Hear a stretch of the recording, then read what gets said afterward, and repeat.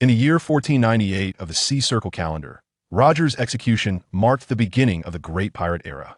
Benedict activated the Special Forces system and upgraded it, receiving a mission to build a navy within 3 days. While searching for an island, he encountered Carp and boldly challenged him to a duel. Afterward, he declined Carp's recruitment offer, established the Xuanwu Navy base, and announced it to the world, catching the attention of various big shots. Roger's execution opened the Great Pirate Era. Benedict activated the Special Forces system. In 1498 of the Sea Circle calendar, Lowtown was bustling. The navy was heavily guarded, with Carp and other admirals and vice admirals present to witness the execution of Pirate King Roger. Roger shouted, "Want my treasure? Go find it. I've left it all there." His voice spread across the world. Carp, Sengoku, and Steelbone Kong's expressions changed on the spot. But it was too late. The Great Pirate Era had begun. With Roger's death, the scene turned chaotic. Pirates watching the live broadcast cheered wildly, and people from all over the world rushed to become pirates, with constant bloodshed on the seas. Amidst the chaos, many powerful figures slipped away, and Benedict smiled at their retreating figures. Many future big shots among them were already incredibly strong. Suddenly, the system chimed, detected the start of the Great Pirate Era. Countdown for Special Forces Summoning System Upgrade. 1098 Benedict was instantly excited. After 3 years of crossing over, he had been waiting for this day. 3 years ago, he became Benedict. His original island was destroyed by pirates, and he was the only survivor who activated the system. In these 3 years, he trained his physical abilities like crazy with the system. Ding! System upgrade complete. Mission activated. Mission 1. Select an island and build a navy within 3 days and announce it to the world. Reward: 1 mysterious treasure chest, 10 troop enhancement stones. Benedict's eyes lit up. Enhancement stones and treasure chests were too enticing. Before the upgrade, the system had only 2 functions: summoning 100 special forces daily, scattered across the world waiting for his orders, and enhancing others' talents, helping them increase their potential. In simple terms, it meant I can make you stronger. This ability was practically a cheat in the pirate world. It was extremely useful for recruiting, as strength was the ultimate truth in this world. Especially in this pirate world where strength was paramount and martial prowess was revered, it was even more so. Benedict encountered Carp while searching for islands. He dared to challenge the Navy hero. The mysterious treasure chest could yield unknown treasures, possibly divine weapons or junk. The troop enhancement stones were even more explosive. They could allow special forces to awaken haki or observation haki. Benedict exclaimed, "Not bad," but then worried. Finding an island and building a navy in 3 days is too rushed. This is clearly going against the world. In these 3 years, he had only trained physically with the system and hadn't learned about other islands.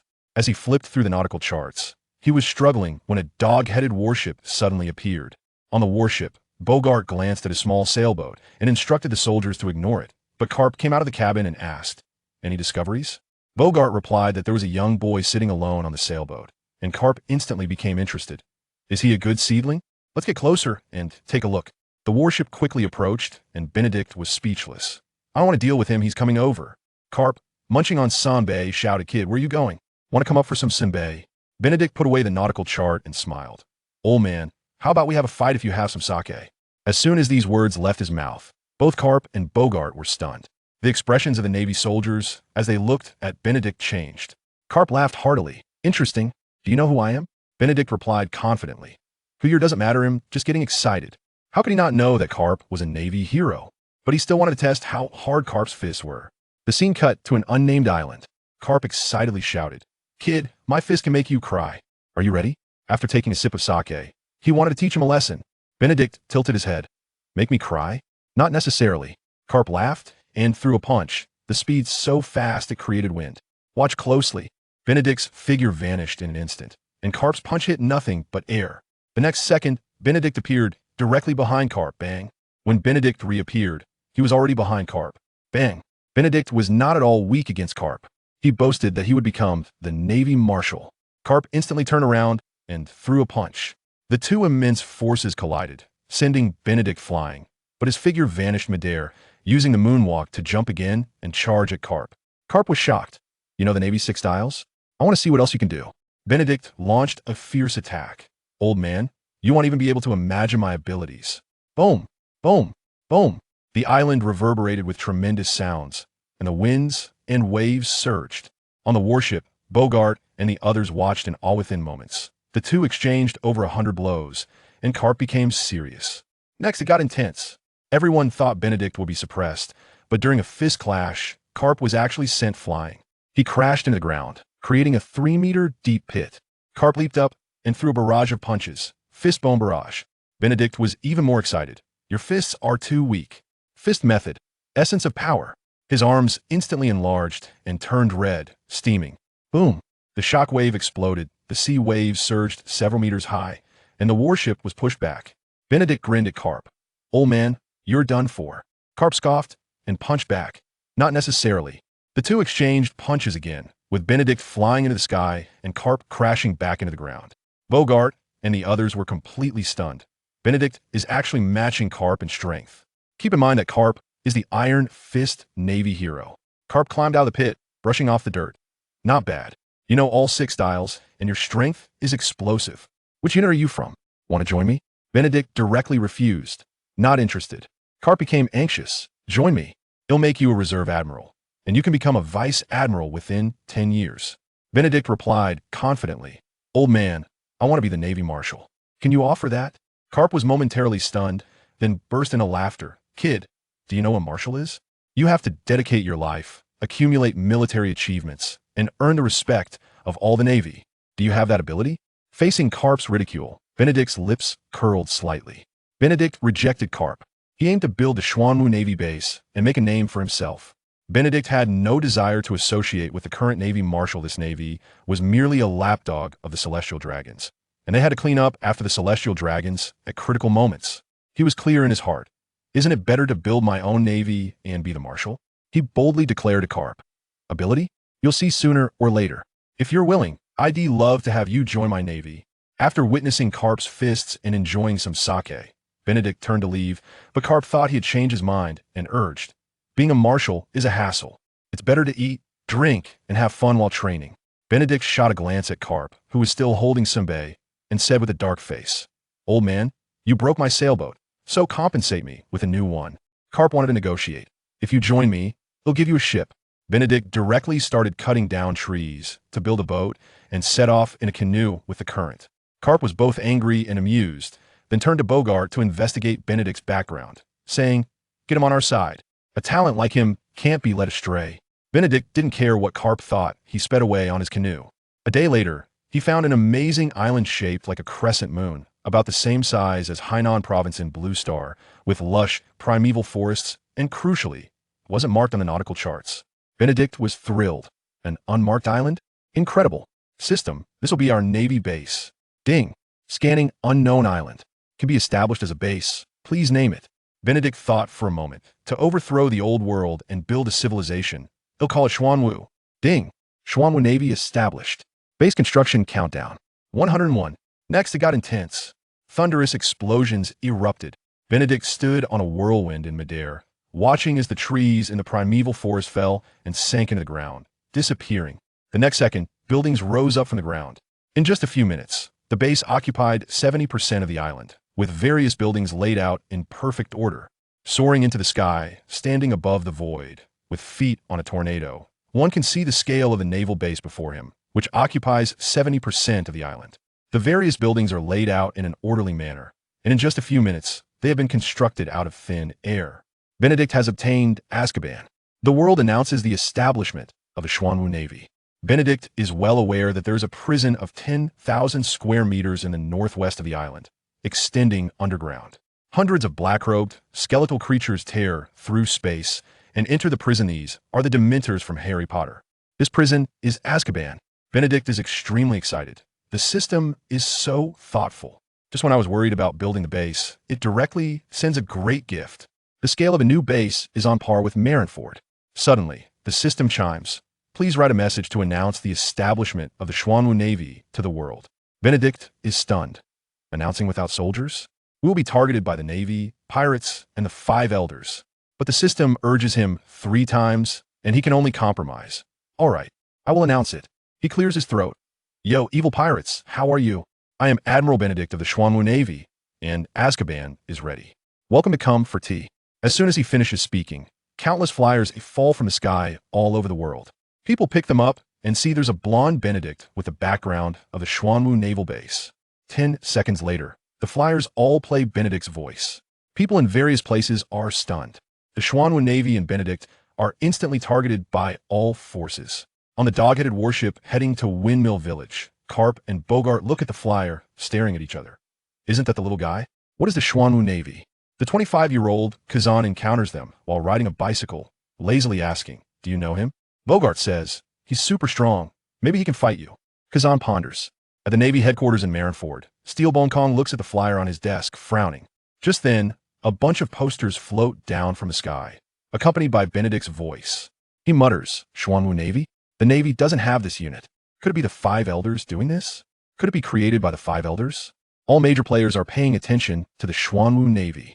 Benedict opens a box and gains the 8 gates of Duanjia, the war of the Buddha's warring states. Holding the poster, Steelbone Kong muttered, "Haven't received any news about the Xuanwu Navy." Sengoku speculated, "Could it be the Five Elders doing something in secret?" Steelbone Kong replied, "You investigate this matter. I'll go to Mariehua." Sengoku immediately took action. Red-haired looked at the poster and smiled, very interested. Dragon held the poster. Deep in thought, looking in a certain direction, Sand Crocodile crushed the poster, smoking a cigar with a cold expression. On Whitebeard's ship, after reading the poster, he threw it away and shouted, "Sons, who cares about the Xuanwu Navy? Let's drink." The crew raised their glasses in celebration, not taking it seriously. Little did they know, the Xuanwu Navy would soon become their nightmare. Suddenly, the system went wild. Congratulations on completing the task. Reward: 1 mysterious treasure chest, 10 troop enhancement stones. New task: destroy 3 pirate crews within 7 days. Reward: a level special soldier summoning stone Xuanwu warship. Failure will result in the confiscation of rewards, and special soldiers will return to the Navy headquarters. Daily special soldier summons increased to 500. Special soldiers from all over the world will arrive within a month. Benedict's eyes lit up. The A-level summoning stone can summon special soldiers with unique abilities and S-level potential. 10 enhancement stones are just right. He immediately opened the mysterious treasure chest. Ding! Obtain Master Level 8 Gates of Duanjia. Instantly, power surged within him, and he glanced at the information. Immortal physique, multiple shadow clones. Master Level 6 styles, 3 color hockey, and 8 Gates of Duanjia. 3 years of hard training were not in vain. He could now arm wrestle with a general. Benedict sailed out in a canoe, and as he just left the harbor, he saw a pirate ship approaching, smiling. "Oh, delivery at my door. Saves me the trouble of looking." In the distance, the Black Poker Pirates were approaching with 31 members, and Captain Martin had a bounty of 3 million berries. The crew shouted, "Captain, we've spotted a little brat. Looks like the marshal of the Xuanwu Navy, Benedict, from the poster." That little brat seemed to be the one claiming to be the marshal of the Xuanwu Navy in the promotional poster. The Black Poker Pirates were delivering ahead. Benedict unleashed his Conqueror's Haki, instantly overwhelming the crowd. On the platform of the Black Poker Pirates, a skinny guy with binoculars spotted Benedict and hurriedly shouted to Captain Martin. Other pirates gathered around, and someone exclaimed, "That's a Navy base. Could there be hundreds of thousands of Navy soldiers? Retreat quickly." Someone questioned, "We often travel this route. When did a base appear?" Martin's deputy adjusted his glasses and analyzed. Such a large base couldn't have been built quietly. It might be a trick. Hearing this, Martin immediately ordered, "Full speed ahead. Capture that brat alive and land on the island." The pirates were instantly excited, unaware they were walking into their doom. Benedict watched the approaching pirate ship, his smile growing wider. Martin stood at the bow, looking down on him. "No matter how you spread your poster, today you'll die and expose your lies." He glanced at the empty base, even more convinced it was fake. Benedict asked with a smile, "Do you want to go to Azkaban for some tea?" The pirates laughed wildly. "Tea can't compare to drinking." Benedict's expression turned cold. "Then you can go experience the days of losing joy. Watch closely." A terrifying pressure erupted from him, instantly enveloping the entire pirate crew. The pirates who had just been laughing turned into foam-flecked, unconscious bodies in an instant. Martin was also stunned, collapsing directly. Benedict jumped onto the ship, satisfied. Dealing with such minions, Conqueror's Haki is the quickest, and it saves the ship. He shouted the technique for multiple shadow clones, and 50 shadow clones appeared immediately. The shadow clones first searched the pirates' money, then each took one to send to Azkaban, while the rest controlled the pirate ship to return to the harbor for guard duty. Benedict had just remembered that no one was watching the base, and the shadow clones were just right to act as guards. After making arrangements, he stepped onto the canoe and continued to set out to find the next pirate crew. As Martin and the others were locked up in Azkaban and watched by Dementors, the system panel showed that 1/3 of the task was completed. Benedict encountered a crocodile fruit pirate. One punch sent them flying, shaving to dodge sneak attacks. Benedict quickly found the second pirate crew. This group of pirates was resting on the shore, and the pirate responsible for guarding immediately spotted him and shouted, "Boss, we found a big shot." Gavin, who was lying under a tree drinking coconut juice, jumped up and took the poster from his subordinate, bursting into laughter. It's that marshal of the Xuanwu Navy." He exclaimed, "Boys, follow me. Let's take down this little brat who doesn't know the heights of heaven and earth." Gavin was extremely confident. After all, he was a crocodile fruit user and had no rivals on the sea. The pirates quickly boarded the ship and surrounded Benedict in the blink of an eye. Gavin, looking down from above, threw out the poster and sneered, "Is this broken poster yours?" Benedict caught it, glanced at it, and replied with a smile, "Looks pretty cool. You guys came rushing here. You want to go to Azkaban for some tea?" A pirate, seeing him ignore the captain, pointed a gun at him. "Our captain is asking you a question." Benedict shrugged nonchalantly. "I did send it." Gavin snarled, "Boys, he wants to treat us to tea. How should we respond?" The pirates shouted in unison, "Capture him. Cut off his head to make a wine cup." Gavin waved his hand, "Kill." Gunfire erupted. But all the bullets missed. Benedict's figure disappeared in an instant. Immediately after, screams erupted on the ship. Gavin turned around to see Benedict darting around, taking down all his subordinates in seconds. Benedict said, "Shoot at me, and each of you gets a punch. You can't escape either." Gavin was both angry and panicked, but still toughened his resolve. "Little brat, no matter how strong you are, you're an ant in front of devil fruit users. Surrender to me, and I'll spare your life." Saying this, he transformed, his body tearing through his clothes, resembling a desert butcher. Benedict laughed. A devil fruit user? Perfect for Azkaban. Gavin swung a massive fist at him, but Benedict raised his hand to counter, and with a whoosh, Gavin was sent flying into the sea. Benedict jumped onto the water to search, but suddenly several water arrows shot up from beneath the surface. He hurriedly dodged, but Gavin leaped out from behind, launching a sneak attack on his back. Benedict immediately used Shave, appearing several meters away. Benedict exposed the fake devil fruit user. Shadow clones engaged the black-hearted pirate. Benedict was extremely surprised. "You actually aren't affected by seawater?" Normally, devil fruit users are afraid of seawater, but Gavin can control the water flow and stand on the sea, boasting with delight. "Surprised? In my crocodile form, I can move freely in the sea. I am the overlord of the sea." Benedict smiled playfully. "Overlord of the sea? You dare to boast without conqueror's haki?" As he spoke, his conqueror's haki exploded. Gavin's face instantly turned pale, unable to stand stable and losing control of the seawater, plopping into the sea and fainting. Benedict rushed over and dealt with Gavin directly. He scratched his head and asked the system, "Didn't it say killing a devil fruit user can steal their fruit?" Ding. No devil fruit user detected. Benedict immediately complained, "Damn, this guy is actually a fraud." He turned to the cabin and found several young girls and children locked inside, huddled in a corner in fear. Benedict broke the chains. "Don't be afraid. I'm the Navy. I smashed the pirates." Hearing he was from the Navy, everyone's faces lit up with smiles. And as they walked out of the cabin to see the unconscious pirates, they were completely relieved and cheered. But at that moment, a warship quickly approached, and Benedict frowned. The people on that ship are definitely not the Navy. On board, Tony of the Wolf hunting pirates yelled, "There's a pirate ship, and women. Grab them." Women warm abed. They had just stolen a warship and were being arrogant, planning to blackmail the pirates. The pirates' filthy words scared the girls, who screamed and tried to hide back in the cabin. Tony ordered, "Ram into it. Use the hardness of the warship to smash the pirate ship." Benedict calmly looked at the group, leaped out, and shouted, "Multiple shadow clone technique." Benedict's shadow clones carried the warship. One punch sent the 20 million bounty pirate flying. Watch closely. More than 30 Benedicts ran wildly on the water, charging towards the speeding warship. Tony and the other pirates widened their eyes. How did he create so many people? Do they want to stop the warship with their bare hands?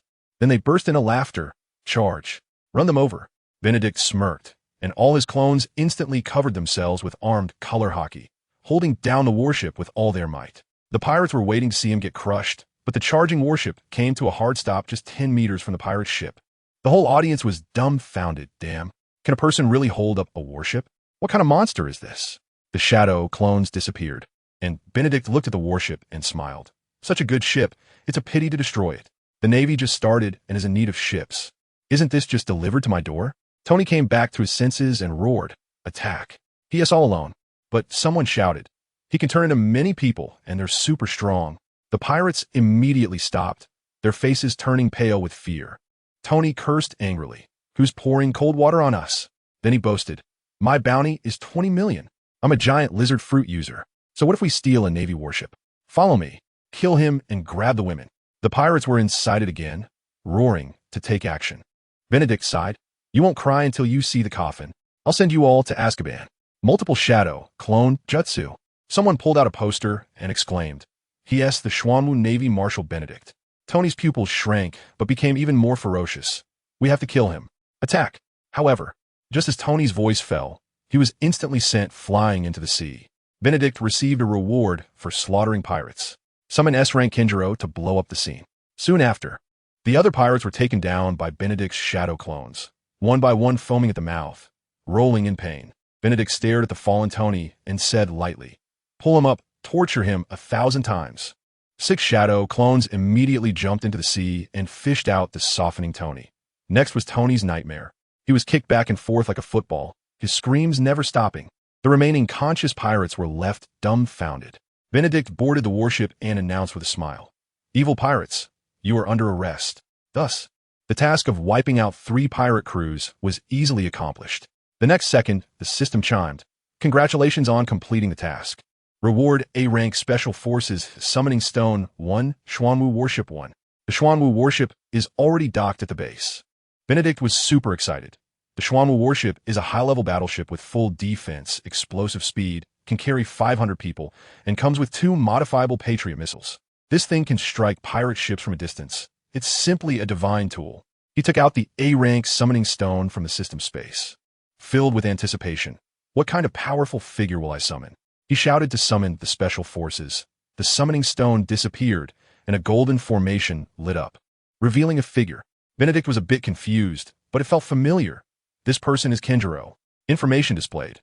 Combat Power A-rank. Possesses skills like the Big Dipper Hunter Crack's fist. Potential S-rank. Loyalty 100. Kinjiro stepped forward and saluted. "Greetings, Marshal." Benedict remembered the 10 soldier enhancement stones and immediately shouted, "System. Enhance Kinjiro." Ding. Consume 5 enhancement stones to upgrade him to S-rank. He decisively agreed. Ding. Enhancement successful. Kinjiro's combat power is now S-rank, equivalent to a Navy Admiral, awakened armed color. Observation Hockey LV1, and unlocked the ultimate secret technique, Thoughtless Rebirth. Benedict's eyes lit up, asking, "Can enhancement stones upgrade skills?" "Yes. The higher the level, the more you need." He then asked, "How many are needed to upgrade Kinjiro's arm color to LV2? 10 stones. What about LV3? 20 stones." At this point, Benedict had a rough guess. Benedict recruited Admiral Kinjiro. The Navy warship was chasing them, and it was super tense. Benedict guessed, upgrading the arm color to level 4 probably requires 40 enhancement stones, right? Level 4 means full blooming cherry. But he wasn't in a hurry to upgrade. He didn't know if he could get more enhancement stones later, so he had to save them. Now that the Xuanwu Navy had Kinjiro with Admiral-level combat power, they finally had a formidable presence. He threw Kinjiro a black Navy cloak, smiling, "From today on, you are the Admiral of the Xuanwu Navy, code name Big Dipper."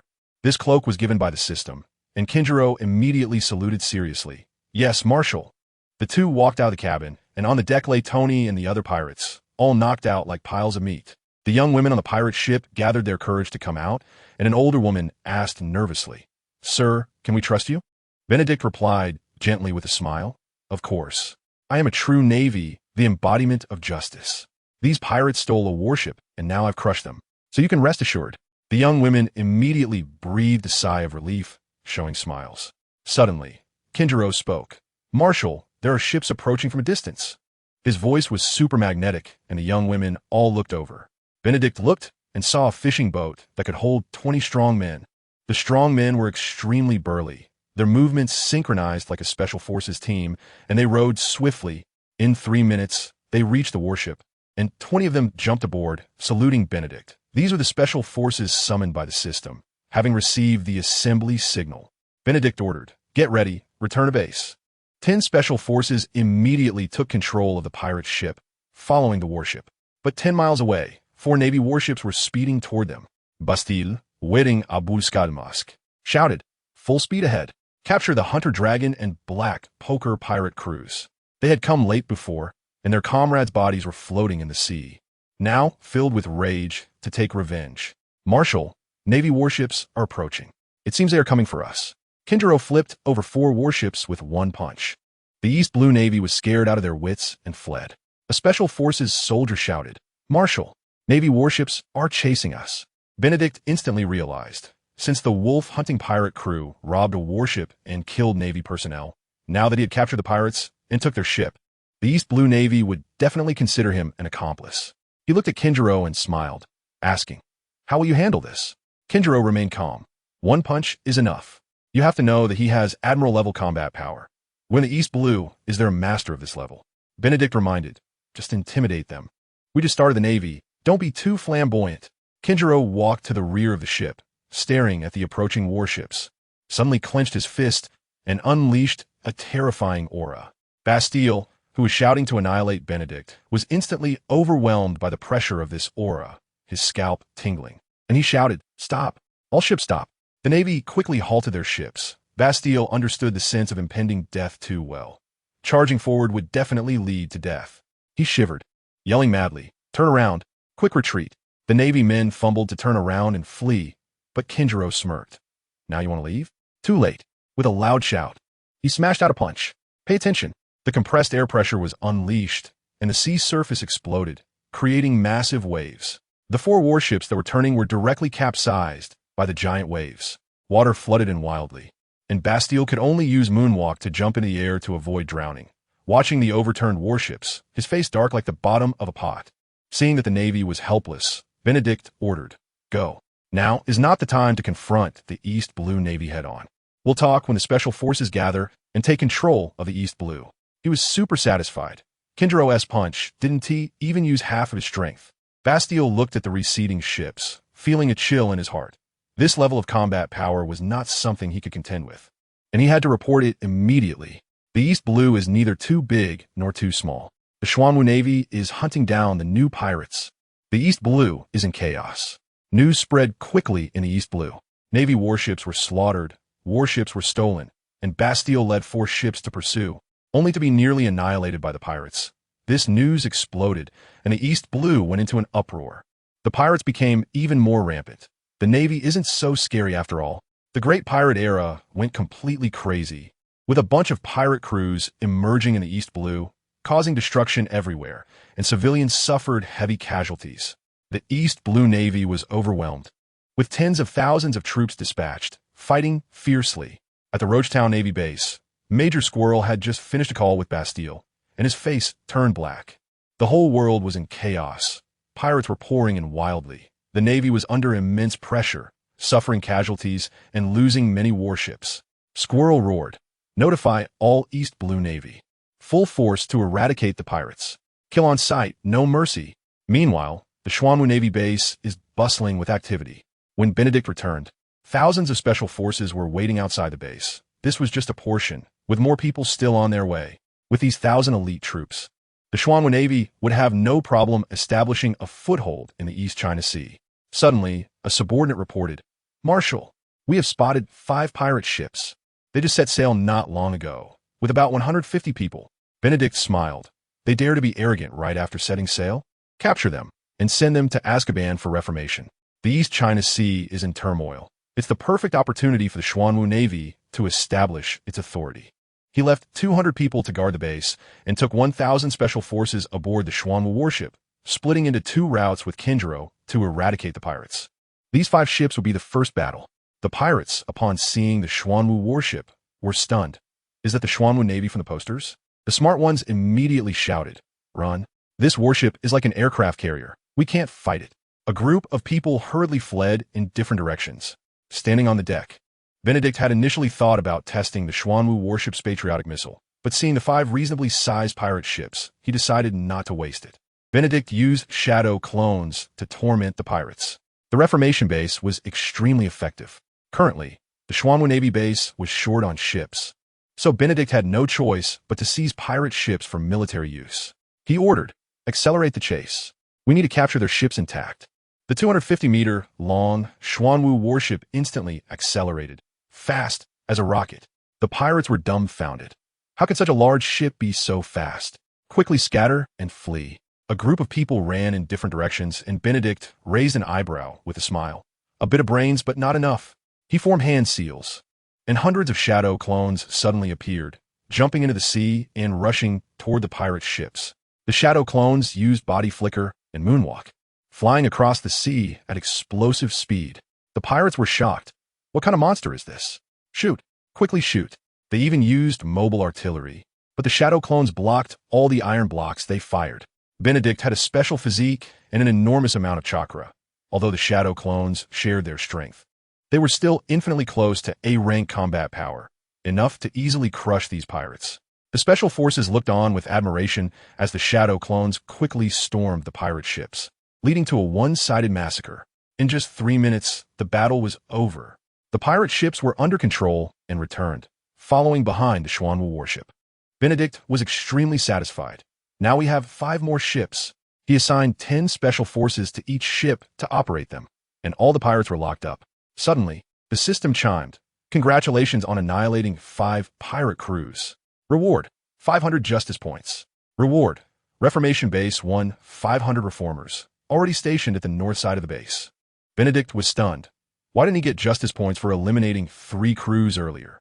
However, 500 points corresponded perfectly to 5 crews at 100 points each.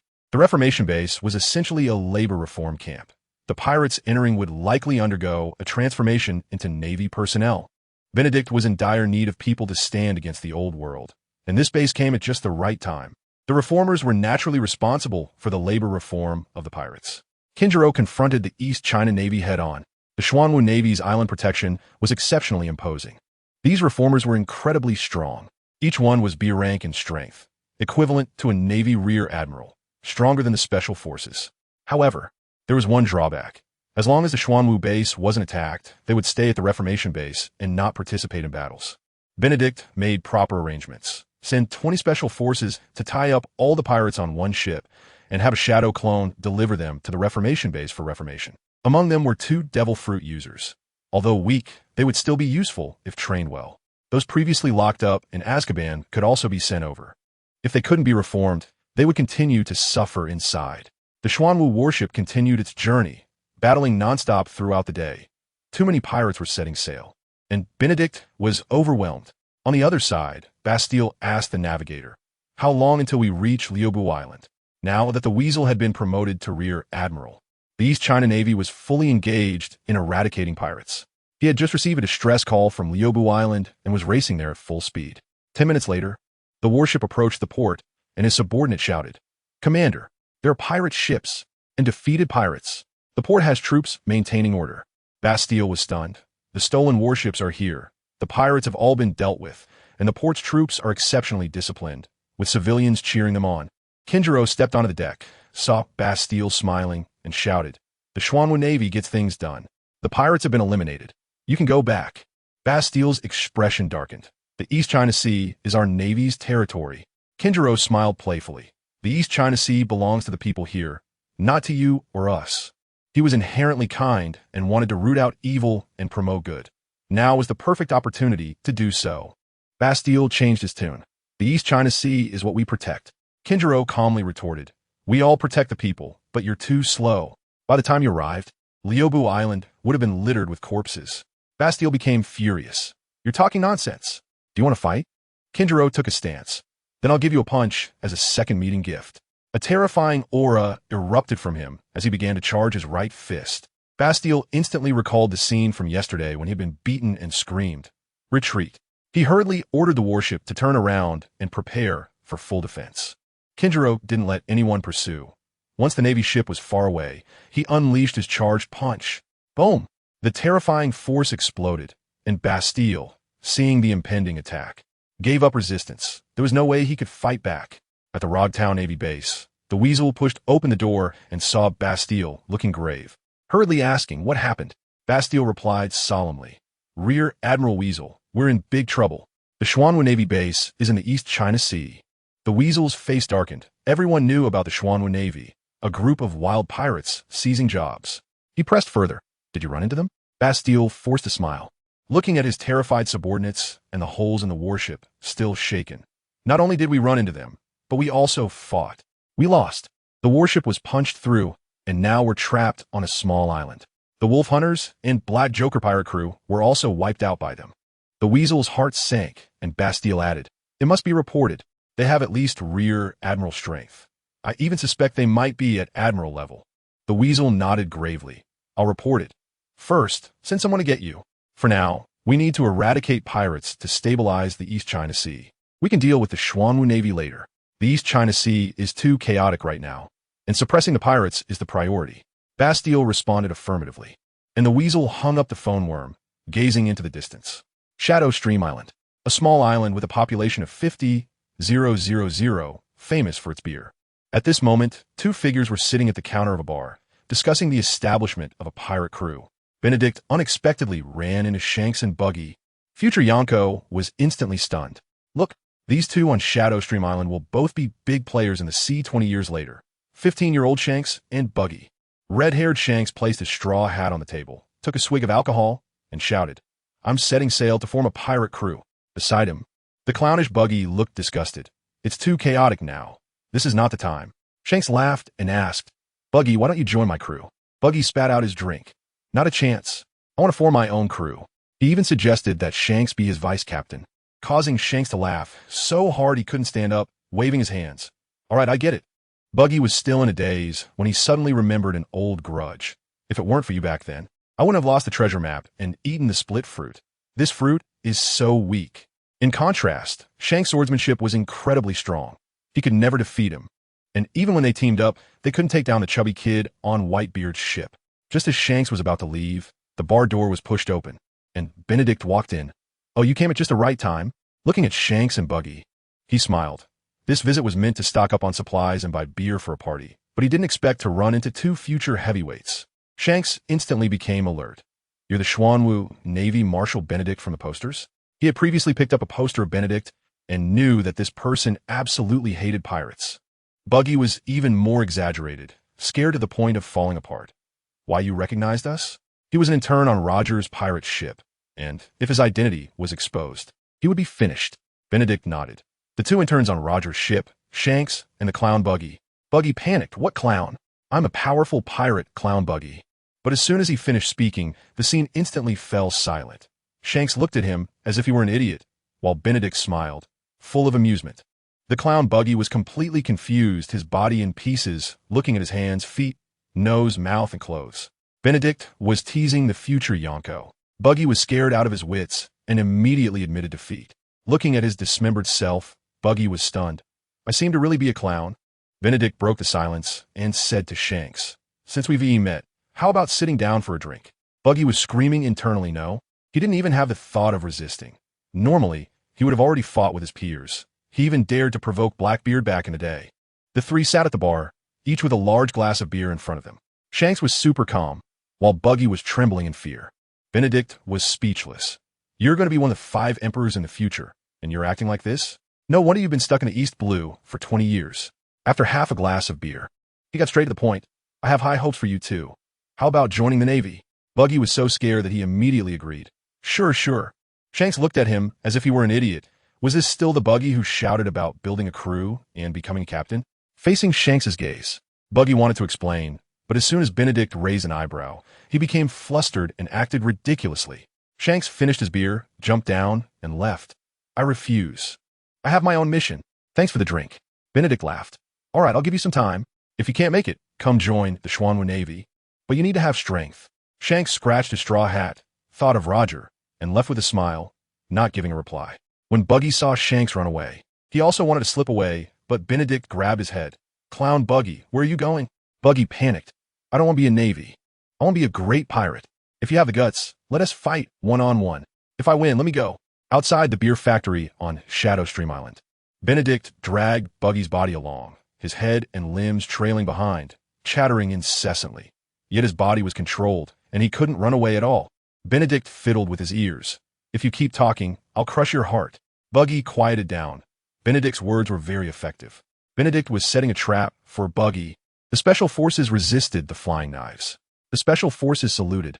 "Marshal, 1,000 barrels of beer. All the food is ready and being loaded onto the ship."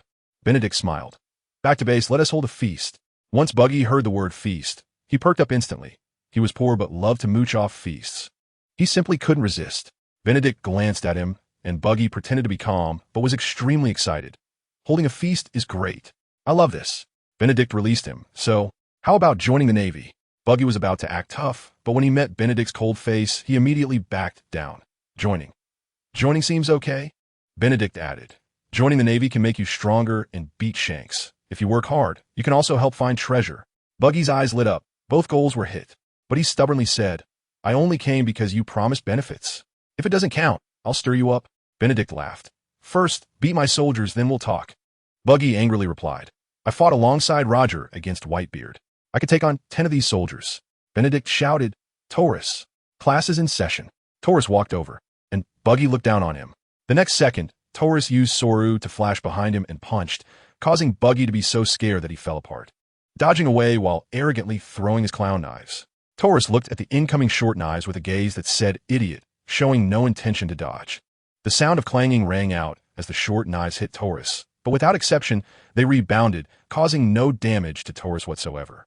Buggy encountered a Special Forces soldier using the 6 powers. Benedict led a team to slaughter 1,000 men to defend the island. Buggy shouted, "Damn it, you actually know the Navy's 6 powers."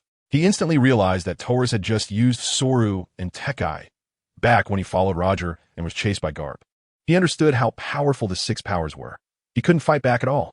Taurus ignored Buggy's shock and continued to attack. 1 minute later, Buggy was covered in bruises, lying on the ground, feeling hopeless. Taurus controlled his strength, determined to teach him to recognize the gap in power. Benedict shouted, "Taurus, take a few people to train him during this time." Buggy wanted to resist, but when he met Taurus's gaze, he immediately backed down. Suddenly, a Special Forces soldier came to report, "Marshal, 3 pirate ships have landed on the island, causing chaos, and many civilians are dead or injured." Benedict's face darkened. "Leave a small team to move the beer. The rest follow me for rescue." Just as they set out, more news came. Pirates have appeared from 3 other directions, with a total of 15 ships and nearly 1,000 people, clearly premeditated. Benedict immediately ordered, "Give up moving the beer. 500 Special Forces, 10 per group. Spread out and crush the pirates." Only 10 Special Forces and Buggy remained by his side, and Buggy floated in the air, chattering. 1,000 elite soldiers, and only 11? People are going to die. Though he was scared, his feet didn't stop, following Benedict. Benedict glanced at him. "If you're afraid of death, don't follow." Pointing at the pirates ahead, he shouted, "These scum are bottomless. Kill them. Leave none alive." The Special Forces charged in, catching the unresponsive pirates off guard and quickly defeating them. The remaining pirates rushed in crazily, and Benedict grabbed Buggy, who wanted to retreat, and threw him out. "You're going too." Buggy screamed, "Bastard, I'm going to die." A pirate raised a gun and aimed at him, and Buggy quickly shouted for the clown knives. His body split to dodge the bullet, and the short knife killed the pirate. Just as he breathed a sigh of relief, he was surrounded by pirates, scared to the point of falling apart, his eyes almost popping out. Kill him. Buggy had killed a companion, so naturally, he became their enemy. No one knew who shouted, but then they all rushed towards Buggy. "Bastard! Pancake! Buggy cannon!" Benedict uncovered the CP0 conspiracy. The sword demon launched a surprise attack and was instead crushed. Surrounded by hundreds of people, Buggy completely lost his fear and went wild, trying to take the opportunity to escape the encirclement. Benedict watched Buggy getting beaten up and didn't intervene. He needed to let him suffer enough to grind away his cowardice. Suddenly a figure flashed behind Benedict, a revolver pressed against his head. "Kid, I think I know you." Benedict turned around and saw someone wearing an eye patch, smoking a cigar, holding a flintlock pistol and a rapier, immediately understanding. "You're the captain of this pirate crew?" Dax laughed, blowing out smoke. "That's right. I'm the sword demon. Your head is worth a lot. After this island is wiped out, the whole world will scold the Xuanwu Navy as hypocritical pirates." Benedict narrowed his eyes. This was a conspiracy aimed at him, but he had come to buy alcohol on a whim. How could they set up so quickly? Dax smugly said, "Surprised?" There can only be one voice of the Navy in this world. You must be wiped out. Benedict suddenly understood. Did the Gorosei send you? Such dirty methods. But to slaughter an island of tens of thousands, as long as one person survives, you will be exposed. Dax sneered. You're too naive. The world government's intelligence is all-encompassing, and controlling public opinion is their forte. We just want to live freely. Benedict was furious. Killing civilians crossed his bottom line.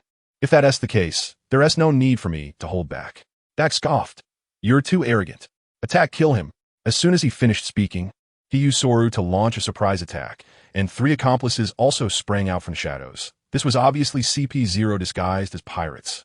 After investigating the Xuanwu Navy, they had sent the hidden CP0 from the East Blue to carry out their conspiracy. However, these CP0 seemed to be living a bit too comfortable and carefree in the weak East Blue. Benedict talks a lot and is quite casual about his work. His estimation of CP0 is also too shallow.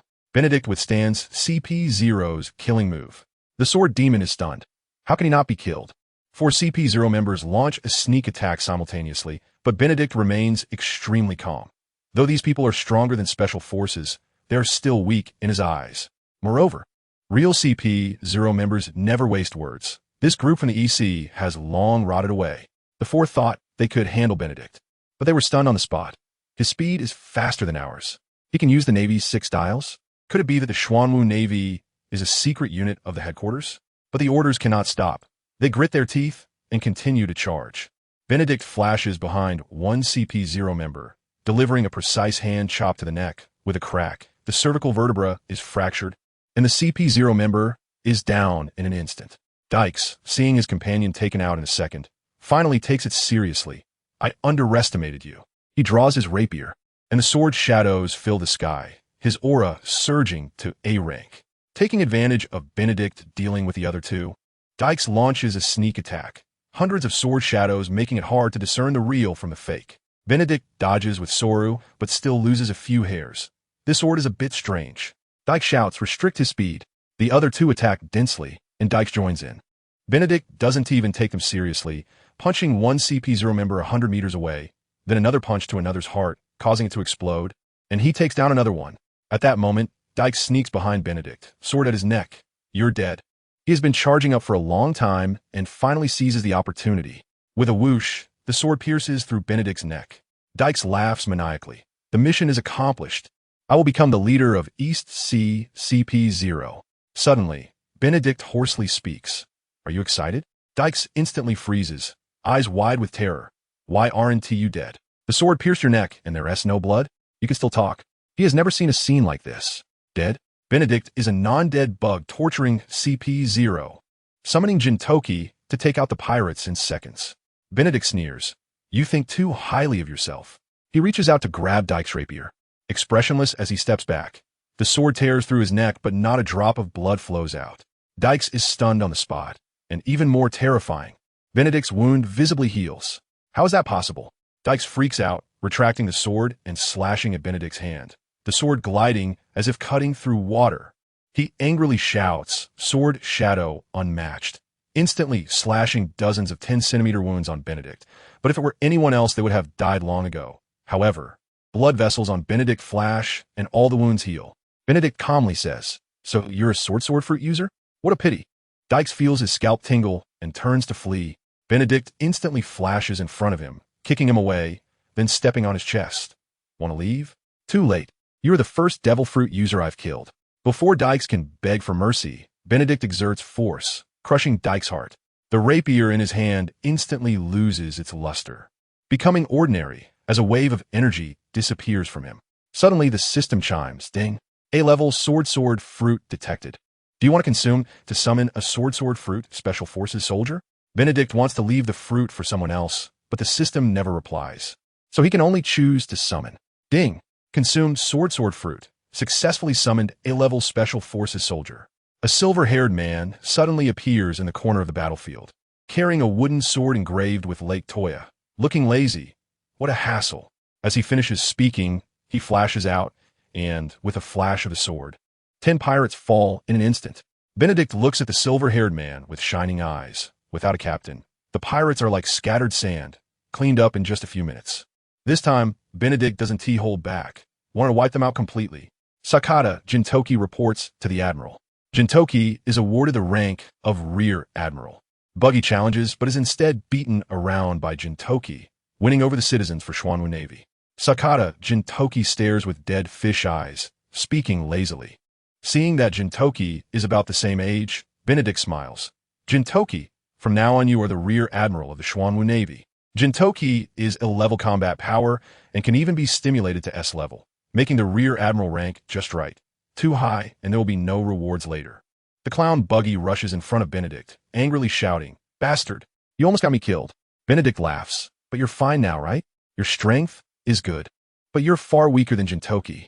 Buggy immediately glares at Jintoki, unconvinced. "With those dead fish eyes of yours? Stronger than me? I want to duel you. If I lose, you'll be my underling." He still wants to make a name for himself in the Xuanwu Navy, gathering manpower to lead a treasure hunt. Jintoki picks his nose, disgusted, and says to Benedict, "Who is this guy? So noisy." Buggy, ignored, gets furious and throws a punch. But Jintoki, with observation hockey, easily dodges all attacks while Buggy can't even touch him. Benedict watches with amusement. Buggy's opponent has changed from Shanks to Jintoki, and he is still being toyed with. Meanwhile, the pirates have been cleared, with thousands of pirate corpses gathered on the beach, blood staining the sea, and flames burning the bodies. Benedict stands on the warship, shouting to the citizens, "Uncles and aunties, don't be afraid. I am Admiral of the Xuanwu Navy. We protect you. All these pirates have been dealt with. In the future, we will leave 200 elite troops stationed here to ensure your safety." The citizens erupt in cheers. Is this the Xuanwu Navy from the posters? Amazing. No need to fear pirates anymore. Will 200 be enough? They defeated so many pirates. It must be enough. So, does this mean we don't have to worry about pirate invasions anymore? Benedict is deploying defenses globally. Buggy asks to form a team, but is instead sent flying by Jintoki's punch. For Benedict, leaving 200 people to guard Shadowflow Island is not a big deal. He adds 500 Special Forces soldiers daily, continuously joining the Xuanwu Navy. He wants to station troops in every populated area, like a police station protecting citizens, gradually gaining the public's recognition of the Xuanwu Navy.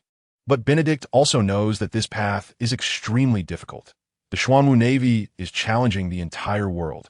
Pirates, the Navy headquarters, and the world government all want to crush them in the cradle. Fortunately, the citizens of Shadowflow Island warmly welcome the Xuanwu Navy. As in the age of great sailing, pirates wreaking havoc everywhere makes having strong protectors incredibly important. On the warship returning to base, Sakata Jintoki asks, "Admiral, do you want to station troops in every populated area?" Benedict points at the sea chart and says, "To protect peace, we must give citizens a sense of security." Jintoki asks again, 200 people guarding the island isn't enough. What if we encounter a kingdom? Benedict smiles. If they can defend, they will. If they can't, and the citizens ask for help, we will go uphold justice. Jintoki nods, "I understand." Then Jintoki requests, "Admiral, give me 100 people to form a team. I want to go out on patrol."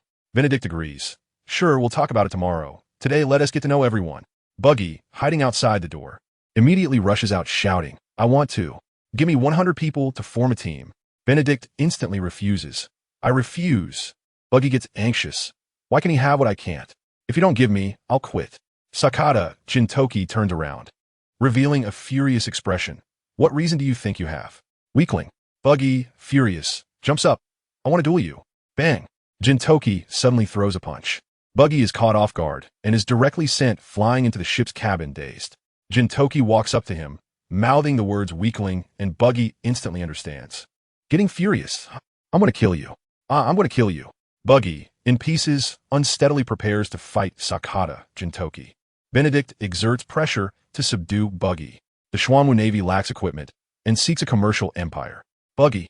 Benedict suddenly speaks, powerful pressure instantly enveloping Buggy. Sakata Jintoki is also shocked, instinctively drawing his sword. Buggy is in a worse state, nearly fainting. Benedict retracts his aura, grabbing Buggy by the neck. This is the gap in strength. Buggy looks at the seemingly unaffected Jintoki, instantly falling silent. Benedict slowed his tone. "Want to surpass Shanks? For the next 2 months, I will train you intensively. If you meet the standards, I'll let you take the 100-man team out to sea. As long as you don't embarrass the Black Tortoise Navy, you can do whatever you want." Buggy instantly perked up, his head floating as he asked, "You're not joking, are you?" Benedict replied, "Do I need to joke with you?" Buggy immediately became firm. "It's just special training. I can do it." He still didn't know that hellish training awaited him. Back at the Black Tortoise Navy base, Kinjiro was already waiting, arranging the newly recruited special forces. Benedict asked, "How many did we recruit today?" Kinjiro handed over a document. 117. Each one has D-level combat power, and they're all proficient in the Navy's 6 styles, with some even able to use armament hockey. Benedict looked at the document. Extremely happy, 3,000 school-level soldiers may not be able to compete with the Navy headquarters, but there will be 100,000 in the future.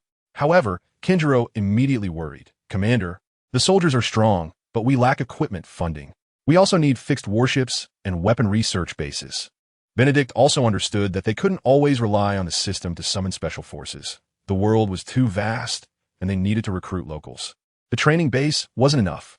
The Navy headquarters gets funding from the world government, but for the Black Tortoise Navy to last, they must build their own business empire to make money. Despite the worries, the banquet went on. Buggy got drunk and let loose, deliberately trying to build rapport in the base. Kinjiro and Jintoki had a great understanding, and Jintoki was even curious about how Buggy acted after splitting, which made Buggy show off, only to have his body dismantled and hidden by everyone, leaving Buggy furious but helpless. The next day, Benedict operated on 2 fronts. The Black Tortoise Navy dominated the East Sea, while the Weasel was furious, banging the table. Jintoki set off with 500 men on a warship. Benedict saw there were enough personnel and directly allocated 400 more. Kinjiro also led 500 men on the Black Tortoise warship to patrol the East Sea, specifically targeting pirates. Benedict selected those who had awakened armament hockey from the special forces, promoted them to major and lieutenant colonel, and formed 20 squads, each with 100 men. 10 would stay at the base for training, while the other 10 would go out, capturing pirates and gathering intelligence on various islands to build their reputation. With everything arranged, Benedict used shadow clones to return to the base for Buggy's hellish training, while he himself went to Shadow Flow Island. The Black Tortoise Navy didn't lack personnel, but they needed resources and money, so they had to make money. He didn't resort to crooked methods, directly approaching Ms. Bacalai. "I want to buy your brewery and hire you to manage it, with a high salary." Ms. Bacalai was extremely grateful. "If it weren't for you dealing with the pirates, the island would have been gone. I have no energy to manage the factory, but I'm willing to help you." Benedict also brought out the liquor recipe, wanting to brew stronger alcohol. Half a month later, he walked around with a wine gourd, his space bag filled with liquor, perfectly fragrant and intoxicating. At the same time, Shadow Flow Island was filled with special forces promoting, "Sign a contract and pay a commission. We will protect your supply ships from being robbed by pirates. We can also help you sell goods, and we can send an accountant to help with the accounts." The brewery owners were all happy, and the Black Tortoise Navy's revenue started to soar. On the other side, the Weasel General slammed the table and shouted, "The Black Tortoise Navy has established bases on 21 islands? Why is this big news only reported now?"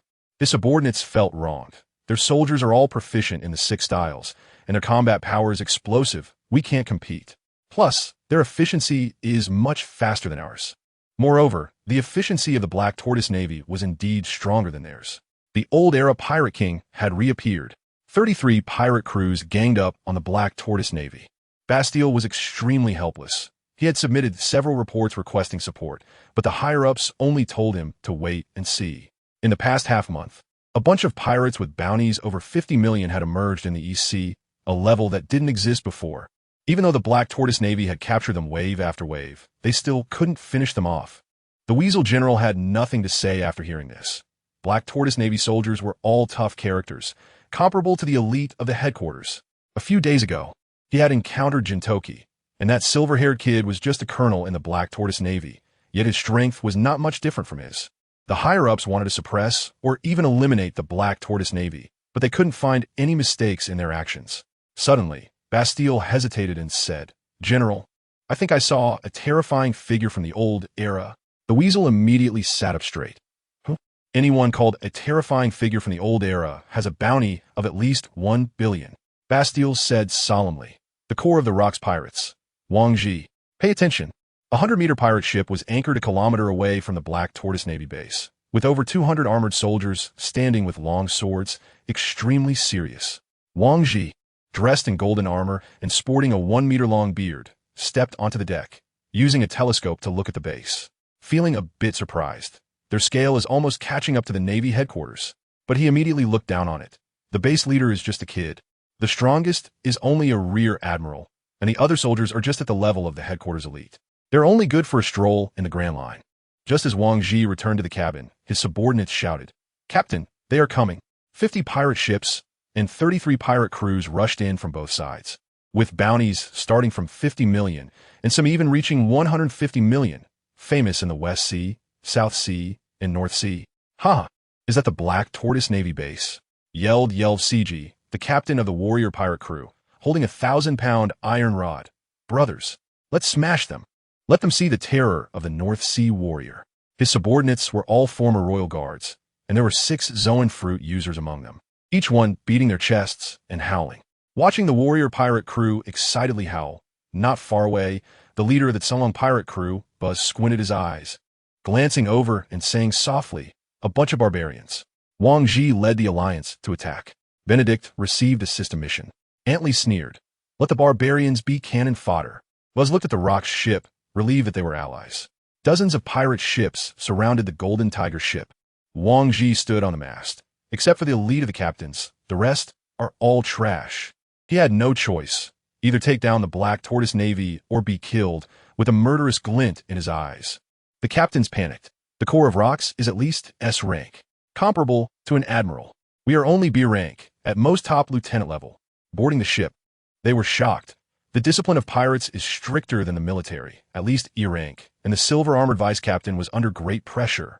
Wang Ji, at 2 meters and 5, overshadowed everyone, pointing at the base. "If you don't want to die, fight with all your might." Buzz and the others turned to leave. If they didn't take the base, they would die. In front of the Black Tortoise base, Benedict led everyone to stand ready. Buggy put on a navy cloak, leading 100 men as a second lieutenant. Hearing that Wang Ji was coming, he was excited. The Corps of Rocks is at least A rank. We're close to an admiral. The system chimed, ding. The Pirate Alliance will attack the base in half an hour. Mission, defeat them. Roi, destruction Guntele, 51 milestones. 1,000 justice points. Benedict and all members of the Black Tortoise Navy stood ready. Buggy, unwilling to wear the Navy uniform, still dressed as before. The only difference being that he added a Navy cloak. Dozens of pirate ships were approaching the Black Tortoise Navy base, and among them was possibly the legendary figure from the Rocks Pirates, Wang Ji. This immediately piqued Benedict's interest, who was still conducting hellish training on Buggy. Benedict knew very little about Wang Ji, but his identity as a core member of Rocks indicated that his strength was at least A rank, or close to an admiral. Observing his golden armor and long beard, Benedict felt a bit of familiarity, but since the other party was attacking the base, they had to be dealt with. Ding! The system discovered that the Pirate Alliance led by the Golden Tiger pirate crew would attack the Black Tortoise Navy base in half an hour, and thus released a mission to defeat the Pirate Alliance, with a reward of a pair of destruction gauntlets, 50 enhancement stones, and 1,000 justice points.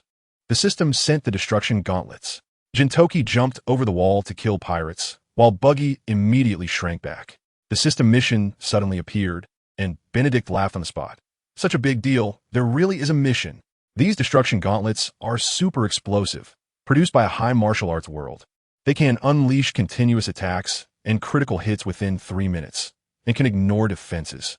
He immediately looked at Kenjiro. These gauntlets are simply tailor-made for you. Pay attention.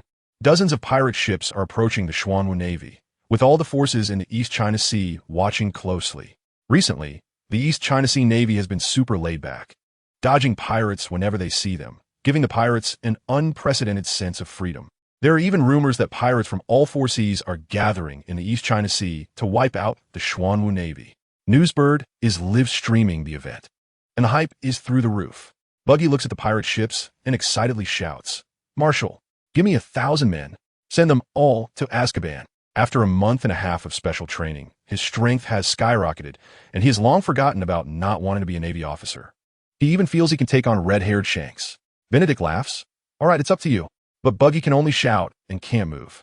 Sakata Jintoki immediately goes berserk, picking his nose and mocking. "Coward, drink some cold water."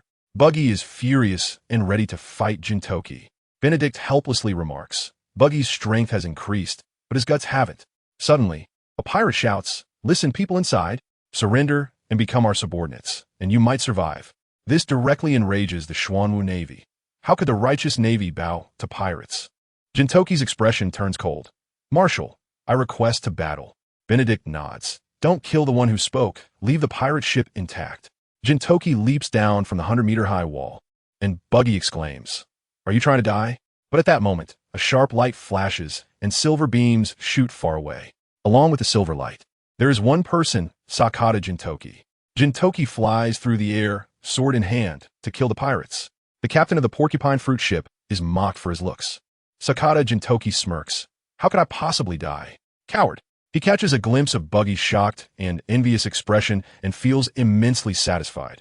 His show-off effect is maxed out. Just to annoy Buggy, Buggy is completely stunned. How can he fly in the sky? He's not the golden lion. In his eyes, only the float fruit and Kaido the azure dragon can fly. Jintoki isn't even a devil fruit user, making him incredibly jealous. This is the first time Benedict has seen Jintoki use the sword fruit and can't help but give a thumbs up. This sword flight is so flashy. The soldiers are all dumbfounded. Mandel, who is shouting with a loudspeaker, is terrified when Jintoki appears in front of him in the blink of an eye, and he lifts the loudspeaker to smash it. Jintoki glances faintly and instantly disappears, an invisible sword blade piercing Mandel's chest. Your mouth is too foul. I'll spare you. But there's no joy in that. The vice captain of the Black Iron Pirates, Toby, panics and opens his mouth to unleash a sound wave attack. Jintoki, caught off guard, furrows his brow as Toby seizes the opportunity to shoot him, a 5-centimeter bullet aimed at his head. Whoosh! Jintoki draws his sword and shatters the bullet. A wave of sword energy slicing towards Toby, who is instantly dismembered. The sword energy doesn't stop, cleaving the pirate ship in half. Captain List is heartbroken over the ship. Surprised and angry, his body instantly swelling to 6 meters tall, growing fangs. Animal fruit, porcupine form. He jumps down with a wolf fawn club, shouting die. This form maximizes both defense and destructive power. He is the overlord of the North Sea, with a bounty of 100 million berries. Confident he can smash Jintoki into pulp. Well, the power is decent, but he is just too ugly. Jintoki toys with the porcupine captain. The cannon fire suddenly disappears. Wang Ji is closely watching the pirate ship. Sakata Jintoki coldly laughs. Looking this ugly and still out here? Do your parents know? List swings and misses. Infuriated as he turns to grab again, but misses once more. He wildly swings his wolf fawn club. But Jintoki has already dodged to the other side of the sinking ship, and List's ship sinks even faster. List completely goes berserk. Spikes growing half a meter from his body, curling into a ball like a bowling ball charging forward. Charging battle car. Jintoki flashes to land on a plank. Raising his sword, sword energy shatters the spikes, and List is sent flying into the sea. The sword energy continues to fly, heading straight for the Golden Tiger Pirates. Wang Ji stands on the deck, lightly snorting, casually swinging his sword, and a fierce wind stirs up splashes, the sword energy directly dissipating. He stares at Jintoki. A young great swordsman like you is truly rare. A single sword can slice a 100-meter ship. You're at the top among great swordsmen. Jintoki stands on the plank and shouts, Foolish pirates, prepare to enter Azkaban. Hide your treasure, or we'll all be confiscated. The pirate vice captain gets furious, arrogant. Fire and kill him. Gunfire and cannon blasts erupt, cannonballs crashing into the sea, creating huge waves, and Jintoki disappears without a trace. Buggy pretends to cry on the city tower. Wow. Is he stupid? Charging ahead alone as a target. What a great little subordinate, dying young. Benedict finds it amusing. You still want to recruit Jintoki as a subordinate? Dream on. The pirates stare at the calm sea. Is he dead? No one can withstand this firepower. On the surface of the sea, only wooden debris remains, completely empty. However, Wang Ji's gaze is fixed on a nearby pirate ship. Jintoki teleports onto the ship and confronts Wang Ji. A silver axe suddenly appears to block the attack. Others cannot see it, but Wang Ji clearly sees it with his observation hockey. Jintoki is ridiculously fast, teleporting from the sea onto his ship. He is shocked. Is this the great swordsman? He must have the flash fruit. Jintoki stands on the mast, looking down at the pirates. How did you all gather together? So cheap. This round of cat and mouse directly leaves Wang Ji bewildered. Wang Ji grips his sword, sneering. You dare to charge in alone?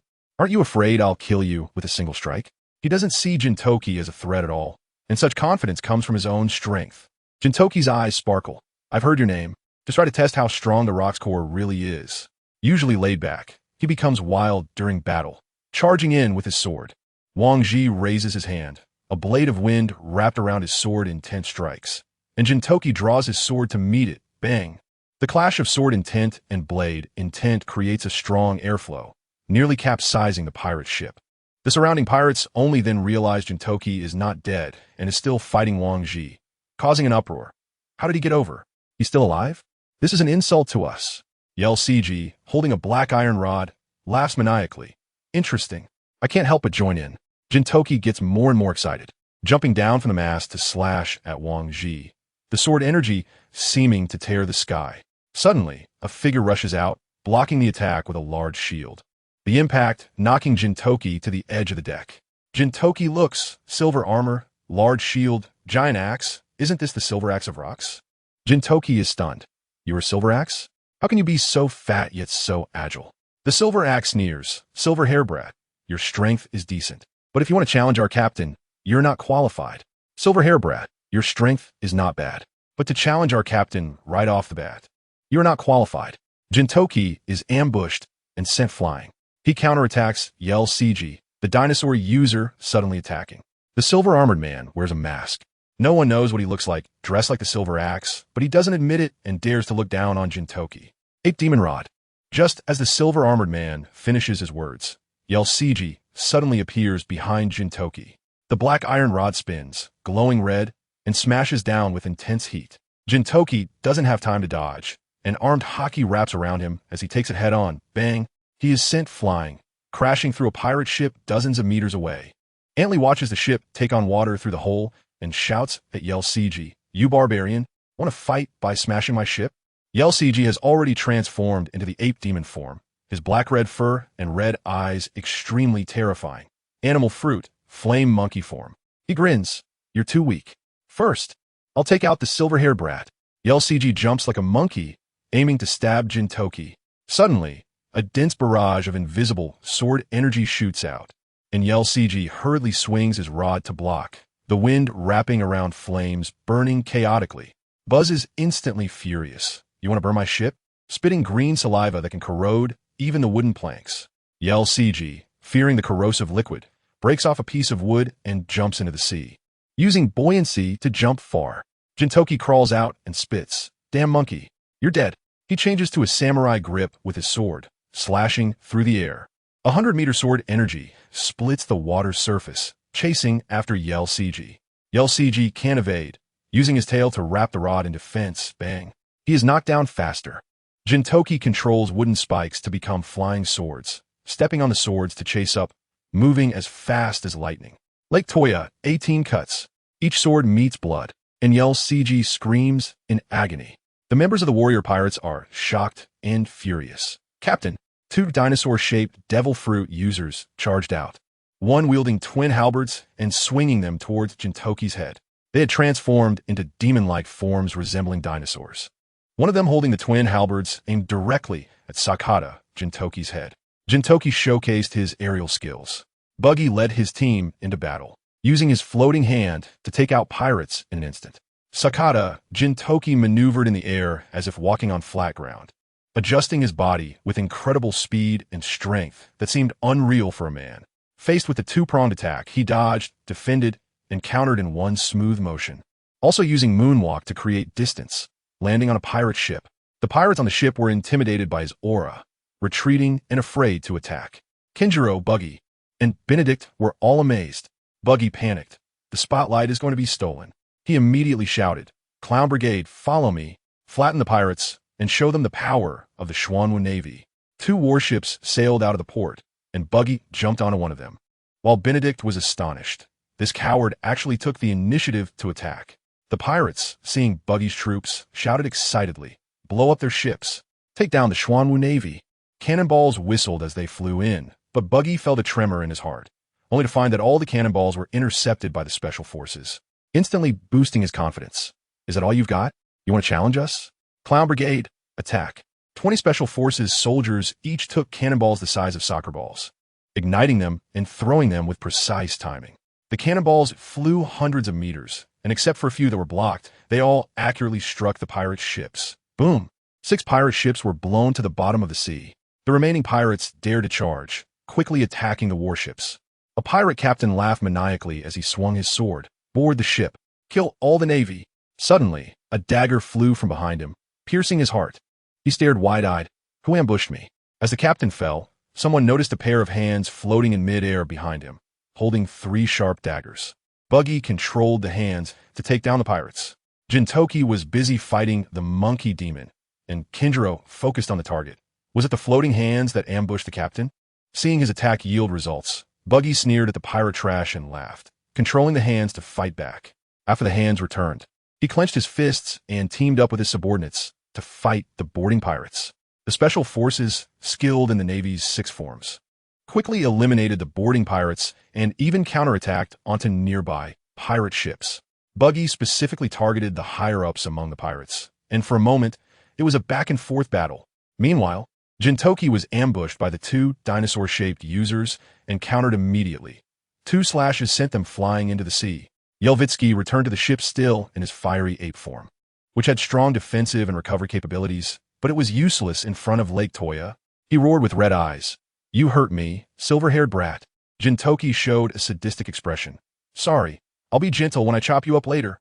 Yelvitsky's tail wrapped around an iron rod, pounding his chest and unleashing an A-class powerhouse aura, his strength skyrocketing in a short time. The silver axe of the Golden Tiger pirates remarked, This guy is not bad. We can recruit him later. Wang Ji said nothing, but his gaze was fixed on the Xuanwu base. There were still 2 strong guys there.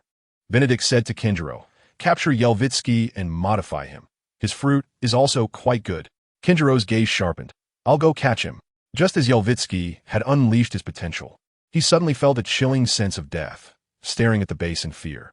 Is there an even more terrifying presence? Jintoki noticed Yelvitsky was distracted and immediately unleashed a sword aura. Yelvitsky blocked with his rod, and the 2 engaged in a fierce battle. Jintoki hadn't even used his full strength and was already suppressing Yelvitsky. Just as Sakata Jintoki was getting serious and Yelvitsky was being overwhelmed, the vice captain and a subordinate rushed over. Jintoki was surrounded and faced a tough battle.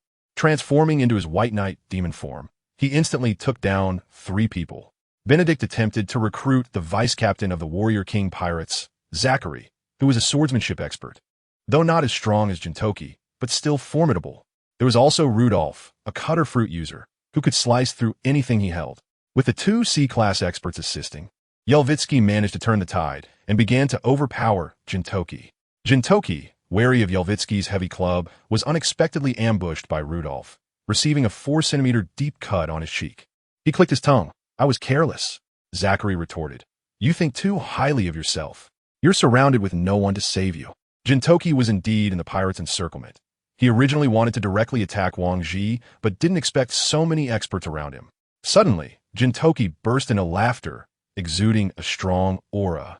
His expression turning cold. White Knight demon form activated. Benedict raised an eyebrow. The Warrior King pirates have some skills. They can actually force Jintoki to use this form. But they were also feeling cold. Yelvitsky and the other 2 panicked. He can get even stronger? Stop him. The 3 launched a full-scale attack. But Jintoki's speed reached its peak. Swish, swish, swish. In an instant, he darted past them. Yelvitsky and the other 2 exchanged bewildered glances. In the next moment, they were all covered in wounds, blood splattering as they fell to the ground. The members of the Warrior King pirates were both shocked and furious. Charge. Say the captain. Jintoki coldly smiled as he prepared to strike with his sword when Kinjiro suddenly appeared. The marshal is interested in their captain. Jintoki understood immediately. This was to capture him for forced labor. He asked, What about these little minions? An invisible energy swept through, causing the charging pirates to roll their eyes and fall to the ground. Benedict appeared, looking at the weakened Yelvitsky, and smiled. Your ability is quite good. It's a waste to be a pirate. Join the Navy, and I'll give you a chance to live. If you pass the assessment, you could even become a major, and rely on military achievements to get promoted and gain benefits. How about it? You join the Navy, and I'll give you a chance to survive. If you pass, I might consider giving you a major position, and you can normally rely on military achievements to elevate your status and benefits. Yelvitsky was forced to surrender. Kinjiro and Jintoki rushed to fight Wang Ji. Although Yelvitsky was weak, his ears were still functioning. Hearing Benedict's words, he froze on the spot. He was a pirate. But being a pirate and attacking the Xuanwu Navy was all forced upon him. Benedict suddenly said, "It was the world government that forced you here, right?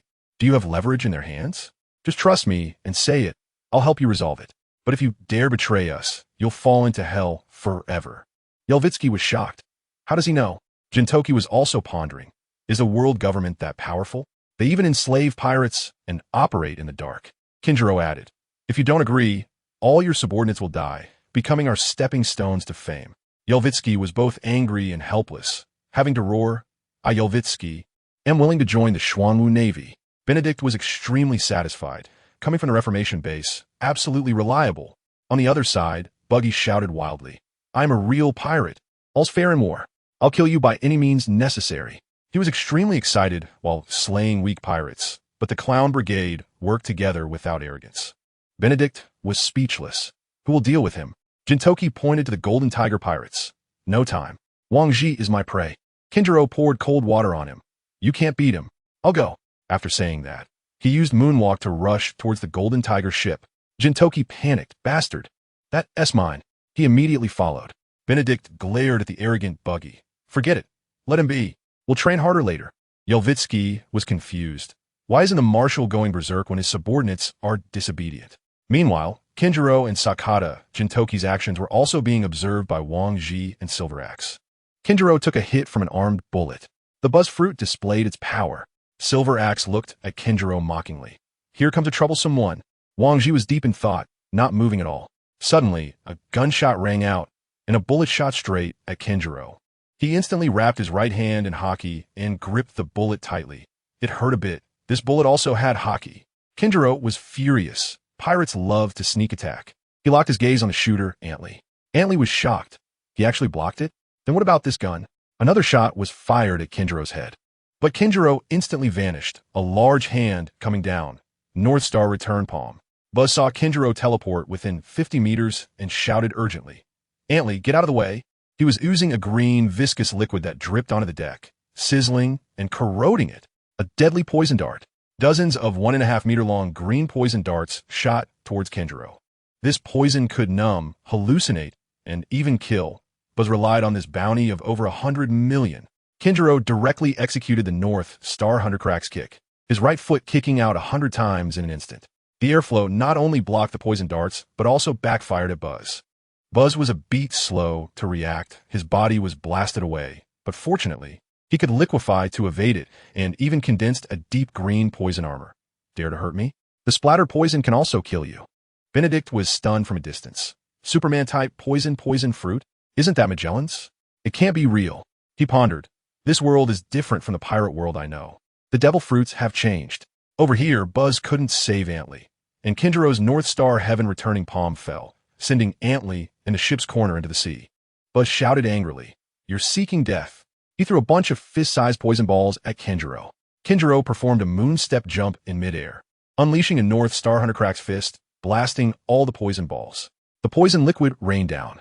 Nearby pirates couldn't evade and were corroded, screaming and dying on the spot. For a moment, the pirates dared not approach, hiding far from the two. Kinjiro was restrained by the poison. Jintoki transformed into the White Knight demon form and battled with the Silver Axe. Buzz's poison ability was too unique. Kinjiro couldn't get close, and the two fought intensely. On the other side, Sakata Jintoki saw Kinjiro being entangled and was overly excited. He stared intently at King Ji, gripping the handle of Lake Toya tightly. This opponent is strong enough. Ji, come for a one-on-one. Jintoki's sword energy flew across, his body charging forward at high speed. His roar standing out amidst the cannon fire. Even though the sea pirates were fighting, they couldn't help but look over, their eyes full of mockery. Is this kid crazy? He still wants to beat Ji? Doesn't he see the Silver Axe beside him? As expected, the Silver Axe directly blocked the way, swinging his axe to unleash a powerful gust. "You little brat, go away." Jintoki flipped in the air, stabilizing himself with the moon step, and swung his sword to unleash a sword blade storm. The Silver Axe raised an eyebrow and praised. Not bad. He raised his silver shield to block, and the sword blade storm only scratched a few marks on the shield. Jintoki was stunned. Is this shield made of special metal? He glared at the Silver Axe and shouted, "Get out of the way. I want to fight Ji." The Silver Axe laughed. Soldiers fight soldiers. Generals fight generals. You're just enough for me to beat up. Don't get too greedy. Disrespected, Jintoki was enraged on the spot. Then I'll experience your strength. He directly activated the White Knight demon form, bursting forth with a bloodthirsty and frenzied aura. Even Ji looked over. Is this a secret technique? His strength has instantly increased. The Silver Axe jumped onto a pirate ship and shouted, "Silver Hair Brat, come and fight. I'll teach you a lesson." The pirates on the ship exploded. "Are you crazy? Go fight somewhere else. The ship will be destroyed." The Silver Axe turned hostile, swinging his axe to unleash a sharp blade, killing several pirates and even chopping the ship. "Keep talking, and I'll destroy the ship, and you'll all die." The pirates instantly cowered. Lake Toya, 18 blades. Jintoki's attack arrived immediately, the absurdly fast sword moves raining down like a storm. The Silver Axe held the shield in front of him, armed colored domineering fully enveloping the shield, resisting all attacks. At this moment, the Silver Axe seized the opportunity, the massive axe descending towards Sakata, Jintoki's head. Jintoki used the fruit's teleportation to evade the axe strike. Benedict pulled out CP0's black hand. Jintoki saw the axe descending like thunder and was shocked, immediately using the sword fruit's teleportation to dodge. The Silver Axe, missing his strike, remained calm, locking onto Jintoki's position, waiting for the next opportunity. Benedict watched the fierce battle from the Pirate King's ship, pondering. The Silver Axe's combat power isn't detailed in the original work, only that he died early with Ji. Some speculate they died in God Valley. Others say they were assassinated by the world government. But being a core member of Rocks, their strength is definitely explosive. Whitebeard and Kaido are both Admiral level, while Ji and the Silver Axe are at least Vice Admiral level. Now, seeing the Silver Axe, he might be a top Vice Admiral, almost touching Admiral level. Ji is even more outrageous. He had previously suppressed Jintoki with just a casual move, definitely possessing Admiral strength. Benedict suddenly shouted, "Hey monkey, why are you attacking the Xuanwu base?" Yelvuzi corrected with a dark face. "My name is Yelvuzi." Benedict laughed. "I know monkey." Yelvuzi dared not argue. Who told him he was in the ape demon form? He could only honestly say, "It was the world government CP0 that hired us, offering 100 million berries to destroy the base." Benedict was stunned. "That's it? Nothing else?" Yelvuzi internally complained. "Our lineup can take down the Roachtown Navy branch." But turning around, he saw Buggy leading the clown pirates sweeping through the pirates. And he was stunned again. Did the newly established Xuanwu Navy have lower-level soldiers stronger than the Navy headquarters elite? Yelvuzi's mood was extremely poor, and Benedict had firmly decided to call him Monkey. But he used to be the captain of the Pirate King crew. Now that the battle had nothing to do with him, Buggy led the Xuanwu Navy to crazily eliminate pirates, killing all who didn't surrender. Benedict suddenly shouted at Buggy, "If you blow up the pirate ship, go earn it back with work." Buggy was excited and disdainfully said, "I am a pirate who does all evil. I want to fight violently and show my power. You can't control me. No one can order me. Not even you can stop me. No one can command me." Buggy's arrogance was met with a slap in the face. Benedict punished him with nightmare-level training. Buggy shouted loudly and arrogantly. Yelvuzi immediately felt a chill. Turning to look, Benedict's face was dark, clearly angry. He secretly laughed. This kid Buggy is finished. Benedict smirked, and the next second he disappeared from the Pirate King's ship. Yelvuzi immediately looked at Buggy, and sure enough, in the blink of an eye, Benedict jumped in front of Big Buggy, stroking his chin with a wicked smile. "Buggy, say what you just said again." Seeing Benedict's familiar smile, Buggy instantly recalled the horrifying training he had undergone with Jintoki, and all excitement vanished. He hurriedly smiled. "Marshal, I was just joking. My dream is to uphold justice and absolutely eliminate pirates." To avoid punishment, he decisively admitted defeat. Benedict smiled. "Considering you still want to be a pirate, that's one major demerit." Just as Buggy breathed a sigh of relief, he heard Benedict add, "The punishment is an extension of 2 months of training, with the difficulty raised to nightmare level." Buggy was stunned on the spot, his eyes and teeth almost popping out. "You promised me I'd be allowed to take the team out to sea in half a month." Benedict coldly counted his crimes. Disrespect toward superiors. Roaring. Disobeying orders. Buggy immediately wilted, turning to wildly slash at the pirates, shouting, "Bastard, I'm going crazy." Benedict watched the rampaging Buggy and laughed. The training wasn't in vain. He really has gotten stronger, but he can only bully small fry. On the other side, Kinjiro's battle with Buzz also had a clear winner. She didn't dare underestimate Kinjiro. Buzz's poison ability, while disgusting, couldn't get close. and Kinjiro relied on his fist energy for both offense and defense. Buzz struggled out of a puddle of mud, coughing nonstop. Just now, he couldn't block Kinjiro's attack and was directly blasted away. If it weren't for his special ability, he would have been dead. Buzz was heavily injured and on the verge of death. Kinjiro invited Ji to battle, unexpectedly revealing he couldn't beat Benedict. Even though Buzz survived due to his ability, he was still heavily injured. Kinjiro coldly stared at him. The fruit's ability is good, but you use it poorly. You're too reliant on the fruit, and your physical quality is weak. He admitted that he only used 30% of his strength during their earlier exchange, easily taking down Buzz. Kinjiro pulled out sea stone handcuffs. Now you're under arrest. Buzz, angry and unwilling, shouted that he was a fearsome poison, ready to make a final struggle. Kinjiro's eyes flashed with killing intent, just about to throw a punch when Benedict suddenly appeared and knocked Buzz unconscious with a knife hand. Kinjiro frowned. This pirate has blood debts. He deserves to die. Benedict laughed. I'm interested in his fruit. Magellan is indeed the owner of the poison fruit. And this guy's abilities are too similar. I'm curious. Kinjiro understood immediately. There's only one poison fruit in the world, and there must be something wrong with Buggy's abilities. Benedict grabbed the over 200-pound Buggy and ran wildly across the sea, disappearing. Wang Ji was dumbfounded. How can he run on the sea without sinking? Before he could figure it out, Kinjiro had already jumped on a Golden Tiger pirate ship. Bang! Kinjiro landed, causing the ship to shake violently and sink over 10 centimeters. The members of the Golden Tiger pirates immediately raised their swords at Kinjiro. Kinjiro glanced at them. You are stronger than other pirates, but still far from the Xuanwu Navy. He didn't take them seriously at all and turned to Wang Ji, shouting, You are the only one qualified to be my opponent.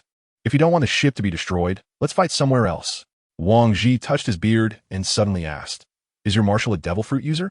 Kinjiro honestly replied, I don't know, but I can't beat him. Upon hearing this, Wang Ji squinted his eyes slightly. Kinjiro punched Wang Ji. Jintoki was distracted and got punched, while Buggy was enjoying himself. Although Wang Ji was puzzled by Kinjiro's words, and even a bit skeptical, he still chose to believe. Marshal Xuanwu's strength is definitely explosive. Otherwise, Kinjiro wouldn't be willing to risk his life. Kinjiro thought Wang Ji wanted to challenge the marshal, chuckling as he warned. Want to fight the marshal? Win against me first. With just a few of you, you aren't enough to fight our base. Wang Ji nodded, gripping his long knife and sneering. Then let me show you how to survive under my blade. The members of the Golden Tiger pirates immediately cleared a path. Kinjiro's eyes sparked with fighting spirit. He hadn't even fully let loose yet. Whoosh! He stepped beside Wang Ji and threw a punch. Although Wang Ji was slow, he steadied his knife to block, and the clash of the knife wind and fist force made the ship shake violently, causing the pirates to retreat repeatedly. Wang Ji commented, Not bad strength, but still far inferior to Whitebeard. Kinjiro didn't waste words and directly unleashed the North Star Huntercrack's fist, launching hundreds of punches at the knife wind, with the final punch sending Wang Ji flying, crashing into the mast. Wang Ji muttered, I underestimated you. The next moment, Wang Ji charged forward, his momentum growing stronger. Kinjiro tightened his fists, veins bulging. This wave must be taken seriously. Wang Ji jumped up and unleashed the Flying Dragon Slash, while Kinjiro shouted as he swung his fists faster and harder. Boom! The two forces exploded, causing the air within 100 meters to stagnate, and the space was almost distorted. Jintoki, attracted by the commotion, saw Kinjiro and Wang Ji fighting fiercely and instantly felt jealous. Bastard! Stealing my prey. As a result, he was distracted and got knocked away by Silver Axe. Silver Axe chased after him, swinging. Dare to distract yourself while fighting me? Wanna die? Jintoki awkwardly dodged and got into a fierce fight with Silver Axe again. Buggy was chopping down the small fry, sensing the fighting atmosphere on both sides. Secretly relieved. Good thing I didn't join in. Now, chopping the little guys makes me look stronger. One day, I will become one of the 3 emperors. One day, I can also become powerful, as terrifying as the 3 emperors. Buggy got addicted to chopping small fry. Kinjiro and Wang Ji were dismantling ships, while Benedict caught Buggy. After making a vow, Buggy no longer looked at the fighting on both sides and focused on helping the Xuanwu Navy slaughter the pirate minions. Jintoki transformed into his White Knight / form to fight Silver Axe, and the battle became extremely intense. The two fought brutally, the ship being dismantled into pieces. And although Jintoki's sword fruit hadn't awakened, his moves were fierce enough. Silver Axe relied on his shield, blocking most of Jintoki's attacks with armed color. The two exchanged blows, adding injuries without determining a victor. Kinjiro and Wang Ji fought even harder. A single punch or knife could tear the pirate ship apart. Other pirate crews were out of luck, as their ships were the first to be destroyed by the two, scaring them to hide far away. After hundreds of rounds, Kinjiro surprisingly felt a bit excited, and Wang Ji praised him. You can reach the level of a general in 10 years. Submit to me, and I'll spare your life. After saying that, he launched another fierce attack, causing the sea to become even more turbulent. Benedict watched from a distance, heartbroken. The pirate ship was completely dismantled. He frowned and complained, "Don't know how to save money. We need warships. We can't overthrow the celestial dragons without ships." Buggy stood on the mast, wildly celebrating. "I am the king of clowns. I killed dozens of pirates and scared off quite a few enemies." Benedict clenched his fist. It's time to teach him a lesson. The next second, he appeared next to Buggy. Buggy was fantasizing about his peak moment, when suddenly he felt a chill run down his back. Is my dream about to be crushed? But soon he laughed maniacally. I will grasp all the treasures. No one can stop me. I am the future king of clowns who will hold all the pirate treasures in my hands. No one can obstruct me. Buggy's celebration was interrupted as he was caught. Benedict easily overpowered Silver Axe with one hand, his aura crushing. Buggy's wild laughter dispelled any bad premonitions, filled with anticipation for the future. Suddenly, Benedict's eerie voice echoed from behind. Pirate treasure? King of clowns? How impressive. Buggy was instantly terrified, the light he just saw turning into darkness. Buggy's tongue stretched out long. When did you arrive? Benedict reached out to grab him, and he hurriedly dodged. Benedict coldly said, You destroyed 3 ships. The reformatory base is perfect for you. Buggy turned and ran. He had peeped at the reformatory base before, where pirates were brainwashed into righteous navies. Just thinking about it scared him. Want to leave? Do you really think the Xuanwu Navy is easy to get into? Benedict instantly caught Buggy and dashed toward the reformatory base. Buggy frantically begged for mercy. Marshal, I'm sorry. I don't want to go. You're a devil, right? Benedict completely ignored him, insisting on correcting his character. On the other side, Benedict reappeared on the battlefield of Jintoki and Silver Axe, fighting for so long with no result and destroying ships. Jintoki, your ability is lacking. Jintoki pouted. This Silver Axe can take hits. With a shield and armed color, he blocks most of my attacks. The two could only be considered mutually injured, with neither suffering heavy wounds. Silver Axe, feeling ignored, became furious and directly swung his axe at Benedict. Xuanwu Marshal? Dare to look down on me. Let me show you my strength. Jintoki secretly laughed. Attacking the Marshal? You really have guts. Benedict's eyes were indifferent as he reached out to grab. Bang. A shockwave exploded. Silver Axe's eyes widened in disbelief. Benedict actually held his hand firmly, not retreating an inch, and looked completely relaxed. Benedict mocked. Is this all you have? I would only barely take you seriously if Wang Ji were here. You? Not qualified. Being belittled, huh? Looked down upon by a little brat. Silver Axe, furious, tried to counterattack, but Benedict kicked him away. The Conqueror's haki shook the entire area. Silver Axe was enraged to the extreme, unleashing an overwhelming aura and power, violently breaking free from Benedict's grip. Benedict was slightly surprised. This old guy still has hidden strength? Silver Axe roared. Brat, you pissed me off. I will kill you. No one can look down on me. He swung his axe down, the dark red aura wrapped in terrifying cold. Sakata Jintoki felt serious. If this strength hit me, I'd be finished. But before the axe could hit the ground, Silver Axe suddenly realized he was flying, only to react after piercing through the pirate ship and landing in the sea. He had been kicked away by Benedict. In the sea, Silver Axe heard the sound of his armor cracking, his stomach in agony as he spat out blood. Benedict's voice came. You're no match. Silver Axe looked up in confusion. Benedict was actually standing on the surface of the sea without sinking. How is that possible? Benedict grabbed him out of the water. Just because others can't do it doesn't mean I can't. You're under arrest. Sakata Jintoki asked. Marshal, how many of you are there? One catching Buggy, one catching Silver Axe, and another even appearing on the battlefield of Kinjiro and Wang Ji. Kinjiro helplessly said, Marshal, I can take him down. Just as he finished speaking, he was thrown aside by Benedict. Benedict, with a dark expression, said, If this keeps up, all the ships I'm interested in will be gone. Kinjiro looked around and saw corpses and ship wreckage everywhere. At least 6 ships had been destroyed. Wang Ji was panting, just knocked dizzy by Kinjiro, now staring at Benedict and asking, "You're the Xuanwu Marshal Benedict?" Benedict smiled. "That's me. Do you want to join the Navy?" Wang Zhi's face darkened. He is a core pirate of rocks. Benedict's face instantly turned cold, and the Conqueror's haki swept across the field. Except for Wang Zhi, Yelsiki, and other experts, all other pirates fainted. Wang Zhi's eyes widened. Such Conqueror's haki is not at all weaker than Whitebeard's, and perhaps can even be compared to Captain Rox and Roger. Wang Zhi suddenly realized that the Conqueror's haki had not reached its peak. It should be known that Conqueror's haki is the innate aura of a king, something that cannot be cultivated later and is extremely rare. Benedict's tone was calm, yet terrifying. "I never show mercy to pirates. Are you prepared to die for daring to attack my Xuanwu base?" Wang Zhi was horrified on the spot. This felt like being targeted by Rox. How terrifying is Rox? He can suppress Whitebeard and Kaido. He was now facing a death threat. Kinjiro was also stunned. The Marshal's aura is too explosive. He thought he had forced out 80 of the Marshal's power during their sparring, but now he realized how far off he was. His own armament haki felt like a joke in front of this Conqueror's haki. Wang Zhi didn't want to back down and swung his sword with a cold snort. "No matter who you are, anyone who stands in my way today will die." But the outcome reversed. Being the big boss of the Pirate Alliance, he ultimately surrendered. The world government's conspiracy was completely thwarted. The Xuanwu Navy made a huge profit. They seized 6 complete pirate ships, and the damaged ones were dismantled and remodeled. The biggest gain was capturing the 3 masters, Wang Zhi, Silver Axe, and Yelsiki.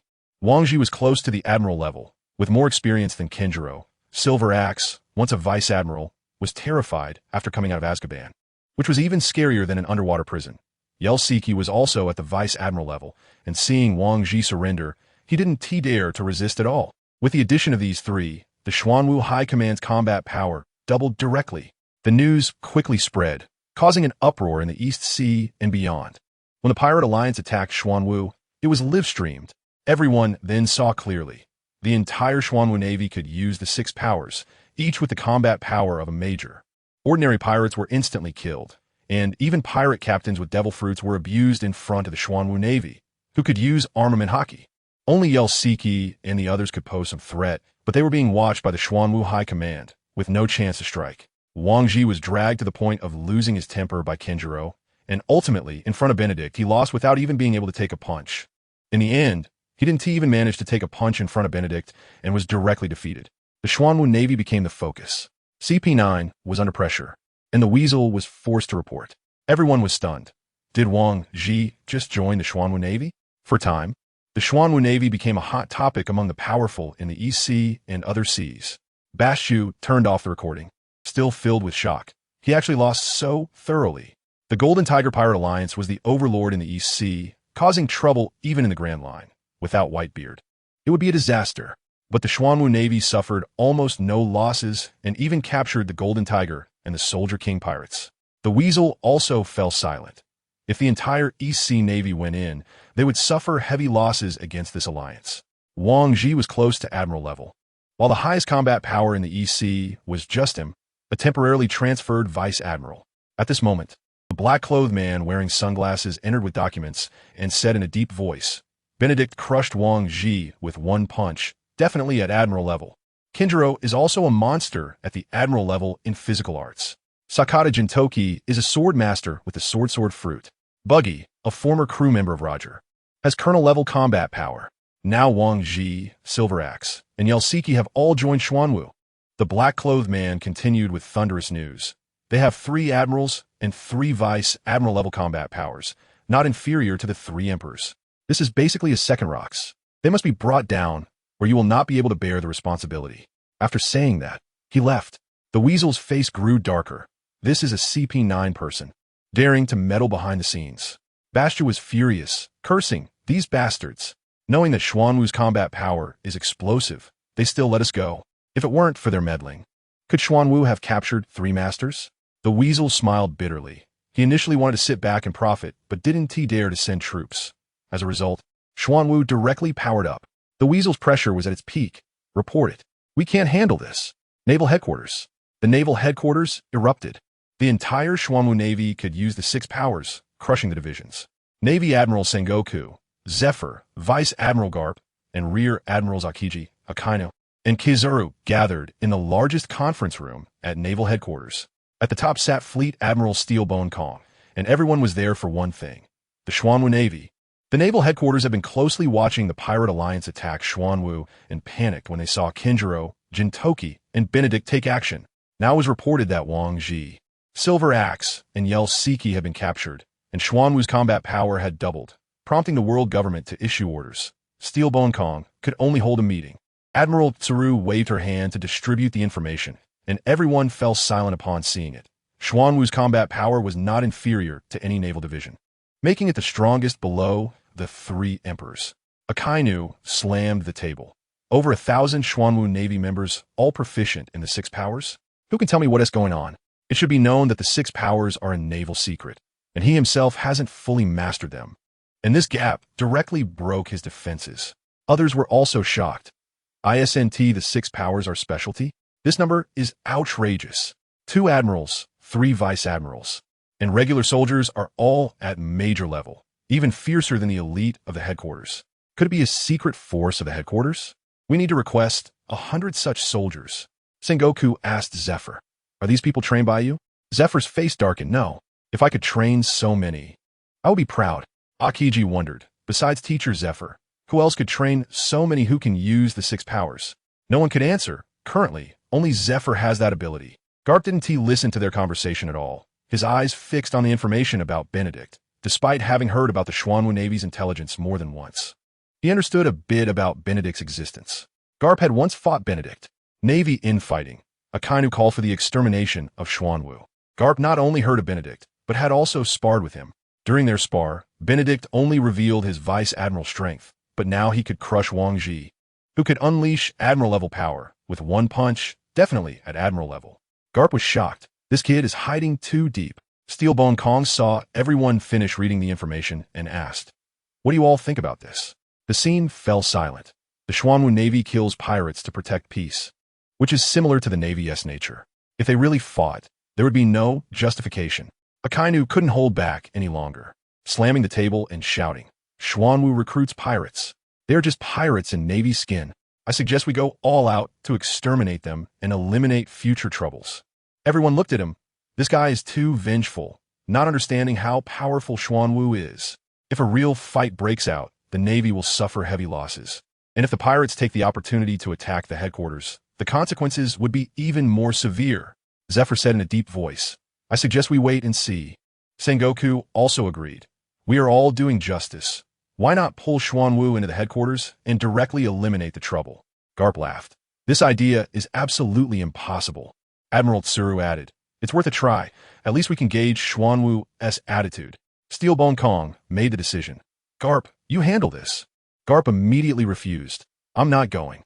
I just want to eat sambe and drink tea here." Steelbone Kong's attitude was firm. "You must go. I want to know the result as soon as possible." The scene shifted to the Xuanwu base, Azkaban. Benedict looked at Buzz, who was tortured and spiritless by the Dementors, and touched his nose. Real-life Dementors are even scarier than in novels, coming to suck the happiness out of prisoners at regular intervals. And they can't be killed. Fortunately, they are loyal enough. Benedict asked, "Buzz, how did you come by your fruit ability?" Buzz turned his head in a daze, and for a moment, his expression began to change. Buzz went insane and showed signs of personality split. Benedict pressed for information about the fruit, uncovering major doubts. Buzz's expression turned wild, sometimes fierce, sometimes fearful, one moment hopeful, and the next foolishly laughing. Benedict was stunned. Has he developed a split personality? He raised his hand and slapped him, the sound echoing. And Buzz's eyes finally became clearer. Buzz cried out, "Please kill me. This is hell. I can't stay here for even a second." Snot and tears smeared his face, looking both ugly and pitiful. Benedict had long been grinding his patience in Azkaban, just to ask about the fruit, but he didn't expect the injury to be so severe. Buzz was terrified and revealed everything. Caught in a storm, the ship was destroyed, and he had been on the island for 10 days. At that time, he felt heavy and thought he had caught a cold, but after sleeping, he gained the abilities of the fruit. He truly didn't know anything else. "Please let me die." Benedict was extremely dissatisfied. Magellan still had the deadly fruit. It was impossible for there to be identical fruits in this world. He was filled with suspicion. Could someone be creating artificial devil fruits? When he inquired about signs of modification, Buzz shook his head. He checked, and there were no stitches. The abilities just appeared suddenly. When asked if he was a special race, Buzz got anxious. I'm just an ordinary person. Benedict scrutinized him. There truly was no difference. Without getting an answer, Buzz lost his value. Benedict contemplated. Should he send Buzz to Azkaban or to a re-education base? Buzz's strength was decent, and he had enhancement stones to improve. He turned to leave, but Buzz shouted madly, "Kill me. Don't imprison me." Benedict didn't look back. Buzz had slaughtered tens of thousands of people on his island. Keeping him was a stain. Benedict returned to his office and saw Kinjiro, Jintoki, and Wang Ji there. He smiled and asked, "What are you all doing here?" Wang Ji handed over a newspaper, looking serious. "Marshal, take a look at this." Benedict was shocked when he saw the newspaper. The Golden Lion had escaped from prison ahead of time, and the Black Turtle was about to face a robbery. Benedict was filled with confusion as he took the newspaper to read. Moments later, his expression changed drastically. The great pirate Golden Lion had escaped from prison. He was the first to escape from Impel Down and had been picked up by the flying pirate crew. What shocked him even more was that the Golden Lion's escape was way too early. In the original story, it was 2 years after Roger's death. But now it had only been 2 months. Was Impel Down weak or careless? The Golden Lion's legs weren't disabled, and he had brought a bunch of legendary criminals with him. Benedict felt heavy. How terrifying was the Golden Lion with functional legs? He couldn't even dare to imagine. He wouldn't need to lurk. He would soon cause trouble. In the original story, the Golden Lion started from the East Blue, and the Black Turtle Navy was likely to be targeted. He hated the Navy to the core. Benedict said, "The sea is bound to explode. The Golden Lion can escape from the headquarters for Roger's sake. That's quite a temperament." Wang Ji said gravely, "Yes, worse than Kaido. The escape was too suspicious. It seemed like someone was helping. Impel Down was not that easy to break." Benedict sighed. Trouble is coming. The flying pirate crew hadn't disbanded, and they would definitely retaliate against the East Blue. The Golden Lion's escape shocked him, but also made him look forward to the future. He was the marshal of the Black Turtle, with special forces continuously coming in. What he lacked was high-level combat power. He remembered the mission reward: 50 enhancement stones and a pair of destruction gauntlets. He couldn't use the destruction gauntlets himself, but they would be perfect for Kinjiro. Previously, he used 5 enhancement stones to raise Kinjiro to S rank, and now he had 55 left. It looked like a lot, but it wouldn't be enough. He opened the system interface. There were abilities like Immortal Physique and multiple shadow clones, and he had 3,500 justice points. He was confused. Justice points were obtained from defeating pirates, but there was no place to use them in the system, and he received no reply when he asked. However, throughout the system interface, there was no place to use justice points, and the system provided no response to his inquiries. Benedict enhanced his armament haki. He gifted the destruction gauntlets to Kinjiro, and Jintoki quickly became both timid and tough. Benedict focused his thoughts and silently said, "System, enhance armament haki." Ding! Consuming 10 enhancement stones, armament haki leveled up to LV2. Energy surged throughout his body, and his right arm was instantly wrapped in black armament haki. He felt the power. This is explosive. How fierce is it to level up to the top? He shouted. Continue to enhance. Ding!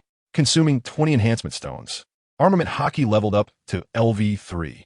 30 stones were gone, and he wanted to start fighting immediately. But with only 25 stones left, he could only sigh. Lacking high-level combat power, he had to save them. Jintoki and Kinjiro entered. "Marshal, you were looking for us?" Benedict handed over the destruction gauntlets. "These gauntlets have special abilities, perfect for you." Kinjiro accepted them, but was indifferent. He thought the bandages were sufficient, and if it weren't for the marshal giving them, he wouldn't have taken them. Benedict explained. Within 3 minutes of consecutive attacks, you can trigger 3, 5, or 10 times critical hits, and it ignores defense. Jintoki's eyes lit up. "Kinjiro, you don't need to give them to me. I can occasionally throw punches too." Kinjiro glared at Jintoki, putting on the gauntlets and shouted, "Let us spar." Jintoki quickly became timid. "What am I here for? I forgot. I'm leaving." He turned to escape. Kinjiro threw a punch, and Jintoki dodged, but still got his hair blown out of place by the punch's wind. Benedict held Jintoki down and laughed. "Let South change the place to fight. This is my office." Jintoki suddenly trembled, looking at Benedict in shock, and the next second laughed. "Let us go. I know a place where we can fight freely." After saying that, he rushed out. Kinjiro stared at Benedict, feeling that Jintoki's toughness was somehow related to the marshal. Benedict stroked his chin, looking forward to the two fighting. Soon the three arrived at a nearby island. The island was full of stones, completely bare with nothing on it. Kinjiro and Sakata Jintoki's battle quickly began. Kinjiro put on the destruction gauntlets and wanted to test their power right away. As soon as he made a move, he shouted at Dar, launching a frenzied attack, with punches carrying a world-destroying momentum crashing towards Jintoki. Jintoki was initially stunned, but then became extremely excited. Sword energy flew everywhere, his figure moving so fast it became blurry, and he was engaged in a fierce battle with Kinjiro. Benedict watched from the warship, nodding in satisfaction. He had used a talent enhancement on Jintoki, causing Jintoki's strength to skyrocket and become more confident, and in a short time, he could reach the level of a general. Before the Golden Line arrived, Jintoki was likely to become the Black Turtle's third general. With the destruction gauntlets, Kinjiro could also remain undefeated against seasoned generals or even crush them. The scene shifted to Bastille, who was holding the shark slasher and was furious. Bastard! Who did this? If I catch this thief, I will slice him into 1,000 pieces. In front of him, the village was filled with corpses, with men, women, and children all gone, and everything had been looted. This was within his patrol area, and all 5 villages on the island were like this. By the time they arrived, the village had already been slaughtered for an hour, and they couldn't catch up with the murderer. Bastille was so angry he roared, and it took a while to calm down. Everyone, get to work and bury the bodies. Then he used a den mushy to report to the weasel. The weasel was shocked and angry, banging the table and cursing. Do these pirates really think the Navy is just for show? When we gathered our forces, we let the pirates take advantage and commit slaughter. Suddenly, a sergeant ran in shouting, "Sir, we found clothing resembling Black Turtle Navy." Upon investigation, it seems they caused chaos. Bastille and the weasel on the other end of the den mushy's eyes widened in shock. The weasel hurriedly reminded, "Investigate carefully. Take photos and record the scene." Bastille shouted, "Lead the way." Meanwhile, on the other end of the island, Buggy had brought the clown pirate crew to the island in search of treasure. If they couldn't find it, they would buy food and drinks with gold and silver. He laughed. "Ha ha, everyone work a bit harder, find the treasure, and we'll have a grand feast." Buggy held the map, searching for treasure. Upon landing, he encountered the village slaughter and instead was surrounded and killed by the Navy headquarters.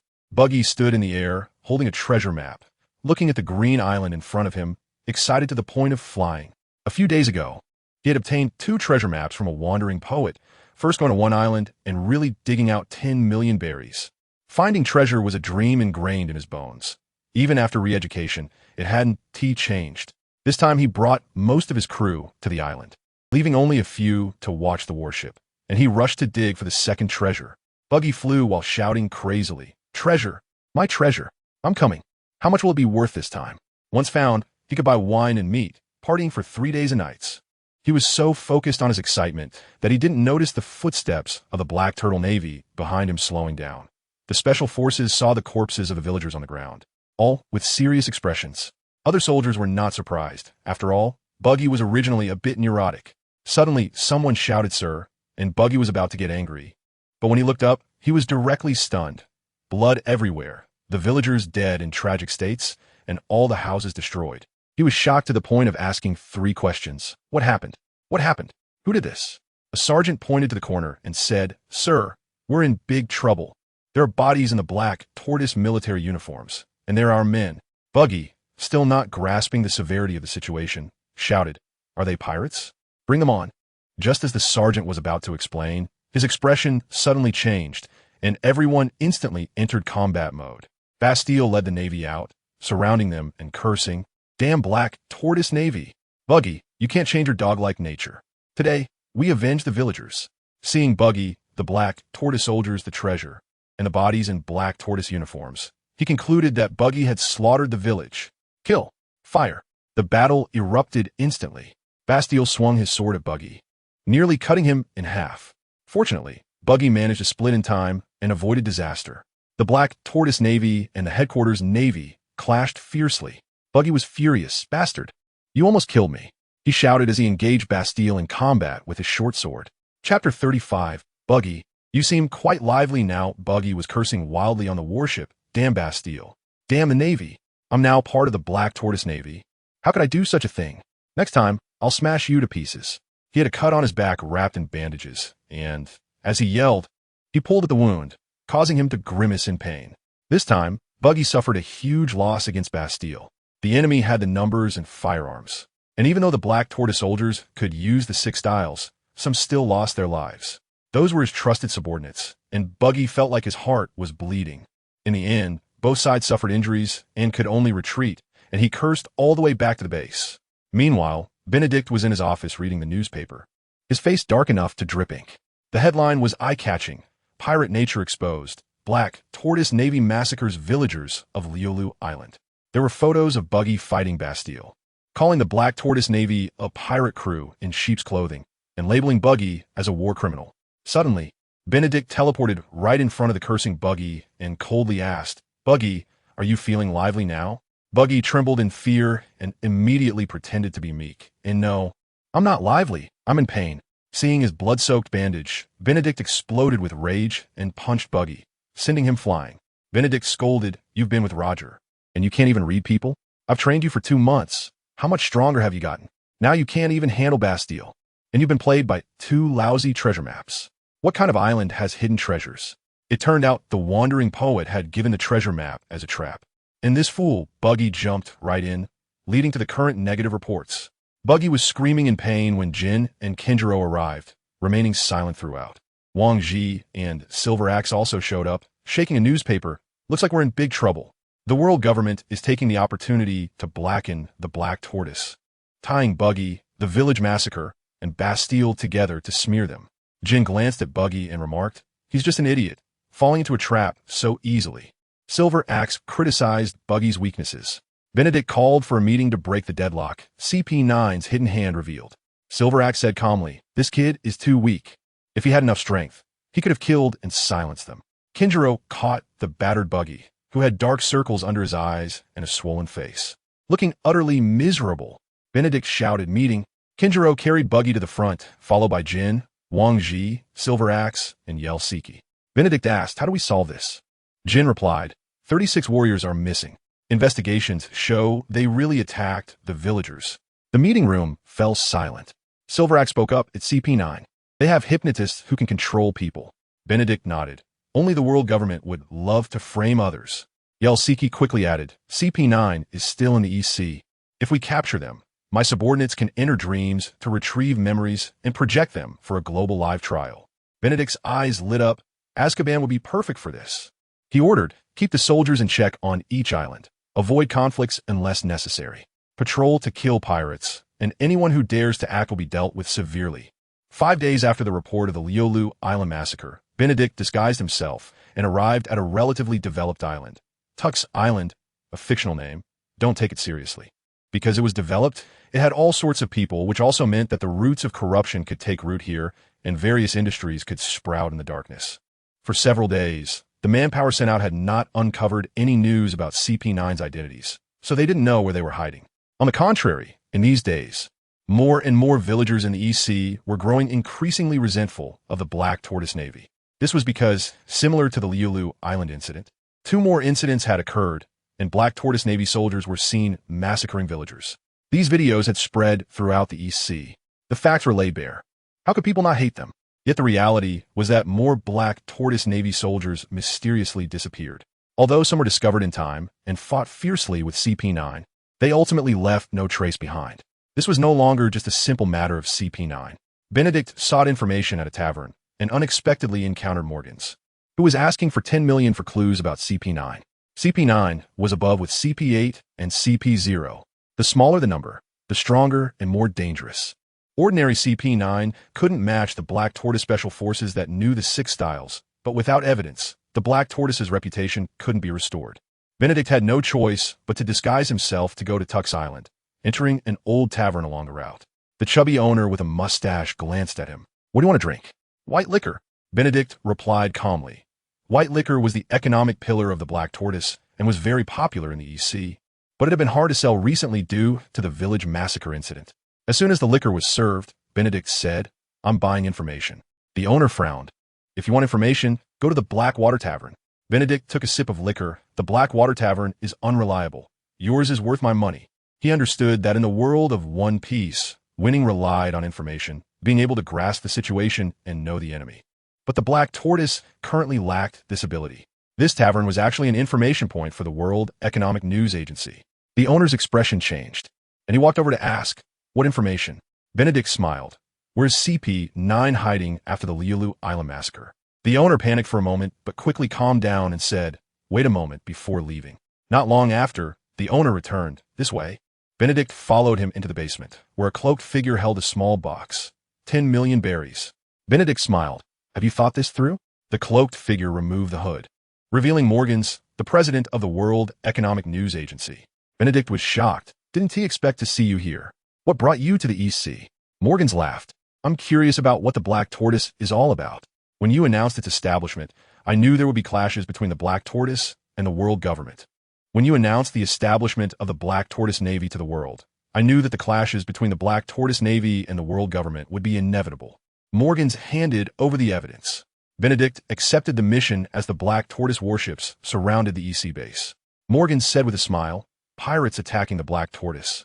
The Xuanwu Island massacre. All are the world government suppression. Before they eliminate the Black Tortoise, their methods are definitely not over. I'm giving you the evidence to see what big news you can create, so I can profit immensely." Benedict reached out for the evidence. "Give me the stuff, and 10 million berries will be in your account immediately." Morgans wasn't afraid of him pulling a fast one and directly tossed the box over.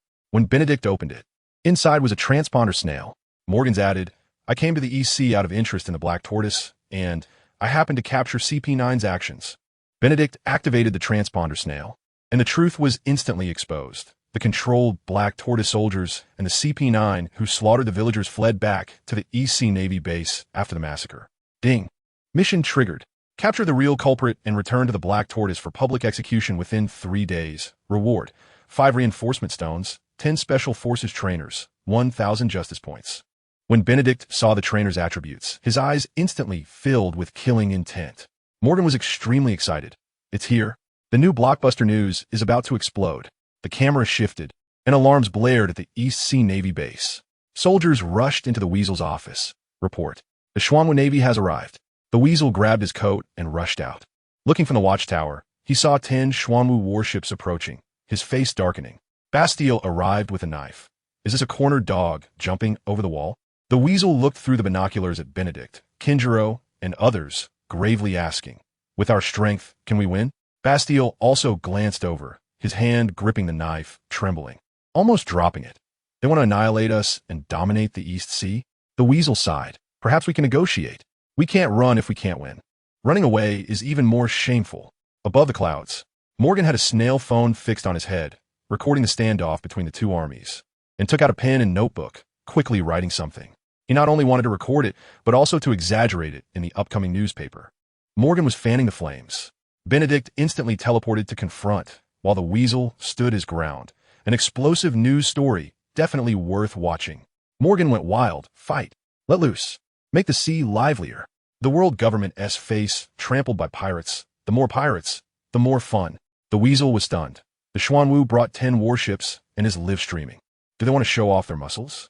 People watching the big screens everywhere were also in an uproar. This is the village-slaying Xuanwu Navy, right? Coming to the Navy base to surrender? Thinking too much, they are here to start a war. Most people viewed Xuanwu as pirates, while a few still believed in their justice. After all, the world government had long painted Xuanwu black. The Weasel stood at the Navy gate, angrily asking, "Benedict, are you trying to stir trouble?" Benedict instantly teleported beside him, disdainfully saying, "The one stirring trouble is you. I have one demand. Hand over the murderer of Xuanwu Island."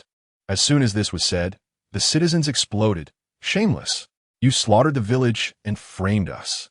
In their eyes, the EC Navy was justice, and Xuanwu was simply pirates. The Weasel panicked. It's being live-streamed, and if he doesn't refute, he will be ruined. He drew his sword and shouted angrily, "Nonsense. You committed crimes and slander us. Today, we will fight to the death for justice." In fact, he was also wondering, Xuanwu was clearly doing just things before. Could someone be pulling strings behind the scenes? Benedict glanced at the Weasel and then scanned the East Sea Navy. "I trust your character, and I trust your subordinates 1T do this. But some people, to achieve their goals, would dare to slaughter thousands of villagers. As long as they can achieve their objectives, they would stop at nothing, even slaughtering entire islands and the lives of thousands. The weasel stood firm, hiding the truth. Benedict pressed for a resolution, while Karp pretended to be asleep, refusing to intervene. The weasel's heart sank, realizing something was wrong. He instantly understood. Benedict was after CP9, but he had no idea where CP9 was hiding. Even if he did, he couldn't hand them over, nor could he admit it. He immediately drew his sword, entering a combat stance, angrily shouting, "You are framing us. Want to stir trouble? We will fight to the death." Benedict saw he was unyielding, sneering, "Those who know the times are wise. Hand over the murderer, and you can avoid war. That's the best way, if you insist on covering for them. Don't blame us for being rude. I came with evidence. Today, we must have results. I'll give you 1 minute to think clearly. Hand over the person or fight to the death." At the Navy headquarters, Sengoku, Steelbone, Zifa, and Crane were staring at the live broadcast, all with dark expressions. The village slaughter incident had blown up so much, they had long suspected something was off. But they were afraid CP9 was really hiding in the East Sea base. Sengoku was worried. Xuanwu has been killing pirates fiercely these past few months. There are far fewer pirates in the East Sea compared to other seas. How could such a righteous force slaughter villagers? Steelbone was anxious. "Find Karp. Have him hurry to the East Sea base." Sengoku immediately contacted Karp. As soon as the call connected, he was met with a roar. "Damn it, Sengoku. I said I'm on vacation. Don't bother me." At that moment, Karp was lying on a warship, sunbathing. He had seen through this trap set by the world government, and didn't he want to get involved? He had previously thought about going to the Xuanwu base to probe, but now he had completely given up. Sengoku hung up the phone, his face dark, and called again. Karp impatiently answered, immediately lying. "I was asleep, goodbye." Sengoku threatened with Sunbei. Karp was forced to take action, while Benedict's Conqueror's haki crushed the entire scene. Sengoku, with a dark face, roared, "Karp, if you dare hang up, don't even think about touching Sunbei again." Sunbei was their favorite snack, most of which were with Sengoku. Karp often secretly took some to eat. And this comment hit the nail on the head. Karp immediately softened. "Just say it. I can't guarantee I'll handle it.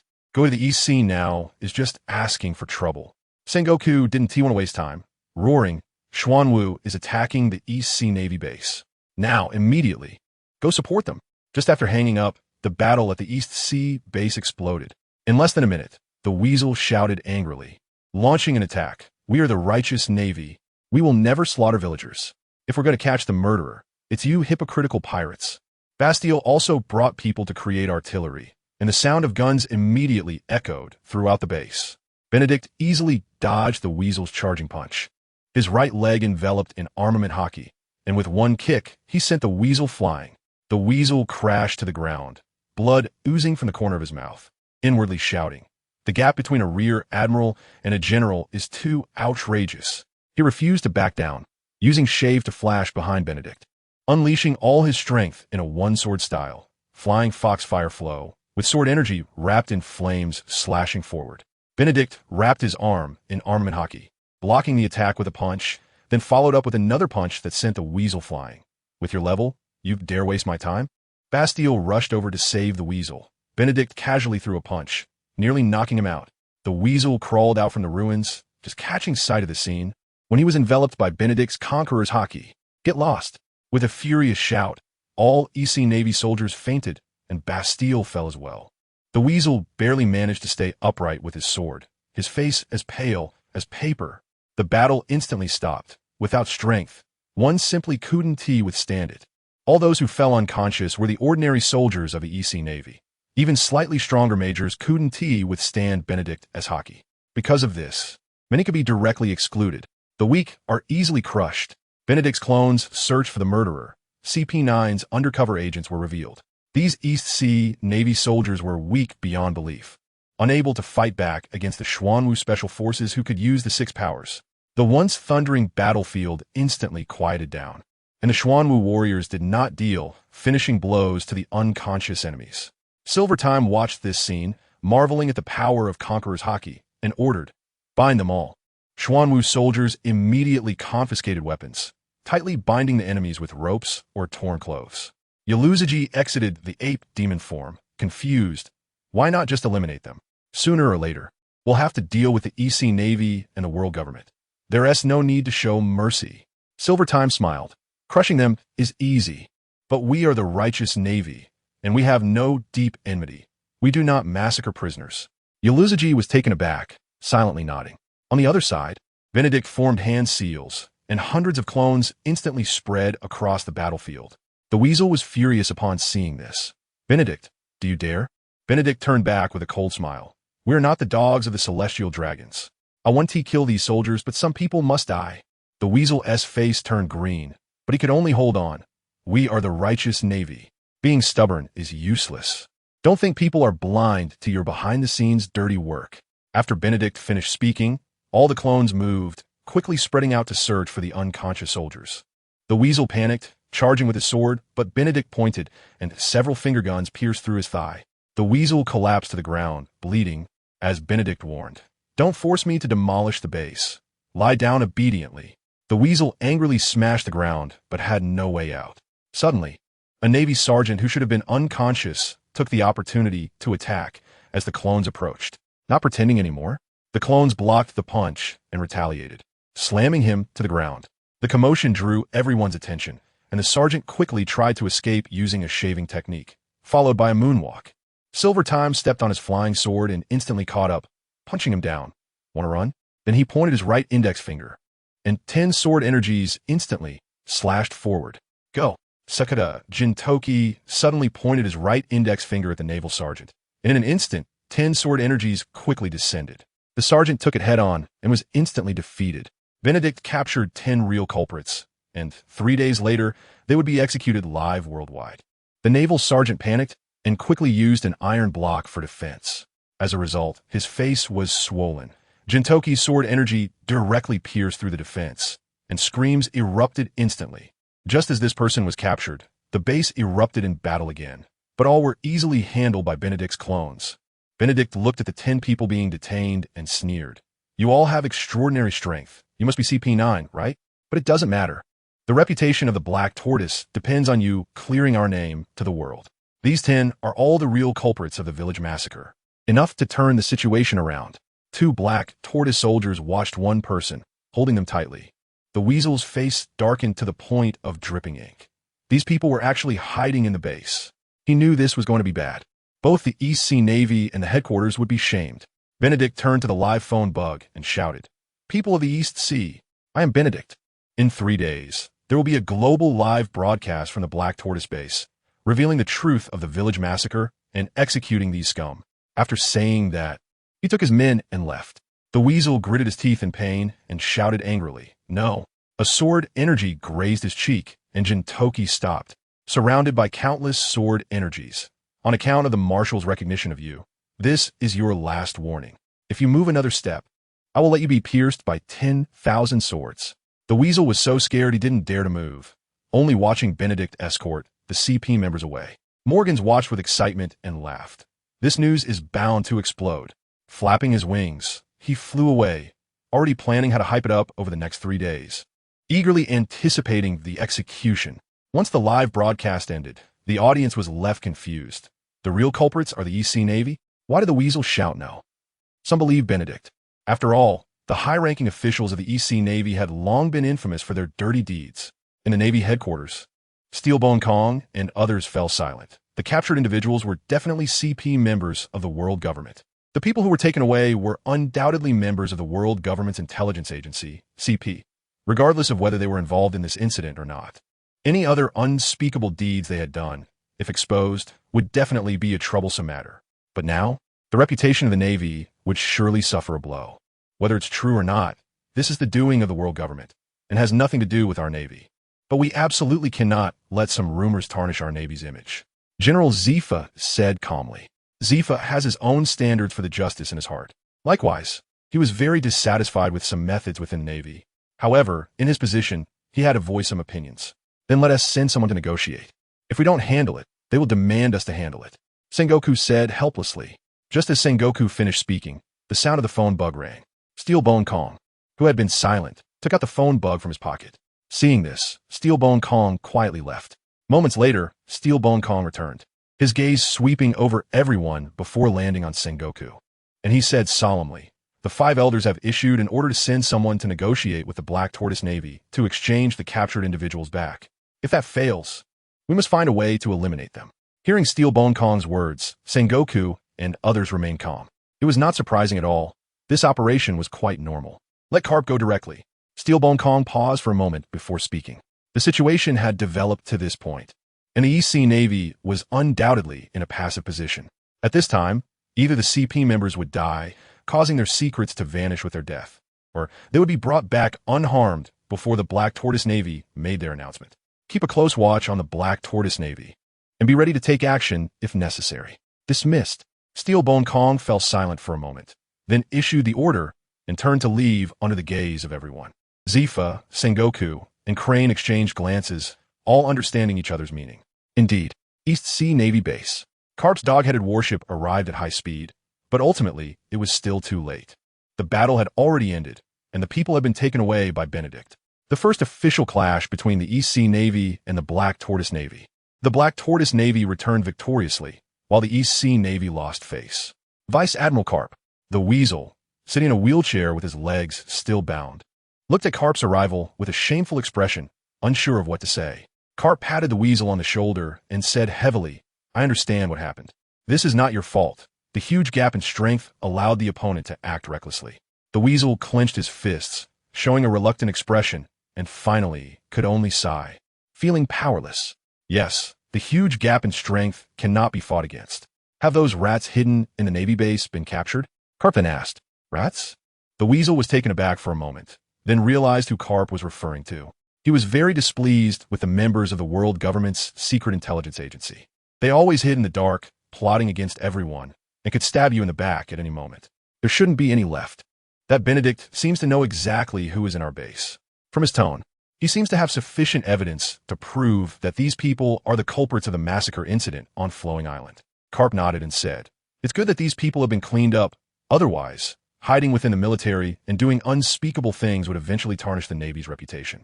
Hearing this, the Weasel wanted to argue but didn't know what to say. Vice Admiral Carp, in 3 days, if the truth is revealed. After hesitating, the Weasel voiced his doubts. The East Sea Navy has stood firm in the East Sea for hundreds of years. Its inherent reputation and strength won't be completely ruined because of this incident. Don't worry about that. No one is clean. The Weasel lowered his head, feeling a bit helpless at Carp's comfort. Beep, beep, beep. The sound of the phone bug rang, and Carp took out the phone bug from his pocket. Seeing it was Sengoku, he answered without thinking too much. Sengoku said to Carp, "Carp, where are you now?" "At the East Sea Navy base," Carp replied. "The 5 elders have issued an order for you to go to the Black Tortoise Navy base to negotiate with Benedict, to hand over the CP members, or find a way to kill them and stop the actions in 3 days. Sengoku's tone was calm as he responded. Upon hearing this, Carp frowned and said unhappily, "Why do I have to handle this matter? Didn't we agree that I would just test Benedict's attitude towards the Navy headquarters? That little brat is no ordinary character. He has gathered some good fighting power around him. Are you asking me to go to my death?" If it was just a matter of chatting, Carp, despite not wanting to move, would have to reluctantly go. But asking for people is a troublesome matter. It can't be solved with just a few punches. After a brief silence, Sengoku finally responded, "The world government's people will arrive in the East Blue tomorrow afternoon to meet with you." Carp frowned and said, "Since the world government's people are coming, they can negotiate by themselves. There's no need to involve me. I don't have time to accompany them to their deaths. If I could, I would smash them before they reach the Xuanwu Navy base." At the Navy headquarters in Sengoku's office, he gripped the transponder snail tightly, his veins bulging, and the transponder snail seemed on the verge of breaking. Sengoku was furious with his old partner. "Carp, this matter is non-negotiable." Sengoku roared angrily into the transponder snail. On the other end, Carp quickly moved the transponder snail away. Once Sengoku finished roaring, he brought it back and said, "Sengoku, you're still a general, not an admiral. Don't worry so much. Seriously, I just want to relax. Why is it so hard to take a break? You've already given yourself a month off. What more do you want?" Sengoku complained. Carp dug at his ears and said helplessly, all right, it's only been a month. Besides, was I on vacation? I was on my way to the East Blue. I just ran into a storm along the way." After hearing Carp's voice from the transponder snail, Sengoku's face darkened, and he directly hung up the call. Sengoku, so much pressure. Chapter 41 Reactions from All Sides Morgans is a real action-oriented person, and he is very fast. On the same day, newsbirds were delivering newspapers all over the world. The Xuanwu Navy crushes the East Blue Navy. The East Blue Navy slaughters the villagers of Liuliao Island, framing the Xuanwu Navy. The Xuanwu Navy will publicly reveal the truth in 3 days, punish the murderer, and salvage their reputation. Xuanwu Navy Admiral Benedict, owner of the three-colored hockey, remarkable in martial arts, still unknown whether he possesses a devil fruit ability. Various news topics appeared with each newspaper, capturing enough attention. As a result, major forces once again focused on the Xuanwu Navy and on Benedict. Cake Island, Big Mom's territory. Charlotte Perispero walked in holding a newspaper. Looking at Big Mom, who was enjoying cake, he felt quite good and said with a smile, "Mama, there's a piece of news here that you will definitely be very interested in." "What news could make Mama happy?" Charlotte Daifuku asked curiously. "It's about the East Blue Navy and the Xuanwu Navy." Charlotte Perispero handed a newspaper to Charlotte Daifuku and said. Upon hearing this, Charlotte Daifuku immediately became interested. He had heard about the Xuanwu Navy before. As pirates, they naturally pay special attention to this newly emerged Xuanwu Navy. After all, pirates and the Navy are opposing forces. Knowing more is beneficial, not harmful. Big Mom also became interested upon hearing this, and said, "Go ahead and tell me." Charlotte Perispero smiled and recounted the information on the newspaper. After hearing it, Big Mom laughed heartily. Dogs bite dogs, all fur flying. The incident of Liuliao Island slaughtering the lowly people is just some dirty tricks of the world government. No need to pay attention. Big Mom's words were filled with disdain. The East Blue Navy is too weak in front of Big Mom's pirate crew. Being able to stomp the East Blue Navy is merely to say that the Xuanwu Navy has the qualifications to stand in the Grand Line. But that's all. They're still weak in front of Big Mom's pirate crew. Mama, the Xuanwu Navy is not an ordinary navy. The current Xuanwu Navy Admiral Benedict possesses the strength of a general. In addition, he has 2 subordinates with general-level combat power, named Kenjiro, known as Big Dipper, and Wang Ji from the former Rocks pirate crew. Among the experts with Vice Admiral-level strength, there's also Silver Axe from the former Rocks pirate crew, and Sakata Jintoki, self-styled sword immortal, who, after being captured, joined the Xuanwu Navy under the leadership of the pirate king, Yelsiki. Even more shocking is that the soldiers of the Xuanwu Navy are all proficient in the Navy's 6 styles. With such combat power, the Xuanwu Navy is no longer a force that ordinary powers can contend with. In fact, with such a lineup, I suspect the Xuanwu Navy already has the strength to contend with the 3 emperors and the Navy headquarters.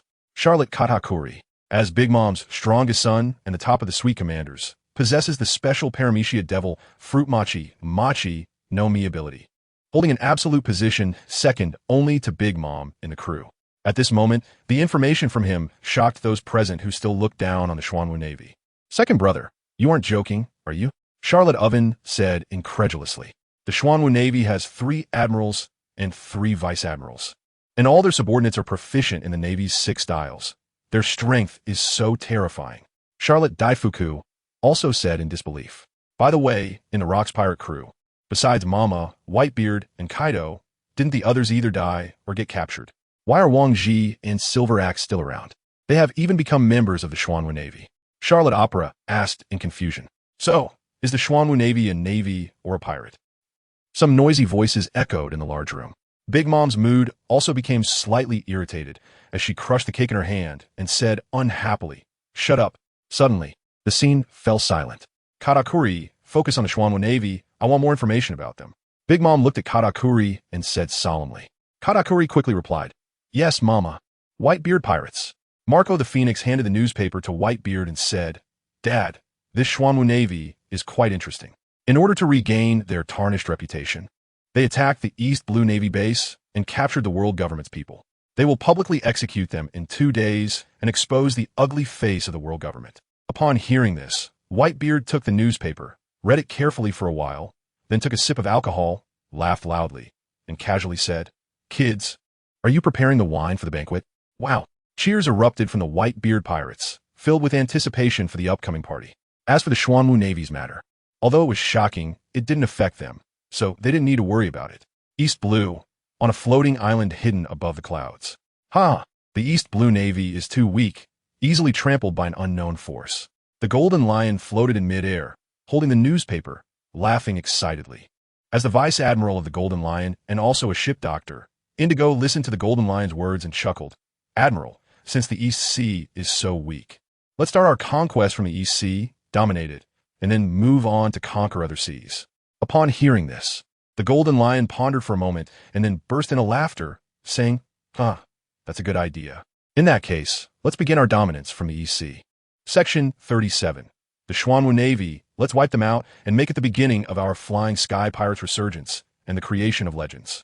Indigo thought for a moment and replied, Admiral, defeating the Xuanwu Navy is imperative, but our development is at a critical moment. So we need to wait patiently for a while. How long? The Golden Lion asked boldly. 1 month. Just 1 more month, and I guarantee you'll be satisfied, Admiral. Indigo vowed earnestly. All right, then 1 month later, we will destroy the Xuanwu Navy and sweep the EC, the Golden Lion declared with a grand gesture, exuding an air of dominance. Alone, he stormed into the Marine headquarters at Marineford, causing chaos and slaughter among the Marines, even engaging in fierce battles with Garp and Sengoku, nearly destroying half of Marineford. Although he was ultimately exhausted and imprisoned in the 6th level of Impel Down, he still managed to break out of the so-called most secure prison with his overwhelming strength. All of this was because he could not believe that someone as powerful as Roger, whom he regarded as both a lifelong enemy and friend, could be quietly captured by the Marines. He fought to confirm the truth of this matter while hoping to rescue Roger from the Marine headquarters. Unfortunately, by the time he wreaked havoc at the headquarters, Roger had already been secretly transferred to Lowtown in the EC, and by the time he escaped from Impel Down, Roger had already been executed. However, the words Roger spoke at the moment of his death excited the Golden Lion immensely. The chaotic and turbulent seas were simply marvelous. It was at this moment that he began to understand what Roger was doing. Therefore, the Golden Lion was not willing to remain in obscurity. The power of the Flying Sky Pirates could overshadow Roger's crew. How could he be content hiding in a corner? Chapter 42. The power of the Nightmare Fruit breaking into the EC Navy base to capture the secret informants of the world government and publicly executing them was undoubtedly a slap in the face to the Marine headquarters and the world government. The instigator of all this was actually the recently established Xuanwu Navy. Such explosive news was incredibly eye-catching, attracting countless attention. But for Benedict, this was nothing at all. At this moment, he was watching an interesting movie, one that had been plundered from the memories of prisoners. It was a real memory steeped in crime. The user of the Nightmare Fruit, Ethel Kennedy, could enter others' dreams and steal their memories, create false memories, and view others' memories only when the enemy fell into a sleep state. He could also take the memories he plundered. Ethel Kennedy, although he had not played a significant role in the King of Soldiers Pirates, had his value magnified infinitely at the re-education base in Azkaban. Thus, Benedict directly appointed Ethel Kennedy as one of the administrators of Azkaban. Normally, Azkaban only needed to send prisoners inside, and there would be Dementors patrolling and punishing them, requiring no administrators. However, Benedict deemed Ethel Kennedy's ability very suitable for intelligence theft. These despicable bastards, they truly deserve to die. Sakata Jintoki exclaimed in fury after watching all the recorded footage. Directed at the CP9 members of the world government's secret intelligence agency. These people were utterly inhumane, trafficking humans, trampling on others' dignity, disregarding lives, and collecting various intelligence for sale were crimes committed throughout the EC. Admiral, give me a team of 500 men. I want to wipe them out. The clown Buggy shouted, slamming the table, his face flushed with anger. It's infuriating.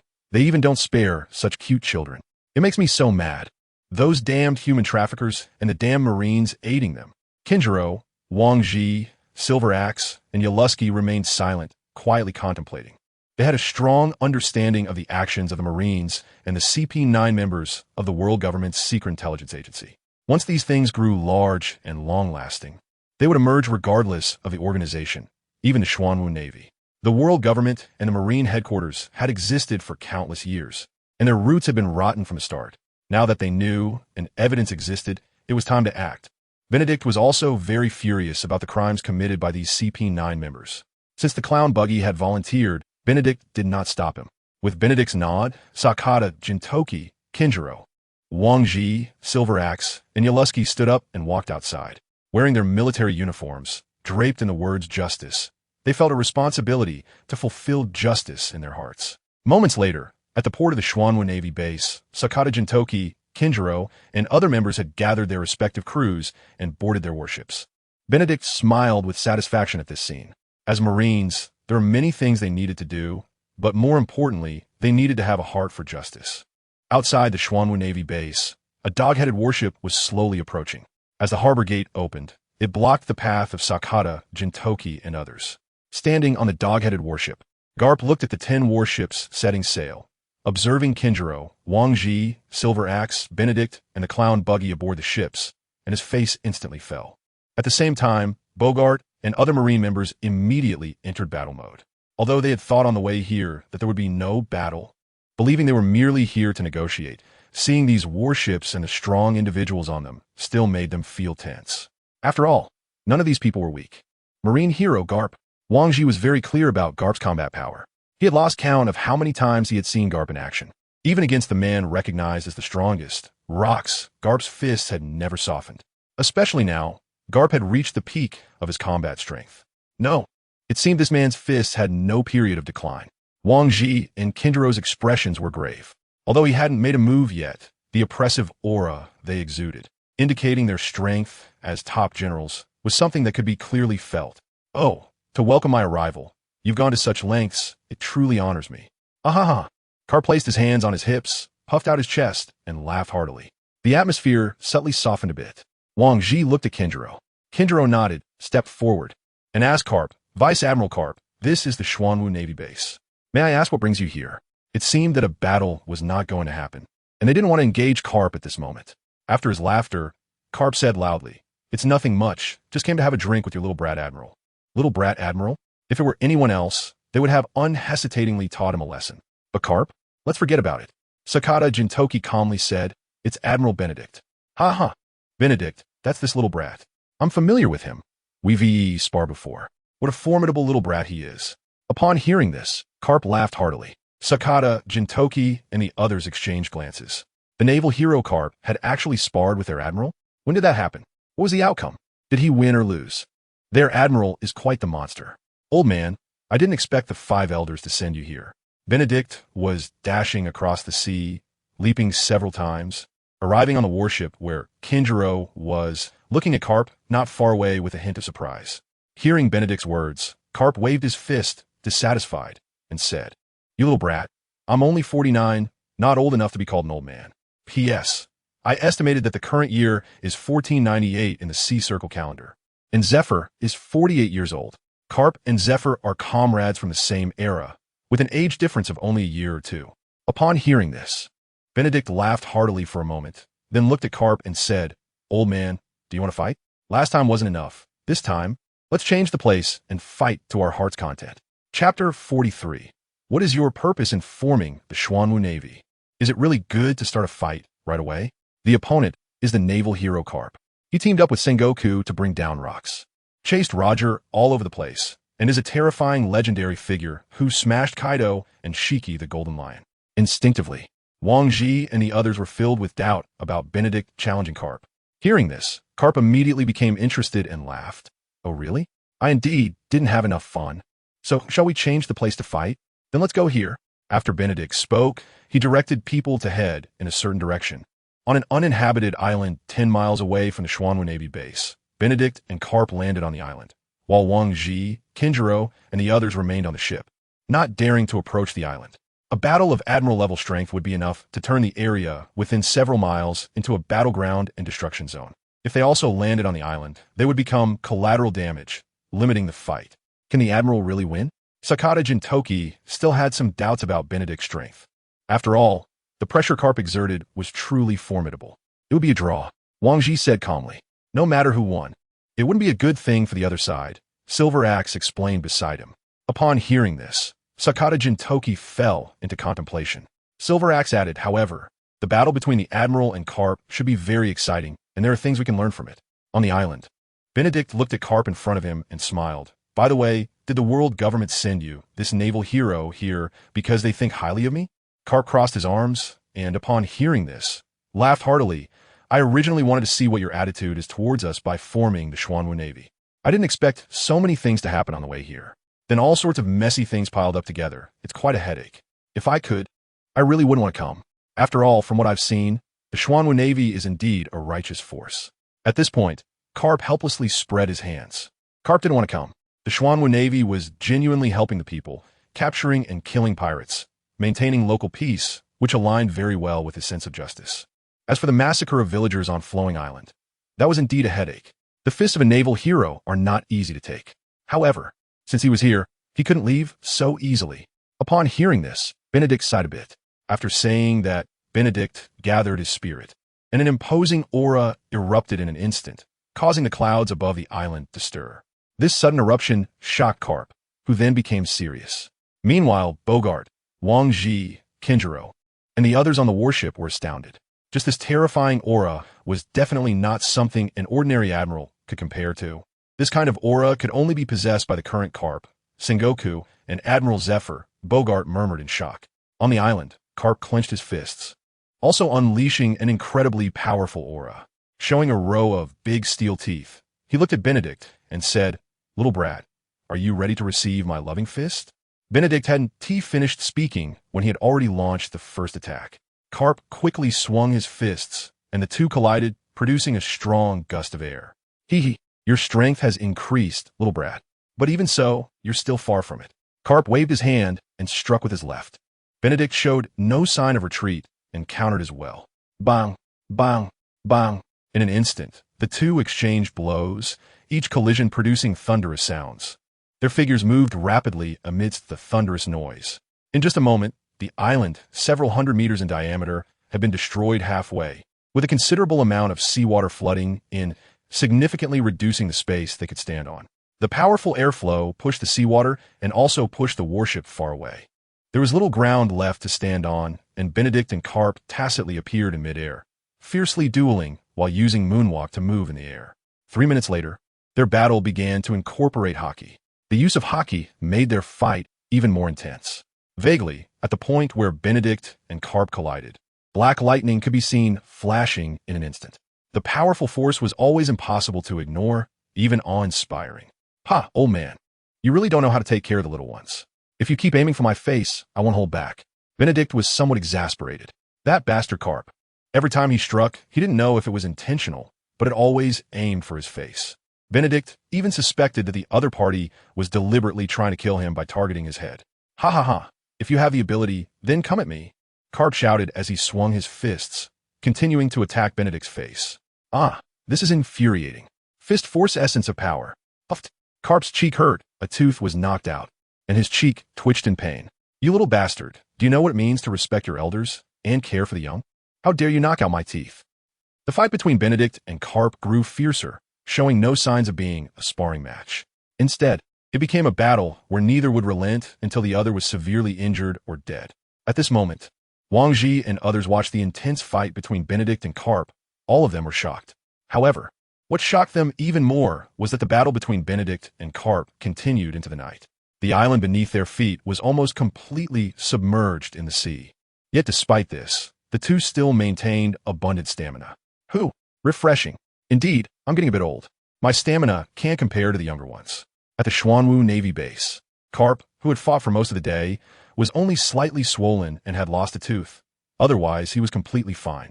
So at the banquet currently being held, Carp ate and drank heartily, showing no signs of being affected. Old man, the fight is over. The food is finished. It's time for you to go back, right? Benedict had already recovered from the injuries caused by Carp and had calmed down. Carp took a sip of white wine, already somewhat tipsy. Upon hearing this, he became quite alert and then stared at Benedict, asking, Benedict, tell me honestly, what is your true purpose in forming the Xuanwu Navy? At this point, Carp's gaze shifted to Wang Ji, Kinjiro, Sekata, Jintoki, Silver Axe, Yelvinsky, and others, and he said solemnly, with your combat power below the 3 emperors, no, it should be the 4 emperors. No one can shake you. Don't tell me those things about maintaining justice. That is definitely not your true purpose. Chapter 44, the answer, the true purpose of forming the Xuanwu Navy. Carp's confusion made even Kinjiro and others, who already had answers in their hearts, unable to suppress their curiosity about how Benedict would respond to Carp, and what kind of answer that would be. Bogart was also curious, because this was the answer that the world government and the Navy headquarters wanted to know. It also related to how the world government and Navy headquarters would treat the Xuanwu Navy. Is it hard to answer? Or you like those people said? Carp looked at Wang Ji, Silver Axe, and Yelvinsky, saying, promoting hypocritical justice, while in reality having sinister intentions, is a pirate who stops at nothing? At this moment, Yelvinsky and Silver Axe both cast their eyes toward Carp. Their unfriendly gazes expressed their dissatisfaction. Since they had joined the Xuanwu Navy, aside from being subservient to Benedict's strength, they recognized Benedict's ideals and were willing to strive and change for it. They would not want to hear others say they were just a bunch of pirates. This made Bogart have to put down the delicious food, ready to enter a fighting stance at any moment. Justice. At this moment, Benedict answered with 2 words and then fell silent. The somewhat delicate and tense relationship was eased a bit. Is that all? Carp asked in confusion. This answer is too simple. Chapter 39, even Carp felt that Benedict was joking. Didn't he just hear me speaking? This is too casual. Yes, it's that simple. Benedict nodded and then looked at Carp, asking, Old man, do you think this world is right? In a world he understood, Carp's life was legendary. It was also oppressive and full of helplessness, which made Carp face any situation with laughter. First of all, Carp's strength was at its peak, comparable to Whitebeard and Roger. Even as Carp aged, that powerful combat ability still commanded respect, not to mention that he was still at his peak now. Secondly, Carp's inner dissatisfaction with the world government was evident. Otherwise, he wouldn't have refused to be promoted to Admiral after teaming up with Roger to defeat Rox at God Valley. After all, being promoted to Admiral, in his view, meant becoming a direct subordinate of the Celestial Dragons, protecting them and cleaning up after them. What is this? A lapdog of the Celestial Dragons? He would never do such a thing. So, Carp was also a strong-willed and straightforward person, but he cared deeply for his subordinates. However, this guy, although a vice admiral, had no semblance of authority, always drinking tea and eating snacks, looking like he was doing nothing. Nevertheless, Benedict was very sure that this was just his disguise. The man known as a hero was actually someone with far-reaching vision and both wisdom and courage. No matter what trouble he encountered, he could accurately grasp the situation and respond accordingly. Benedict vaguely remembered that in the original world, in the initial setting, Carp was not a Navy officer, let alone a Navy hero.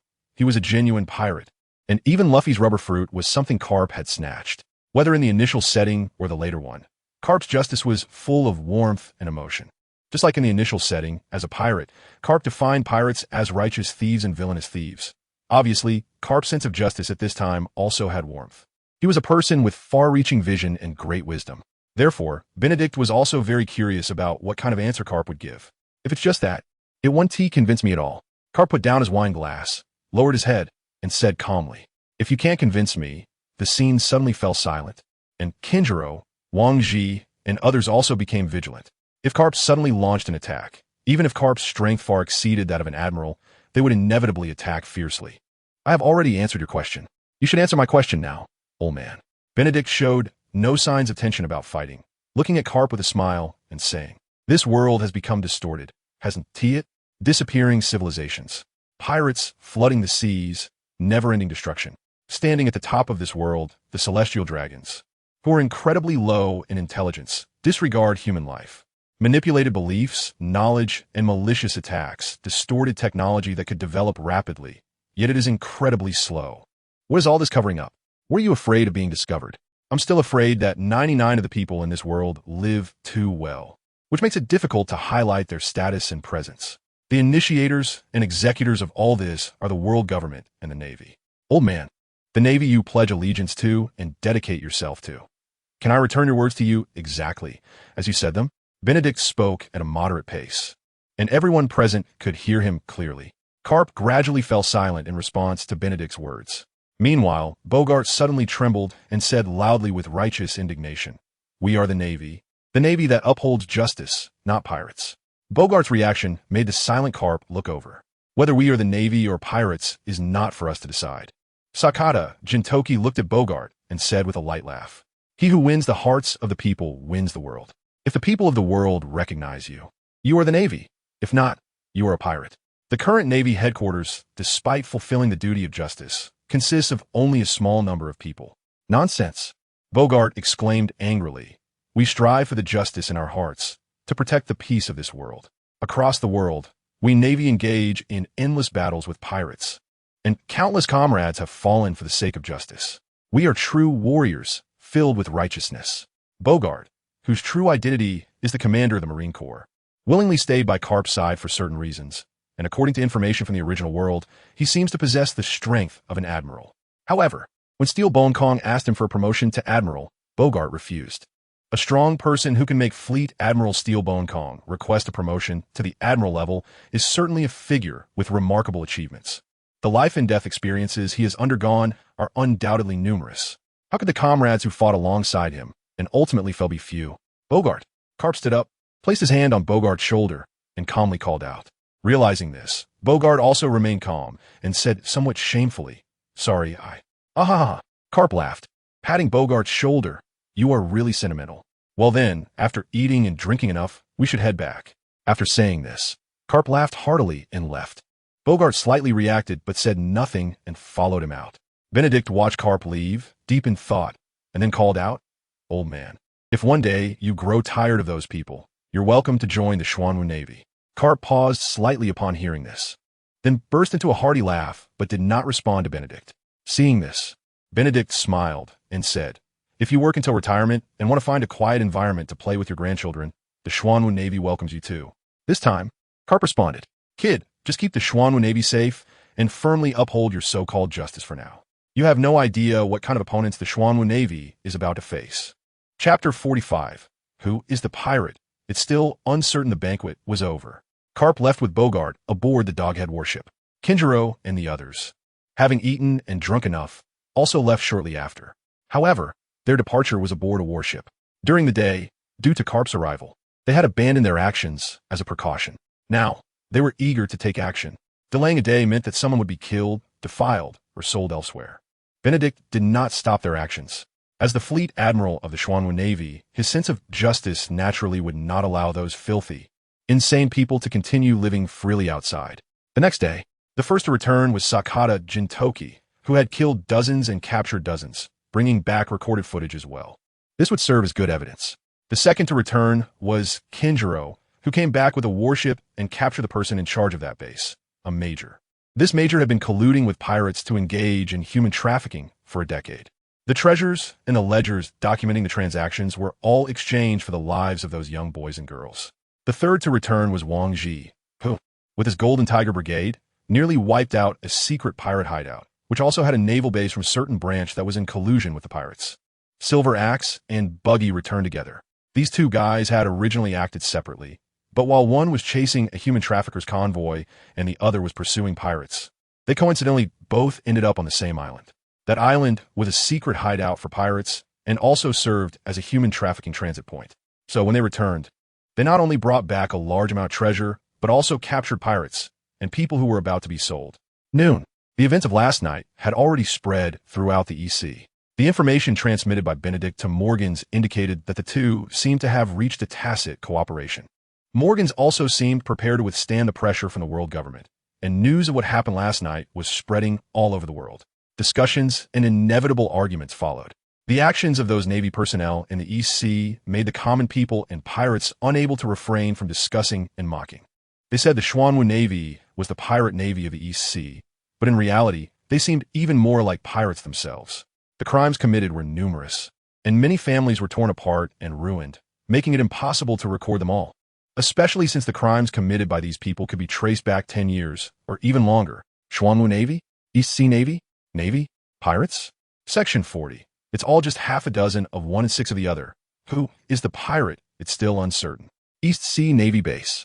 Before the Flying Squirrel, several newspapers were laid out. Similar newspapers were also placed in front of Carp. With clenched fists and heavy breathing, the Flying Squirrel seemed to be on the verge of going berserk. East Sea Navy. There are so many rotten apples that they have practically eroded the very roots of the EC. What is more critical is that this was not something they discovered themselves, but rather what the Xuanwu Navy uncovered, and they had already captured the culprits red-handed. This slap in the face was not light at all. Oof. Embarrassing. Carp crumpled the newspaper into a ball and tossed it into the trash can, dissatisfied. Both Bogart and Bastille also looked displeased. These people are the soldiers under their command? This is the Navy that wears the righteous uniform, shouts slogans, is supposed to protect the people, fight pirates, and uphold justice? Flying Squirrel. There are some matters that need to be self-checked. We don't want the Navy to lose the hearts of the people in the EC and become viewed as pirates in their eyes. All these rotten apples must be eliminated. As long as the rotten roots are not removed, they will continue to rot. After finishing his words, Carp turned and left. Staying here won't solve anything. It's just frustrating. Admiral Carp, you went to the Xuanwu Navy base last night. What was their attitude? The squirrel glanced at Carp, who was about to leave the office, and quickly asked. You don't need to worry about this matter. Carp replied and left without lingering. Bastia was taken aback and then looked at the squirrel to ask, Sir, what does Admiral Carp mean? The squirrel fell silent for a moment and said, Prepare the soldiers for battle. Bastiu exclaimed, but quickly realized what it meant. The fact that they didn't bring anyone back also meant that the negotiations had failed. A failed negotiation also meant that the higher-ups would inevitably demand they send troops to retrieve people. Are they going to their deaths in the face of real battle and a huge gap in strength? Bastiu said helplessly, is there really no other choice? That matter is likely true. Otherwise, the Xuanwu Navy wouldn't have acted overnight to capture so many pirates, destroy the secret hideouts of pirates and human traffickers. Nor would there have been destroyed naval bases and plundered information and treasures. The East China Sea Navy has stood firm in the East China Sea for many years and has its own intelligence channels. Once they learned about the incident, they quickly launched an investigation to understand the situation. Yes, the reputation of the Xuanwu Navy has risen even higher, while our East China Sea Navy will be disgraced. I suddenly feel a bit regretful. The squirrel covered his forehead, leaning back with a sense of powerlessness.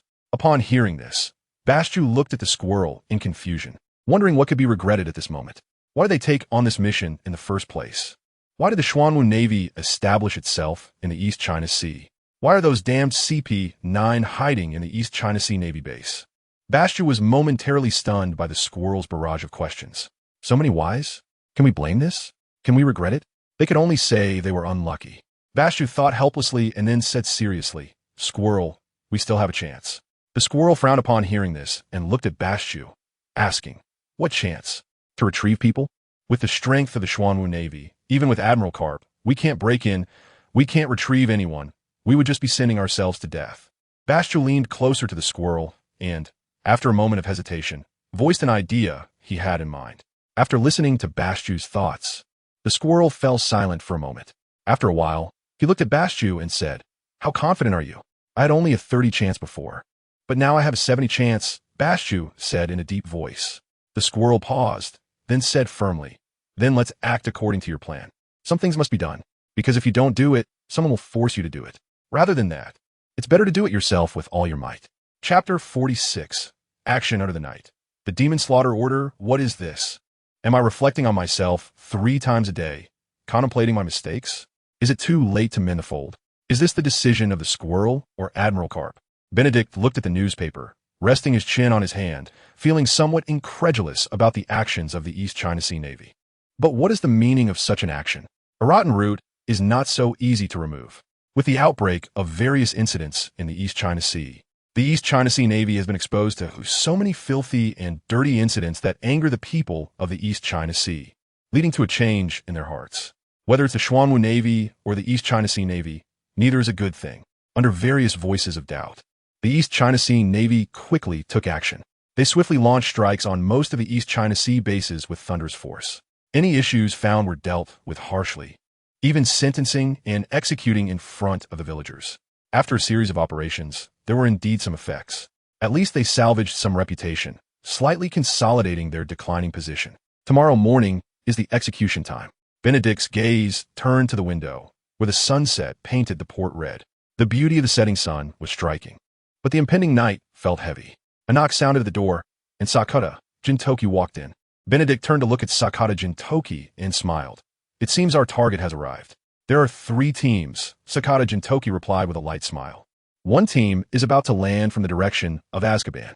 One has completed landing from the direction of the indoctrination base, presumably to stop our reinforcements. The last team is approaching from the main gate, flying the pirate flag. The intelligence team reported that they hadn't been seen at sea, so they must have been hastily gathered.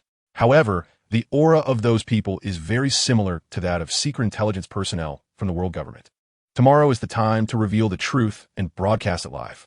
The world government, and even the Navy headquarters, do not want certain secrets to be made public. So tonight is their last chance to take action. Therefore, Sakata Jintoki, who possesses the sword fruit and enjoys playing with sword flight tricks, became one of the night watchmen.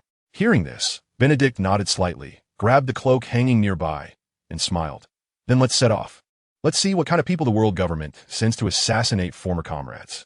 At the main gate of the Xuanwu Navy base, Yaluski led his squad, already waiting there for a long time. Marshal, Yaluski saluted the arriving Benedict with a serious expression and said, 3 pirate ships, estimated to have about 600 people. And judging by their aura, they're similar to the captured CP-9 members. Upon hearing this, Benedict chuckled lightly and said, a CP-9 squad of 600 people? The world government is really putting in the effort. As secret intelligence members of the world government, although they are spread all over the world and seem numerous, each member has survived through training and battle among hundreds or thousands. They are very strong, have strong psychological quality, and are also very loyal. However, gathering them all together and exposing the identities of 600 people just to kill the captured CP7 members? What a waste. Do you think we should capture them? Or kill them? Benedict said lightly, while looking at the densely packed black-clothed figures on the 3 ships. Kill them. An invisible sword aura appeared beside Sakata Jintoki, staring at the 3 pirate ships, and said, "They're all death warriors. Keeping them is useless." Although the death warriors are unwilling to speak once they fall asleep, they can't help but spill their secrets. Yaluski, on the other hand, expressed a different opinion from Sakata Jintoki. Eiffel Kennedy's nightmare fruit will show no mercy against sleeping enemies. No matter how many secrets you have, it can extract them all. If the excess memories have already been erased, leaving only an obsession, Sakata Jintoki smirked and said flatly, "They won't make the same mistake a second time, right? Moreover, these people are not that simple at all. They are completely incomparable to those others." Sakata Jintoki's gaze gradually became sharper. Benedict smiled as he glanced at Sakata Jintoki. In such a short time, this guy's observation hockey seemed to have improved. As Sakata Jintoki said, the strength of these hundreds of people is not simple. Especially some among them possess strengths comparable to that of rear admirals and vice admirals. Just to kill the captured CP7 members, they dispatched such forces. Should we say that the world government values them highly, or that they completely look down on them? Is the current action telling the Xuanwu Navy that the power possessed by the world government can easily deploy overwhelming strength to make the Xuanwu Navy disappear from this world? Is this an attempt to erase this island and obliterate the truth overnight? Sakata Jintoki said blandly. Yelcg seemed to have thought of something as he looked further away. Shadows in the darkness slowly emerged. 1 ship, 3 ships, 5 ships, a total of 15 powerful Navy warships. The demon-slaying order? Yelcg exclaimed in shock. The demon-slaying order is authorized by the world government and established by the Navy headquarters to carry out indiscriminate destructive attacks on areas that send out signals, aimed at eliminating anything that threatens the rule of the world government. However, even though it is established by the Navy headquarters and requires the Navy admiral to issue the final command, this is merely on the surface. Whenever necessary, the world government can bypass the Navy headquarters and issue the demon-slaying order directly, which will be executed swiftly. Many people do not know how many times the demon-slaying order has been activated. However, every time it is activated, the destruction it causes terrifies those who know about it. Coincidentally, the kingdom where Yelcg once belonged had experienced the baptism of the demon-slaying order due to an incident. That time, 99% of the capital's population died. The remaining survivors were merely the lucky few who managed to escape. It was only after that they realized that the world government had used the demon-slaying order against them. They quickly controlled the kingdom they had once sworn loyalty to. What saddened and despaired them was that many did not know this was the world government's secret scheme, but instead, under the propaganda of the puppet government, they were filled with friendliness towards the world government. After that, he was expelled and left that kingdom, becoming a pirate and forming the Soldier King Pirates. Now, the world government believes that the Xuanwu Navy has threatened their rule. Those who cannot be used by them are all enemies. All threats to their rule that must be crushed in the cradle. Chapter 47, The Demon-Slaying Order. Start and end outside the Xuanwu Navy base. 15 Navy ships were lined up on high alert. Outside these 15 warships, there was another warship. This warship was hidden in the darkness, 5 nautical miles away from the 15 warships. There were not many people on this warship, but each person was very powerful. At this moment, one such person was quietly leaning against the mast, gazing far into the distance, holding a golden transponder snail in his hand. Under the slightly dim light, it could be seen that this was a golden transponder snail. "Time's up," a woman's voice sounded, followed by the sound of footsteps, as a rounded calf wrapped in black stockings stepped out from the darkness. It was a voluptuous, nearly perfect blonde woman. Her voice also alerted the burly man leaning against the mast. What a pity. The burly man revealed a wicked smile under the faint light. His words filled with amusement and disdain. At the gate of the Xuanwu Navy base, the demon-slaying order, they really are not holding back. Benedict recalled Karp's words, and now he somewhat understood. The world government's intention from the very beginning was to erase the Xuanwu Navy from this world. The massacre of villagers on Flowing Island was the beginning of the world government's plan to use the demon-slaying order. Just as expected, one should not underestimate the world government, Benedict murmured, his gaze towards the 15 Navy warships becoming deep. Jintoki, let the sword fly for a while. Benedict suddenly said to Sakata Jintoki. Sakata Jintoki immediately reacted. Okay. Sakata Jintoki responded with a smile, and then he instantly drew his sword. Gasps followed. The members of the Xuanwu Navy all felt the sword aura of Xuanwu around them in that moment. But what shocked them even more was the countless appearances of Benedict. Multiple shadow clone technique. The demon slaying order. Even if the Xuanwu Navy had many warships to clash with the enemy, the Xuanwu Navy base would still be attacked and destroyed. Indeed, battles must be fought on the opponent's territory, so that if you damage your own, you won't feel heartbroken. Hundreds of Benedicts precisely landed on the sword aura. Sakata Jintoki, holding his sword, shouted with a somewhat wild expression, Admiral, are you ready? We're about to fly. All swords launch. 10,000 swords are impossible. However, relying on small objects, transforming into hundreds of sword auras can be easily accomplished. In an instant, Benedict's clones flew out with the sword aura. The secret intelligence personnel on the 3 pirate ships looked at the countless Benedicts flying by, all feeling incredibly shocked. Why are there so many identical Navy admirals? Why can they all fly in the air so quickly? Why haven't they attacked them? 3 questions echoed in their minds, filled with confusion. But soon someone reacted, realizing they were heading towards the warships several nautical miles behind them. Damn it, immediately notify them to prepare defenses. The Xuanwu Navy has launched a sneak attack. They must immediately activate the demon-slaying order. These people clearly knew about this operation. Thus, their appearance was actually to carry out the final cleanup of the remaining survivors after the demon-slaying order, especially someone like Wang Ji, who possessed powerful combat abilities. At the same time, they firmly believed that after the demon-slaying order, Wang Ji and others would not be able to withstand their combined assault. Meanwhile, the golden transponder snail's call was dialed out. A silver transponder snail in someone else's hand was also connected, and a man's voice came through. Demon-slaying order, activate. The man who received the order immediately said in a deep voice, all warships, fire in 5 seconds. With the command issued, the 15 warships immediately prepared to fire at any moment. 5, 4, 3, Section 42, 2, bang, bang, bang. As the countdown reached 1, a deafening roar erupted. There were sounds of cannon fire, heavy objects striking warships, and vibrations causing shaking and tilting. Although thousands of arrows were fired, some still missed, failing to cover all 15 warships. Therefore, some of the warships unleashed their firepower. However, Benedict's clone also rushed onto the descending warship. Sword Chi flew several nautical miles and landed on the warship, producing a clanging sound. Thank you for the warships you sent. We gladly accept them. The soldiers launching the demon-slaying order, although specially organized and quite powerful, still required precise control and artillery strikes. Even so, this level of combat power was still too weak against Benedict's clone. The rapidly descending Benedict clone swung his fists, quickly reaping lives and moving swiftly. The division of labor was clear, yet they possessed formidable combat strength. In just a moment, the 15 warships lost the ability to continue executing the demon-slaying order. At this time, at the Xuanwu Navy base, Sakata Jintoki and Yelsiji also led their warships to engage in a fierce battle with the secret intelligence personnel from 3 pirate ships. Meanwhile, at Azkaban, as the demon-slaying order was initiated, nearly 100 CP6 members who had been lurking and biding their time also launched an attack. However, at this moment, Kinjiro, accompanied by special forces, quickly took action. Another batch of forces near the indoctrination base collided with Wang Ji's Golden Tiger squad. In an instant, almost the entire Xuanwu Navy base was engulfed in battle. Benedict arrived at the highest lookout tower of the Xuanwu Navy base, utilizing observation haki to gain an overview of the battle. Indeed, one cannot underestimate the resolve of the world government. They mobilized such a powerful amount of manpower and resources to enter the East Sea, yet our intelligence failed to detect it. It seems this intelligence channel still needs to be strengthened.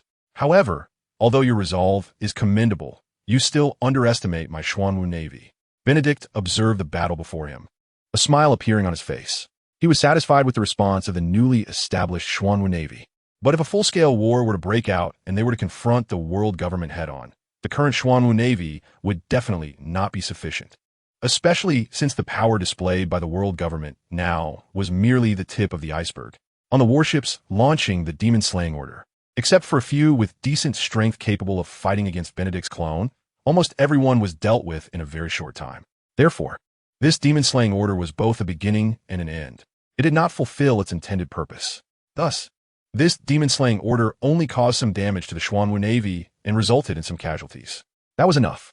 At least the world government still had 15 warships as compensation. Some troublesome individuals actually got so close. They managed to evade my observation hockey perception and approach me. However, I still thank you for the warships you sent. I will graciously accept them. If possible, I would also like to invite you to Azkaban for tea. That shouldn't be a problem, right? Benedict raised an eyebrow, his gaze sweeping across several places, and then smiled. They had been discovered. From the darkness, several figures slowly stepped out, threatening the rule of the world government. The creator of the Xuanwu pirates, Benedict. You are under arrest. Chapter 48. The horrific CP0, the truth revealed to the public. You are under arrest. A simple phrase. It was said with such righteous indignation. Benedict couldn't help but laugh. Just by relying on these people, the world government thinks they can capture him? Nice slogan. With your strength, are you CP0? The most elite members of the world government's secret intelligence agency. Benedict looked at the three men before him and asked. The tall man with a mustache, codenamed Block 1. The chubby man with a small braid, codenamed Block 2. The bald man with a scar on his face, codenamed Block 3. All dressed in matching black suits, their expressions cold and gazes contemptuous, showing no regard for Benedict. Perhaps they thought capturing Benedict would be a piece of cake for the three of them. Well, since you're unwilling to speak, that's fine. After all, I have my ways to make you talk. However, before that, your arrogant attitude needs some serious correction. As Benedict finished speaking, he took the initiative to attack. The three immediately became serious and entered a state of readiness. Block 1 clenched his fists, looking at the charging Benedict, stepping forward without retreat. His fists covered in armament hockey, launching an all-out strike. At the same time, Block 2 and Block 3 also quickly and synchronously closed in on Benedict, unleashing their deadly moves. Crack! A crisp sound came from Block 1's fist. With just one punch, the difference in power was evident. Block 1's face changed dramatically. But seeing his teammates charging in with the thought of stalling Benedict, he endured the intense pain and threw another punch at Benedict's face. Benedict showed no fear whatsoever, not even paying attention to the attacks from Block 2 and Block 3 behind him. He similarly struck out, aiming for Block 1's other fist. Another crisp sound echoed as Block 1's fists, even with armament hockey, were crushed by Benedict. At this point, Benedict's armament hockey had reached level 3, while the armament hockey of the person before him was merely at level 1. The enormous disparity in strength and defense had already determined the outcome. Pain was unavoidable. But seeing his teammates' deadly moves about to land, Benedict could no longer retaliate and couldn't help but reveal a sinister smile. For them, as long as they could complete the mission, they could even sacrifice their teammates. It was just a matter of who sacrificed whom in the end. Bang! Block 2 and Block 3 wore sinister, triumphant smiles on their faces. This Xuanwu Navy Marshal is too foolish. It was so easy for them to get the upper hand. Even if this attack didn't kill Benedict, it would severely injure him. However, in the next moment, smoke appeared, and the sensation that their attack had landed on Benedict suddenly felt incredibly light, as if everything had just fallen on a balloon. Did he die? What is going on? Why did he suddenly disappear? Block 2 and Block 3 looked at the disappearing Benedict with a puzzled expression on their faces. Block 1's hands were already incapacitated, hanging limply at his sides, his gaze quickly scanning the surroundings with a hint of seriousness. However, upon seeing the scene, Block 1 was completely stunned. So many Benedicts. Wow, impressive strength. But unfortunately, you're in trouble. Countless voices echoed in their ears, perfectly synchronized, leaving them clueless as to which one was the real Benedict. Block 1, Block 2, and Block 3 were completely dumbfounded. The Benedict they had just encountered had such terrifying combat power. And now there were hundreds of them. Do they still need a fight? So, are you ready to be beaten up?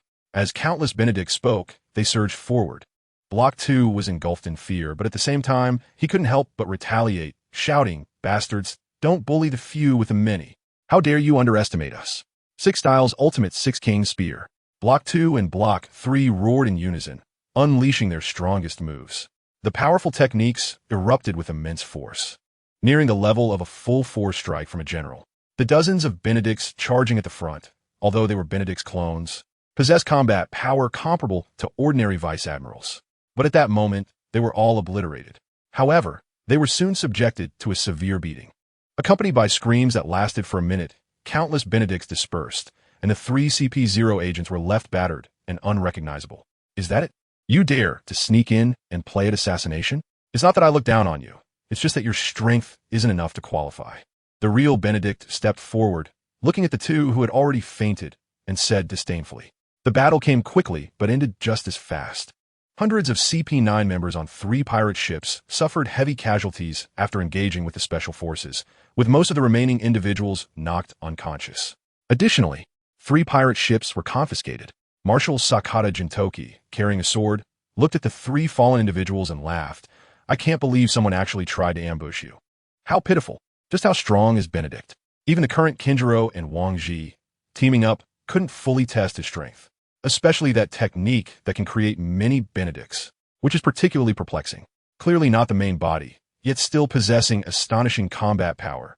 Hearing this, Benedict smiled slightly and said, these people are CP0, privy to more secrets.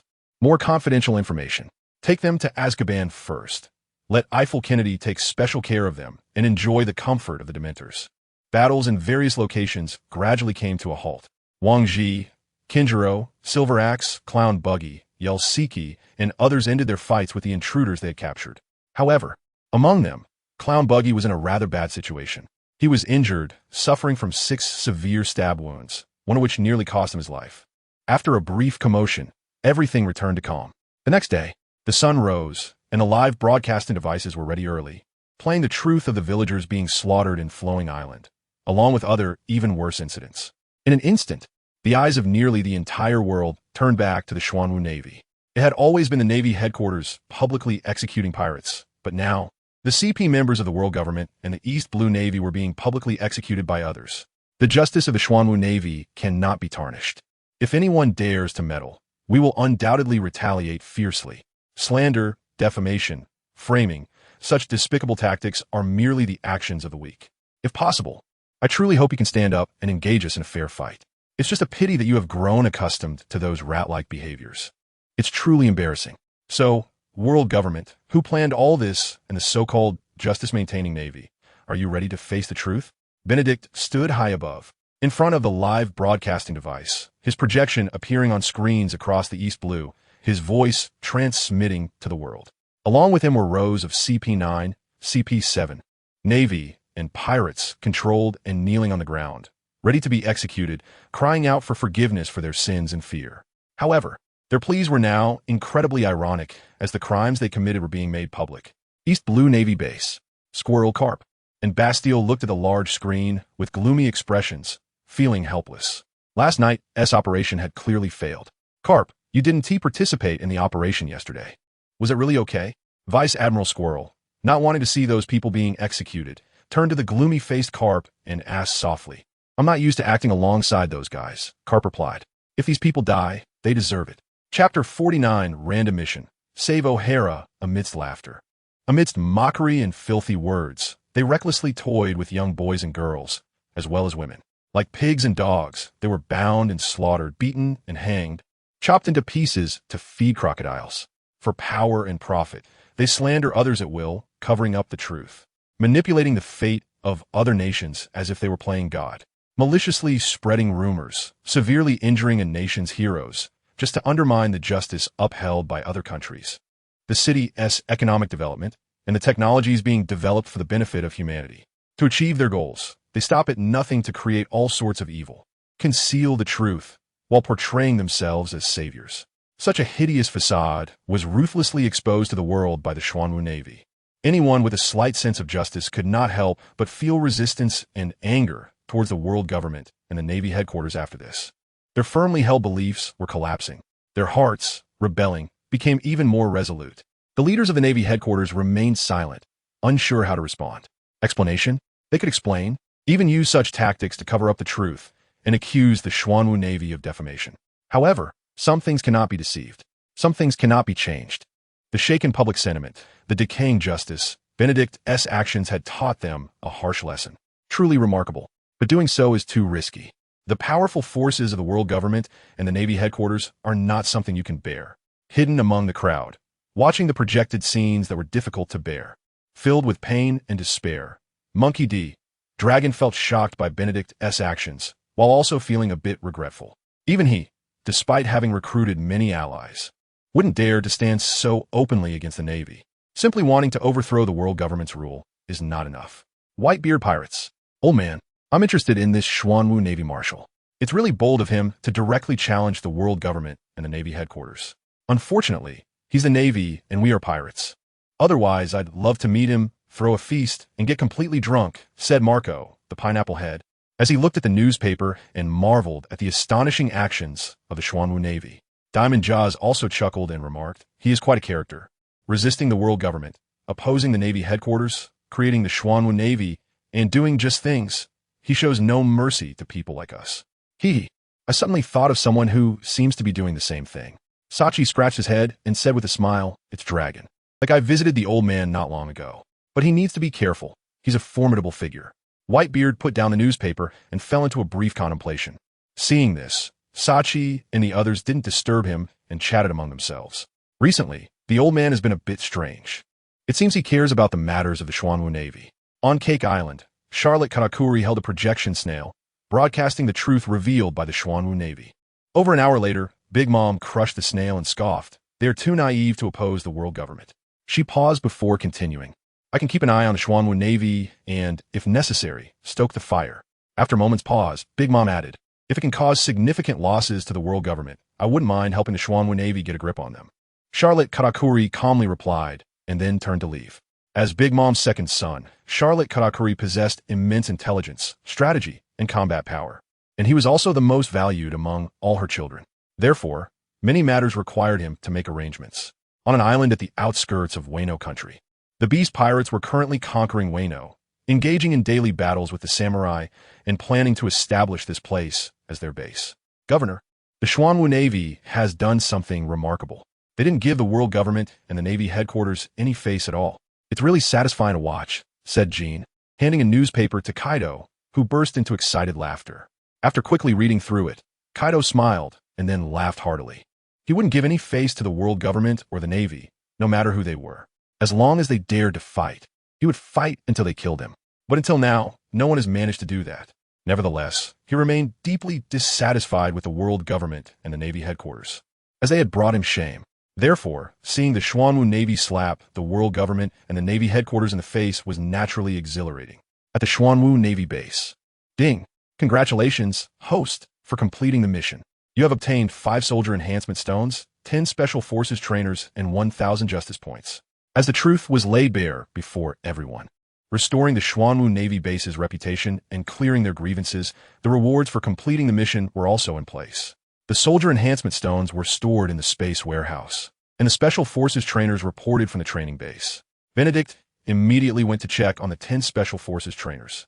They had robust physiques, and even in appearance, they were almost indistinguishable from the summoned special forces.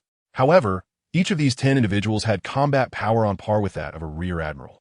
Moreover, these 10 were well-versed in the Navy's 6 styles and excelled in training others in them, capable of training Navy personnel to master the 6 styles in the shortest time possible. Indeed, their abilities matched their attributes, being able to teach the Navy's 6 styles in 60 days. The Xuanwu Navy would continue to grow and expand to other seas, requiring a vast number of Navy soldiers. With the daily summons provided by the system, who could say for sure if they would be sufficient in the future? Therefore, the presence of the Special Forces trainers was essential.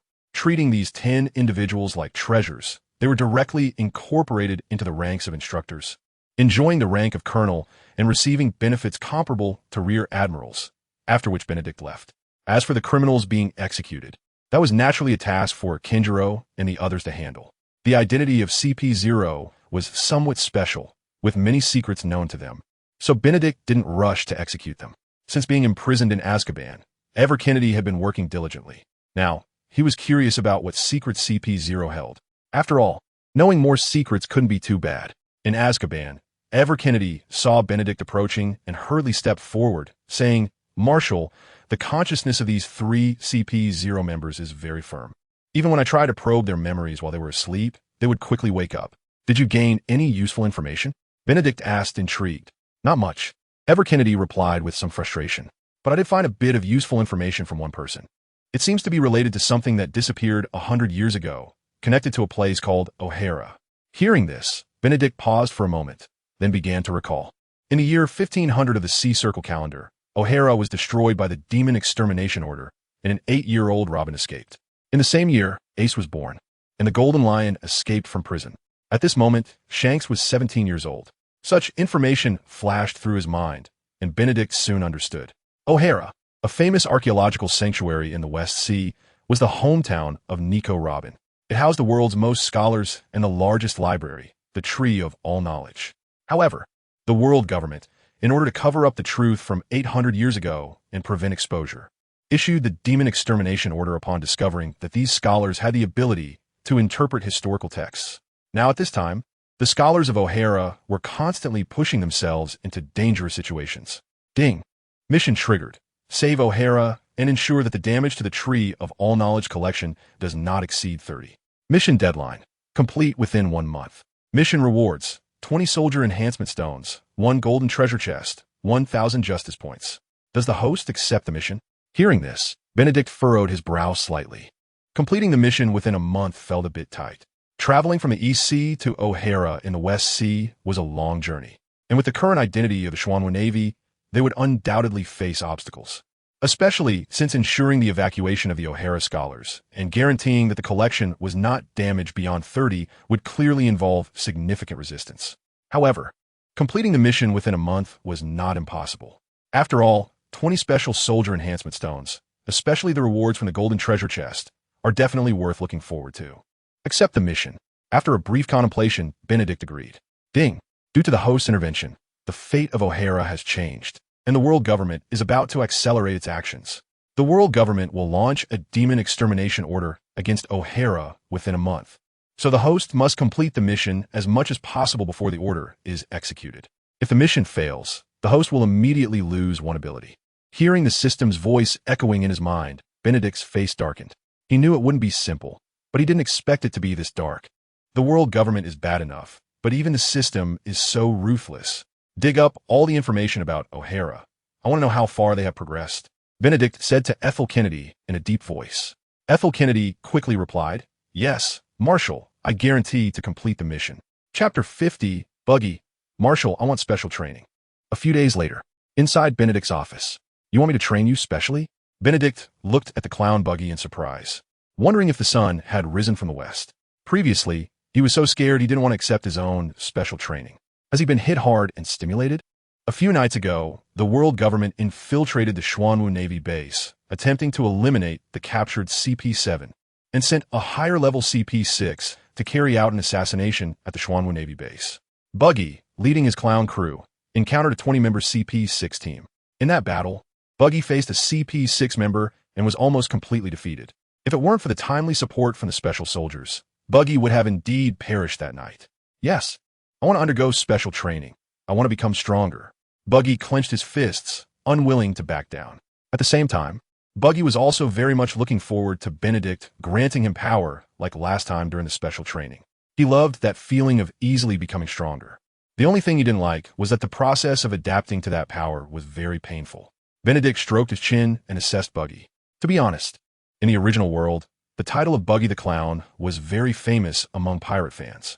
However, one thing is certain, Buggy's strength is really weak, and his use of the split fruit shows almost no combat power. Even now, after the power enhancement, if he were to face a 100-person team alone, Buggy would definitely be defeated.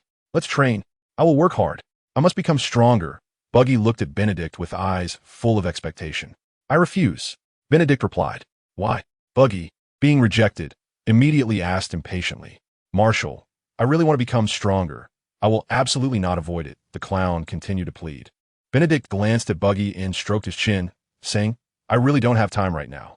He still has tasks to complete and must head to the West Sea. There's no time to train Buggy here. I want to become stronger. Buggy insisted. Benedict then thought of the special soldier trainers and said, if you want to become stronger, go to the training base first and master the Navy 6 forms. Also, you need to study your split fruit well. The techniques you have developed are really too weak. Upon hearing this, Buggy was stunned. He then unhappily said, "I'm not going." "Why?" Benedict asked curiously. "I am a major now," the clown replied. "The instructors at the training base are colonels." Benedict calmly responded, "Training you is more than enough. With your current strength, anyone can easily handle you." Buggy exploded upon hearing this, roaring in front of Benedict. "Just them?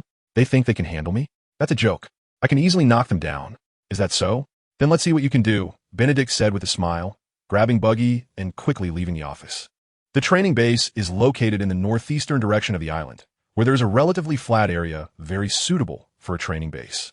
After about 5 minutes, Benedict arrived at full speed and directly threw Buggy into a training ground. "Get an instructor to take care of this clown." Benedict didn't bother to waste words and directly ordered an instructor to take action. Although Buggy was thrown out by Benedict, he still landed gracefully. Just as he landed, Buggy arrogantly called out to Benedict, "Marshal, if I defeat them, will you personally train me?" Buggy was confident. After all, he had seen the instructors here and had dealt with them, even tried to recruit them into his clown crew to strengthen his power. Let them go easy on him, and they would just lose to him. As for the reward, it would just be hosting a few more banquets and letting them drink to their heart's content. Them? How many do you want to fight? Sakata Jintoki looked at Buggy with interest and laughed. 10. I'll take down 10 instructors by myself, and you'll personally train me, Buggy said, extending both hands, proud of himself. Defeating them will be as easy as pie. Benedict agreed without hesitation. All right, then it's 10. If you win, I'll personally guide you. If you lose, you'll stay here until you master the Navy 6 forms before you can leave. Deal. Buggy laughed proudly, and then began to look for 10 instructors to prepare for the fight. "These, you 10, step up." Benedict's voice rang out, and Buggy, who was still looking for who to face, was stunned for a moment. "Who is these?" As 10 figures dressed as instructors came out, Buggy's expression instantly changed. He didn't recognize them. Moreover, the aura they exuded was no joke. When did the training base get these 10 powerful individuals? "Get started." Benedict's voice echoed in the training base. Dees and the other 9 special soldier trainers received the order and quickly launched an attack on the clown Buggy. Seeing the 10 people rushing over, Buggy panicked and quickly flew up, screaming, "No, Marshal, I didn't say I would duel with them." The big talk he had made earlier was now met with a grim reality. Flying into the air was useless. The skilled Dees kicked him down with one kick. Besides Dees, the other 9 also struck Buggy one by one, and no matter how much he split, he would ultimately be kicked away like a ball. As a result, Buggy lost control of his body and split apart. 3 minutes later, Buggy's body was shattered into pieces and then pieced back together, losing his fruit ability. Thus, Buggy became a fat man, a bruised fat man. "Train well here. Keep an eye on this kid. Don't give him any chance to slack off." After leaving this remark, Benedict left without looking back. Back in the marshal's office, Benedict called Wang Ji, Kinjiro, and Silver Axe. "I need to make a trip to West Sea. Jintoki, you accompany me." "Kinjiro, Wang Ji, Silver Axe, you stay at headquarters," Benedict said, his gaze finally resting on Sakata Jintoki. "Going to West Sea?" Sakata Jintoki asked in surprise. "Is there something going on?" Benedict swept his eyes over Wang Ji and the others, his expression serious as he said, "To save historical civilization." "Save historical civilization?" Wang Ji and the others were momentarily taken aback. "Yes, it's like this." Chapter 51. A chance encounter with Nico Alvia West Sea. Falling Sunset Island. A rather inconspicuous island, named for the beautiful sunset reflected in the harbor and on the island when the sun sets. Departing from a Xuanwu Navy base after 10 days, the 3 ships disguised as merchant vessels, with Benedict and Sakata Jintoki aboard, easily defeated many pirates attempting to rob them and arrived at Falling Sunset Island. Now, they needed to replenish some food and fresh water from this island. This beer is quite good, really refreshing. After downing a large glass of ice-cold, bubbly beer in one go, Sakata Jintoki couldn't help but exclaim. To get to West Sea safely and easily, Benedict and Sakata Jintoki had made simple disguises and went unrecognized, making things much easier. "Indeed, it's quite nice," Benedict agreed, then added, "but I think white liquor is even more enjoyable." The owner, who was wiping glasses, chuckled at Benedict's words, saying, "White liquor is a very strong drink, something real men should drink. However, it's very expensive. It's said to be produced by the Xuanwu Navy, which has been causing quite a stir lately. It's truly an incredible invention. Many pirates love it, but unfortunately, you can only easily find white liquor in East Sea. Here it's quite rare. It's highly sought after. A bottle of white liquor has already been sold on the black market for 50,000 berries. Hearing the owner's words, Benedict felt satisfied, yet somewhat regretful. The production of white liquor still could not be scaled up due to issues with grain. War and pirates had made this world far from peaceful, and the common people could not live in peace. Pirates could invade their homes at any time, plundering or destroying their economic crops, even killing their family and friends. Under such conditions, grain is crucial. A large amount is needed to brew white liquor. Thus, scaling up production quickly became a challenging problem. Moreover, the world government viewed the Xuanwu Navy as a thorn in their side. So how could they let the Xuanwu Navy's white liquor thrive? Boss, you have good taste. Sakata Jintoki said to the owner, giving a thumbs up and smiling. Do you have white liquor here? I want to drink too. The owner swallowed hard, filled with expectation. Seeing the owner's expression, Sakata Jintoki smiled. Ding, ding, ding. The doorbell rang, and a woman in a black cloak walked in. A glass of whiskey. Extra ice. Her voice was somewhat crisp, but also revealed a hint of fatigue. Benedict instinctively glanced at the woman. She sat in the corner with her head down, her hand resting on the hunting rifle at her waist, looking somewhat tense. However, at this moment in the tavern, aside from the two of them, she was the only remaining customer. Your ice whiskey. Enjoy. The owner placed the drink in front of her, said a word, and continued his work wiping glasses. The woman grabbed the glass and began to drink heavily. When she lifted her head, the hood fell away, revealing a stunning face to everyone. With silvery hair and sun-kissed skin from long exposure outdoors, even in profile, her determined gaze was still visible. What a beautiful woman. Sakata Jintoki assessed her looks and figure, especially intrigued by her silvery hair. Upon seeing her face, Benedict immediately recognized who she was. Nico Alvia, the archaeologist from O'Hara, who should now be around 6 years old, and the mother of Nico Robin.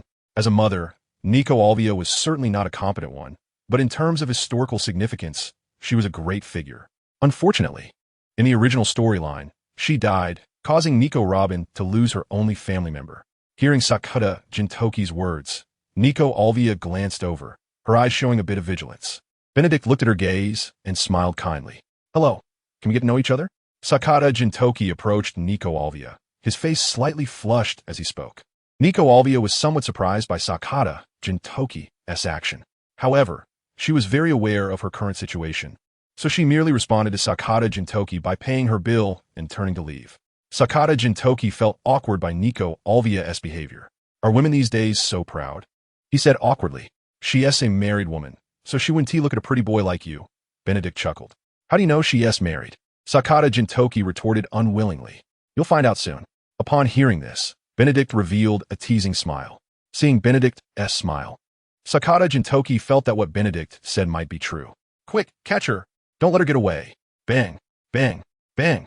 Just as Sakata Jintoki was puzzled, gunshots and chaotic shouts erupted. Nico Alvia, who had already exited the tavern, felt a bit unlucky, walking quietly with her head down along the street. She didn't expect to be discovered by the pursuing navy. What is going on? Sakata Jintoki looked at the fleeting figure of Nico Alvia, somewhat astonished.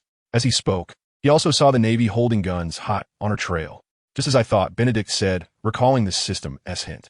In the original story, Nico Alvia and some scholars from O'Hara were indeed targeted and captured, but it was certainly not this fast in the timeline.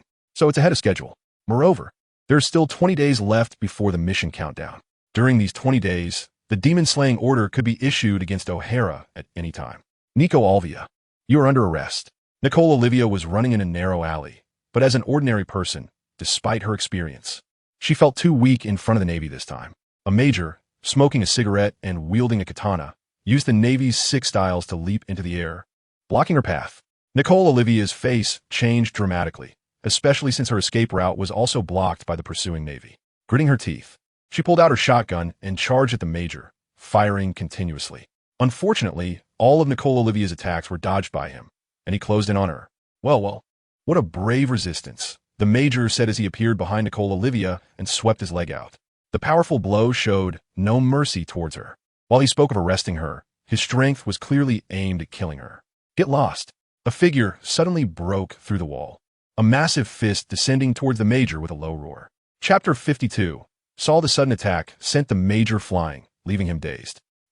The major regained his composure and, looking at the giant figure, couldn't help but spit out blood. Saul. Olivia turned to see the towering man who had saved her and felt immense joy. Saul looked back at Olivia and said with a smile, I'm here. You need to leave quickly.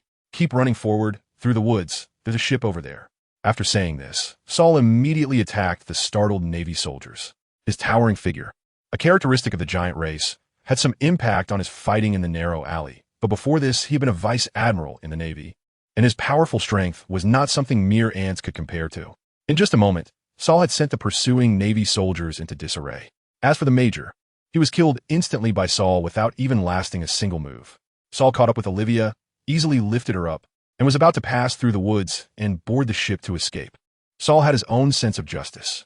He had participated multiple times in the pursuit of scholars probing into history and had personally witnessed unarmed historians being exterminated by the Navy, which filled him with doubt about the Navy's actions. Especially after capturing Olivia and receiving the secret order from Sengoku to participate in the extermination of O'Hara, Saul, having understood the truth, did not hesitate to betray the Navy and let Olivia go. During their escape, he had been entangled with the Navy and tried to covertly protect Olivia, helping her return to O'Hara. It was precisely because of this that Saul was able to act in time to save Olivia from imminent danger. Créteau, Agua de Sol. As expected, those of the D lineage are never to be trusted. Today, you shall be executed. Just as Saul was carrying Olivia out of the woods towards the nearby ship, several figures suddenly appeared and attacked him. The attackers seemed to have caught Saul's weakness. One struck at Olivia while another took the opportunity to ambush Saul. Saul was hit, and it was in the same spot, making repeated mistakes. After suffering a series of attacks, Saul managed to fend off one attacker, but staggered and half-knelt on the ground. At the same time, both Olivia and Saul finally recognized who their attackers were. Saul looked at them and, with some difficulty, said, "The Secret Intelligence Agency of the World Government, CP5?" He was heavily injured. Continuous battles had prevented his old wounds from healing, and now, with both old and new injuries flaring up, he appeared incredibly weak. "Saul!" Olivia landed and saw the huge, powerful Saul, now panting and bleeding profusely, and couldn't help but feel heartbroken. She regretted that her disaster had involved him. One of the CP5 members ignored Saul's words and remarked in disbelief that their ambush had failed to kill him, as expected of the giant race. Their physical quality is indeed formidable. Another person sneered, "So what? Those who want dead must die." A third person, appearing very indifferent, calmly said, "Get to it. Lest the night be long and full of dreams." The 6 CP5 members wasted no time and quickly attacked Saul. Saul knew that these CP5 agents, secretly cultivated by the world government, were very strong. If he did not go all out, he would die and would not be able to escort Olivia away, leading to her capture and torture to death. "You filthy people will not harm her," Saul roared, swinging his fists. In the next moment, he was engaged in a fierce battle with the 6 CP5 members. Olivia, holding her shotgun, couldn't help at all. Consequently, the CP5 members preferred to set her aside and focus on killing the powerful Saul first. Olivia's hand trembled as she gripped the shotgun, her determined gaze fixed on the increasingly injured Saul, feeling helpless and pitiful. Tears fell uncontrollably, but there was no time for her to continue crying. Therefore, she cherished the time and opportunity that Saul had fought for, running towards the ship with all her might.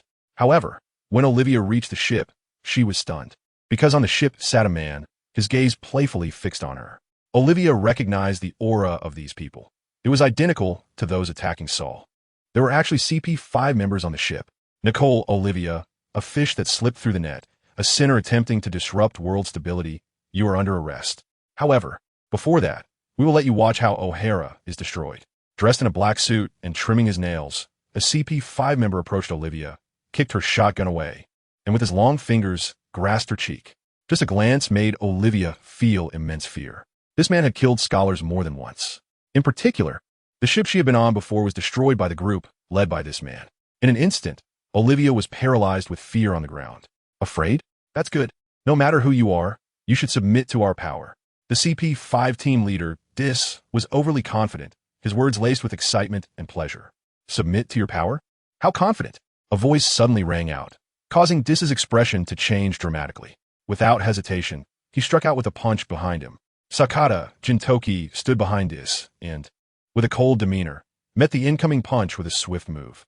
The sound of a crack echoed, accompanied by Dis's scream as an arm flew off and fell onto the deck.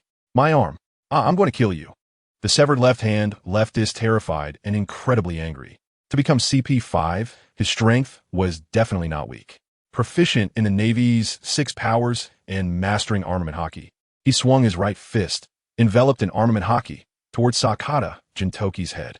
However, this completely underestimated Sakata Jintoki. Before his attack could land, Jintoki's head was already severed, blood splattering everywhere. Alvia was shocked multiple times, her nerves taut. But seeing the decapitated head and the blood splashing, Alvia was terrified once again. "Hello, I am Sakata Jintoki. I just heard that garbage from the world government say you are from O'Hara." Jintoki put away his sword, looked at Alvia, and offered her a clean handkerchief. Blood splattered on Alvia's face, and combined with her terrified expression, Jintoki's gesture of offering the handkerchief was not accepted by the frightened Alvia. Seeing this, Jintoki realized and felt a bit awkward. This is bad. The method was too bloody. It scared her. What if because of this, the woman in front of me has a very poor impression of me? Section 47, Waiting Online, Very Urgent. Chapter 53, Saving History, Saving Scholars. Alvia's terror triggered Jintoki's psychological barrier to go haywire. For a moment, the surroundings of the two fell silent. In Alvia's eyes, Jintoki was a more dangerous character than CP5, especially with his cruel methods, which were terrifying. Just escaped from the wolf's den, and now falling into the tiger's mouth? I absolutely cannot follow the person in front of me. I cannot be captured by him. Jintoki, on the other hand, revealed a somewhat sadistic expression, his psyche facing collapse because of the woman in front of him. "Oh my, what are you doing?" "Jintoki, your little brother is not doing well. DCP-5 actually want me to step in and resolve this." Benedict's figure appeared on the large ship, looking at the scene before him with a hint of mockery towards Jintoki. Upon hearing this, Jintoki felt as if he had found a savior and instantly rushed to Benedict's side. "Boss, you can't do this to me. I'm trying to play the good guy here. If you say that, won't I be embarrassed?" Jintoki's words carried a fierce tone without malice. A bit flustered, huh?" Benedict was amused by the situation, but what was happening in front of them was also very important. "Nico Alvia, a scholar from O'Hara, mother of Nico Robin. Pleased to meet you. I am Admiral Benedict of the Xuanwu Navy. It's unfortunate to meet you in such circumstances. However, it is not surprising to see you here, as we specifically came to find you in O'Hara behind you. I know your current situation, so we are here to rescue you." Benedict ignored Jintoki and directly approached the wary Nico Alvia, clearly stating his identity and purpose. Alvia did not believe Benedict's words and remained on guard. However, at this moment, Jintoki returned to Benedict's side and said, "Boss, does she really have a daughter? Is she her biological child? Doesn't he seem like it?" Benedict's mouth twitched slightly upon hearing Jintoki's words. This silver demon. After a moment of shock, Alvia looked at Jintoki with more indifference, vigilance, and disgust. Is he a womanizer? Like those perverts, does he have a special preference? Jintoki had no idea how much Alvia disliked him at that moment. If he knew, he would definitely be very frustrated. Jintoki scrutinized Nico Alvia for a long time, hiding to the side, feeling incredibly humble, crying out, "Just when I finally have feelings for a woman, turns out she is a mother. Life is unfair." Jintoki's actions somewhat refreshed Benedict's perception of him. Alvia was also left speechless by Jintoki's behavior. Is this person an idiot? Bang, bang, bang. Saul quickly approached with heavy footsteps, pushing hard on the ship, then skillfully boarded. Saul was panting heavily, slumping down on the deck, looking at the unmasked Benedict and letting out a dizzy laugh. "Admiral of the Xuanwu Navy, Benedict." He then glanced at Jintoki beside him and said, "Great swordsman, Silver Demon. To see you here. I really don't know if it's our good luck or bad luck. Hey, big guy, who are you calling Silver Demon?" Thinking of the pun of that term, Jintoki suddenly became a bit flustered. He didn't know how the martial world referred to him, and the title Silver Demon had spread like this. Recently, many people would say Silver Demon whenever they mentioned him. "Your luck isn't too bad. At least our appearance saved you." Benedict smiled at Saul. Saul laughed dizzily and then stood up, looking down at Benedict, ready for battle, and said seriously, "Are you here to capture Alvia like those Navy guys?" "Saul, you are a soldier with a heart of justice. Would you be interested in joining our Xuanwu Navy?" Benedict did not answer Saul's question, but boldly extended an invitation, saying, "The justice of the Xuanwu Navy is not as filthy as the Navy headquarters, willing to be the dogs of the celestial dragons without distinguishing right from wrong." Saul was slightly taken aback and then burst into another round of dizzy laughter, slumping on the deck, completely losing the imposing manner from before. However, he did not respond to Benedict's invitation. After some time, Alvia quickly calmed down. However, still on guard, she did not easily trust Benedict and Jintoki. "Why did you come from the East Sea to the West Sea?" Alvia stared at Benedict and said seriously, "The current Xuanwu Navy is being targeted by pirates, the Navy headquarters, and the world government. As the Admiral of the Xuanwu Navy, aren't you afraid of being besieged and having this opportunity to completely destroy the Xuanwu Navy?" Alvia would not forget that when Jintoki first met her, he mentioned O'Hara. And just now, Benedict also said they came for O'Hara. Currently, Alvia had a strong reliance on O'Hara, which was also a sacred place in the hearts of scholars. Therefore, she still would not easily trust Benedict's words. "My purpose is simple: to save history. At the same time, I want to rescue the scholars who can save history. So, I'm here to help you. The Xuanwu Navy is ready and can take you and all the books away from O'Hara to the East Sea at any time. Now, I still need your help to persuade those people." Benedict looked sincerely at Alvia and smiled, saying, "This is my purpose and my sincerity." Alvia fell silent for a moment. Soro also remained quiet. Benedict could sense that Alvia was probably moved. Therefore, he turned to Soro and said, "Time is tight, and you don't have much time to think. I believe Soro should understand this too. The demon-slaying order possesses the destructive power to easily erase O'Hara from this world map." Soro's face changed dramatically, and he instinctively clenched his large fists together. He didn't know why Benedict knew that the Navy headquarters would issue the demon-slaying order against O'Hara, but now, it was a fact. He also wanted to stop the order and save the scholars of O'Hara. Alvia, trust him. The Xuanwu Navy is a special navy, different from the old era's navy. They possess a sense of justice as we understand it. Soro spoke up, choosing to believe Benedict. Perhaps it was also out of helplessness. After all, saving O'Hara was beyond his individual power. The emergence of the Xuanwu Navy and Benedict's words gave him hope. Upon hearing this, Alvia also gradually found her answer.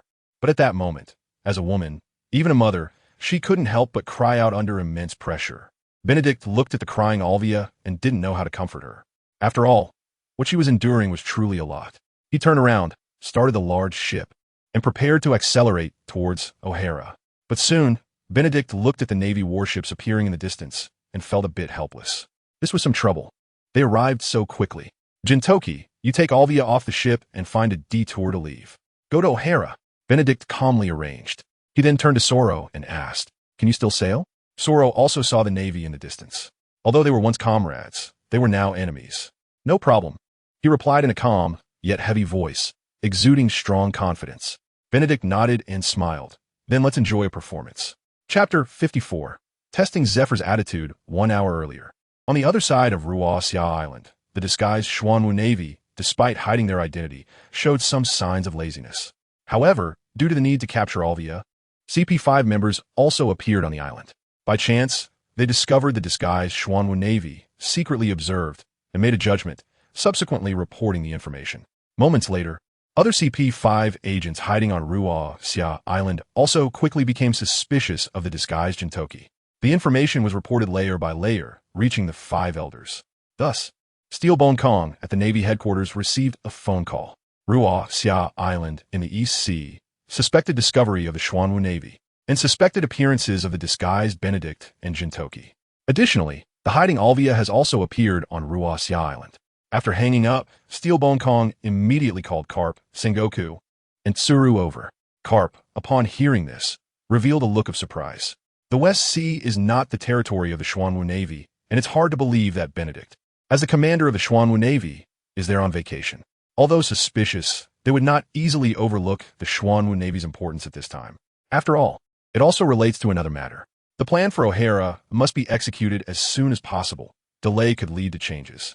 Steelbone Kong's gaze turned to Sengoku, his eyes heavy with contemplation. Sengoku understood Steelbone Kong's meaning and nodded solemnly. The truth that O'Hara wanted to reveal is something the Celestial Dragons do not want the world to know. O'Hara is not in the wrong. However, the authority of the Celestial Dragons is being challenged, and under pressure, as the righteous Navy, they are also helpless.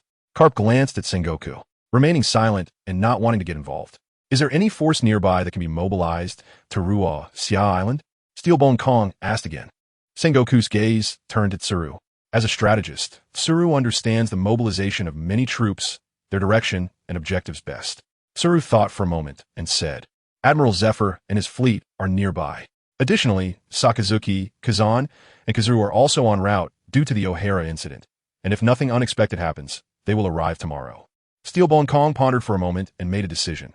Order Zephyr to head to Xia Island immediately and fully intercept the Xuanwu Navy. He must capture Benedict. Order Sakazuki and Kazan to continue with their plans, and Kizaru will immediately support Admiral Zephyr. The Navy's actions were very swift. After receiving the order, Zephyr immediately took his men to Xia Island, leading to the current scene. Zephyr surrounded the large cargo ship where Benedict was located with 5 warships and confronted him.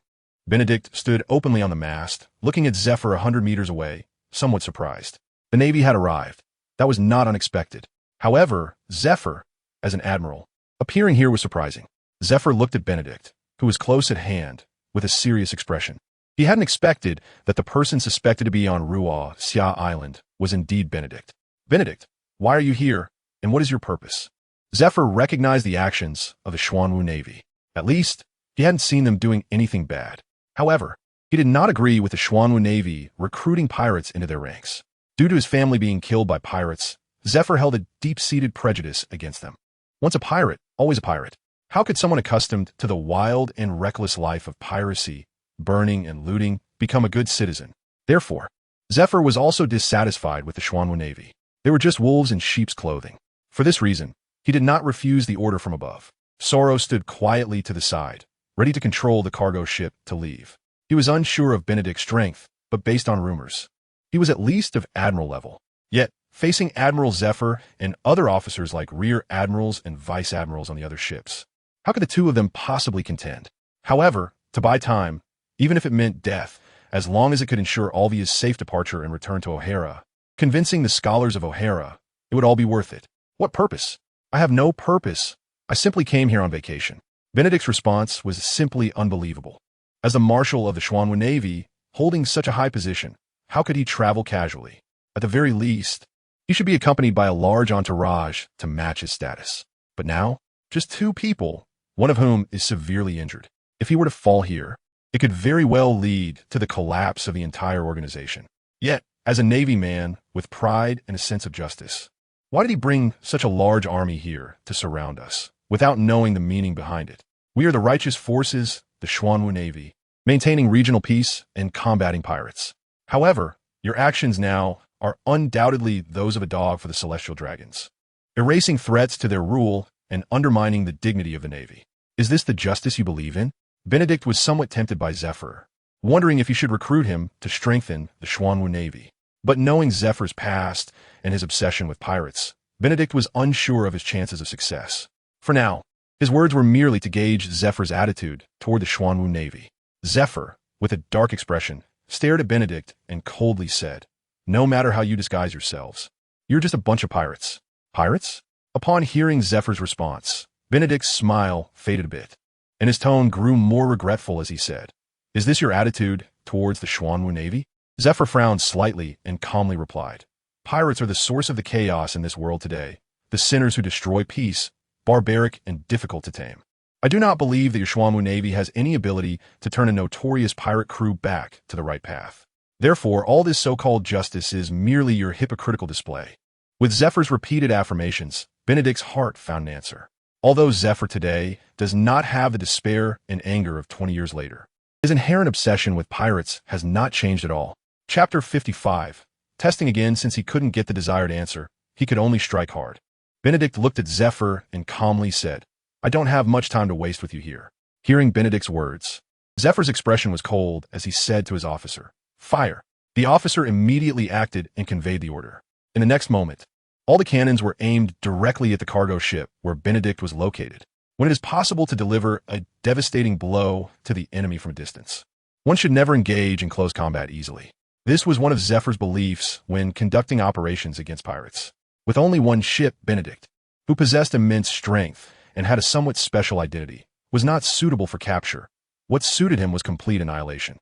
Benedict's eyes narrowed slightly, and the next moment, when he opened them, a powerful pressure instantly spread. In that moment, Zephyr's expression changed dramatically. Conqueror's hockey. Bang, bang, bang. The Navy soldiers preparing to operate the cannons to bombard Benedict fell to the ground under the impact of the Conqueror's hockey. Only a few could withstand the impact of the Conqueror's hockey for a moment longer. Severo was not within the range of Benedict's Conqueror's hockey attack, but was still somewhat affected. Thus, he felt a bit more confident about Benedict's strength. Zephyr, you really are not polite at all. Such a battle is meaningless. If we're to fight, let it be just the two of us. That would be interesting. Zephyr felt the arrogance and self-importance in Benedict's words, making him even less friendly towards him. Is this looking down on them? However, the next move by Benedict left Zephyr's expression changed dramatically and filled with shock. Multiple shadow clones technique. Abundant chakra allowed Benedict to easily release hundreds of clones. They either stood on the cargo ship or on the sea, each possessing remarkable combat power. For a moment, everyone was stunned. Benedict would not give up on attacking just because they were shocked. Showing off is not just about posturing. It is about stepping on the opponent with real actions. With numbers, I alone am enough. Let me take them all down. Benedict waved his hand and laughed loudly. At this moment, he had the flavor of commanding the world and pointing out the rivers and mountains. Is this the ability of a devil fruit? How is this possible? Aren't devil fruit users afraid of the sea? Why are there so many Benedicts? Are they all fake? Is this an illusion? Who is the real body? Watching hundreds of Benedicts running on the sea as if it were solid ground, unaffected by the ocean, and closing the 100-meter distance in an instant. Everyone gasped in astonishment and fear. Zephyr's expression was serious. Facing the charging Benedict, he covered his fists with powerful armament hockey and immediately launched an attack. Zephyr, you really do not understand the Xuanwu Navy at all. I am very disappointed with your answer. The Benedict clone that collided head-on with Zephyr was defeated in just 2 sentences, turning into a puff of smoke. In front of such a powerful admiral as Zephyr, a one-on-one duel of shadow clones was simply not enough. However, for the other Navy personnel, it was far too easy. Hundreds of Benedict clones were merely a simple beating for them.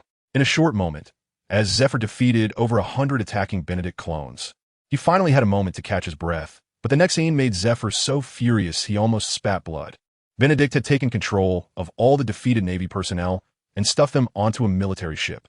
The other 3 military ships, under the control of the shadow clones, had left their formation. The military ship was hijacked? Benedict, you dare? Zephyr angrily looked at Benedict and shouted. Benedict chuckled and said, not killing them is already the greatest mercy. If it weren't for needing to stuff these people, I would have taken that military ship as well. Of course, I would still be very grateful for your gift, dear Admiral Zephyr. Zephyr was furious. When did I say I would give you a warship? What do you mean by not killing them is the greatest mercy? This is the greatest humiliation for a soldier. In an instant, in a fit of rage, Zephyr swiftly dealt with all the Benedict clones on the military ship, turning them to dust.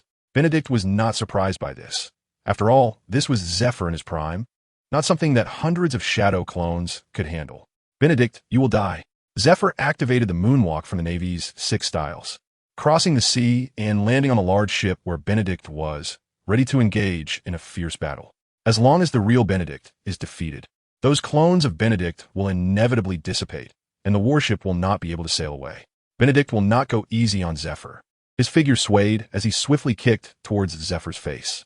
The speed was too fast, and Zephyr could only guard his face with his fists, using his armament hockey to cover his arms and block Benedict's powerful strike. My ship is very precious and can't withstand your torment. Benedict kicked Zephyr away and used moonwalk to chase after him again. Air combat is quite good. It won't damage the ship. Zephyr flipped in the air, moving forward, stabilizing his form with moonwalk, and without hesitation, launched a counterattack against the approaching Benedict. With a powerful strike, he blocked Benedict's incoming punch and growled fiercely, "Bastard!" The collision of fists and feet was powerful, each strike containing terrifying might.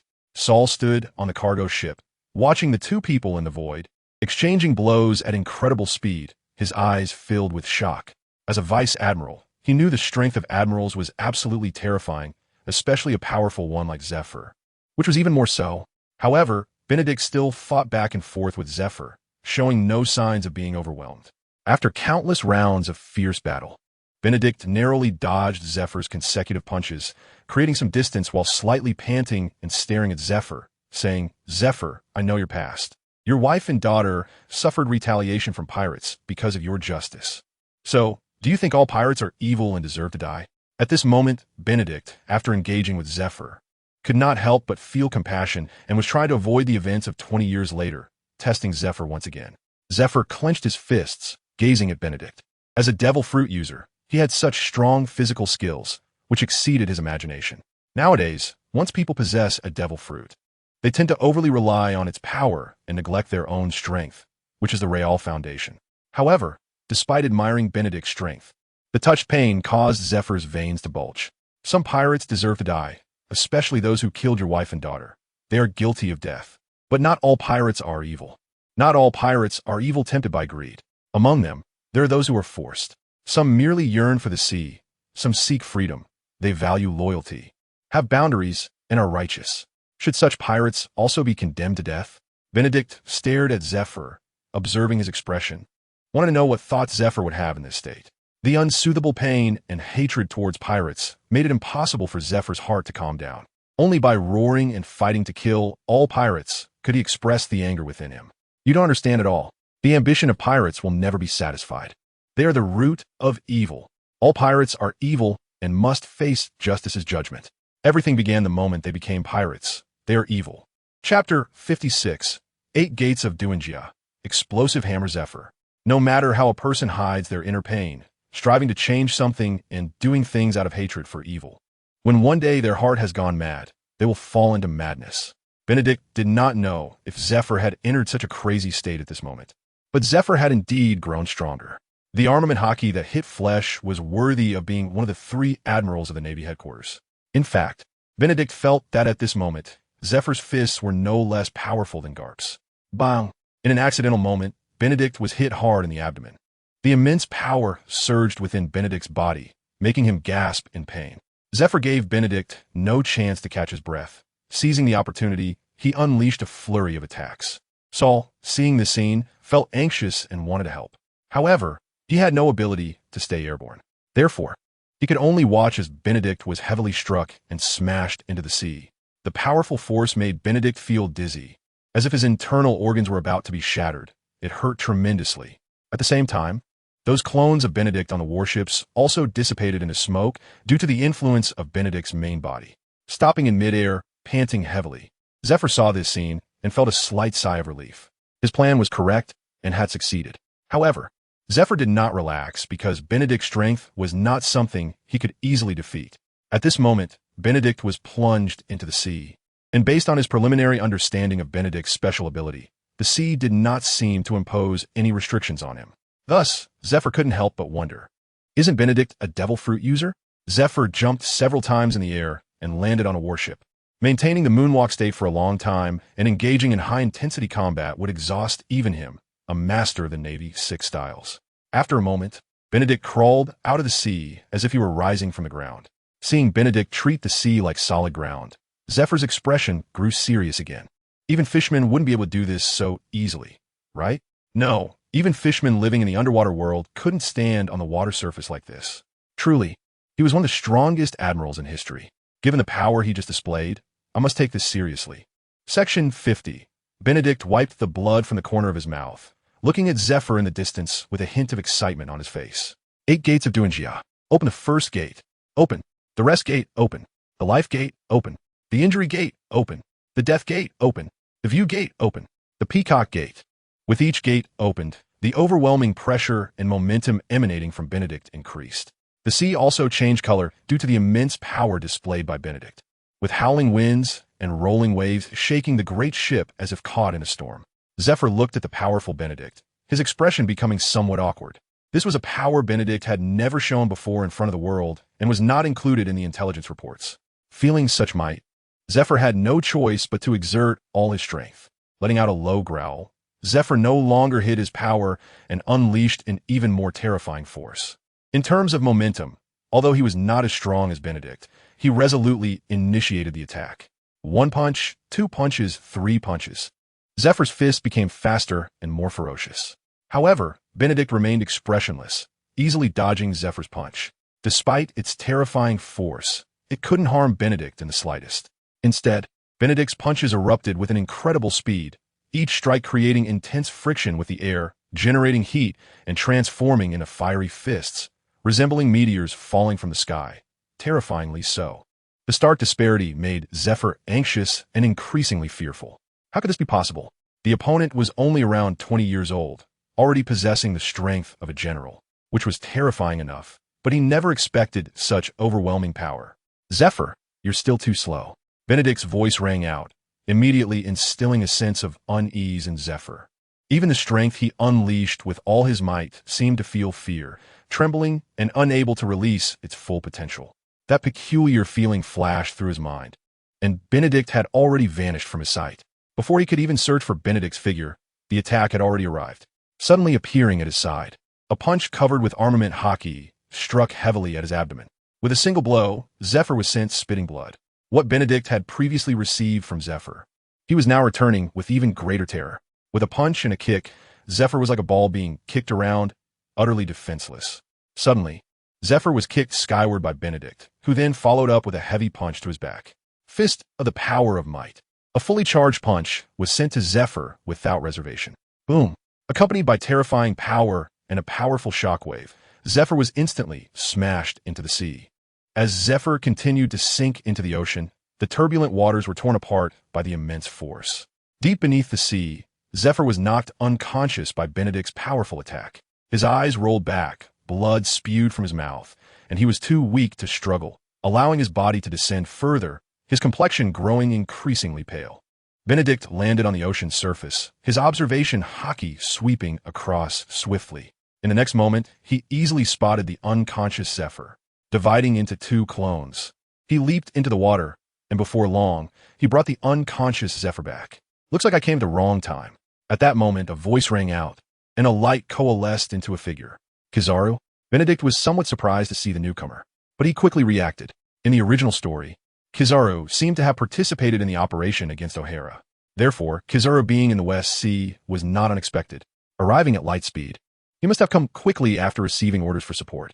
Impressive. You've taken care of so many people, even Zephyr, the Admiral, Kizaru said casually, a strange smile on his face, but inwardly he was extremely vigilant towards Benedict. Are you here to find him, Kizaru?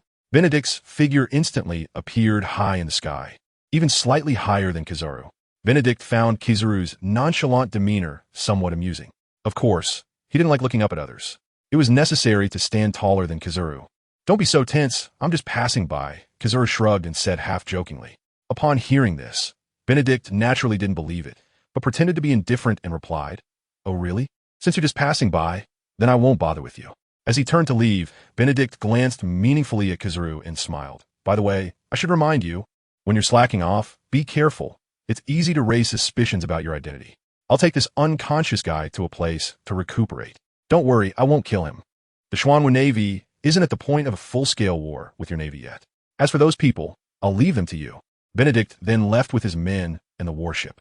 Kizaru watched the people on a warship and then looked at the vanishing ship, unsure of what he was thinking. After a while, he said jokingly, what a terrifying person. Chapter 57. The shock at Navy headquarters. The comm scholar, what did you say? By the time you arrived, Zephyr had already engaged in a fierce battle with Benedict and was completely knocked out. Benedict possesses Conqueror's haki. He knocked out the soldiers, but didn't kill them. Where is Admiral Zephyr? Zephyr was captured by Benedict. At Navy headquarters, in Sengoku's office, the transponder snail rang, and Kizaru's image appeared. Sengoku immediately thought of the incident at Fallen Sunset Island and answered the call without hesitation. However, the information Kizaru delivered left Sengoku immensely shocked. He was very clear about Zephyr's strength as a close friend. Yet, such a presence was actually defeated by Benedict, who seemed completely unfazed.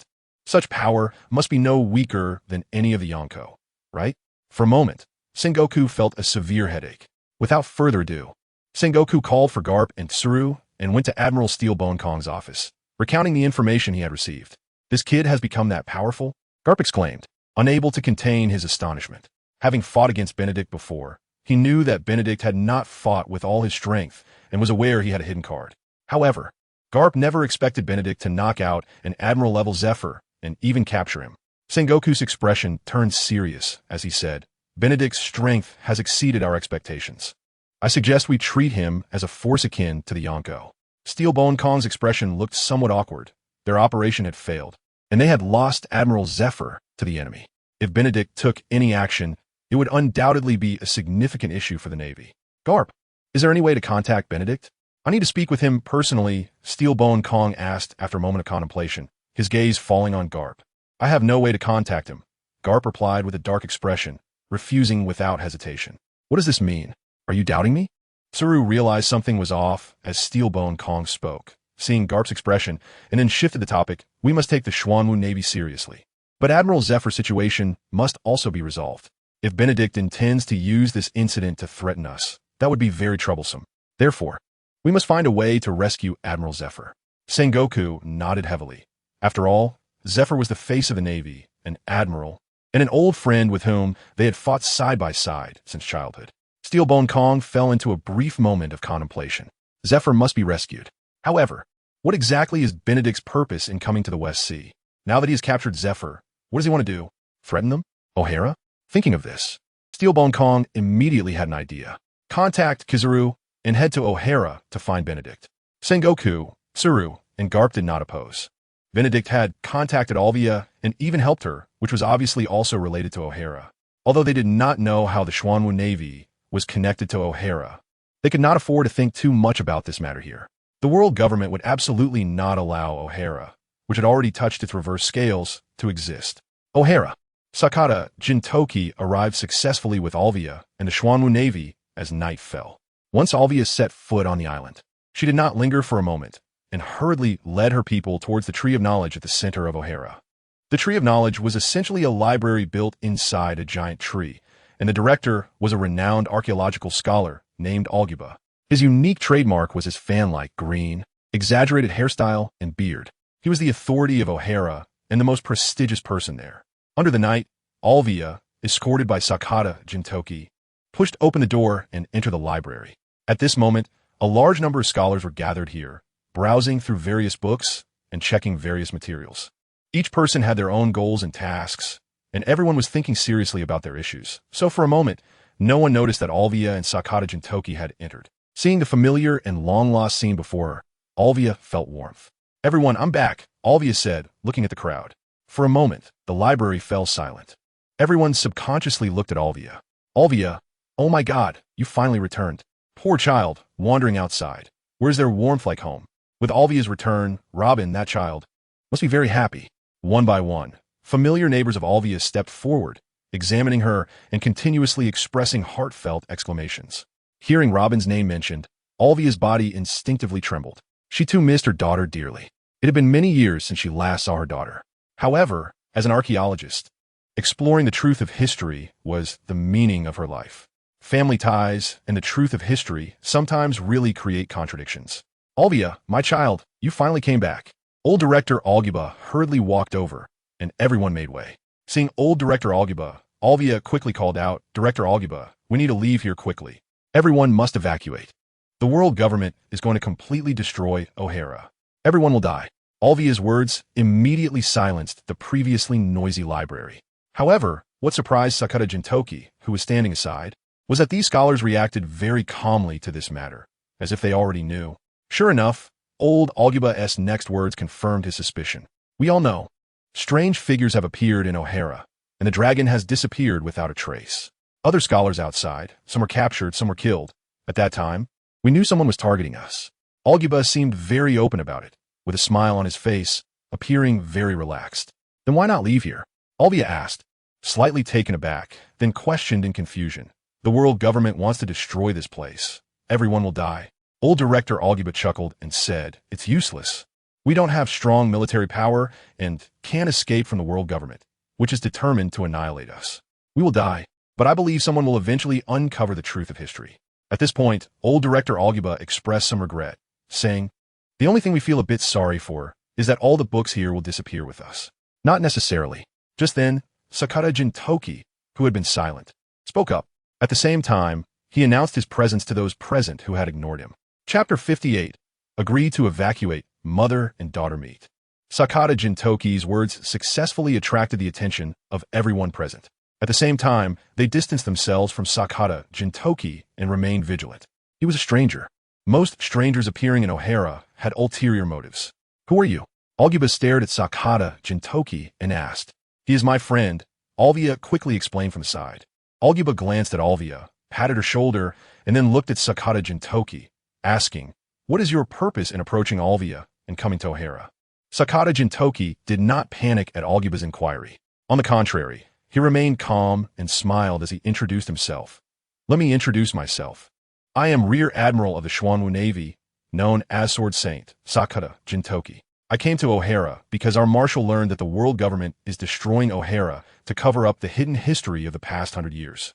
Therefore, we secretly came to the West Sea, hoping to pack you all up, to transport you and all the books here to the East Sea for settlement. In our territory, we can guarantee your safety for research. Moreover, if you are willing, we can even provide you with Xuanwu Navy soldiers to protect your safety. What Sakata Jintoki said was based on what Benedict had told him. This was to prepare for the worst, in case Benedict was delayed by the world government. Sakata Jintoki could carry out the plan. Although Alguba was immersed in archaeological research, it did not mean he was unaware of the Xuanwu Navy. The establishment of the Xuanwu Navy and the flyers that fell from the sky were also preserved in the library. In addition, recent events about the Xuanwu Navy had spread across the sea, especially the incident at the floating island. What the Xuanwu Navy did was still fresh in memory. Old Director Alguba was tempted, but after a moment, he said regretfully, "There is no time left. Not long ago, the world government issued us a final ultimatum. They demanded we abandon and destroy those materials. I refused." At this point, Old Director Alguba looked at Alvia again and said, "I'm afraid the Navy's forces should have surrounded O'Hara by now." Upon hearing this, Alvia's face turned pale, and the others also looked gloomy. They pursued the truth and explored history, but they also touched the interests of the world government. They were unwilling to personally destroy the materials that generations of people had spent enormous effort, resources, and time to collect. "So what?" Sakata Jintoki sneered disdainfully and said, "No matter how many come, I'll kill as many. No one can stop us." He looked seriously at the old curator Garoba and said, "Now, I need you to give me an answer. If we can ensure your safety and that of these books, are you willing to relocate?" Alvia also hoped everyone would leave quickly. Only by staying alive could they continue to seek the truth and reveal it to the world. "Uncle Garoba," Alvia pleaded almost desperately. The old curator Garoba fell silent for a moment, then looked at everyone and made a decision. "Everyone, we previously thought there was no hope, so we gave up. But now, an opportunity is before us. We cannot guarantee complete safety. Therefore, I hope everyone can vote to decide whether to trust the Xuanwu Navy and leave here." Alvia understood Garoba's intention and quickly said, "Everyone, we are scholars seeking the truth. We want the truth of history, not hidden or deceived by the world government. So, we need to work together to continue living. At least we have to wait until the day the truth is revealed." Simple and direct words can have different effects in certain situations and atmospheres. Currently, not all the scholars wanted to die, nor did they want to give up the materials they had painstakingly collected. Thus, some people raised their hands. Soon, more and more people raised their hands. Seeing this scene, Garoba's expression was somewhat complex, but he quickly forced a smile and said, "Everyone, get moving. Our time is limited. Go reunite with your families and pack your things. A few of you stay behind to organize the books." Sakata Jintoki, seeing this, smiled and said, "We can help with moving the books to the big ship. It will be very quick. Of course, the old curator can also arrange for someone guide."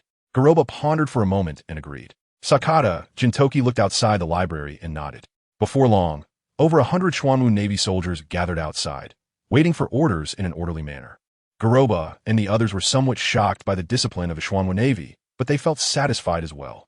The following matters became much simpler.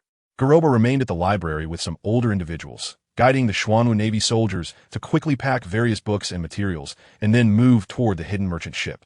Sakata Jintoki delegated the tasks to his subordinates and went outside with Alvia to a house.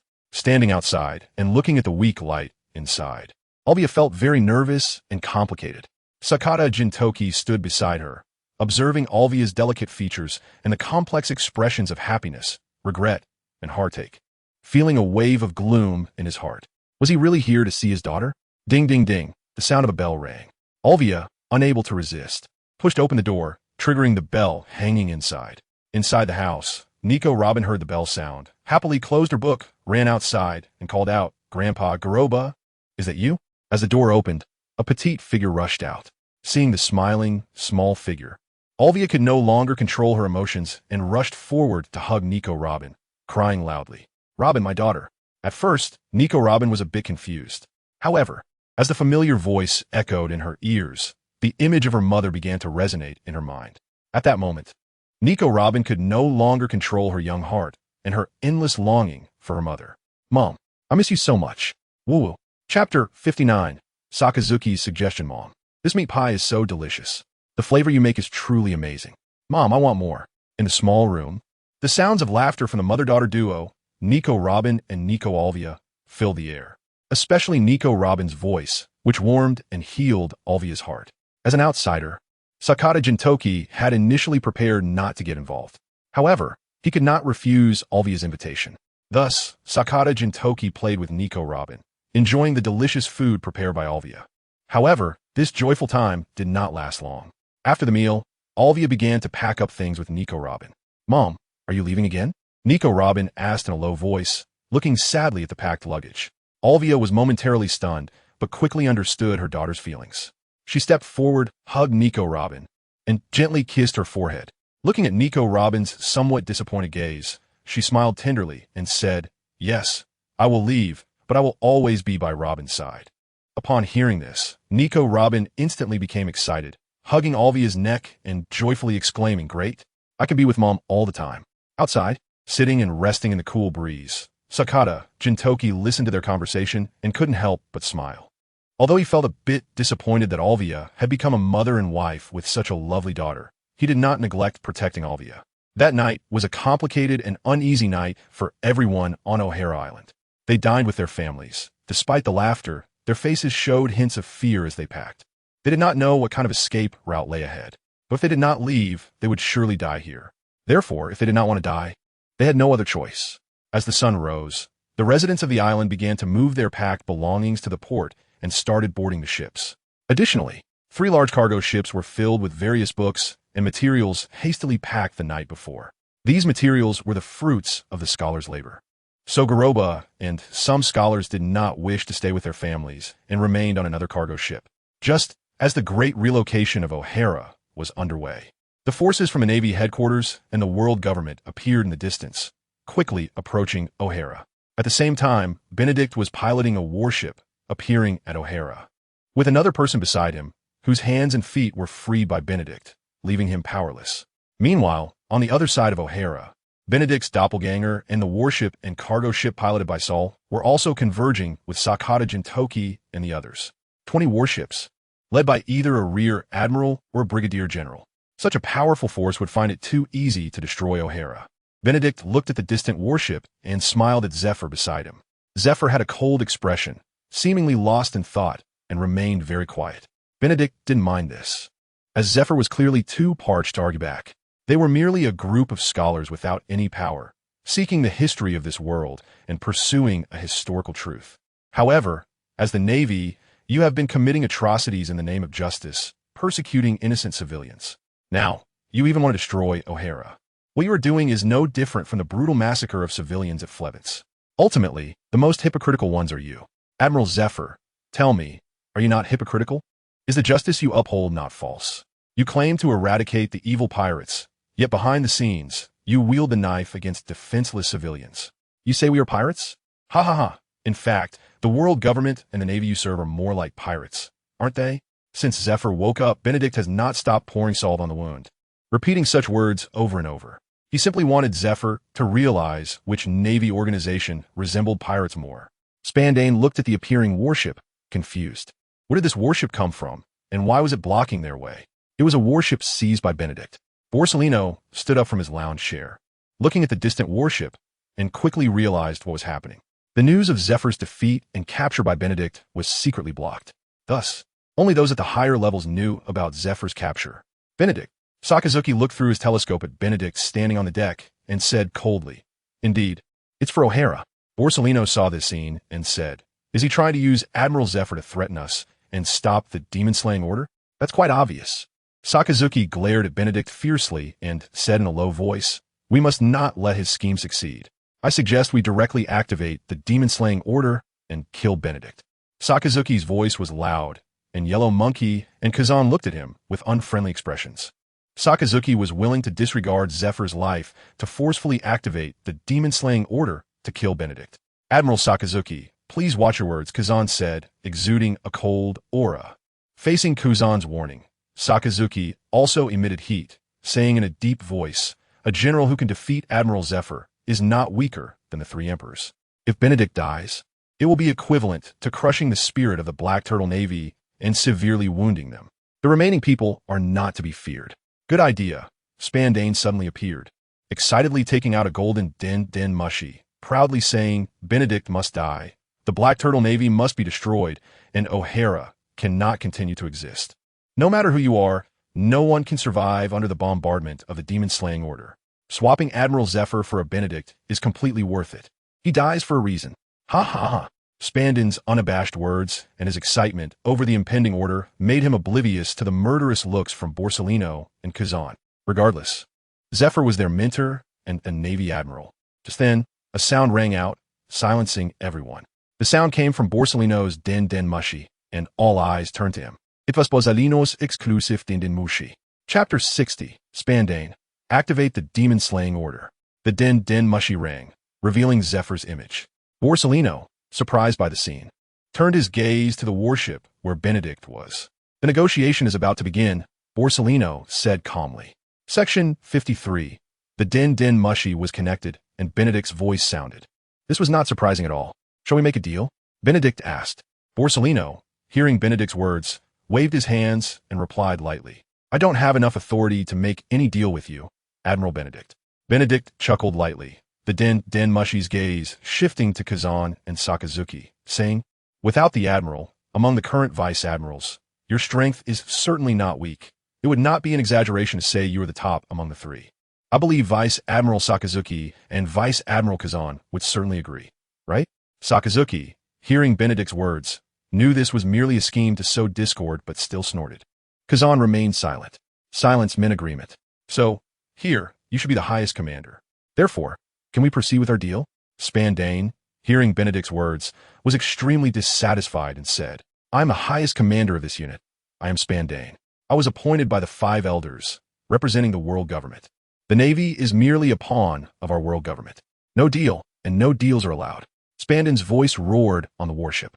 The surrounding Navy personnel, upon hearing Spandane's words, had unfriendly looks. However, Kazan and the others did not take action. As soldiers, they did not dare to act.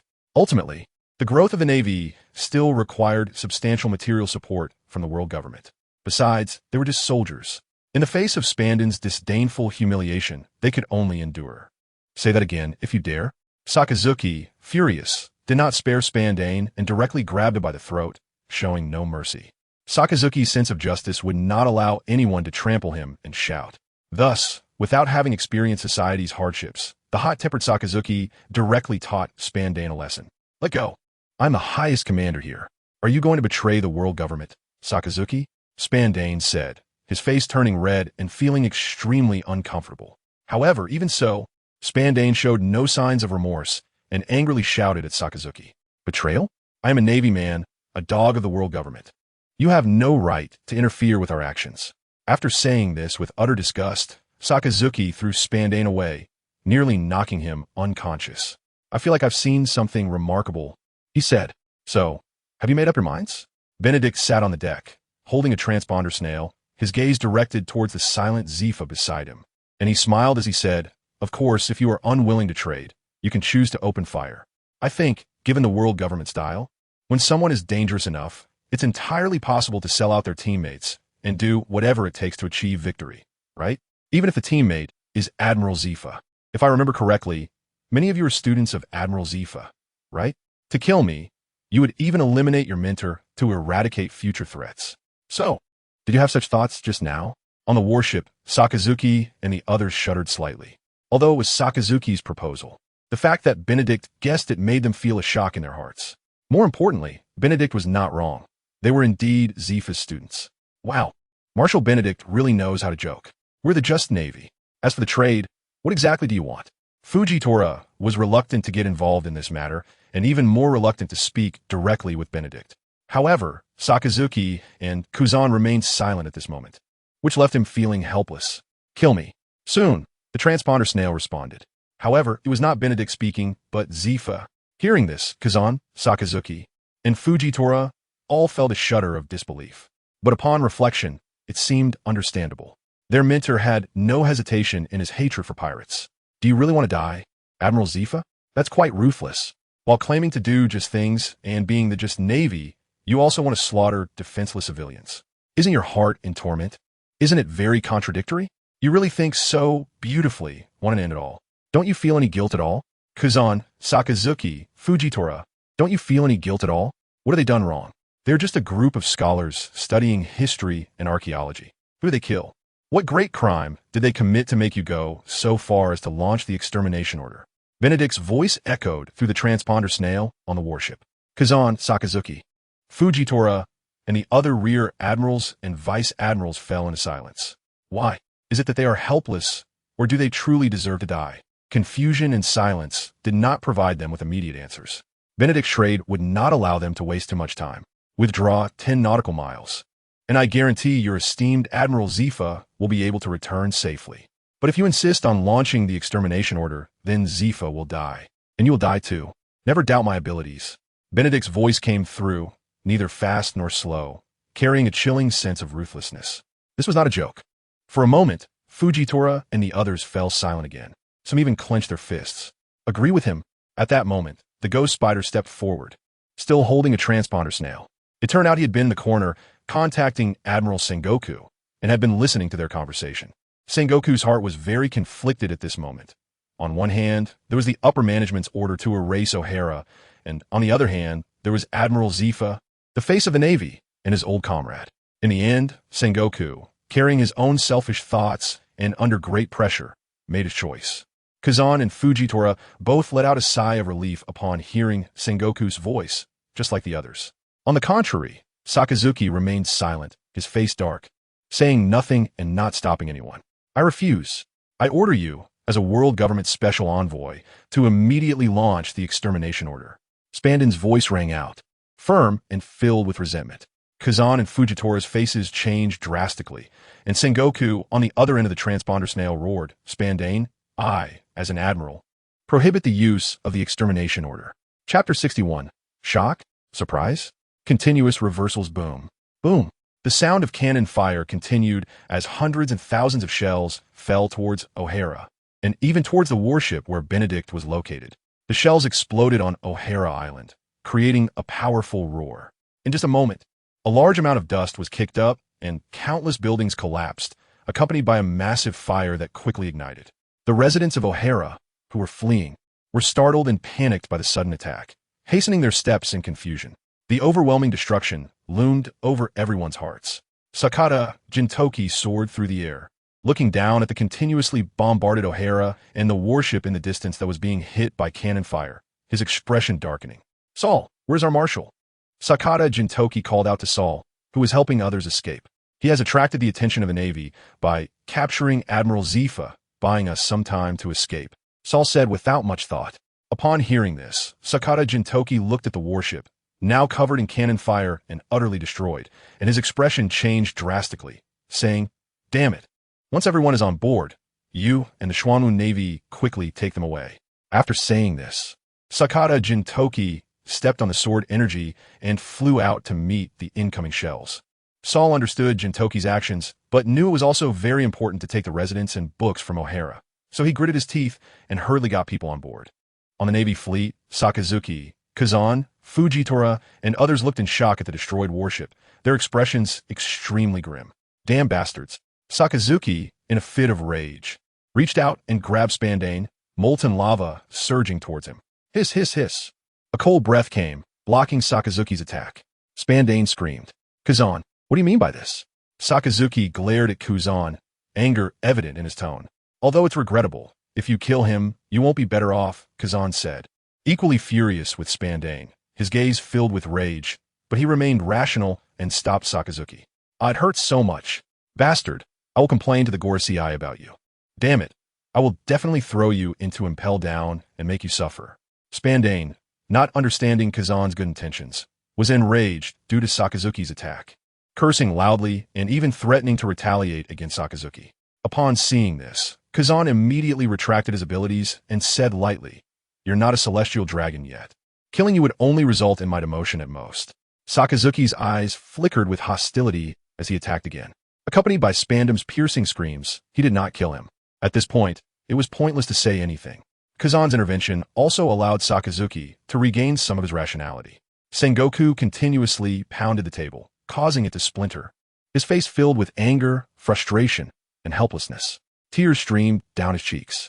Admiral Akiji, Su, Garp, and other vice admirals at the Navy headquarters gathered around. Seeing Sengoku's state, Garp was puzzled by what could have caused Sengoku to appear so defeated. He stepped forward with a hearty laugh, patting Sengoku on the shoulder with significant force, causing Sengoku's body to shudder repeatedly. Haha, Sengoku, what's wrong? Did that little girl make you sick? Or is there something tricky that has you at a loss? We're all admirals, and yet you're crying over this. What disgrace?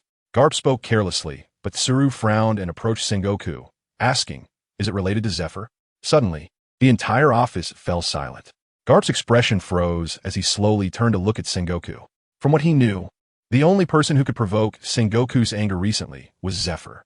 Did the talks fail? Steelbone Kong asked in a heavy tone. Sengoku slowly adjusted his emotions and recounted what had just happened. Damn Spandam. Who gave him the authority? I want to kill him. After hearing this, Garp couldn't control himself and clenched his fists, angrily turning to leave. The other vice admirals and rear admirals learned that Spandam had ignored Sengoku's orders and initiated the Demon Hunt order, along with Benedict and Zephyr, and were also furious. However, at this moment, they all felt the immense pressure and stopped Garp. To the world government, Spandam was a hero for eliminating the threat of Admiral Benedict, but for them, he was their mentor, their superior, the Navy's admiral, and a source of grief. What do you want to do? Get out of my way. I want to kill that bastard, Garp yelled, trying to break free. The entire office was in chaos. Quiet down, Garp. Steelbone Kong intervened, delivering a heavy punch to Garp's face. Steelbone Kong was also in a bad mood, but he knew that if Garp really killed Spandam, the world government might act regardless of Garp's status as a Navy hero. Furthermore, the Navy headquarters could not afford to lose any high-level combat power. A Navy without an admiral would diminish its strength at sea. The Whitebeard Pirates, Kaido's Pirates, Big Mom's Pirates, and the Hidden Flying Sky Pirates would undoubtedly cause chaos at sea. The Xuanwu Navy, lacking top-tier combat power, would also fall into disadvantage and trouble. Garp calmed down, his expression somewhat desolate. Zephyr was his old comrade. I'll handle this matter. Steelbone Kong's expression was cold as he glanced at Garp, and then focused on Sengoku. Keep a close watch on the O'Hara incident. Upon hearing this, Sengoku, though feeling distressed, nodded in agreement. Steelbone Kong said nothing more and turned to leave. As the fleet admiral, he also needed to seek an explanation from the five elders.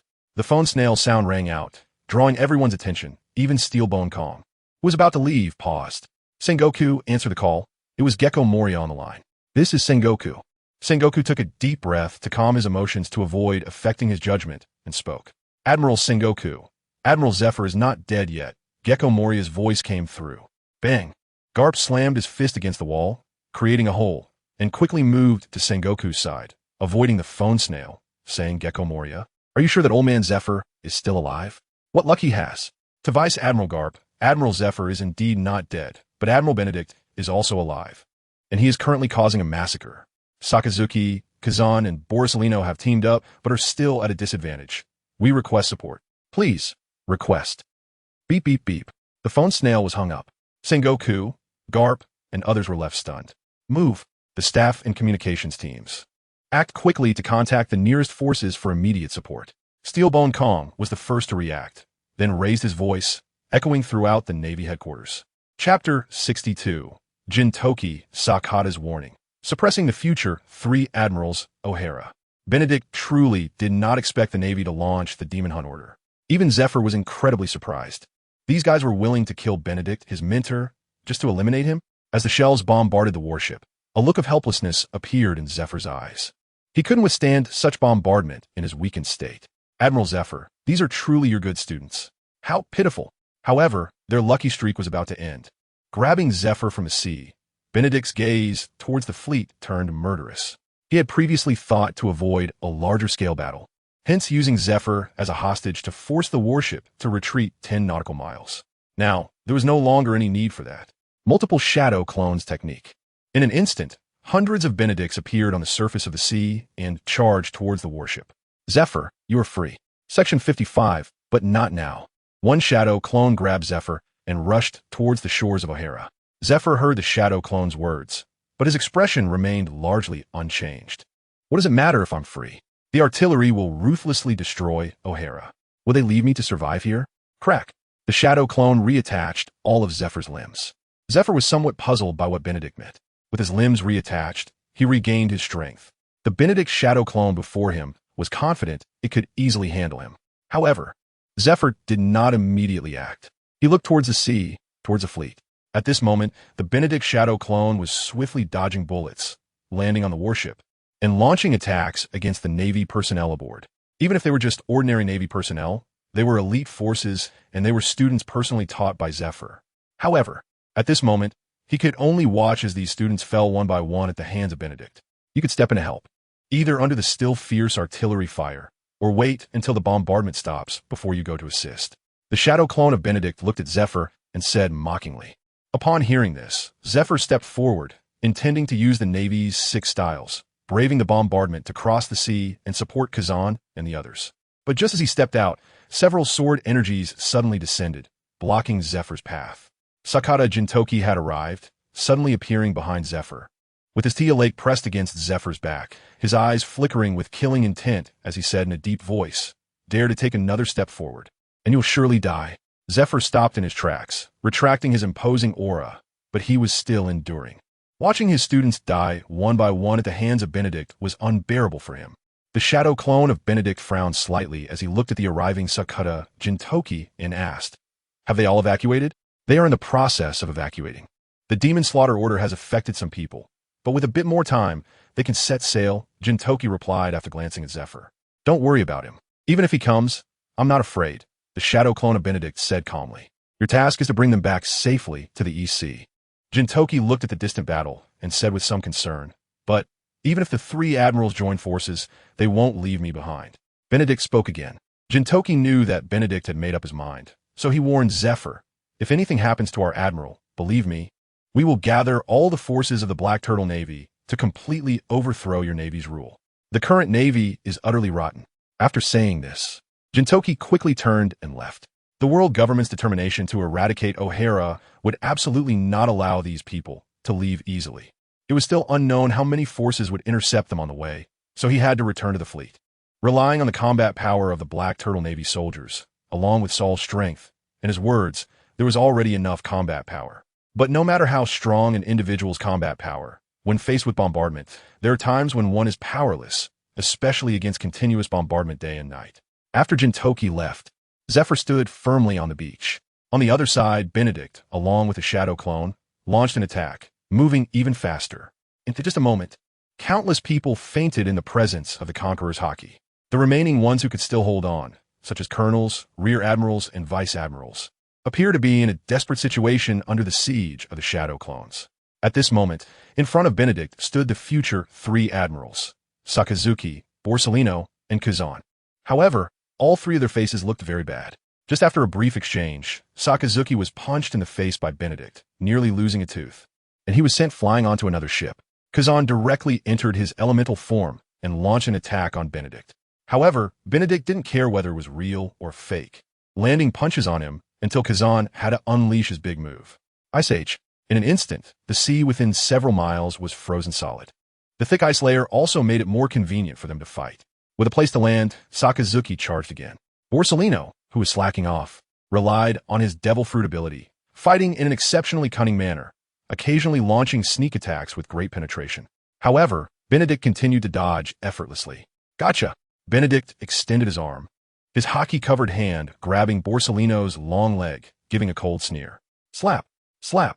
Borsellino was grabbed by Benedict and slammed down onto the ice surface like a giant hammer. Once, twice, 3 times. The thick ice surface cracked under Benedict's actions. Just as the 4th slam was about to come down, Sakazuki and Kazan attacked, finally giving Borsellino a chance to escape from Benedict's grasp by elementalization. "Sakazuki, are you playing with snakeskin? Your fists are weak and powerless." After dodging attacks from Sakazuki repeatedly, Benedict, facing 2 opponents, couldn't help but mock him a few times. This hot-tempered guy had just embarrassed himself greatly. Exploding pigeon beak. While Benedict was mocking Sakazuki, Kazan seized this opportunity without hesitation, suddenly appearing behind Benedict to attack. An ice bird, carrying an extremely cold aura, flew out from Kazan's hand and instantly hit Benedict. Crack! In an instant, frost spread all over Benedict's body, completely encasing him in ice. As Benedict was encased in ice, he rapidly fell towards the ground. Sakazuki's eyes flashed with a sharp light, and in anger, he launched an attack, shouting, "Great eruption, fire! 8 Shaku Jewel!" At the same time, Borsellino, who had just been beaten by Benedict, also didn't want to miss this opportunity, unleashing countless light bullets. They all understood that a powerful being like Benedict could not possibly be killed by being frozen like this. A fatal blow was necessary. Chapter 63. When we meet again, be prepared for death. The immense output of the three vice admirals directly shattered the frozen sea surface, creating waves that were quite spectacular. Sakazuki, Kazan, Borsellino, and others stood on the warship, their expressions serious as they stared at the sea, desperately searching for Benedict's figure. They wanted to completely end Benedict here.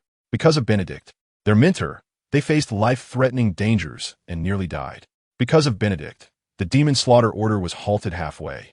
Because of Benedict, at this moment, besides the three of them, only Ghost Spider and other vice admirals were still conscious. What hassle! Originally intent on killing, but upon facing you, they couldn't help but want to beat you up. In the end, they were inadvertently outsmarted by you. This time, Benedict crawled out of the turbulent sea, and even so, he stood on the water as if it were solid ground.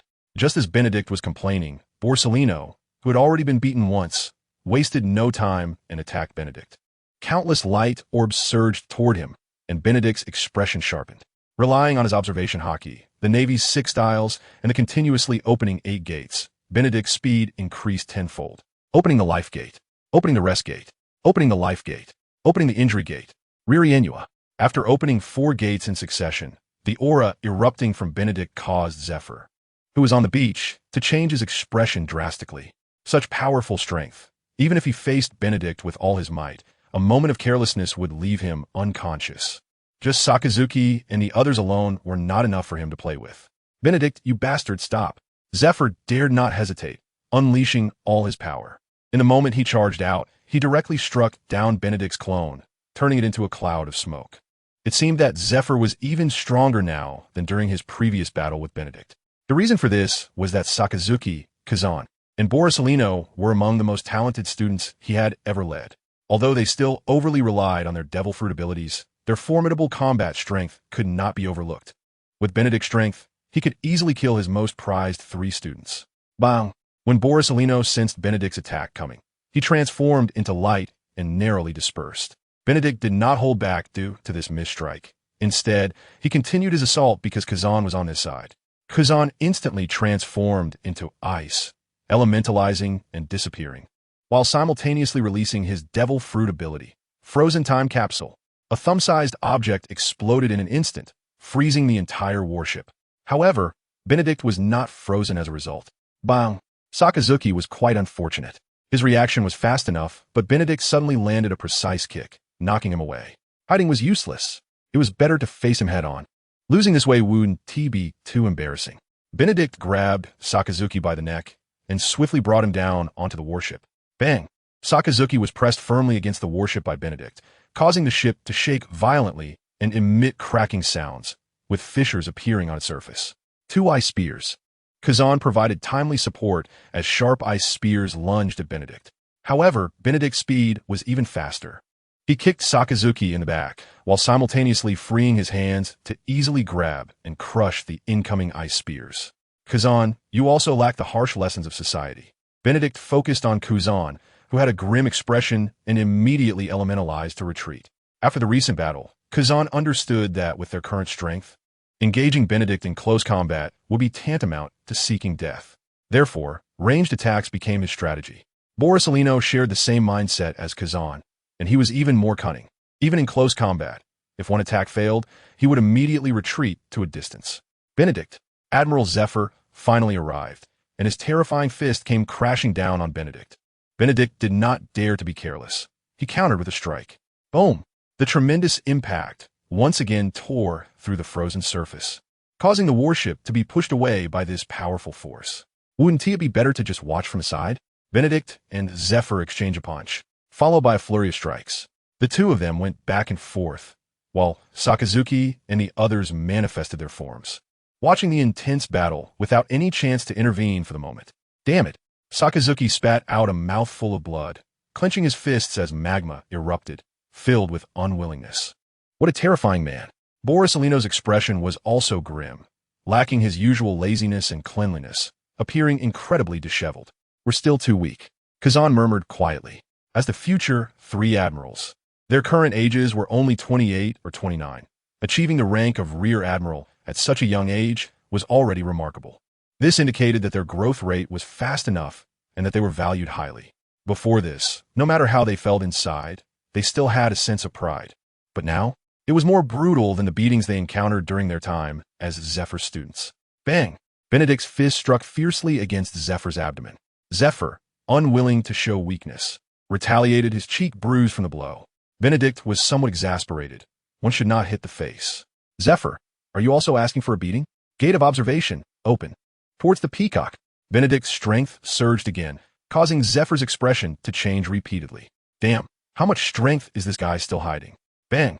Zephyr's hands were raised defensively, but the fist covered in hockey possessed overwhelming power, sending Zephyr's figure crashing into the sea like a cannonball.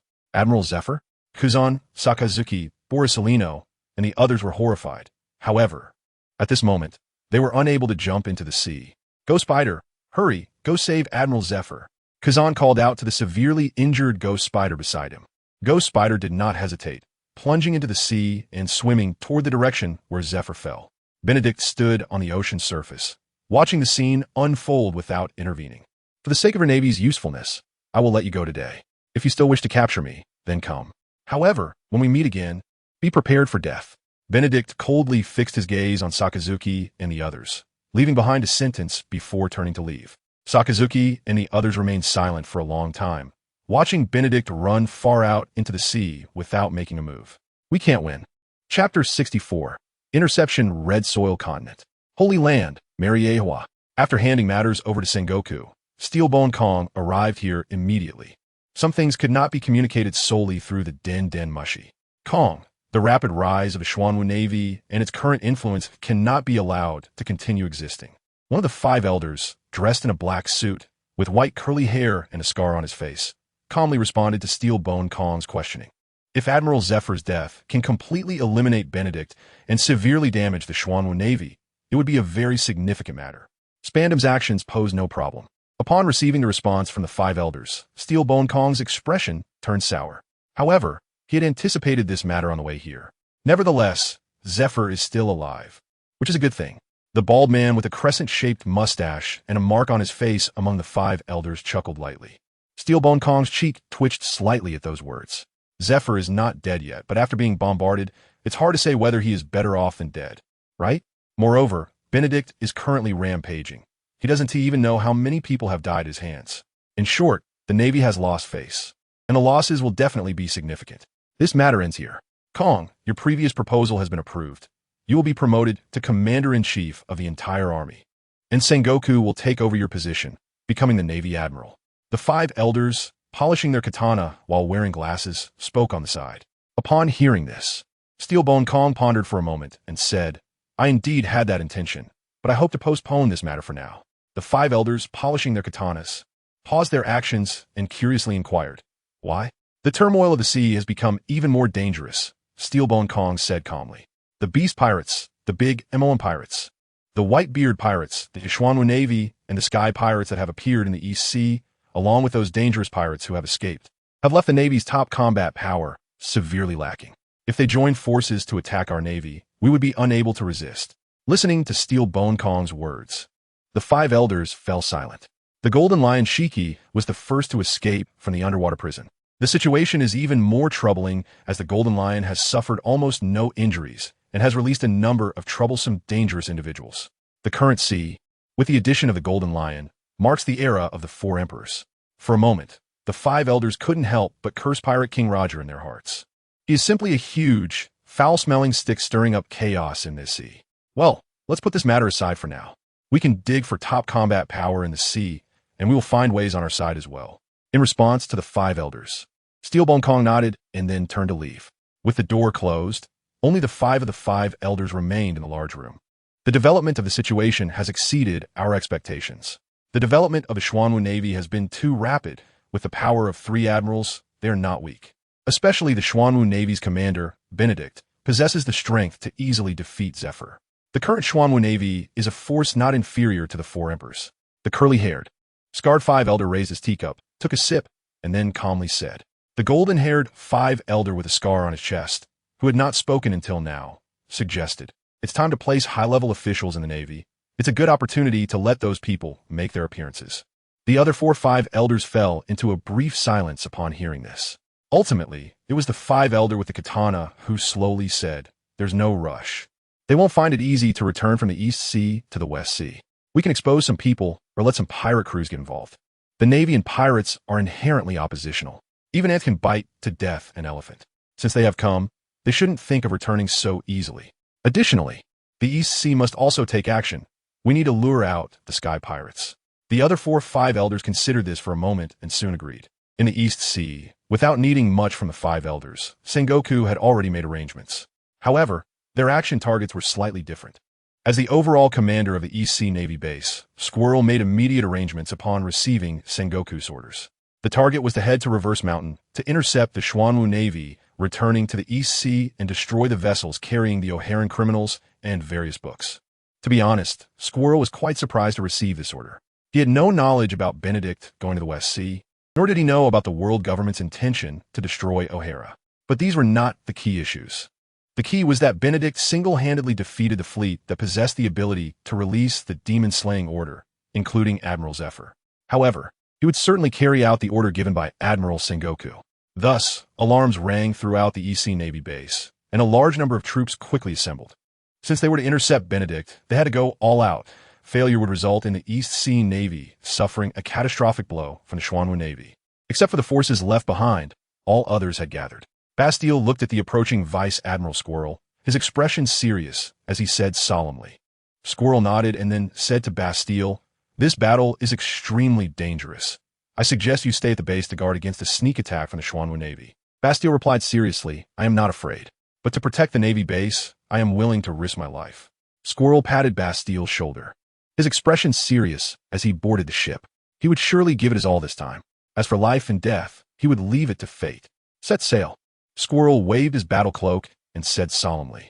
The sound of horns echoed as the warships sailed out of the harbor, heading towards Reverse Mountain. Squirrel glanced back at the East Sea Navy base and then prepared in the cabin to plan for the upcoming battle and devise a strategy. "Vice Admiral Squirrel, look over there in the southwest direction. It's the Xuanwu Navy fleet." At that moment, a soldier responsible for reconnaissance shouted as he discovered the anomaly in the distance. Hearing this, Squirrel quickly looked in that direction, and his expression changed drastically. 10 warships, each equipped with elite forces. Moreover, the leading figure was Kinjiro, who possessed the strength of an admiral.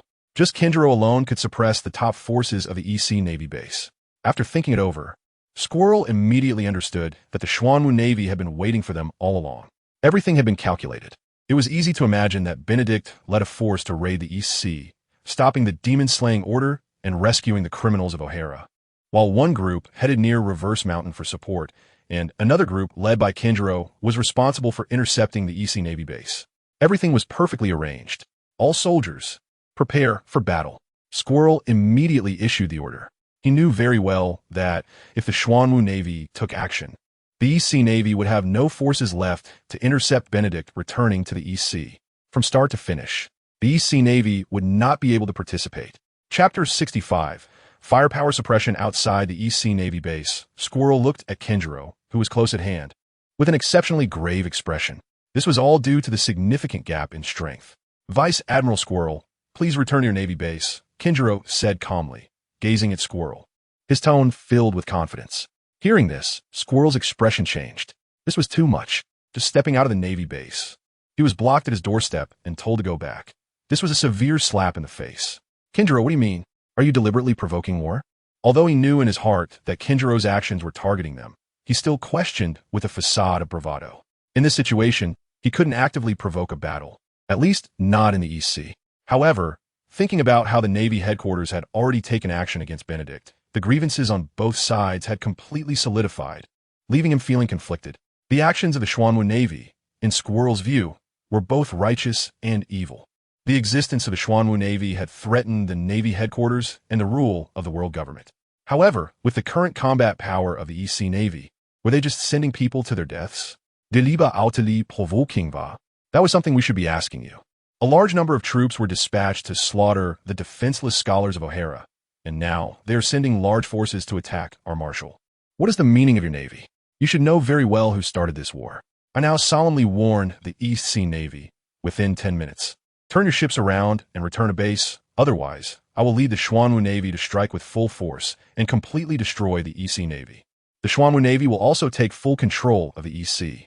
The East Sea should only have one voice from the Navy. Kinjiro's calm tone was filled with mockery towards the Navy headquarters and disdain for the East Sea Navy. This infuriated the Mole and the East Sea Navy. They had wild ambitions. The Xuanwu Navy indeed wanted to dominate the East Sea and completely expel the East Sea Navy. It was truly embarrassing. In the West Sea, after Sakata Jintoki and Seoul left the bombarded O'Hara, they sped towards Reverse Mountain. There were only two ways to return to the East Sea. The nearest one was through Reverse Mountain. The other was to circumnavigate the globe, which would take much longer to return to the East Sea, but that was obviously impractical. Now, the only path was through Reverse Mountain to return to the East Sea. The long road stretched ahead, and on the sea, some feared the name and power of the Xuanwu Navy, but others were indifferent and attacked the Xuanwu Navy ships. Sakata Jintoki found these people quite troublesome. Their individual combat power was insufficient, but what was annoying was that they liked to keep their distance and bombard from afar. If it were just one or two pirate ships, it would be fine, but these guys appeared in groups of 5 or 6 pirate ships, which was frustrating. Consequently, the cargo ships transporting books and the people of O'Hara, as well as military ships, suffered varying degrees of damage. Sakata Jintoki was not in a good state at this moment. It was the 5th day, and although they were nearing Reverse Mountain, the incessant harassment made it impossible for him to rest well. Now, he had dark circles under his eyes and looked quite unwell. Those damn pirates. One day, I will beat you to a pulp and throw you in Azkaban, so you can truly feel the joy of losing happiness and being imprisoned in despair. Sakata Jintoki yawned and complained helplessly. During this time, he had killed and destroyed many pirates. However, the pirates in the West Sea were truly too arrogant, showing no respect for the Xuanwu Navy and seizing any opportunity to attack. Report to Major General Jintoki. A fleet suspected to be the Beast Pirates has been spotted. Leaning against the deck, preparing to take a nap, Sakata Jintoki instantly stood up upon hearing his subordinate's words. The Beast Pirates, one of the 4 Emperor pirate crews. Although the Xuanwu Navy could contend with them to some extent now, they would undoubtedly suffer heavy losses, especially the one known as Kaido, one of the 3 emperors. If he came as well, then they would only have to escape. Chapter 58, just why would one of the 3 emperors in the Grand Line appear in the West Sea? And it seems they are coming for them. Realizing this, Sakata Jintoki immediately ordered everyone to be on alert and arrange combat ships at the front. The Beast Pirates, as the big name, Queen, holding intelligence, looked at the military ships where Sakata Jintoki and others were. He smiled and said, "Governor, according to the transmitted information, they are the Xuanwu Navy. But why do you, Governor, need to come personally? To kill them, I alone am enough." As one of the 3 major figures of the Beast Pirates, Queen, known as Plague, is a devil fruit user of the dragon fruit, ancient type, in a brontosaurus form, with a bounty of 1.32 billion berries, possessing great strength. Below the 3 emperors, he is also known as the Vice Emperor. Beast Kaido, known as the strongest creature, possesses incredible defensive power and vitality, being extremely powerful, and is also a user of the fish fruit, mythical beast type in the azure dragon form. Kaido, upon hearing this, stared expressionlessly at the Xuanwu Navy. After a moment, he left with a face full of disappointment. These people are left to you to handle. Upon hearing this, Queen showed a look of doubt on his face, but being entrusted with the task of destroying the Xuanwu Navy fleet made Queen quite excited. Then let them have a good taste of my newly developed weapon. Taking several bottles of liquid from his pocket, Queen excitedly loaded them into a specially modified rocket launcher and laughed. "Boys, get ready for battle. Whoa." The pirates of the Beast Pirates waved their weapons and cheered excitedly. Sakata Jintoki saw the cheering Beast Pirates and realized that battle was now unavoidable. "Major General Jintoki, we have trouble." Saul contacted Sakata Jintoki through a den mushi, saying, "Yes, we have trouble. Prepare for battle." Sakata Jintoki responded, and then the battle broke out. Boom! Boom! The combat power erupted. Facing countless incoming cannonballs, the soldiers with haki, Sakata Jintoki, and others all sprang into action, kicking the cannonballs away. For a time, the Xuanwu Navy was suppressed by the firepower of the Beast Pirates. Saul had already knocked away quite a few cannonballs, but there was no excitement on his face. Instead, he looked grim and said, "Major General Jintoki, their firepower is too fierce, They even use chemical weapons. We must evacuate quickly, otherwise there will be a large number of casualties. Upon hearing this, Sakata Jintoki looked at some soldiers who were gradually losing strength due to the exploding toxic gas, and some who had died due to delayed reactions, and angrily said with a dark expression, "Withdraw." Chapter 66 Queen, Half-Dragon Form Ha. The mere Xuanwu Navy is nothing but a coward that only knows how to flee. Chase. Accelerate. We must eliminate them. Queen watched as the Xuanwu Navy turned around and ran without hesitation after a few waves of cannon fire, and he instantly laughed excitedly. Queen enjoyed the feeling of bullying the weak, especially when the opponent was the Navy. Kaido returned to the cabin to drink. A fleet without even an admiral was not worth his effort. This action was because he knew that Benedict had appeared in the West Sea. So he brought Queen and quickly led a fleet over, leaving Jack and Ash, who were invading Wano country and collaborating with the current shogun of Wano, Orochi. It wouldn't take long, and Wano would also become the base of the Beast Pirates led by Kaido. Major General, over 500 soldiers, as well as some scholars and children, have been poisoned. We must find doctors to treat them, otherwise there will be life-threatening risks. The fleet led by Sakata Jintoki was currently fleeing while also being very busy. The poisoned soldiers, scholars, and children were gathered together and first received simple treatment. But the chemical weapons released by Quinn contain toxins that cause great harm to the body, which the ship's doctor cannot solve at all. Thinking of this, Sakata Jintoki's expression darkened. I have dealt with them before. This is one of the 3 main flags of the Beast Pirates, Quinn's methods. There should be an antidote on their ship. Saul was also anxious, especially since Alvia was also poisoned. After hesitating for a while, he said to Sakata Jintoki, "Jintoki, you take the people and leave first. Find a way to go around and head to Reverse Mountain. There is our support there. I will hold them off and grab the antidote." Sakata Jintoki made his decision and boarded a relatively decent battleship. Saul also wanted to help, but in terms of combat power, it was just the 2 of them at this moment. No one knew what the situation behind them was. So Saul could only accept Sakata Jintoki's arrangement, but still reminded him, if it doesn't work, make sure to come back alive. Hearing this, Sakata Jintoki gave Saul a thumbs up and smiled. "I'm the Sword Saint. If they want to kill me, they are too naive." The speed of the battleship Sakata Jintoki was on slowed down, gradually increasing the distance from Saul and the others. Beast Pirates.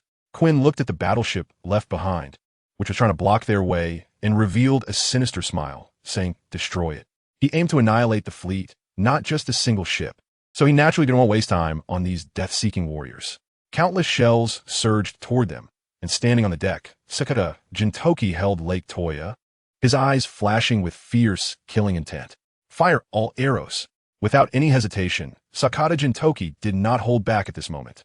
Utilizing the power of his devil fruit, he charged a sword strike toward the oncoming shells and slashed down.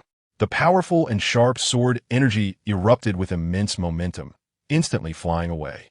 At the same time, at the moment Sakata Jintoki struck, countless sword energies flew horizontally. Like an impenetrable net, the incoming shells were almost all sliced away. Furthermore, the sword he slashed out was incredibly sharp, maintaining its momentum as it struck a pirate ship. Rip! That enormous pirate ship was cut in half along with its crew in one stroke. This sudden scene stunned the Beast Pirates. A great swordsman. The opponent has a great swordsman. The voices rose and fell, filled with panic. The momentum of the Beast Pirates was suppressed at this moment. Quinn's expression turned ugly, but soon he showed excitement. Even though he was slapped in the face and lost a ship, the presence of a great swordsman among them made Quinn's hands itch. A great swordsman was worth him personally stepping in to crush him along with the battleship. Just as Quinn was indulging in his excited fantasies, screams suddenly echoed around him, leaving Quinn puzzled. When he turned to look, he saw a silver-haired kid continuously slaughtering his subordinates. A swordsman? Is that the great swordsman? With this thought, Quinn disregarded whether the opponent was on his own ship and charged toward Sakata Jintoki with his massive body. After a few leaps, he landed, causing the pirate ship to sway, nearly knocking down the prepared pirate subordinates. Quinn then arrived on the ship where Sakata Jintoki was and shouted, "Kid, are you looking for death?" As he finished speaking, his fist, covered in armament hockey, smashed down towards Sakata Jintoki with destructive power. Sakata Jintoki sensed Quinn's immense strength and dared not confront him head-on, quickly moving away. Bang! Although Quinn's fist did not strike the deck, the powerful shockwave instantly created a large crater on the hard deck. In the pirate world, the trees used to build pirate ships are extraordinary. Ordinary strength cannot break them. Kid, hiding is useless. You might as well let me smash you to bits. Quinn was not surprised that Sakata Jintoki could dodge his punch. After all, those who could become great swordsmen were not weak.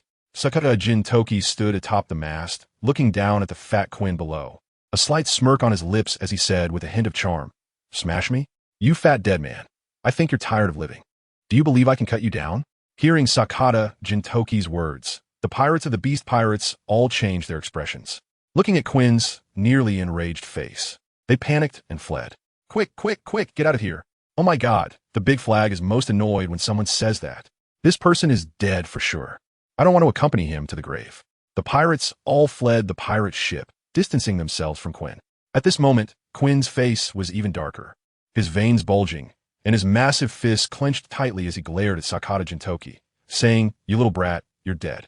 I will smash all your bones to pieces." Sakata Jintoki chuckled coldly and said, "You fat dead man, anyone can talk big. If you have the ability, come and smash me." Quinn, furious, let out a roar, and his body began to change. He became larger and stronger. Even Quinn's face transformed into a spiked, sharp-toothed ankylosaurus, his hands turning into thick dragon claws. And he grew a long, powerful dragon tail. This half-dragon form was Quinn's adaptation for fighting at sea, inspired by Kaido's half-dragon form, utilizing his devil fruit abilities. The reason for this was simply that the pirate ship could not withstand Quinn's complete form, and the seawater would weaken his strength. In his half-dragon form, Quinn looked down at Sakata Jintoki, roaring in anger as his massive dragon claws descended with astonishing momentum. "I will smash you." Chapter 67, Playing with Quinn, only to be stolen by Kaido. Boom! Sakata Jintoki slashed out with his sword, the sword energy flying, and the powerful momentum withstood Quinn's punch. Quinn stared at Sakata Jintoki, who was like an ant in front of him, and increased the force in his hand. Bang! The force pressed down again, and Quinn's fist directly smashed the corner of the pirate ship, causing seawater to begin flooding in. After enduring the hit, Sakata Jintoki felt the change in Quinn's power and realized that he could not match him in a head-on confrontation. Therefore, Sakata Jintoki immediately moved away and appeared behind Quinn. Lake Toya, 18 slices. The wild and unrestrained quick knife slashed out, creating waves of sword energy that stirred up strong winds. Crack! The pirate ship, first damaged by Quinn, now was under Sakata Jintoki's attack, emitting cracking sounds as if it would shatter into pieces at any moment. After Sakata Jintoki launched his attack, he wanted to create distance between himself and Quinn. However, at that moment, a massive object swept in from the side. It was Quinn's half-dragon tail, carrying the force of the wind, aiming to strike down Sakata Jintoki. Jintoki flipped in midair, trying to dodge the dragon tail strike, but unexpectedly, just as he avoided it, the tail made a sharp turn and hit him directly in the lower back. Bang! Jintoki was sent flying, piercing through the deck and landing at the bottom of the pirate ship's cabin. At this moment, Quinn showed no concern for whether this pirate ship was his own. After launching a sneak attack on Jintoki from behind, despite his confidence in his defensive abilities and recovery, he still suffered several deep cuts that caused him immense pain. Therefore, in his berserk state, Quinn brought down his massive fist heavily towards Jintoki's position. Even though Jintoki was secretly furious that Quinn dared to strike his lower back, and was in considerable pain, he faced the terrifying power of Quinn's punch with a grave expression and launched a counterattack. Boom! Two immense forces erupted in the cabin, completely shattering the nearly doomed pirate ship. The violent energy tore the ship apart, sending numerous objects flying and injuring many pirates. Splash! As seawater sprayed, Jintoki's figure appeared on the mast of another pirate ship. The recent collision had nearly been Jintoki's full power strike. Yet, he had barely managed to withstand Quinn's punch and was already severely injured. Major Jintoki, the Xuanwu Navy soldiers, who were engaged in fierce battles with the pirates, saw Jintoki spitting blood and swaying, nearly falling, and couldn't help but shout in concern. While Jintoki was battling Quinn, the Xuanwu Navy soldiers, facing the cannon fodder, were preparing to collide with the Beast Pirates, and they all began to counterattack using the Navy's 6 styles. However, not all the pirate ships were held back by the Xuanwu Navy, for pirate ships still circled the battlefield, chasing after the Xuanwu Navy fleet. Jintoki wiped the corner of his mouth and looked at Quinn on the other warship, feeling troubled. As expected of the Beast Pirates' 3 main figures, Quinn had the strength of a vice admiral, not weaker than an average admiral at all. Indeed, I'm still too weak. Ha ha ha, kid, I'm a major figure. With your current strength, You're still too green. Just obediently get smashed. Quinn charged forward, leaping towards the pirate ship where Jintoki was, causing the pirates to flee in fear. Jintoki tightened his grip on the Tia Lake, disappearing in an instant. When he reappeared, he was already midair, surrounded by countless sword energies flying around. Since close combat was not an option, he decided to engage in ranged attacks. 10,000 swords piercing heart. Countless sword energies flew out, and screams erupted as the beast pirates were struck down by the flying sword energies. Unable to defeat Quinn, Jintoki chose to abandon Quinn and instead began to eliminate other pirate members. The Xuanwu Navy, proficient in the Navy's 6 styles, wreaked havoc aboard the ship, and with Jintoki's involvement, the rate at which pirates fell was accelerating. Upon witnessing this scene, Quinn's expression changed, although he often didn't care about the lives of his subordinates. And some even became subjects for his experimental chemical weapons. There were times when circumstances mattered. For instance, like now, if his subordinates were slaughtered, who would control the large ship? Who would serve him? As a major figure, how would Governor Kaido view him? You've completely angered me, Silver Hair Brat. Speed was not Quinn's forte, but at this moment, he had no choice but to unleash all his power to kill Jintoki. Facing the rampaging Quinn, Jintoki did not dare to let his guard down, no longer attacking the pirates, but continuously releasing sword energies to maintain distance and output long-range attacks. Quinn's massive figure leaped from one pirate ship to another, causing the pirates to be terrified and on edge, having to guard against Quinn's sudden sweeping attacks while battling the Xuanwu Navy soldiers. Damn kid, how about a close combat duel of 500 rounds? Let's see how I smash you. Quinn, filled with anger, strength, and powerful defense, along with the ability to endure pain, found himself frustrated against Jintoki, who was as slippery as a mosquito, unable to catch him, and could only roar in vain. He couldn't transform into his complete form, that would only worsen things. Being too large meant he could only take hits. If he jumped to strike, it would just lead to jumping into the sea. Wasn't that like the old man hanging himself, seeking death? Damn fatso. Come up and fight me for 500 rounds. Let's see if I can cut you down. Jintoki sneered, seizing his advantage and giving Quinn no opportunity. Even if he couldn't severely injure him, even if Quinn had powerful defenses and decent recovery abilities, at this moment, he would still bleed him out, one slash at a time. However, what Jintoki did not notice was that Kaido, transformed into a blue dragon, was glaring down at him from above. This damned ant dared to kill so many of his men right in front of him and toy with Quinn like a cat playing with a mouse. He truly didn't take Kaido seriously. Damn it. Thunderous 8 trigrams. Lightning flashed, accompanied by a powerful bolt and a massive black spike club descending. In midair, Jintoki was swept away without any ability to resist. The speed was even faster and more brutal than when Quinn had sent him flying. When he crashed into the sea, it was like a massive bomb exploding in the water, creating a huge splash. Some Xuanwu Navy soldiers saw Jintoki fall into the sea and immediately jumped in without hesitation to rescue him, who had become a drowned duck. Chapter 68, Envious Kaido. Rampaging Jintoki Kaido's sudden strike was something Quinn had not anticipated. However, upon reflection, Quinn felt a wave of shame. He was a vice admiral, a major figure who didn't even regard admirals. Yet he was being toyed with by a kid who wasn't even an admiral. It was a disgrace to the beast pirates. Kaido's intervention had its reasons. Quinn's embarrassment was one reason, but the increasing number of his subordinates being killed also displeased Kaido. Of course, more than that was jealousy. A mere Xuanwu Navy had so many elite subordinates proficient in the Navy's 6 styles. Kaido was an ambitious man. He wanted to create a true beast pirate crew, all of them capable of using devil fruit powers and possessing immense strength. Kaido firmly believed that with such power, no one could stand in his way. Dominating this world would be a trivial matter. Major Jintoki, ensure, wake up quickly. Sakata Jintoki was rescued by a colonel of the Xuanwu Navy, lying flat on a damaged wooden board. This colonel also understood the terror of Kaido, so even after leaving the water's surface, he didn't dare to get too close. Instead, he found a pirate ship to hide on. A strong blow to the chest made Sakata Jintoki cough up the seawater that had been forced into him. Upon waking up, Sakata Jintoki's expression was terrifyingly grim. At the same time, he felt intense pain all over his body. The pain from Kaido's casual strike was heavier than any injury he had ever suffered. How far have they left? Sakata Jintoki asked, blood flowing from his forehead and his face pale. We held off their main force, the colonel replied. Upon hearing this, Sakata Jintoki showed a helpless expression. What bad luck. That terrifying guy Kaido is here too. Sakata Jintoki felt helpless, but there was nothing he could do. His strength was still too weak. Brothers still buying time. Major General Jintoki, you're a sword fruit user. You can leave first and catch up with the others. Sakata Jintoki got along well with his subordinates, often referring to each other as brothers. However, although the colonel said that he as a major general could not do so. Nonsense. Aren't you putting me in danger? I'm your superior. How could I run away at a time like this?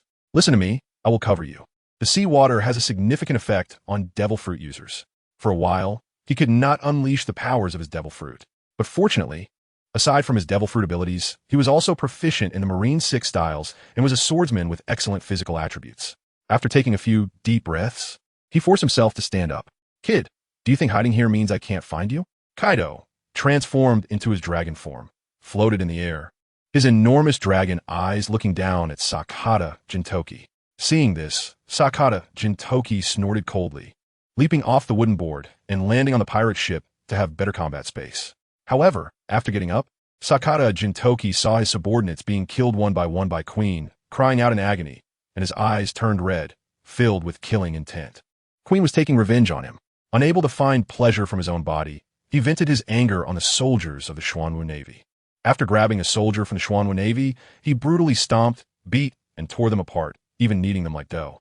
Ha ha ha, this is it, this is the feeling. I will smash each of you. I will crush your bones. Do you see it? Ah, immersed in the pleasure of torturing the soldiers of the Xuanwu Navy. He laughed maniacally, showing no restraint. Ah, you're asking for death. Sakata Jintoki's eyes turned blood red, and his anger took over as he entered his White Knight demon form. At this moment, Sakata Jintoki's White Knight demon form was somewhat special. As the bloodthirsty killing intent and aura erupted from him, his hair grew rapidly by half a meter. Meanwhile, the Lake Toya in Sakata Jintoki's hand was releasing a blood-red glow. A bone-chilling cold radiated an aura that made souls tremble.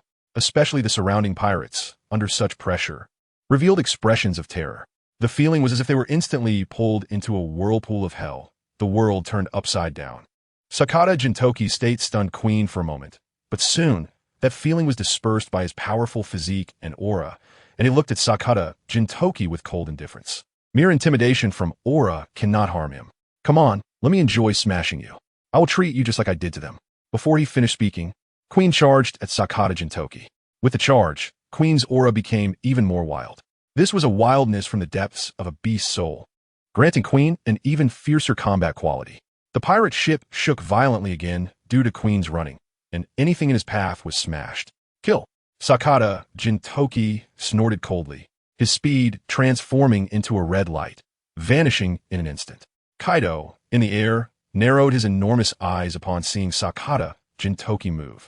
This speed, this aura. Bang! In an instant, Sakata Jintoki and Queen were locked in a fierce battle. However, at that moment, Sakata Jintoki's combat power was once again enhanced. Swish!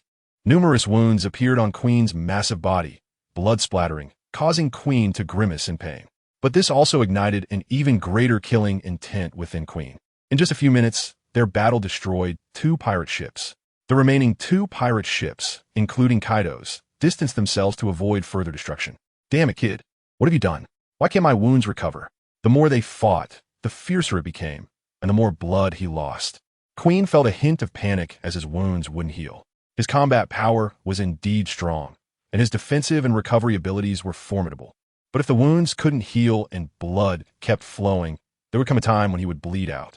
Kill. However, Sakata Jintoki was unable to answer at that moment. His only goal now was to kill Queen. Queen, not getting the answers he wanted, disregarded the pain of Sakata Jintoki's sword piercing his body, quickly reached out and grabbed Sakata Jintoki entirely. Damn little brat, I'm going to crush you. Queen's grip tightened, and his face became extremely sinister. Despite being caught, Sakata Jintoki, with his limbs aching and feeling as if he would be crushed to pieces, still fought back desperately. The remaining soldiers of the Xuanwu Navy, seeing their major general being tormented like this by Queen, had red eyes. Their interactions with Sakata Jintoki had filled them with goodwill toward him. Now, seeing Sakata Jintoki in a dire situation for their sake, how could they bear to let him die? The remaining 20 or so soldiers of the Xuanwu Navy, regardless of their heavy injuries or the number of pirates blocking their path, charged at Queen recklessly, fearless of death. Charge in, save the Major General. Kill. Section 61. We must save Major General Jintoki. Damn it, I'm going to kill you all. Major General Jintoki. Hang in there, we're coming. Chapter 69. Death Countdown. Rampaging Benedict, looking at the increasing number of subordinates falling to block the 20 or so Xuanwu Navy soldiers, Kaido, in the void, remained indifferent. He envied the combat power of the Xuanwu Navy soldiers, but at the same time, he was very dissatisfied with the weakness of his subordinates. To kill them, it took hundreds to accompany them to the grave. Ha! Did you hear that? Oh, you can't hear it, and you can't see it. But it doesn't matter. They're all dead. No one can save you. Queen firmly controlled Sakata Jintoki, and upon discovering the resistance from the Xuanwu Navy soldiers, he was even more determined to rescue Sakata Jintoki. He gave these people a chance. This was Queen S' confidence. In fact, after suffering casualties, his subordinates successfully provided Queen with a positive answer. Now, he not only wanted to destroy Sakata Jintoki's body, but also to break down Sakata Jintoki's psychological defenses. Cough, cough. Marshal, it seems I want to be able to accompany you to conquer this world. The intense pain and the cracking sound of broken bones made Sakata Jintoki realize he couldn't go back. But to die like this was something he couldn't accept. Fat bastard. If you want to kill me, dream on. All swords unleashed. Sakata Jintoki consumed his last bit of strength, using all his power to activate the devil fruit ability. In an instant, countless wooden chips, knives, guns, hammers, etc., under the control of Sakata Jintoki's sword fruit, rushed towards them to stab. Every object instantly transformed into a sharp sword. Whether it was wood or a hammer, they changed shape and gained enhancement. Devil Fruit Awakening? Kaido was incredibly shocked to see this scene. A swordsman by nature, and now awakened the power of the Devil Fruit. Sakata Jintoki's strength would greatly increase as long as he survived. He could even be on par with any admiral. For a moment, Kaido felt envy, jealousy, and hatred. Why wasn't he such a talent in his beast pirates? Queen felt the incoming weapons and the power that tore everything apart. His expression suddenly changed. Bastard. Queen could sense that if he couldn't block this blow, he would indeed be seriously injured. So, Queen roared, his body instantly transforming, growing larger, his defense and strength becoming even more powerful, though his movement speed slowed. But this was the only method of attack he could think of against this hellish assault. Thunderous 8 trigrams. In that moment, Kaido struck an incredibly powerful force, a long-distance attack with just one hit. Most of Sakata Jintoki's attack was blown away or shattered by this overwhelming power. A small portion of the attack landed on Queen, but even so, it penetrated almost to the root, causing Queen to let out a piercing scream of pain. Bastard, I will smash you. Arm punch. Unable to tolerate any longer, Queen threw a punch down at the fallen Sakata Jintoki. This punch would instantly crush the pirate ship. Sakata Jintoki would be turned to dust. Bang! Just as Queen S' fist was about to land on Sakata Jintoki, a wolf fawn club directly blocked Queen S' attack. Governor, Queen was a bit stunned by Kaido's blow. Feeling confused, Kaido did not respond to Queen S' confusion. Instead, he landed on the severely damaged pirate ship, staring at Sakata Jintoki, and said in a deep voice, "Kid, I admire your ability. Join us, and I can give you a prominent position." At that moment, Sakata Jintoki was almost unconscious and had no strength to respond. Naturally, he could not resist whatever Kaido wanted to do to him. Queen understood Kaido and knew that for some very strong and potential individuals, even if they opposed him just a moment ago, as long as they were willing to join the Beast Pirates, they could be forgiven. However, inviting a kid who made him lose face to join the Beast Pirates and become one of the prominent figures made Queen very unhappy. But Kaido's will was something he could not resist. So now he expected Sakata Jintoki to refuse, giving him the chance to kill Sakata Jintoki. Kaido's face darkened, and the aura he released became increasingly dangerous. Meanwhile, Sakata Jintoki's breathing grew incredibly heavy, as if he would die in the next moment. Seeing this, Queen revealed a sinister expression, raised his foot, and said coldly, "Seeking death. Go die, kid. There's no way you can have that prominent position." At that moment, Kaido's expression suddenly changed, and in that instant, the massive Queen was kicked away by an astonishing force. His large body fell heavily into the sea, creating a huge wave. The broken pirate ship was smashed into the depths of the ocean, and the pirates still trying to rise were also swept into the sea. Their fates unknown. In the void above, Kaido did not pay attention to the shouts of his subordinates. His gaze was fixed on one spot. On the rolling sea, a figure stood firmly, not swaying at all despite the raging waters. Benedict. Kaido's voice was loud, like the roaring sea, deafening. It was excitement at seeing Benedict, but also taken very seriously. I finally waited for you. Kaido's voice echoed again, and Benedict, with a grim face, looked up at Kaido. Beast pirates, Kaido. You're dead. Benedict's voice was chillingly cold, especially the intense, killing intent that could not be hidden. Sakata Jintoki's injuries were too terrifying. It was simply shocking. At that moment, Sakata Jintoki was cradled in Benedict's arms like a soft snake. His bones were almost all broken, and Sakata Jintoki's breathing was almost imperceptible. He could die at any moment. The Xuanwu Navy currently lacked a powerful medical system, and with Sakata Jintoki's injuries, he could not be treated. Therefore, the only thing Benedict could hope for now was the system. System, is there a way to heal Sakata Jintoki? Ding. Death countdown, 1 hour. The host can defeat Kaido within 1 hour to complete the achievement task of defeating the 4 emperors, which will unlock the Justice Mall, by consuming 5,000 justice points. A Senza bean can be exchanged. Does the host accept the task? Upon hearing this, Benedict's expression darkened. Kaido is one of the 4 emperors. His strength is absolutely top tier in this world, and with Sakata Jintoki in imminent danger, there was hardly any time to consider so much. Defeating him wouldn't be so easy. Benedict, let us fight. Accompanied by the swirling changes of the storm, Kaido, transformed into the form of a blue dragon, flickered in and out of sight within the thunderclouds, his voice echoing across the sea. Benedict looked up, staring at Kaido, his eyes flashing with intense, killing intent, and said, "As you wish." Chapter 70, All-Out Attack. Press Kaido to the seafloor for a beatdown. Section 62. Benedict's figure raced through the sea with incredible speed, splashing water and stirring up waves wherever he went. Not far away, 5 warships were rapidly approaching. Kaido, witnessing this scene, showed no fear of the support from the Xuanwu Navy. The battle he desired was not something just anyone could participate in. Marshal Wang Ji looked at the arriving Benedict and said solemnly, "The scholars from O'Hara are safe. They should have been stationed near Reverse Mountain, prepared for their arrival." However, after the pirates appeared one after another and attacked them, Wang Ji and Silver Axe knew that something had changed. They immediately tried to contact Sakata Jintoki, but unfortunately, they couldn't get through. As for Benedict, he also had no snail phone on him at that moment. So to be on the safe side, they quickly discussed and led their troops over. Just now, they had repelled the Beast Pirates fleet. Without Kaido and Queen's ships, they became insignificant in the face of Wang Ji, who already possessed the strength of a true general. Keep an eye on him. Benedict placed Sakata Jintoki on the deck and said, "Wait for me to come back." With that, he turned and vanished. Kaido died. When Benedict reappeared, he was already on the distant sea, his figure jumping towards Kaido in the void, aided by the moonwalk. Kaido looked at the incoming Benedict, raised his club, and laughed. Thunderclap, 8 trigrams. Benedict quickly flashed, dodging Kaido's descending blow. He used the club as a foothold and rapidly moved again. Kaido's massive dragon eye swept over, his body flipping in the void, attempting to shake Benedict off his back. In that moment, Kaido realized what Benedict was trying to do. His enormous body meant there were many places he couldn't defend or counterattack. Was Benedict exploiting this weakness to attack? "Get off me." Seeing Benedict so undeterred and already on his back, Kaido immediately changed his form.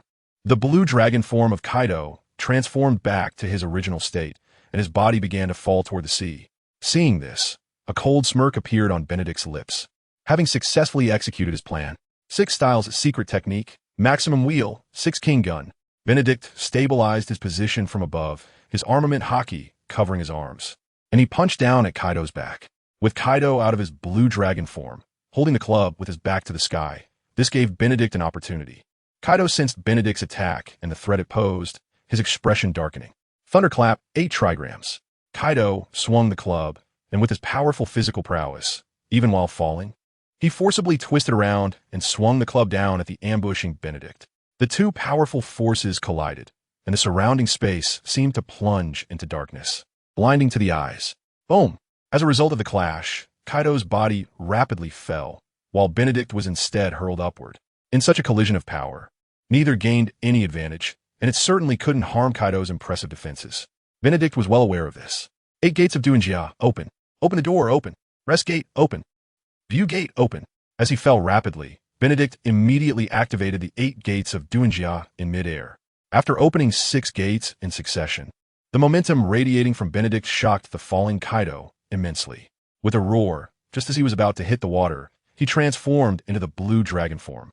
His massive body within the sea stirred up tremendous waves, and he shot upward rapidly.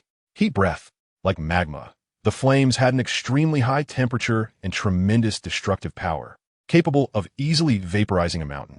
This flame shot towards the falling Benedict. As the flames were about to engulf Benedict, in an instant, his figure left a shadow in the air. The fire attack missed. Shot gate open. Kaido heard Benedict's voice in his ear. A massive sense of crisis hit him, and he immediately reverted from the blue dragon form. At the same time, Kaido noticed Benedict was right in front of him. The aura radiating from Benedict at that moment left Kaido horrified. For someone who couldn't transform into a half-dragon form, this was somewhat lethal. In that fleeting moment, Benedict's abnormal state also left Kaido stunned. Cracks appeared across Benedict's body, resembling the shattered earth. Was this a technique that exhausted his life force? Toward the peacock. Just as doubts crossed Kaido's mind, Benedict's attack came in an instant. There was no way to dodge. Each punch contained terrifying power, giving the feeling that his body could explode. Countless fists, accompanied by flames, rained down like a torrential downpour upon him, and in an instant, Kaido seemed to turn into a fireball, crashing into the sea. However, Benedict's assault did not cease. The powerful force smashed the vast sea, creating a hole over 100 meters in diameter, and under the terrifying release of power, a whirlpool formed. In the whirlpool, Benedict continued to swing his fists, driving Kaido deep into the sea, relentlessly pounding him down to the seabed. Above the whirlpool, the steam from evaporated water, due to the high-temperature energy, soon enveloped the area. Standing on the warship, Wang Ji, Silver Axe, and others were stunned by the scene before them, especially Silver Axe, who instinctively swallowed hard. Silver Axe could clearly sense the continuously vibrating sea. This kind of tremor was the earth shaking, not caused by human impact. Marshal, are we pressing Kaido to the sea floor and smashing him? Silver Axe said instinctively. Wang Ji's expression was filled with shock and excitement. Such power was reminiscent of their former captain, Rocks. The terror of Rocks was something they could not resist. And today's scene reminded Wang Ji of when Kaido challenged Rocks, being pounded into the sea floor at that time, when Kaido was not yet a devil fruit user. Even so, his strength remains formidable, hardly weaker than his opponent. Now, with the devil fruit, he has become even more powerful. Yet he is still being relentlessly pounded by Benedict at the bottom of the sea. Boom! A massive sound erupted, as if a Dongfeng missile had exploded deep in the ocean, sending countless seawater splashing and creating a torrential downpour. Benedict seemed to have suffered a tremendous impact, bending his body and flying into the sky. Wang Ji and Silver Axe were startled by this sudden scene. Upon seeing their marshal being sent flying, they silently acknowledged the truth. Kaido's terror is not so easily overcome. While Benedict was furiously pounding Kaido, just as he was about to knock Kaido unconscious, he didn't expect that this guy seemed to trigger some mechanism, unleashing a powerful force with incredible speed, sending him flying away. Bang! Benedict fell from the sky into the sea like a massive stone, creating a thunderous sound. Is the marshal going to be okay? Silver Axe looked at Benedict sinking into the sea, and after a minute passed without seeing him surface, he couldn't help but worry. Wang Ji frowned slightly, also feeling anxious. They knew that Benedict could stand freely on the ocean. So, even if he fell into the sea, as long as he wasn't knocked unconscious, he could climb out of the turbulent waves. After another minute, amidst the surging waters, Benedict's hand emerged from the surface, followed by him standing up. However, at this moment, Benedict took a deep breath, looking somewhat disheveled, but his aura had not weakened much. His previously cracked body had now fully recovered. Benedict glanced at his hands, secretly marveling at the immortal physique. It was indeed impressive. Even after opening 7 gates, he could recover to his original state. If he opened 8 gates, could he also return to his prime state? Although he was amazed internally, Benedict did not forget that he still needed to defeat Kaido and open the Justice Mall. On the warship, Wang Ji and Silver Axe breathed a sigh of relief upon seeing Benedict safely stand up. It was also at this moment that they shifted their gaze back to the sea. Several minutes had passed, yet Kaido, who had been smashed into the sea, showed no signs of movement. Kaido, a devil fruit user, is like a drowned chicken, right? Silver Axe seemed to think of something and excitedly said, "Is he drowned?" Wang Ji glanced at Silver Axe, feeling he was being a bit foolish. He sighed, thinking it was necessary to help his brother recognize reality. Kaido is a freak. Even without the devil fruit, his physical qualities are also abnormal. He's been attempting suicide. Whether jumping from 10,000 meters in the sky or drowning in the sea for 81 days, he still hasn't died. So, don't compare an ordinary devil fruit user to Kaido. You would be terrified by his monstrous vitality. Silver Axe was stunned for a moment, horrified. So, he hasn't died yet? As if to answer Silver Axe, a massive shadow approached from beneath the sea. Before Wang Ji and the others could react, the enormous figure burst forth. With water shooting into the sky like a tsunami, Wang Ji was shocked and gave it his all. He slashed down with his sword, forcefully cleaving through the incoming waves. However, while he managed to protect his warship, the waves still rocked it left and right, while the other warships were overwhelmed. In the void above, Kaido transformed into his dragon form, carrying the unconscious queen away. As he left, he didn't forget to deliver a harsh message to Benedict. Benedict, I will come to find you again. Chapter 71, Magical Beans. Death and Resurrection. Kaido's departure brought a sigh of relief from Benedict as the system's voice rang out. The task given by the system was to defeat the 4 emperors to complete the achievement task, allowing him to open the Justice Mall. At first, he thought he needed to defeat Kaido, Big Mom, Whitebeard, and the missing Golden Lion Shiki to open the Justice Mall. But within an hour, it was impossible to defeat all 4 true emperors. Therefore, the only feasible option was to defeat Kaido, who was one of the 4 emperors. Even so, defeating him within an hour was no small feat, however. Once the fight began, Benedict realized just how lucky he was. He was unafraid of the sea and could walk freely upon it. Although Kaido could transform into a dragon and fly over the sea, he could not walk freely upon it like Benedict, nor unleash his full combat power. This was his opportunity. He pressed Kaido down at the bottom of the sea, continuously pummeling and weakening him through the water. This led to the moment he defeated Kaido. Of course, it was also because Kaido was stunned by his attack and panicked due to his inability to exert his full power. Ding! Congratulations to the host for completing the defeat the 4 Emperors achievement task. The Justice Mall is now open. Ding! Would the host like to spend 5,000 justice points to exchange for 1 magical bean? Benedict remained silent, quickly returning to the warship, and said, Exchange. Ding! Congratulations to the host for consuming 5,000 justice points and successfully exchanging for 1 magical bean, which has been stored in the system warehouse. Please check. Marshal, Major Silver, Wang Ji said with a worried expression. Just now, the ship's doctor examined Sakata Jintoki's body and concluded that all his bones were shattered and there was no cure. Sakata Jintoki's immense strength was recognized by Wang Ji and Silver Axe. In fact, they liked this occasionally quirky young man very much. Such a spirited guy, full of vitality, made them laugh heartily during their interactions. Yet, this lively young man was now beyond saving and was even teetering on the brink of death. Benedict maintained a solemn expression, not responding, and instead approached Sakata Jintoki's side, pulling out an exquisite small box from his pocket. This was a gift from a system, designed for conveniently storing and using magical beans. Taking out the magical bean, Benedict then, under the gaze of Wang Ji, Silver Axe, and others, placed it into Sakata Jintoki's mouth. Wang Ji, Silver Axe, and the ship's doctor beside them looked on in confusion. At this moment, Sakata Jintoki couldn't even muster the strength to open his mouth, let alone eat something. How could he swallow the magical bean? After placing the magical bean inside, Benedict quietly stood by, silently watching without speaking.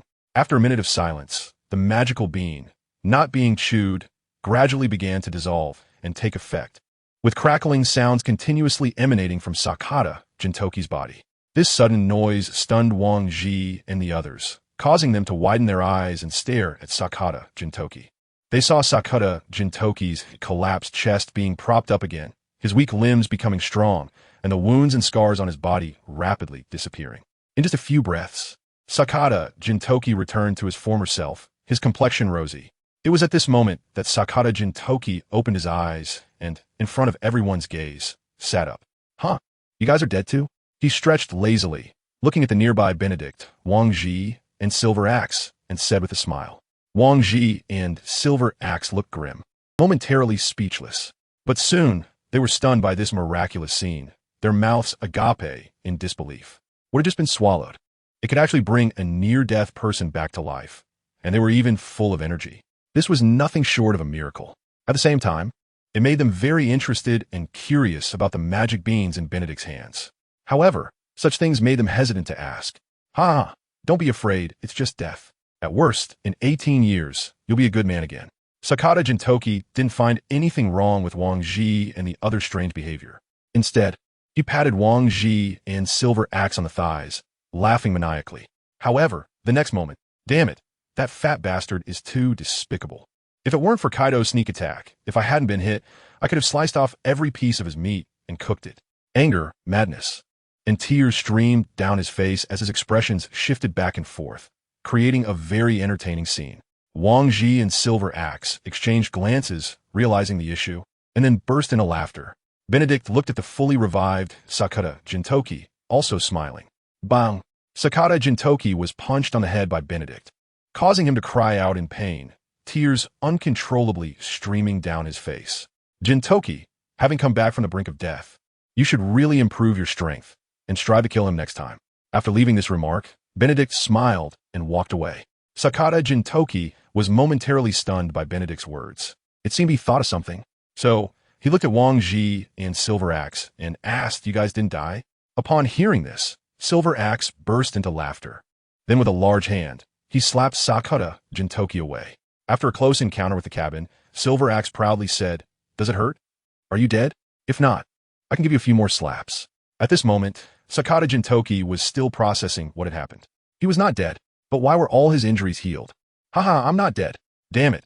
Next time I will definitely eliminate that fat bastard. Ha ha. Outside the cabin, Benedict heard the laughter of Sakata Jintoki, Wang Ji, and Silver Axe, and the smile on his face grew even more intense. This operation had many unexpected events, resulting in numerous casualties among the soldiers, especially those who were responsible for covering Sakata Jintoki, all of whom perished. Even Sakata Jintoki would have fallen here if he hadn't arrived in time. Beast pirates, I will settle this score with you soon. Benedict clenched his fist and said in a low voice filled with murderous intent. Chapter 64.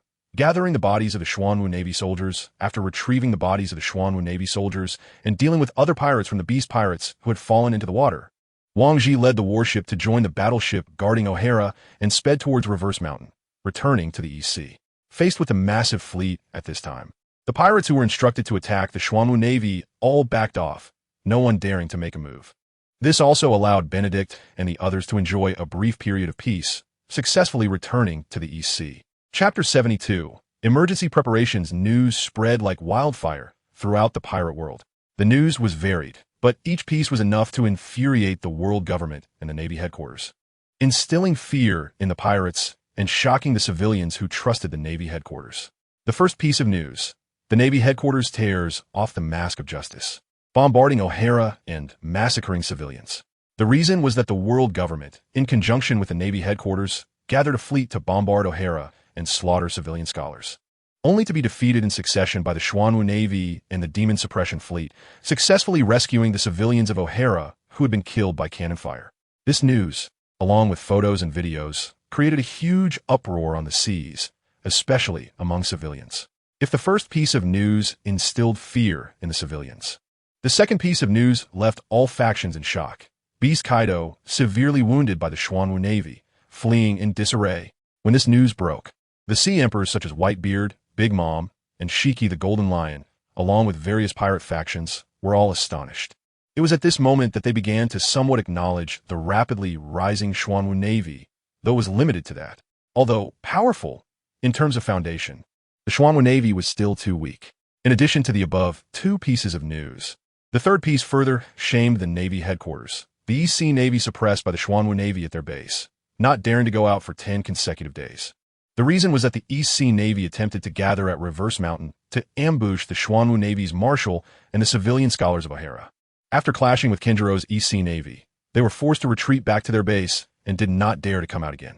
After this event was reported, public sentiment towards the East Sea Navy plummeted. The Xuanwu Navy was protecting the weak civilians, while the East Sea Navy was preparing to attack them. So, who is the righteous army, and who is the pirate?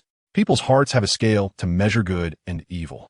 For a time, there were many curses aimed at the East Sea Navy, the Navy headquarters, and the world government on the seas. Some dared to speak out, but were suppressed, arrested, or killed. Such methods only intensified their rebellious hearts and resentment. East Sea Navy Base, a place specially opened and created, also known as the Martyrs Cemetery. The bodies of soldiers who fell in battle were recovered whenever possible, registered, and cremated, then buried nearby at the base or headquarters with a tombstone erected. This time, with the Xuanwu Navy soldiers who died alongside Sakata Jintoki, most were recovered, while the remaining ones were swept away by the sea, their whereabouts unknown. Nevertheless, each person had a record inscribed on the tombstone. This was a memorial to the fallen soldiers, a remembrance, and a hope to remind the living soldiers of their mission. Old Curator Galoba, Alvia, Nico Robin, and other scholars wore black clothing with white corsages, each offering their final blessings to the soldiers who rescued them. After everyone dispersed, Sakata Jintoki stayed behind, not leaving immediately, as his mood was not very good. In order to thwart the main forces of the Beast Pirates and to protect the scholars of O'Hara, his squadron was almost completely wiped out. These were the brothers he brought to sea, killing pirates together. They shared meals, drinks, and banquets, and now almost all had fallen in that battle. Brother Jintoki. Just as Sakata Jintoki quietly leaned against the tombstone, a voice rang in his ear. Sakata Jintoki opened his eyes and looked at Nico Robin standing in front of him, a smile appearing on his face as he said, "It's Nico Robin." "Brother Jintoki, thank you." Nico Robin hesitated for a moment, then bowed towards the tombstone, saying, "Thank you all. It was you who saved me and everyone." At the same time, white flowers began to bloom, covering every tombstone. Sakata Jintoki was somewhat shocked by this scene, but quickly reacted, his gaze fixed on Nico Robin, not expecting this little girl in front of him to be a devil fruit user. However, this little girl was still young and one of their own, definitely worth cultivating. After coming to this realization, Sakata Jintoki felt much more at ease. Nico Robin kept her head down for a long time, not lifting it, tears streaming down her cheeks and falling, accompanied by her soft cries. Hearing this, Sakata Jintoki felt an inexplicable emotion stirring within him. He stepped forward to pat Nico Robin's head and said with a smile, "Don't cry." They were Navy soldiers who died fighting pirates, heroes who protected the people and justice. You can't cry in front of them, you understand? Now, for them and for yourself, you need to live well. Receiving Sakata Jintoki's comfort, Nico Robin wiped her tears, trying hard not to cry, and immediately put on a smile. "Brother Jintoki, I won't cry. I'm learning from Grandpa Olva and have already learned a lot of knowledge. Soon, I will take the exam and become an archaeologist." Nico Robin raised her fist and said seriously to Sakata Jintoki, "I will prove it to you, Brother Jintoki, and show everyone." With Nico Robin's appearance, Sakata Jintoki's mood lightened. Then, he playfully teased Nico Robin as they left the Martyr Cemetery. In the large conference room of the Xuanwu Navy, Benedict sat in the marshal's position, flanked by Kinjiro and Wang Ji. Below them were Silver Axe, Yelfsky, and Buggy the Clown, and further down were the selected Navy colonels and lieutenant colonels stationed at headquarters. Benedict had summoned them for this meeting, not only to hear the latest reports and handle urgent matters, but also to announce something important to everyone. After resolving most matters, Benedict's expression turned serious as he stared at everyone. He stood up and said solemnly, "Here, I solemnly announce an important event concerning the fate of the Xuanwu Navy. Intensify training and be prepared for battle at all times. 10 days from now, a hard battle is about to come. I hope the Xuanwu Navy can withstand it and defeat the enemy. And I also hope you can all survive to sit here again." Kinjiro, Wang Ji, Silver Axe, Yelfsky, Buggy, and other high-ranking officials were shocked by his words. What kind of battle could involve the fate of the Xuanwu Navy? With the current combat power of the Xuanwu Navy, they could even fight against the 4 emperors, right? Who below the 4 emperors would dare to challenge them? Could it be that the 4 emperors were going to declare war on them? But wouldn't they fear being attacked by the other 4 emperors? Everyone wanted to invade others' territories and expand their own power. Would they miss such an opportunity? 2 days ago, Benedict, leading his troops and the scholars of O'Hara, had completed his task after crossing Reverse Mountain. With the mission completed, a new task had arrived. Ding! Congratulations to the host for completing the Save O'Hara mission. You have received 20 reinforcement stones, 1 golden treasure chest, and 1,000 justice points. Ding! The system has detected that the host has 1 golden treasure chest. Would you like to open it? Without thinking much, Benedict said, "Open." Ding! Congratulations to the host for obtaining the god-level skill, 3,000 thunder strikes. Benedict was momentarily stunned, then filled with immense joy. 3,000 thunder strikes. After charging, it delivers a thunderous strike equivalent to 3,000 punches. Cooldown time, 24 hours. Truly a godly skill. Although it can only be used once a day, it's still impressive. The power of 3,000 punches condensed into one should be enough to smash Kaido. Right? Ding. A new crisis is about to arrive. Please prepare for battle in 12 days. Successfully overcoming the crisis will yield substantial rewards. Hearing this, Benedict was slightly taken aback and then fell silent. Over the past 2 days, aside from dealing with the fallen soldiers, Benedict had been pondering who the Xuanwu Navy would face next. After the news spread, would the enraged Navy headquarters and the world government launch a devastating strike against the Xuanwu Navy? Or would they gather forces to destroy the Xuanwu Navy after losing face from being defeated by them, disregarding their plans in Wano? Or perhaps the Big Mom Pirates had teamed up with the Beast Pirates? Or maybe the missing Flying Sky Pirates were planning a grand return to challenge the Xuanwu Navy. If any of these forces were involved, it would indeed be a devastating blow to the still infant Xuanwu Navy. Benedict was uncertain about who would take action. Therefore, he discreetly purchased intelligence. Unfortunately, the information in the black market had also become unreliable. It was eerily quiet, and Benedict did not receive the information he needed. Eventually, he contacted Morgans again, but he also could not provide the desired intel. This left Benedict uncertain about who it could be. Regardless, it was a threat to the Xuanwu Navy. Since the system issued a task, it certainly wasn't joking. Thus, it was necessary to hold a high-level meeting, strengthen military forces, enhance training, and maintain sufficient vigilance. After the meeting dispersed, Wang Ji and Kinjiro arrived at Benedict's office. "Marshal, is the world government going to take action against us?" Wang Ji was the first to ask. In Wang Ji's view, the Xuanwu Navy's recent actions had caused significant losses and lost face, and with the Celestial Dragon's nature, they definitely wouldn't let them off easily. "I don't know," Benedict replied calmly. Wang Ji was somewhat taken aback, hesitating as he said, "The Beast Pirates? It's either the world government or the Beast Pirates, right? These are currently the two forces the Xuanwu Navy has offended the most." "Maybe," Benedict replied calmly. Wang Ji was momentarily stunned. Kinjiro began to think and then asked, "Marshal, if we spread intelligence agents throughout the East Sea, wouldn't we find out?" Benedict looked at the map of the East Sea, marking various entrances, and said, "If they come from these places, then we can know in advance." After a pause, he added with a hint of helplessness, "But if they come from the sky, then it could be problematic." "Sky pirates?" Wang Ji and Kinjiro reacted immediately, speaking in unison. Benedict nodded and said, "No matter which force it is, I don't want the Xuanwu Navy base to become a battlefield. But the Golden Lion is a madman. His way of greeting is anything but ordinary." Wang Ji nodded silently. The Golden Lion is indeed a tyrannical madman with a very peculiar thought process. His way of greeting is also quite troublesome. For example, the dozens of pirate ships that plummeted from 10,000 meters in the sky, or the floating islands. Regardless of which, falling from high altitudes combined with aerial bombardment is terrifying. The mere thought of that scene made Wang Ji shiver instinctively. Benedict gazed at Wang Ji and Kinjiro, saying solemnly, "This matter is very important.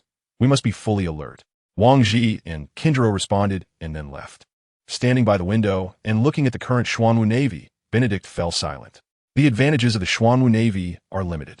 Aside from the system that generates 500 special forces daily around the world, who gather towards the Xuanwu Navy base according to their beliefs, other resources cannot compare with any of the four emperors, the Xuanwu Navy, or the world government. Financially, the Xuanwu Navy has no tax revenue, so eliminating pirates, confiscating their treasures, escorting missions, or selling white liquor have become sources of income. The economic resources need to be independent and sufficient to support the operation of the Xuanwu Navy, which is extremely important. Additionally, the Xuanwu Navy lacks a complete, independent shipyard and weapons factory. The current warships are mostly seized, and even the weapons are largely confiscated, with the remainder being mostly purchased from the black market. This means the Xuanwu Navy requires more economic support. Everything requires money. The Xuanwu Navy is a righteous force and cannot collect high taxes like the Celestial Dragons. Nor can it do so. Nowadays, the East Sea has become relatively calm due to the deterrence of the Xuanwu Navy. An increased maritime trade has provided the Xuanwu Navy with some income. But this is still just a drop in the bucket. Benedict felt a headache. He urgently needed someone with economic acumen to help the Xuanwu Navy save and generate funds. "It's really troublesome. If possible, I just want to plunder expensive gold." Benedict returned to his seat and said helplessly, "Gold?" Benedict suddenly sat up, his eyes narrowing. If there's south any place where gold is abundant, the first would definitely be the world government. The second is the land of gold. The third is the gold devil fruit. The first option is impossible. At least not at this moment. The latter two, however, are completely feasible to consider and act upon. Thinking of this, Benedict felt a bit better. At least the land of gold is still something to look forward to. Feeling better, Benedict checked his attributes. It was still the same abilities, but the only difference was that his justice points had dwindled to only 2,300. These justice points were earned by completing tasks and through the system rewards for capturing and destroying pirate crews accumulated by the Xuanwu Navy. If we calculate 100 justice points for each pirate crew, the Xuanwu Navy has already destroyed over 40 pirate crews since its establishment. Thinking of this, Benedict suddenly remembered that since the Justice Mall opened, he hadn't taken a good look around it yet. He didn't know what good items were available. Chapter 74, Capturing Pirates, Completing Tasks, I Want Justice Points, Justice Mall. To save Sakata Jintoki, he needed to complete achievement tasks before this system function could be unlocked. At first, Benedict didn't dare to say he was confident about defeating Kaido. After all, while he could defeat an admiral, that didn't guarantee he could defeat one of the four emperors. So, at that time, Benedict felt a bit anxious. However, in order to save Sakata Jintoki, he had to give it his all. The result turned out to be somewhat easier than expected. Kaido was defeated because he couldn't fight at full strength, and the Justice Mall was opened. The interface of the Justice Mall was very simple, akin to a traveling merchant in a game. That said, the items sold here were anything but simple. Construction blueprints started at a minimum of 2,000 justice points. Once purchased, they could create buildings out of thin air, complete with corresponding NPCs. Seeing this, Benedict's eyes instantly lit up. Primary Shipyard. Possesses decent shipbuilding capabilities. Can craft primary warships or merchant ships accommodating 50 people. Equipped with 10 primary shipwrights. Intermediate Shipyard. Possesses solid shipbuilding capabilities. Can craft powerful intermediate warships or merchant ships accommodating 200 people. Equipped with 10 intermediate shipwrights and 30 primary shipwrights. Advanced Shipyard. Possesses top-tier shipbuilding capabilities. Can craft advanced warships or merchant ships accommodating 500 people. Equipped with 10 advanced shipwrights, 15 intermediate shipwrights, and 30 primary shipwrights. Note, warships crafted by the Advanced Shipyard can install Shenzhou missiles. After seeing the introduction of the shipyard blueprints, all of Benedict's attention focused on the advanced warships. Shenzhou missiles. One shell could destroy an island, which is a bit exaggerated, considering the islands in the pirate world aren't small at all. Many islands are comparable to a country. However, with such powerful firepower, having 10 or 20 of these Shenzhou missiles would make him bold enough to bomb Marineford. With such formidable firepower, who could stand against the Xuanwu Navy? Primary Shipyard Blueprint, 2,000 justice points. Intermediate Shipyard Blueprint, 5,000 justice points. Advanced Shipyard Blueprint, 50,000 justice points. Damn, does the system think it can just take my money? The Intermediate Shipyard Blueprint is only 5,000 justice points, but the Advanced Shipyard Blueprint is directly 10 times that. After seeing that the purchase of the Advanced Shipyard Blueprint requires 50,000 justice points, Benedict nearly spat blood in anger. 10 times the price. How many pirate crews would he need to eliminate to earn 50,000 justice points? What frustrated Benedict the most was that the Shenzhou missiles also needed to be purchased or manufactured separately. To manufacture Shenzhou missiles, he would also need an advanced weapons manufacturing plant, and a blueprint for an advanced weapons manufacturing plant also requires 50,000 justice points. Not to mention the materials and time needed for production. If a high-level weapons manufacturing plant is not built and a Shenzhou missile is purchased, an additional 5,000 justice points are required. Wouldn't buying 10 Shenzhou missiles cost 50,000 justice points? This is completely enough to build a high-level weapons manufacturing plant for oneself. His dream fleet is destined to fall apart in the next 5 years. The Xuanwu Empire wants to develop, but it cannot put all its justice points into weapons manufacturing. In the face of Benedict's accusations, the system always remains silent, not even bothering to provide any explanations. Reluctantly, he shifted his gaze to the Intermediate Shipyard, 5,000 justice points. It's manageable and can be accomplished in a short period with enough effort. The Primary Gourmet Restaurant, where primary chefs can cook delicious food, is a very good culinary project. Equipped with 5 primary chefs, the Intermediate Gourmet Restaurant, where intermediate chefs are proficient in various cuisines, possesses advanced cooking skills and knife techniques. The food they prepare has certain healing effects, allowing people to quickly restore stamina and spirit, making it an excellent enjoyment. Equipped with 3 intermediate chefs and 5 primary chefs, The Advanced Gourmet Restaurant, where advanced chefs are proficient in various cuisines, has top-notch cooking skills and knife techniques. The food they prepare has certain healing effects, allowing people to quickly restore stamina and spirit.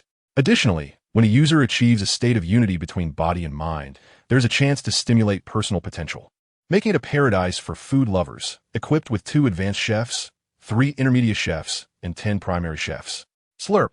The blueprint for the primary gourmet restaurant costs 100 justice points. The blueprint for the intermediate gourmet restaurant costs 3,000 justice points. And the blueprint for the advanced gourmet restaurant costs 5,000 justice points. At most, it's only 5,000 justice points. It's not expensive at all. Benedict couldn't help but swallow hard. The emergence of the gourmet restaurant made him feel ecstatic, even indulging in a feast. For the people of this world, especially pirates, what they love is the indulgence of eating, drinking, and having fun. Fine wine and delicacies are their greatest indulgence, and pleasure aside from strength and gold. It's not unreasonable to strive to catch them, while also trying to earn their money, right? Chapter 66. Furthermore, after the gourmet restaurant flourishes, can't the intelligence system also be established? This is simply killing 3 birds with 1 stone. It's absolutely not excessive. Besides shipyards and gourmet restaurants, there are also blueprints for weapon processing plants, military bases, indoctrination bases, and Azkaban. These things can create a military base that is not inferior to the Xuanwu Navy. In addition to blueprints, there are also some special items. For example, 5,000 justice points can be exchanged for a magic bean, a skill that can be exchanged for 1,000 justice points, and a troop enhancement stone for 500 justice points. Furthermore, spending 50,000 justice points can exchange for an S-rank combat power special forces summoning stone. And even more so, spending 100,000 justice points can summon an S-rank special forces summoning stone with specific attributes. The dazzling array of goods made Benedict feel dizzy. But all of these things require justice points to purchase. He wanted so many things. However, this requires a lot of justice points. Benedict looked at his meager 2,300 justice points, clutching his chest, feeling a wave of discomfort and pain. The greater the temptation, the greater the cost. The system is a cunning merchant, utterly unworthy of being a human son. No, it's simply too excessive to have such temptation, but not be able to partake in it. Action must be taken. Catch pirates, complete tasks. I need justice points. Benedict murmured, then stepped outside the office and shouted to the high-ranking generals of the Xuanwu Navy. Everyone, get moving. I want you to scour the entire East Sea. Regardless of whether they're walking on the sea or hiding on land, capture all the pirates. You have 7 days. Catch as many as you can. I want to eliminate all these eyes. Wang Ji, Kinjiro, Silver Axe, and other descendants were stunned after hearing Benedict's words. However, when Benedict mentioned eyes, they took it seriously and began to take action. Marshal, I want to take action too. The clown Buggy, who had been undergoing special training and hadn't been deployed, immediately raised his hand and shouted. During this month, he had been training in the Navy's 6 styles. In fact, he had mastered them, but he was still too weak, constantly subjected to beatings, and had been confined to the training base without going out. If it weren't for the fallen soldiers and the subsequent mourning and meetings, he wouldn't have appeared here. Therefore, the clown Buggy cherished this opportunity to go out and have fun. Benedict looked at the clown Buggy with his pitiful and expectant eyes, pondered for a moment, and said, approved. Wow, I'm finally free. After getting Benedict's permission, the clown Buggy cheered and ran off. Clown crew, gather. I want to sweep the East Sea. Chapter 75. Reducing costs and creating a gourmet empire. What are they doing? Coming out of the office, Squirrel looked at those gathered together, chatting and laughing, not training or going out to catch pirates, and his expression was somewhat awkward. Baschu, following closely, felt a bit embarrassed and stammered. The East Sea is almost occupied by the soldiers of the Xuanwu Navy. There are hardly any pirates brave enough to show their faces on the sea now. Upon hearing this, Squirrel's face instantly turned very ugly. What exactly is going on? Squirrel hesitated to ask. During this time, Squirrel had been extremely frustrated. After fighting Kinjiro, he was knocked out in one move, and even a single punch from him destroyed a military ship, resulting in many casualties. The huge gap declared that their counterattack was destined to fail. Fortunately, Kinjiro had no intention of exterminating them. After intimidating them, his only requirement was that they were not allowed to leave the East Sea Navy base. Squirrel understood very well why this was done, but understanding or not, this kind of humiliation was something he had never endured before. Moreover, he had been scolded by the headquarters. At that moment, Squirrel really wanted to return to the Navy headquarters. But now he couldn't go back. Marshal Steelbone Kong actually wanted him to continue guarding the EC Navy base and maintain the situation. When he heard this news, Squirrel wanted to slap Steelbone Kong and curse. Damn it, you're too much. If they couldn't defeat the Xuanwu Navy, seeking support from an admiral should be possible, right? For example, letting Vice Admiral Garp come over. But the outcome was predictable. Garp refused. Sengoku had to guard the Grand Line. Zifa had to train Navy soldiers. And other vice admirals had to fight in the New World. In short, no one was willing to come. This made Squirrel so angry that he wanted to smash the phone bug. Did they think being a Navy meant they could be free? Being stabbed in the back and still here, entertaining themselves? Gather them all together for weight training. If they don't train into proper soldiers, they won't go out to sea. Squirrel said coldly. His face darkened, and he was determined. Benedict's expression changed slightly, and he fell silent. In recent times, the reputation of the EC Navy had truly plummeted. In contrast to the EC Navy, the Xuanwu Navy was thriving and full of vigor. More and more pirates were being captured, which meant more and more pirate crews were being destroyed. Depending on the strength of the pirate crews, almost every crew could contribute between 100 to 300 justice points. In 1 week, sweeping across the entire EC, they had successfully destroyed 53 pirate crews and contributed 750 justice points to Benedict. Additionally, they helped Benedict complete an achievement task, earning another 1,000 justice points. The Vanguard Legion title, successfully striking and destroying 100 pirate crews, a prestigious honor that could be gained. As a result, Benedict now had justice points. What to do with 10,000 justice points? Build a gourmet restaurant? Attract funding? Set up a shipyard? Shipbuilding also requires funds, right? A weapon processing factory? That also requires funds. Well, then it's better to attract funding. Benedict wrote and sketched, ultimately realizing that with the current cash flow of the Xuanwu Navy, even if they built the factories, there wouldn't be enough funds to produce weapons or warships. Everything still boiled down to a lack of money. It seemed very necessary to create a gourmet paradise. With this thought, Benedict began to ponder. The best way to create a gourmet paradise under his control was to develop an island and turn it into a paradise on Earth. Therefore, establishing fine wines, banquets, hot springs, accommodations, a large comprehensive market for convenient procurement, and some entertainment venues became very necessary. The Golden City of Tsunami? After planning for a while, Benedict suddenly thought of the Golden City. The Golden City created by Tsunami, who possessed the gold fruit, was a place favored by nobles, celestial dragons, and pirates for consumption. It was truly a place where billions of berries were spent daily, a place of extravagance. However, the place created by the Xuanwu Navy would be a proper gourmet paradise, not a chaotic and decayed place like the Golden City. Thinking of this, Benedict quickly made more plans. He even chose the island. 10 nautical miles away from the Xuanwu Navy base, there was an island with 100,000 acres of land, plenty of trees, a relatively high elevation above sea level, a suitable climate, and rare storms. With this island as the center, several shipping routes around it had many passing ships. Additionally, it was relatively close to some countries. It was necessary to build a gourmet paradise here. However, to promote it and establish it as an intelligence organization, it was also necessary to build gourmet restaurants on various countries' islands. Thus, inexpensive primary gourmet restaurants would be very suitable. The Kingdom of Goa, Orange Town, Cocoa Village, Windmill Village, Log Town, these could all be circled. There were meaningful locations where primary gourmet restaurants should also be built. Where else? Zilabu Village. There should be quite a bit of foot traffic on that island. After the gourmet restaurants were built, small bases should also follow suit, which would require deploying enough special forces. Wang Ji and Jianjiaro went to discuss some topics with Benedict.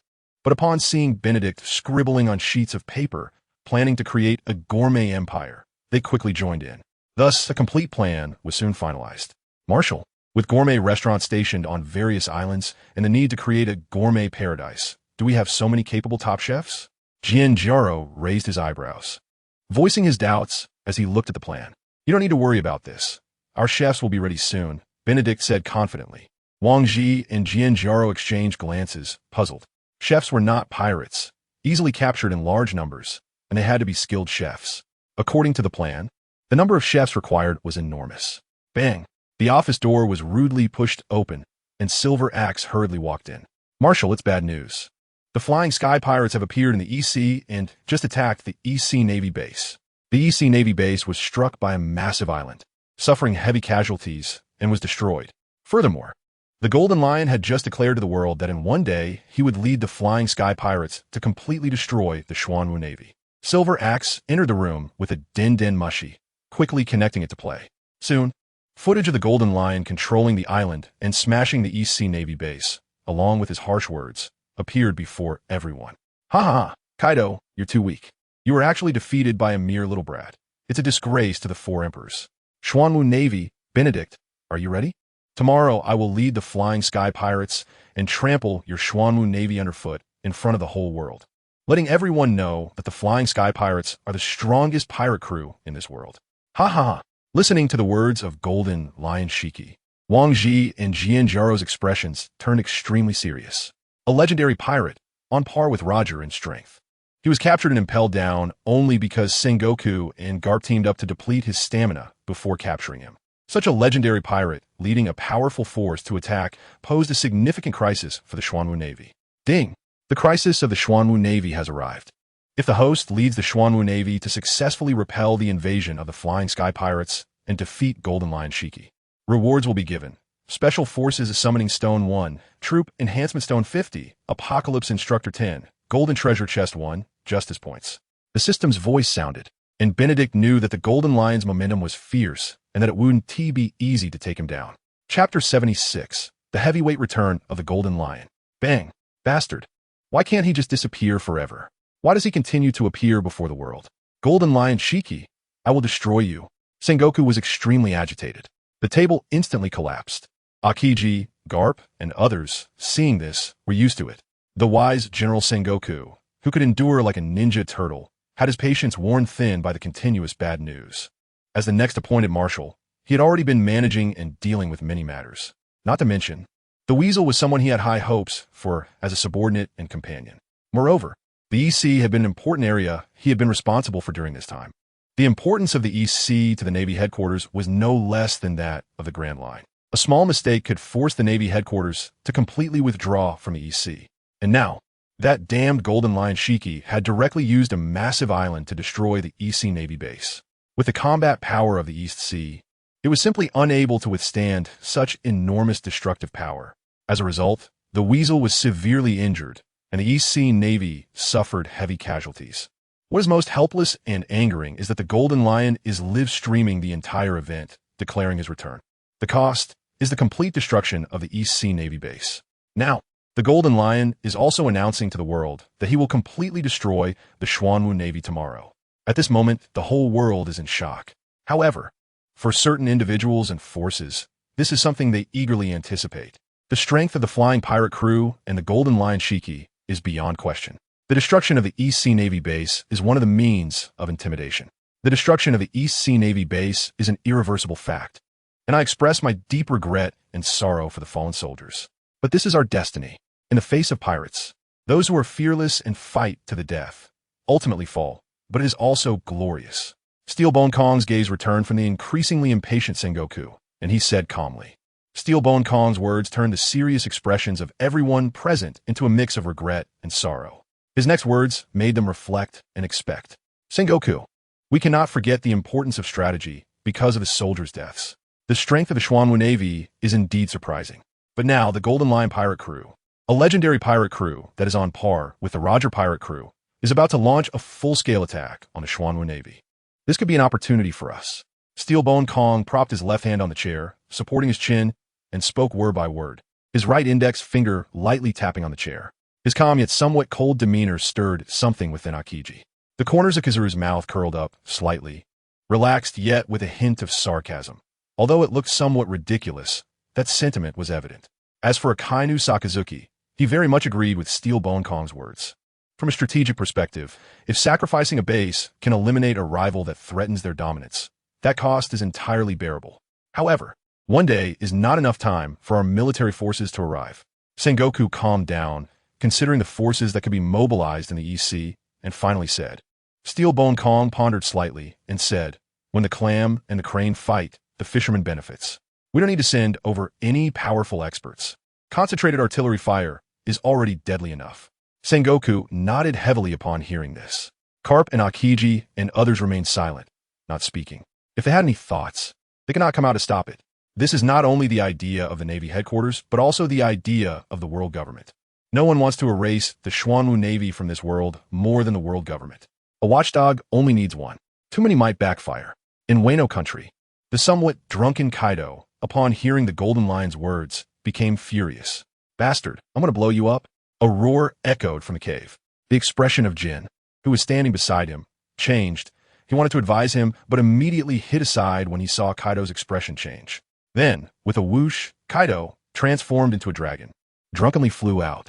Jin thought about what Kaido was going to do and quickly said, "Governor, it's too far. You one team make it. Let us just watch the show. The Xuanwu Navy is a tough nut to crack."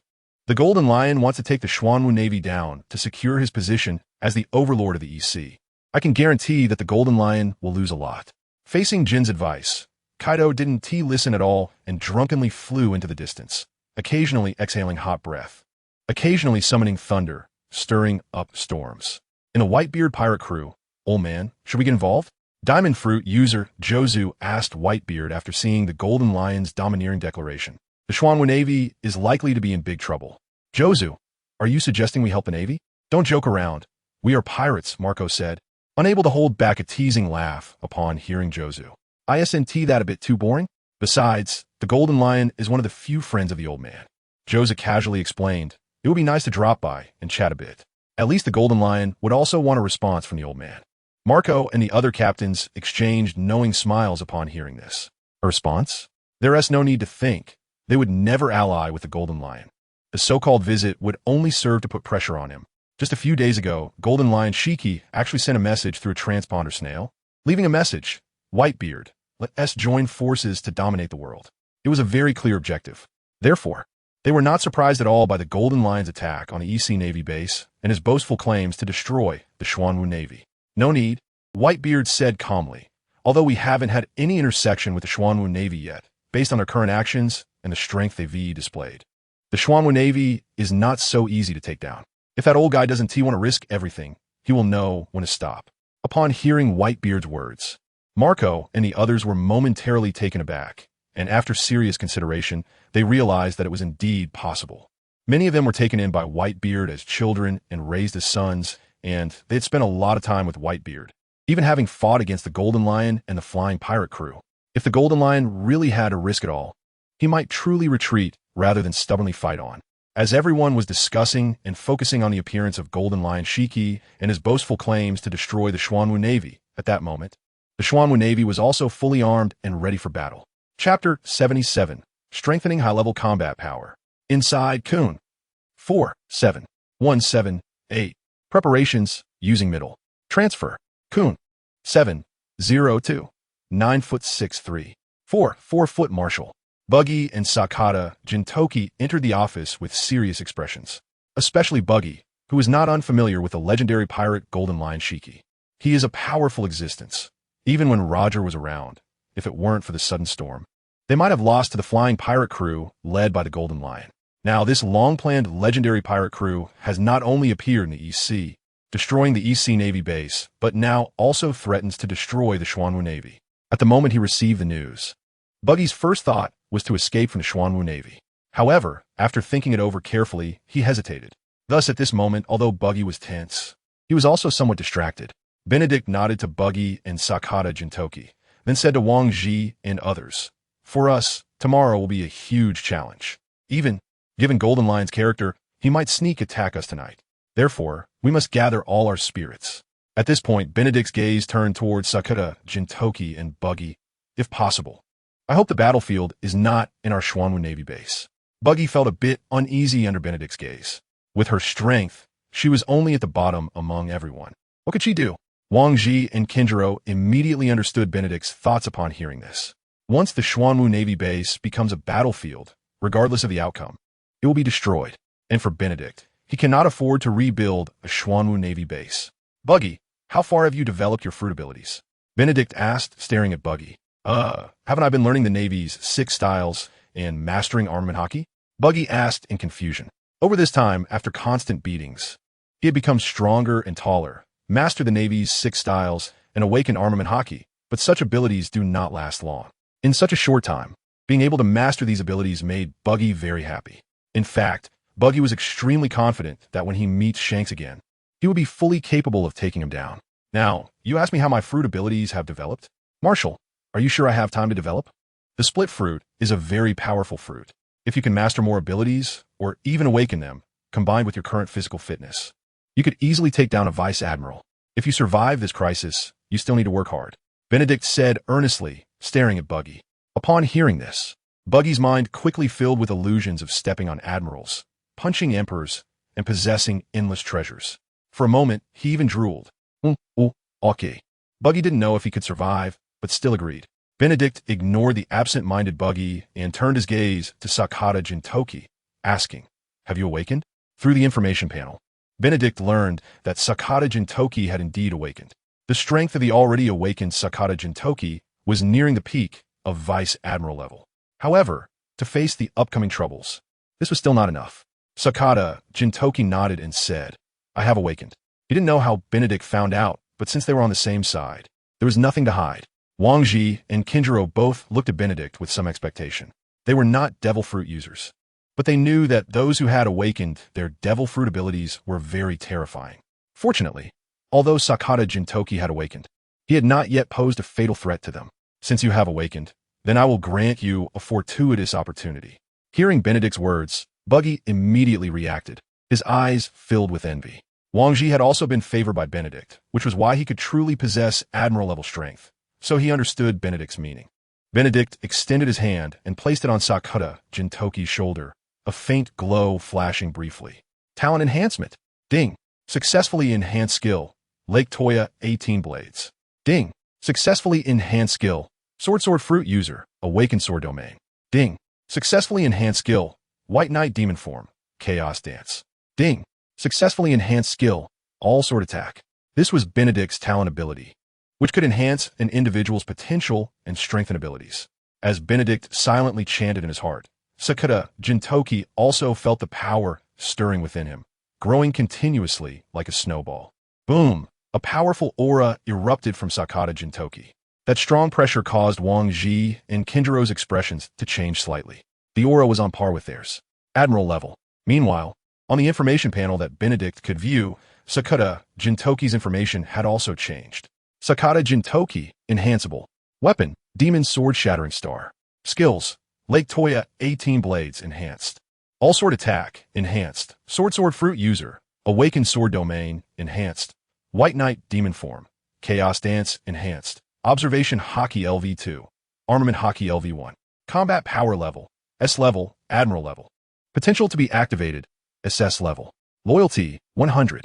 The originally level 1 observation Haki was upgraded to level 2 during this process, and the originally Vice Admiral level strength was also raised to Admiral level at this time. Sakata Jintoki opened his eyes from closing them, looked at Benedict, and immediately performed a military salute, sincerely expressing his gratitude. "Thank you, Marshal." Although Sakata Jintoki believed he would soon reach Admiral level as well, it was not now. The power bestowed by Benedict was not forcing growth, but a form of enhancement and guidance, adding deeper potential. Benedict nodded and turned his gaze to Silver Axe, saying, "Silver Axe, you are not young anymore, and due to past battles, you have accumulated quite a few hidden injuries. You only have one chance, and how much potential you can activate ultimately depends on you." "Understood," Silver Axe replied seriously. Silver Axe had learned from Wang Ji, so he had always been very envious. Now that he had gained Benedict's recognition, also due to the need for battle, he was very eager to see how far he could grow. Benedict stopped talking and extended his hand. After a flash of light, the aura around Silver Axe began to rise rapidly. Ding! Successfully enhanced skill, Lion Slash. Ding! Successfully enhanced skill, Sky Breaking Slash. Wang Ji looked at his old partner, feeling the aura emanating from him, and a slight smile appeared on his face, filled with anticipation. However, after a moment, when that rising aura stopped increasing, Wang Ji couldn't help but feel a bit regretful. Silver Axe, enhanceable. Weapon, Shield Axe. Skills, Shield Strike. Lion Slash, enhanced. Great Whirlwind. Sky Breaking Slash, enhanced. Armament Haki LV2. Observation Haki LV1. Combat Power level, a level, Vice Admiral level. Potential to be activated, a level. Loyalty, 80. Silver Axe opened his eyes. Although he felt a bit unwilling for not being able to break through to admiral level, at that moment, he had no complaints. At least, Silver Axe could feel that his strength had indeed improved a lot. Taking a deep breath, Silver Axe saluted. "Thank you, Marshal." Benedict nodded and looked at Wang Ji, saying, "Each person only has one chance. Whether you can become stronger depends on yourself." Wang Ji nodded, as Benedict had already mentioned this when he used it on him before. "Do you need me to help you?" Benedict asked Kinjiro. "No need, among admirals. No one can defeat me," Kinjiro said confidently. Section 69. Wang Ji looked at Kinjiro. Invincible among the same rank? The two exchanged a glance, their eyes filled with intense battle intent. Seeing this, Benedict smiled and said, "Go prepare, in case the Flying Sky Pirates launch a night raid." Chapter 78. Night Raid. Under the night sky, on a small island, 10 nautical miles away from the Xuanwu Navy, there was a highest point, which was also one of the highest points in the EC. Sakata Jintoki quietly polished his long sword in the cold wind, his gaze filled with sharpness. His observation haki, further strengthened by Benedict's empowerment, had become even more powerful.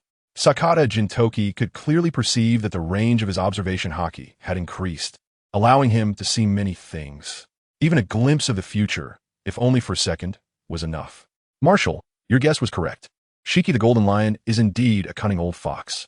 Sakata Jintoki squinted his eyes and drew his sword.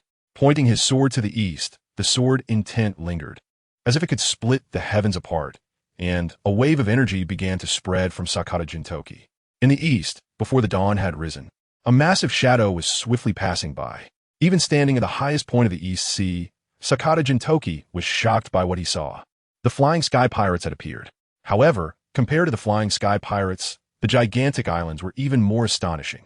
If there was no preparation at night, facing these enormous islands, the Xuanwu Navy base would be submerged without a trace. Moreover, they would not be able to leave the Xuanwu Navy base alive. Shiki the Golden Lion's insidiousness showed that he did not care about his reputation at all. Or rather, what Shiki needed was simply a straightforward and easy victory that could create enough prestige. The EC Navy base could not bear such a weight. Defeating a Marine Admiral, Kaido of the Four Emperors, and provoking the world government, the Xuanwu Navy clearly possessed such strength and could bear this weight. The Flying Sky Pirates. Shiki the Golden Lion flew out from his throne. His gaze was deep as he looked into the distance. As a great swordsman, he could clearly feel the strong sword intent. Is this the kid who uses a sword in the Xuanwu Navy?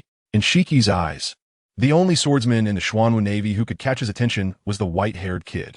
The powerful observation haki quickly spread out, and soon, Shiki the Golden Lion found Sakata Jintoki's presence. Sakata Jintoki also sensed Shiki the Golden Lion and said, "I will not allow these islands to enter the airspace of the Xuanwu Navy." Shiki the Golden Lion. With that, Sakata Jintoki, who had been gathering power for a long time, made his move. In his white knight / form, his powerful aura surged once more. Dance of Chaos.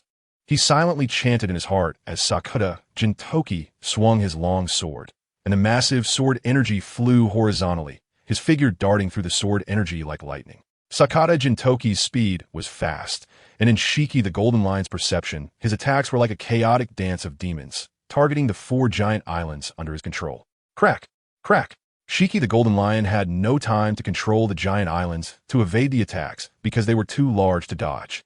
As a result, each of these islands, capable of covering the Xuanwu Navy base, was sliced into pieces by the powerful sword energy released by Sakata Jintoki. However, in Sakata Jintoki's eyes, although he had damaged the integrity of these islands, they had not been destroyed. Ha ha! Shiki the Golden Lion flew out and looked at Sakata Jintoki with a disdainful laugh. "Kid, your swordsmanship is quite good, but you underestimate me too much. I am a user of the float fruit. Anything I touch will float. Even if you chop them into countless pieces, as long as I don't touch them again to release my power, they will continue to float." Shiki admired Sakata Jintoki's strength at such a young age. After all, even he had truly attained the level of a great swordsman only after countless battles and at the age of over 40. "Your name is Sakata Jintoki, right? Join my Flying Sky Pirates. We're the top pirate crew in the world. I see great potential in you. Follow me, and you will have countless wealth, status, and power. Let's rule the seas together." His captivating words and generous tone would surely move an ordinary person. After all, Shiki the Golden Lion was a legendary figure, and the Flying Sky Pirates he led were a legendary crew, a top force on par with the Roger Pirates. Huh, the top pirate crew in the world? I might have been tempted before, but now your actions have posed a great threat to the Xuanwu Navy. The key is, you shouldn't be in the East Sea and challenge the Xuanwu Navy, because you will lose terribly. Sakata Jintoki's sharp aura remained undiminished. Faced with Shiki's temptation, he was unmoved and even issued a warning and threat. Upon hearing this, Shiki the Golden Lion's expression darkened. Kid, I see potential in you, which is why I extended an invitation. But my patience is very limited. Those who cannot be of use to me must die. Shiki lit a cigar, took a deep puff, and then exhaled, saying in a deep voice, you talk too much. Whether you live or die, let's settle in a fight. Sakata Jintoki stared at Shiki the Golden Lion and coldly said, just right. I also want to see if the legendary Great Pirate is truly as terrifying as others say, or if it's all just a name. Shiki, with the helm of the ship above his head, bit down on his cigar and drew his weapons. Sakura-tin and Deadwood, sneering, provocation won't work on me, but I want to see where your confidence comes from, daring to challenge me. With that, Shiki swung both hands, and two sharp sword energies instantly fell towards Sakata Jintoki. Wave slash. Sakata Jintoki's eyes sparkled as he quickly drew his sword, countering with two sword energies. In the next moment, Shiki the Golden Lion had already sidestepped and rapidly closed in on Sakata Jintoki. On the mountaintop, the area to stand on was just over 200 square feet among the rocks. And at this moment, it became the battlefield for Sakata Jintoki. Clang, clang, clang. The swords of the two clashed continuously, producing crisp sounds. Shiki, not touching the ground, floated in the air, and with his will, became even more agile, launching quick and fierce attacks against Sakata Jintoki.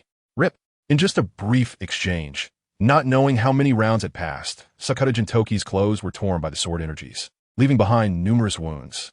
Chapter 79. The core power of the Flying Sky Pirates Lake Toya's 18 swords.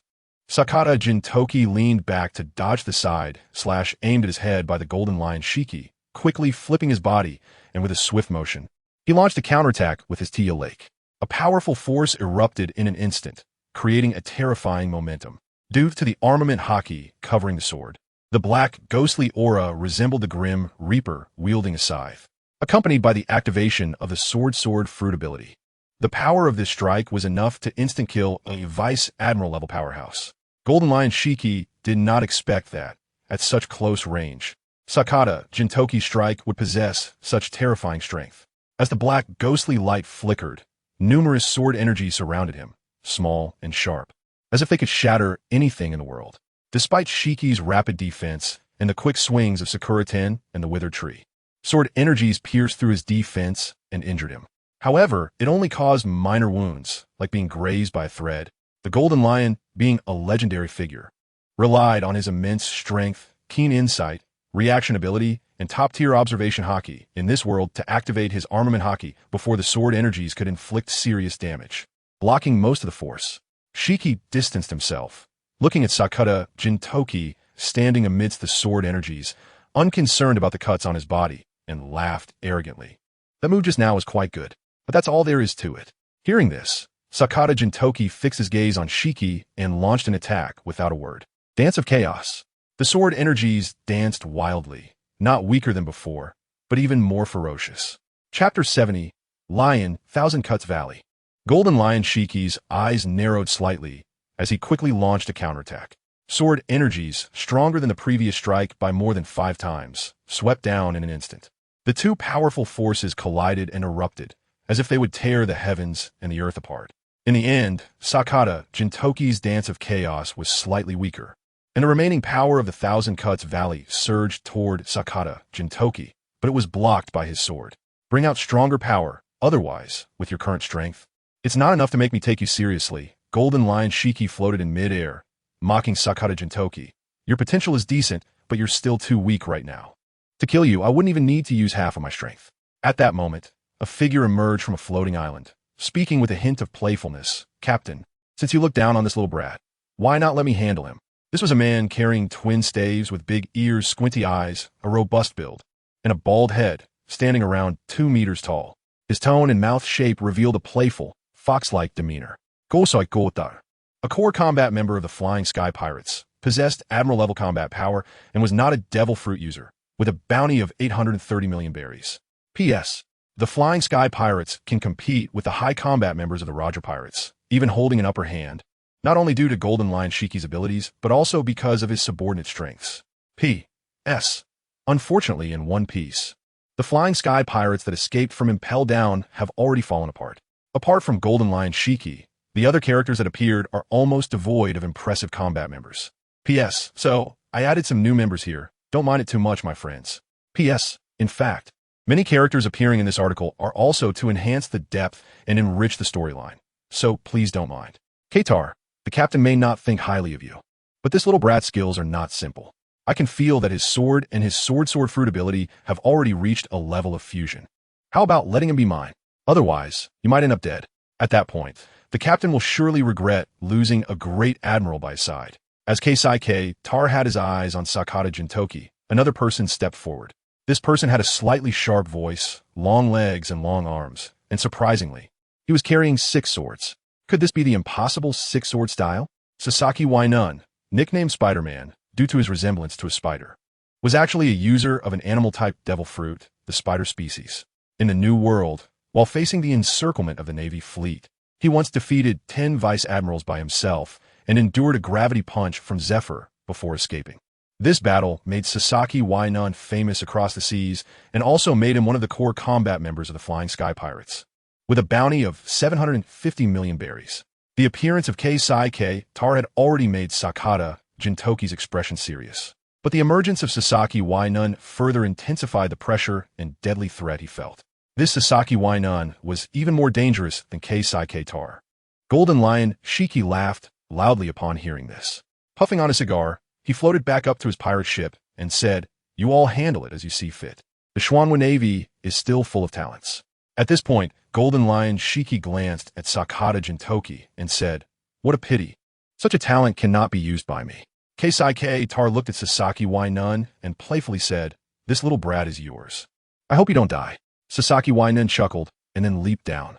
Sakata Jintoki watched Sasaki Wainun descend, raised his hand, and slashed with his sword, sending sword energies flying while stirring up a gust of wind. Sasaki Wainun glanced and also drew a sword. The clash of sword energies indeed stirred up a greater gale and was even more fierce, but Sasaki Wainun safely landed on the mountain peak. After landing, Sasaki Wainun looked at Sakata Jintoki and said with a grin, "To recklessly launch a sneak attack is not the behavior of a powerful swordsman." Sakata Jintoki replied with a wary expression, "I am a Navy officer, and you are a pirate. This is not a friendly spar, but a life and death battle between enemies. If I can deliver a fatal blow, why should I defeat you openly?" However, that was before. Sakata Jintoki sneered and took the initiative to attack. Sasaki also drew his twin swords and charged at Sakata Jintoki. In an instant, the two clashed fiercely. On the floating island, Keisuke Tar watched the scene below with a smile, and then continued forward. In their eyes, Sakata Jintoki's strength was still too weak. The reason they were willing to engage was also to see what remarkable aspects this little brat possessed to catch Golden Lion Shiki's attention. Chapter 80, Desperate Counterattack. At the peak of the island, in a small space, 2 figures continuously clashed violently, creating sparks and lightning, fighting fiercely. The long sword swung to block a strike that came yesterday, and Sakata Jintoki's figure flipped in the air, the sword energy swirling around him, helping him block another incoming strike. At this time, Sasaki Wainun showcased a very ruthless and sinister 2-sword style. It was just 100 exchanges, with no less than 50 moves targeting his vital points. If it were only that, Sakata Jintoki could hold on for a while. However, the techniques possessed by Sasaki Wainun left him alarmed. Hee, your speed and reflexes are decent, but as I merely showcase my 2-sword style, you're starting to struggle. Hee, your devil fruit ability must be more than this. Before you die, don't you want to show your strongest move? Perhaps you have a chance to defeat me. Hee. Sasaki Wainun, with a teasing laugh, looked at the sword-wounded Sakata Jintoki, filled with provocation. Sakata Jintoki took a deep breath, stepping into the air, with sword aura hovering beneath his feet, and more sword aura continuously appearing around him as he unleashed his fruit ability. Seeing this scene, Sasaki Wainun chuckled and said, "It seems you're going to take this seriously, huh? Well, since that's the case, I'll take it a bit more seriously too." As he finished speaking, his figure changed. 2 arms suddenly appeared on his back, drawing out a long sword that he had kept sheathed. "Allow me to introduce myself. I am Sasaki Wainun. a devil fruit user of the Spider-Man fruit form, and also a great swordsman. This fruit is very suitable for me. Now, let me play with you in this form. Hearing Sasaki Wainun's words, Sakata Jintoki's expression became grave. Although his strength had greatly increased today due to Benedict's blessing, reaching a general-level combat power, there were distinctions even within general-level power. Right now, he had just barely stepped into that level. And Sasaki Wainun, on the other hand, was clearly a well-known general-level powerhouse for many years. With such a strong opponent before him, he felt immense pressure. The only way to have a glimmer of hope was to fight with all his might. Thinking of this, Sakata Jintoki no longer hesitated. All swords launch. Sakata Jintoki's figure jumped in the air, and as he swung his long sword, waves of sword aura flew horizontally. Watching the countless sword auras coming his way, Sasaki Wainun became more serious, yet showed no sign of fear. On the contrary, he wielded 4 swords, adopting a cross stance, and declared, Sword Song Storm. Like a rapidly spinning tornado, centered around Sasaki Wainun, it quickly formed, constantly clashing against the incoming sword aura, which was swept up in the storm and continuously rang out in response. Sakata Jintoki's observation haki kept capturing Sasaki Wainun's attacks, and he realized with a serious expression that the other party was using 4 swords to completely deflect all his attacks. Kid, this move of mine, ISNT, just for defense. Just as Sakata Jintoki was shocked, Sasaki Wainun's voice rang out. This made Sakata Jintoki aware of the danger. In a battle between experts, a moment's negligence could lead to death. Dance wildly. Sakata Jintoki changed his move, attacking instead of retreating. The chaotic sword aura collided with the sharp storm. Scatter for me. Sakata Jintoki wielded his swords with both hands, striking heavily against Sasaki Wainun's dual swords while controlling the sword aura to continuously assault Sasaki Wainun. However, Sasaki Wainun's other 2 hands remained calm, blocking the attacks while continuously countering Sakata Jintoki's strikes. Whoosh, whoosh, whoosh. The powerful force not only left scars on Sakata Jintoki, but also inflicted wounds on Sasaki Wainun. Yet Sasaki Wainun showed no fear. On the contrary, the wounds and blood excited him even more. Not enough. Still not enough. Sasaki Wainun's voice sounded somewhat maniacal. At the same time, even stronger power surged from Sasaki Wainun. Facing this overwhelming force, Sakata Jintoki found himself being pushed back. The rampaging sword aura seemed suppressed. No longer threatening the sword song storm. 4-sword style, Song of Hell. A glint of red light flickered in Sasaki Wainun's eyes. In the next moment, Sakata Jintoki sensed something with his observation haki, and his pupils suddenly contracted. Boom! The immense power directly sent Sakata Jintoki flying. As he soared through the air, Sasaki Wainun's figure rapidly flashed past. Uft, uft. In an instant, he wanted to cover himself with armament haki and, using observation haki, wave his long sword in the air to evade and defend.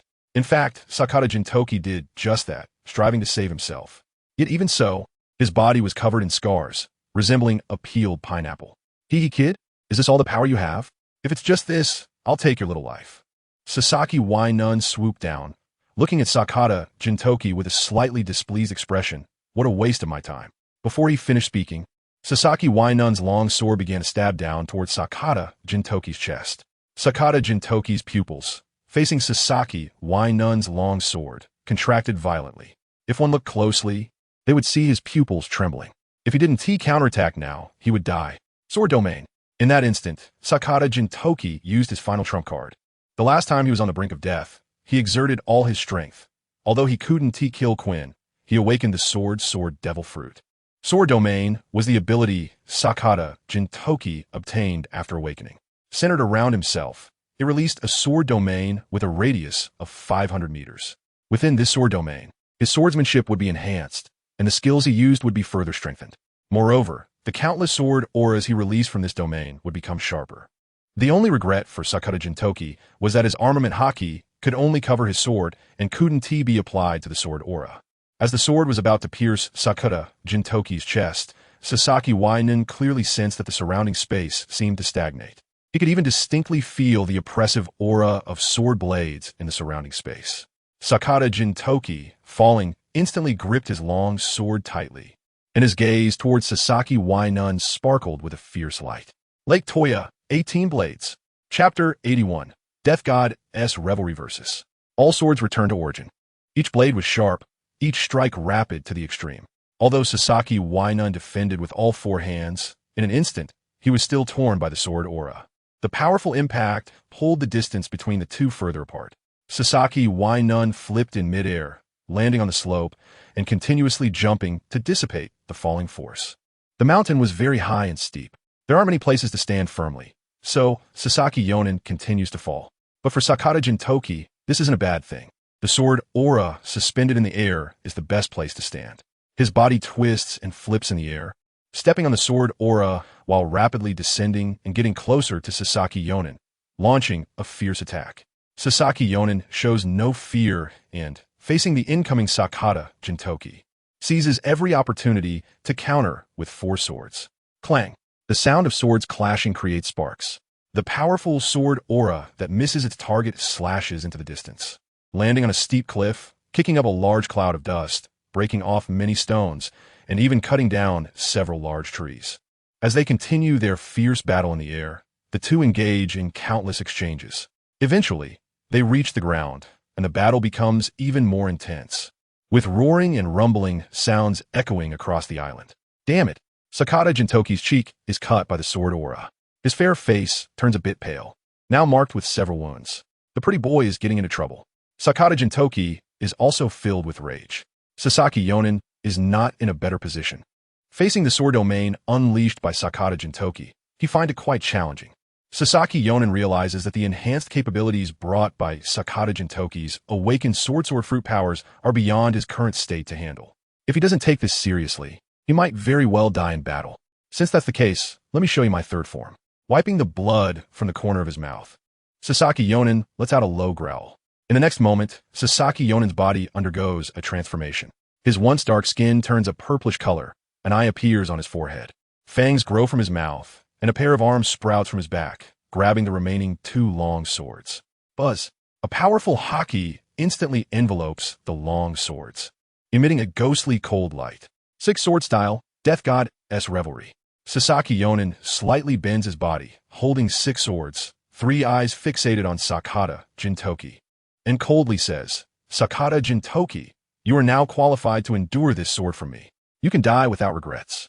Feeling the rising power of Sasaki Yonin, Sakata Jintoki's expression becomes unprecedentedly serious, pointing his sword at Sasaki Yonin. Mobilizing all his strength, the sword fruit ability reaches its peak. This will be his strongest and final move. If this move can't take down Sasaki Yonin, then he will be the one who dies. Countless small branches, stones, and alike, under the influence of the sword fruit ability, transform into sword lights, filling the area around Sakata Jintoki with long swords conjured out of thin air. Sasaki Yonin looks at Sakata Jintoki, surrounded by thousands of long swords, his eyes filled with shock. Such a display and such momentum, truly a sword fruit user. Strong enough. For a great swordsman, such a fruit ability is simply a perfect match. For a moment, Sasaki Yonin feels envious. However, even so, Sasaki Yonin shows no fear or retreat. Any retreat could lead to his irrevocable doom. 10,000 swords returning to the origin. Sakata Jintoki shouts and instantly charges forward, the Lake Toya in his hand shimmering with light, and thousands of light swords move accordingly. Boom! Sasaki Yonin takes a long stride, his speed reaching its peak, relying on his powerful Kinbunchika haki to continuously dodge and counterattack. At this moment, Sasaki Yonin resembles the Grim Reaper, leading thousands of shadowy soldiers, continuously clashing with Sakata Jintoki's myriad light swords. Clang, clang, clang. The sword lights fly in all directions, some shattering, some being knocked away, some instantly disappearing into the ground, and others being sent flying far away, yet still controlled by Sakata Jintoki to continue the assault. The frenzied clash of sword auras causes immense destruction. The entire island crumbles under the weight of their battle. The momentum generated by their collisions extends far beyond. The distant flying sky pirates, Shiki the Golden Lion and Kawaii Kataru, sense the battle's intensity, both displaying expressions of surprise. Has Sasaki Yonin been pushed to this extent by such momentum? After pondering for a moment, Kawaii Kataru chuckles and says, that kid's combat power is truly astonishing. Upon hearing this, Shiki the Golden Lion laughs heartily. What a pity. Kawaii Kataru chuckles, not refuting. No matter how strong Sakata Jintoki is, Once Sasaki Yonin unleashes that move, there will be no chance of survival. The Flying Sky Pirates continue on their path, their target being the Xuanwu naval base. A night raid is not considered a conspiracy. Because they are pirates, as long as they can achieve their goals, any means necessary is merely part of their daily operations. As the Flying Sky Pirates proceed, Kinjiro watches the massive island approaching with a calm expression as he puts on the destruction gauntlets gifted by Benedict. Kinjiro moves his hands and feet, then fixes his gaze on the approaching island. 1 punch, 2 punches, 3 punches. Chapter 72. Kinjiro's punching speed increases rapidly, and his aura grows stronger. Meanwhile, on the island, Shiki the Golden Lion, Kawaii Kataru, and the other strong members of the Flying Sky Pirates also sense this aura. This aura, I wonder which member of the Xuanwu Navy it belongs to? Kawaii Kataru says, expanding his Kenbunchika haki. Soon, Kawaii Kataru sees a scene where the island beneath him is being shattered by a man. This vision appears in his mind, followed by the sense that the island beneath him is erupting with terrifying power. Big Dipper Hunter cracks fist. Break for me, with just 1 punch. It's as if countless shells exploded simultaneously. A loud bang reverberates for dozens of miles. On the island, the members of the Flying Sky Pirates who have yet to leave, along with buildings, suffer massive casualties at this moment, as they lose their ability to float in the air due to the forcibly dispelled devil fruit powers, and they all begin to fall. After Kinjiro punches the island, he takes a deep breath and steps on the falling debris, continuously moving to a safe area. In fact, Kinjiro even reaches another floating island. Just after landing, Kinjiro swiftly moves to the center of the island. Big Dipper Hunter cracks, fist the same move, rapidly striking with power. The sounds of cracking and booming echo continuously, and the massive island begins to explode and crumble. Just as Kinjiro leaps quickly towards the next island and begins to fall, a figure appears and ambushes the descending Kinjiro from behind. Such terrifying power, truly deserving of being the Xuanwu Navy's admiral, codenamed Big Dipper. Then, let me be your opponent. Chapter 82. Kinjiro versus Kawaii Kataru. As Kinjiro falls through the air, he calmly turns to face the ambusher, reaching out to grab the incoming long staff. Kataru Karasai, who had ambushed Kinjiro, was thrown out after being caught with the long stick. A loud roar echoed as Kataru landed steadily on the floating island, while a powerful shockwave shook the entire island. Kinjiro gracefully descended onto the floating island and coldly said to Kataru, Hokudo, Tenkeichiken. Without any extra words, Kinjiro's attack instantly reached Kataru. Kataru wielded his twin sticks, coating them with armament haki for rapid defense and counterattack. Bang, bang, bang. The powerful impact sounded like a heavy hammer striking a thick wall, exceptionally muffled. Yet, this sound represented the collision of forces time and again. In just a moment of confrontation, Kataru gained a clearer understanding of Kinjiro's strength. Each punch and palm burst forth with unparalleled power. With such strength, it was no wonder that he could strike such a massive floating island to the brink of collapse. During the exchange, Kataru's brain analyzed quickly, and his speed became increasingly faster and more agile. From a state of equal strength to a chaotic exchange of blows, Kinjiro's offense began to shift towards defense. Boom! A sudden kick sent Kinjiro, whose strength was fading, flying out. The immense force directly penetrated a corner of the already crumbling island due to their battle. Kinjiro's figure passed through the floating island and crashed onto another one. In the void above, Golden Lion Shiki watched the fight between the two with raised eyebrows, then continued forward, unconcerned. The islands he brought were many, many. In fact, on these islands, there were also powers he had secretly concocted. Losing a few islands and a few people still wouldn't affect his plan to destroy the Xuanwu Navy. This felt very good. Ever since the captain did something extraordinary, it had been a long time since I had a satisfying battle. I hope you can let me enjoy myself. Kataru shook his neck, gripping the specially made 1-meter-long twin sticks and assuming a fighting stance somewhat similar to the 7 Steps fist. Your strength is far superior to that of the fallen silver-haired brat. Come at me with all you've got. After striking his pose, Kataru mockingly said to the standing Kinjiro. Kinjiro remained unfazed by Kataru's taunt. Sakata Jintoki's current combat power was extraordinary, and it was difficult for ordinary generals to kill him, especially since Jintoki's sword fruit ability allowed him to escape and attack from a distance. However, Kataru seemed eager for a fight, and Kinjiro was more than willing to oblige. The uniqueness of the destructive boxing gloves, although triggered by chance, would unleash a terrifying explosive effect once activated. Charging forward, accelerating, Hokudo Hyakuritsuken. As Kinjuru rushed in front of Kataru, his fists quickly struck out, creating countless phantoms. This was an illusion born from extreme speed, but it also meant that with each punch, Kinjuru's power grew stronger. Kataru, as one of the core powers of the Flying Sky Pirate crew, naturally could not be underestimated in speed and strength. In their ongoing exchanges of attack and defense, immense power erupted. The island beneath their feet gradually crumbled due to their combined forces. Boom! At that moment, Kataru, who had been blocking with his stick, changed expression drastically. A sudden punch unleashed a force that exceeded tenfold. The specially made wooden stick covered in armament hockey crackled with sound, appearing with cracks. The powerful force did not diminish, and Kinjuru's fist continued forward. Crack! The specially made wooden stick could not withstand the pressure and broke completely. Boom!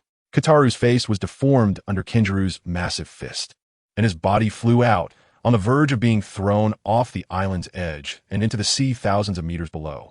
However, at that moment, Kataru quickly began to spin. The other wooden stick in his hand also spun rapidly, creating a strong wind. Kataru managed to avoid the high fall with this maneuver and successfully landed on the edge of the shattered floating island. That punch was truly a sudden terror. Kataru extended his hand, twisted his distorted cheek a few times with a crackling sound, and soon returned to normal. Then, Kataru held the only remaining special wooden stick in his right hand, positioning himself sideways with the stick upright, resembling a Western sword fighting stance. But what he held was a wooden stick, not a sword. Kataru was not a fruit user, yet at this moment, he drew a circle in front of him with a wooden stick. It seemed like he merely drew a circle, but it looked as if countless beads were rapidly spinning. Kinjuru was unaware of the special nature of this move. Charging forward again, he unleashed a strong and speedy attack. However, Kinjuru soon realized that no matter how he attacked or unleashed his power, every punch struck its target, but was easily blocked. Useless. This move of mine is called chaos. An attack and defense without rules. Any point hit will bear enormous force, but with my manipulation, it can be released into the air while also providing a counterattack through borrowed strength. If you want to fight, I will gladly fight you to your heart's content. Kataru observed Kinjuru's increasingly serious expression, his attack speed quickening, and the explosive power becoming more alarming, yet he still wore a playful smile. Kataru was very confident that with this skill, he could wear down Kinjuru's stamina. After all, Kinjuru's attacking style would undoubtedly consume a lot of energy. Upon hearing Kataru's words, a glimmer flashed in Kinjuru's eyes. At that moment, Kinjuru felt something. It was coming, that triggering sensation was here. With a punch thrown out, Kinjuru let out a cold snort. 20 times the explosive power. Boom! The immense force created a massive shockwave and a terrifying explosive power. Kataru's long stick, though maneuvered skillfully in his hands, became uncontrollable under the impact of Kinjuru's punch. This also meant that Kataru's cast was losing its effectiveness. Kataru's expression slightly darkened as he quickly gripped the wooden stick, tightly covering it with armament hockey. A punch and a stick collided instantly. Chapter 83. Benedict. Join my pirate crew. The howling wind and flying debris caused Golden Lion Shiki's a floating ability to completely lose its effect under the continuous collision of the two. Yet even so, their battle continued unabated. As the falling debris cascaded down, the figures of the two people continued to leap amidst it. The Golden Lion Shiki floated in midair, turning to look at the shattered floating island and the two still engaged in battle, a grin appearing on his face. Kinjuro's strength and fighting style resembled that of Garp, but compared to Garp, Kinjuro was still too inexperienced. At the Xuanwu Navy base, Benedict stood atop the Xuanwu warship, watching the floating island approaching from miles away. The legendary old man truly had no regard for martial ethics. Benedict stroked his chin and then glanced at the Patriot missiles behind him. With the Xuanwu warship in hand, it hadn't been tested for its power yet. And now was the perfect opportunity. Artillery team of the Xuanwu warship fire at the island above. At Benedict's command, 2 Patriot missiles on the Xuanwu warship, under the control of the artillery team, locked onto 2 floating islands and launched their attacks. Whoosh, whoosh, whoosh. Shells flickered in the night, illuminating the darkness like sparks, instantly brightening the surroundings. On the flying pirate ship, the Golden Lion Shiki stood at the edge of the deck, watching the rapidly flying shells ascend into the void. A look of confusion flashing in his eyes. Is this a bomb? Long and thin? Isn't it supposed to be round? His doubts flashed momentarily, and soon after, the massive island was struck, beginning to crumble significantly. Some large animals, in a panic, fell out of the barrier encasing the island, plummeting towards the sea below. Those animals were his successful creations that he had hidden for so long. If they were to fall into the ocean just like that, their intended effect would be lost. Therefore, the golden lion Shiki spread his arms, activating the powers of the float fruit. Although he didn't touch those animals, it didn't affect his ability to control the water, forming massive water balls to catch the falling animals one by one. As the water balls rose, the falling rocks were also forcibly compressed by the float fruit, forming islands of varying sizes for the animals to land on. After each launch, the Patriot missiles required time to reload. However, when it came to attacking these giant islands, Benedict realized he had overestimated their effectiveness. The giant islands were too large. Even if the Patriot missiles caused considerable damage, they could not completely destroy them. Such power was inferior to using his fist to smash through the giant islands. Wang Ji, carrying a silver axe, and the clown buggy commanded their respective squads, spread around the Xuanwu warship, ready for battle at any moment. It's no use. Even the mysterious Patriot missiles can't completely smash the island. If that island falls down, what should we do? With my strength, I can't stop it. Buggy looked at the giant island. Panic-stricken, his words revealing deep fear. Wang Ji and the silver axe exchanged glances in Buggy's direction. Although they were somewhat impressed by Buggy's growth over time, his timid nature, which he often tried to disguise, was indeed a source of ridicule. Hearing this, Benedict chuckled lightly. Buggy, you're a user of the chop fruit.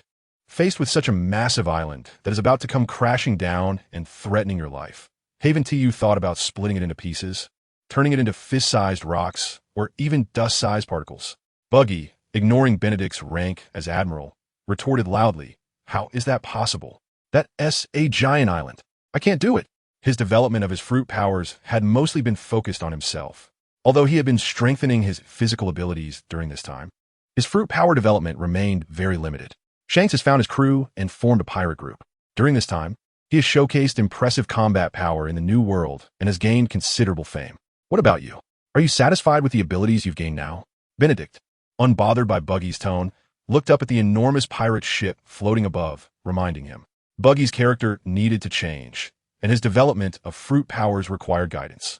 If he were to develop them, these massive islands wouldn't be a problem. Upon hearing this, Buggy clenched his fists, the image of red-haired Shanks flashing in his mind. He's a guy I must surpass. No way can I let Shanks take the lead. I must become stronger. The clown Buggy motivated himself fiercely, preparing to work hard on developing his devil fruit abilities if he survived this battle. However, despite his thoughts, Buggy remained powerless against the giant island that was continuously approaching. Admiral, is there any way to take down these giant islands first? If they really fall, our Xuanwu Navy base will be destroyed, unable to fight back. Buggy could only hope for Benedict to take action. Benedict nodded and, with a hum, activated Moonwalk, continuously leaping into the sky. Moments later, he arrived on a floating island. What came into view were giant animals with red eyes. The animals that had consumed the IQ gene serum possessed strong vitality, defense, recovery, and attack capabilities.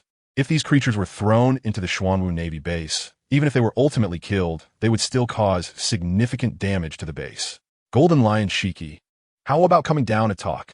Benedict ignored the animals and instead called out to the distant Golden Lion Shiki. Shiki had already noticed Benedict and flew down in response. Benedict. The Golden Lion Shiki hovered in midair, sizing up Benedict, laughing heartily. You're even younger than I expected. Benedict in turn chuckled. I'm also stronger than you think. Upon hearing this, Shiki unleashed a powerful conqueror's haki that erupted from him. Without affecting the surrounding animals and pirates, it accurately and singularly enveloped Benedict. Benedict was not to be outdone, and his own conqueror's haki erupted as well. Sizzle, sizzle, sizzle. The clash of the two conquerors' hakis generated sparks like black lightning between them, creating a powerful shockwave that swept around. Although it was directed solely at each other, the surrounding animals and pirates were still terrified by the overwhelming presence of the two. After a moment of confrontation, the Golden Lion Shiki looked at Benedict's displayed powerful conqueror's haki and then burst into a hearty laugh. Good, you've earned my recognition. Benedict, join my pirate crew. I'll make you my vice captain, my right-hand man. Together, we will overthrow this world and rule it. Ha ha ha. Starting tomorrow, there will be 3 updates daily. And if there are no unexpected events, they will be updated at 8 a.m. every day. If there are unexpected events, additional updates will be irregular. Chapter 84, Golden Lion. Surrender. Those who possess the Conqueror's Haki are extremely rare in the seas and in this world. At the same time, it also means that this person is extremely ambitious, courageous, and accomplished. Having such a person join a pirate crew will undoubtedly enhance the combat power of the Sky Pirates. Just like Roger had Dark King Rayleigh by his side. Although he already has two admirals, Sasaki Yonin and Kurai Takataro, by his side, the world is vast, and there are many opponents. He has no qualms about gathering more powerful individuals. Just like rocks back in the day, if such a lineup were to unite with full effort, the Celestial Dragons would have long been toppled. Upon hearing this, Benedict smiled and said, "Become a pirate? It's impossible for me to become a pirate in this lifetime. However, if you are willing to surrender, I can ensure that your death will cause a sensation across the world, making you famous, and keep your float fruit out of the world government hands." Whoosh! Without warning, a sword energy struck, and Benedict effortlessly blocked it. "Benedict, you are too arrogant. I am the Sea Overlord, Golden Lion Shiki." Golden Lion Shiki was very displeased with Benedict's words. "What do you mean my death will cause a sensation across the world and make me famous? Are you sure it's not infamy?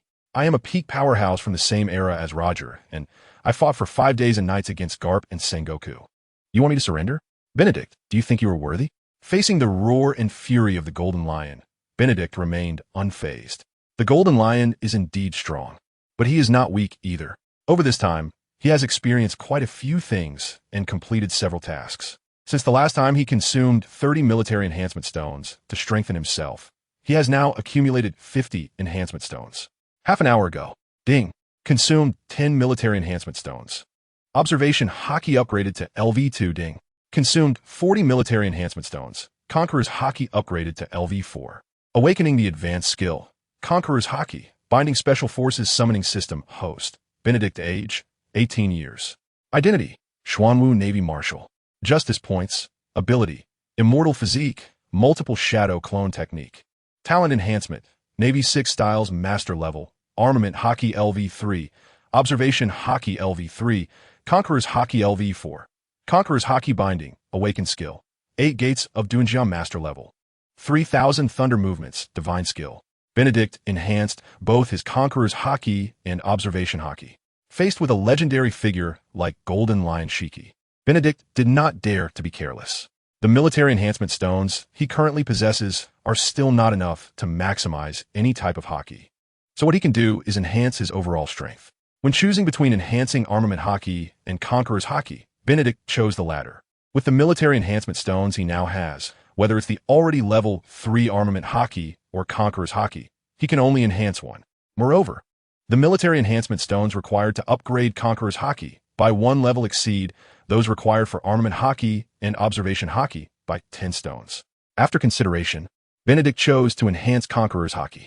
After all, to deal with Golden Lion Shiki, whose Conqueror's Haki has already reached its peak, if his Armament Haki isn't maximized, he won't be able to defeat Golden Lion. However, with Conqueror's Haki and awakening the Conqueror's Haki Binding, it will be different. The immense destructive power it provides cannot be compared to Armament Haki Binding. Whether Golden Lion Shiki is worthy or not will be known after the fight. But before that, your island must stay away from my naval base. Benedict stared at Golden Lion Shiki, his Conqueror's Haki emanating outward, his momentum unwavering. Golden Lion Shiki laughed loudly, saying, "It's just a naval base. It's not as interesting as a ship freely sailing in the corners of this world. If I destroy this island, you'll be free from your shackles and can join the Sky Pirates without any issues. It all sounds perfect." "Perfect?" Benedict replied, looking at Golden Lion Shiki. "It seems you are very confident in your fruitability. How about we make a bet?" A bet? Although Golden Lion Shiki didn't like gambling, he was still somewhat interested in Benedict's proposal. "What kind of bet do you want to make?" Golden Lion Shiki asked. Benedict confidently looked at Golden Lion Shiki and said, "Let's bet that I will destroy all the floating islands you control within 10 minutes. If I succeed, you will obediently surrender. If I fail, the Xuanwu Navy will disband on the spot." Golden Lion Shiki laughed loudly and then soared into the air, looking down at Benedict. "This is the most interesting bet I've ever seen. Benedict, do you know what your words mean?" Benedict chuckled and said, "It just means I'll capture you and display your head for all to see." Golden Lion Shiki let out a cold laugh, staring at Benedict. "You will die a terrible death." Benedict twisted his neck and said confidently, "Death has never been scary. What is scary is a person who lacks the courage to face death. Yesterday, you dared to boast about destroying the Xuanwu Navy. Today, I dare to make your sky pirates vanish from this world. Then I will see for myself. Golden Lion Shiki stared at Benedict, holding dual blades, and coldly said, "Are you afraid of death or not?" Benedict formed hand seals and roared, multiple shadow clone technique. In the next moment, hundreds of Benedicts scattered in all directions. Golden Lion Shiki had heard of Benedict's technique, but upon seeing it in person, he couldn't help but be shocked by the numerous clones of Benedict that appeared. And just as Golden Lion was stunned, Benedict's clones had already rushed towards the other floating islands at high speed. Yes, they were running, and they were running very fast. Each clone possessed considerable combat power. Even if they couldn't defeat Golden Lion Shiki, they were more than enough to destroy the islands. Golden Lion Shiki watched as the Benedict clones scattered and quickly reacted. "Benedict, is this your reliance to destroy the islands in 10 minutes? Have you underestimated my sky pirates too much? Have you underestimated me?" With that, Golden Lion Shiki began to manipulate the floating islands suspended in midair with his will, separating the distance to prevent Benedict's clones from approaching and attacking them, which was Golden Lion's method to stop the islands from being destroyed. Chapter 85, Fierce Battle with the Golden Lion, Part 1. Yes, I underestimated the flying pirate crew. In my eyes, if it weren't for these floating islands posing a threat overhead, whether on the sea or on land, the Xuanwu Navy would have the capability to beat you down to the ground. Powerful beings like rocks are dead. Roger, who became the Pirate King, also died months ago. Now, it's your turn. Benedict's words provoked the Golden Lion Shiki bit by bit. The fall of rocks was largely related to their departure at that time. With the depth of combat power possessed by the Rocks pirate crew, how could Roger and Garp stop them just by saying so? Even if at that time, Sengoku and other masters from the world government were entangled with them. If they truly fought desperately, then the ones who should have fallen would have been Roger and Garp. However, they were clear about some things. Being humiliated by others was like slapping themselves in the face. Who is Roger? He is a rival who is both an enemy and a friend, a recognized opponent. Such a person, who actively goes to his death, is something he cannot accept. Such an enemy, even in death, should die by his own hands. Dying at the hands of the Navy, what does that count for? You have successfully enraged me, Benedict. The Golden Lion swung his swords, sending two sword energies flying towards Benedict. Slash wave. At the same time, the Golden Lion floated in front of Benedict, swinging his dual swords once again. Benedict coated his arms with haki and engaged in fierce combat with the Golden Lion. Meanwhile, Benedict's shadow clones had already landed on the floating islands. Facing the attacking pirates and rampaging giant animals, Benedict's shadow clones showed no fear at all. Their powerful physical skills allowed them to navigate the battlefield while seizing any opportunity to cause destruction to the floating islands. 8 gates open. Since he was going to fight the Golden Lion, there was no need for any testing. Fight with full strength. If he can kill him, that's good. If not, he must at least injure him. Roars of explosions echoed continuously as Benedict's momentum surged higher and higher. As Benedict's aura rose, the Golden Lion Shiki became increasingly serious. Each of his swords contained immense destructive power, and every clash with Benedict's fists produced booming sounds. Spectacle gate open. Towards the peacock, Benedict seized the opportunity when the Golden Lion Shiki pulled back, and without any hesitation, he threw a punch.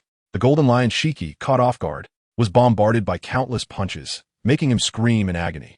Boom! The heavy body crashed down onto the floating island, creating a massive pit dozens of meters deep, causing the entire island to tremble and visibly sink several meters. Surprise gate open. A sharp glint flashed in Benedict's eyes as his powerful aura surged once more. Fist energy, the essence of power. Buzz.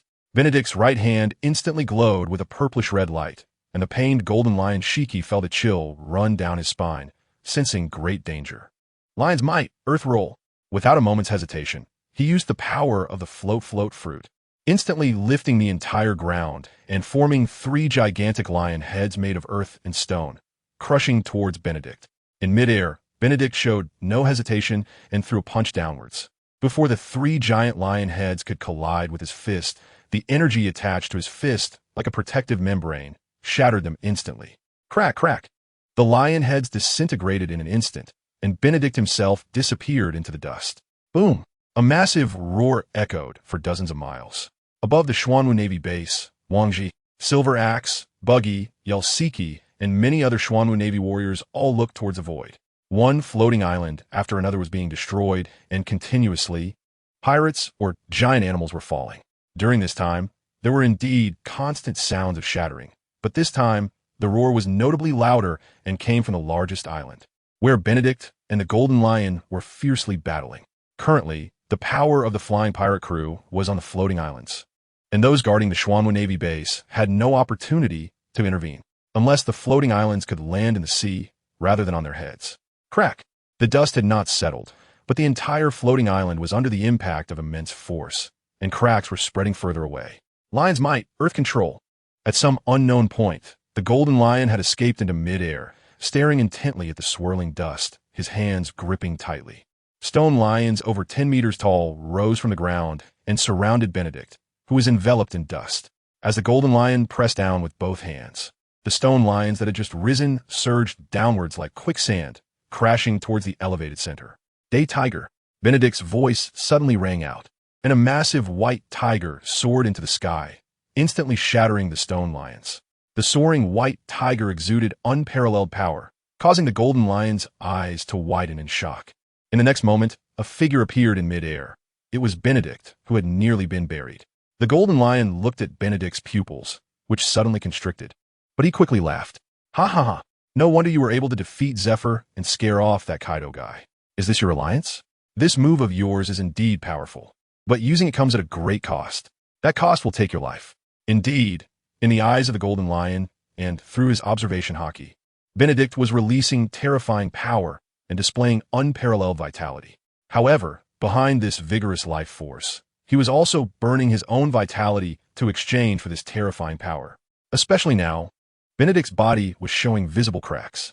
The Golden Lion was certain that once time passed, Benedict would explode and die, and even if he didn't, he would bleed to death. Dealing with you now is merely a delay of time. Ha ha ha! I'm a float fruit user. This sky is my territory. The Golden Lion Shiki's body soared into the air, distancing himself from Benedict, and his excited laughter was filled with playfulness and mockery. Don't worry, I'll play with you nicely. Ha ha ha! Lion's Thousand Cuts Valley. 1 sword, 2 swords, 3 swords. Each swing of the sword unleashed incredibly destructive sword energy. Dense sword energies fell like meteors. Wherever they passed, they struck at Benedict and blocked his distance. Chapter 86. Fierce Battle with the Golden Lion. Part 2. Golden Lion Shiki. Are you overestimating yourself? My speed is not as slow as you imagine. Benedict let out a cold laugh upon hearing this, relying on his observation haki to swiftly dodge the incoming sword energy. Gold Lion Shiki laughed heartily, constantly drifting in the air while launching attacks at Benedict. The distance between them was closing, and Benedict's attacks were becoming increasingly furious. In just a moment, Shiki could no longer create distance. Benedict stuck close to Shiki, attacking while using Moonwalk to jump continuously. The battle between Benedict and Gold Lion Shiki was extremely intense. All the forces monitoring the Xuanwu Navy were shocked by the fight happening in the night sky, even those hidden on distant islands. Is this his power? Under such high intensity, he still maintained the movement of Moonwalk from the Navy's 6 styles, kept his speed, and rendered the abilities of Shiki's float, fruit ineffective. Such skills remind one of that person from back then. Silver Axe stood beside Wang Ji, looking up at the fierce battle between Benedict and Shiki, already stunned and at a loss for words. Just how terrifying is Gold Lion Shiki? Back on that ship, the only ones who could contend with him were Rocks and Whitebeard. Even Big Mom and Kaido struggled to compete. Yet, facing Benedict's frenzied output now, such a master seemed to be at a disadvantage. On another warship, Yelvsky also looked up at the sky, equally shocked. However, when he lowered his head and blinked, a complex expression crossed his face. It seemed he was struggling internally. What a powerful little brat. At such a young age, how did he cultivate such a monstrous physical skill and master the 3 types of haki? In a dark corner of the Xuanwu Navy base, unnoticed by anyone, Dark King Rayleigh quietly arrived here at someone's request, watching the battle in the void before him, feeling a surge of emotions. Such an extraordinarily talented Xuanwu Navy Marshal is still just a boy. What kind of terrifying presence will he be 10 or 20 years from now? The news of the Flying Sky Pirates Night raid on the Xuanwu Navy base had ceased to be a secret since Sakata Jintoki made his move. The news spread quickly, and even remote live broadcast had already begun. That night, who knows how many people hurriedly got up after hearing the news, just to witness this battle. The renowned Flying Sky Pirates, could they really erase the recently rising and powerful Xuanwu Navy from this world? Everyone was immensely curious, or perhaps many wanted to know, Could the Xuanwu Navy turn the tide against the flying sky pirates and bring the legendary pirate Gold Lion down from his pedestal? In the night sky, the released energy stirred up the waves of the sea, crashing against the warships and the Navy base. It also dragged the pirates and giant beasts plummeting into the sea towards the gates of hell. Ha ha ha ha. Your life is about to come to an end, Benedict. Go die. Lion's dominance. The surging seawater, under the control of the float fruit, formed hundreds of water lions, roaring ferociously. Then, under Shiki's control, they swiftly charged toward Benedict. Day tiger. Roar. The white tigers tore through the thick bodies of the water lions in an instant. Benedict was not a devil fruit user. Attacking with seawater and imprisoning enemies had no effect on him. As for the impact, it was even less of a concern for Benedict at this moment. Breaking through the attack of the water lions, Benedict's figure rushed through the sea, charging towards Gold Lion Shiki. Death Gate open. The red shockwave exploded instantly. Benedict's body showed more obvious cracks, radiating a red glow. It was the energy that was continuously boiling, also burning with vitality. With this energy explosion, Dark King Rayleigh, hidden in a corner of the Xuanwu Navy base, widened his eyes in disbelief. The powerful observation Haki instantly captured an unbelievable scene. In that moment, Benedict soared into the sky. The surging sea, at the moment Benedict flew up, erupted like a huge missile, creating massive waves and a thunderous sound. Gold Lion in the void was astonished by this sudden burst of power. As he reacted to defend, Benedict's fist was already in front of him. The fist, covered with Conqueror's Haki, slammed heavily into his abdomen. The terrifying power from this punch stirred up an energy storm, relentlessly ravaging his body. The battered body felt like a ball being forcefully kneaded, and the sound of bones fracturing was distinctly audible. This was a terrifying power he had never experienced. In this moment, Gold Lion Shiki curled up like a boiled shrimp, the immense destructive force breaking through his defenses and striking directly at his insides. Wow! Blood spurted everywhere, and the intense pain nearly sent him into unconsciousness. His body was no longer under his control. At this moment, the remaining floating islands that had not yet been destroyed lost the abilities granted by the float fruit and began to plummet rapidly. Above, where Benedict and Gold Lion Shiki were fighting, an island was also falling. But at this point, Benedict could not stop. Thus, his massive fist slammed into Gold Lion's belly, crashing down onto the floating island, continuing upward until the island was pierced and shattered. After flying out of the floating island, Gold Lion's body was still propelled upward by the tremendous force. Meanwhile, Benedict stopped at that moment. Simultaneously, the overwhelming aura emanating from Benedict, which seemed capable of tearing apart the heavens and earth, was suddenly extinguished like a flame being snuffed out. That overwhelming presence vanished in an instant. Not good. Dark King Rayleigh's eyes, hidden behind his glasses, suddenly narrowed, filled with shock. At this moment, he could no longer hide his identity and swiftly dashed across the sea. This sudden appearance immediately caught the attention of Wang Ji and others. But Wang Ji at this moment could no longer care about Dark King Rayleigh's existence. As an admiral, he also possessed considerable observation haki and saw that scene. An incident has occurred. Marshal in grave danger. All troops advance, ignoring the falling floating islands. Wang Ji commanded his warships to charge and attack quickly. In the void above, the terrifying energy dissipated, and Benedict's body was like a series of punctured blood bags, blood splattering everywhere. His vitality was rapidly fading. In the marshal's office, the life card in that seal box was also rapidly burning at this moment. Chapter 87, Fierce Battle with the Golden Lion, Part 3, in the void above. The Golden Lion, struck away by Benedict, slowly opened his eyes while enduring intense pain. It hurt so much that breathing was difficult. Every movement of his muscles and bones caused sharp pain for broken bones, and cold sweat poured down. However, at this moment, the Golden Lion Shiki laughed recklessly, ignoring the intense pain. As long as Benedict was dead, he would win. The laughter was loud, arrogant, and unrestrained, audible to everyone. Benedict's madness and the terrifying power he displayed reminded him of rocks from back in the day. Although there was still a significant gap compared to rocks, it was enough to pose a deadly threat to him, especially that last strike. If he hadn't reacted at the critical moment, he would be dead or completely incapacitated by now. Where was the carefree laughter of today? The Golden Lion Shiki was very sure that Benedict was doomed. The forbidden technique that drained life force to exchange for powerful strength was undoubtedly fatal. But for the moment, the intense laughter was exhilarating. The violently hammered stomach could not withstand the torment from the golden lion Shiki, instantly tightening up. Shiki held his belly with both hands, his eyes wide, his cheeks twitching continuously, and he opened his mouth to shout, trying to vent the uncontrollable pain. But all that came out was a stammering sound that made him feel even worse. At the same time, Benedict's figure was rapidly falling toward the sea. Wang Ji's gaze was fixed on the falling figure, wishing that the warship beneath his feet could teleport 1,000 miles to catch Benedict. However, the warship could not do that, and neither could he. He was not a warrior known for speed, and could not run across the sea like Benedict or dash through the void. To one side, a figure moved rapidly, creating waves wherever it passed, moving at an incredible speed. Wang Ji did not know who the person was, cloaked in a black robe, heading toward the falling marshal, Benedict. With a dragon soaring in the sky, Wang Ji dared not be careless. Since he could not catch up, he would intercept the potential enemy. He leaped into the air, and the crescent moon blade slashed upward from below, instantly sending a golden blade of light toward the distant figure. The king of Hell Rayleigh, racing across the sea, sensed the incoming blade light, glanced over, and suddenly accelerated, moving in a zigzag pattern, instantly dodging the incoming sharp blade light. Although Wang Ji's attack posed a certain threat to him, the king of Hell Rayleigh did not hold it against him. Compared to this, saving Benedict was undoubtedly more important. After all, he could not maintain running on the sea for long. If possible, he would not mind swimming over. Unfortunately, time did not allow. Wang Ji watched as the king of Hell Rayleigh dodged his attack and created distance, unable to continue his assault.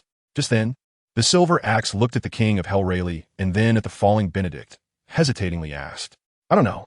Wang Ji calmly replied with 3 words. In the distance, the severely injured golden lion also noticed the presence of Rayleigh. As an old acquaintance, he recognized the aura of the king of Hell Rayleigh through his observation haki. Oomph.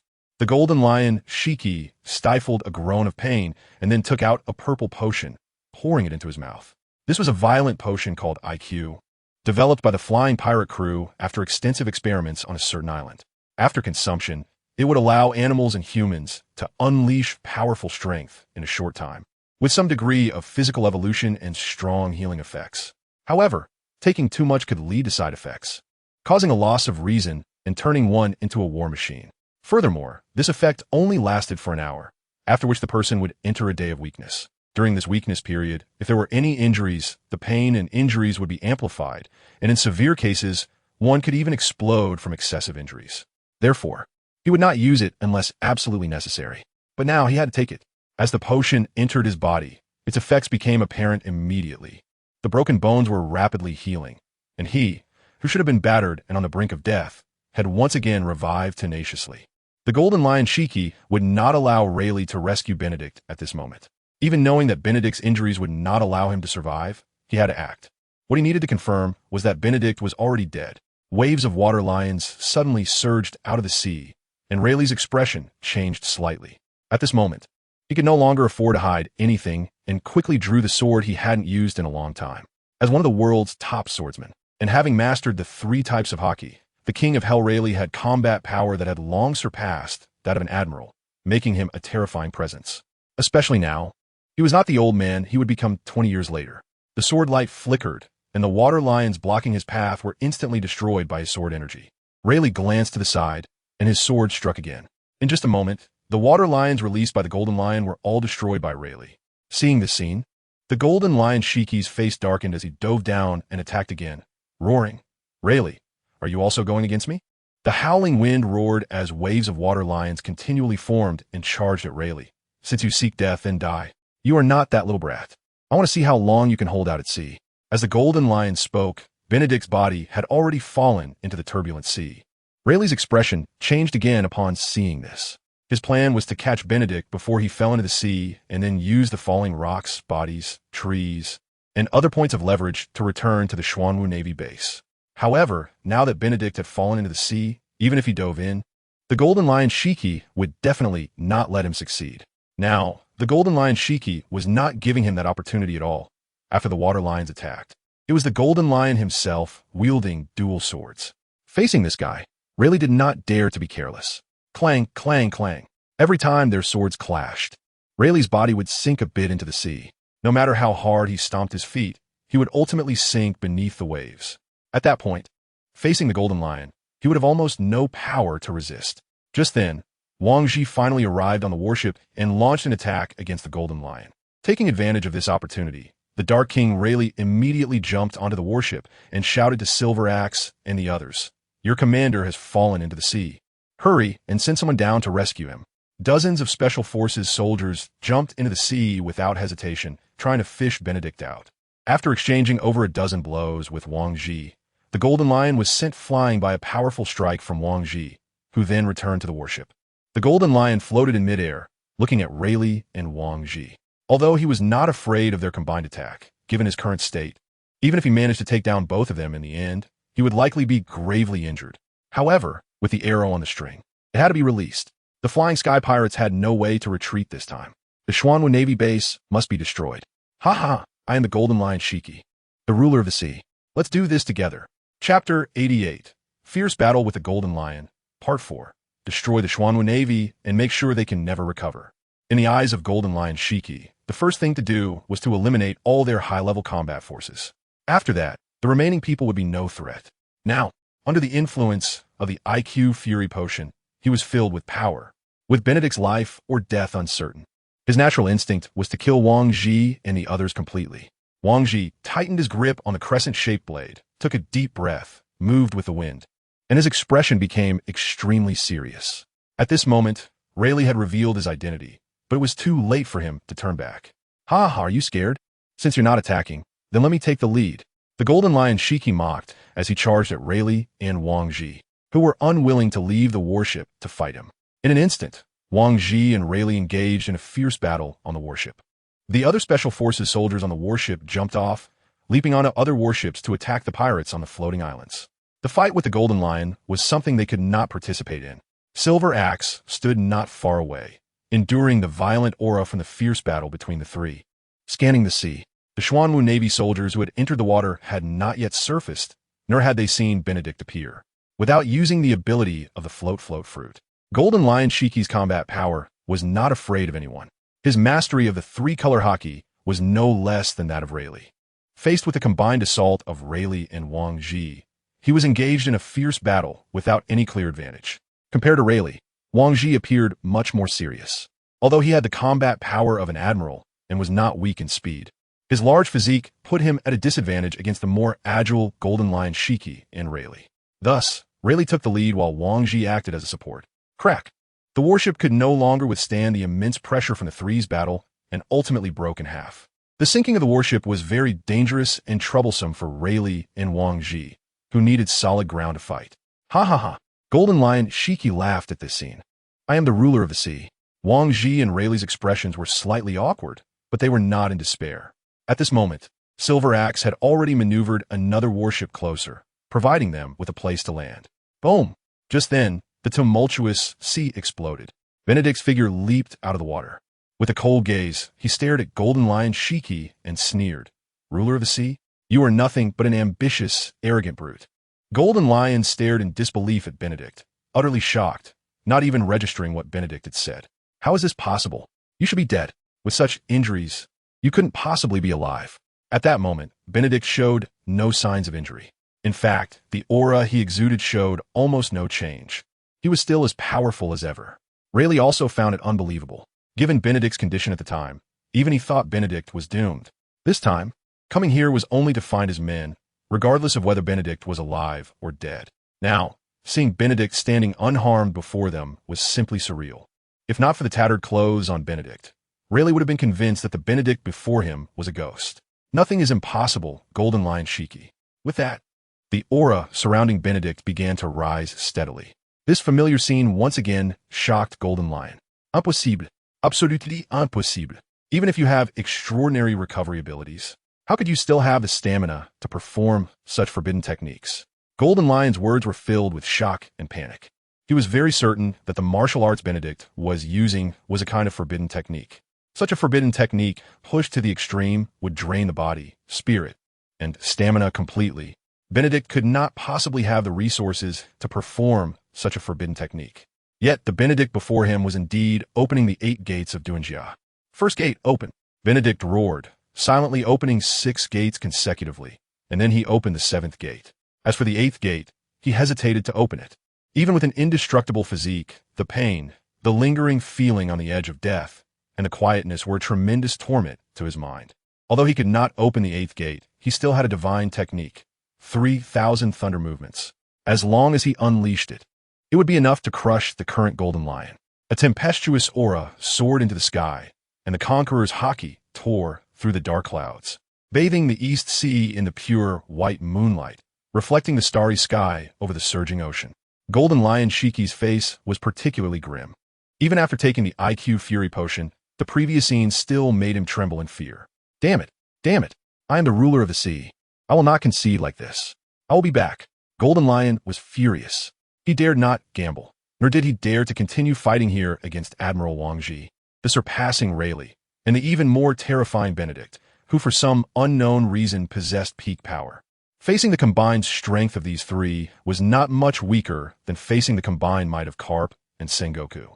Benedict looked at the water lions converging around him and at the fleeing Golden Lion Shiki ascending into the sky, his expression darkening slightly. This was the best opportunity to keep Golden Lion Shiki here. However, as Golden Lion Shiki flew upward, he was not someone anyone could chase after. Flying upwards and flying far away are two different concepts, and the pressure they endure is not the same.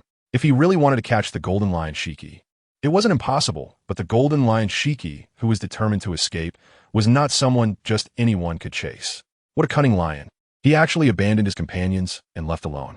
With no other choice, Benedict turned his gaze to the floating islands that had fallen around, watching the battles still ongoing above.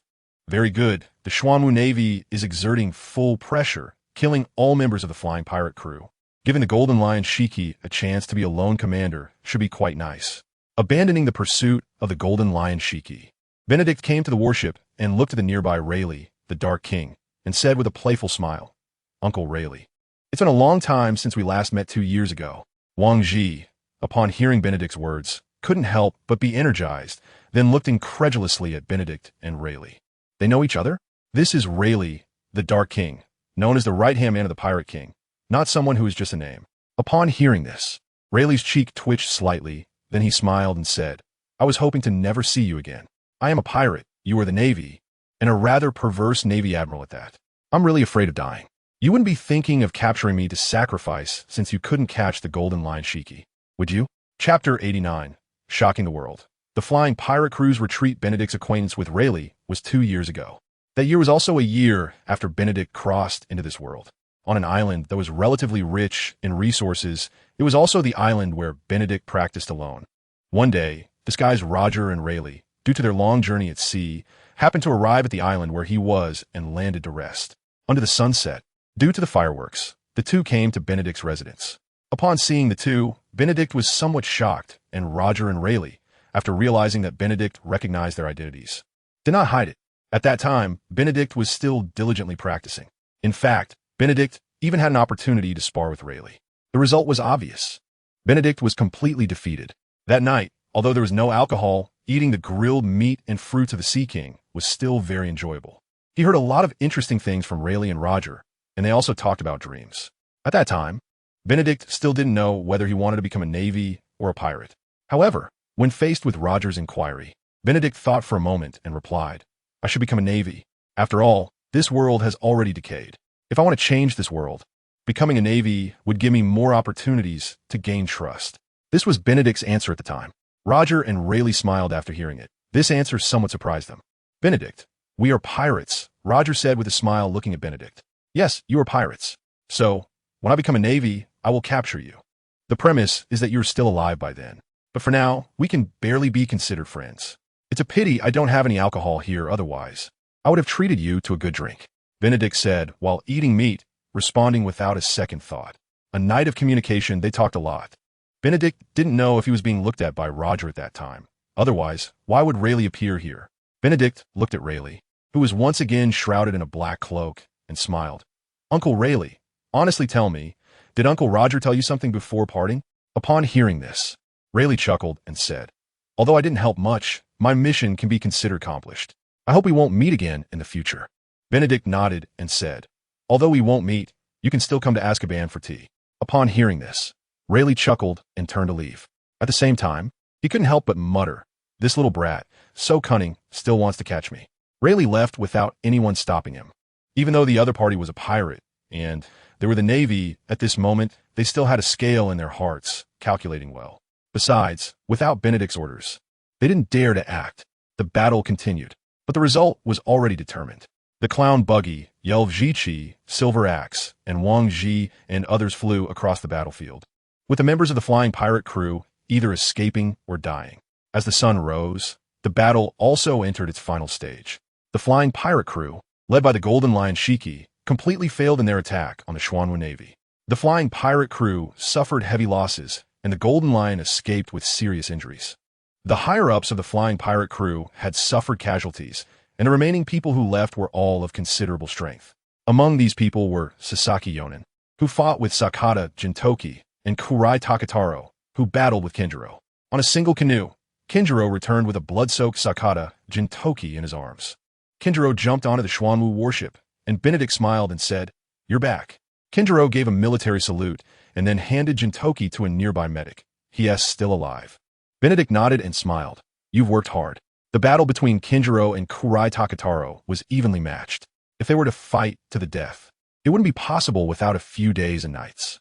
Therefore, in the end, the two destroyed the island, until the Golden Lion Shiki appeared and shouted to retreat. Kurai Takataro also followed suit. Kinjiro did not pursue, but went to another island to rescue Sakata Jintoki from under Sasaki Yonen's sword. What does it feel like? Benedict looked at the victorious soldiers, his face beaming with a smile, and asked. Kinjiro succinctly replied, "They are very strong." And then, Benedict asked again, "We need to become even stronger." Kinjiro clenched his fists, his expression serious, as he said, "This battle was dangerous for both Sakata, Jintoki, and Kinjiro." The reason they were sent outside the Xuanwu Navy base on their respective islands was to first destroy some floating islands. Among the high-ranking combatants in the Xuanwu Navy capable of destroying floating islands, there were only Sakata Jintoki, who possessed the sword fruit and was the #1 swordsman, Kinjiro, who had the destruction gauntlet, and the admiral, Benedict. Benedict was stationed at the Xuanwu Navy base, so this task was naturally entrusted to the two of them. In fact, they worked hard to do so. At the same time, with their combat strength, they successfully held off the two great powers of the flying pirate crew. If they hadn't held them off, floating islands would have fallen above the Xuanwu Navy base, or the Xuanwu Navy base would have been destroyed in the fierce battle.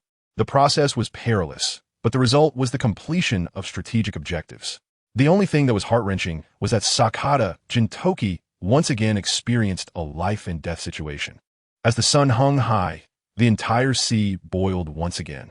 Various newspapers, various broadcasts, various explosive news, or embellished topics are being discussed around the world at this moment. Everyone is shocked by the strength displayed by the Xuanwu Navy. They cannot imagine that the old top power, the flying pirate crew, led by Golden Lion Shiki, was actually defeated. This is a pirate crew that fought fiercely against the Roger Pirates and the Whitebeard Pirates without a clear winner. Yet it has now fallen to the newly established Xuanwu Navy, just a few months old. This value is hard to believe. Even more unbelievable is the strength and ability demonstrated by Benedict, which leaves them feeling horrified. How did a dying person come back to life? How did he manage to recover to his peak state? Is this still human? Or is this some incredibly rare devil fruit ability? He clearly fell into the sea and fought amidst the washing of the seawater. Why did the devil fruit user not suffer from the curse of the sea? In Wano country, a drunken Kaido watched the image of Golden Lion Shiki fleeing in disarray, filled with disdain as he burst into laughter. Is this it? You're just a rat scurrying away with your tail between your legs. After saying that, Kaido took a big swig of alcohol and transformed into a blue dragon, flying away. The pirates guarding outside the cave, seeing Kaido leave, were somewhat flustered and sent someone to find the big signboard Jin, fearing that their captain would cause some commotion again. On Cake Island, Big Mom, while munching on cake, exclaimed, "Wow, haha, that old ghost has his day today." However, the Xuanwu Navy is a problem. Katakuri, I want to know about Benedict's abilities. Investigate thoroughly to determine if this is a devil fruit ability or his innate talent. Despite being directed at Golden Lion Shiki, Big Mom still revealed her respect and wariness towards Benedict. Although Golden Lion Shiki is not one of their kind, his powerful strength is absolutely unquestionable. For Benedict to defeat Golden Lion Shiki is definitely not simple. In the Gorosei meeting room, someone asked, "Should we put a bounty on him? What a terrifying ability. Can we find out what devil fruit ability he possesses?" Such an ability must not be exposed. I think it is necessary to report this matter to Lord M. Chapter 90. Kin Bunchaku and the Cloak of Invisibility. Ding. Congratulations to the host for repelling the flying pirate crew and receiving the mission reward. Special Forces Summoning Stone 1, Unit Enhancement Stone 50, Apocalypse Instructors 10, Golden Treasure Chest 1, Justice Points. Returning to his office, Benedict, who was preparing to arrange post-war recovery work, quickly received confirmation from the system and completed the mission. Phew! Completing this mission was not easy. The immortal physique was not as useful as he imagined. From death to resurrection, he needed some time to complete it. Although this time was only 3 minutes, it was still very dangerous in such battles. Benedict did not know if during these 3 minutes, someone deliberately dismembered him, whether he could resurrect healthily, and the system did not provide an answer to this either. Comparatively, Benedict suddenly felt that the Senzabine was much better. After all, no matter how severe the injury, a Senzabine would instantly restore him to peak condition. That speed is far superior to the immortal physique. Of course, if the immortal physique could keep him immortal without falling into despair for 3 minutes, this ability would still be quite good. After all, a Senzabine costs 5,000 justice points, which can only be obtained after defeating quite a few pirate crews. In the future, as the Xuanwu Navy grows stronger and pirates are heavily suppressed, relying on defeating pirates to gain justice points will not be so easy. Therefore, it is best to accumulate justice points wisely and plan well. 50 unit enhancement stones can be used to upgrade armament hockey to level 5, which is the highest level. The top level Conqueror's hockey is already sufficient to navigate among the strongest in this world. It is said that the strongest Conqueror's hockey has a special ability, but its authenticity is unknown. Thinking of this, Benedict no longer hesitated and said, "System, enhance my Conqueror's hockey." Ding! Congratulations to the host for successfully enhancing Conqueror's hockey to LV5. Gaining the awakening skill. Kin Bunchaku, kill. Benedict was somewhat surprised upon hearing this. Kin Bunchaku, kill. What kind of skill is this? Kin Bunchaku, kill. A skill that can only be awakened by top-tier Conqueror's hockey users. The released hockey makes it impossible for enemies to predict their future through Kin Bunchaku. In other words, using Kin Bunchaku kill can nullify the effects of the opponent's Kin Bunchaku. Understanding this skill, Benedict revealed a satisfied smile. Armament hockey and Kin Bunchaku are rare and uncommon in the EC. However, in the New World, armament hockey and Kin Bunchaku are common abilities found in abundance. Many characters dominate the New World with top-tier Kin Bunchaku hockey, such as Charlotte Katakuri. However, Kin Bunchaku kill is different. It is not an ability possessed by just anyone. With this ability, Benedict firmly believes that he has the capability to take down Golden Lion Shiki, relying on his own strength. Ding! The system detected that the host has a golden treasure chest. Would you like to open it? The system's voice sounded, bringing Benedict back from the shock and excitement of the Kin Bunchaku kill skill. Benedict nodded and responded, "Open it." Ding! Congratulations to the host for obtaining a cloak of invisibility. As the voice echoed, a black cloak with golden stripes and a golden character appeared on the table in front of Benedict. Benedict's expression darkened. Such a valuable golden treasure chest only yielded cloak? Seriously? Although the black and gold cloak is indeed nice and matches well with the Xuanwu Navy's black special combat uniform, using a golden treasure chest to exchange for a cloak feels like a huge loss. System, shouldn't you give me an explanation? Even if it's just a skill or a unit enhancement stone. What's the deal with just a cloak? Benedict couldn't help but complain as he grabbed the cloak. But, the texture is very smooth. This cloak fits just right. Oh, what's this? Cloak of invisibility, unbindable, a cloak that can fly. Wear it, and you become Superman. Once bound, as long as you don't actively take it off, it becomes your exclusive item. After touching the cloak and looking at the sudden information that appeared, Benedict blinked and began to ponder. After a while, Benedict finally accepted one piece of information. So now I am Superman? Clenching his fists, leaning his body, arms outstretched. Whoosh! With a thought in his heart, fly, bang. A large hole appeared in the thick wall. A figure quickly flew out of the office, resembling a firework rocket, slithering through the air, seemingly a bit out of control. The senior executives of the Xuanwu Navy, who were busy working at headquarters, suddenly heard a roaring sound from the marshal's office. Instinctively pausing their actions and looking towards the office. What is this? Kinjiro and Wang Ji also stepped out of their offices, exchanged glances, and then walked in unison to Benedict's office, knocked on the door, and entered. The marshal is not in the office. There's a big hole in the wall. Was there a battle? The two didn't think much longer and quickly approached the hole. If there was a battle, it should be happening outside. But soon, the two were left dumbfounded. Their own marshal was flying in the sky with a black cloak. What kind of operation is this? Their marshal can fly freely in the sky, like the Golden Lion? For a moment, both Wang Ji and Kinjiro were incredibly shocked. With such abilities now, can Golden Lion, Shiki, still escape? Benedict was stunned by the incredible speed brought by the cloak of invisibility, feeling it was truly exhilarating. With this cloak, from now on, there's south no place he wouldn't dare to go, whether in the sky or the sea. He could fight in the sky, on the ground, and even in the ocean. The strongest being in land, sea, and air. Shouldn't he consider a change of ownership? Oh, you're here. After flying in the sky for a while, Benedict returned to the office in a good mood, looking at Wang Ji, Kinjiro, and the others, and smiled. Marshal, how did you do that? Wang Ji's gaze fell on Benedict's cloak, asking. Kinjiro also noticed the cloak on Benedict, which hadn't appeared before. I found a treasure. This is a cloak with magical abilities. Benedict didn't hide it, smiling broadly as he said, Now, it is a symbol exclusive to the Navy Marshal. Listening to Benedict's words confirmed Wang Ji and other suspicions. Wang Ji stroked his beard, smiling, Congratulations, Marshal, on acquiring such a magical item. Kinjiro slightly smiled. Congratulations, Marshal. Sakata Jintoki stepped forward to touch the cloak, laughing. Congratulations, Marshal, you're a superhero now. Upon hearing this, Benedict glanced at Sakata Jintoki and said with a smile, Jintoki, you understand me. Upon hearing this, Sakata Jintoki instantly beamed with joy, rubbing his hands together, saying, Marshal, do you have any senzu beans? Give me one. Kinjiro and Wang Ji were also tempted, their gazes fixed on Benedict. As long as there's a breath left, one can recover to their peak state with a senzu bean. It's simply a life-saving divine medicine. Having one on hand is like having an extra talisman. Get lost. Chapter 91.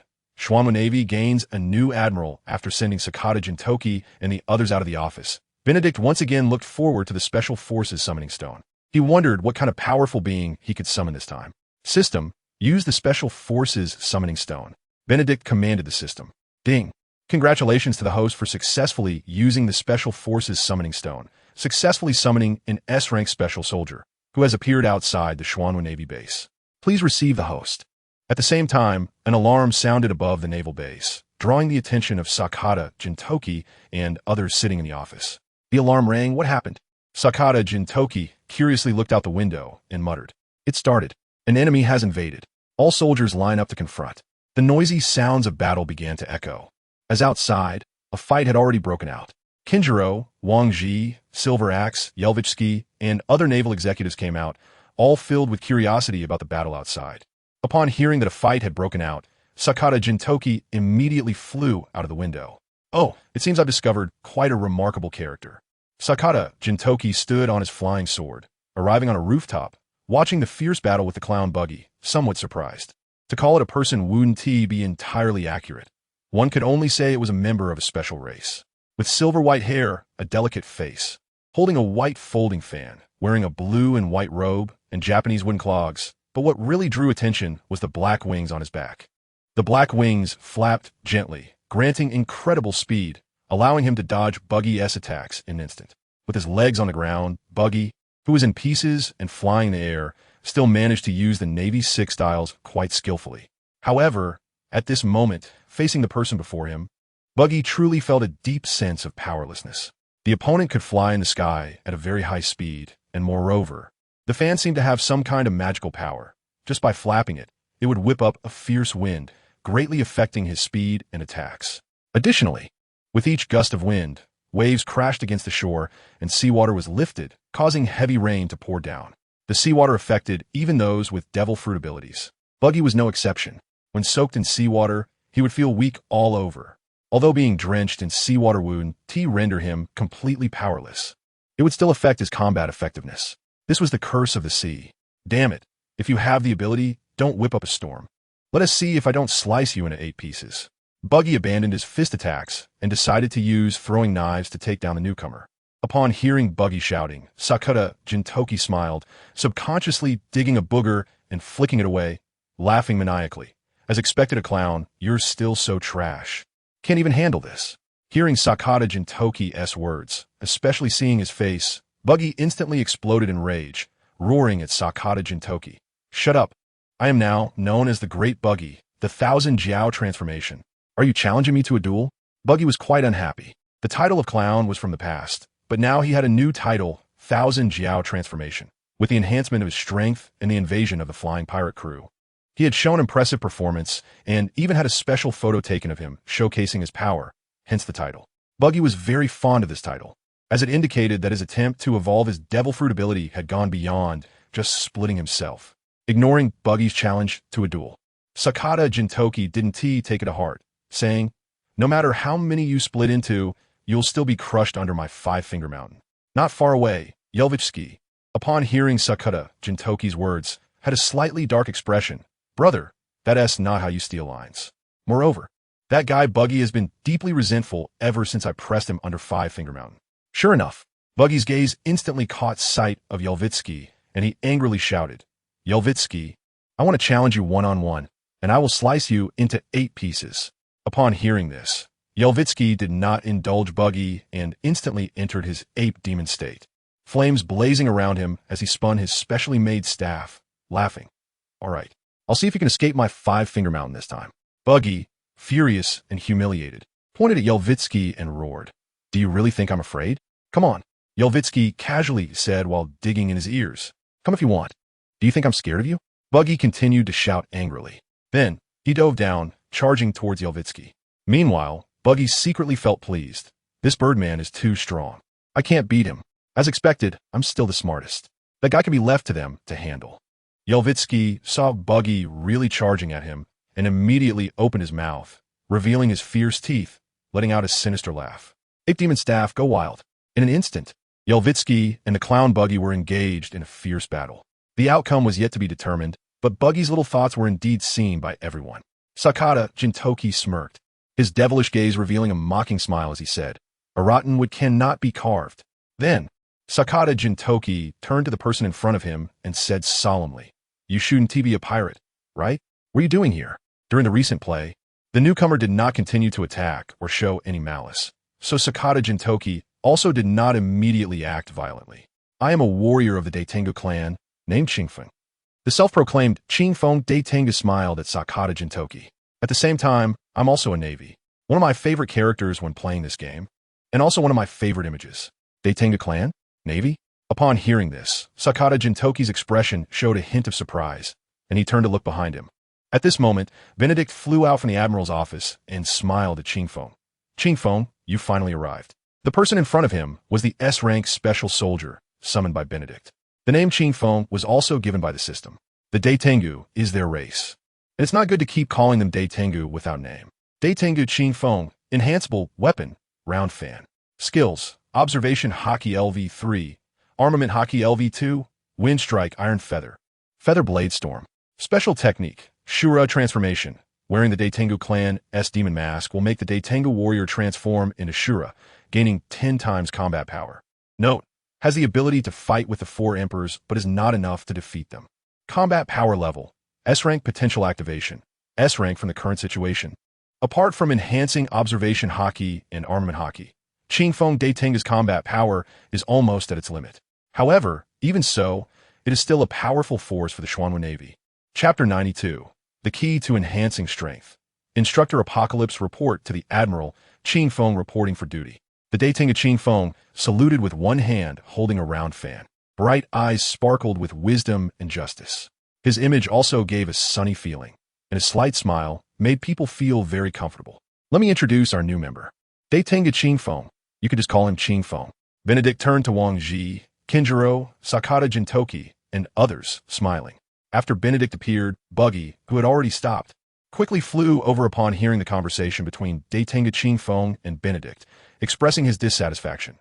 "What? You're actually our companion? If you had introduced yourself earlier, we wouldn't have had a fight." Hearing Buggy's words, Sakata Jintoki sneered, "Coward. Trash. Weakling." As soon as Sakata Jintoki's voice rang out, Buggy the clown's body began to tremble. That feeling was like Tang Sung chanting scriptures in Sun Wukong's ear. So annoying. "Swordman, shut up. Do you want to fight?" As expected, Buggy the clown was provoked, and opened his mouth to fight Sakata Jintoki. However, Sakata Jintoki just smirked, constantly taunting, refusing to engage in a fight.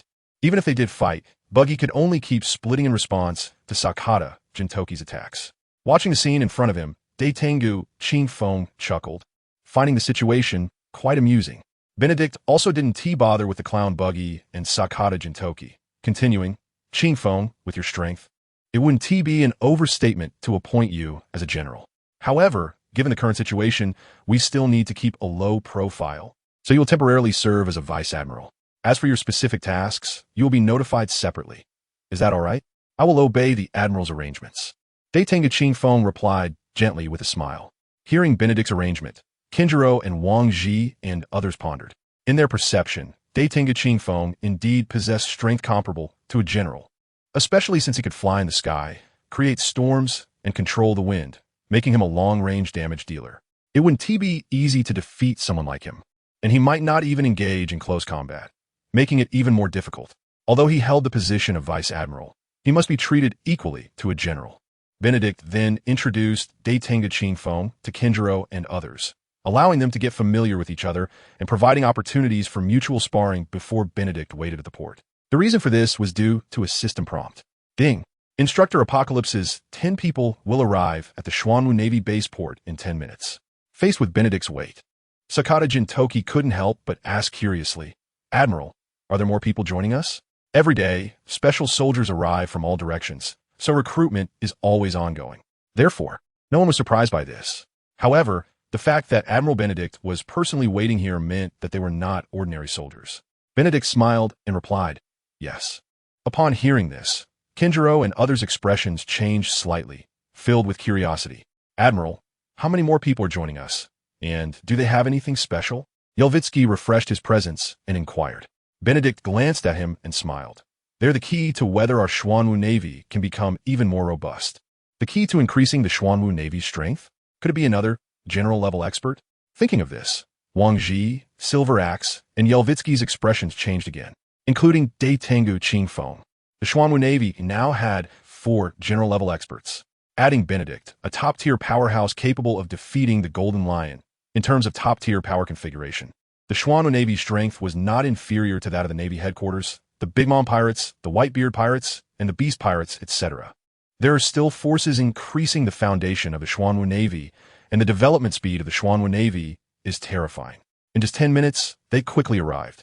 Under the gaze of everyone, 10 figures emerged from the water and landed on shore. The sudden appearance of these 10 individuals immediately put the bewildered Xuanwu Navy soldiers on high alert. Meanwhile, Wang Ji and the others fixed their eyes on these 10 people, firmly convinced that they were the ones Benedict was waiting for. However, the way they appeared seemed a bit strange. Did they swim over from the sea? Hey, are you fishmen? No, that's not right. You don't look like fishmen at all. Don't tell me you swam over.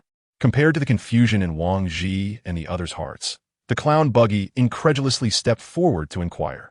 In response to Buggy's question, the 10 individuals did not answer but saluted Benedict, stating seriously, reporting to the Marshal, the Apocalypse Squad is here to report.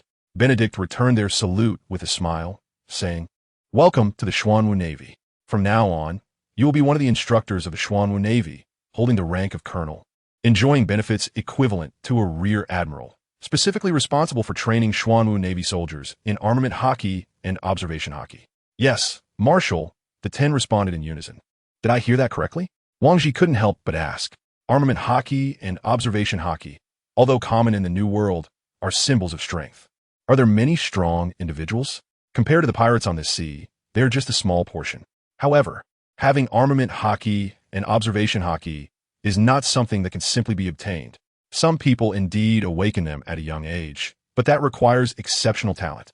Without such talent, it requires postnatal training. Yet even with training, it is not easy. Without personal guidance, one must go through life and death processes and engage in battle after battle to familiarize oneself with the feeling and master that power. From Benedict's words, it seems these 10 individuals are responsible for training armament hockey and observation hockey. Do they have some special method to train Xuanwu Navy soldiers en masse to possess these abilities? If so, then the foundation of the Xuanwu Navy is truly terrifying. Imagine it. If every soldier of the Xuanwu Navy is proficient in the 6 powers of the Navy and masters armament hockey and observation hockey, each one would be an elite among elites. Which force could contend with them? I'm afraid even if the Big Mom Pirates, Whitebeard Pirates, and Beast Pirates teamed up, they wouldn't be enough to handle the Xuanwu Navy. Did I hear that wrong? Let's wait and see. A slight, somewhat eerie smile appeared on Benedict's lips.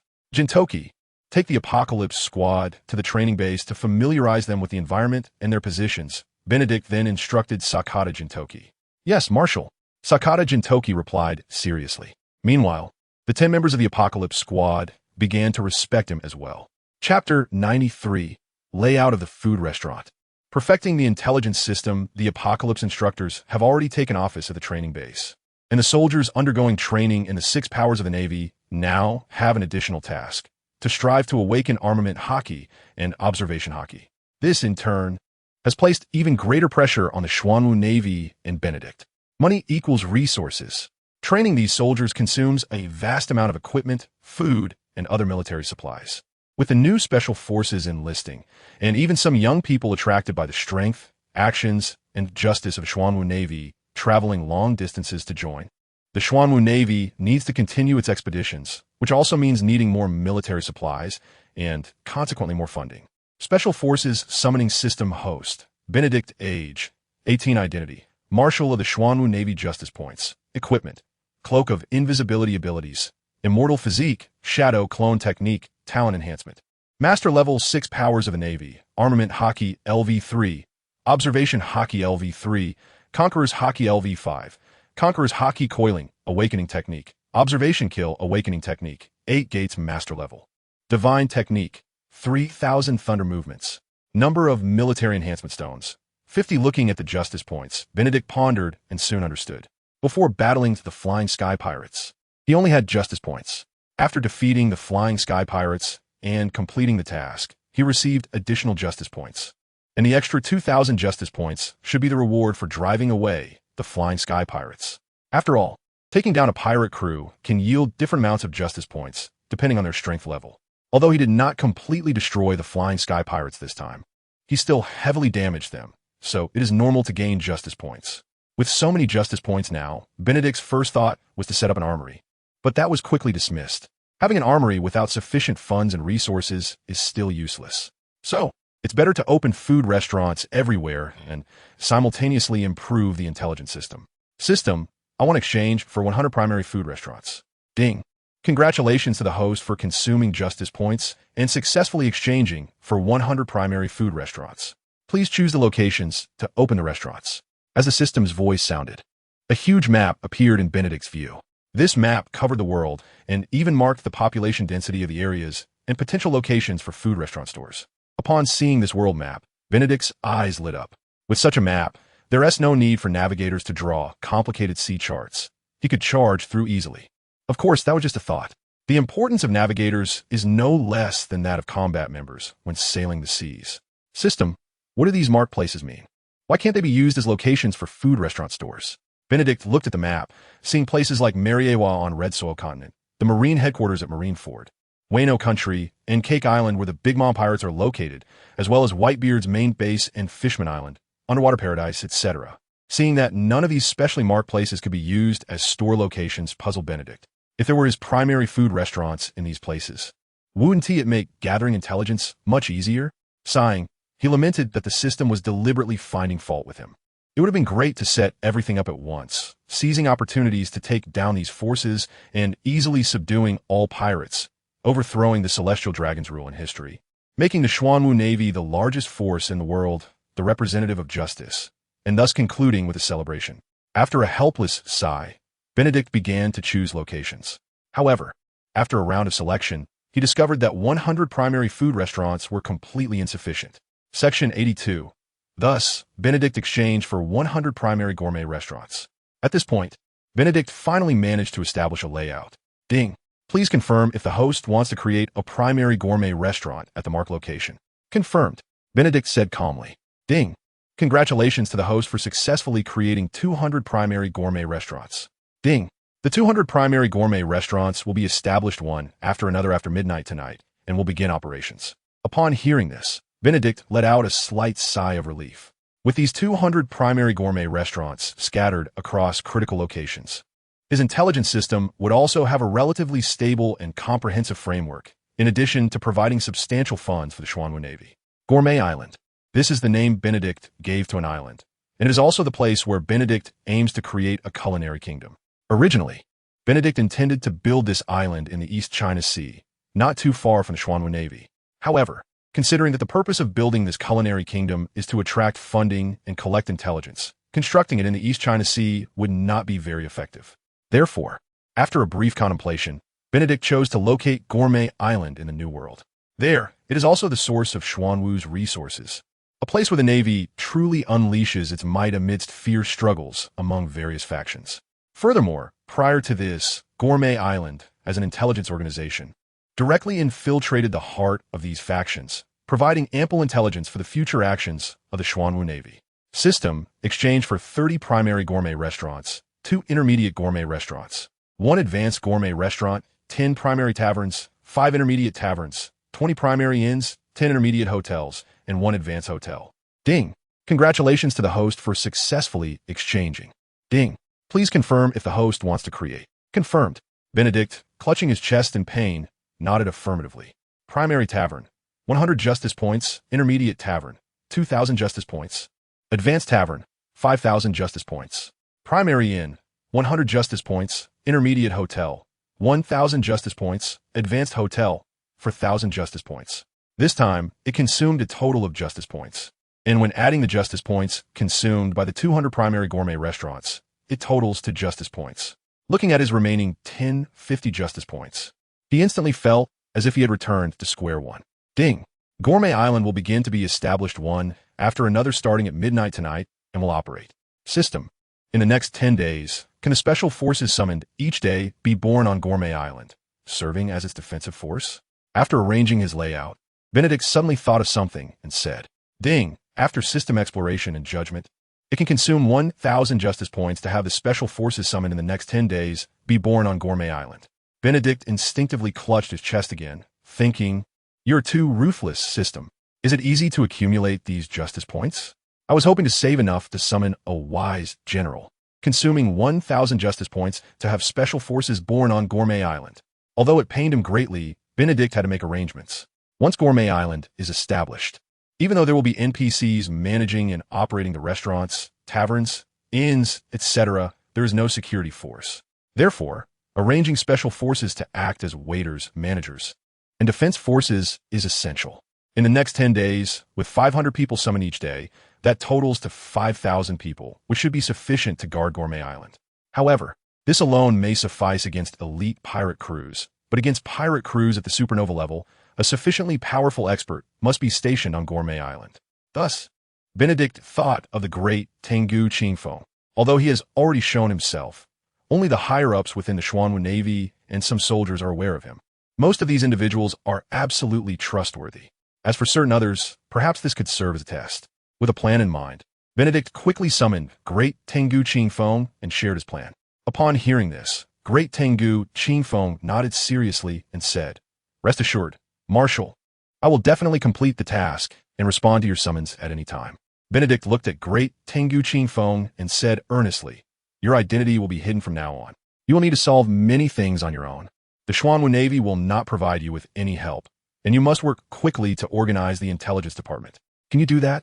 Great Tengu Qingfeng saluted and replied, I guarantee I will complete the task. Benedict tossed a bag of berries to Great Tengu Qingfeng and said, All right, set off now. Upon hearing this, Great Tengu Qingfeng acknowledged and flew into the sky without greeting anyone else. He did this to avoid being seen by some individuals. Seeing Great Tengu Qingfeng operate in this manner, Benedict nodded in satisfaction.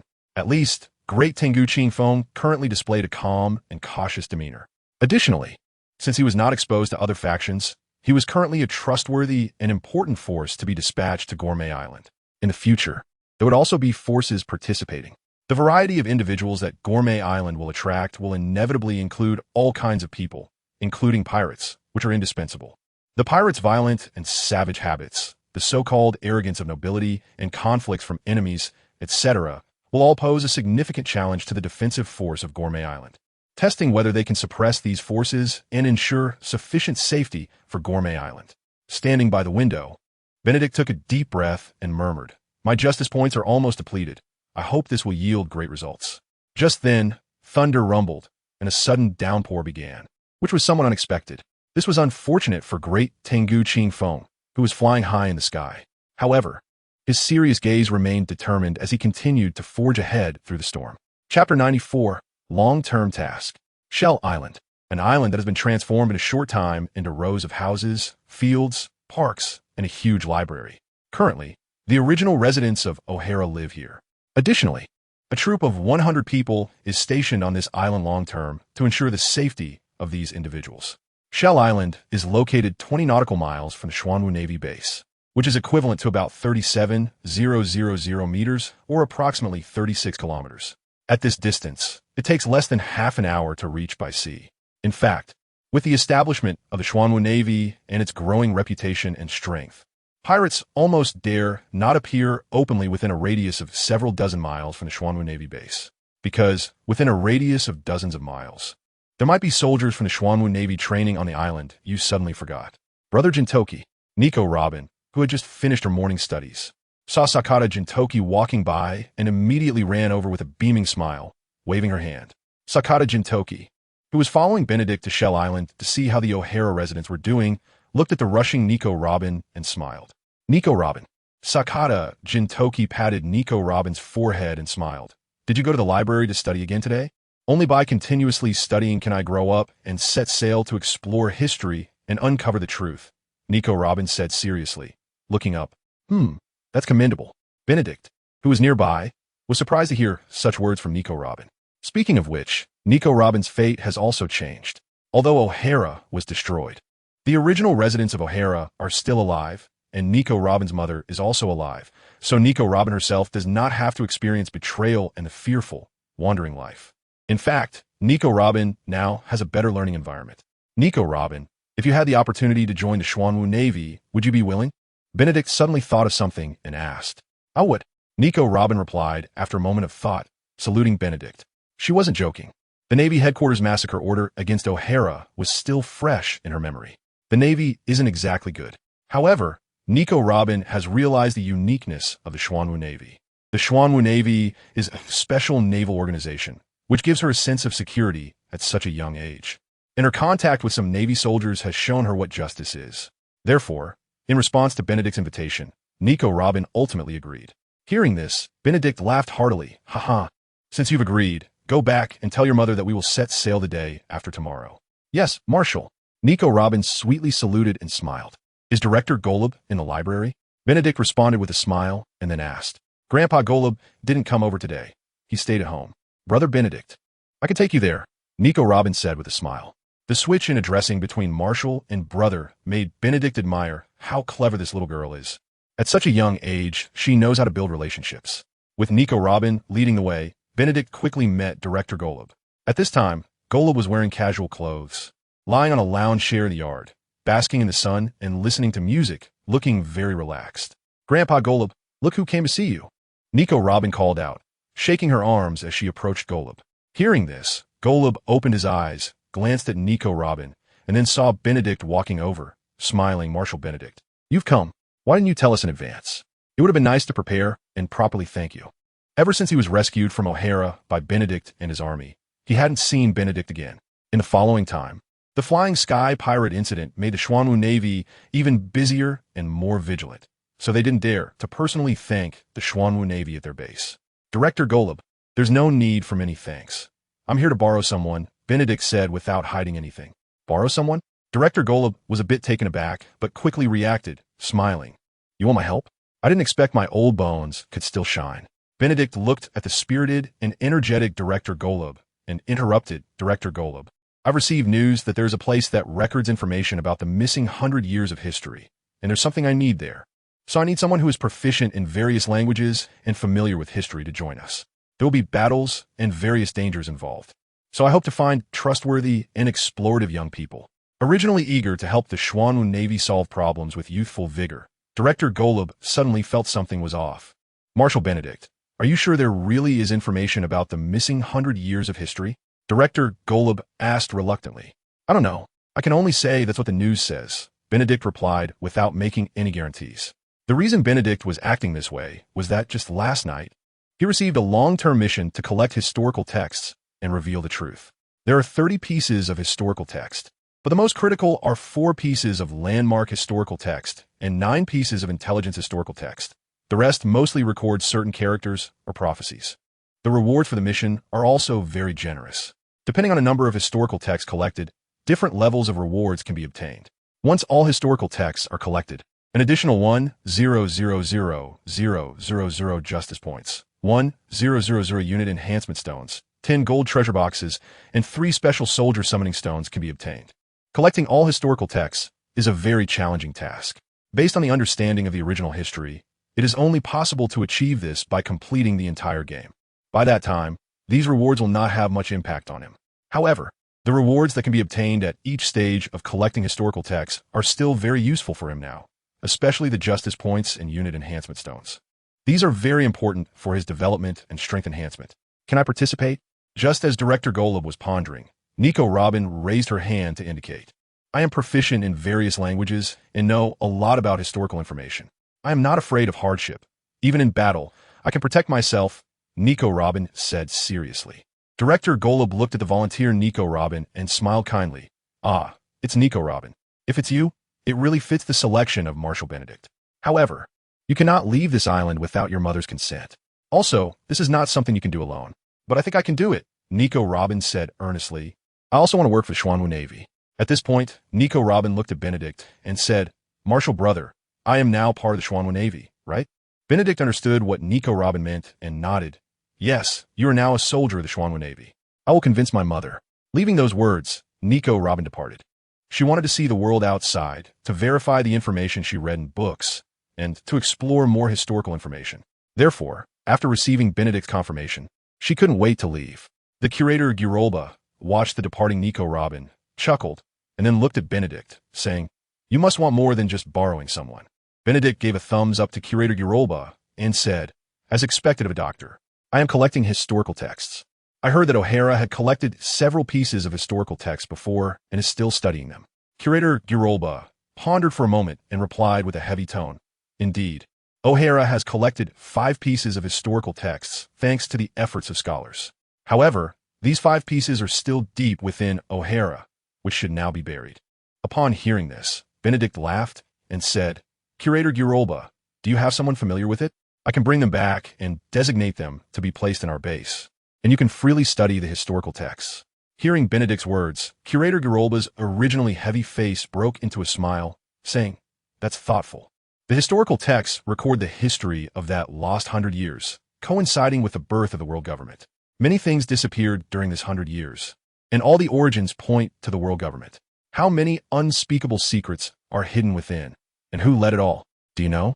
From the information we currently have, there was actually a huge kingdom during that lost 100 years, a tremendously powerful kingdom, but it suddenly vanished. The existence of the historical texts is to unveil the hidden truth of that 100 years. As curator Girolba walked out of the courtyard, he spoke continuously while Benedict and Sakata Jintoki listened.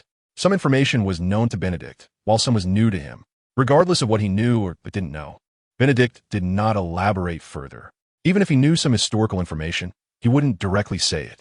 The truth is often revealed little by little in front of everyone, seen and heard, making it more persuasive. How much do you know about the Devil Tree? Benedict instinctively asked after Curator Girolba stopped. Curator Girolba, hearing this, gave Benedict a knowing look and after a moment said, Do you want to see the Devil Fruit Encyclopedia? There's also a Devil Fruit Encyclopedia? Sakata Jintoki asked in surprise. Curator Girolba glanced at Sakata Jintoki, but did not answer, instead looking at Benedict. Benedict, not paying attention to Curator Girolba's gaze, said, The Devil Fruit Encyclopedia is a book that records all the forms and abilities of devil fruits circulating in the sea. After seeing it, it will help you understand what devil fruits look like, so that you won't miss them if you see one someday. At this point, Benedict looked at Curator Girolba and said, However, I didn't come for this. I mainly want to know how much you understand about the Devil Tree. Curator Girolba nodded and said, According to the information we have, the reason that huge kingdom existed and possessed great power was because it had a devil tree. Through this devil tree, they had very advanced craftsmanship and military strength. However, during that 100 years of disappearance, due to the power of the devil fruits, this kingdom experienced internal strife and large-scale battles, leading to its eventual annihilation. The complete continent was torn apart, and the strange phenomena seen in various places today are intricately related to this event. It was also during this time that devil fruits began to flow into the sea, causing various plant life to mutate. Listening to Curator Girolba recount the gathered intelligence, both Benedict and Sakata Jintoki fell into a brief contemplation. Devil fruits can indeed bestow powerful strength upon others, but they can also cause one to lose themselves. This is human nature. Grandpa Girolba, my mom agreed. Nico Robin ran out of the courtyard and, looking at Benedict and the others in the distance, immediately cheered happily. Inside the room, Alvia heard the voice and came out. Seeing Benedict, she quickly ran forward and expressed her gratitude. Marshal Benedict. Benedict nodded at Alvia and smiled. I need someone who can help me interpret various historical information to go out to sea. Robin and I will act together. Alvia said seriously. The desire for an action toward exploring the truth of history had never ceased. Nico Robin's learning ability and talent, as well as her strong spirit of exploration, made Alvia see a new life. In the past, when she explored outside with others, she missed Nico Robin terribly. Now, although Nico Robin is only 7, she still acted and passed the test to become scholar. With the mother and daughter working together, there are fewer worries. And with someone as powerful as Benedict providing protection, this exploration will undoubtedly be safer. Welcome to join us. Benedict extended his hand and smiled. Alvia was slightly taken aback, but then extended her hand, saying, exploring the truth of history is the spiritual support of all scholars in O'Hara. We will not give up until we unveil the truth of history. Trust me, with the protection of the Xuanwu Navy, the truth of history will eventually be revealed, Benedict assured. Seeing this scene, Curator Girolba smiled and said, all right, since you have found your candidates, let's talk about the location of those historical texts. Then I'll trouble you, Curator Girolba, Benedict said with a smile. Curator Girolba knew where the original historical texts were hidden, and so did Alvia and her daughter. Therefore, Benedict, along with Alvia and her daughter, as well as 3 warships, quickly left Shell Island and headed to the old site of O'Hara. As the Marshal of the Xuanwu Navy, Benedict's actions naturally attracted the attention of many forces. After all, his actions represented the thoughts and will of the Xuanwu Navy. No one knew who the next target of the Xuanwu Navy would be. The powerful Flying Sky Pirates had been heavily injured and repelled. Without the scale of the Beast Pirates or the White-Beard Pirates, they could not withstand the devastation of the Xuanwu Navy. Thus, receiving intelligence promptly and quickly retreating to avoid calamity became the first choice for many pirate forces. Chapter 96, Famous Worldwide, Food Island. Benedict led the Xuanwu Navy, leaving the East Sea. What were they trying to do? Steelbone Kong felt curious when he heard the report from Sengoku. During this time, after defeating the Flying Sky Pirates, the Xuanwu Navy had already become a significant force. If they gathered the high-ranking power of the Navy, they could indeed take down the Xuanwu Navy, but the high-ranking forces of the Navy headquarters would also suffer heavy losses. At this time, other pirates would definitely not miss this opportunity to launch a devastating strike on their Navy headquarters. Now, in a delicate balance, any movement from either side would be subject to the scrutiny and actions of other forces. Marshal, I suspect their goal is the old site of O'Hara. Xuanwu took out a photo and handed it to Steelbone Kong, saying in a deep voice. The photo showed a little girl who was Nico Robin. This child, named Nico Robin, is the daughter of O'Hara scholar Alvia. Xuanwu reminded from aside. Marshal Steelbone Kong pondered slightly upon hearing this. Is there anything left at the O'Hara ruins that they are still concerned about? Even Benedict came personally? Perhaps it is related to the poneglyphs. Xuanwu then took out a stack of documents and placed them in front of Steelbone Kong, saying, we have received intelligence from CP9 saying that O'Hara has poneglyphs and not just one. However, there is no clear answer regarding the certainty of this news. Steelbone Kong picked up the documents and looked at them carefully, pondering again. How many people did Benedict bring with him this time? Steelbone Kong felt that this must be related to the poneglyphs. The Xuanwu Navy's actions would inevitably attract the attention of the world government.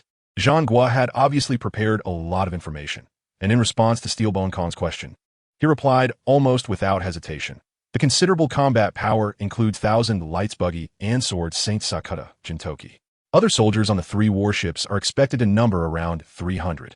If we want to take them down, how much combat power do you think we need? Steelbone Kong looked at Xuanwu and proposed an idea.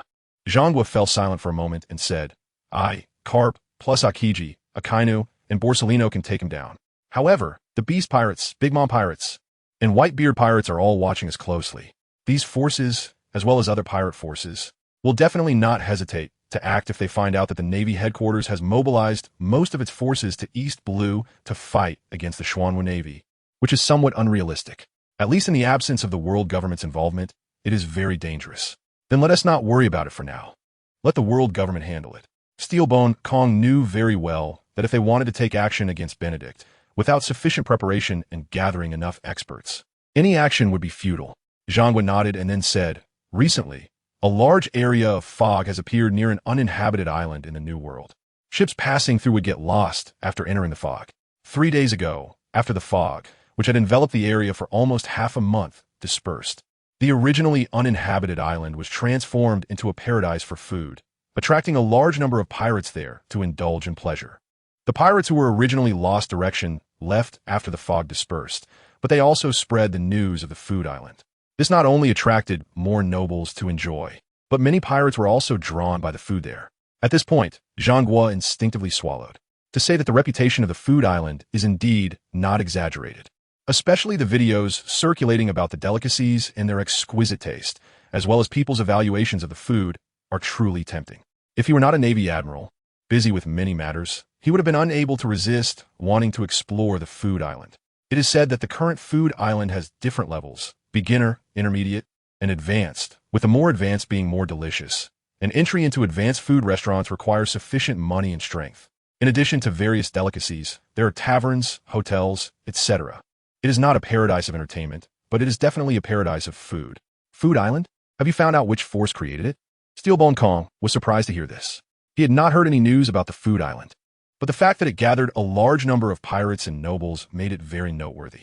If possible, he would not mind taking the opportunity to capture all the pirates on the Food Island. Upon hearing this, Xuanwu's expression became somewhat serious as he said, the island owner on this island is a man named the Tingo Qingfeng, who claims to be from the Tingo clan, looking quite handsome and gentle. I had someone look for information about this race, but there are no records about it. The comparisons made with the winged races show that they are not of the same race. I suspect he is a devil fruit user, and the only time he displayed his strength, he was able to control the wind, but his combat power is unknown, and he is not of the so-called the Tingo clan. Wind fruit user? Steelbone Kong instinctively said upon hearing this. But that devil fruit has already been eaten by Monkey D. Dragon, right? Dragon is still alive. But the fruit that controls the wind. Perhaps the island owner possesses another fruit ability and has produced an effect. Xuanwu thought slightly and said, of course, it is also possible that the so-called the Tingo clan is a race we do not know about hidden on some island. In addition to the island owner, there is a guard force on the island, all of whom have strong physical skills and high fighting techniques. Many pirates have caused trouble on the island and were eventually slaughtered. They prohibit anyone from fighting in any way, or they will kill without mercy. At this point, Xuanwu paused and looked at Steelbone Kong, saying, a unit attempted to enter and capture pirates, but they were intercepted by that force. This caused friction. Seeing that Xuanwu stopped there, Steelbone Kong couldn't help but wonder, what was the result? Xuanwu's face looked slightly ugly as he said, the island owner made an appearance, and, with just one move, created a gust of wind that sent our people flying into the sea. He also proclaimed that the Navy is welcome to come to the island to enjoy the food, but forbids the Navy from capturing people on the island. Otherwise, they would kill without mercy, and once they leave the Food Island will not interfere at all. The idea of sending the Fire Mountain to test the Food Island was given by Xuanwu. The purpose, of course, was to take the opportunity to capture all the pirates. Logically speaking, it is the Navy's duty to land on the island and capture pirates, and it should be taken for granted and should not be obstructed. Therefore, it is completely normal for them to land in the kingdom's territory to capture pirates, and they do not need to inform the local nobles. Unfortunately, in the Food Island, their recklessness was ineffective. As a result, they were mocked wildly by the pirates on the Food Island. However, this also made those indulging pirates like it here even more. The only regret they had was that everything here requires spending. Without money, it is impossible to survive here. As for robbing others, sorry after you act. You might soon have to say goodbye to this world. This also led to the pirates having to leave the Food Island after their money ran out and finding ways to earn more money. At this time, The nearby roaming navy would become fierce. Fighting was inevitable, and this would also become a sight that the pirates on the food island were happy to see. Thus, a saying quickly spread across the sea. If you want to land on the food island and enjoy the world's delicacies, you need to have enough strength to break through multiple barriers to have the opportunity to land and enjoy the delicious food. Steelbone Kong looked at the message handed over by Sengoku and said with a slight headache, "Issue a warning. If Gourmet Island continues to ignore us, we will use force to destroy it. Any forces that shelter pirates will be treated as the most heinous pirates." Sengoku remained silent and turned to leave. No matter how good the food, the sense of justice in his heart could not be swayed. What a pity, he thought. He had hoped to have a chance to experience it. For Steelbone Kong, the lost face of the Xuanwu Navy must be regained from Gourmet Island. A new force that dares to shelter pirates must be eliminated. Chapter 97. The O'Haran Ruins, West Sea. 3 Xuanwu warships were heading towards O'Hara. Nico Robin caught a falling flyer and was immediately attracted by the promotions and various delicious pictures of Gourmet Island. Seeing Benedict walking over, she couldn't wait to wave the flyer and exclaimed, "Marshal brother, does Gourmet Island really have a lot of delicious food?"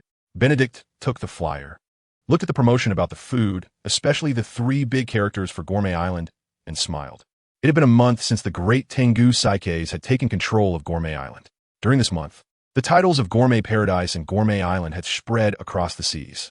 As a result, Gourmet Island began to make a fortune. The food, the drinks, and the hotels here kept pirates lingering.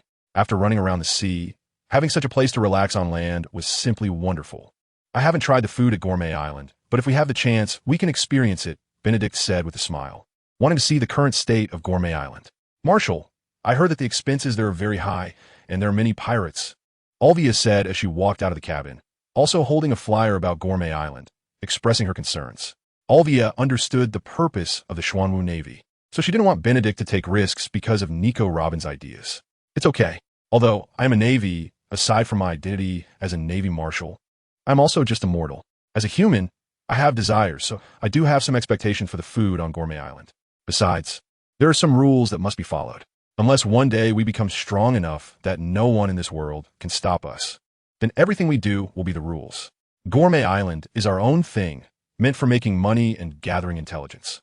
Without these nouveau riche pirates to spend, how can Gourmet Island make money and support the Xuanwu Navy? Without these pirates, how can the Xuanwu Navy gather more intelligence? As a Xuanwu Navy, capturing pirates and eliminating them is our purpose. But the premise is that we also need to sustain ourselves and the Xuanwu Navy. If we can't even sustain ourselves, how can we have enough resources to recruit soldiers, build military equipment, and fight against enemies?" However, this also gave Benedict some reminders that in terms of funding, they couldn't rely solely on the gourmet restaurant. They needed to start looking at other aspects as well. Olvia listened to Benedict's words, showing a thoughtful expression. "This place is very suitable for holding a banquet. I need to hold a banquet. I want a lot of berries." On another warship, Buggy drooled over the Gourmet Island flyer while constantly talking. It's so painful to not have money. Buggy thought about searching for treasure again. If he found treasure, he could have a lot of gold. O'Haran Ruins. The demon-slaying order was in progress. Although it was stopped by Benedict, a large part of the area was still destroyed. After that, O'Hara was set ablaze by the world government for several days and nights. Therefore, O'Hara was now pitch black, and it was almost impossible to find the original architectural style. Seeing the once beautiful and peaceful O'Hara now turned into ruins, Olvia and Nico Robin's feelings were very complex. Especially Nico Robin, who opened her big eyes with tears welling up. There were many memories belonging to them here. "Let's go." Benedict did not stop because of their emotions. Finding the buried historical texts and bringing them back was very important to him. The world government is really ruthless. Buggy floated in midair next to Sakata Jintoki, muttering, "Jintoki, what are we doing here? Is there anything worth our personal visit besides a pile of ruins?" Buggy then looked at Benedict's back and said, "We are looking for historical texts to uncover the truth of history." Sakata Jintoki replied calmly. The beauty of O'Hara still remained in Sakata Jintoki's memory. Unfortunately, it was pitch black here now. Historical texts? Is that what we're looking for? That could be troublesome. The Big Mom Pirates, the Beast Pirates, and the world government all have historical texts. Trying to snatch historical texts from them is no different from directly exterminating them. Buggy was quite clear about the historical texts. After all, he had traveled with the Roger Pirates and had encountered topics related to historical texts many times. Therefore, It was difficult to collect all the historical texts held by just these three forces. With Alvia leading the way, the group passed through the ruins and quickly arrived at a collapsed area, finding the entrance to the historical texts. Alvia looked at the giant stone in front of her, which resembled a small mountain, and said, "The great fire caused the soil to loosen, leading to the ground collapsing, and this giant stone completely blocked the entrance." Hearing this, Sakata Jintoki smiled and said, "Then let's completely remove it." Benedict took a few steps back, and Alvia also led Nico Robin back. Buggy, hearing Sakata Jintoki's words, suddenly became a bit competitive and stepped forward confidently, saying, "Remove it? Why make it so complicated? I can shatter it with just a flick of my finger." Benedict looked at Buggy and pointed to the stone, smiling. "You can shatter it? Of course. I'm not the same Buggy as before. I'm very strong," Buggy said proudly. After that, he approached the giant stone, placed his hand on it, and said, "Shatter." Buzz. A wave of power swept over, covering the entire giant stone. A smile appeared on Buggy's face as he confidently said, "Spread out a bit. If you get splashed by the stones, don't blame me." The crowd stepped back 10 meters again, and the clown threw a stone that landed on a boulder. In an instant, all the square stone blocks, cut to the size of a face, collapsed to the ground. "Is that it?" Sakata Jintoki looked at the fallen stones and disdainfully remarked, "The entrance is still blocked? Can't we just do it all at once?" Hearing this, the clown Buggy grinned and said, "No problem." After saying that, Buggy snapped his fingers, and with a flick of his finger, the stones that had been lying on the ground all flew up. In just a moment, the stones at the entrance were completely cleared away. Not bad. He has already developed the fruit's ability to affect external objects. Keep it up and continue to develop the fruit. There's still a lot of potential to explore. Benedict praised Buggy's fruit ability while also reminding him, "Don't neglect your physical training. The curse of the devil fruit is not that simple." Buggy and Sakata Jintoki were taken aback and began to ponder. Is there some hidden secret about this devil fruit? After a brief ventilation, leaving someone to guard outside, Benedict and the others followed in. Chapter 98. 4 pieces of historical text under O'Hara. Torches lit up the surroundings, bringing some light. At the same time, 4 large pieces of historical text appeared before everyone. "What does this say?" Sakata Jintoki asked, looking at the characters displayed on the giant stone, unable to understand.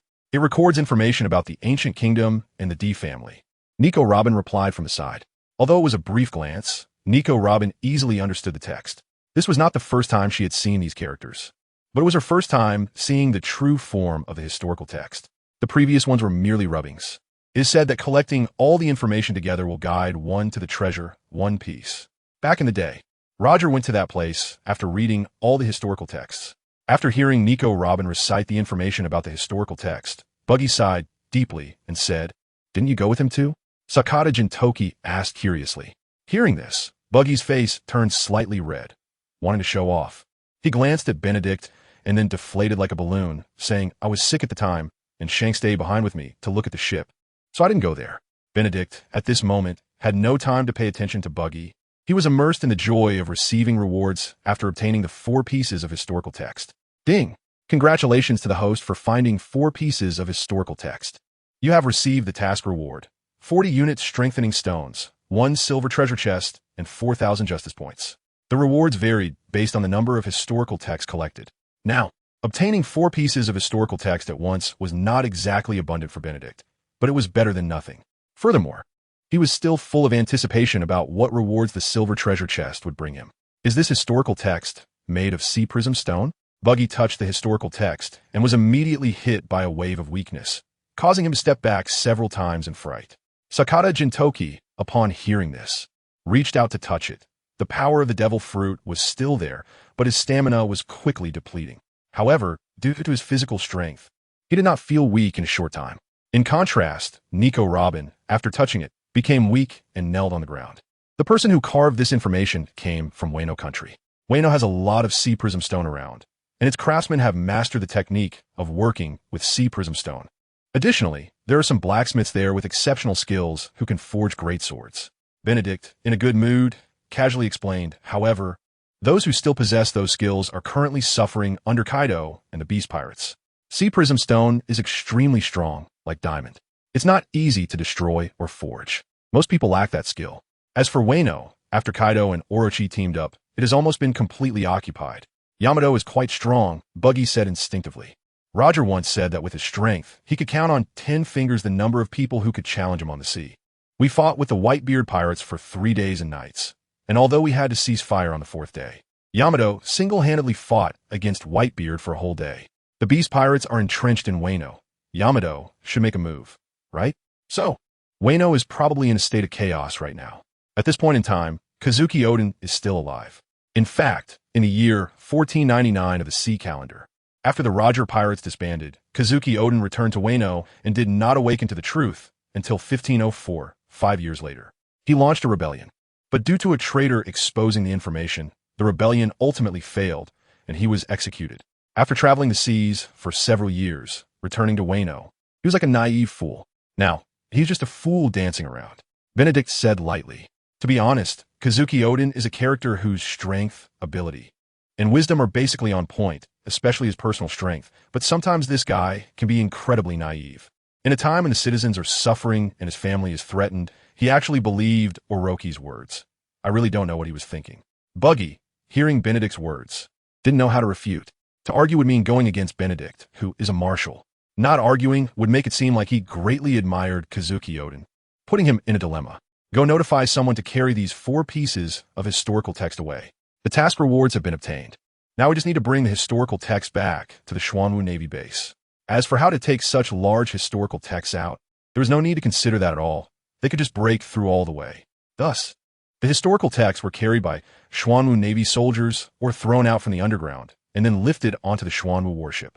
The news of the Xuanwu Navy leaving with the historical texts was quickly transmitted.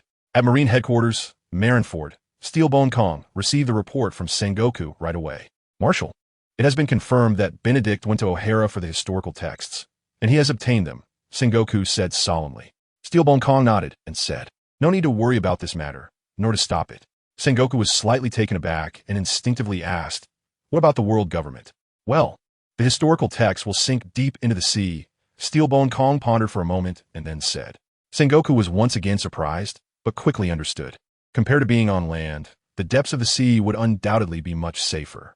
As the water flows and other factors come into play, the historical text that has sunk into the sea will also shift. This also implies that the world government's people will launch an attack on the way back of the Xuanwu Navy. Even if they cannot kill Benedict, destroying the warships and letting the historical text sink into the sea is always possible. At this moment, Benedict does not care what actions the world government might take. After returning to the cabin, he eagerly chooses to open the silver treasure chest. Ding!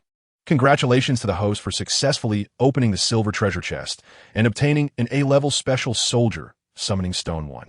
Benedict looks at the A-level special soldier summoning stone in his hand, somewhat surprised.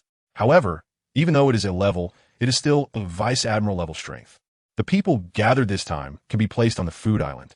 So, without thinking much, Benedict consumes 100 justice points, designates the summoned character, and uses the summoning stone after they are born on Food Island. Ding! Congratulations to the host for successfully using the A-level special soldier summoning stone, successfully summoning the young Lu Bu, who has arrived on Food Island. Chapter 99 Young Lu Bu. Benedict is stunned. He actually summoned a war god from the land of Huaxia. Is this for real? Also, isn't A-level strength underestimating Lu Bu? Benedict quickly checks the information about the young Lu Bu. Young Lu Bu can be enhanced. Age, 16 strength. A-level weapon.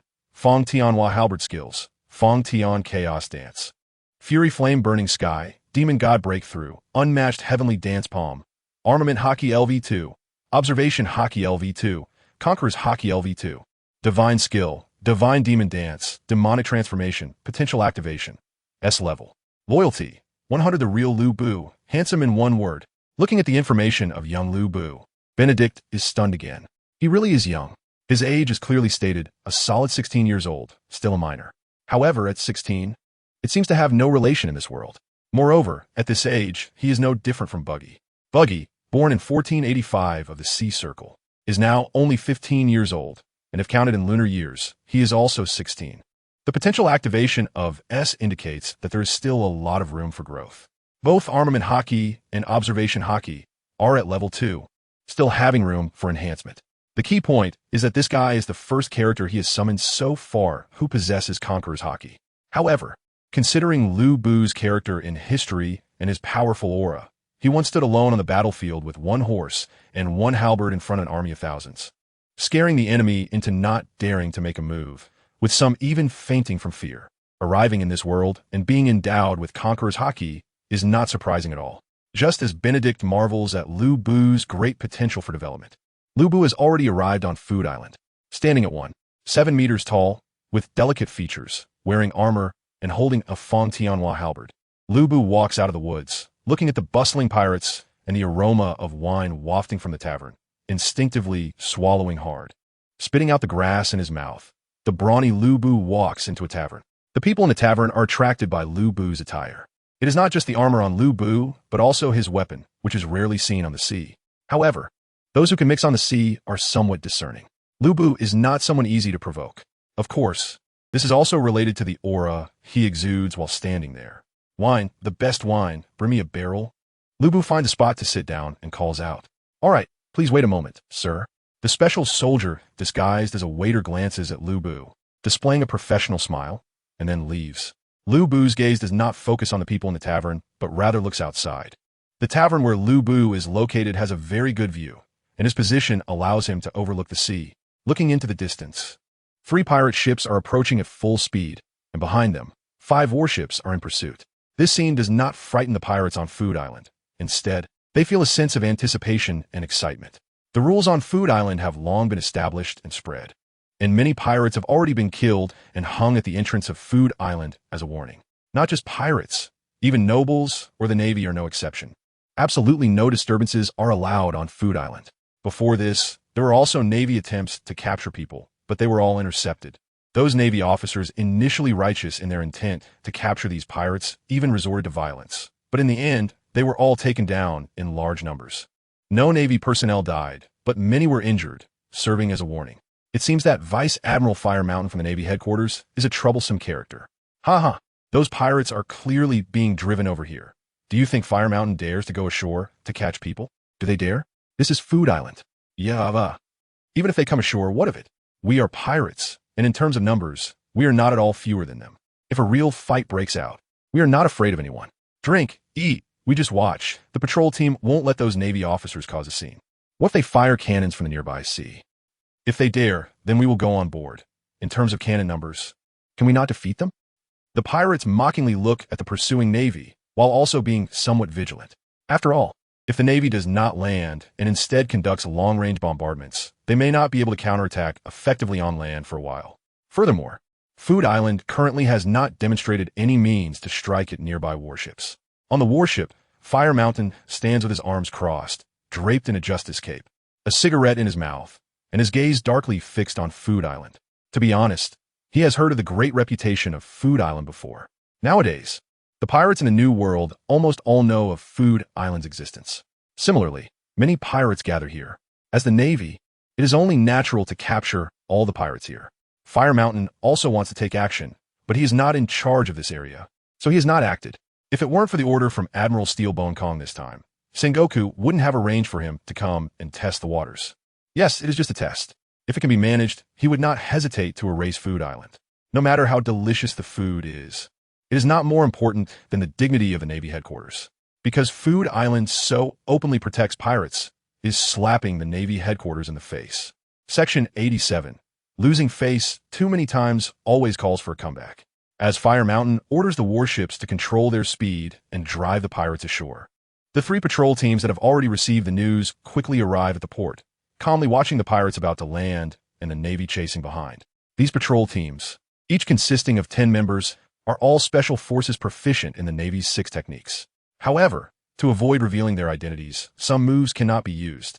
But this does not affect their superb fighting skills, speed, strength, or combat judgment. In addition, these special forces are equipped with short knives, which are longer than ordinary daggers and can cause bleeding. If injured and not treated in time, they could bleed to death. We will abide by the rules. We need to land. We need to seek refuge. The fleeing pirates, seeing the assembled and vigilant patrol teams, hurriedly landed and shouted. Without these people, they could not guarantee whether the army led by the Burning Mountain would land and start massacre. After all, they had been chased by the Burning Mountain for 2 days and nights on the road, suffering many casualties among their brothers. And it was only after their brothers suggested it that they headed to Gourmet Island for refuge. This was precisely what the Burning Mountain had always wanted. Chapter 100. The coxcomb-headed boy. Bartolomeo, as the pirates landed, they immediately hid. They did not want to face the Burning Mountain or the Navy. At least, they needed some time to become stronger and build their power. Perhaps they would provoke the Burning Mountain later. But for now, they felt like burnt bugs, cowardly and fearful. Stop. A patrol team leader, looking at the approaching Navy, said calmly, "If you're here to eat, we welcome you at any time. But if you land to create chaos and fight, then please leave." The Burning Mountain frowned slightly at the patrol leader's words, then darkened his face and said solemnly, "We are the Navy. When we discover the heinous pirates, we must capture them and ensure they receive the punishment they deserve. If you obstruct our actions, are you not sheltering these pirates?"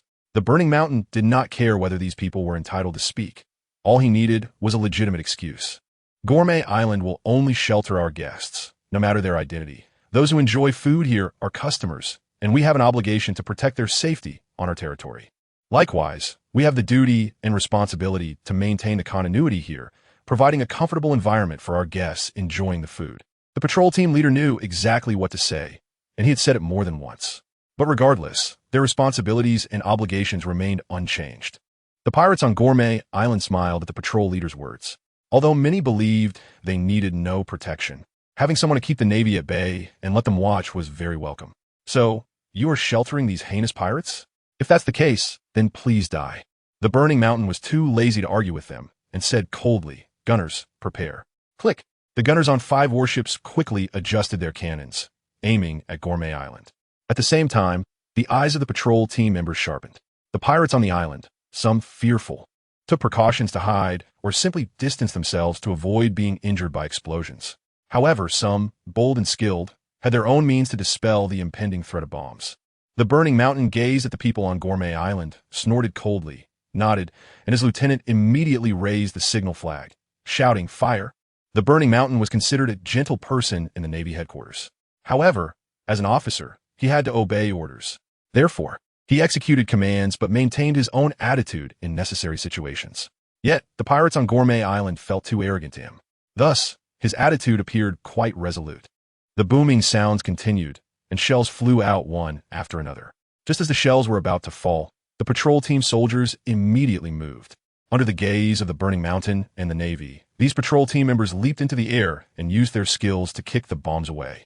Additionally, many pirates showcased their abilities, resulting in most of the shells being kicked away, landing in the sea, or exploding in midair. The Burning Mountain's expression changed slightly upon witnessing this scene. Just the abilities these people displayed had already proven they were not easy to deal with. "Continue. It doesn't matter if we fire all the ammunition." Removing the cigar from his mouth and blowing out a smoke ring, he issued another command. The 5 warships bombarded simultaneously, with no ammunition restrictions. This was essentially a small-scale demon-slaying order. After all, under the formal structure of a demon-slaying order, 10 warships would launch a devastating strike on a designated area. Thus, the Burning Mountain's command was indisputably a small-scale demon-slaying order. However, facing such bombardment, Gourmet Island would not allow the Navy to act recklessly. Therefore, in everyone's sight, a figure appeared. He had a distinctive grass-green coxcomb hairstyle, an eye pattern beneath his right eye, a nose ring, a face resembling a demon, a chest tattooed with a black wing-like semicircle, and wore a purple coat with a skull pattern on the back and plaid pants, with a short knife at his waist. His name was Bartolomeo, only 10 years old, a little brat. At this moment, he had a greasy chicken leg in his mouth, posed with both hands, and mumbled, "I'll block." Like the sound of a light wave being emitted, a colorless barrier instantly stood in front of everyone. The shells almost all landed on the barrier, producing a series of booming sounds. Watching the shells being completely blocked, the protected pirates immediately cheered. "Good job, little brat. This little brat's devil fruit ability is really useful." His name is Bartolomeo. After landing, he wanted to eat and drink, but couldn't pay, got caught, and now seems to have become a member of the patrol team. Kikik, I envy this little brat. Relying on his identity as a patrol team member, he gets to enjoy various delicacies in every shop. I also want to join the patrol team, eating all kinds of food for free until I die. But unfortunately, the island owner is not recruiting. It requires fate. With Bartolomeo stepping in, almost all the shells bombarding down were blocked, and everyone's anxious hearts were finally eased. They had witnessed Bartolomeo's barrier fruit ability more than once. The Burning Mountain looked at the shells flying out nearly all blocked by a barrier, his brows furrowing and his expression slightly ugly. This barrier in front of him was undoubtedly the ability of the barrier fruit. According to the Navy's intelligence, the previous user of the barrier fruit was Korazumi Semimaru from Wano Country. Done 1. Resource Group 3'4'1", Preparation. In the middle of the group 5'7", 9'6'3". For foot, however, that guy is already very old. And now this little brat is still using this ability, which means that the previous user of the barrier fruit, Korazumi Semimaru, is already dead. TCH, a mere cannonball, thinks it can break my barrier? Dream on. Bartolomeo saw that the Navy had stopped firing and immediately put away his ability, taking big bites of chicken leg, revealing a rebellious expression and smirking. Bartolomeo, stay put and protect yourself, the patrol team captain reminded. After confirming that the cannon attack could not pose a sufficient death threat to Gourmet Island, Fire Mountain immediately issued the order to land. Since the artillery attacks could be blocked, allowing the pirates to watch the show, they would simply go ashore and personally capture them all. Fire Mountain was somewhat confident in the strength of his subordinates because the Navy he brought this time was all elite from the Navy headquarters, very powerful. Chapter 101, Young Lubu versus Fire Mountain. Bartolomeo listened to the patrol team captain's words, resting his hands behind his head, curling his lips in disdain. With the ability of the barrier fruit, Bartolomeo's heart was also filled with ambition. Once the barrier is up, the world is separated and no one can harm each other. Want to hurt me? Are you kidding? Thinking of this, Bartolomeo felt extremely frustrated. He had been quite happy being the gang leader in Rogue Town. However, the Xuanwu Navy was too ruthless. They set up some police station in Rogue Town and launched a devastating crackdown on the gangs. His gang members either died or were captured, while he escaped by relying on his fruit ability. Fleeing on the sea, he followed a merchant ship and entered the New World, then heard about Gourmet Island. Thus, he tried every means to reach Gourmet Island. Unfortunately, he didn't have enough money. After one meal, he had nearly spent all his money. Section 88. It's impossible to get credit. No matter which restaurant, there is no credit. Without money and eating for free, the only result is death. Bartolomeo was the one who had walked on the edge of death, because he had eaten for free. In the end, if it weren't for the appearance of the Tiango Qingfeng saving him from the brink of death, he would really have died. However, this came at a cost. The price was that he had to stay in the patrol team to work off his debt. The main thing was that his fruit ability had a very good defensive effect against incoming bombs. The Navy landed and immediately began fighting. The elite forces brought by Fire Mountain numbered in the hundreds. At least each person had mastered 3 styles of the Navy's 6 styles. While they were not top tier in the Navy, they were still relatively elite forces. The 3 patrol team members did not feel any fear in the face of the numerous Navy soldiers. On the contrary, they charged forward immediately, drawing their swords. They attacked fiercely. The speed was extremely fast and ruthless. In just one exchange, someone from the Navy fell. Fire Mountain, seeing this scene from behind, squinted his eyes. The speed of these people was fast, somewhat reminiscent of the Navy's 6-style shave, but it also seemed a bit different, as if it was intentionally done. Besides that, their combat skills and use of short blades were also very proficient. Additionally, their fighting style was very fierce and ruthless, aiming for fatal spots from the very start. These people resembled cruel assassins. The battle continued for less than a minute, and nearly 30 of their side had fallen, while on the patrol team, although there were injuries, no one had died, which made Fire Mountain feel a little uneasy. If this continued, just these 30 people might be able to exchange for over 100 of their own. Moreover, that green-crowned little brat, with his boring stance of being untouchable behind the barrier, made him even more dissatisfied. Split into groups of 5, Fire Mountain leaped into the fray, saving a soldier with a single slash, and then shouted loudly. Upon hearing this, the Navy stabilized the situation immediately, quickly forming small teams of 5 to begin surrounding and attacking the patrol team members. Meanwhile, others charged towards the pirates.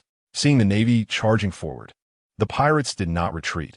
Amidst the shouts of battle, they growled lowly and soon clashed with the Navy.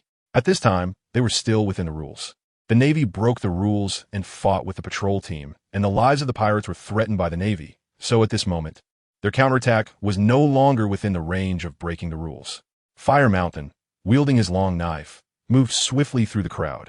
His attacks on the patrol team members were also very sharp. In just a moment, 8 people fell under Fire Mountain's blade. Although the patrol team members had mastered the Navy's 6 styles, Compared to the Navy's vice admirals who possessed haki, their strength was still too weak. Being enemies of justice and protecting pirates, Gourmet Island had clearly become a hideout for pirates. It must be eradicated from this world.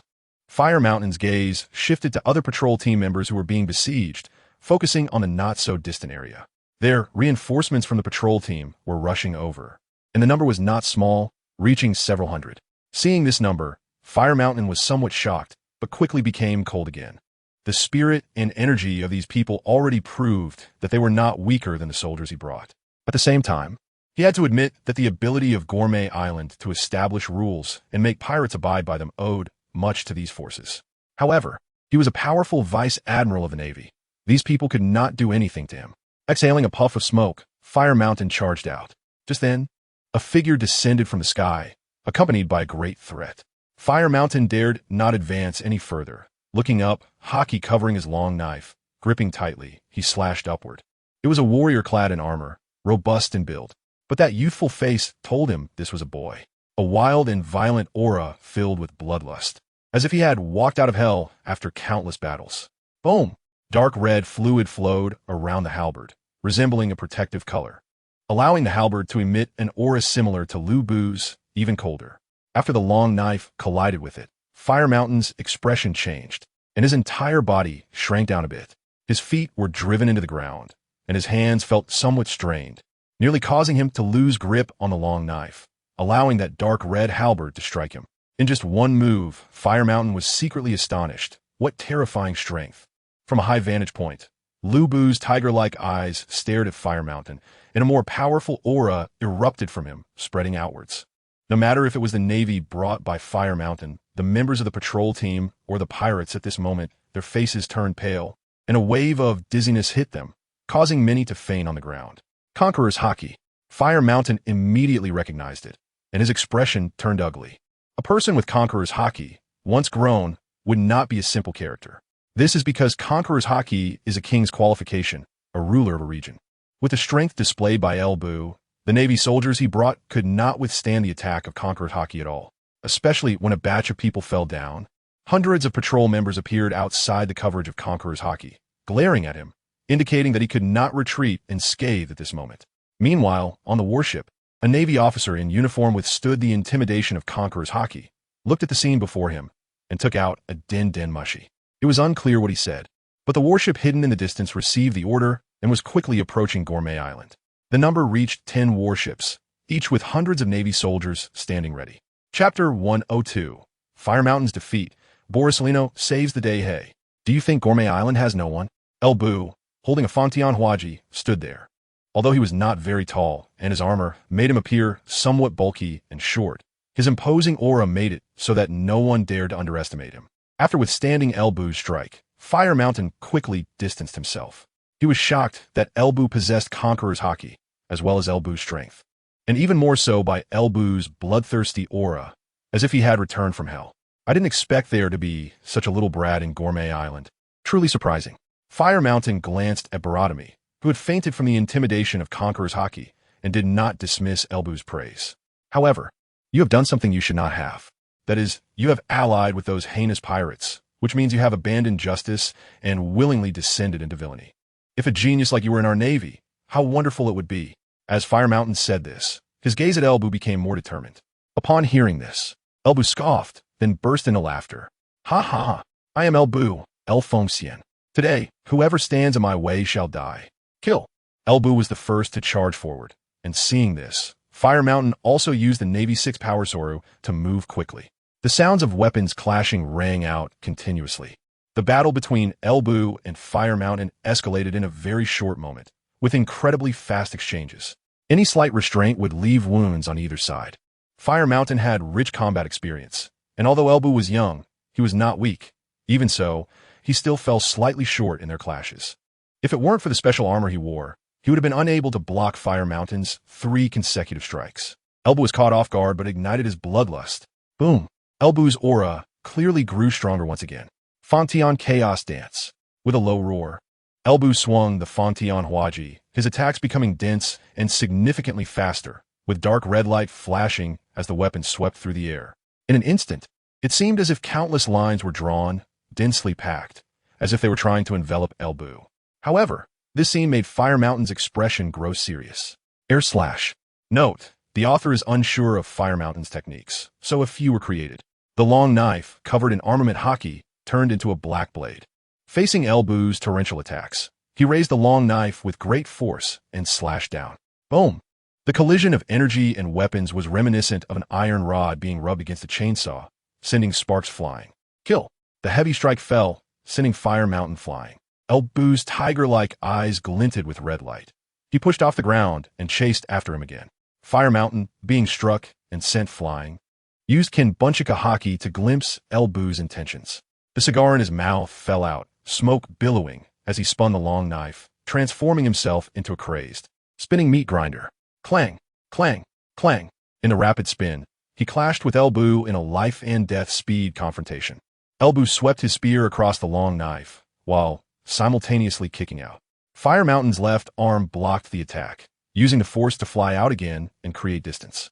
Fire Mountain's ability to rise to the rank of Rear Admiral was due to his strong self-control, and he directly used Soru and Jeppu in midair to mitigate most of the force. However, this still placed a significant requirement on his waist and legs. Angry flames burning the sky. The Fantian Huaji covered in armament haki drew a red line, and while moving even faster, it ignited into blazing flames.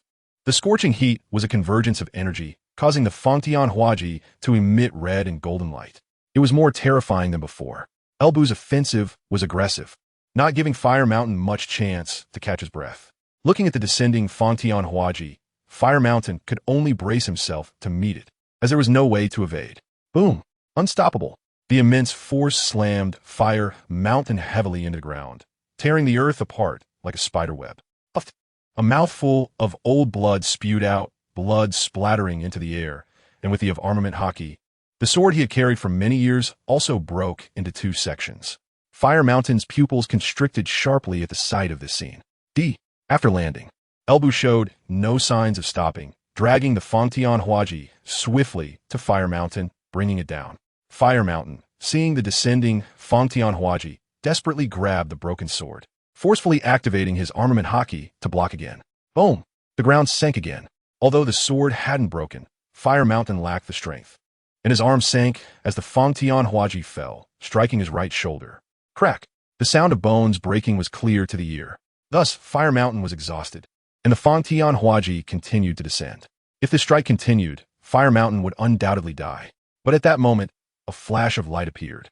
Elbu's Fantian Huaji was intercepted, unable to descend another inch. Wow, what a scary little brat. I almost let you kill a Rear Admiral. Borisolino raised his foot, emitting golden light, blocking the descending Fantian Huaji. Fire Mountain, who thought he was doomed, looked at Borisolino's appearance and revealed a smile, but then coughed a few times, causing his breathing to become heavy. I'm not dead. Elbu looked at the tall Borisolino. His face darkened as he coldly said, if you don't want to die, get lost. He hated looking up at people the most, especially with the long legs before him, and the expression and tone were so mocking. Who do you look down on? Oh, your tone is quite irritable. Since that's the case, have you ever been kicked by light? As he spoke, a force lifted the Fantian Huaji, making Elbu exert himself to maintain it, causing him to become distracted. Meanwhile, Borisolino appeared behind Lu Bu, his long legs shimmering with golden light, sweeping out. The speed was so fast that even with Lu Bu's observation haki for prediction, he was still too slow. The powerful force sent Lu Bu flying, crashing into the wall with a loud roar, causing the 1.5-meter thick wall to collapse instantly. This little brat has a very strong physique. If Teacher Zephyr saw this, he would surely like him. Unfortunately, he is a pirate now. Borisolino's gaze turned to the cold-faced Lu Bu, who was rising from the rubble, and he said in a deep voice, Fireburn Mountain stood up with a half-broken long knife, his face pale as he gasped for breath, and said, his strength is terrifying, not weaker than a little giant. Oh, there is such power. That's even more regrettable.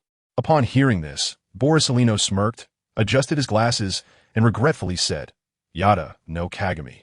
Chapter 103. The Three Heroes Battle Lu Bu, Part 1, West Sea. On the way back to the East Sea, Xuanwu warship, in Benedict's office. The Navy is attacking Food Island? Is the Navy that efficient now? That boy, his name is Lu Bu, just arrived at Food Island today. Let's leave him there for now. You handle it. Benedict hung up the phone bug. then began to ponder. The emergence of Food Island was only a little over a month ago, and now there were some bad signs, prompting an immediate reaction from the world government and Marine Admiral Steelbone Kong. They want to nip this power of Food Island in the bud. Thinking of this, Benedict opened his character panel. Justice points, 40 military enhancement stones. After repelling the Sky Pirates, he was rewarded with 50 military enhancement stones, but unfortunately, they had already been used. Subsequently, he also received 40 military enhancement stones for collecting 4 pieces of historical texts, averaging 10 stones per text. This was the result of consuming a large amount of justice points to exchange for the food restaurant and create Food Island, accumulated over more than a month. During this time, the EC was almost a one-man show for the Xuanwu Navy. Almost all the islands and towns with a large population had established police stations and settled in, collaborating with local officials for safety management, and were very aggressive against pirates and gangs trafficking in people. As a result, the current EC hardly sees any pirates daring to act brazenly on the seas, because once they appear, if discovered by the Xuanwu Navy, they will face relentless pursuit. Thus, during this time, he had gained justice points, and additionally there were 4,000 justice points as a reward for collecting 4 historical texts. Although Food Island had 5,000 special forces as its protective strength, it was already strong enough. However, in terms of high-level combat power, facing the long-prepared world government, it was still at a disadvantage. Over the past month, based on assessment and confidentiality, there were currently no plans to recruit outsiders. Thus, enhancing certain people's combat power became very important. After some consideration, Benedict made a decision.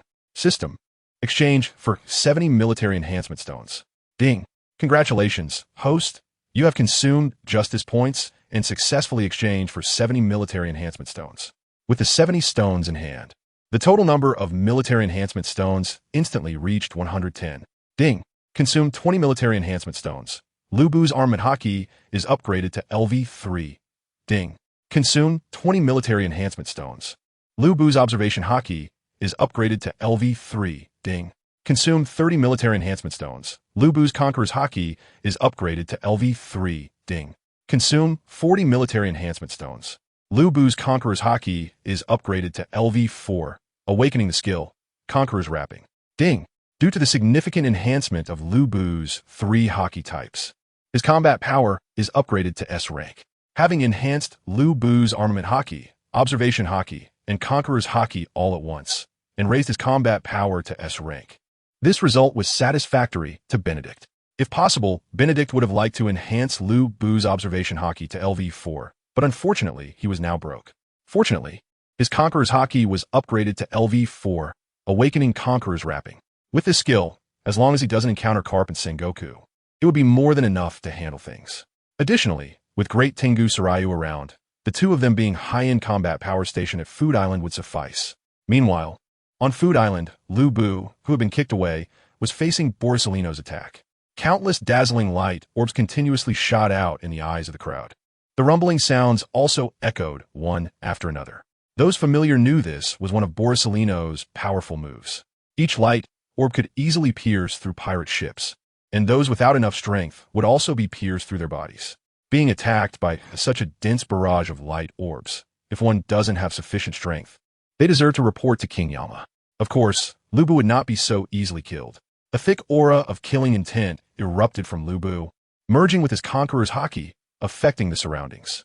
Borsalino's light orbs were constantly dodged or knocked away by Lubu's Fong Tianhua halberd under his counterattack. This scene caught Borsalino's attention, revealing a hint of seriousness in his gaze. Lubu dodged while stepping out, staring at Borsalino coldly, and said, "Perverted man playing with light. Do you want to die?" Before he finished speaking, Lubu moved at lightning speed, leaving behind an afterimage, and when he reappeared, he was already above Borsalino and Fireburn Mountain, his expression ferocious as he raised the Fong Tianhua halberd high. Raging flames burned the sky. Buzz! As the Fong Tianhua halberd fell, it instantly ignited into a blazing inferno. At this moment, despite his youth, Lubu was still terrifying like a war god. This shocked the pirates and patrol teams watching from a distance, who were taken aback by Lubu's current state. Borsalino sensed the threat above him and immediately transformed into a stream of light, scattering and fleeing without hesitation. Before leaving, he didn't forget to kick the injured Fireburn Mountain. But even so, Fireburn Mountain was still half a beat slow. The powerful force nearly tore his body apart. Even if he covered himself with armament hockey, he was powerless to resist at this moment. The destructive power brought by Conqueror's wrapping directly penetrated his defenses, causing significant internal damage. Another scene of blood spilling into the sky unfolded, with a massive pit 10 meters in diameter, causing a corner of the port to collapse. Hellhound! A low roar echoed, accompanied by flames in the air, magma splashing, and the temperature rapidly rising. Lu Bu held the Fong Tianhua halberd, raised his hand to sweep, and collided with the incoming Sakazuki. Boom! Magma splashed as Sakazuki flew out, crashing into a building, and with the magma hitting the ground, flames began to ignite all around. Exploding pigeon. An ice blade shot forth, instantly exploding into a more destructive ice bird that charged towards Elbu. Elbu snorted coldly, clenching his left fist as the Conqueror's hockey wrapped around it. Bang! The force of his punch created a shockwave that shattered the ice bird into pieces. At that moment, Kazan could be seen at the bottom of the pit, lifting up Fire Mountain and immediately leaving the deep hole. When he reappeared in the distance, Fire Mountain had been completely frozen. This was to save Fire Mountain, who could die at any moment. It was also a way to buy some time. As Kuzan rescued Fire Mountain, soldiers immediately stepped forward to take away the frozen Fire Mountain. Thus, Kazan, Borsellino, and Sakazuki surrounded Elbu from 3 directions. Chapter 104. 3 Heroes Battle Elbu. Part 2. What a terrifying little ghost. One misstep could lead to death. Borsellino stood in midair, and although he was shocked by Elbu's displayed strength, he still maintained a very provocative demeanor, as did his tone. Sakazuki, with a grim face, had just made a sneaky attack, which felt somewhat disgraceful. Yet, even so, he was still sent flying by Elbu's halberd, especially since the opponent was just a little ghost. The gap in strength brought a stronger sense of humiliation. Just a little ghost. Kazan exhaled cold air, staring at Elbu with a serious expression. Unlike Sakazuki and Borsellino, he was not arrogant or self-righteous. Instead, he was cautious. Let's all attack together. His strength is no weaker than that of a quasi-admiral, Kazan said. Upon hearing this, Sakazuki and Borsellino's faces twitched slightly, although they were reluctant to admit it. Based on Elbu's current display of strength, none of them could defeat Elbu in a one-on-one fight. Come on, let me have a good fight. I am Elbu, the future god of war. Elbu gripped the halberd, spreading his arms wide as he wildly unleashed his power. The overwhelming momentum, combined with the enhanced Conqueror's hockey, erupted once again at that moment. This time, the coverage and intensity of the Conqueror's hockey spread even further. Elbu thoroughly enjoyed the sensation of being filled with power. Facing the impact of Elbu's Conqueror's hockey, Kazan, Sakazuki, and Borsellino's expressions changed instantly. Their strength was indeed formidable, but Elbu's current strength had already reached that of a quasi-admiral, if not an admiral. The released Conqueror's hockey had a deterring effect on them, suppressing their combat power. Kill! Elbu roared angrily and launched an attack towards Sakazuki first. The powerful blow of the halberd made Sakazuki furious. Picking on the weak? Do you really think I'm that easy to bully? Sakazuki did not retreat. Instead, he swung his fists and charged forward. Dog Bite Red Lotus. His magma arm transformed into a gigantic dog head, emitting intense heat. Raging flames burn the sky. The magma fruit is a superior version of the burn fruit, and its power is incredibly strong. Sakazuki's strike could instantly evaporate ice blocks dozens of times larger than those of the giant race and easily melt the ground, demonstrating its extreme temperature and destructive power. This was why Sakazuki had been so confident in confronting Elbu. However, this also meant that Sakazuki was about to suffer greatly. The powerful skill of Conqueror's hockey was no joke. Bang! At the moment of the powerful collision, Sakazuki's previously confident expression turned extremely pale. With a gasp, blood sprayed into the sky as he was sent flying. Just before he hit the ground, he reacted and transformed into lava to mitigate most of the impact. Frozen moment. An ice pillar appeared beside Elbu and reached out with half of its body, grabbing at Elbu's right arm. In an instant, Elbu's right arm was covered in ice, and it continued to spread to other parts of his body. Elbu shot a sharp glance at Kazan and snorted coldly. Demon God Breakthrough. Feeling the incoming force and the deathly gaze from Elbu, a huge sense of crisis struck Kazan, and without hesitation, he withdrew, elementalizing and disappearing into the ice pillar. At the same time, a powerful energy erupted from Elbu, forming a blood-red armor. The ice shattered, and the ice pillar collapsed. Laze! Dozens of beams accurately struck Elbu. If it were anyone else, being hit by so many beams would have pierced their body. However, when they struck Elbu, he felt nothing at all. The armor formed from the red energy had extremely strong defensive power, blocking all the attacks. What a troublesome guy!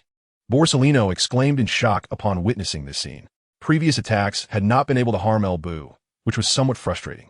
Now, using the more penetrating laser and still failing to affect him left Borsellino feeling helpless. Are all little ghosts this strong now? Benedict was like this, and so was this little ghost. Elbu looked up at Sakazuki, a mocking expression on his face. In the next moment, Elbu pushed off the ground and rushed towards Borsellino in an instant. Seeing this, Borsellino smirked, turning into a flash of gold and attempting to flee. When it comes to running in the sky, he dares to claim second place in the world. No one dares to claim first. Speed of light isn't something you can catch just because you can fly. But soon, Borsellino could no longer smile. At some point, Elbu had grabbed his foot, and he was rapidly falling. Elementalization?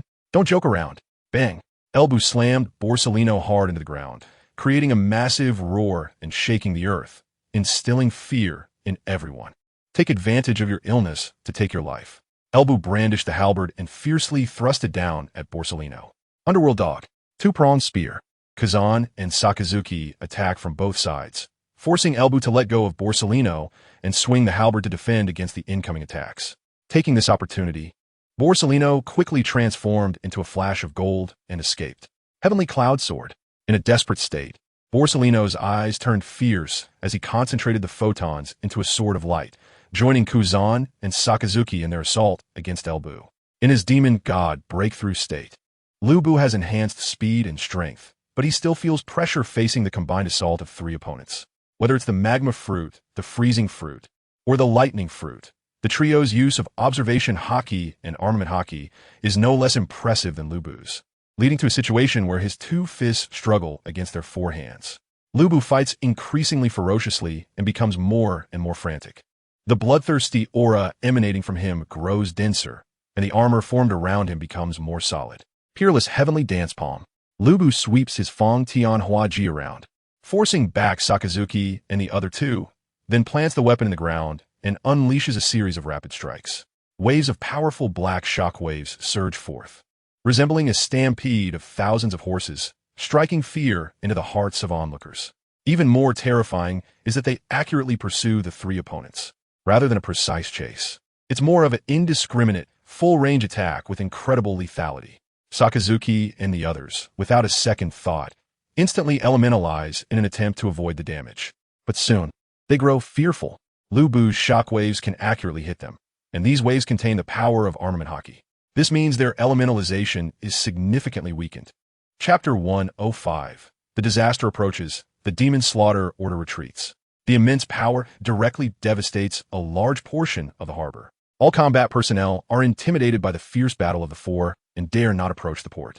As the dust settles, everyone is horrified to find that Kazan, Sakazuki, and Borsellino are all lying on the ground, surrounded by deep craters where they had stood. Facing the relentless onslaught of shockwaves, the three find it extremely difficult. Unable to avoid damage through elementalization, they are forced to revert to their true forms and withstand the attacks with their own strength. The outcome is obvious.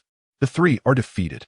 Lubu picks up his Fong Tian Hua Ji and no longer pays attention to the fallen Kazan trio, instead turning his gaze towards the 5 men on the naval warship. Dressed in black suits and wearing masks, they are CP0 of the world government. This operation was a test initiated by the Burning Mountain. If a battle broke out, Kazan and his trio would lead the Navy in the front lines, while the 5 from the world government would serve as a last resort to intervene. Now that Kazan and his group have been defeated, CP0 has also revealed themselves. Such a terrifying figure has appeared on the sea. First, he defeated Admiral Burning Mountain, and then he single-handedly took down 3 admirals. This person has reached the level of an admiral and poses a threat. The hidden strength of Gourmet Island is far from what we see on the surface. Gourmet Island cannot be left alone. Let us activate the Demon Slaughter Order. One after another, they quickly set the tone. Then, one person pulls out a silver transponder snail. Once the call connects, he says, Sakazuki and the others have all been defeated by a young man. The island master has not shown up. I recommend activating the Demon Slaughter Order. Naval Headquarters. Marshal's Office. Steelbone Kong looks at the golden transponder snail, and falls silent upon hearing the news. With the strength of Kazan and his trio, surrounding an admiral might be challenging, but defeating them is no easy task. Yet now they have lost to a young man, which is quite shocking. Who is this young man? Steelbone Kong curiously inquires. I don't know. The opponent's appearance has not yet been seen on the sea, but he possesses the strength of an admiral. While responding to Steelbone Kong, another transponder snail on the table spits out a photo. The photo shows Lu Bu in a rampaging state. Steelbone Kong takes the photo, examining it seriously. Not found in the naval database or bounty notices. Permission granted. The Demon Slaughter order has already been activated twice, but the previous outputs did not achieve the desired effects. In fact, it even made the Demon Slaughter order a joke for a time. What should have been a powerful deterrent for the Navy has turned into a farce. How can this be tolerated? Gaining Steelbone Kong's approval, CP-0 reveals smiles. 15 warships simultaneously adjust their cannons, aiming at Gourmet Island. Damn it, do these guys disregard my abilities? Bartolomeo, awakened, feels displeased seeing the Navy preparing to use artillery to attack at this moment, despite being intimidated by Lu Bu's overwhelming power. Barrier. Buzz. A massive barrier nearly 100 meters high rapidly expands, almost covering the entire port. This is Bartolomeo's current limit. The ability of the barrier fruit is indeed impressive. However, he can only protect a small area. Have the fleet pull back. One CP-0, looking at the rising barrier, mocks disdainfully. A major general hesitates to step forward and says in a deep voice, "We cannot activate the Demon Slaughter order yet. 3 admirals are still up there." A defeated admiral has no value, a CP-0 says flatly. "You should not disobey our orders." Major General, a slender longsword, appearing from nowhere, rests coldly against the Major General's neck. Seeing this, the Major General breaks into a cold sweat. No one dares to defy the orders any longer, and the warships retreat. Hey, are they afraid? Are they planning to leave? Haha, a bunch of cowards.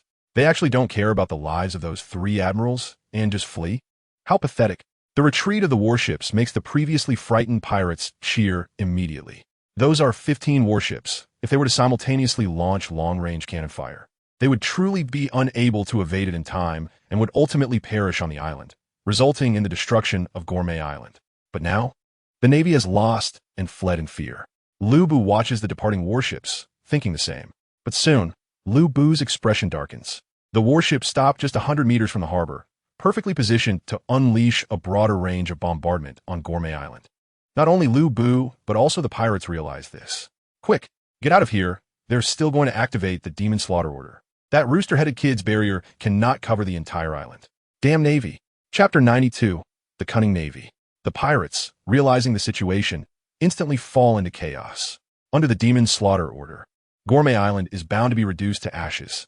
The patrol team stationed on Gourmet Island has already dispersed to various positions, ready to face the incoming cannonballs at any moment. At the top of the Gourmet Hotel in the center of Gourmet Island, the great Tengu Qingfeng looks at the distant warships, flaps his wings, transforming into a fierce wind, and flies out instantly. His speed is remarkable, and wherever he passes, the raging wind stirs, causing the sea around Gourmet Island to ripple within a 10-mile radius. The pirates are thrown into disarray by the gale. The members of the patrol team knew that their island master, the great Tengu Qingfeng, had made his move. At the same time, they could see Qingfeng flying above the port in just a few breaths, holding a folding fan, squinting his eyes, and staring at the 5 CP-0 agents on the warship. As they watched the appearance of the great Tengu Qingfeng and felt the violent winds bringing surging waves, despite their expressions being hidden by masks, their trembling pupils still revealed a serious look. An ominous premonition lingered in their hearts. They saw Qingfeng raise the folding fan and suddenly swing it. The fierce wind became even more violent. Tornadoes of water quickly surged into the sky in front of everyone's eyes, sweeping towards the Navy warship. Seeing the scene, the 5 CP-0 agents were horrified and quickly shouted, "Retreat, full-speed retreat." There was no need for CP-0 to give the order. The officers on each warship had already realized the severity of the situation and issued commands immediately. No matter how powerful you are, encountering such terrifying and numerous water tornadoes on the sea means that once you are caught up in them, you will inevitably succumb to the overwhelming power of the ocean. At this point, life and death are left to fate. The demon-slaying order failed to launch once again. Chapter 106. The Culinary Secrets That Made a Name in Battle Bang. What did you say? All 15 warships were destroyed? Kazan, Sakazuki, and Borsalino were all captured? The table shattered in an instant as Sengoku, shocked, slammed both hands down. The rear admiral, reporting the information, stood in front of the table, drenched in sweat. This was the result of being forced by the immense shock of the news and the anger of Sengoku. This was already the third time Sengoku had gone berserk. 3 tables had been broken. He couldn't help but think, should Sengoku be provided with a table that couldn't be any more ordinary? Admiral, the information is true. There were a large number of pirates on the island at that time, and this news has spread rapidly across the sea. Even the scenes of the battle have been exposed. Moreover, Vice Admiral Kazan, Vice Admiral Borsalino, Vice Admiral Sakazuki, and Vice Admiral Fire Mountain were all defeated by a boy named Elbu. This is the footage we have collected. The rear admiral took out a transponder snail and handed it to Sengoku. After watching the footage, Sengoku's expression turned extremely grim. What is going on? Are they planning to launch the demon-slaying order? The scene of Elbu defeating 4 vice admirals was indeed shocking, but those people were clearly about to launch the demon-slaying order. Who gave him the command? After thinking for a moment, Sengoku's expression changed slightly as he grabbed the transponder snail and quickly left for the marshal's office. Sengoku gazed at Marshal Steelbone Kong and reported, "Marshal, do you know about the news that Kazan, Sakazuki, and Borsalino have been captured by Gourmet Island? This matter is extremely important. The 3 of them are vital forces for the future development of our Navy. They have great potential and already possess the qualifications of quasi-admirals. We must rescue them." Sengoku had high hopes for Kazan and the others, not only because of their fruit abilities, but also because among the current vice admirals, their combat power was the strongest. During the arms race, they had quickly grown into geniuses known as monsters. Sengoku was very optimistic about their potential. He had even earmarked the 3 of them as his capable assistants after he was promoted to marshal. So, whether for personal reasons or otherwise, he wanted to ensure their safety. Steelbone Kong clasped his hands together on the desk, and in front of him lay 2 photographs. One of the war, godlike youth Elbu, and the other of the figure waving a folding fan in the air. "I just received the news. It's somewhat regrettable," Steelbone Kong replied after a moment of silence. "They are preparing to launch the demon-slaying order." Sengoku took out the transponder snail and placed it on the desk, staring at Marshal Steelbone Kong, saying, "It shows that Kazan and the others are still on Gourmet Island, under the control of Gourmet Island's forces. I allowed it." Steelbone Kong did not hide anything, but explained, "However, I did not know they were still on the island. I have already contacted the world government, and people are on their way to Gourmet Island. I believe there will be results soon. If you are worried, you can contact Garp or Zifa to make a trip." Hearing Steelbone Kong's calm response, Sengoku's expression changed slightly, and the hand hidden under his cloak clenched tightly. Without any hesitation, Sengoku turned and left, saying, "I need to leave for a while." In fact, this was also the answer Sengoku wanted. He needed to bring those 3 kids back safely. The youth Elbu had violently defeated the 3 most promising vice admirals of the Navy, possessing all 3 types of hockey and limitless potential. The island master of Gourmet Island, the great Tengu Qingfeng, summoned a disaster-level storm with a simple gesture, easily sinking 15 Navy warships, once again turning the Navy's demon-slaying order into a joke. Thus, the island master of Gourmet Island, the great Tengu Qingfeng, gained a new title, Wind God. For this title, it was merely a respect from some lesser pirates towards the strong. However, for people like Big Mom and Kaido, it was dismissed with disdain. They were well aware of who held the Wind fruit. That person was still wandering among various kingdoms, dedicated to overthrowing the rule of the world government. As long as that person was alive, the great Tengu Qingfeng could not be the user of the Wind fruit. The great Tengu Qingfeng was not a fruit user. The folding fan was merely a magical artifact of the Tengu clan that possessed special powers. In addition, he himself had the ability to control the wind. Although they were not afraid of the great Tengu Qingfeng in personal combat, they had to admit that the great Tengu Qingfeng's abilities were absolutely disaster level when it came to pirate ships and warships. "Mom, this island master of Gourmet Island is very strong, and the Gourmet Island he controls has a very good ability to attract wealth. He can definitely be recruited into our pirate crew," Charlotte Daifuku said after finishing the footage, addressing Big Mom, who was eating snacks. Upon hearing this, Big Mom glanced at the footage and said indifferently, "Does Gourmet Island have delicious snacks?"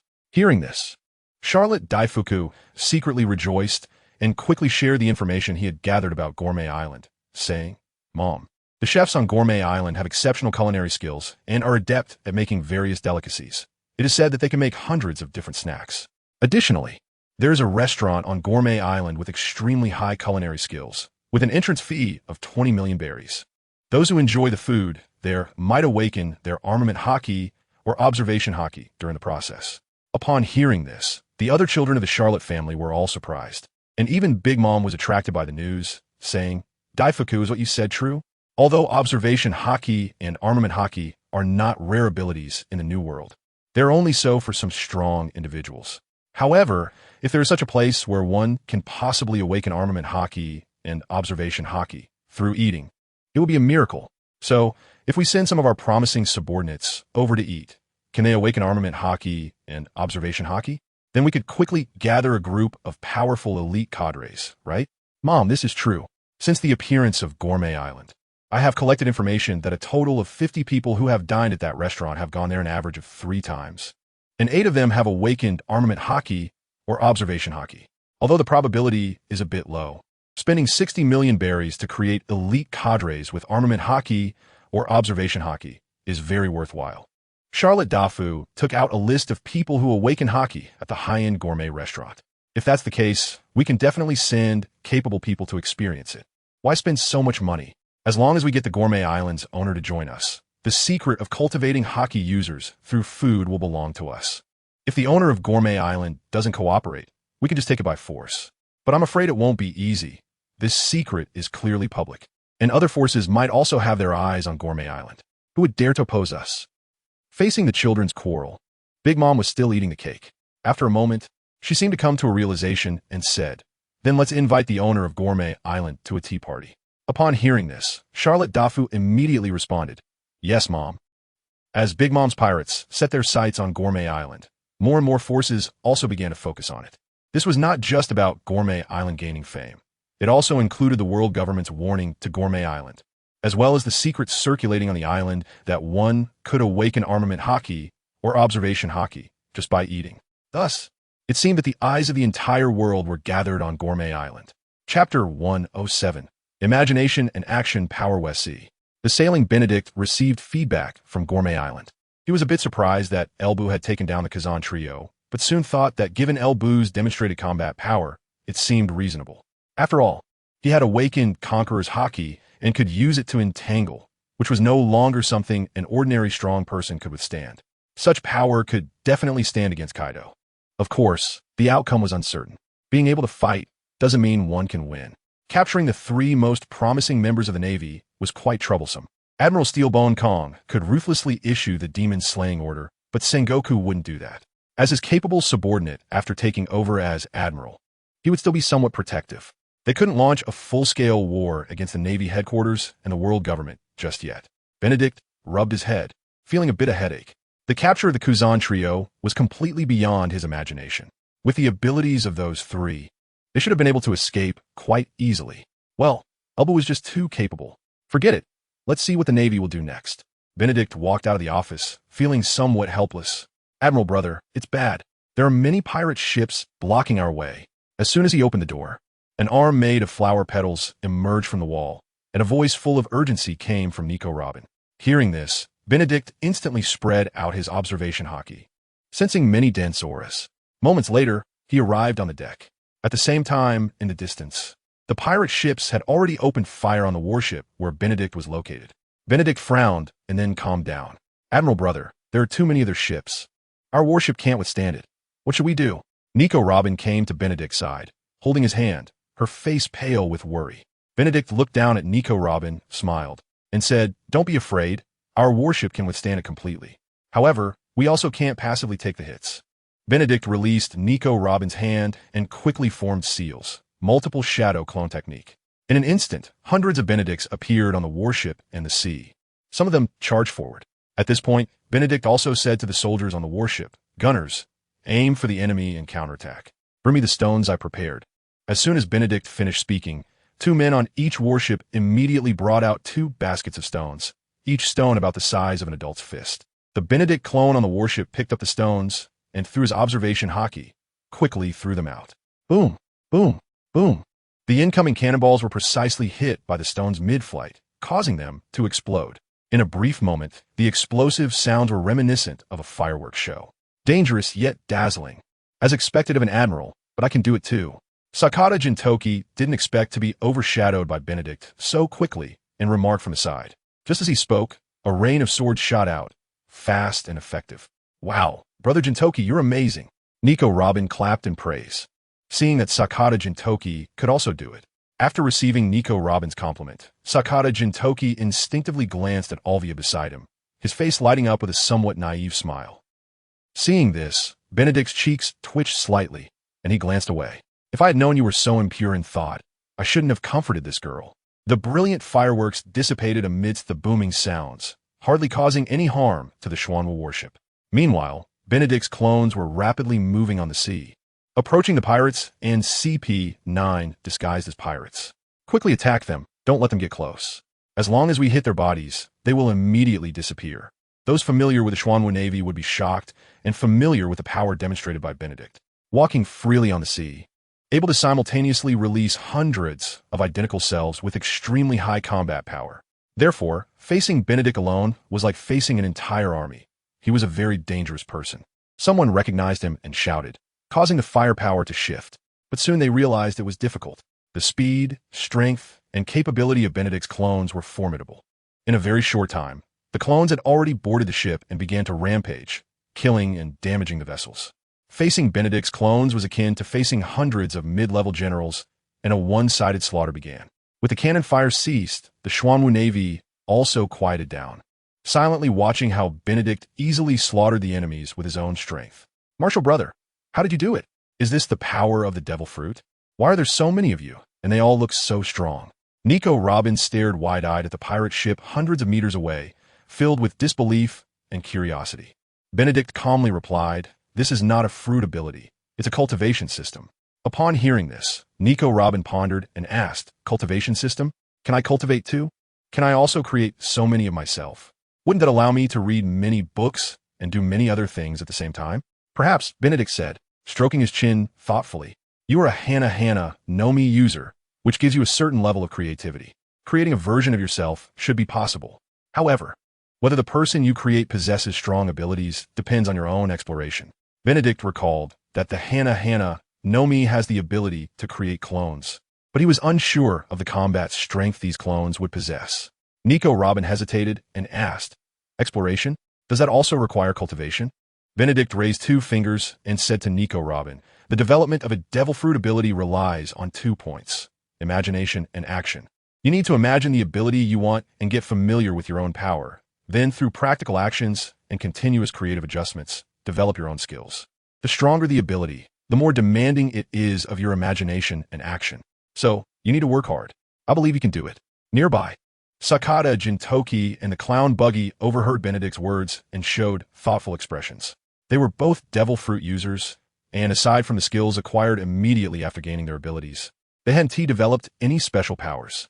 Especially Buggy, who had been reminded by Benedict about developing his fruit abilities more than once in recent times.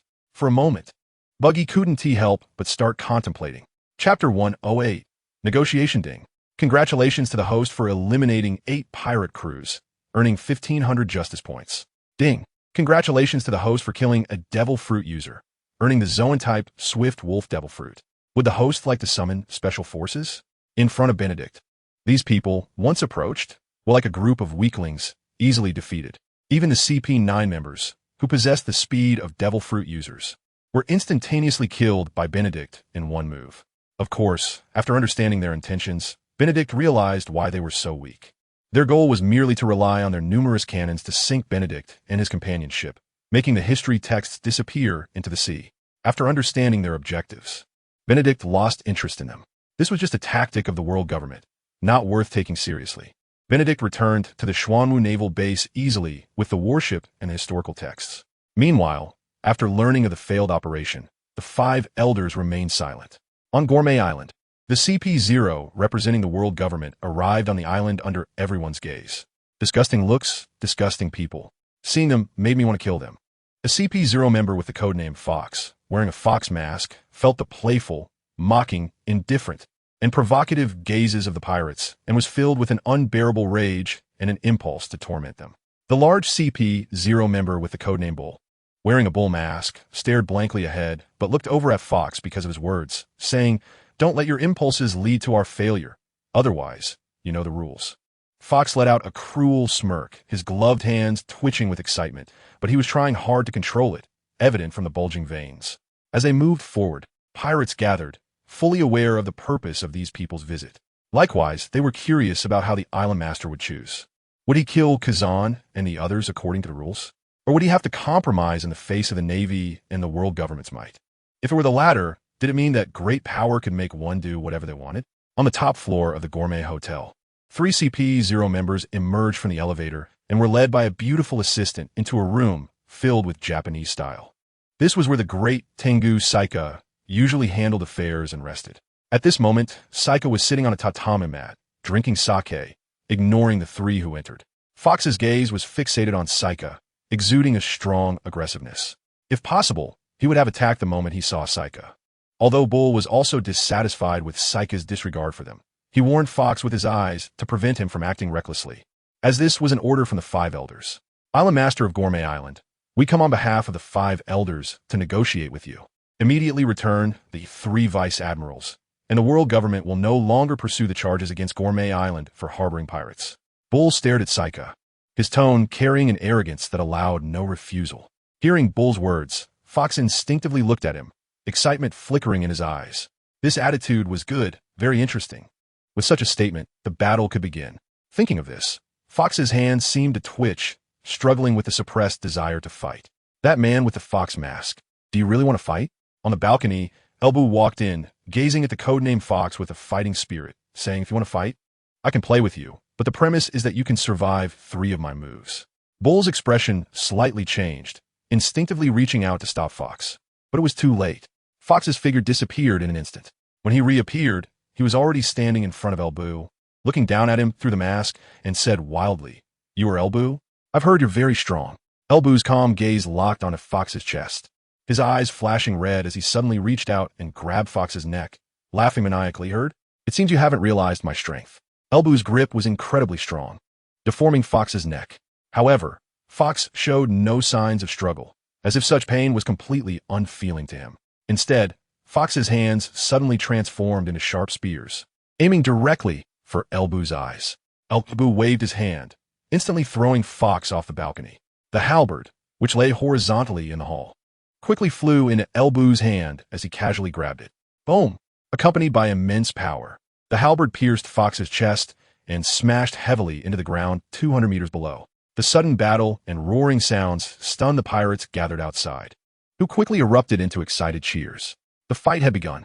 Had the negotiations between CP0, representing the world government, and the owner of Gourmet Island failed?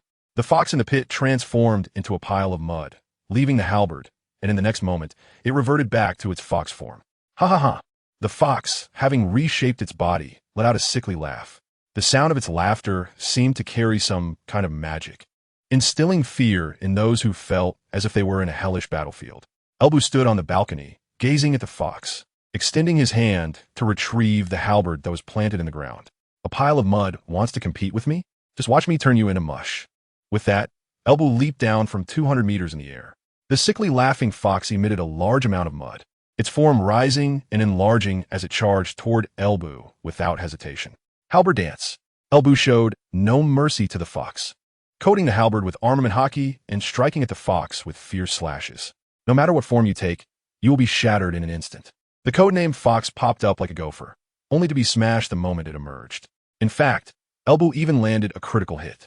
The halberd slashed straight down, revealing the true form of the fox. A piece of mud wants to challenge me? You don't know what death is. The halberd swept across the fox's head, shattering its mask and exposing a pale face marred with deep scars, looking quite sinister. Take him away. Elbu glanced at the fox, then turned and left in front of the onlookers. As he departed, 2 members of the patrol team produced sea-stone handcuffs, shackling the fox and dragging it away. On the top floor of the hotel, Daiko Kasaika put down his wine glass and looked at Manyo, speaking in a friendly manner. Gourmet Island is open for business. Regardless of your identity, as long as you abide by the rules here, you are a guest. However, for those who break the rules, there is usually only one outcome: death. Upon hearing Daikoku Saika's words, Manyo's expression darkened. The battle was over, and the fox was utterly defeated, which was hardly surprising. However, What Daikoku Saika said next made Man Yo's eyes narrow. 1 Vice Admiral, 1 billion berries. 1 CP0, 500 million berries. 3 Vice Admirals, 3 CP0, for billion 500 million berries, not a single berry less. Man Yo's breathing became heavy as he said, for billion 500 million berries? Are you trying to rob the world government? Rob the world government? Daikoku Saika chuckled at the remark. After all, this isn't the first time you've been robbed. Half a month ago, the heavenly gold that was offered to the celestial dragons was soon robbed by the Revolutionary Army. Wasn't it? Compared to that little bit of heavenly gold, for billion 500 million is hardly much. Man Yo's breathing became even heavier. The heavenly gold being taken by the Revolutionary Army was a disgrace, a humiliation for CP0. The escort for the heavenly gold was led by CP0, with the Navy sending a vice admiral to lead the fleet. Yet, they were ambushed by the Revolutionary Army, which seized a warship transporting the heavenly gold. Losing over 100 billion berries also meant strengthening the Revolutionary Army. After all, with over 100 billion in funds, there were countless things that could be done. However, this news should have been kept under wraps. Why did Daikoku Saika know about it? Man Yo was uncertain whether there were other hidden secrets on Gourmet Island. If he wanted to dig deeper, it wasn't something he could intervene in personally, and the matter of the ransom wasn't something he could decide either. Thus, Man Yo pulled out a transponder snail. On the other end of the transponder snail was the 5 elders. After relaying the information, Man Yo pointed the transponder snail at Daikoku Saika, owner of Gourmet Island. A face appeared on the transponder snail, that of the bespectacled elder among the 5 elders. The 5 elders? What a rare visitor! Daikoku Saika did not expect to speak directly with the 5 elders, but remained calm and replied, "The Daikoku clan? I have not heard of this race before. I am curious as to why you have never appeared before the world." Hearing this, Daikoku Saika casually said, "The sky is the realm where we soar freely, and the deep mountains and dense forests are our shelters from the storms. Freedom and peace are our visions. The wind is our faith. The splendor of the world compared to our lifespan is just fleeting fireworks, passing in an instant." The 5 elders fell into deep thought upon hearing Daikoku Saika's words. It was unclear whether he understood or didn't understand, or if he was merely imagining something halfway. After a long while, the 5 elders seemed to recover from their daze, their wise yet cunning eyes fixed on Daikoku Saika, as they said, "Submit to us and become our loyal dog, and Gourmet Island can exist forever on the seas. The Navy will no longer target you, and even some rules will not bind you, provided you can manage it." "I refuse." Daikoku Saika unhesitatingly rejected, even stating, "If I do not see the ransom within 3 days, I will publicly execute the 3 vice admirals." "Are you seeking death?" The expression of the bespectacled elder turned ugly, as he did not expect Daikoku Saika to refuse so decisively and even threaten him. Daikoku Saika's eyes instantly narrowed, and gripping his fan, he swung it down. In the shocked gaze of Man Yo, he broke through the wall amidst a storm of blade-like winds, and countless wind blades sliced them into bloody figures. Accompanied by a loud crash, the 2 landed in the deep pit. Members of the patrol team soon arrived and took control of the 2. Chapter 109. Cuisine and Invitation Bang. Damn pirates. Who gave him such courage to dare disregard our existence? Does he think a mere island can shield him from our cannon fire? The bespectacled elder, who had just negotiated with Daikoku Saika, slammed his palm on the table, venting his dissatisfaction in anger. The other 4, whether standing or sitting, remained indifferent to the outburst of the bespectacled elder.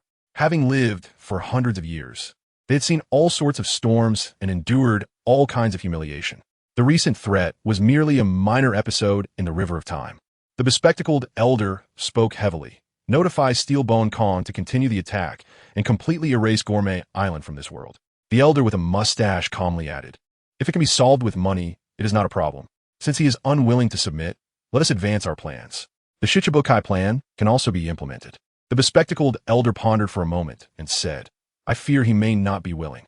The 5 old stars-bearded man changed his sitting posture to make himself more comfortable and said, "The Xuanwu Navy has a monopoly in the East China Sea, and the East China Sea Navy has already become a mere name. Soon, the Xuanwu Navy will leave the East China Sea and advance towards the other 3 seas, pulling Gourmet Island into the 7 warlords' plan, which will further hinder the development speed of the Xuanwu Navy." The glasses-wearing elder among the 5 old stars pondered and said, "Then let's proceed with that." The 5 old stars made a decision and quickly notified Marshal Steelbone Khan. Upon hearing this, Marshal Steelbone Kong furrowed his brows. However, the order from the 5 old stars could not be refused. Thus, Steelbone Kong contacted Sengoku, who was on his way to Gourmet Island. Sengoku hung up the phone, his expression dark. Even though the world government agreed to use a ransom to retrieve Kazan and the others, he was very displeased with the 7 warlords' plan, recruiting powerful and influential pirates. Acknowledging their status and position grants them certain privileges. Now, he was being asked by Steelbone Kong to retrieve Kazan and the others while also recruiting the owner of Gourmet Island, Daiging Chifeng. 2 days later, Sengoku, accompanied by Vice Admiral Crane and 100 soldiers, left 3 warship soldiers ready for battle and officially landed on Gourmet Island. The pirates on Gourmet Island looked at Sengoku and Vice Admiral Crane with a serious and somewhat expectant gaze. This time, it was actually an admiral of the Navy personally coming forward, which was both expected and unexpected. Sengoku observed the buildings on Gourmet Island and inhaled the aroma of the food in the air, his expression still somewhat grave. The unique architectural style, distinct management methods, and the previously unheard-of Daiging clan made Sengoku very curious about Daiging Chifeng. Sengoku, since an agreement has been reached above, remember not to act impulsively. Vice Admiral Crane reminded, noticing Sengoku's serious demeanor. What do you think of the 7 warlords' plan? Sengoku hesitated for a moment before asking. Vice Admiral Crane calmly replied, Are you worried about Zifa? Zifa's wife and children were killed in a pirate retaliation years ago. Because of this, Zifa harbors an immense hatred for pirates. Now, the world government wants to recruit pirates and grant them privileges, making them the dogs of the world government, while at critical moments they can also receive protection from Navy. The Navy protecting pirates? How ridiculous. Zifa must be heartbroken upon hearing this. The hotel rooftop, which had been completely repaired, was where Daiging Chifeng sat in the main seat, and Elbu sat beside him. Elbu looked at Sengoku, sensing Sengoku's immense power and the strong desire to battle him. Admiral, the Buddha, Sengoku, I've long admired your name. Daiging Chifeng extended his hand in a gesture for them to sit and smiled. Sengoku glanced at the table that had already been set, with 2 positions prepared for them, one in front and one behind. He wanted to directly enter the topic, but Vice Admiral Crane lightly tapped his arm and shook his head. After a moment of silence, Sengoku sat down, and Vice Admiral Crane followed suit. Daiging Chifeng clapped his hands, and the door opened, revealing 4 maids dressed in kimonos, bringing in delicacies. Gourmet Island is known for its food. There's also a restaurant on Gourmet Island that produces dishes with special effects. Although they no longer needed it, the delicacies were still worth tasting. Daiging Chifeng said this, and Sengoku and Vice Admiral Crane understood. As hosts, is there something you want to discuss after the meal? Elbu and Daiging Chifeng ignored their thoughts and directly began to eat. The tempting aroma stimulated their noses, increasing their salivation. Sengoku was somewhat reserved and reluctant to start eating, but Vice Admiral Crane had already begun to enjoy the meal elegantly. Seeing this, Sengoku stopped being polite. Each dish served was just right in portion, and even so, it allowed Sengoku and Vice Admiral Crane to enjoy an unprecedented delicacy. An hour later, when the tableware was cleared away, the formal negotiations began. I want to see the people, Sengoku spoke first. What about the 5 billion berries? Daiging Chifeng smiled. It will be delivered the day after tomorrow. This is the promise from the 5 old stars to Marshal Steelbone Kong, which was then relayed to Sengoku. Money for people. Daiging Chifeng said gently, if you 2 don't want to go back and forth, you can stay on Gourmet Island and enjoy the food here. Of course, all expenses will need to be paid. Sengoku's fists clenched tightly, making cracking sounds as he said, Do you really think I don't dare to fight you? Upon hearing this, Elbu raised his hand and grabbed the Fong Tianhua halberd beside him, filled with fighting spirit, ready to battle Sengoku at any moment. Then you can bet whether the 3 most promising vice admirals of the Navy will die on Gourmet Island. Daiging Chifeng continued calmly. Sengoku's forehead bulged with veins in anger. If possible, he wanted to have a decisive battle, destroy Gourmet Island, and kill Daiging Chifeng. Vice Admiral Crane reached out and grabbed Sengoku, activating his ability, washing Sengoku's emotions like laundry, immediately calming the agitated Sengoku. We will stay on Gourmet Island, and we also hope that you will treat those 3 children well. Vice Admiral Crane looked at Daiging Chifeng and said. Daiging Chifeng smiled and said, Although the accommodations are average, the food is the delicacy here, completely preferential. Then let's discuss another matter, Vice Admiral Crane said with a smile. Sengoku's expression darkened, somewhat reluctant for Vice Admiral Crane to speak, but he soon fell silent. according to the decision made by the 5 old stars. Navy Marshal Steelbone Kong agreed to formally invite you to join the 7 warlords' plan. Vice Admiral Crane slowly revealed the contents regarding the 7 warlords' plan to Daiging Chi-Fo. To be honest, Vice Admiral Crane did not want the existence of these 7 warlords either, as the apparent alliance was more about each of them acting independently and growing stronger on their own turf, which posed a greater threat to the Navy. Pirates without constraints are undoubtedly more dangerous. We will not force you to give an answer. However, the day after tomorrow, we need an answer to report back. Vice Admiral Crane smiled at Daiging Chi-Fo. Hearing this, Daiging Chi-Fo smiled slightly and said, "All right." Vice Admiral Crane also smiled and said, "Thank you for your hospitality, island owner. However, we want to stay here to wait for the ransom to arrive. So we need to trouble the island owner to arrange a place for us to stay." Upon hearing this, Daiging Chi-Fo took out a card from his pocket and handed it to Vice Admiral Crane, smiling. Vice Admiral Crane truly deserves the reputation of being both beautiful and wise. You can stay anywhere in the hotel if you're not satisfied. I can arrange a villa for you. Your subordinates can also be arranged to stay in. As for the food, this is a VIP card. All expenses on Gourmet Island are 30 off. I believe this amount of money is something Vice Admiral Crane can afford. General Crane glanced at him and then smiled, saying to his subordinates, "It's better to have than to not have. I've heard that the consumption here is shockingly high." Hearing this, the great Tengu Chi-Fo laughed and said, "Customers are gods. If you pay, you can enjoy the top-notch delicacies of this world. Therefore, we treat all guests on Gourmet Island equally, with no distinction between rich and poor. Of course, there is a prerequisite. You must have money for normal consumption and not violate the rules here. We will abide by the rules here and hope that the island master can relax his vigilance." After General Crane finished speaking, he left with Sengoku. After General Crane and Sengoku left the hotel, they strolled around Gourmet Island. Since they were already full, they merely observed the gourmet restaurants, bars, and some entertainment venues, without participating. However, the next day, they did not miss out on other delicacies on Gourmet Island. Thus, a scene appeared on Gourmet Island. Sengoku and General Crane wandered freely among various gourmet restaurants and bars, and their Navy uniforms made them stand out quite starkly compared to the pirates. Wherever they appeared, the pirates would quiet down and stare at Sengoku and General Crane, as if their gaze could make Sengoku and General Crane feel uncomfortable. Unfortunately, Sengoku had somewhat thin skin, but General Crane elegantly enjoyed the food, ignoring the gazes of others. On the third day, 5 billion berries escorted by 6 Navy warships arrived at Gourmet Island. Cabinets of berries were unloaded from the warships and counted. Kazan, Sakazuki, and Borisolino were also brought out. The patrol team removed the sea stone handcuffs, restoring the physical strength of Kuzan and the others, which also meant they could actively use their devil fruit abilities. Hiss! Hot lava dripped onto the ground, melting the surface, and Sakazuki's gaze was extremely gloomy. "Want to fight?" Elbu stepped forward and said calmly upon seeing Sakazuki's expression. "Sakazuki!" Sengoku warned Sakazuki with a stern face. Sakazuki snorted coldly, left a sentence, and turned to leave. "One day, I will flatten this place." Kazan and Borisolino did not want to lose face here either, and also left. "Island Master, aren't you supposed to give us an answer?" Sengoku asked the great Tengu Chi-Fo. "Sure, but whether or not I am willing to help in the end depends on your sincerity," Chi-Fo said with a slight smile. "Don't go too far," Sengoku said discontentedly. "Gourmet Island is my territory. Those who come here must obey my rules. Everything else has nothing to do with me." Chi-Fo also had his own reasoning and appeared very determined. Upon hearing this, Sengoku fell silent for a moment and said, "I hope you can keep your word." After that, Sengoku took General Crane, along with the unwilling and humiliated Kazan, Sakazuki, Borisolino, and others, and left.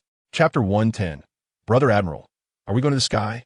With the Navy's compromise and departure, Gourmet Island once again became famous worldwide, establishing itself as another powerful force on the sea. Naturally, the Navy headquarters became a laughingstock. The Navy fleet that besieged Gourmet Island, except for Kazan and the others, including Admiral Akainu, all perished. Admiral Akainu was already seriously injured and on the brink of death. After being hit by a storm, the warships capsized and sank into the sea, and he too sank into the sea, completely losing the chance to survive. To redeem Kuzan, Sakazuki, and Borisolino, who had immense potential, along with CP0, they also paid for 5 billion berries. Although it was provided by the world government, it still deducted some funds from the Navy headquarters. in such a severe loss. News about the Warlord of the Sea plan quickly spread. Firstly, the island master of Gourmet Island, Qing Feng, became one of the warlords of the sea. This was agreed upon after Qing Feng reported to Benedict, who, after some thought, ultimately consented. Thus, it was considered an undercover identity. The so-called undercover identity actually has little effect. Its main purpose is to use this identity to attract less attention and disturbances from the world government and the Navy headquarters. After all, Gourmet Island primarily exists to earn enough berries and gather intelligence through food. Besides Qing Feng, the remaining 6 warlords of the sea members are still being negotiated with, and it is said that each has strong power and influence. It has also been reported that the role of the warlords of the sea is to restrain the Xuanwu Navy, the Beast Pirates, the Whitebeard Pirates, the Big Mom Pirates, and possibly the Flying Sky Pirates that may appear elsewhere. On the way to Gaia Island, Benedict looked at the newspaper featuring news about the warlords of the sea, stroking his chin, and said, "Is this the so-called butterfly effect? The Warlord of the Sea plan has progressed so quickly. Currently, there hasn't been any news circulating about the warlords of the sea on the sea, which means this plan has just been implemented recently. So, who will become the warlords of the sea? Crocodile?" At this time, Old Croc is only 24 years old, ambitious, and seems to be locked in a fierce battle with Douglas, known as the Demon's Descendant, and after gaining fame, he was invited by the world government to join the warlords of the sea. Murmuring to himself, Benedict found Crocodile's bounty on the nearby blackboard. 81 million berries? Benedict frowned slightly. Countless pirates have died at the hands of the Navy, and 80 million berries is not a significant amount. Doflamingo should be about 18 years old now, just coming of age. However, the Don Quixote pirates he established have already gained fame in the North Sea. When Roger was executed, this guy seemed to be present as well. Given his identity and the combat power and influence he currently possesses, the position of Warlord of the Sea should be secured. Moria, while having some means, is just that. If history doesn't change significantly, the current Moria will still become one of the Warlords of the Sea. However, this guy seems to have gone to find trouble with Kaido during that period and ended up getting scared. Dracula Mihawk is about 21 years old now. Although his influence is not very strong, his combat power is formidable. It is said that he has never lost a battle. He is not a pirate, but more like a solitary adventurer, yet he is worth recruiting. If we count Crocodile, we can gather 5 warlords of the sea members. The remaining 2, Law and Blackbeard, or Jinbei, are currently not possible. I wonder who the world government will recruit. Knock knock. A knock sounded, and upon hearing it, Benedict said, "Come in." Nico Robin walked in with a pair of lively eyes, looking at Benedict, and said with a smile, "Marshal brother, we have arrived at Sky Island." "Marshal brother, does Sky Island really exist? Is there really a way to Sky Island from Gaia Island?" After delivering the 4 pieces of historical text from O'Hara back to the Xuanwu Navy base, Benedict and his fleet continued their voyage. This time, Benedict's destination was Sky Island. The historical text, gold, and Enelon Sky Island were also his targets this time. Of course. However, Sky Island is in the sky, so, if we want to ascend, we must first ensure that our warship is strong enough. Benedict took Nico Robin to the deck, looked up at the sky, and then at the surging sea, smiling. The currents are surging, very fierce. Our luck is quite good. We arrived just in time. Nico Robin pressed her hair, which was blown about by the wind, and looked into the distance, asking, "Marshal brother, are we going to ascend?" "Yes, we're going to ascend," Benedict replied, then looked at the emerging Sakura, Jintoki, Buggy, and Alvia, saying, "Get ready, hold on to everything you can grab. Ensure you don't fall from the sky, especially those with devil fruit abilities. Go inside the cabin and make sure you don't fall out." Boom! A sudden thunderclap erupted, and in an instant, lightning flashed and thunder roared. The heavens and earth changed. Wind and rain came, and the sea became increasingly turbulent. The waves continuously crashed against the warship, and the powerful force made the warship sway unsteadily. Everyone instinctively remembered Benedict's warning and immediately grabbed onto everything around them that could keep them from falling. Alvia quickly picked up Nico Robin and rushed into the cabin, locking the door behind them. Buggy, too, didn't dare to be careless and hurried inside the cabin. In a moment, only Benedict and Sakata Jintoki remained outside. Watching the massive whirlpool, Benedict kept his eyes fixed on the sea, his gaze incredibly determined. Do not exit the whirlpool's range. If we want to use the rising current to ascend, timing and position are crucial.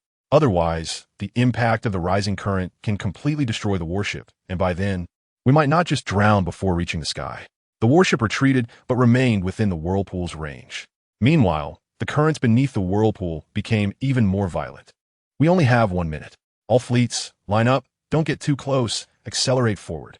Rush in, Benedict shouted in a low voice, and 3 warships accelerated in succession. At the same time, the currents erupting from the seabed surged upward. The powerful propulsion made the warship almost soar to the sky along with the current. The Xuanwu warship, where Benedict was, led the way, as pirate ships above the clouds were swept in by the rising currents, along with Sea King beasts and others, all falling from the sky. To safely fly to Sky Island, it was necessary to ensure that the warship would not be impacted by these objects. Chapter 111. White Sea. Wow, is this Sky Island? It's all clouds. Is this the sea? As the currents burst through the cloud layer, the warship landed on the sea of clouds with almost no damage. Nico Robin, a little dizzy, walked out of the cabin and immediately shouted excitedly upon seeing the surrounding white clouds. With Nico Robin's cheers, everyone followed out of the cabin.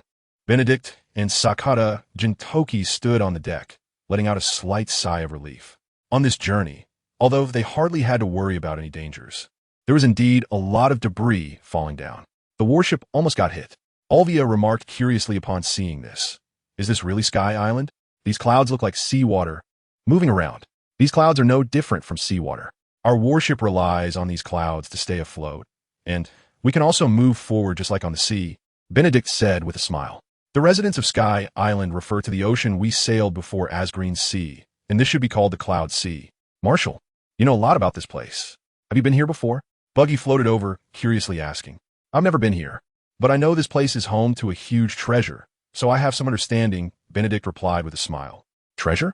Buggy exclaimed excitedly. Really? Where is it? I want to find the treasure. The clown shouted in excitement. Benedict laughed heartily, not revealing the specific location to the clown. You really are well informed, Olvia said with a smile, praising him.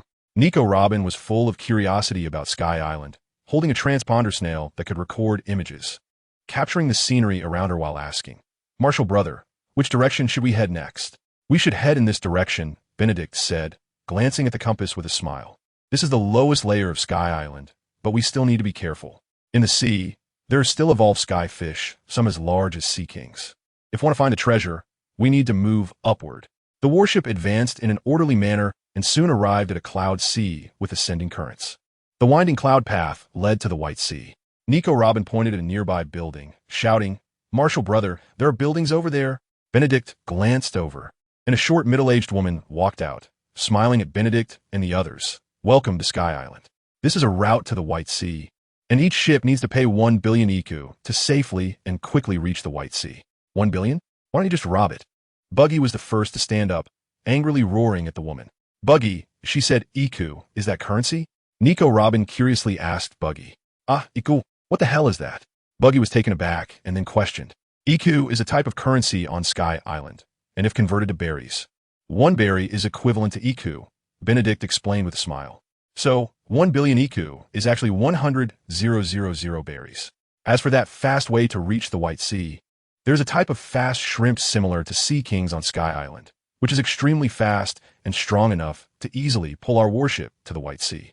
The woman smiled and said, Little brother, you know a lot, unlike someone who's visiting Sky Island for the first time. Although I've never been here, I know a lot, Benedict said to the woman with a slight smile. The woman seemed thoughtful upon hearing this. 100,000 berries? That doesn't seem too much, Sakata Jintoki remarked, smiling. Why don't we give it a try? Marshall brother, Nico Robin said excitedly. All right, then let us experience the speed of the fast shrimp, Benedict said nonchalantly. The gourmet island has 5 billion berries, so spending an occasional 300,000 is manageable. After paying the 300,000 berries, 6 giant shrimp claws emerged from beneath the cloud sea, revealing 3 express shrimps that quickly dragged the battleship along the curve. Wow, this speed is incredible.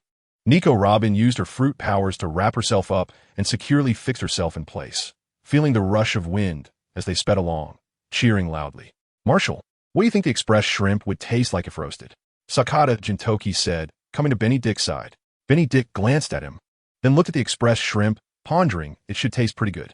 The express shrimp, which was rapidly dragging the Xuanwu battleship, seemed to understand the conversation between Benny Dick and Sakata Jintoki.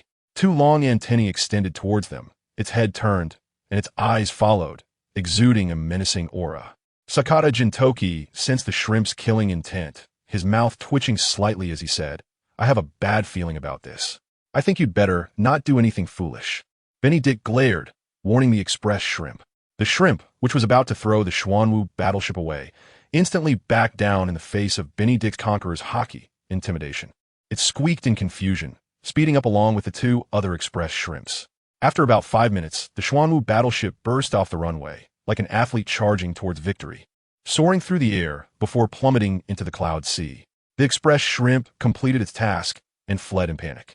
This is the White Sea, also known as Angel Island, where there is a street called Cute Street. Since we're here, everyone can take a stroll there. The Sky Island has various shells, which are quite interesting, and if you're interested, you can purchase some to take back. Benedict stood at the top of the battleship, then leaped into the air, looking at the gathering area of the original residents, guiding everyone forward. "Really? I want to go to Cute Street," Nico Robin exclaimed enthusiastically and curiously, cheering with joy. The legends about Sky Islands were once considered a joke. Who would have thought they actually existed? The history and civilization here are truly something to look forward to. Suddenly, she remembered what the marshal said about treasures, wondering if they still existed now. Alvia looked at her daughter's happy expression and chuckled softly. When Buggy heard Alvia, his ears perked up, filled with excitement about the treasure hunt. Chapter 112. Dialogue with Gamphurin, Buggy leaves for treasure. White Sea, Cute Street. The arrival of Benedict and the others quickly attracted the attention of the original residents of the island. Similar to a money exchange, the owner who could exchange berries for ick was happily sending Benedict and the others off. The original residents also welcomed the arrival of Benedict and the others warmly. They wandered through various shops, selecting interesting shells or enjoying delicious food in seemingly nice rooms. The Sky Island has always existed, and the road to the Sky Island is not just the rising, terrifying sea currents. Therefore, there is still a connection to the sea. At this moment, the Sky Island is still under the rule of the god Gamphurin, a place where gods reside, also known as the Island of Gods. The Sky Island is made entirely of cloud sea, with no land, so islands with land are referred to as sacred lands by the Sky Islanders. In fact, the islands with land were originally part of a place called Appiato Island, but due to monster sea currents, they were washed up to the Sky Island. The parts of Appiato Island that were washed up are the sacred lands, which contain texts recording the history of the Sea King. Additionally, it is also known as the Land of Gold, so the rumors about the golden color of the navigator Mont Blanc Noland are indeed true. The period of Enel's rule over the Sky Island still needs 12 more years. Nevertheless, the war between the local original residents and the Shandians over territorial disputes continues. Compared to wandering and chatting in Cute Street, Benedict is more concerned about whether he can find a Rumble fruit. In the year 1516 of the Sea Circle calendar, Enel defeated the then god Gamphurin with the Rumble fruit and ruled over the Sky Island for 6 years. Now it is only 1,516 years ahead of time. Enel, as a native resident of the Sky Island, is probably around 15 years old. Baika is Enel's hometown, and Enel rose to prominence starting from Baika, so the Rumble fruit should be there. "Old man, do you know how to get to Baika?" Benedict asked, sitting under a tree, drinking the unique beer of the Sky Island while looking at the old man sitting beside him, smiling. The old man beside him is none other than the current god of the Sky Island, Gamphurin. Upon learning about the large number of people in Benedict's group, Gamphurin realized that they were unusual. Then, upon seeing the Xuanwu Navy's battleship in uniforms, Gamphurin knew who had arrived at the Sky Island. "Benedict, what do you want to do in Baika?" Gamphurin asked meaningfully, looking at Benedict. Gamphurin has a hunch that Benedict is heading for Baika, looking for someone. Benedict did not hide anything. Gamphurin's current rule, aside from the Shandian incident, is relatively stable and peaceful.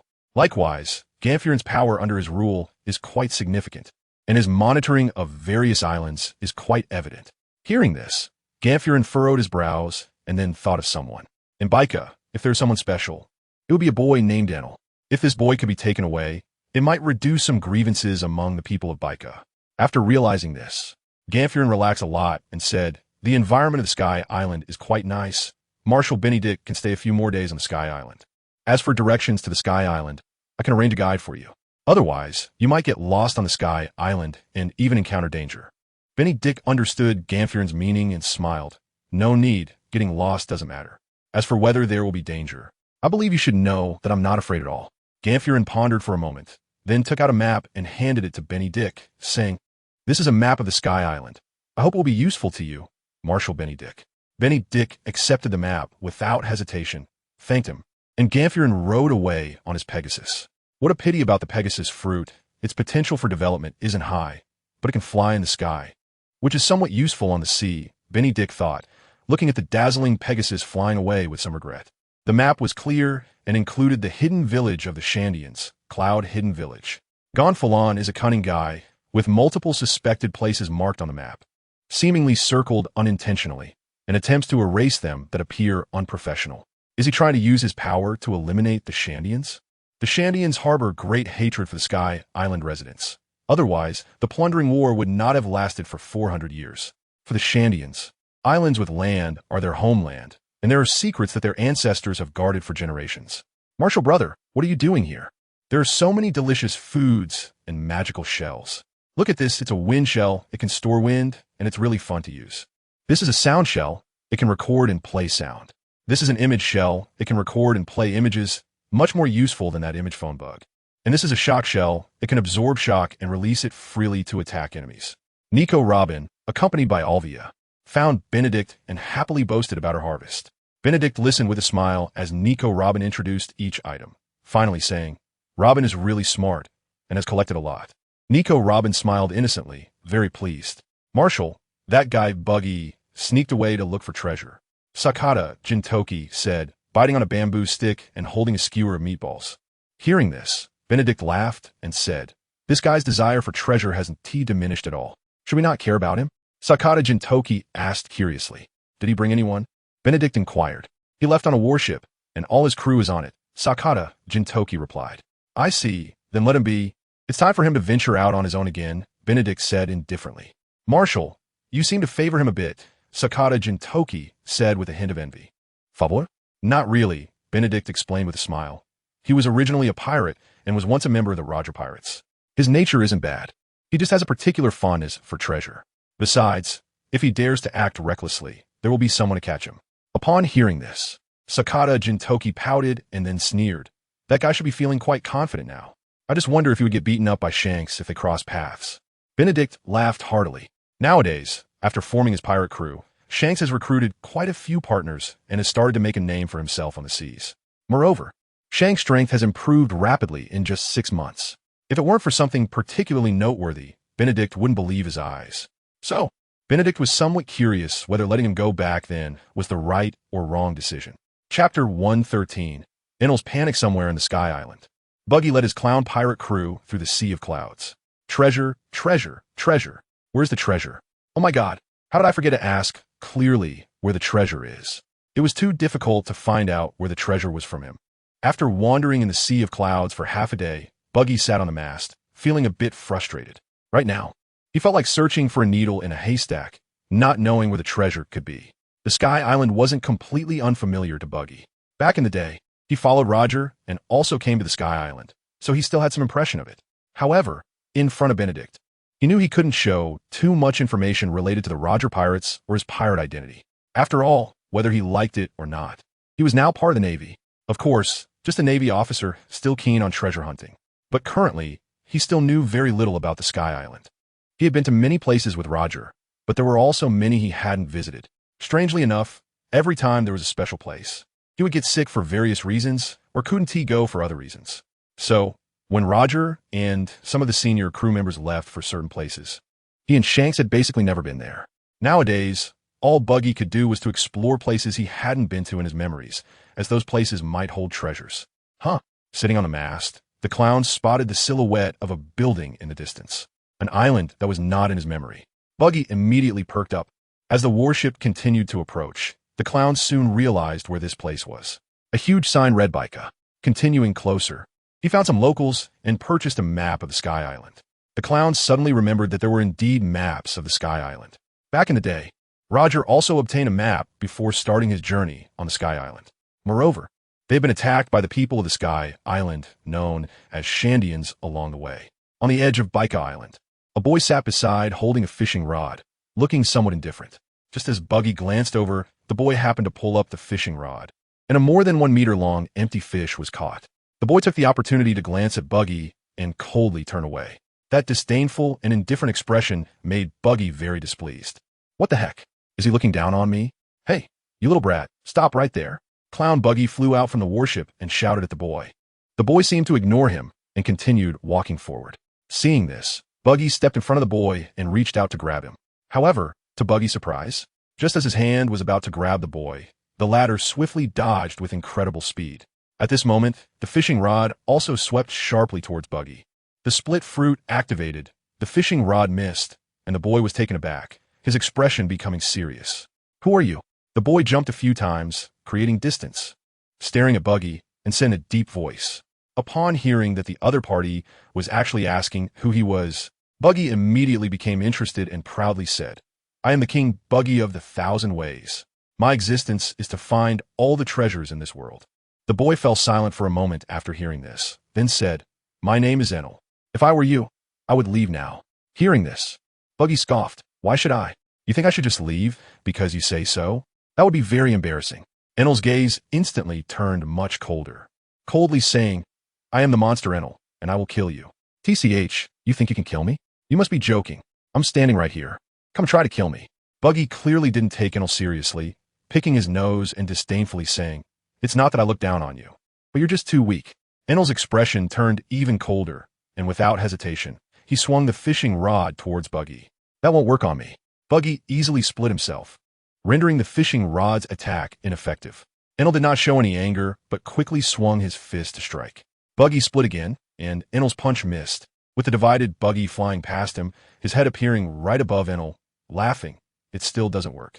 Enel became somewhat irritated, continuously attacking with his fishing rod and fists at a very fast speed, and in an instant, the observation hockey, known as Heart Net, was quickly deployed. Buggy's pupils changed momentarily as he sensed Enel's transformation. With each attack, there was a prediction. However, in terms of speed, he was now much faster than Enel.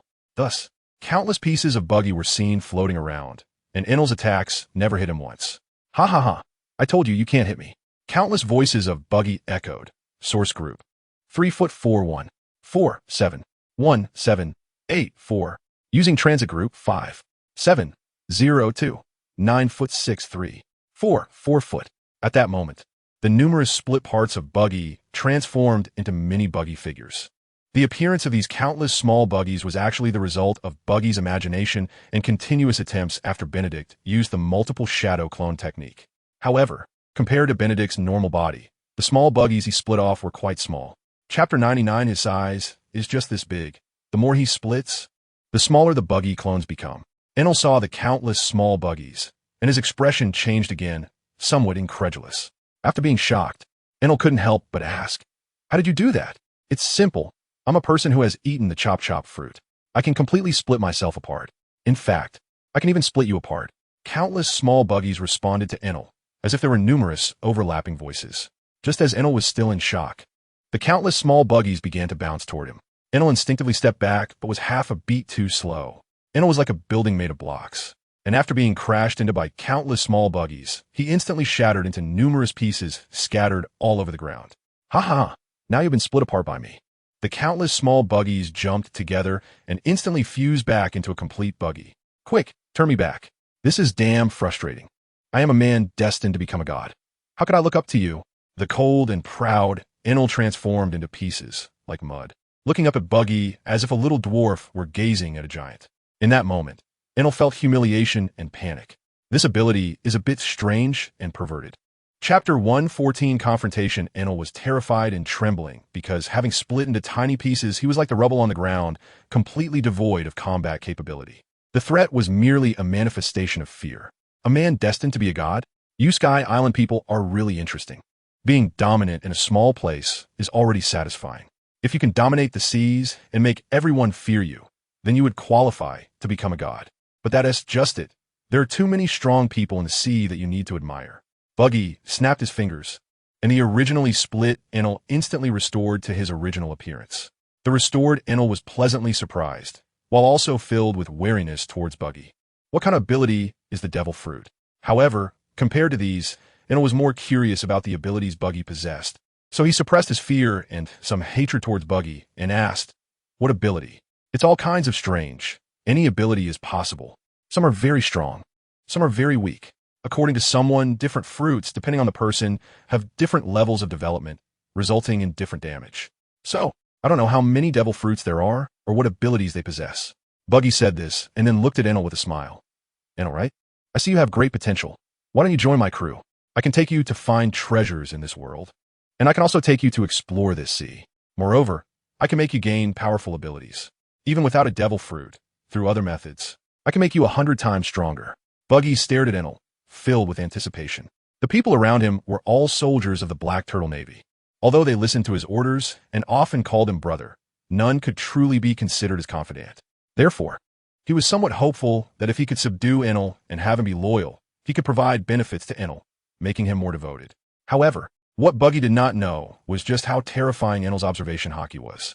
Being cold heart, Net was not only because he could sense the different auras released by everyone, but also because he had the ability to eavesdrop on a person's inner voice. Thus, Enel quickly sensed Buggy's thoughts.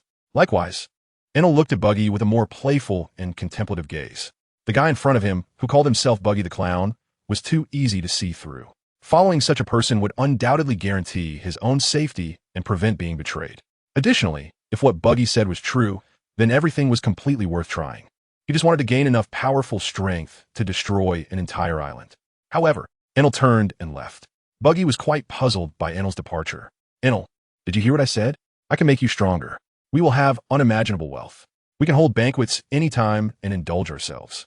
As a man, aren't you interested in these things? Buggy desperately tried to retain Enel. He truly believed that Enel had great potential and was worth cultivating. Not interested. Enel rejected Buggy again and quickly left. It would be a lie to say he wasn't tempted. However, Enel trusted his instincts even more. As long as he persisted, he could become stronger. Rather than being bound by others, it was better to stand alone and become the strongest person. For example, to become a god. Or, like the legendary distant infinite land. While Buggy was here, trying hard to invite Enel onto his ship, Benedict was leading the fleet toward the god island Appiato. However, on the way, Benedict and the others were monitored and followed by the Sandia people. Brother Marshall, what do they want? They have been tailing us. If they want to attack us, they're being too blatant about it. Those few people are simply not our opponents. Nico Robin stood by the deck, looking through the railing at the 6 people moving freely over the sea of clouds behind them, filled with curiosity. Although she is traveling and learning various knowledge, she is also constantly working hard to improve her own strength. Benedict did not enhance Nico Robin with the troop enhancement stones. Currently, Nico Robin is too weak, and the enhancement stones cannot improve her stamina, speed, or defense. So at this time, what Nico Robin needs to do is to work hard to strengthen her physique and master more skills. Only in this way can he use the enhancement stones to improve her strength. Of course, Benedict can also use the talent enhancement skill to increase Nico Robin's speed, strength, and defense, but this is also limited. For example, if your speed is 10 after talent enhancement, it can only be increased by 3 or 5 times at most. A speed or strength of 50 is not enough on the sea. Benedict has naturally been paying attention to those 6 people and knows they are from Skypiea. However, to be honest, he doesn't want to deal with matters related to the Sky Island. It's obvious that these Scipians' intention to approach them is consistent with Ganflan's intention to contact him and give him the map. They all want to use the power of the Xuanwu Navy to eliminate each other. There's no need to pay attention to them. If they continue to follow behind and do not dare to boldly come forward to communicate, then they will lose the courage and opportunity for equal communication with us. After Benedict finished speaking, he looked at the map in his hand and the compass, continuing to let the navigator steer towards the Island of Gods. The Island of Gods is where the gods reside, and it is also part of Appiato, now considered a sacred place by the inhabitants of the Sky Island. But it is also the homeland of the Scipians. As Benedict and others proceeded, the Scipians trailing behind seemed to realize something. When Benedict's fleet entered the Island of Gods, more and more Scipians appeared. At the same time, within the Island of Gods, the god Gonflan received the news and led his priest to come over and block Benedict's fleet. Gonflan looked at the fleet and the Scipians not far away, his expression somewhat grim. Gonflan is now uncertain whether the Xuanwu Navy really intends to help the Scipians. If so, then they would have no strength to resist. Chapter 115. Benedict's overbearing command Sacred Land? The so-called Sacred Land is the land we have guarded for generations. The monster current 400 years ago washed our ancestors in this land to the Sky Island, and it was your intrusion that slaughtered our ancestors and occupied our territory. If it weren't for the survivors among our ancestors, the land we guarded would have truly become your sacred land.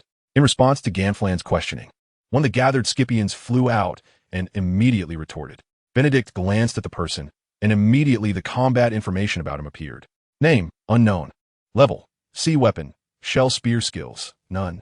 Combat potential, a grade. This strong Scipian warrior is a descendant of the Scipian warrior Karlgra, named Vaipa, known as the War Demon. Just one look, and Benedict could tell that the other party possessed combat power close to that of a major general. If trained according to the Navy's training system, he could easily achieve the strength of a major general, and after intense battles and training, he might even have the chance to reach the level of a lieutenant general. If he had help, Vaipa's strength would also have the potential to reach the level of a general. Behind Vaipa, there were 4 others, who seemed to be a group and looked very serious at this moment. Marshal Benedict, I am the current chief of the Scipians, and I request you to uphold justice and help us reclaim our homeland. We Scipians have fought with the Sky Islanders for 400 years and are already exhausted. The landless Sky Island greatly limits our development and survival. If this continues, we will disappear, but as starving wolves in our last struggle, we will become relentless. Gonflan, if you can bear the losses, then we will have no choice but to fight to the death. The Scipian chief initially spoke to Benedict, but the latter part of his words was a warning and threat to Gonflan. Facing the threat from the Scipian chief, Gonflan's gaze was sharp. Gonflan now is not the Gonflan of 20 years later. He is still in his prime, the most ambitious and sharpest time of his life. Nonsense. Distorting the truth. The sacred land is the place where the gods reside, is the land that our ancestors have guarded for generations. Gonflan would naturally not compromise at this time. Moreover, as the god of the Sky Island, he knows and inherits things that are passed down through generations. He is also clear about the origins of the sacred land. However, one thing Gonflan knows well is that as an upper authority, to make his rule more secure and permanent, external threats must not be absent. Of course, he must also have enough strength to prevent external threats from endangering his rule. This is also why the Scipians have been able to hide on the Sky Island for 400 years and occasionally emerge to create threats and engage in various battles. Nico Robin watched the Scipians for a while, then looked at Gonflan and the priests and warriors. At this moment, she did not know how to handle both sides. So, Nico Robin tugged at Benedict's clothes and softly asked, Brother Marshal, what should we do? Benedict smiled and replied, let's keep it cool. Keep it cool? Nico Robin did not understand what that meant. Benedict did not explain anything to Nico Robin, but looking at the standoff between both sides, which was ready to erupt into battle at any moment, he still said a few words. The Sky Island has no land. Benedict looked at Gonflan and said calmly. Upon hearing Benedict's words, the Scipian chief revealed a look of joy. It seemed that Benedict was going to favor them. On the other hand, Gonflan's expression darkened a bit. He had a bad premonition that Benedict was going to help the Scipians. Appiato originally belonged to the Qinghai Gaia Island and was swept to the White Sea by a huge current 400 years ago. The Sky Island has no land. The ancestors of the Sky Island regarded the land that appeared as a miracle and occupied it. Gonflan's face was very dark. He knew that he could no longer rely on the Xuanwu Navy to eliminate the Scipians. Now he was hoping that Benedict would take the Xuanwu Navy away, and then he would find a way to eliminate the Scipians completely. They could not be allowed to remain. Please, Marshal Benedict, uphold justice and help our Scipian tribe reclaim our homeland. The Scipian tribe will also be a friendly alliance with the Xuanwu Navy, the Scipian chief said again. Benedict glanced at Chief Sandia, then his gaze fell on Waiapa, and he said, I can help, but there's one thing I need to clarify. Upon hearing this, Chief Sandia immediately became happy and said, Please, Marshal Benedict, speak.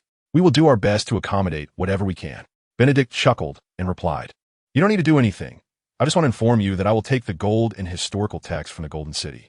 After all, these are things your ancestors have protected for generations. Although you have lost them, out of respect, while helping you reclaim your homeland, I consider this notice to be sufficient kindness. Hearing this, Chief Sandia's expression changed instantly. As the chief of Sandia, he knew very well what secrets were hidden in the homeland they were striving to reclaim. Now, to hand it over willingly felt somewhat unacceptable. If Marshal Benedict needed those gold and giant stones, he could take them freely, and they would not stop him. But they also hoped that Marshal Benedict would not interfere in their affairs. After learning about Benedict's intentions, Gonfalon recalled that several years ago, a pirate named Roger had also brought his crew there. However, he did not take the gold or the giant stone. He was well aware of that golden city. However, There was a giant snake that had lived for over 1,000 years. That giant snake was too strong. It could not be killed by simply organizing forces. They had tried before but failed. After paying the price several times, they gave up on that place and regarded it as a forbidden zone. Chief Sandia felt a bit anxious. He didn't know what choice Benedict would make. In fact, for Benedict, it didn't matter which side he chose. It would not be detrimental to him. In fact, helping either side would be quite easy. Gonfalon realized that endless fighting could not solve problems. If fighting were the only way to resolve issues, I could easily wipe both sides out. Then, let the Sky Island choose a new ruler or become an uninhabited island. Benedict's voice was calm, but his words sent shivers down Gonfalon and Chief Sandia's spines. This was no joke, but a declaration of dominance and command from an absolute powerhouse. Seeing the grim expressions on both sides, Benedict added, "A Xuanwu Navy force will be stationed on Sky Island to maintain local stability and combat pirates. Therefore, from now on, the Sky Island is under the flag of the Xuanwu Navy. Rest assured, our soldiers are not from the world government. We will still abide by the necessary rules. By the way, my soldiers are more adaptable to the land, so it should be no problem to designate a small area on this island as a base, Chief." Chief Sandia's expression brightened slightly at this. The implication of this statement was clear enough. The Sandia people could return to their homeland. Chapter 116. Packing up the Golden City of Xuanwu. Through the world government's attitude and actions towards the gourmet island, Benedict realized that the Xuanwu Navy strategy was insufficient to dominate this sea filled with powerful figures and make them submit. According to Benedict's original plan, it was to proceed step by step, steadily and cautiously, which would help the residents within the ruling area to trust the Xuanwu Navy more and better combat pirates. However, this required time. The world government's foundation was there. If they reacted and made a decisive move, regardless of the looming threats from the Big Mom pirates, Beast pirates, and Whitebeard pirates, and launched a full-scale attack on the Xuanwu Navy, even if the Xuanwu Navy managed to fend them off in the end, they would already be severely weakened. Therefore, quickly occupying territory and adopting a high-pressure stance to make any resistance impossible would be the strategic objective of the Xuanwu Navy. Just like the current situation on Sky Island, directly suppressing both sides with overwhelming strength would render them unable to resist. As for how to manage afterward, that could be discussed later. The Golden City Xuanwu, a city that had existed for 800 years, was already in ruins. However, the city made of gold still showed signs of its former splendor. Due to Benedict's forceful suppression, Chief Sandia led his people to follow Benedict and others to this place. Alongside them was Gonfalon, who wanted to explore here. However, as soon as they arrived at Xuanwu, the giant snake that had lived for thousands of years immediately charged out and attempted to attack Benedict and the others. However, before the giant snake's attack could reach them, 10 Xuanwu Navy soldiers rushed out, kicking it away and forcing it to flee. Gonfalon and Chief Sandia were both shocked by this scene. For Gonfalon, the giant snake was one of the greatest threats to his rule over Sky Island and the biggest obstacle to their desire to explore Xuanwu. For Chief Sandia and others, the giant snake was their faith. Yet, such a faith was not enough for Benedict's 10 soldiers to handle. This vast gap had a significant impact on the Sandia people's beliefs. Marshall, that is the historical text. Nico Robin exclaimed joyfully upon seeing the giant stone covered in vines and the carvings on it. In section 101, Sakata Jintoki waved his hand, and the sword energy instantly cut through the vine door on the historical text. This was an article related to the ancient weapon, see King Poseidon. Alvia quickly interpreted the carvings after scanning the historical text. I know, Nico Robin raised her hand, eager to answer like a child in class.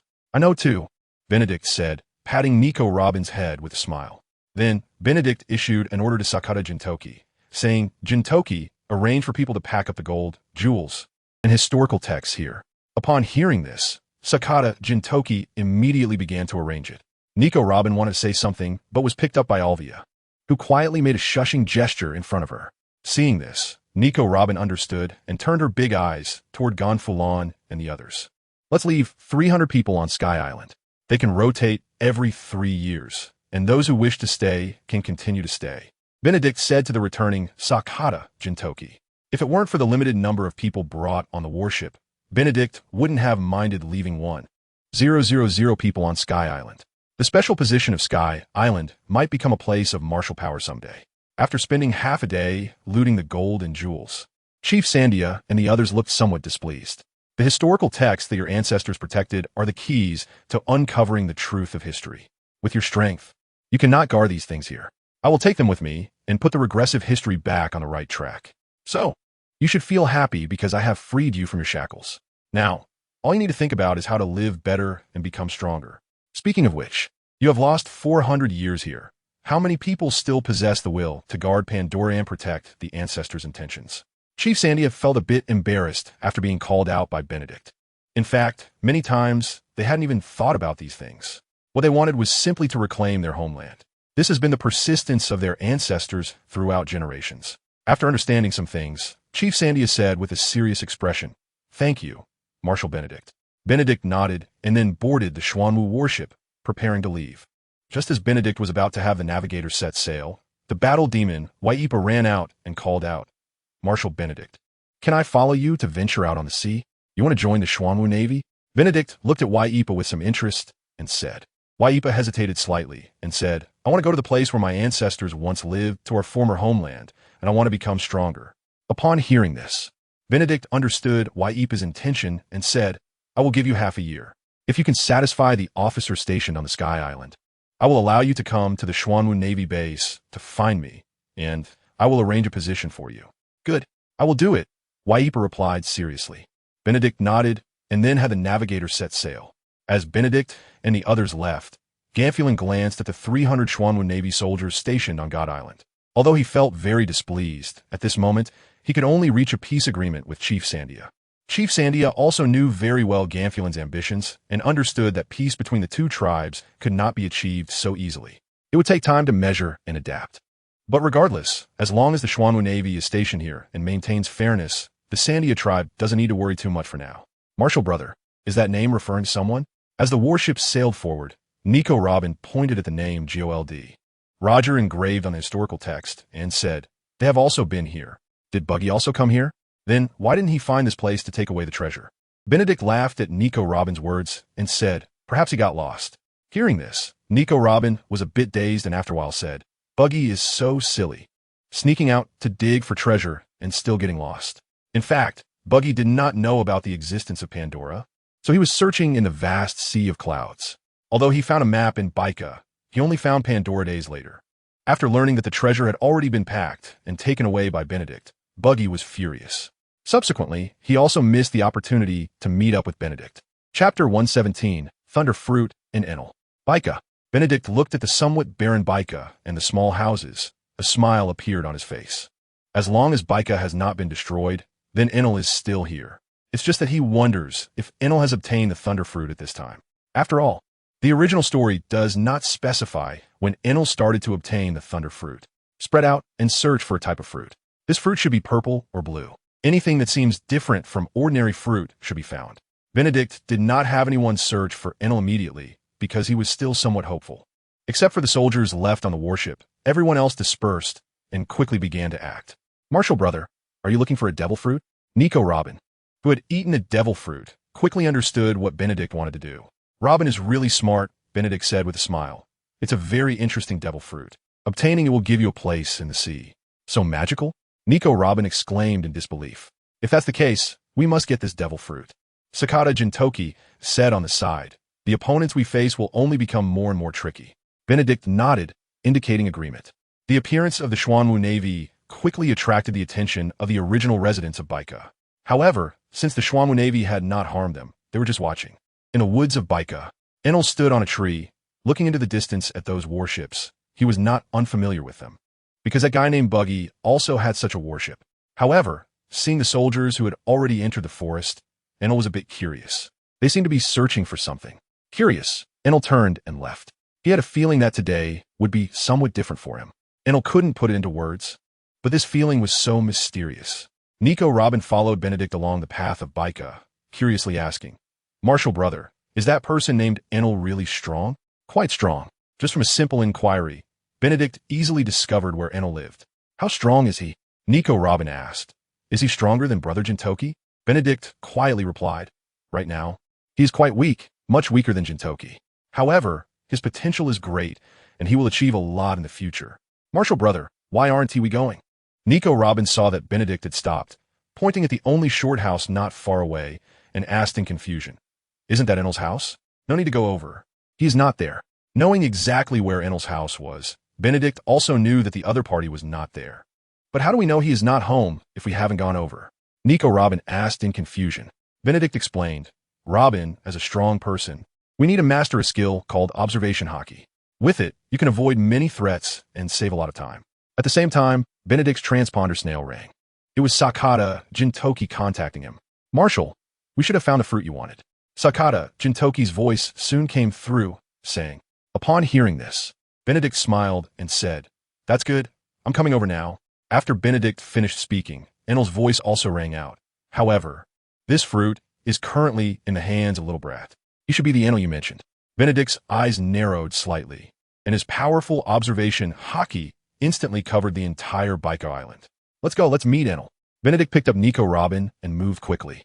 In the Baika forest, Sakata Jintoki stood on a flying sword, looking down at the little demon surrounded by the Xuanwu navy, his expression contemplative. A gust of wind blew by, and Benedict arrived with Nico Robin. Benedict looked at the bare-chested boy with long earlobes and earrings, smiling as he said, Enel, I finally found you. Enel's heart was racing in panic. Guided by instinct, he had discovered a rather unique fruit in the forest, which promised him immense power if he consumed it. But just then, Xuanwu Navy soldiers appeared and attacked him, attempting to seize the fruit. After just a few exchanges, Enel realized the vast gap between their strengths. Even with his mantra, without matching speed and power, he was still useless. Therefore, he used the fruit in front of him as leverage, leading to the current standoff. Enel, you can eat this devil fruit, but you must join the Xuanwu Navy. Otherwise, after you consume it, I will kill you, Benedict stated, staring at Enel with a domineering posture. Why should I? Enel retorted defiantly, despite knowing he couldn't compete with them. In an instant, Benedict appeared before Enel and, taking advantage of Enel's moment of surprise, seized the rumble fruit, saying, with my power and influence, you have nowhere to escape. Bang! Just as Benedict finished speaking, Enel lunged at him with a punch. However, Benedict easily caught his arm. With a casual toss, Enel was sent flying, crashing into a tree. With your strength, anyone could take you down, Benedict remarked as he looked at the dazed Enel. He quickly moved to Enel's side and said, Don't doubt yourself. You really are weak. But if you are willing to join the Xuanwu Navy and accept training, you can become stronger than any of them. Give it to me, Enel said, staring at the devil fruit in Benedict's hand. Benedict did not refuse and handed over the devil fruit. Enel grabbed the rumble fruit, opened his mouth wide, and immediately began to devour it. However, the next moment, he could not bear the terrible taste and vomited everything he could from his stomach. After he finished vomiting, the abilities of the devil fruit emerged. Lightning arcs erupted around Enel, and as he realized this power, the arcs became increasingly violent. A powerful force flooded his body, and it felt as if a voice deep within his soul was calling him, with some abilities flashing through his mind. At this moment, Enel looked at Benedict, his eyes filled with fighting spirit. Enel did not hesitate much. Filled with power, he confidently believed he was now invincible. Chapter 118. There can only be one navy in the East Sea. Bang. Enel was heavily thrown out, crashing into the mast and nearly losing consciousness. Nico Robin, sipping iced lemon tea, watched as Enel struggled to get back on his feet and said to Sakata Jintoki, Jintoki, how many times has he been knocked down? Sakata Jintoki gazed at the starry sky and replied, Today is the 3rd day. If we count about 10 times a day, it should be the 28th time by now. Oh, doesn't it hurt him? Nico Robin asked, casting a pitying glance at Enel. It must hurt quite a bit, Sakata Jintoki chuckled. The marshal is very strong, so it hurts a lot. I think so too. Nico Robin nodded heavily and then asked, why does he want to leave the Xuanwu Navy so much? Sakata Jintoki looked at the defiant Enel, who was surrounded by lightning arcs and standing up again. Because of ambition. The ambition reflected in his eyes won't allow him to be content living under someone else's roof and following their rules. After ambushing Benedict from Baika, Enel's fate changed. Baika would not be destroyed, and for a long time, he could not return to Sky Island. After being brought on board, Enel repeatedly tried to escape, but was always caught back by Benedict, regardless of the circumstances. After being beaten by Benedict for a whole day, Enel lay in bed for half the day. Interestingly, Enel had the idea of using the rumble fruit for electrotherapy to quickly recover his body, which proved effective. After lying down for a few hours, he was back to being lively and causing trouble. This time, he decided not to run away and started to ambush Benedict. In Enel's mind, defeating Benedict would prove his strength, and he could leave Benedict's control freely. Benedict walked out of the cabin, glanced at Enel, and smiled. Not bad. In just a few days, you developed some abilities. You've held on for a few more rounds. However, with your strength, you are still too weak. Enel was panting, with numerous bruises on his body, all courtesy of Benedict. This made him realize the power of the three-color hockey. He had mastered observation hockey, but he had yet to grasp armament hockey and conqueror's hockey, which could have a substantial impact on devil fruits. Ignoring Benedict's taunts, he dragged his exhausted body past Benedict and returned to his room. Shortly after, someone brought in a large portion of food. As the door closed, Enel immediately began to eat heartily. In his eyes, that rebellious spirit seemed unchanged. In the extreme east of Sky Island, the Sea of Clouds converged with the River Sea of the island, and the Xuanwu warships smoothly entered the River Sea, sailing out of the island and into the ocean. Meanwhile, Buggy happened to arrive at Sandora, which undoubtedly left him disappointed. However, upon learning that Benedict had led the fleet away and had not called him to rendezvous, Buggy was extremely excited. I'm free," Buggy shouted excitedly, holding a party that day. The next day, he set off with the Buggy pirates towards the extreme east, leaving Sky Island and the East Sea. Benedict returned to the Xuanwu Navy base with the fleet and immediately convened a meeting. Attendees included Kinjiro, Wang Ji, Sakata, Jintoki, Silver Axe, and Yelvsiki. There can only be one navy in the East Sea, and that is the Xuanwu Navy. I give you 3 days. The East Sea Navy must disappear from the East Sea. Benedict then looked at Kinjiro and said, "How is the intelligence you were tasked to gather coming along?" "It has been collected," Kinjiro replied calmly. "Good. You will take charge of this matter. Yelvsiki, you are responsible for cooperation. Those who need to be killed, announce their crimes. None can be left alive.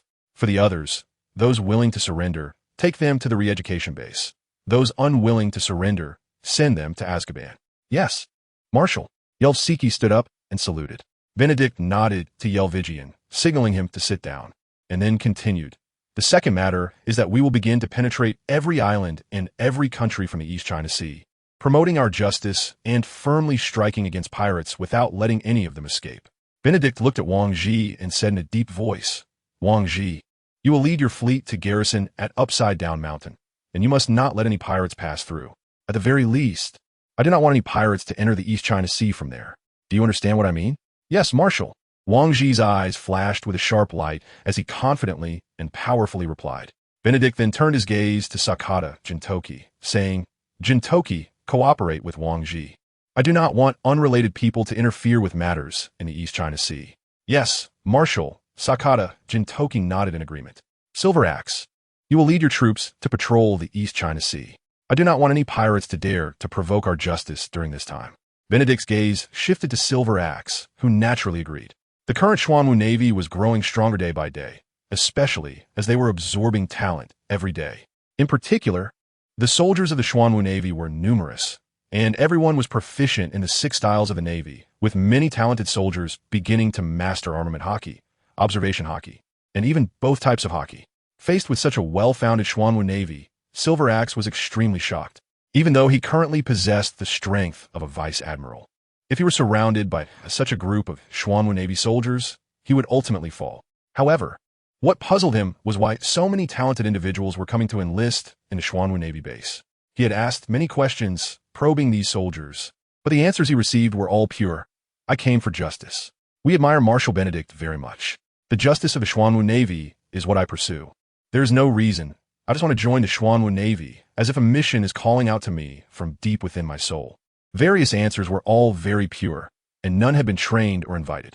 Moreover, these people came from all over the world, making it hard for Silver Axe to believe they had any connection. It seemed, as someone said, that this was a mission. "Now, take action immediately. I want to see results in the shortest time possible." Benedict made his final conclusion, and Kinjiro and the others subsequently left the conference room. With the order from a messenger conveying the commands of their respective commanders, the entire Xuanwu Navy base quickly sprang into action. Members of various squads quickly assembled, and then, under the orders of their captains, rapidly checked their equipment and combat supplies. Nearly an hour later, ship after ship set sail from the Xuanwu Navy base, each heading towards its own target. In the following days, the East China Sea became lively, but it also made the world government and the Navy extremely angry. At the same time, some pirates from the East China Sea also began to take action. Chapter 119.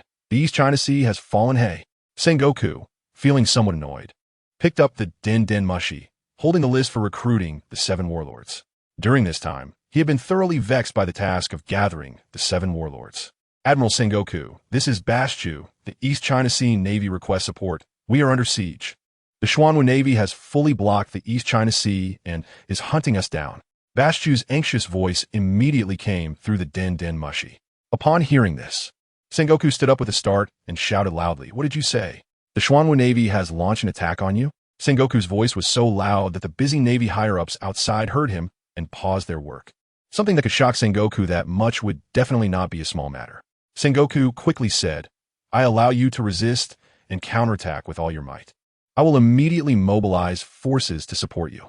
On the other end of the line, sitting on a warship and frantically fleeing, Baschu's face was filled with despair as he said, "Admiral Sengoku, the Xuanwu Navy has obtained a lot of secret intelligence, including many officers who had previously escaped detection and left a large number of criminal records, as well as world government informants.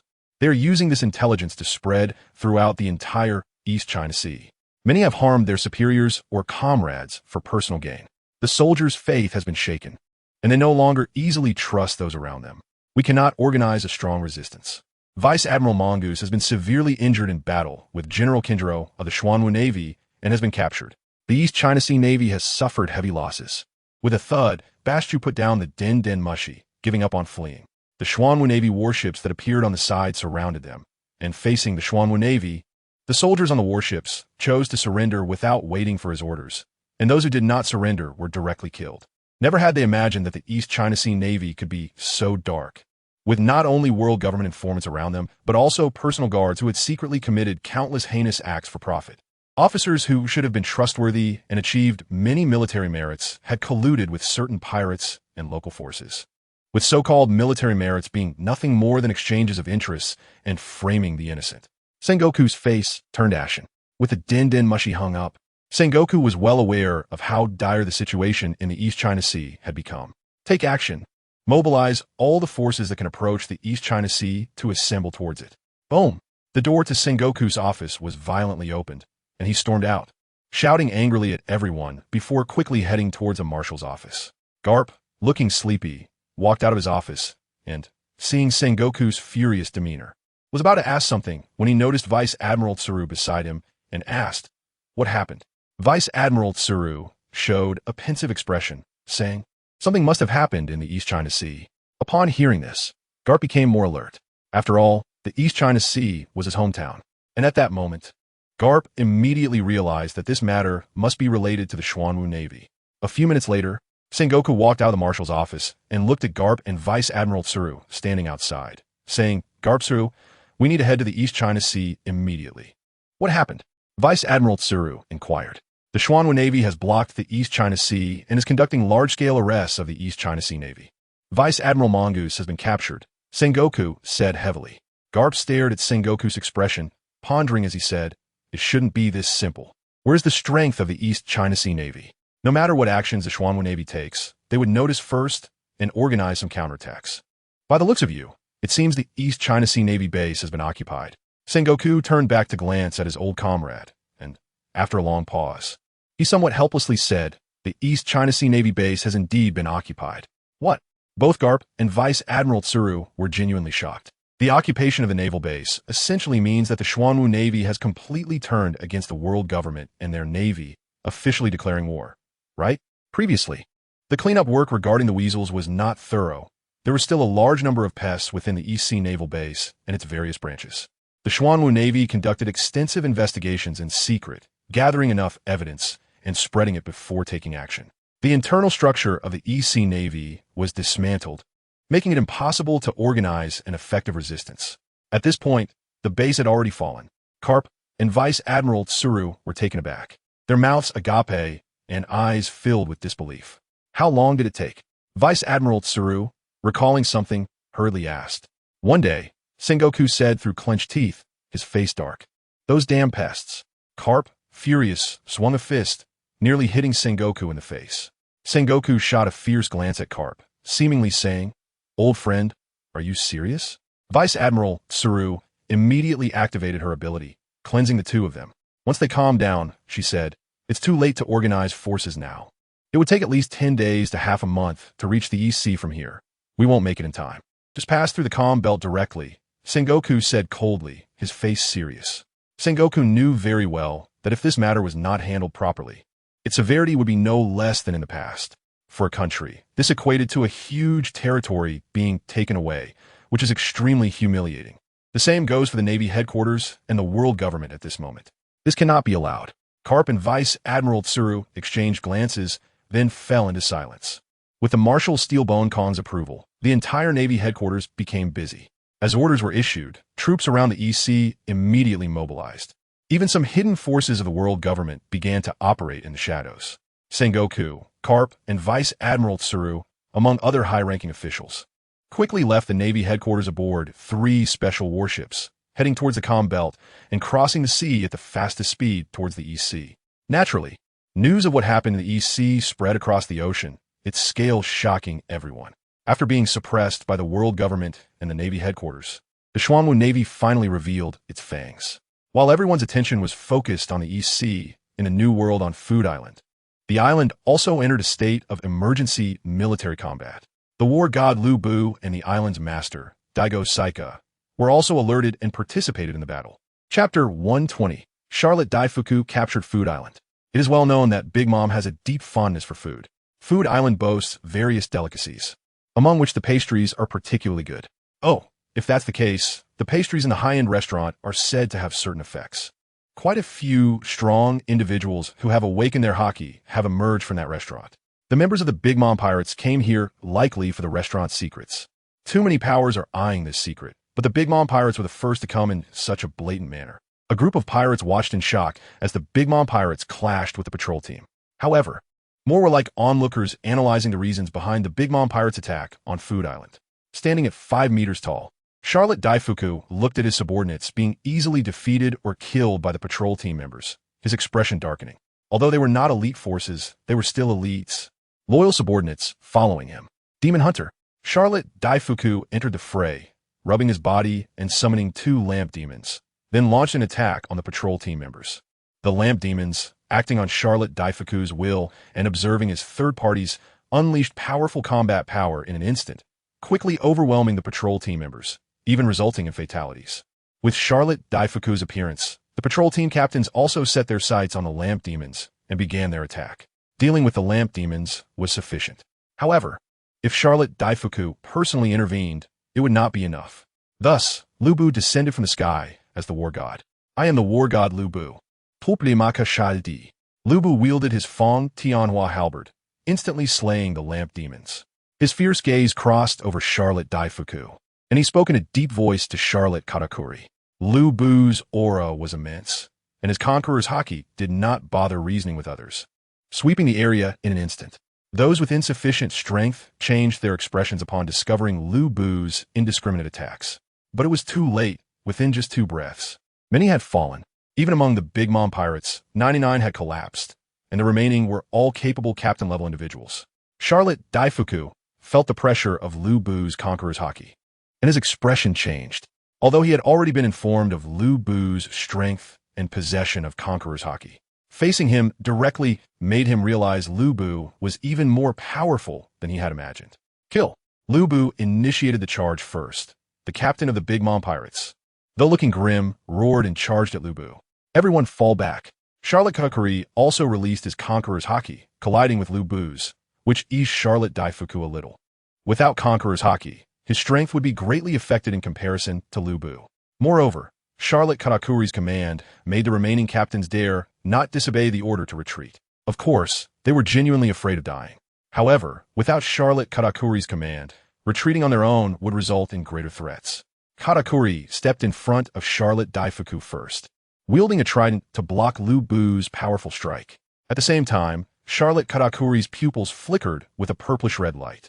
That was a manifestation of observation haki predicting the future. Although both had observation haki, Lu Bu could not foresee the future. He could only make predictions based on the sensed aura. Bang, bang, bang. In just a moment, Katakuri and Lu Bu were locked in combat. Chapter 104. Charlotte Daifuku wanted to join in, but he realized that he was not on the same level as their battle, feeling somewhat regretful. However, This regret lasted only a moment before he turned his gaze towards the approaching patrol team members. The large number of patrol members was enough for him to unleash a massacre. Rubbing himself, he summoned 6 lamp demons to follow him, and Charlotte Daifuku charged in, ready to create carnage. However, once he plunged in, he realized he had not entered a flock of sheep, but a pack of wolves.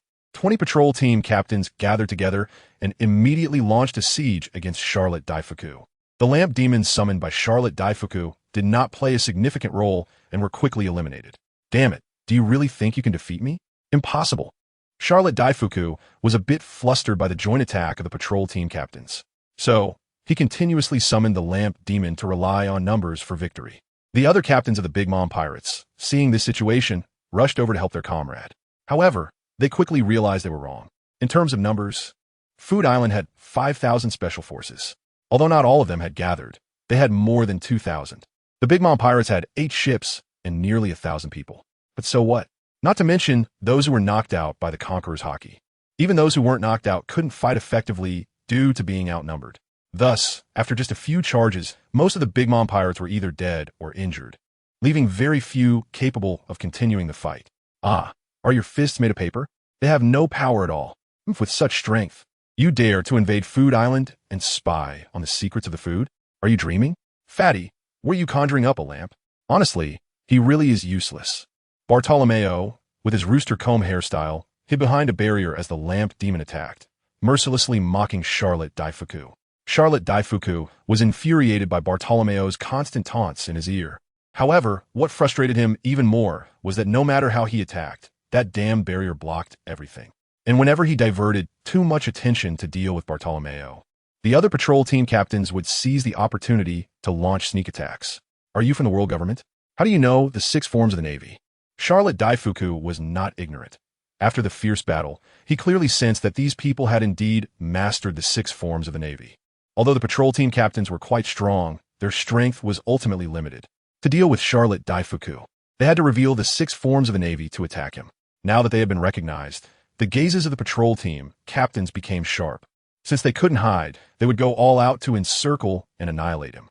Additionally, 4 of them wielded gray, specially made chains designed to deal with devil fruit users. In the end, after suffering heavy injuries, Charlotte Daifuku was bound by the sea stone chains, his strength rapidly waning, and he was captured. Chapter 121. In the face of natural disasters, no threat is useful. Charlotte Daifuku was captured so quickly that it exceeded Charlotte Katakuri's expectations. Moreover, Elbu's strength was beyond his imagination. His speed and power were not inferior to his own. Thus, when Charlotte Katakuri discovered that Charlotte Daifuku was captured, he immediately rushed to rescue him. Unfortunately, Elbu's ferocity in battle left him unable to spare any attention. Let my brother go, or else you will face consequences that will thoroughly anger Mama. You should know what that entails. While fending off Elbu's attacks, Charlotte Katakuri had to seek other means to rescue his brother. Hearing this, Elbu disdainfully replied, "No matter who it is, those who break the rules deserve to die. The rules of Food Island cannot be broken by anyone." At that moment, Elbu and Charlotte Katakuri had both discarded their weapons, continuously bombarding each other with their fists. Unmatched rice cake blade shot. Charlotte Katakuri's arm transformed into a machine gun, hardened with armament haki, and he shot out a barrage of rice dumplings infused with armament haki towards Elbu. These rice dumplings possessed tremendous destructive power and penetrative ability, creating 1-meter-deep craters upon impact with a loud noise. Facing Katakuri's attack, Elbu was equally unyielding, his massive fists moving rapidly to strike, creating terrifying black shock waves. The two were locked in an intense battle, and the harbor was heavily damaged due to their fight. Daitengu Saikes observed the two fighting, his brows slightly furrowed. A gale picked up rapidly with the flapping of his wings, changing the color of the sky and earth. In the midst of the fierce battle, Charlotte Katakuri seemed to see something. Ignoring the pain for being punched away by Elbu, he attempted to create distance from him. Meanwhile, an invisible wind blade rushed through the area where they had been battling. Boom! 2 pirate ships on the sea were instantly sliced apart without any resistance in the face of that wind blade. Charlotte Katakuri broke into a cold sweat upon witnessing this scene. If he hadn't quickly dodged just now, he would have likely been cut in half by that attack. Daitengu Saikes stared at Charlotte Katakuri and said in a deep voice, "This is a warning. You can leave with your people. If there is a next time, there will be no mercy." Charlotte Katakuri's expression darkened. In response to the invitation for tea, Daitengu Saike's flatly refused. This was incredibly disrespectful, as the news of the tea party had already been released. Furthermore, it had even been announced that Big Mom had invited the owner of Food Island to the tea party. However, Daitengu Saike's refused very decisively, stating, "If Big Mom wants to eat snacks, she can come to Food Island. I am not worthy of the delicacies from the tea party." The implication was that he couldn't afford the lavish feast. If it had just been that, it would have been somewhat bearable. However, Big Mom was very angry and irritable. So Charlotte Katakuri and Charlotte Daifuku came. "Release Daifuku," Charlotte Katakuri said, staring directly at Daitengu Saike's, his tone serious. Meanwhile, outside Food Island, nearly 30 pirate ships appeared in everyone's sight, all flying the flag of the Big Mom Pirates.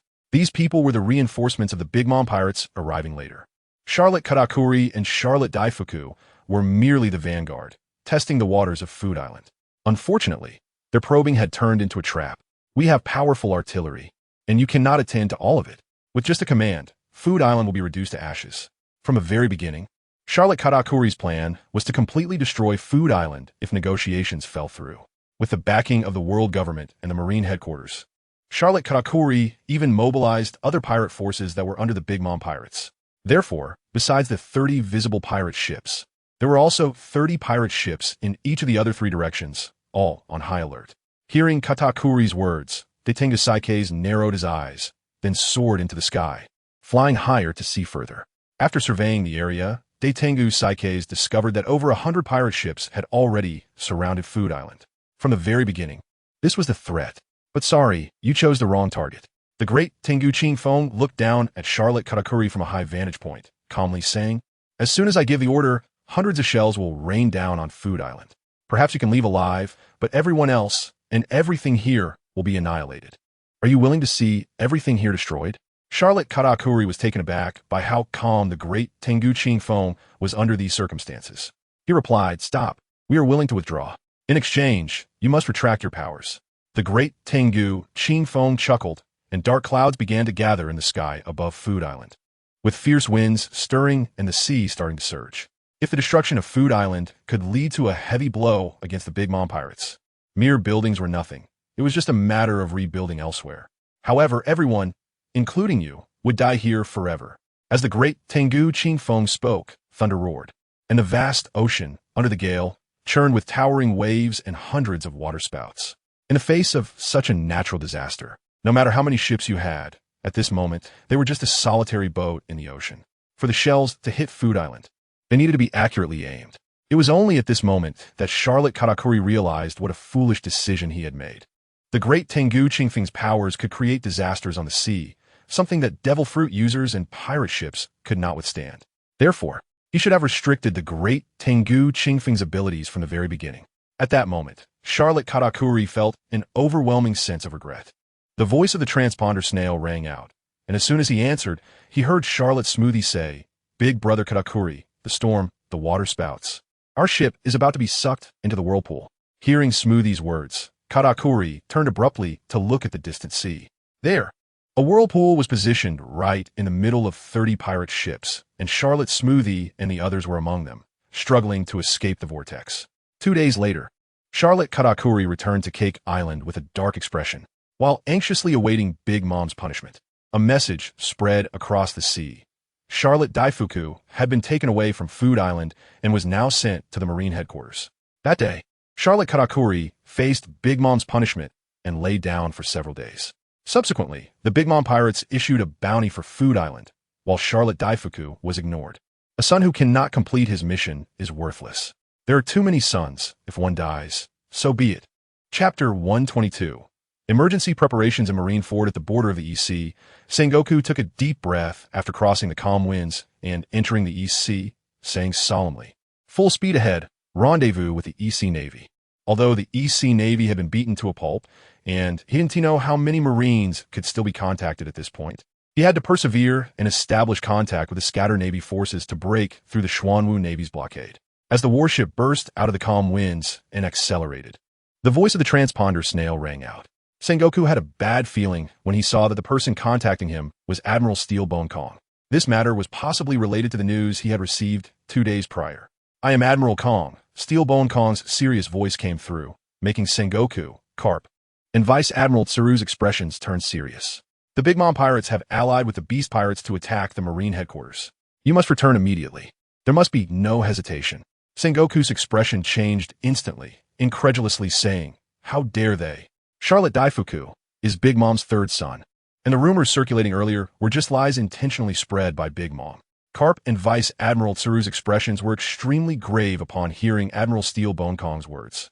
The news of the Food Island's owner, Great Tengu Qingfeng, refusing Big Mom's tea party had caused quite a stir in the sea.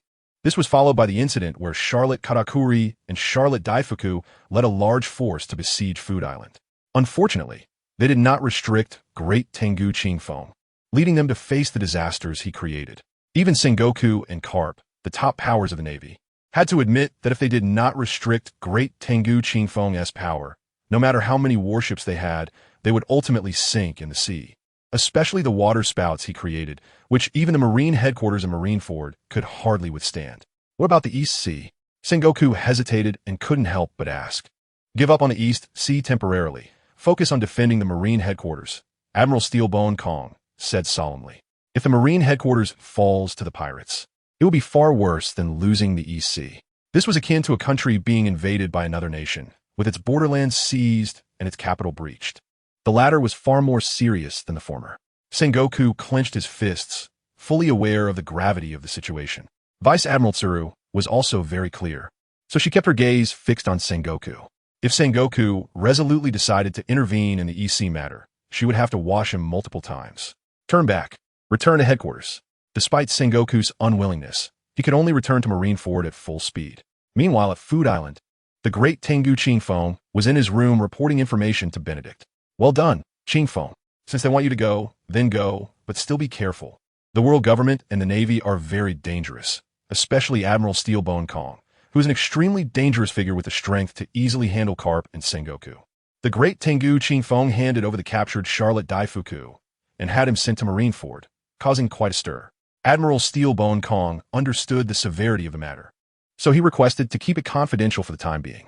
However, his confidentiality only extended to those in the Marine headquarters.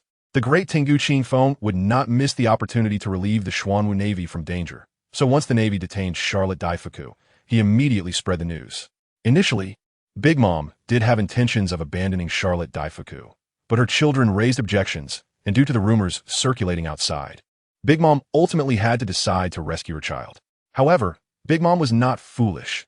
Rescuing her child from the Navy would not be easy. Therefore, she contacted Kaido of the Beast Pirates. As for the price to be paid, only the two of them knew. Thus, as the Big Mom Pirates and the Beast Pirates began to move, more affiliated pirate crews set sail, and Marineford entered a state of emergency.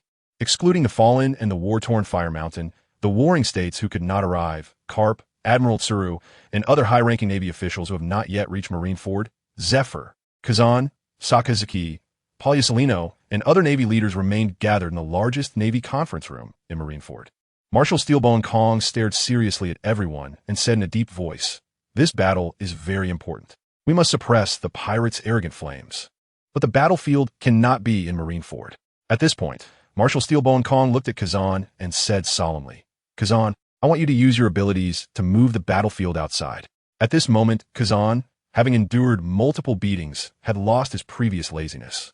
Hearing this, he replied seriously, "Understood, Marshal. Freezing the sea to prevent pirate ships from approaching is too easy for Kazan." Marshal Steelbone Kong then turned his gaze to Pauliusolino and said in a deep voice, "Pauliusolino, leverage your advantages in speed and destructive power to drown those damned pirates in the ocean's baptism." Pauliusolino calmly responded, "Yes, Marshal. Sakazuki, if those pirates abandon their ships and run on the ice, seize the opportunity to let them bathe in magma. If they want to bathe in the sea, Kazan, don't hold back either." Sakazuki replied coldly, "I will make these ignorant pirates regret living in this world." "When will Sengoku and Carp return, Marshal?" Zephyr asked seriously, looking at Steelbone Kong. "They are on their way back and should arrive in time," Steelbone Kong replied calmly. "In addition to them, the 7 warlords will also gather and make their formal appearance this time." Upon hearing this, Kazan, Sakazuki, and Pauliusolino's eyes instantly ignited with fighting spirit. The shame from the Food Island would not let them forget. And the Great Tengu Saika is one of the 7 warlords. Marshal Steelbone Kong glanced at Kuzan and the others, lightly tapped the table, and the fighting spirit in Kuzan and the others seemed to be washed away, dissipating completely. It was just a simple action, but Kuzan and the others felt the immense pressure from Marshal Steelbone Kong. It was a terrifying power from a different dimension. Mind your manners. I do not wish for any special situations to arise unless absolutely necessary. Marshal Steelbone Kong's tone was flat, but it was a warning to Kuzan and the others. Kuzan and the others did not dare to resist, and thus remained silent. Chapter 123. The Shock of the Flying Squirrel East Sea.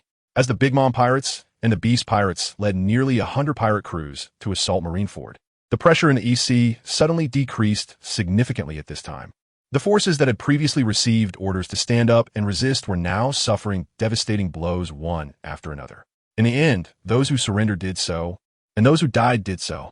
Meanwhile, Wang Ji and Sakata, Jintoki near Reverse Mountain, were directly engaging in a massacre. Most of these people were pirate forces directly or indirectly controlled by the world government or local gangs, etc. They gathered near Reverse Mountain with the intention of applying pressure and relying on their large numbers to break through the blockade.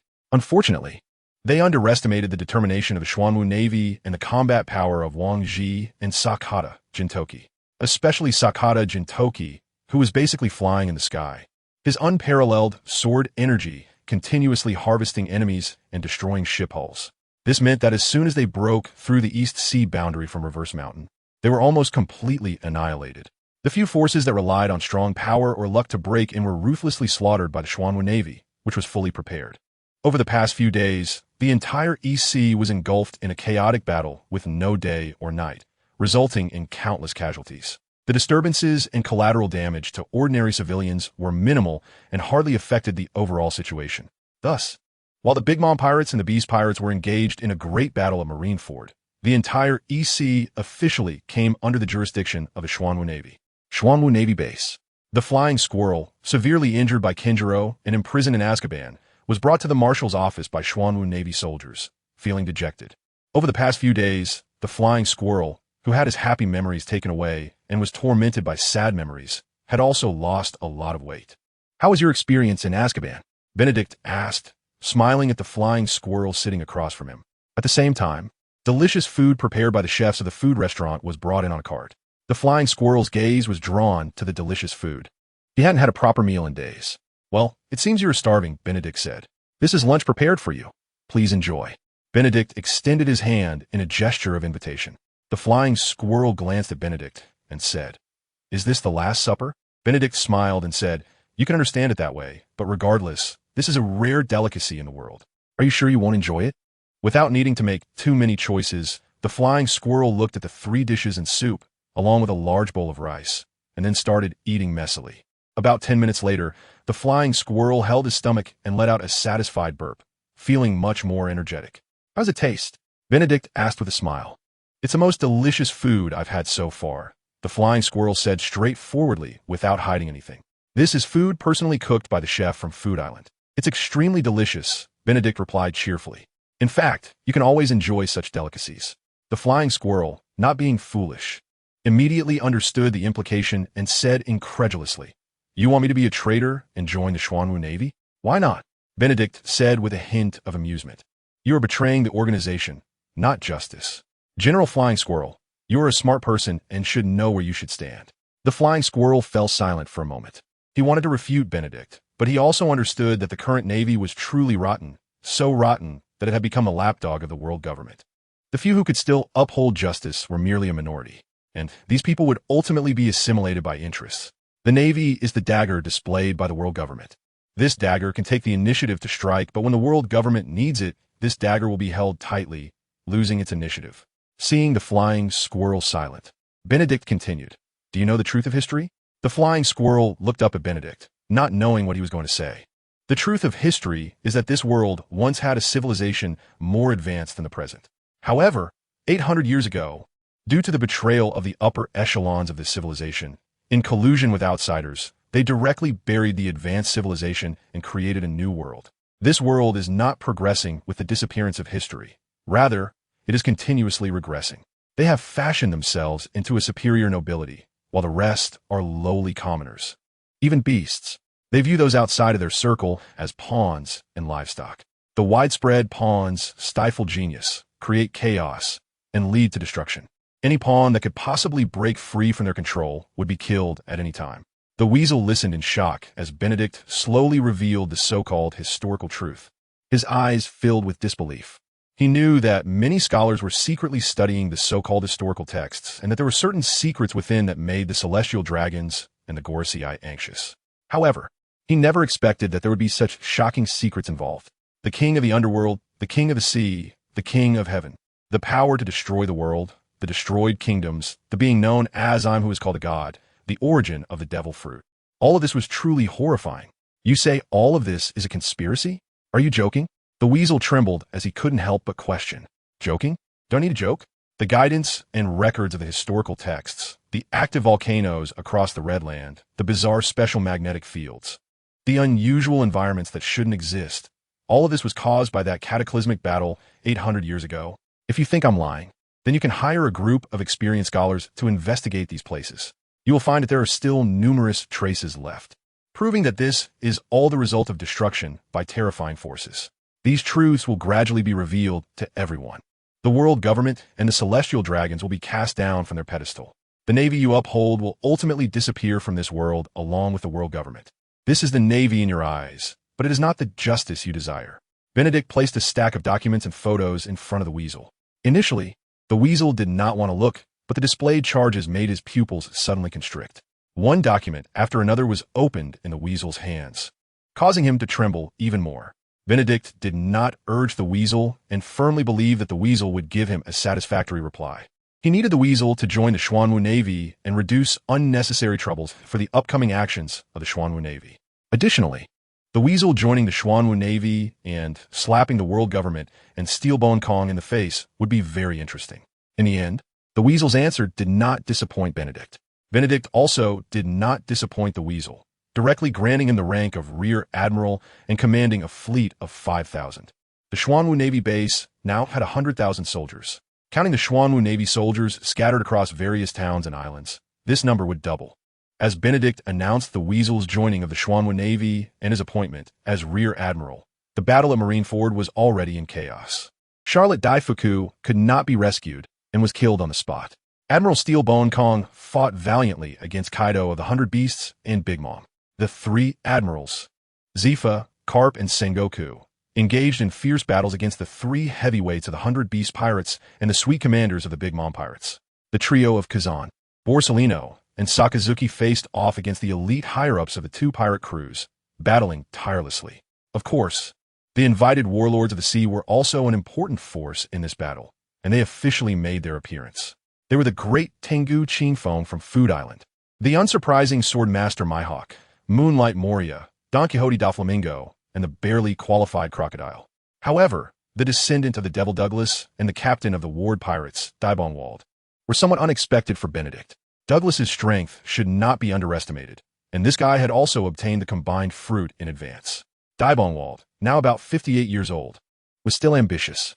Yet, despite the many killings he had committed, he was still included on the warlords list. Is there really no one left for the world government? Not exactly. At least in this era, there are still many strong individuals. It's just that they all refused and looked down upon the warlords of the sea. With the warlords of the sea muddling through, the Big Mom pirates and the 100 Beast pirates were still suffering greatly. In just half a day, countless bodies and various wrecked ships floated on the sea. Ultimately, the battle ended with Kaido unwilling to let such losses continue, and he chose to retreat. Big Mom was tricked by Kaido, ultimately enduring a punch from Steel Bone Kong, stepping on Zeus, and quickly retreating with the Big Mom pirates. With the pirates' retreat, the world government and the Navy also announced their victory in the battle. After consecutive defeats, they achieved a pretty good accomplishment. This somewhat salvaged their face, allowing them to feel a bit of relief, and in the following days, they trumpeted their victory. This was very much in line with the world government style. After repelling the joint forces of the Big Mom pirates and the 100 Beast pirates, the warlords of the sea also went their separate ways. Sengoku learned that the great Tengu Qingfeng had left first and expressed his displeasure. He was not alone in his thoughts. Kazan, Sakazuki, and Borsalino felt the same way. After the battle ended, they immediately went to find the great Tengu Qingfeng. Unfortunately, due to Benedict's instructions, The great Tengu Qingfeng had already left as soon as he confirmed that the battle was basically over. If he continued to remain neutral and did not pose a threat to us, there was no need to bother with him. We won't touch Food Island, and naturally, someone else will. Admiral Steelbone Kong heard Sengoku's words and understood what Sengoku meant, but still reminded him. The Warlords of the Sea plan was proposed by the Gorosei. Even if there is dissatisfaction, it must be endured at this time. Sengoku was genuinely unhappy, but as Steelbone Kong said, he had to endure. East Blue, Xuanwu Navy Base. Benedict approached the Weasel, who was holding a newspaper, and said, "Are you somewhat relieved that they won?" The Weasel tightened his grip on the newspaper and said solemnly, "Those who bravely fought against the Big Mom pirates and the 100 Beast pirates are all people with a sense of justice. Perhaps they are seeking fame and fortune, to stand higher and gain greater benefits." Benedict replied with a faint smile. "Are you very biased against them, Admiral?" The Weasel said with dissatisfaction. Even though he had joined the Xuanwu Navy and knew his former comrades would be filled with anger towards him, his heart still held sincerity and trust for the organization he once served and the brothers he had spent time with. "Is that so? You might understand it that way," Benedict said indifferently. "Trust me, in the future, you will find that all of this is merely surface level. The world government has a scientific army, and their research is far worse than the pillaging of pirates. The materials needed for this scientific army's research come from the Navy, and their safety is protected by the Navy. Now, your task is to eradicate the West Sea pirates and establish a base. The 5,000 men are in your hands. How to utilize them is up to you." After Benedict finished giving his instructions, he no longer paid attention and turned to leave. The Weasel General did not linger much longer, leading a fleet of dozens of warships as they grandly left the East Sea and broke into the West Sea. Sakata Jintoki, accompanied by Yell CG Squad, led the fleet into the North Sea. Wang Ji and the fleet led by Yin Axe charged directly into the South Sea. Since they had decided to quickly occupy territory and establish a base, it was natural for the entire army to advance, rapidly plant flags, kill pirates, and gain a large number of justice points. Therefore, the task given to them by Benedict was to plant flags on the islands while fully focusing on killing pirates. The rapid actions of Xuanwu Navy were somewhat unexpected, yet also anticipated. They knew the Xuanwu Navy would inevitably expand outward, but they did not expect it to be so greedy, simultaneously attacking the North Sea, West Sea, and South Sea. Did they not realize that dividing their forces would also weaken their overall strength? After receiving the intelligence, Sengoku was somewhat shocked, yet he became active.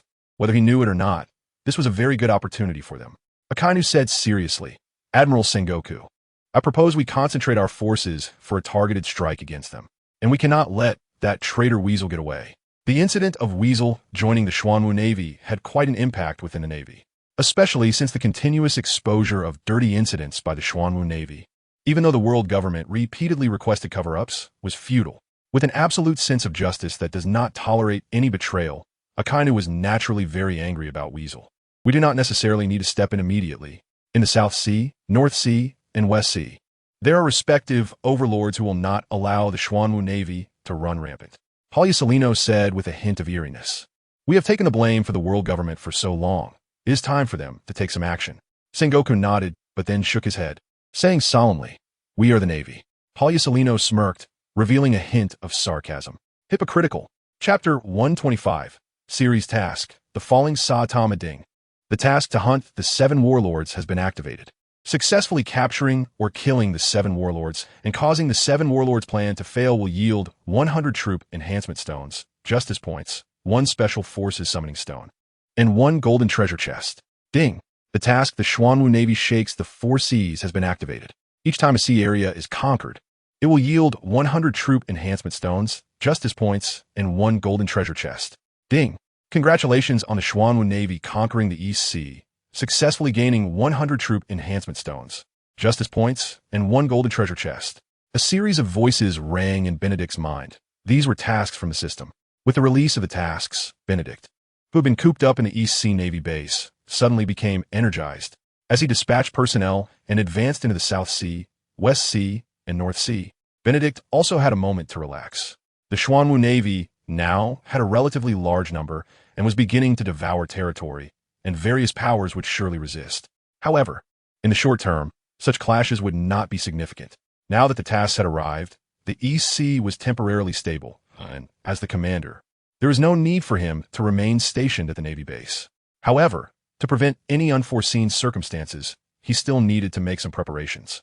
Special Forces Summoning System Host, Benedict Age, 18 years old identity, Commander of the Xuanwu Navy Justice Points, Troop Enhancement Stones, 140 abilities, Immortal Physique, Multiple Shadow Clone Technique, Talent Enhancement, Navy 6 Styles Master Level, Armament Hockey LV3, Observation Hockey LV3, Conqueror's Hockey LV5, Conqueror's Hockey Wrapping, Awakening Skill, Observation Kill Awakening Skill, 8 Gates Master Level, 3000 Thunder Movements Divine Skill.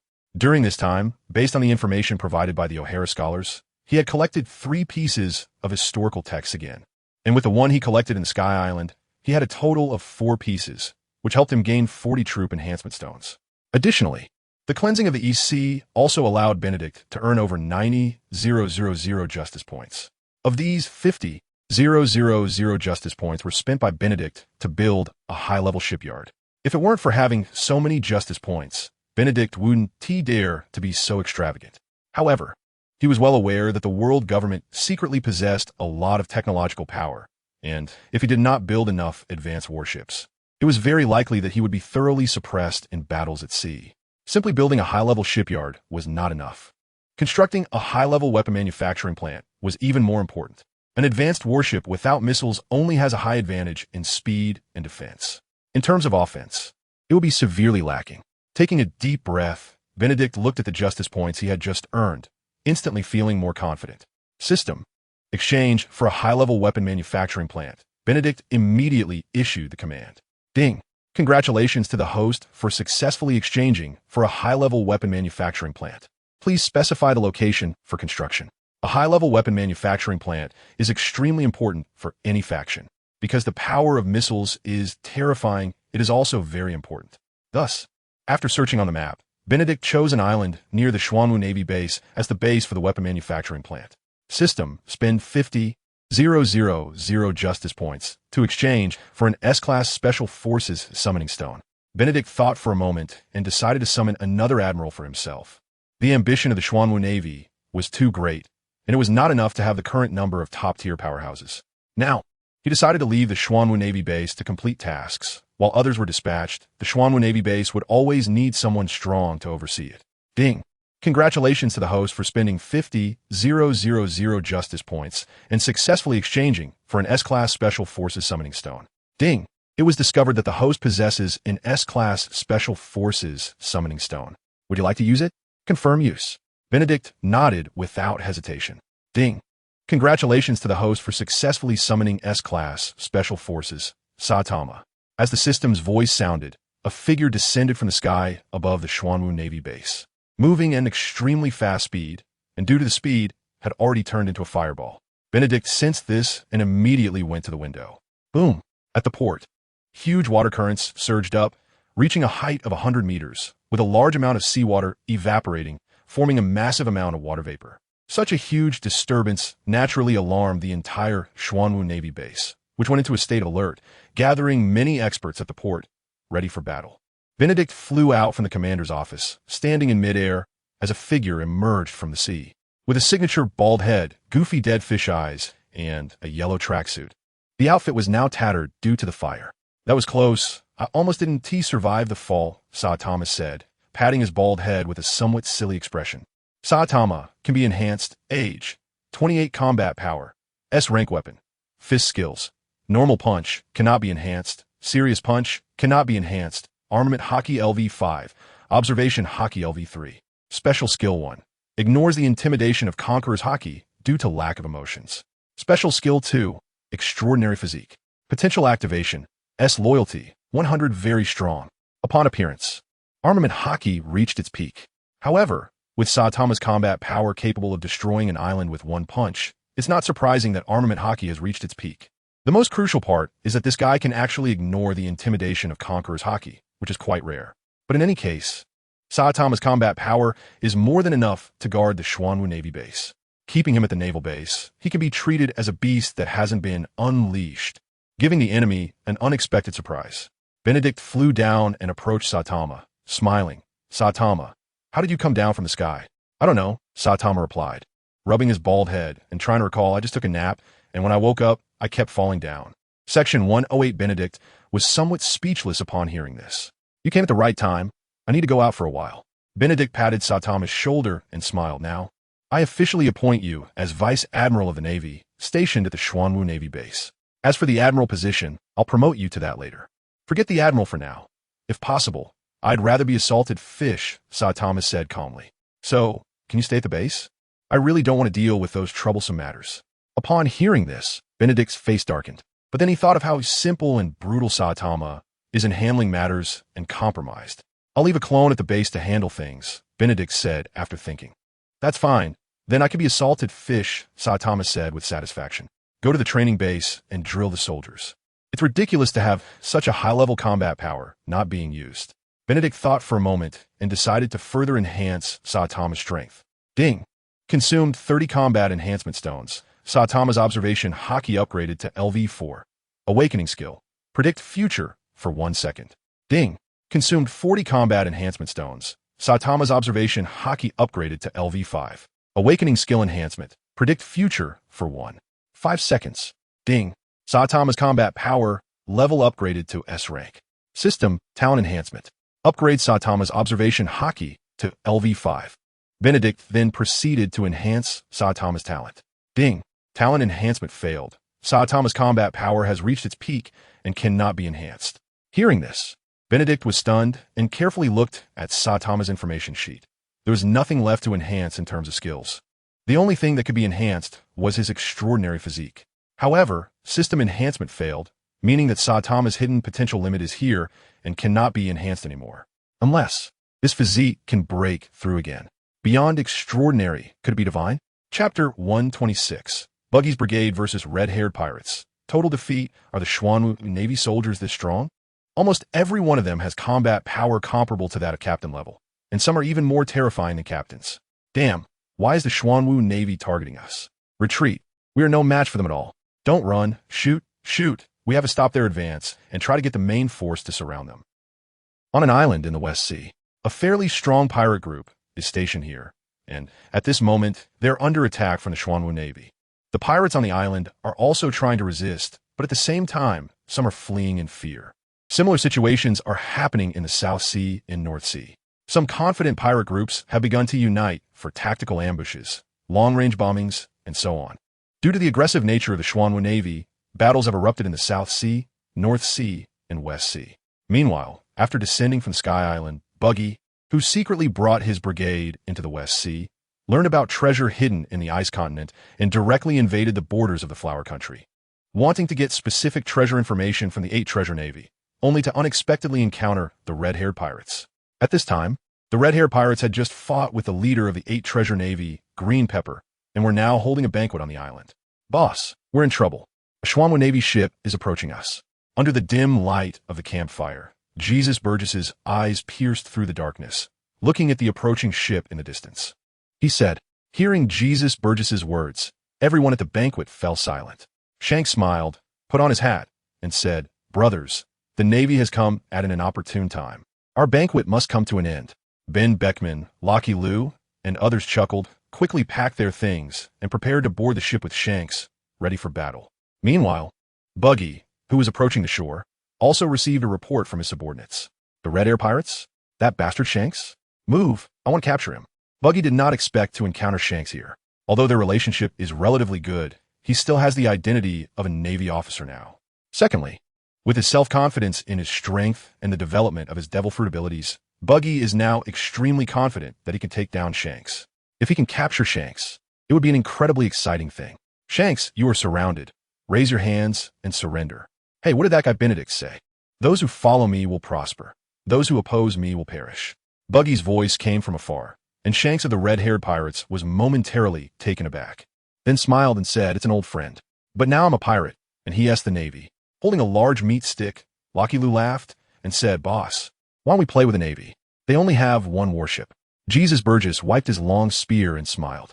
Is that so? Then let us play. A few minutes later, on the island, except for a few people staying on the ship, both sides have disembarked.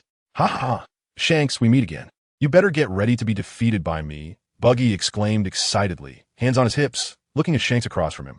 Shanks showed no dissatisfaction with Buggy's attitude and behavior. Instead, he burst into laughter.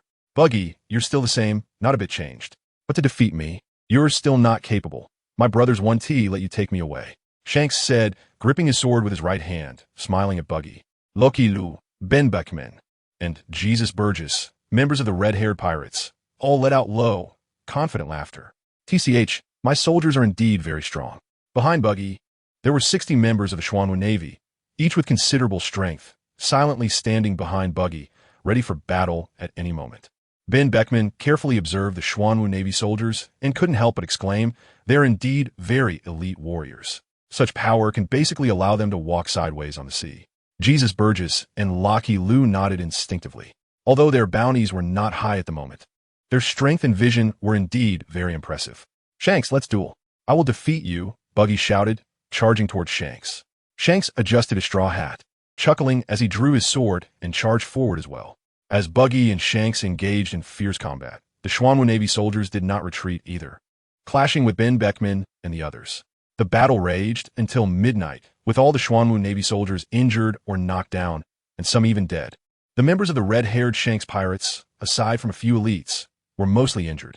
At this moment, they stood aside, the bonfire rekindled, and the feast was set to continue. The fallen Xuanwu Navy soldiers were tied up. The only ones still fighting were Buggy and Shanks. Buggy had significantly improved in strength, but Shanks's power had also experienced explosive growth, and his overwhelming presence was just as strong. As a result, despite Buggy's considerable strength, he had not been able to take down Shanks. Buggy, you've become much stronger, Shanks said, pushing Buggy back with a sword, smiling with satisfaction. It seems you've been doing well in the Xuanwu Navy. Buggy was somewhat out of breath, covered in non-fatal sword wounds. But the fight between the red-haired and Buggy lacked killing intent, making it a pure duel. Buggy glanced at the unconscious Xuanwu Navy soldiers and then at Ben Beckman and the others not far away. He swept away his previous bravado and said dejectedly, I've clearly become so strong. Why can't I still win against you? Shanks sheathed his sword and laughed heartily. It just means you're not strong enough yet. No worries. Come challenge me again when you become even stronger. This time I'll let you off. Feeling somewhat pitiful from Shanks's words, Buggy was not pleased and quickly shouted, what are you joking about? I can still keep fighting. Shanks stepped forward, wrapping his arm around Buggy's neck, and laughed. All right. Let's have a feast. Chapter 109. You will definitely like it. Buggy was still unhappy, but his body honestly followed along, saying, I don't like it. All right. I haven't had a feast in a long time. In the New World, while fierce battles were taking place in other seas, Benedict boarded the Xuanwu warship, accompanied by 2 Navy ships, swaggering out of the East Sea and into the New World, attracting numerous gazes. Many pirate factions appeared along the way, but upon realizing it was Benedict, no faction dared to launch a surprise attack. Benedict's strength had instilled fear in far too many people. Chapter 127. Bombardment of the terrifying 3-masted ship. The Magical Triangle Zone, a special island located in the New World, with unique terrain and shrouded in black mist, often accompanied by storms. Ships passing through here, if not lucky enough or lacking a skilled navigator, would almost certainly get lost. In this special area, there was a ship known as the largest ship in the world, the terrifying 3-masted ship. In front of it was a massive entrance disguised as an island, which had swallowed many pirates. The owner of the terrifying 3-masted ship was Gecko Moria, who had recently become one of the 7 warlords of the sea. At this moment, Gecko Moria was rallying his subordinates, as they were about to head to Wano country to face off against the beast pirates.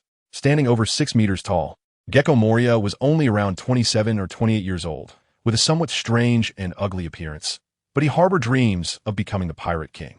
Now that he had become one of the 7 warlords, gaining the support and recognition of the world government, Moria was filled with confidence in his combat power. Master, when do we set off? Absalom, who had released his invisibility ability, asked from behind Gecko Moria. We set off tomorrow. Gecko Moria clenched his fists and said excitedly, once I defeat Kaido of the Beasts, our status will rise significantly. Congratulations, Master. Wishing you success, Hogback said with a smile. If we manage to take down Kaido, you must let me study his body thoroughly. Of course, no problem, Buck, Gecko Moria replied with a grin while patting his chest. Just as Gecko Moria was getting everyone prepared to set off the next day, an alarm suddenly rang out on the terrifying 3-masted ship. Gecko Moria transformed into a swarm of shadow bats and flew out, landing on the watchtower of the terrifying 3-masted ship. This had been specially built for Gecko Moria. It's the Xuanwu warship, the exclusive warship of the Xuanwu Navy Marshal. It's Benedict. Upon seeing the Xuanwu warship from afar, Gecko Moria's face showed shock. He had not expected Benedict to appear in the new world and even come for him. What a surprise. This is my territory. Even if you are the Xuanwu Navy Marshal, I'm not afraid. Move, my army of the undead. Capture Benedict. And we will receive a huge bounty and gain weapons and equipment from the world government's secret research. Gecko Moria did not forget the promise made to him when the world government invited him to become one of the 7 warlords. In fact, Gecko Moria had witnessed the power of those weapons at that time. One by one, the sleeping zombies crawled out from their coffins or from underground at Gecko Moria's call. They gathered together, armed and ready for battle. Attack! Absalom, standing on a high ground, looked at the approaching warship and immediately gave the order. The gunners in the artillery camp ignited and fired. Seeing this scene, Benedict's face broke into a smile. Multi-shadow, clone jutsu. White mist billowed as hundreds and thousands of Benedicts surged across the sea. The soldiers on the Xuanwu warship also launched a counterattack. Patriot missiles were aimed at the terrifying 3-masted ship, and as the button was pressed, 12 Patriot missiles streaked through the darkness, leaving a dazzling light. Gecko Moria, on the watchtower, stared at the 12 beams of light, momentarily stunned. What weapon is this? Is it Borsellino's laser beam? Boom! The zombie army at the front collapsed in an instant, creating large craters on the ground, and the entire terrifying 3-masted ship began to shake violently. Absalom lost his balance and fell to the ground due to the intense vibrations and the shockwaves. He looked at the fallen zombie generals with a face full of fear. The destructive power was simply more terrifying than their shells. Whoosh! The Patriot missiles from other warships were also launched in succession. On the terrifying 3-masted ship, most of the area was directly covered by artillery fire. Even the watchtower where Moonlight Moria was located did not escape. At the same time, Benedict's clone boarded the terrifying 3-masted ship, starting to clear out the unnecessary small fries. Benedict was very satisfied with the attack of the Patriot missiles, and Moonlight Moria became the target of his first experiment. As the cannon fire ceased, the Xuanwu Navy soldiers also boarded the ship one after another, beginning to capture the remaining pirates who had not been blown to pieces. Moonlight Moria, formed from a large number of shadow bats, glared at Benedict with rage and roared. Benedict, are you going to destroy my pirate crew? At that moment, Moonlight Moria had lost the confidence and composure he had just moments ago. He was horrified to discover that the power mastered by the Xuanwu Navy was very similar and equally terrifying to that displayed by the world government. The current terrifying 3-masted ship could not withstand such a bombardment. He had to step up to stop the Xuanwu Navy and capture Benedict. He needed to capture Benedict to obtain a huge bounty, and he also wanted to seize those warships. You are a pirate, and I am the Navy. It's only right to catch you, Benedict said lazily while looking at Moonlight Moria with a smile. Besides, if I don't come, you will go to Wano and battle Kaido, and in the end, your pirate crew will be wiped out. Upon hearing this, Moonlight Moria angrily retorted, Nonsense. I am a man who will become the Pirate King. I will defeat Kaido and stand at the top of this world. I will also capture you. Shadow Spear. Benedict curled his lip and stepped forward, suddenly disappearing from sight. Moonlight Moria felt a sense of crisis and instantly activated his ability, Shadow Warrior. Benedict's fist landed on Moonlight Moria. Boom! The powerful force shattered Moonlight Moria, like a needle piercing a balloon, turning him into fragments. Shadow Spear. At the same time, Moonlight Moria's form appeared not far away, transforming shadows into a spear, attempting to pierce Benedict. Benedict looked at the incoming spear and reached out to grab it. Seeing this, Moonlight Moria let out a sinister laugh. The shadow spear was extremely hard and sharp, capable of easily piercing through a mountain. Benedict dared to catch his shadow spear with his hand, which was simply courting death. This made Moonlight Moria involuntarily envision the scene of subduing Benedict. The essence of power. Fist wave.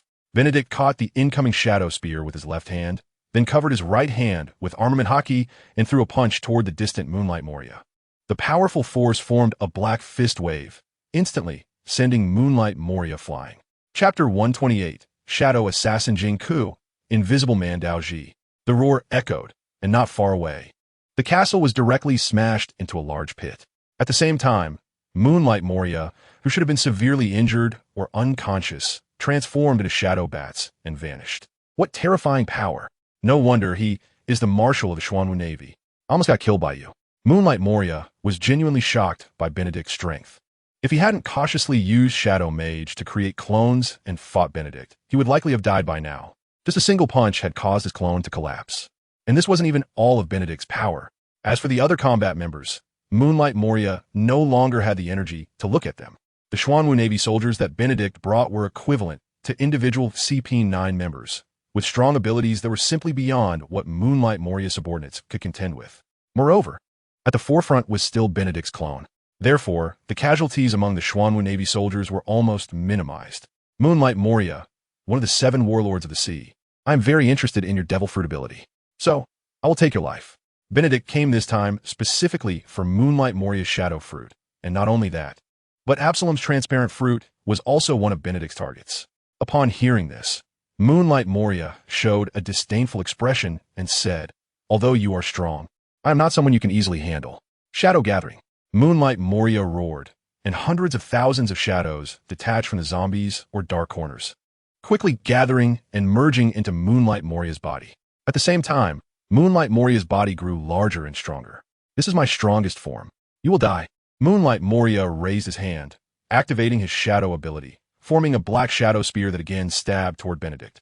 The enhancement in speed and power made Benedict clearly sense that the might of this spear had increased nearly tenfold. But such power was still too weak in front of an admiral. Benedict merely dodged with a flash, easily evading the attack. Boom! Benedict flew in front of Moonlight Moria, and his armament hockey-covered fist slammed down heavily on Moria's head. Moonlight Moria's massive body suddenly flipped and crashed heavily to the ground. The entire terrifying 3-masted ship shook violently. The ground also cracked as Moonlight Moria, in close contact with the ground and sinking into it, was knocked out by Benedict's punch. But Benedict did not let Moonlight Moria go, delivering another punch. Oofed! Moonlight Moria's head was directly smashed to pieces by a punch. Ding! Congratulations to the host for successfully killing the Devil Fruit user and obtaining the Shadow Fruit. Does the host wish to use it and summon the Devil Fruit user? Summon, Benedict said in a deep voice. Killing Moonlight Moria was too easy for Benedict. Although at this time, Moonlight Moria had not yet engaged in a fierce battle with Kaido and had been beaten to a pulp, his strength was only equivalent to that of a vice admiral. Moreover, his development of the Shadow Fruit's abilities was still too poor. Ding! Congratulations to the host for successfully using the Shadow Devil Fruit and summoning the special soldier, Jing Ku. After El Bu, another figure from China. This system is quite interesting, and there are so many devil fruits. I wonder what kind of characters will be summoned if I kill them all. A black shadow coalesced, and a short-haired man dressed in black, wielding twin daggers, appeared beside Benedict. Jing Ku greets the marshal. Jing Ku cupped his hands in salute to Benedict. Jing Ku can be enhanced age, 25 combat power, a level weapon, black gold dagger skills, shadow clone, shadow mimicry, shadow binding, shadow substitute, shadow secret techniques, armament hockey LV2. Observation hockey LV3, potential S-level loyalty, 100. Looking at Jing Ku's information, a smile appeared on Benedict's face. With the power of the Shadow Fruit, Jing Ku could accomplish many things in the future. However, this potential was still not enough. Benedict had greater expectations for those who wielded the Shadow Fruit. Talent enhancement. Benedict extended his hand and placed it on Jing Ku's shoulder, silently reciting in his heart. Ding! Jing Ku completed the talent enhancement. His physical attributes improved, and his potential increased to S level. Although his potential was enhanced, the fact that he did not awaken the Conqueror's Haki surprised Benedict. Yet it was also somewhat expected. Conqueror's Haki is a rare ability. Whether one possesses it ultimately depends on the individual. Jing Ku, I grant you the rank of Rear Admiral, and you will lead the Dark Division from now on. I will find you an assistant shortly. Benedict believed that Jing Ku would not disappoint him. The Dark Division is also the intelligence organization's core, specifically responsible for managing intelligence agents and organizing the collected information. Additionally, the Dark Division has a branch responsible for executing assassination missions, making Jing Ku, as an assassin, very suitable to manage this branch. Thus, he became one of the managers of the Dark Division. Benedict's gaze shifted to the distance, where a target needed to be captured. Absalom, having witnessed Moonlight Moria being easily killed by Benedict Qin. This loyal cadre of Moonlight Moria did not hesitate to use his abilities to evade the encirclement of the Xuanwu Navy soldiers, preparing to escape from the terrifying 3-masted sailboat. However, no matter how hard he tried, in front of Benedict's observation hockey, his presence was still easily sensed. Just a precise attack from Conqueror's Haki caused the fleeing Absalom to be knocked unconscious and passively nullified his devil fruit ability, revealing his true form.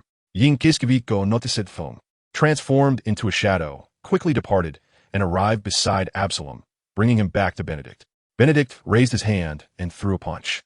Ding! Congratulations to the host for successfully killing a devil fruit user and obtaining the transparent devil fruit. Would the host like to use it and summon the devil fruit user? Summon. Benedict was looking forward to who would be summoned this time. Ding! Congratulations to the host for successfully using the transparent fruit, summoning the special soldier, Trafalgar D. Water Law. The transparent fruit paired with Trafalgar D.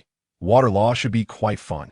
As the system's voice sounded, a figure swiftly approached Benedict, moving with incredible agility. Trafalgar D. Water Law greets the Marshal. Trafalgar D.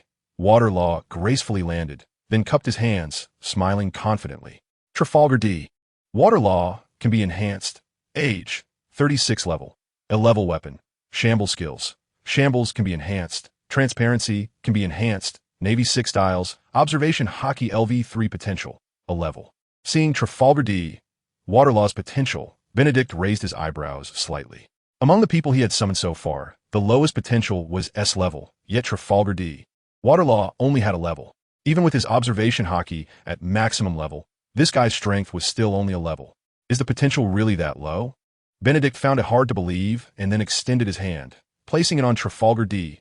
Water Law's shoulder, silently reciting, Talent Enhancement. Ding! Trafalgar D.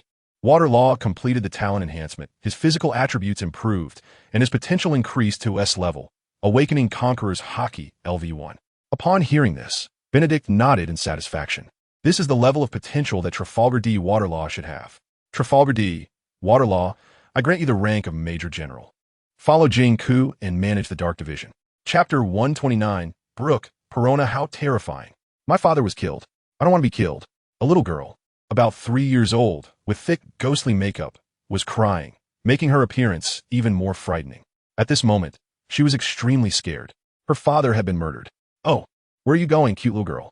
As the little girl continued to run forward, trying to avoid being caught, a skeletal figure with fluffy hair, dressed in a black tuxedo, emerged and smiled at the little girl. The little girl was startled by the sudden appearance of the skeleton and fell to the ground, bursting into tears. Don't kill me. Don't kill me. I'm so scared.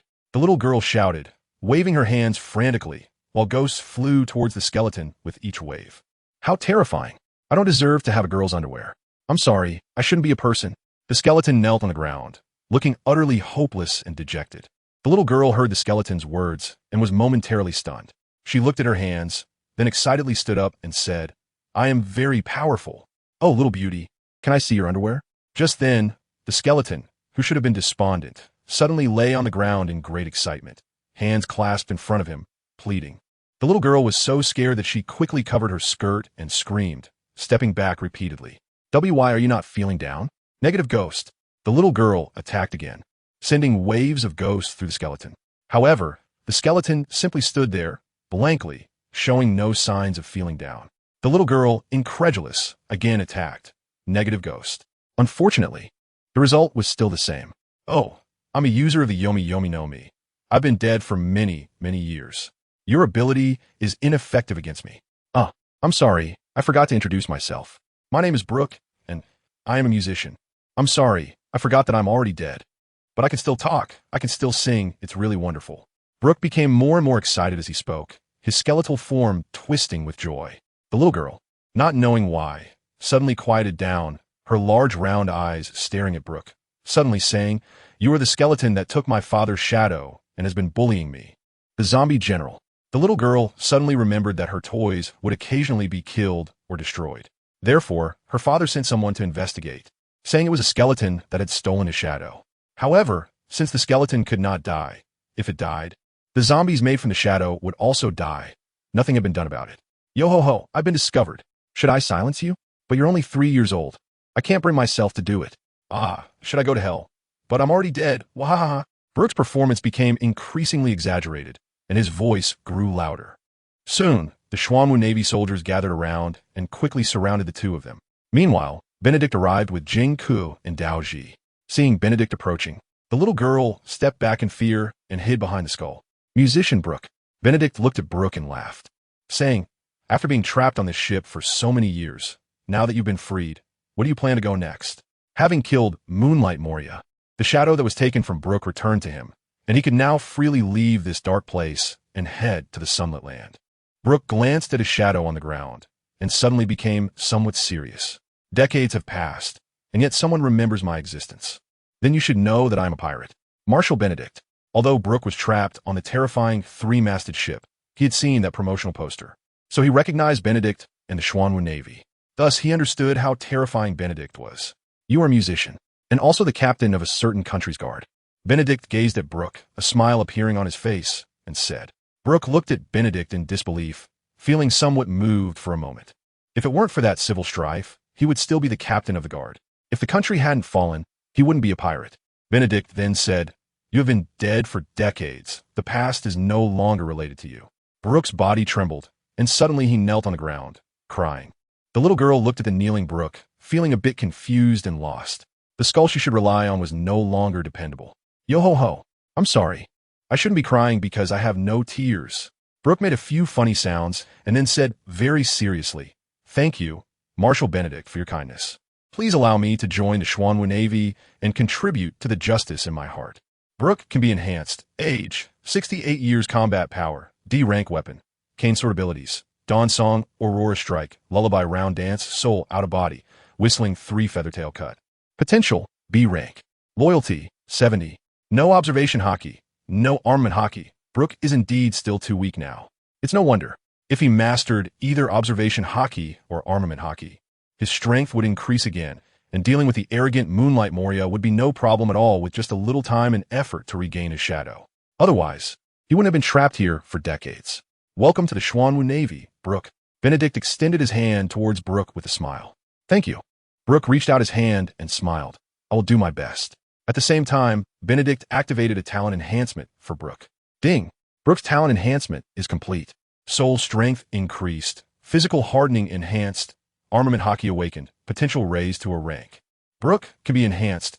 Age, 68 years combat power, C rank weapon, cane sword abilities, Dawn Song, Aurora Strike, Lullaby Round Dance, Soul Out of Body, Whistling 3 Feathertail Cut. Armament hockey LV1, potential, a rank. Loyalty, 80. With one more armament hockey, potential raised to a rank, loyalty increased a bit, not fully loyal, but still worth investigating. The fruit ability is yet to be developed. After taking a close look at Brooke's information, I have a clearer understanding of him. Brooke clearly felt something different about himself. His soul strength had noticeably become much more vigorous, and he appeared much more spirited. All of this only occurred after shaking hands with Benedict. "Although you have been dead for many years and are already an old man, I still have high hopes for you. I hope that one day, there will be a place for you among the senior ranks of the Xuanwu Navy, Major Brooke." Brooke was moved to tears and saluted Benedict, saying, "Thank you for your trust, Marshal. I will do my best. Now it's just you left, Perona." Benedict smiled and then looked at Perona, who was standing aside. "This is a poor child. If the Marshal trusts me, let this child follow me." Brooke grabbed Perona and smiled. "What? I'm not a poor child." Perona was a bit afraid of Benedict, but at the same time, she was unhappy that Brooke called her a poor child. "Yo-ho-ho, your adoptive father is dead, and I've watched you grow up for these 3 years. You're just a poor little brat." Brooke laughed without reservation. Perona thought of something and instinctively glanced at Benedict. But faced with Benedict's playful gaze, she felt scared but forced herself not to show it, turning her fear into anger and resisting Brooke. "I'm not a poor little brat." Brooke laughed, ho-ho-ho, not afraid at all, and even started arguing with her. "All right, then this little girl is yours." Seeing this, Benedict smiled. "A 3-year-old girl? I really can't bring myself to do it. Since that's the case, let this little girl keep for now." Chapter 130. Practice Task Moonlight Moria is dead. For pirates and those guilty of heinous crimes, we will use evidence and fists to deliver fair punishment. A brand new legal system will be implemented within the jurisdiction of the Xuanwu Navy, tailored to local conditions. Section 112. Ladies and gentlemen suffering from mountain bandits, pirates, and gang forces, when you discover violence and criminal events around you, please find us in a timely manner, and we will deliver justice at the first opportunity.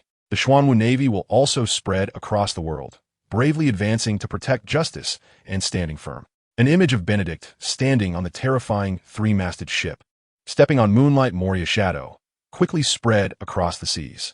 At the same time, This was the Xuanwu Navy's announcement to the world once again. The ambition of the Xuanwu Navy is very great indeed. They are completely ignoring the existence of our Navy. The Xuanwu Navy is a complete fraud. Their so-called justice is merely a king with grand ambitions, devouring nations, seeking to unify the entire world. After watching the footage, Sakazuki could no longer bear the anger in his heart, and he slammed his fist down on the table, storming out of the conference room. The continuous humiliation had led many within the Navy to doubt the strength of their monster. For this reason, Sakazuki had been working hard to become stronger and more powerful. Borisellino and Kuzan exchanged glances at the departing Sakazuki. Although they said nothing, both shared the same determination to grow even stronger. The speed of the Xuanwu Navy was impressive. I should also work hard. At this moment, Kuzan stood up, exuding a chill, and walked outside. Borisellino had originally thought he would just hang around the Navy headquarters. But faced with the gazes of Zephyr and Sengoku, he lazily stood up and said, "I need to get some exercise." "Borisellino, I have a mission for you." Admiral Steelbone Kong suddenly called out to him. Borisellino was taken aback by the sudden remark, but stopped and displayed a rare, serious expression.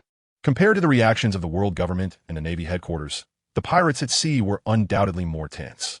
There were many pirates, but powerful ones were few and far between.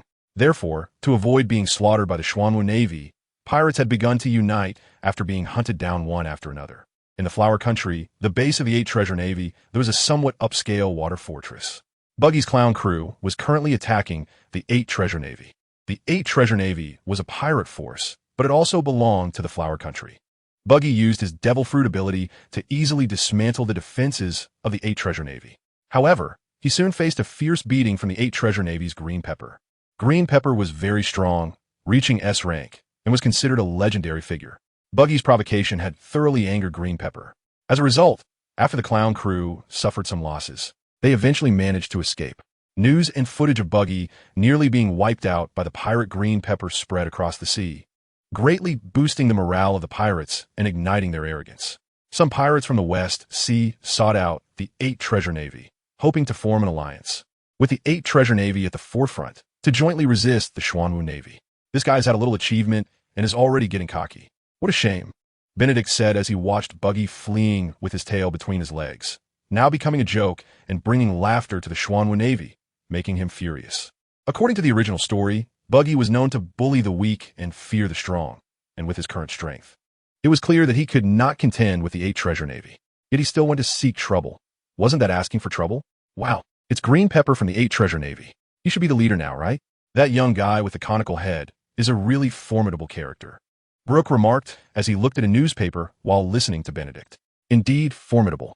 He is now the backbone of the 8 Treasure Navy, with strength at the admiral level. Benedict nodded and smiled. However, this guy's proud conical head was deformed by Garp 10 years ago. What a pity. Brooke replied with a regretful smile. Wow. Admiral, should we go to the Flower Country and take out the 8 Treasure Navy? The shadow of Jing materialized from the ground and asked. Since they are pirates, they naturally need to be dealt with, Benedict nodded and said. However, there are already people in the West Sea. Well, it will be good for you to go. I need you to bring back Green Pepper's head cleanly and efficiently. Benedict thought for a moment and said.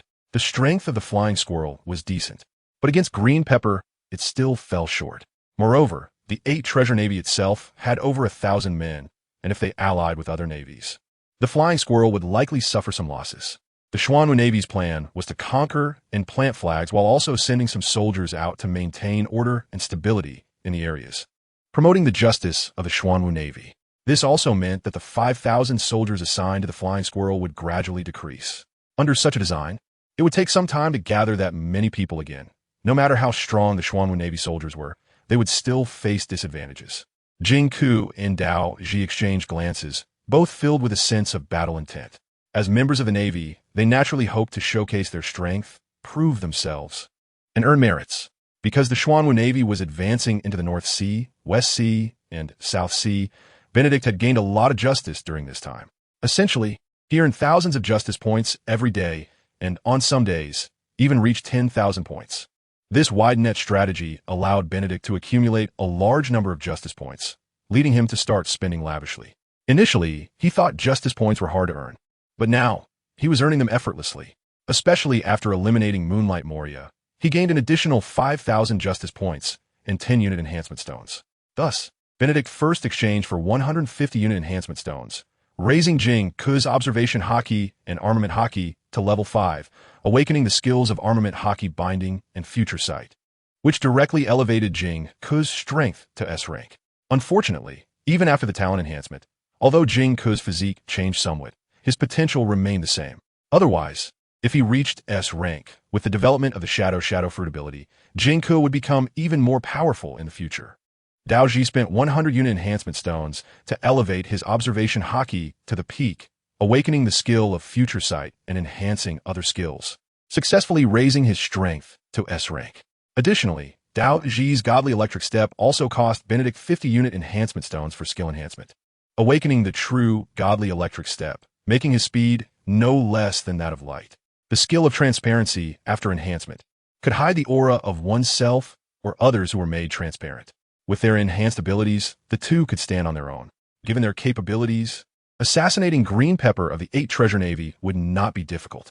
However, as newcomers, their first task was to assassinate an S-rank master, which was not embarrassing and also a good practice. Chapter 131. Green Pepper, Fall in the Flower Country, the base of the 8 Treasure Navy. There were no less than 100 pirate ships gathered. Most of these pirate ships belonged to the 8 Treasure Navy, while a few came from other pirate forces. They gathered together to discuss having Green Pepper serve as the leader of the Pirate Alliance. For the 8 Treasure Navy, this was excellent news. At the same time, it was also a promotion in status for Green Pepper. Of course, the strength of the captains of these gathered pirate ships should not be underestimated. The combined power of their alliance was something even Green Pepper had to be wary of. Leader. The Xuanwu Navy is aggressive and has established so-called police organizations on every island. If we want to go ashore to procure supplies, once discovered, we will be hunted down. This has completely affected our normal existence. So we discussed and felt it was very necessary to give the Xuanwu Navy a heavy lesson. We want the Xuanwu Navy to know that we pirates are not to be messed with. Moreover, we have learned that the highest authority in the West Sea is a recent addition to the Xuanwu Navy, the Flying Squirrel. If the Alliance leader makes a move to kill the Flying Squirrel, we are confident that we can eliminate all the Xuanwu Navy's forces in the West Sea. A tall man with a hideous sword scar on his face scanned the other captains and exchanged glances before speaking. This man is named Kubas, a user of a common type devil fruit, the elephant fruit. Although his fruit ability is average, it still grants him good physical strength and recovery ability. Additionally, he is also a swordsman, which has significantly enhanced his strength, making him quite famous in the West Sea. Qing Jiao sat in the main seat, and although his eyes were narrowed, he was observing these people's private actions and understood their purpose. They simply want to rely on him and the 8 Treasure Water Army's strength to counter the Xuanwu Navy. Qing Jiao said flatly, "As far as I know, the Flying Squirrel leads 5,000 soldiers. If he gathers them all, even if we all come together, we won't have enough manpower. We have a plan to lure the Xuanwu Navy into that sea area and then have the hidden fleet bombard them." Kubas seemed to understand that Qing Jiao would say this. So he laughed and said, "In this way, we can not only exhaust the combat power of the Xuanwu Navy, but also catch them off guard. When they charge out, we will have laid a trap outside, and then the Alliance leader will lead us to attack the Xuanwu Navy. Even if we can't kill them all, it will be enough to severely damage the Xuanwu Navy's operations in the West Sea." Qing Jiao looked seriously at Kubas and smiled slightly. "Since you have a plan, then just proceed according to your plan." Kubas sensed the meaning behind his words and humbly smiled. "Alliance leader, we have no other intentions. Everything is just to counter the Xuanwu Navy. Of course, it is also to ensure we have a decent living environment. The sea is our place of freedom, but it is also where we vent our frustrations. If the Xuanwu Navy is allowed to establish so-called dominance on the sea, we will lose that enjoyment and it will be hard for us to survive." Qing Jiao said nothing more. The Xuanwu Navy is not like the watchdogs of the world government. The strength of the Xuanwu Navy is indeed very strong, and based on his investigation, the current upper ranks of the Xuanwu Navy have more combat power than the watchdogs of the world government. If the Xuanwu Navy gathers firepower and brings in 2 or 3 admiral-level forces, the 8 Treasure Water Army would definitely not be able to withstand it. Thus, deep down, Qing Jiao was somewhat unwilling to become this alliance leader. The Xuanwu Navy is intolerant of pirates. Similarly, he did not want to get involved in the conflict between the Xuanwu Navy and the world government. Just then, someone from the 8 Treasure Water Army rushed in and shouted, "The Xuanwu Navy is here." Everyone stood up upon hearing this. Qing Jiao did not dare to be careless at this moment and quickly led everyone to the high ground. From there, They could see the Xuanwu Navy fleet lined up in formation, with as many as 32 warships. What is going on? Why did the Xuanwu Navy's warships arrive here before we knew it? Qing Jiao was very dissatisfied and immediately glared at the deputy commander of the 8 Treasure Water Army, Abu, and said in a deep voice. Abu's face turned pale upon hearing this. Our forces deployed outside were dealt with by the Xuanwu Navy? Abu said in disbelief. The 8 Treasure Water Army has been able to stand firm in the West Sea, not only because it is the navy of the Flower Kingdom, but also because there are eyes all around within several dozen miles. As long as the navy appears, they will get the news immediately and make arrangements. But now, the Xuanwu Navy has come right in front of them, and they had received no news at all. This was unacceptable. Prepare for battle. Fight to the death. Qing Jiao understood now. The spies sent out by the 8 Treasure Water Army could not have betrayed them. At this moment, there was no retreat for the 8 Treasure Water Army. Kubas and the others looked grim. Their plan had not even started yet, and the Xuanwu Navy was already here. Unfortunately, they were now unable to evade. Therefore, at this time, they could only shout for their pirate members to board their ships and prepare for a fight to the death. Just then, while all the captain's attention was on the Xuanwu Navy fleet, Qing Jiao, standing in the center, suddenly changed his expression. Instinctively, his conqueror's haki erupted, and his armament haki reached its strongest state. Even so, bright red blood still splattered out. Chaotic sounds rang in his ears, and as his consciousness faded, Qing Jiao did not understand why he had been thrown out. In the distance, the flying squirrel led the fleet. Looking at the nearby headquarters of the 8 Treasure Water Army with a silent expression, he was naturally not unfamiliar with the 8 Treasure Water Army. In fact, he had fought against the 8 Treasure Water Army multiple times, and Qing Jiao's strength was quite formidable, having reached the admiral level. Additionally, the special status of the 8 Treasure Water Army and their calm responses meant that every attack launched against them ultimately ended in failure. Now, as the Xuanwu Navy warships approached the headquarters of the 8 Treasure Water Army, there was no sign of a large force coming out to meet them. They could even hear fighting sounds coming from within the 8 Treasure Water Army, which greatly shocked the flying squirrel. What shocked him even more was seeing Qing Jiao's body separate from his head. Chapter 132, Ghost Organization. The deputy commander of the 8 Treasure Water Army, Abu, and the other officers looked in shock at Qing Jiao's decapitated body, feeling immensely stunned. But then, they were filled with horror and anger. Kubas and the others were also frightened by this sudden scene. However, before they could scatter and be on high alert, people continued to fall one after another. Each was a fatal blow. Either their heads were severed, or their hearts were pierced by sharp blades. No matter how astonishing their defenses were, it was useless. In just a few breaths, all the pirate ship captains, including the deputy commander Abu, were killed. At this moment, 2 figures appeared before everyone. However, these 2 figures only flashed by. No one saw their silhouettes clearly, nor did they know their specific identities. Only one person was known, who rose from behind a shadow, eliminated that individual, and then vanished. Another person appeared out of thin air and disappeared just as suddenly. It was impossible to see who they were or to sense each other's presence. Like ghosts, they instilled fear in the remaining people. Boom! Boom! Boom! The 32 warships commanded by the Flying Squirrel unleashed merciless cannon fire, attacking the stronghold of the 8 Treasure Navy. The booming of the cannons, along with the increasing number of people being killed by the explosions, drove the pirates to desperately resist, knowing the outcome was irreversible. They retaliated with cannon fire or attempted to board the ships, creating distance to draw fire while counterattacking with their own cannons. Some even tried to ram their pirate ships into the warships, engaging in close combat, hoping to break through the encirclement. However, this outcome was clearly impossible. As the boarding combat intensified at the 8 Treasure Navy stronghold, the battle grew fiercer. Nearly 2 hours later, all the pirates who resisted within the stronghold were nearly wiped out. The remaining surrenderers were the elderly, women, and children were taken captive. What awaited them would be another form of punishment.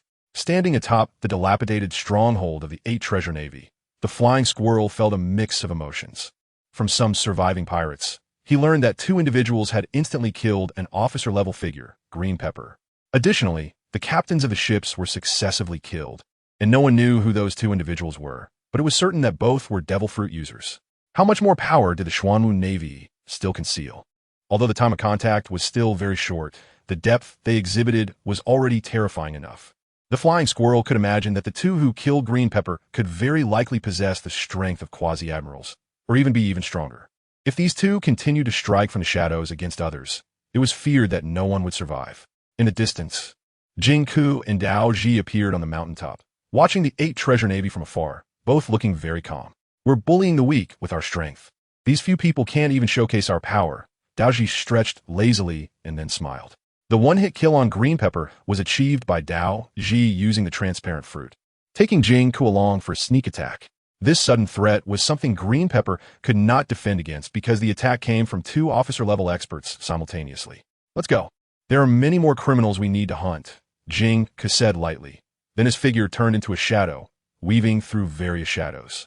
Dao Ji chuckled and became transparent once again, leaving with an incredibly light form. The next day, news and footage about the Flying Squirrels fleet annihilating the 8 Treasure Navy alliance quickly spread across the seas. This was the greatest achievement of the Xuanwu Navy since advancing into the West Sea, and it directly intimidated pirates across the entire West Sea. Even the pirate alliances, when faced with the firepower of the Xuanwu Navy, would inevitably be defeated. At the same time, this incident was specially reported, contrasting with the Navy headquarters. The Navy headquarters was left with a bruised face. Why could the Xuanwu Navy wipe out the 8 Treasure Navy upon their arrival, while the Navy headquarters allowed the 8 Treasure Navy to survive for over 100 years? There were various reasons that could not be clearly articulated, but some people would not listen to you and would say whatever they wanted.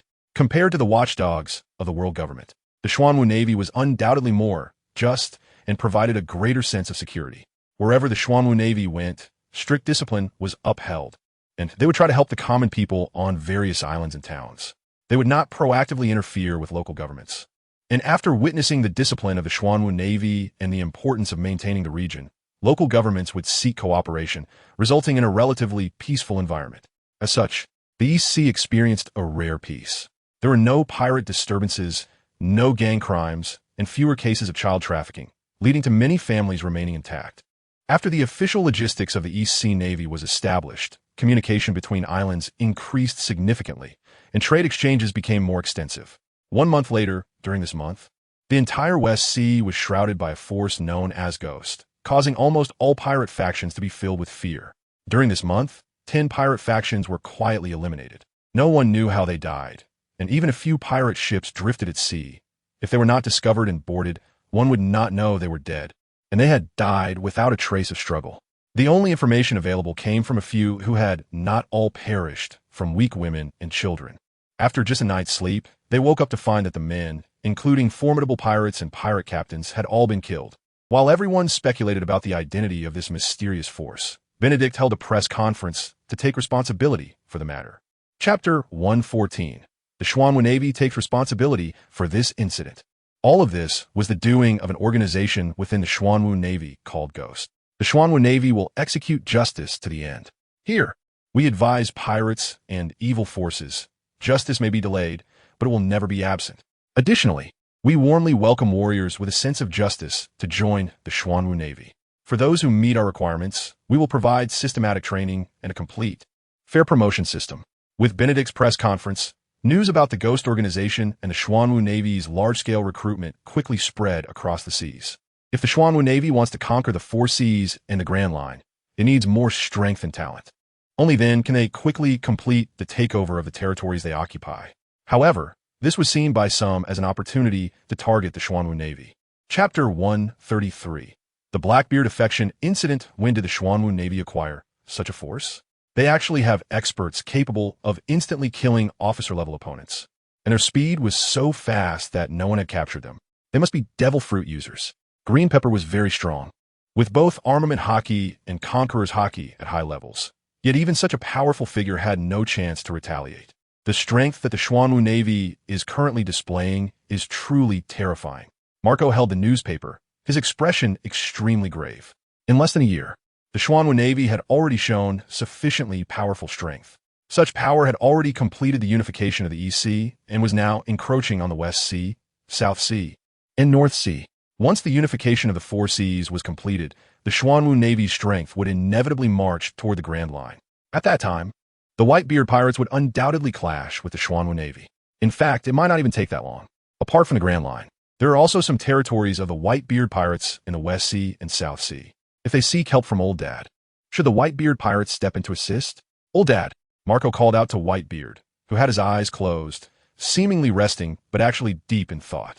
Whitebeard opened his eyes and looked calmly at Marco, saying, "What is it, Marco?" Marco hesitated slightly, but after seeing the gazes from Zhou and the others, he said, "Old Dad, the justice of the Xuanwu Navy is indeed admirable. However, what they're doing is also squeezing our space for survival. The islands we protect will eventually become the territory of the Xuanwu Navy. While the Whitebeard pirates provide protection to local islands, the protected islands also offer gifts in return. While it's called a gift, it's essentially a protection fee. However, compared to the greed and exploitation of other pirate factions, the protection fee of the Whitebeard pirates is relatively lenient. There are no forced demands. As long as you give sincerely and within reason, it's acceptable. Because of this, the islands protected by the Whitebeard pirates are relatively harmonious, and life there is quite peaceful. Is it still early? Instead of thinking about these things, we should focus on how to become stronger to better protect our family." Whitebeard waved his large hand and slapped it on the chair, laughing. "Bring the wine." In a corner of the pirate ship, a somewhat dark-skinned, plump man with two thick gold chains around his neck, showing signs of sudden wealth, turned his gaze to Sachi after hearing that Old Dad was going to hold a banquet, his eyes sparkling with an inexplicable light. He is Marshal D. Teach, 20 years old, a pirate with grand dreams. Right now, he seemed rather ordinary, but after night, he would be known throughout the Grand Line. Sachi was assassinated by Blackbeard, who then defected from the Whitebeard pirates overnight. Along with Blackbeard Teach, he also took with him the recently acquired dark fruit. Upon learning that his son Teach had killed Sachi, Edward Newgate was heartbroken and filled with hatred. Thus, the Whitebeard pirates issued a bounty on Marshal D. Teach and vowed to personally execute this unfilial son. Hidden on some island, Marshal D. Teach looked at the black devil fruit in the box and burst into laughter. "Ha ha! The dark fruit I've always dreamed of is finally mine. On the sea, the name of Blackbeard will shock everyone. To find the devil fruit he desired." He memorized the appearance of all the fruits listed in the devil fruit encyclopedia. He had his sights set on the dark fruit and, after much comparison and planning, chose to hide within the Whitebeard pirates. Because the strength of the Whitebeard pirates was considerable, and the environment here was suitable for him to conceal himself. Of course, at first he didn't have high hopes. After all, finding a specific devil fruit in such a vast sea was too difficult. He even thought that if he couldn't find the dark fruit, he would stay with the Whitebeard pirates for life. Teach admired Whitebeard's power greatly. However, this admiration was contingent upon his not yet obtaining the dark fruit. On Gourmet Island, Benedict, who had transformed into an ordinary-looking person through a transformation spell, was stunned after seeing the news about Blackbeard on the newspaper. Did the wings flap too fast? Has the dark fruit appeared so soon? Blackbeard actually obtained the dark fruit by killing Sachi. The historical trajectory has been advanced. He wondered if Blackbeard's crew members would also gather around him. Stroking his chin, Benedict was somewhat uncertain. "Wow, the food here is amazing. Captain, I suggest you seriously try it instead of staring at the newspaper. The cooled-down delicacies will lose their flavor." Brooke excitedly devoured the food, expressing that Benedict's days over the newspaper was a waste. "I completely agree. And the deep-sea tuna. Wow, this sushi is so delicious. I've never had such tasty fish before." Meanwhile, the little girl Perona, no longer in her ghostly makeup from the Thriller bark, appeared clean and tidy, without a trace of makeup on her face, looking pure and cute. However, her small round face was now adorably puffed up from the food. Hearing this, Benedict smiled and put down the newspaper, joining them in enjoying the feast. He came to Gourmet Island to see how the great Tengu Saikes was managing things. Additionally, he was looking forward to the food here as he had never been before. Most importantly, someone had invited him to meet here. "I'll have a food combo, and this young man next to me will treat." A figure sat down beside Benedict and spoke to the chef who was cooking. Benedict turned to look at the middle-aged man with glasses beside him, squinting his eyes and saying, "Hey, are you out of your mind? Why should I treat you to a meal?" Brooke and Perona looked over upon hearing Benedict's words. "Hey, who are you? Eating here isn't cheap. Why should we treat you?" Perona stood on her chair, hands on her hips, and said discontentedly while staring at the glasses-wearing man, "Are you trying to eat for free?" Brooke laughed beside her. As Brooke's voice rang out, two Special Forces transformed waiters approached, looking at the glasses man. Their smiles seemed kind, but they were seeking an explanation. Rayleigh, the Dark King, looked at the two waiters with a dark expression, his cheeks twitching slightly. "Penny Pincher, drinking cold water. It was quite a good disguise. But your aura doesn't change, kid." Chapter 134. The information of the Dark King Rayleigh. The one who arranged the meeting was indeed Rayleigh. and he specifically requested to meet at Gourmet Island. This surprised Benedict and left him feeling somewhat puzzled. This guy is definitely up to something again. You didn't invite me here just to make me pay the bill, did you? Benedict looked at Rayleigh suspiciously, incredulously saying, "How could it be? Am I that kind of person?" Rayleigh replied, feeling somewhat awkward but still speaking with righteous indignation. "A food combo costs 30 million berries. Do you have that?" Benedict asked again. Rayleigh felt a bit gloomy, not giving him any face at all. "Since you've retired, you shouldn't be wandering around. I'm warning you as a friend, otherwise I'll definitely arrest you and throw you into Azkaban." Despite being somewhat familiar with Rayleigh, he still needed to clarify their positions. "You wouldn't dare," Rayleigh said with a smile. "So confident?" Benedict looked at Rayleigh in disbelief. Rayleigh whispered to Benedict, "Gourmet Island is where you make money. You wouldn't want to expose yourself, unless you have enough funds to support your army." Benedict glanced at Rayleigh the Dark King and said flatly, "No wonder you are so confident. Tell me, how did you find out?" Benedict was curious about how Rayleigh knew that the Gourmet Island belonged to him. After all, he had never mentioned it in front of others or showcased anything. The sudden establishment of gourmet restaurants around the world was truly remarkable. If it wasn't the world government's doing, then it must be you. The power of the Xuanwu Navy is astonishing. Can you tell me about the Phantom Organization? Benedict squinted at Rayleigh and smiled. After saying so much and calling me here, your purpose is to gather information about the Phantom Organization? What are you thinking? Or are you helping someone else gather information? Rayleigh chuckled, took a sip of his own alcohol, and said, "The power you display is too strong, too sharp. You know too little about the world government. Next, there will be actions from the world government, a campaign against the Phantom." Benedict was somewhat surprised. Rayleigh sought him out just to discuss this matter. What surprised Benedict the most was that regardless of the truth of this matter, it was internal to the world government. So why would Rayleigh know about it? "Where did you get this information?" Benedict asked curiously. "The food here smells delicious, but I haven't tasted it yet." Rayleigh stared at the chef cooking the delicacies and did not answer Benedict's question. Benedict pouted and then said to the chef, "Give this guy a gourmet set meal. I'll pay. 30 million berries. It's expensive, but affordable. Besides, this money will ultimately be mine." Rayleigh still did not answer until the food was served in front of them. After enjoying it, he finally smiled and said, "The world government has a secret research institution that has gathered a large number of genius scientists to develop various combat machines. Because of your actions, they feel threatened. So there will be a weapon called Pacifista deployed on the battlefield. This is a threat to pirates and to you. However, what kind of combat machines they will deploy will depend on how strong you show your power. They will find a way to capture the Phantom Organization and then eliminate them. The Gorosei will not allow overly powerful forces to change the pattern of the entire sea." Pacifista? Benedict was taken aback upon hearing this. Has the historical trajectory advanced again? Blackbeard is like this, and so is the Pacifista. In the original history, the Pacifista only appeared after Bartholomew Kuma emerged in science. Now, it seems there is a large-scale production. Yes, it is the Pacifista, a powerful machine, emotionless, only obeying orders, but with astonishing destructive power. Your soldiers are quite strong, but what if they have a much larger number? They won't be able to withstand it. Rayleigh said, handing a din-din mushy to Benedict. "I know you might be reluctant to believe what I say, so here's the evidence." Benedict looked at the din-din mushy, pondered for a moment, and still accepted it. But this was not the place to examine it, so he could only keep it safe.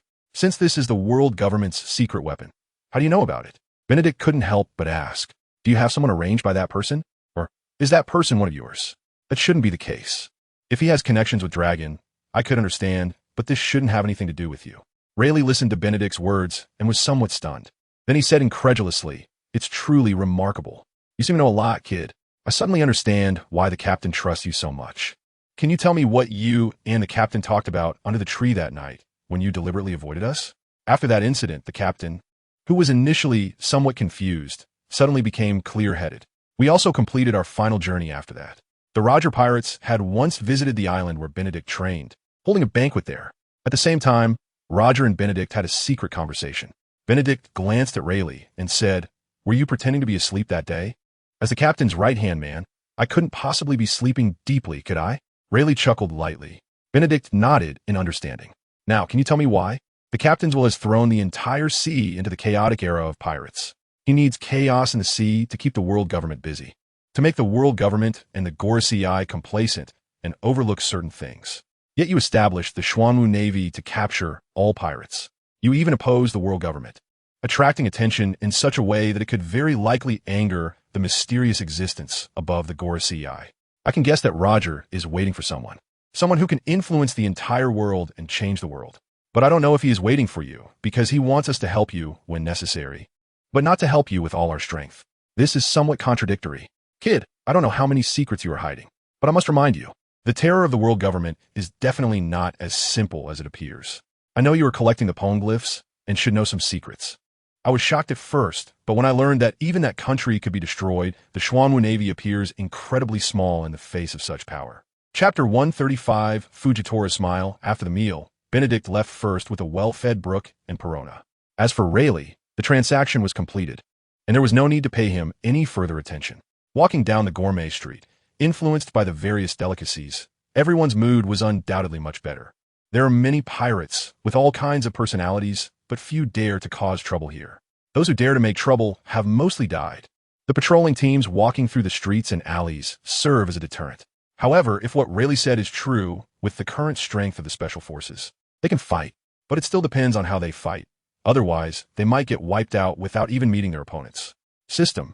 Can the special forces summoned daily continue to improve in strength? The currently summoned Special Forces Source Group 3, 4, 1, 4, 7, 1, 7, 8, 4.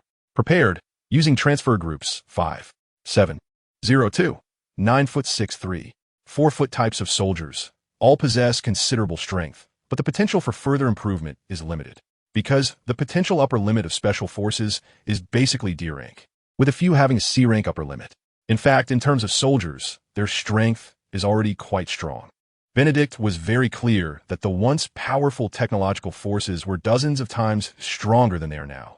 If the world government really possessed those technological powers, it would be insufficient. Ding.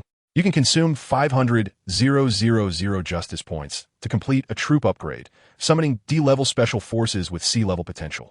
Note, troops can be upgraded a maximum of 3 times. Hearing this, Benedict raised his eyebrows slightly.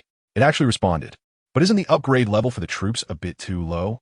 Consuming 500,000 at once to only increase 1 level is a bit disappointing. A level corresponds to Major General, B level corresponds to Brigadier General, C level corresponds to Colonel, and D level corresponds to the rank of Major. Troops can only be strengthened 3 times, which means that the highest special forces summoned daily will at least be at the Brigadier General level. At first, when seeing that troops could be strengthened, he thought he could summon Brigadier Generals, Major Generals, or even Generals every day. Now it seems a bit too presumptuous. However, being able to summon 500 Brigadier Generals daily would still be quite good. It's just that he doesn't know if the potential will improve in the last 2 upgrades. Open. Section 116, 456, 15 points. Great. Ha ha ha. All these gold coins are mine now. With these gold coins, I can enjoy a nice meal today. A middle-aged man, with his chest exposed and arms bandaged, was overjoyed to see that he had hit big after going all in, quickly stuffing all the gold coins into a bag and excitedly leaving. Gourmet Island is vast, with many delicious foods that make people linger and unwilling to leave. As a result, some people who were short on coins but wanted to eat would gamble. Losers with red eyes would think about doing bad things. However, very few dared to take action. It's not that the gambling houses are run by Gourmet Island itself. In fact, these gamblers are all betting privately. The great Tengu Qingfeng, upon learning this, turned a blind eye, and there were also patrols keeping an eye on the area.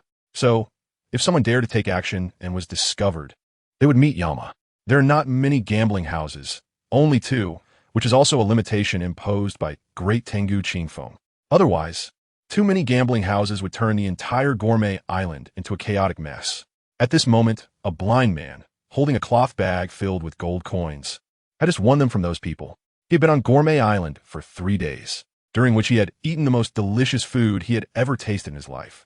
It truly made him reluctant to leave, but it was also very costly, so when he needed money, he would gamble. While Benedict was biting into a candied hawthorn, he happened to see the blind man and narrowed his eyes. Fujitora smiled. Although the other party looked very young, he bore a striking resemblance to Fujitora 20 years later. "Excuse me, could you let me pass?" The blind man gently tapped his cane on the ground as he was feeling his way forward. When Benedict stood 1 meter in front of him, the blind man stopped and said to Benedict with great politeness. Benedict looked at the blind man and smiled. "Sir, it seems you had a good harvest today. I'm quite interested in what you have. Would you be interested in playing a game?" If you win, the gold coins in your hand are mine. If you lose, I'll treat you to a meal at a high-end restaurant. Sure. The blind man immediately became interested. He loved gambling and was quite fond of it. The gold coins he held were worth about 10 million berries, which was not enough to enjoy a meal at a high-end restaurant. Can we change the place where we gamble? Benedict smiled and said, Of course. The blind man, bold and skilled, was not afraid that Benedict had any schemes and readily agreed. Perona and Brooke, who had been silent on the side, were indeed very interested.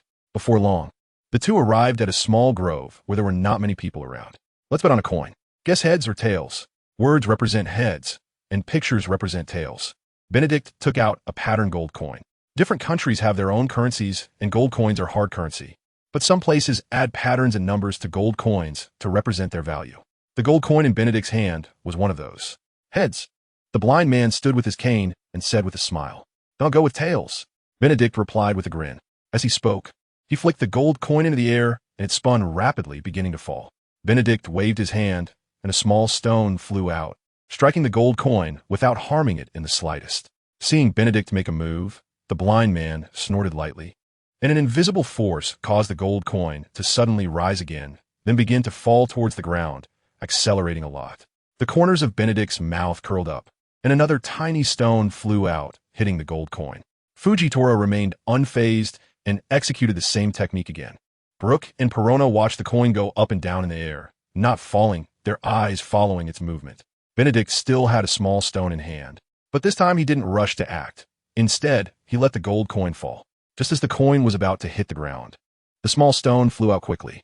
However, just when the stone was about to collide with the coin, it was pressed down to the ground by an invisible force. The gold coin landed steadily, face up. You should be Fujitora, right? Seeing this, Benedict clapped his hands, a smile appearing on his face. At such a young age, possessing such terrifying strength, there is only one person rumored on the scene now. Admiral of the Xuanwu Navy, Benedict. I just didn't expect to meet you here. Fujitora stroked the handle of his cane sword, a hint of confidence on his face. Chapter 136, Fujitora's Journey. Mr. Fujitora, you have mistaken me for someone else.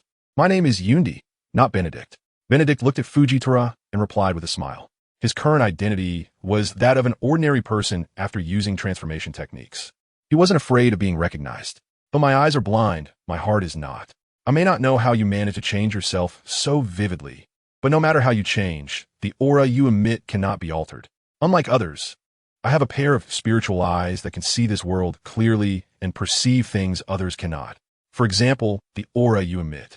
Fujitora pointed at Benedict and spoke in a gentle and detailed manner. When the Golden Lion pirates attacked the Xuanwu Navy base, I happened to be traveling in the EC. I witnessed that battle and remembered your aura. Hearing Fujitora's words, Benedict smiled. Many people watched that battle in secret, and based on his understanding of Fujitora's character, he would not stoop to lying. So it's true. Benedict thought to himself and immediately transformed back to his original appearance. Mystery Chow, your observation hockey is somewhat beyond my imagination. So, I'm a bit curious. How far can your observation hockey cover?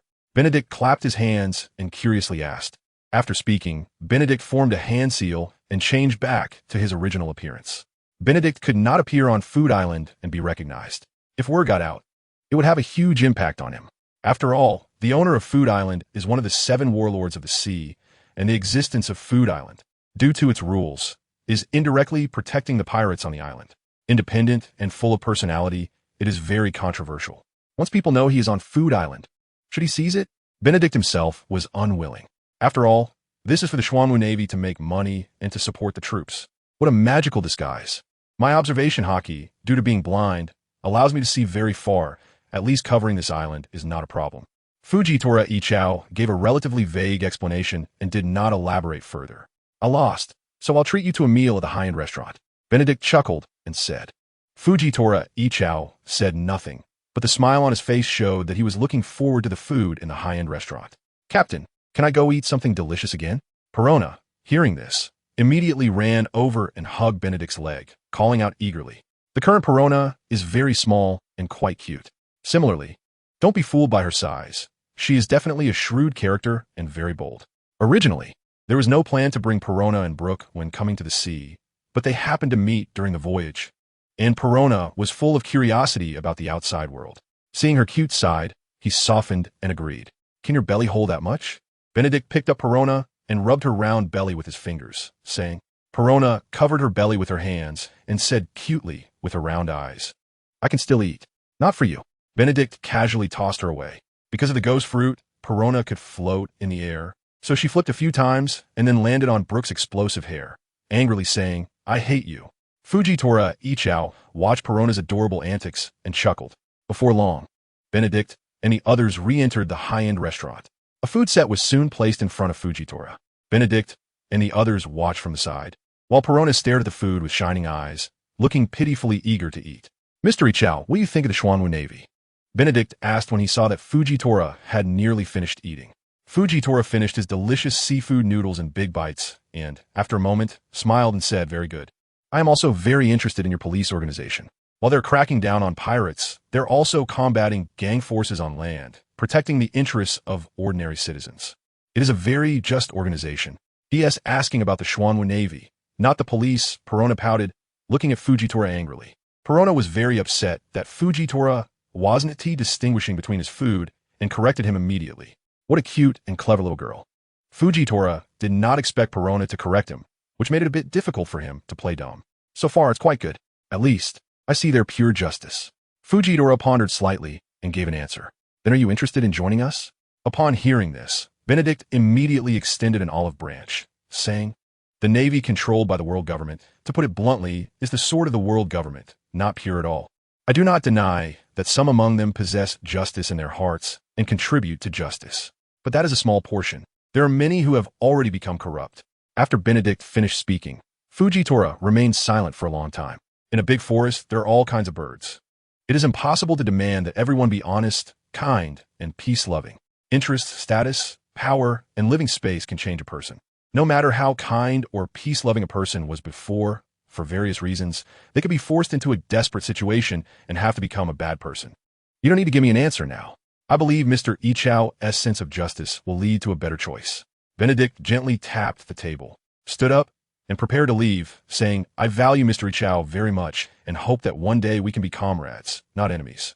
Fujitora held the hilt of his sword cane and gently stroked it, saying, my journey is not over yet. I will leave here today to see more things. Fujitora then left without further delay, departing Food Island with a merchant ship to continue his journey.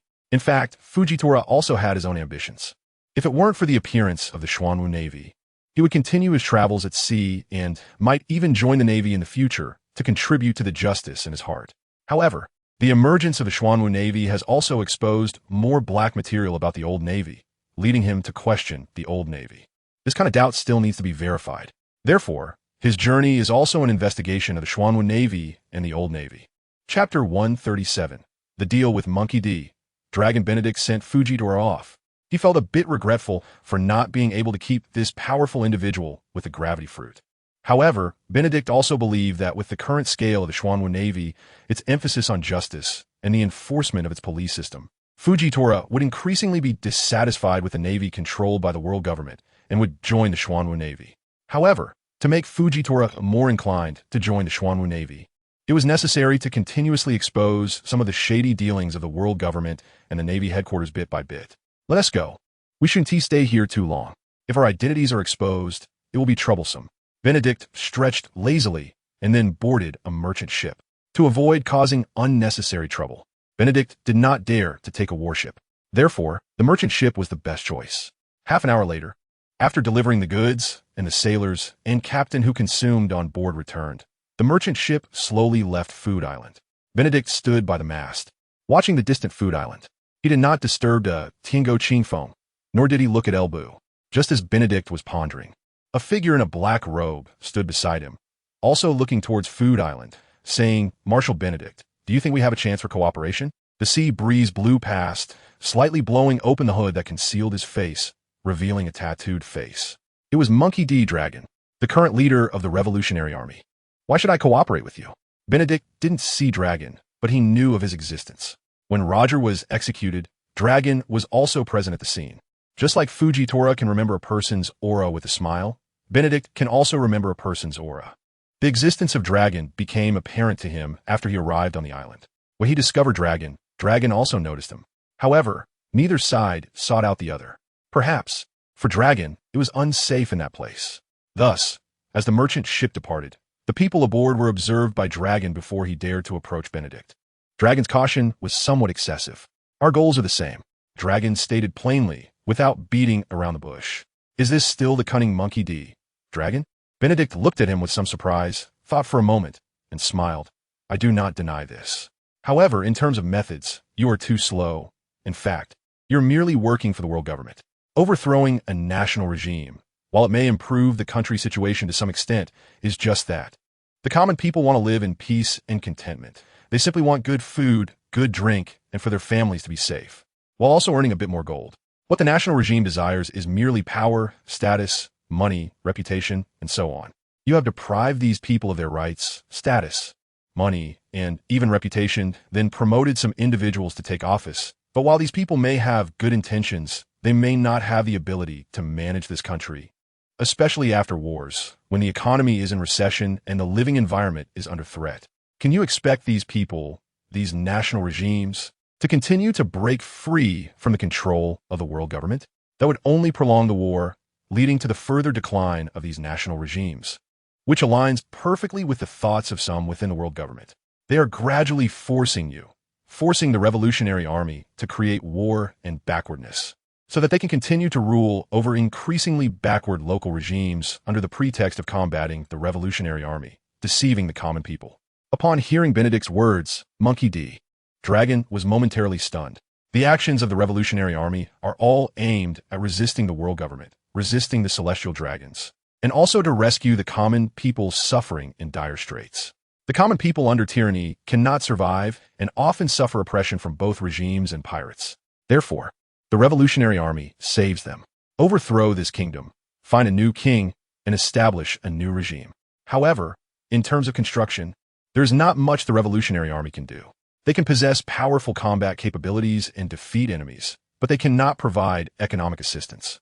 After all, the growth of the revolutionary army also requires substantial funding, and even to continue, they need support from other powers. Do you have any solutions? Monkey D. Dragon had to take Benedict seriously and asked. The Xuanwu Navy is different from the Navy headquarters.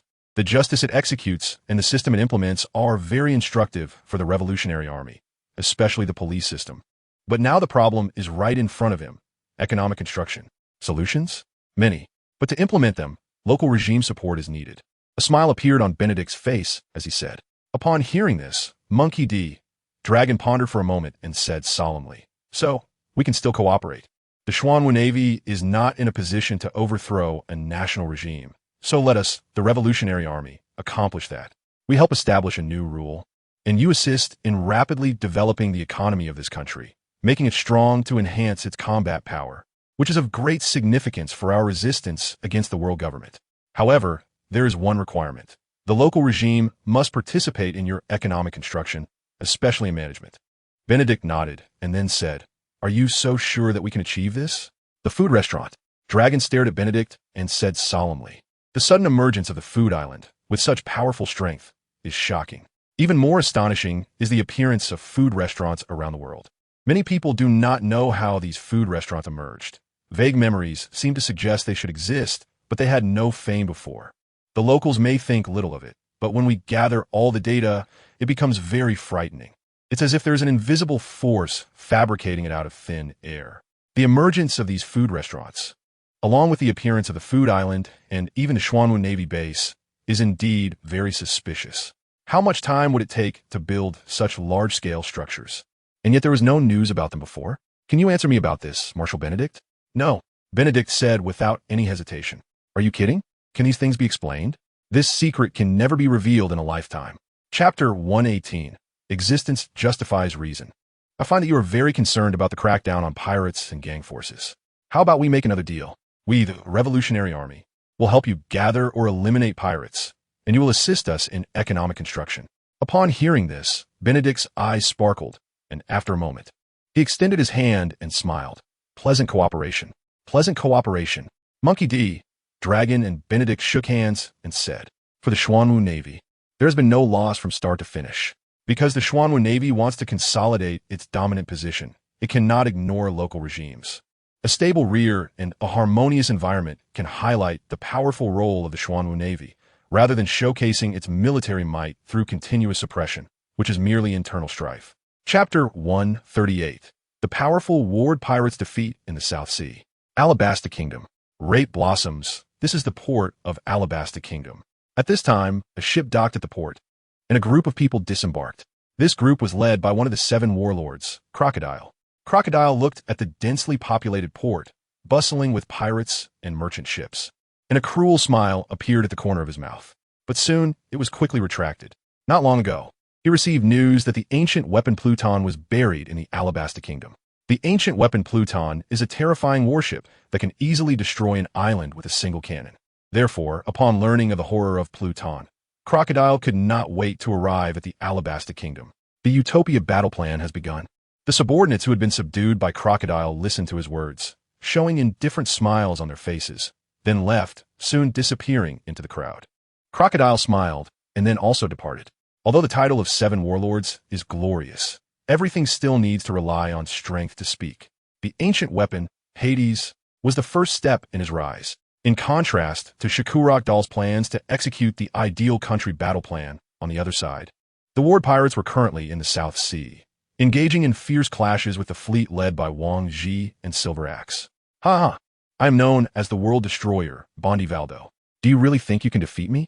Wang Ji. The Bondi Valdo with the Momo fruit has immense power. Although not a Navy person, he masters the Navy's 6 powers. In addition, he has also mastered armament hockey, reaching LV5, allowing him to fully arm himself. His strength places him among the powerful of Roger and Whitebeard's era, making him a figure feared by the world government and the Navy. To this day, his opponents have included Sengoku, Garp, Zephyr, Roger, and Whitebeard. A person like this should not have become one of the 7 warlords. To be blunt, in terms of personal strength, he could challenge the Yonko. However, there is still some distance from the Yonko level, so he can only be considered a Vice-Emperor level. Due to the existence of the Xuanwu Navy and the threats posed by the Big Mom Pirates and the Beast Pirates, they could only pull the Ward Pirates into their camp first. In fact, after that war, Sengoku, Kazan, and others not only wanted to take down the Tiango Qingfeng, but they also wanted to seize Bondi Valdo at that time. Unfortunately, those who have made a huge name for themselves on the sea are not fools. So, they left first. Wang Ji, feeling a headache, slashed down with his sword, and the massive blade aura instantly split the incoming cannonball in half. Boom!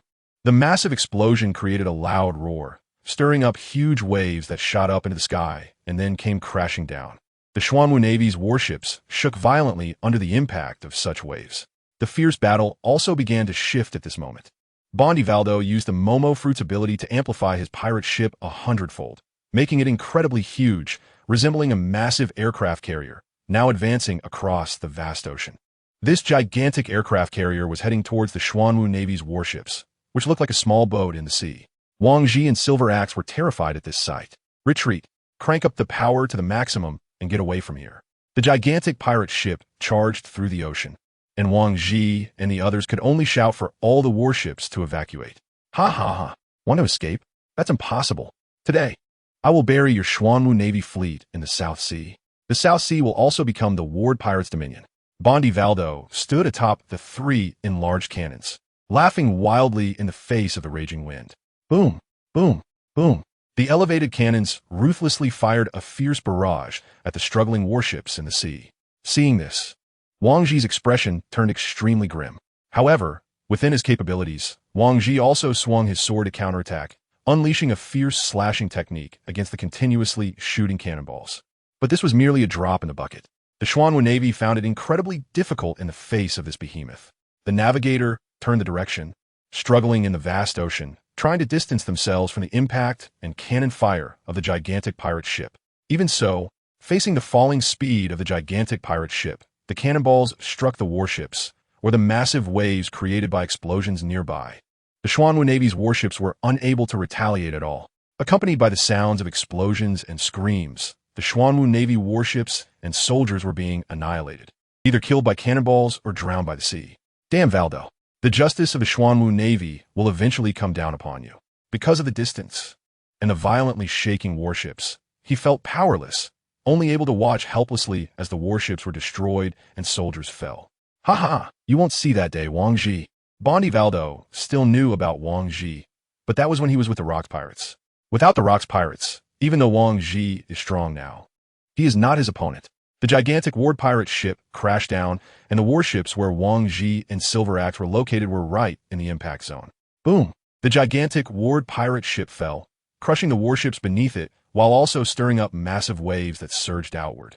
Some of the Xuanwu Navy warships that barely escaped the range were also thrown away by the incoming huge waves. At the same time, the war pirate ship began to shake violently. On the war pirate ship, Bondi Valdo watched as the fleet of 15 warships, led by Wang Ji, was completely annihilated, and he couldn't help but laugh excitedly. Who am I? Bondi Valdo raised his hands, clenched his fists, and roared to the sky. The World Destroyer. The members of the war pirates, hearing their captain shout, shouted in unison. The rolling waves, due to the fierce battle, continued to surge outward, submerging many islands in their path. The warships in battle, and the fallen soldiers of the Xuanwu Navy, still had floating corpses visible in the sea. This scene was quickly reported by hidden informants. Thus, a newspaper featuring Bondi Valdo, standing on the gigantic pirate ship, destroying the Xuanwu Navy warships, quickly spread across the seas. When various factions learned of the news, they were all astonished. The losses incurred this time were undoubtedly the greatest since the establishment of the Xuanwu Navy. Many factions secretly rejoiced, while also being curious about how Xuanwu Navy Marshal Benedict would respond next. Chapter 139, King of the North Sea, Vinsmoke Family. Holy Land, Mariehua. The 5 elders gathered together.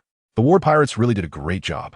1 Navy Admiral, 1 Navy Vice Admiral, and the elite from 15 warships. This is not an insignificant force. The Momo fruit is a very good paramecia-type fruit. Bondi Valdo's ambitions are enormous. According to informants' analysis, he has ideas to overturn the Navy and the world government, which is very evil. He has just a pawn used to block the Xuanwu Navy. Section 119. A mere chess piece causing a ruckus in the South Sea is fine, but in the Grand Line, it's not enough to take seriously. Let him continue to make a scene. It doesn't cost us anything. The 5 elders exchanged words, making judgments about what had happened with the war pirates in the South Sea. Marineford, Navy Headquarters. Sakazuki looked at the newspaper, confirming that the Xuanwu Navy had lost a general and a vice admiral, and the Navy fleet was annihilated, and he suddenly burst into laughter. His laughter was so loud that it echoed throughout the entire office building. Kazan heard Sakazuki's voice and let out a breath of cold air. Although he was somewhat surprised, he felt a sense of relief. The previous encounters with the Marine Corps had left him quite embarrassed. Such a dangerous person should be locked up and impelled down. Borsellino put down the newspaper, tilted his mouth, and made a somewhat greasy sound, then muttered to himself. In the Marine headquarters, Sengoku stood in front of Admiral Akainu, discussing matters concerning the South Blue. Admiral, I heard that the world government has dispatched a force that will permanently join the Navy. Is that true? Sengoku inquired. Akainu nodded without hiding anything, saying, yes, this is a combat unit codenamed Guardians. Where's this unit? Is it a secret operation? Sengoku asked curiously. You'll know soon enough. Akainu replied with a faint smile. Sengoku was somewhat puzzled. However, since Akainu did not elaborate, he had no choice but to wait for news. In the North Blue, the strongest force is undoubtedly Germa 66. Germa 66 is a massive organization known as War Experts, ruled by the Vinsmoke family. The head of the Vinsmoke family is a genius scientist named Judge, who once researched lineage factors alongside the world's top scientist, Vegapunk, and had significant achievements in that field. Later, due to some issues, they parted ways, and Judge utilized the lineage factor to create batch after batch of emotionless, pain-resistant artificial humans, forming a scientific army. With this scientific army, Judge was invincible in the North Blue, defeating numerous forces and instilling fear in others. However, the North Blue falls under the jurisdiction of the world government, and no matter how powerful the Vinsmoke family is, they're still like eggs hitting a rock in front of the world government. Thus, Judge chose to submit to the world government and join them.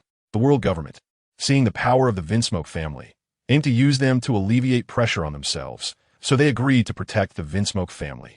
This was when the Vinsmoke family became the rulers of the North Blue. Many strong individuals have emerged from the North Blue, but few have remained. Without these strong individuals, the Vinsmoke family continued to reign supreme. However, since 2 months ago, the appearance of the Marine Corps has severely challenged the status of the Vinsmoke family. The Marine Corps led by Sakata Jintoki has dealt powerful blows to pirates. Almost every pirate discovered could not escape and was hunted down.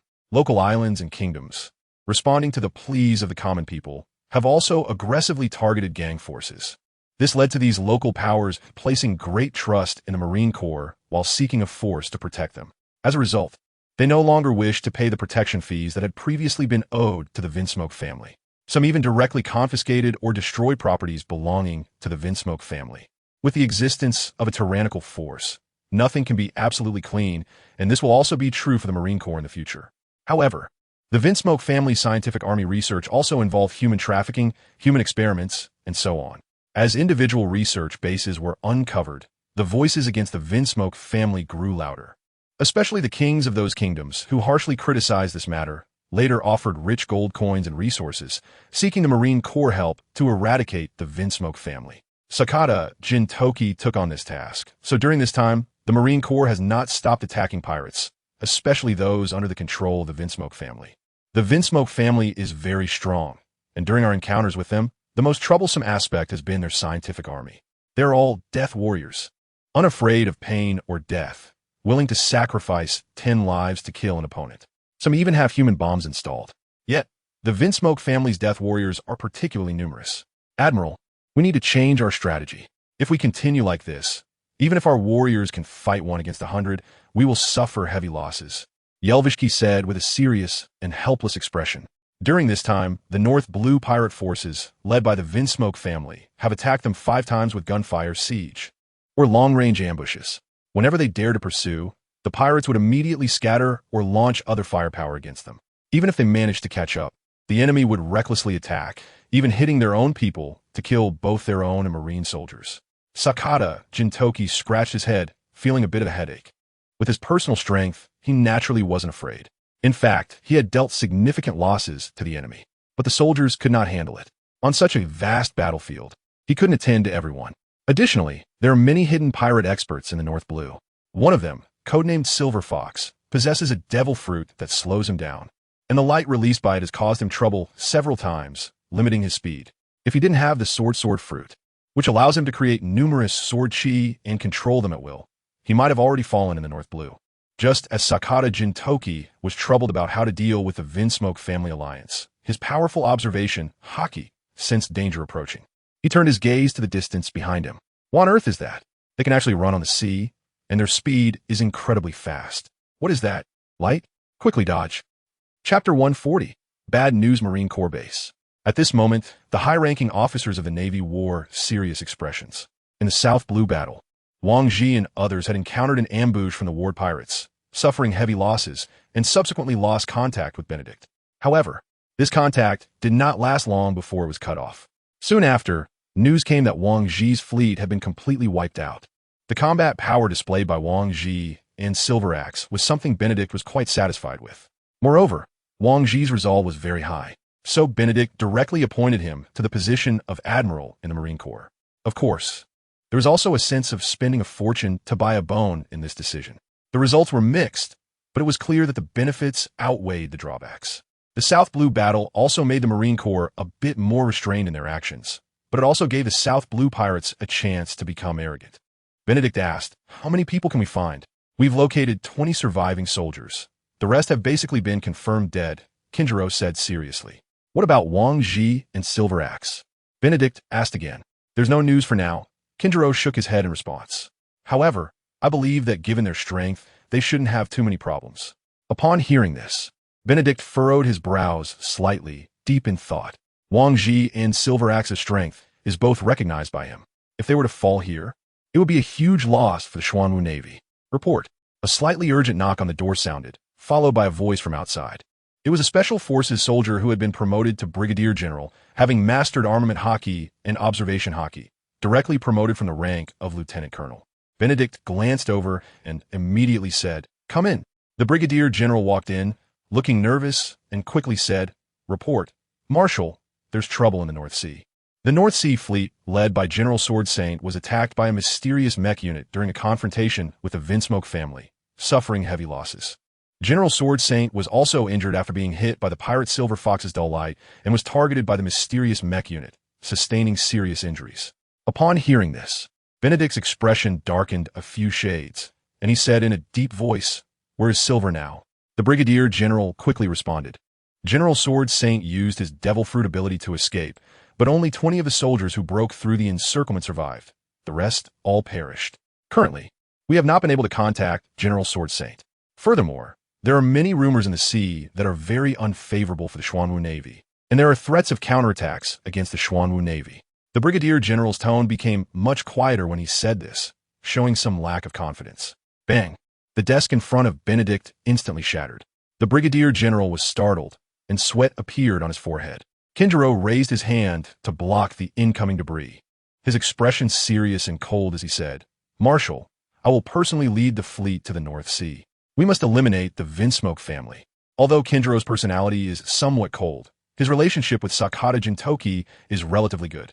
At this moment, with Sakata Jintoki seriously injured and the North Sea fleet suffering heavy losses, how could he not take it seriously and feel angry? Most importantly, Sakata Jintoki's life or death was unknown. Ding! The system detected that the Xuanwu Navy's operations in the North Sea and South Sea had suffered heavy damage, and the morale of the Xuanwu Navy had been hit. The host is advised to take action personally to restore morale and continue advancing the plan to conquer the four seas, striking down the pirates' arrogance. Task rewards, Justice Points. 20 units strengthening stones, 1 silver treasure chest. The system's voice echoed in Benedict's mind, making him pay more attention. Originally, Benedict had no intention of taking action personally. However, to complete the task, it seemed very necessary to go to the North Sea and South Sea. Sakata Jintoki was a special forces soldier he had summoned, with absolute loyalty and great potential and quality. He must not fall here. Brew, brew, brew. It was the sound of a snail phone.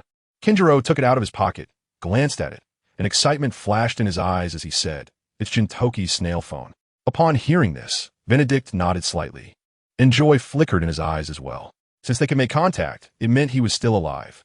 Kinjiro answered the snail phone, and Sakata Jintoki's voice came through. "I almost died. Damn Silver Fox. If I catch him next time, I'll definitely kill him." Kinjiro listened to Jintoki's relatively strong tone and smiled faintly as he said, "Right now in the North Sea, those pirates are watching your joke. TCH, that's because I'm restricted. Otherwise, with their little power, they wouldn't be enough for me to deal with," Sakata Jintoki said disdainfully. "Once I'm healed from this injury, I'll take down Silver Fox first and then turn the East Sea upside down." Kinjiro's lips curled up as he looked at Sakata Jintoki. At this moment, Sakata Jintoki had a stern face, and when he saw the snail phone pointed at him, he coldly smiled and said, "Not bad. The mighty Sword Saint is actually being beaten up by a bunch of punks, sending my soldiers to meet the King of Hell. Jintoki, your skills have improved." On a certain island, the injured Sakata Jintoki, wrapped in bandages, listened to Benedict's words, first showing a bitter smile, but then revealing a carefree expression as he said, "Don't worry, Marshal, I can take the North Sea." At the Xuanwu Navy base, upon hearing this, Benedict said coldly, "I believe in you, but what I need is to solve the problem immediately." Sakata Jintoki was momentarily taken aback, and then fell silent. If the issue needed to be resolved immediately, his current injuries made it impossible, unless he could eat a senza bean. But this thing, besides Benedict, no one else had. The South Sea fleet was almost completely annihilated, and the fates of Wang Ji and Silver Axe were unknown. Benedict's voice then echoed, causing Sakata Jintoki's pupils to suddenly shrink, feeling greatly shocked. He was well aware of Wang Ji's strength. With his current power, it would be somewhat troublesome to take down Wang Ji. However, the South Sea fleet where Wang Ji was located had been completely wiped out, and both Wang Ji and Silver Axe were in unknown conditions. Who did this? Sakata Jintoki instinctively asked. "The Ward pirates," Kinjiro answered Sakata Jintoki. "Marshal, I can head to the South Sea first and deal with the Ward pirates." Kinjiro looked at Benedict and said, "You go to the South Sea, but I want you to hold them off," Benedict said coldly.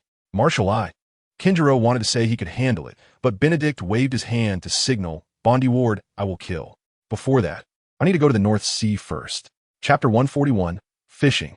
"Come up, since you are so confident in yourself, then follow me to see the outside world, and it will help you realize how weak you truly are." On the Xuanwu warship, Benedict looked down at Enel, who had been brought over, and said flatly. After bringing Enel down from Sky Island, he first threw him into the indoctrination base, and then into the training base. He corrected some of Enel's thoughts and enhanced his strength. In fact, Enel did not disappoint Benedict. In just a few months, his strength had rapidly improved. He had made considerable progress in developing the Rumble fruit. However, he had not yet developed the mastery of armament hockey. Even so, Enel's arrogant demeanor still made people feel a headache. Thus, in the subsequent actions, Benedict decided to take Enel along. Benedict did not give Enel a chance to refute and directly had the navigator start the Xuanwu warship to set sail. Enel still wore a proud expression. But at this moment, he did not dare to argue, transforming into lightning and easily entering the Xuanwu warship, setting off towards the North Sea. Meanwhile, Kinjiro also led his fleet towards the South Sea. This time, he needed to find Wang Ji and Silver Axe, stabilize the Xuanwu Navy situation in the South Sea, and also intercept the Ward pirates. The news of Benedict leaving the East Sea with the fleet to enter the North Sea, and Kinjiro leading his ships into the South Sea quickly spread. Without Wang Ji and Silver Axe, the high-level forces of the Xuanwu Navy were left with only Benedict, Kinjiro, Sakata Jintoki, and Yelf Sijia, and finally, Qian Liang, who had transformed into Buggy. However, this person, Buggy, is a bit neurotic, wandering around with his fleet, occasionally catching pirates, but more often, he is hosting banquets and searching for treasures. This has led many to joke that Buggy is a dog that can't change its ways. Ultimately still a pirate. Besides these, Sakata Jintoki and Yellowy Suki were ambushed during the Battle of the North Sea and reportedly suffered serious injuries. Therefore, for the Xuanwu Navy, the only available people who can stabilize the situation are Benedict and Kinjiro. Now, as Kinjiro and Benedict leave the East Sea, some sneaky individuals seem to see hope and are starting to stir. Ha ha! Truly, heaven is helping me. Benedict, you have left the East Sea and the Xuanwu Navy base. So don't blame me for completely destroying the Xuanwu Navy base. In the New World, in a hidden corner of the doldrums, there are 5 massive floating sky islands. On the sky island, the Golden Lion Shiki is laughing excitedly.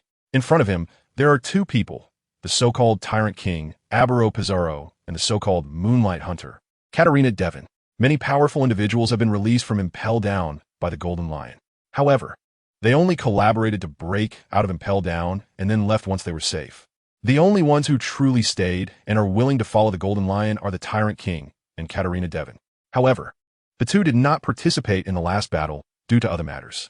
Now, with the addition of Sasaki Yonin and Kurai Takataro, the strength of the Golden Lion pirates has once again increased. Attacking the Xuanwu Navy base? This is very interesting. Then let us destroy it. Ha ha! The Tyrant King laughed heartily upon hearing the Golden Lion's words. His hatred for the Navy is no less than anyone else's. After being imprisoned for so many years, he constantly wants to take revenge on the Navy. Although the Xuanwu Navy is somewhat different from the world government's lapdogs, they're still the Navy. Admiral, shall we act now? After being silent for so long, we should show ourselves on the sea. Otherwise, who will remember our infamous name? Katarina Devon squinted her eyes, and her ugly face revealed an excited expression. Upon hearing this, the Golden Lion laughed heartily. Let us set off now. As the Golden Lion laughed, he flew out. Arriving above the sea, he spotted an island and then flew down. Moments later, a huge island rose from the ocean and began to fly upwards. Governor, the East Sea's powerful forces have all been transferred, and they are now weak. Do you think we should send someone to completely capture the Xuanwu Navy base and bring the East Sea under our control? In Wano country, Queen asked Kaido, who was sitting nearby drinking and lost in thought. This is a great opportunity to destroy the Xuanwu Navy base and turn Benedict into a homeless stray dog. Even if he achieves something in the North Sea or even the South Sea, he will have no place to stand in the East Sea. Yamato said, intrigued. Drought Jack glanced at Queen and calmly said, I think we can take action. Facing the suggestions of his 3 main subordinates, Kaido pondered for a moment before revealing a cold smile and said, Yamato, you go with me. It's only to destroy a Xuanwu Navy base. We don't need to mobilize too many people. Yamato coldly replied, Yes, Governor. This is an opportunity to reclaim the East Sea and revive the East Sea Navy. I request to lead a fleet to the East Sea and re-establish the authority of the East Sea Navy. In Marineford, Navy headquarters, Akainu Sakazuki walked into the marshal's office, facing the immense pressure brought by Admiral Sengoku without flinching, and said in a deep voice, Do you think that Benedict and Kinjiro leaving the Xuanwu Navy is an opportunity to reclaim the East Sea? Sengoku said, looking at Sakazuki indifferently. The humiliation that Benedict had inflicted on Sakazuki remained vivid in his mind. Now, to Sakazuki, it is time to destroy the Xuanwu Navy base and allow the Navy to regain its footing in the East Sea. Yes, this is the opportunity, Sakazuki said firmly. Foolish, Sengoku said coldly. Sakazuki, you have been blinded by hatred. Before doing anything, please carefully consider the implications of your actions. The Xuanwu Navy has the support of the people in the East Sea. If you take people to destroy the Xuanwu Navy base, it will not solve the problem. Instead, it will leave an even worse impression of the East Sea Navy. After pausing, he added faintly, if you must act, then you need to completely eradicate the Xuanwu Navy, not just destroy a base. Upon hearing this, Sakazuki fell silent. Sengoku glanced at Sakazuki and waved his hand, saying leave. This matter does not need to be mentioned for now. It is not the right time, at least not until the pirates have disturbed the East Sea. On the surface, we cannot act. Sakazuki looked up, his eyes wide as he stared at Sengoku. However, Sengoku did not look at him, lowering his head to review documents. Sakazuki took a deep breath and turned to leave. However, at this moment, there was a glimmer of determination in his gaze. While various forces were plotting against the Xuanwu Navy, little did they know that Benedict, on the way to the North Sea, was also plotting against them. Benedict drove a dagger into a large tree on an island, looking towards the East Sea, leaving behind his sentence before vanishing into a puff of white smoke. Who knows how many big fish can be blown up? Saitama, I hope you won't let me down. Chapter 142, Declaration of War North Sea. On an island filled with buildings and multiple large squares, soldiers are constantly moving, and there are soldiers guarding every checkpoint. Each soldier wears the same armor, and their appearances are almost indistinguishable. Those who do not know might think this is a royal palace of some kingdom. However, the strong figures of the North Sea know that this is the stronghold of the Vinsmoke family, rulers of the Germa 66 organization. At this moment, Judge is sitting on the throne, flanked by 3 small children, 1 girl and 2 boys. Additionally, there are 2 rows of people seated on either side of the throne. These individuals are the captains of the pirate crews ranked at the top of the North Sea. They have gathered here because they have received news that Admiral Benedict of the Xuanwu Navy is personally leading a team to bloodily wash out the pirate forces of the North Sea. At this moment, they are watching a video. Judge, your head is as good as mine. I give you 3 days. In 3 days, I will ascend the island.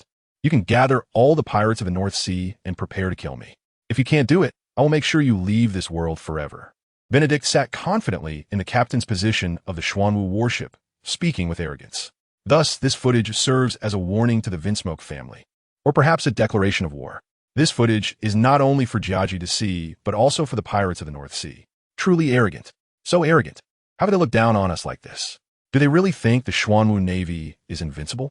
We have roamed the North Sea for many years, and even the world government and Navy have not been able to take us down. What right does the Xuanwu Navy have? Just because of one person? They're simply asking for death. Ha. Since the commander of the Xuanwu Navy has come, let us work together to take him down, proving our strength and striking a blow to the Xuanwu Navy's arrogance. Even better, we can counterattack the Xuanwu Navy and occupy the East Sea. What great idea. Ha. The captains expressed their disdain and anger at Benedict's audacity while simultaneously feeling excitement at the prospect of defeating the Xuanwu Navy and counterattacking the East Sea. Jiaji sat on his throne, listening to the words of the pirate captains below, feeling a sense of contempt. Without these people, Jiaji was confident he could fend off the Xuanwu Navy's attack. Germa 66 had plenty of fearless soldiers, enough to produce more as needed, and could equip them with powerful gear. Even if the Xuanwu Navy soldiers were strong, he believed his soldiers could prevail. As for Benedict, he had to admit his strength. But so what? Individual strength must withstand concentrated firepower in the end. However, having these pirate forces around could reduce losses and, due to their presence, gather more strength, making his position even stronger and giving him more confidence when dealing with the world government. The tributes of gold from above, while protected by the world government, were not a long-term solution. As soon as the world government deemed the Vinsmoke family no longer useful, they would not hesitate to strike. Especially after witnessing the technological power displayed by the world government this time, Jiaji felt even more apprehensive. In the North Sea, on an uninhabited island. This was a temporary branch established by the Xuanwu Navy's North Sea Fleet. Sakata Jintoki and Yel Siji, after encountering an attack and breaking out of the encirclement, returned here one after another, ready for action. Not dead yet. Benedict looked at Sakata Jintoki's abdomen, the blood-soaked bandage, and said calmly. Sakata Jintoki straightened his body, draped in a black admiral's cloak, and smiled. Almost died. However, I am blessed and will not die before helping the commander overthrow this old world order. Benedict nodded and then looked at Yel Siji beside him. He had lost half of his left arm. Other than that, he still seemed quite spirited. Can you still hold a steel rod? Benedict asked. Yel Siji replied seriously, No problem, I can still fight. Benedict's gaze turned to the back, where there were many soldiers, all injured to varying degrees, while the remaining uninjured ones were mostly Xuanwu Navy soldiers who had not participated in that battle. Since Benedict had declared war on the Vinsmoke family, Sakata Jintoki naturally called back all the Xuanwu Navy soldiers distributed across various bases in the North Sea. On the way back, many soldiers were ambushed, but they paid a small price, and after taking care of those attackers, they successfully regrouped. Eat up. Benedict tossed out 2 senza beans and said calmly.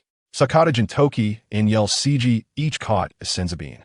Unlike Yel Siji, Sakata Jintoki had already eaten a senza bean before, so he wasted no time and put it in his mouth, crunching it. In just 2 breaths, Sakata Jintoki felt all his wounds healed, and he was filled with energy, feeling incredibly refreshed. He casually shattered all the bandages on his body, revealing smooth skin with no wounds. Yel Siji had heard about it, but seeing Sakata Jintoki's injuries heal almost instantly still shocked him. Without hesitation, he ate the senza bean. He felt a slight tingling in his wounds, and then they all healed.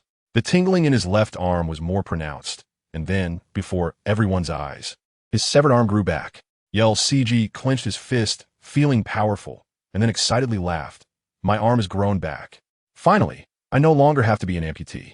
Sakata Jintoki's expression changed slightly at those words, and he instinctively moved away from Yel Siji, his eyes showing a hint of vigilance. Yel Siji was oblivious and continued to laugh excitedly. Seeing Sakata Jintoki's reaction and Yel Siji's words, Benedict immediately understood what Sakata Jintoki was thinking, and his mouth twitched. This kid has a dirty mind. Get on the ship, let's go.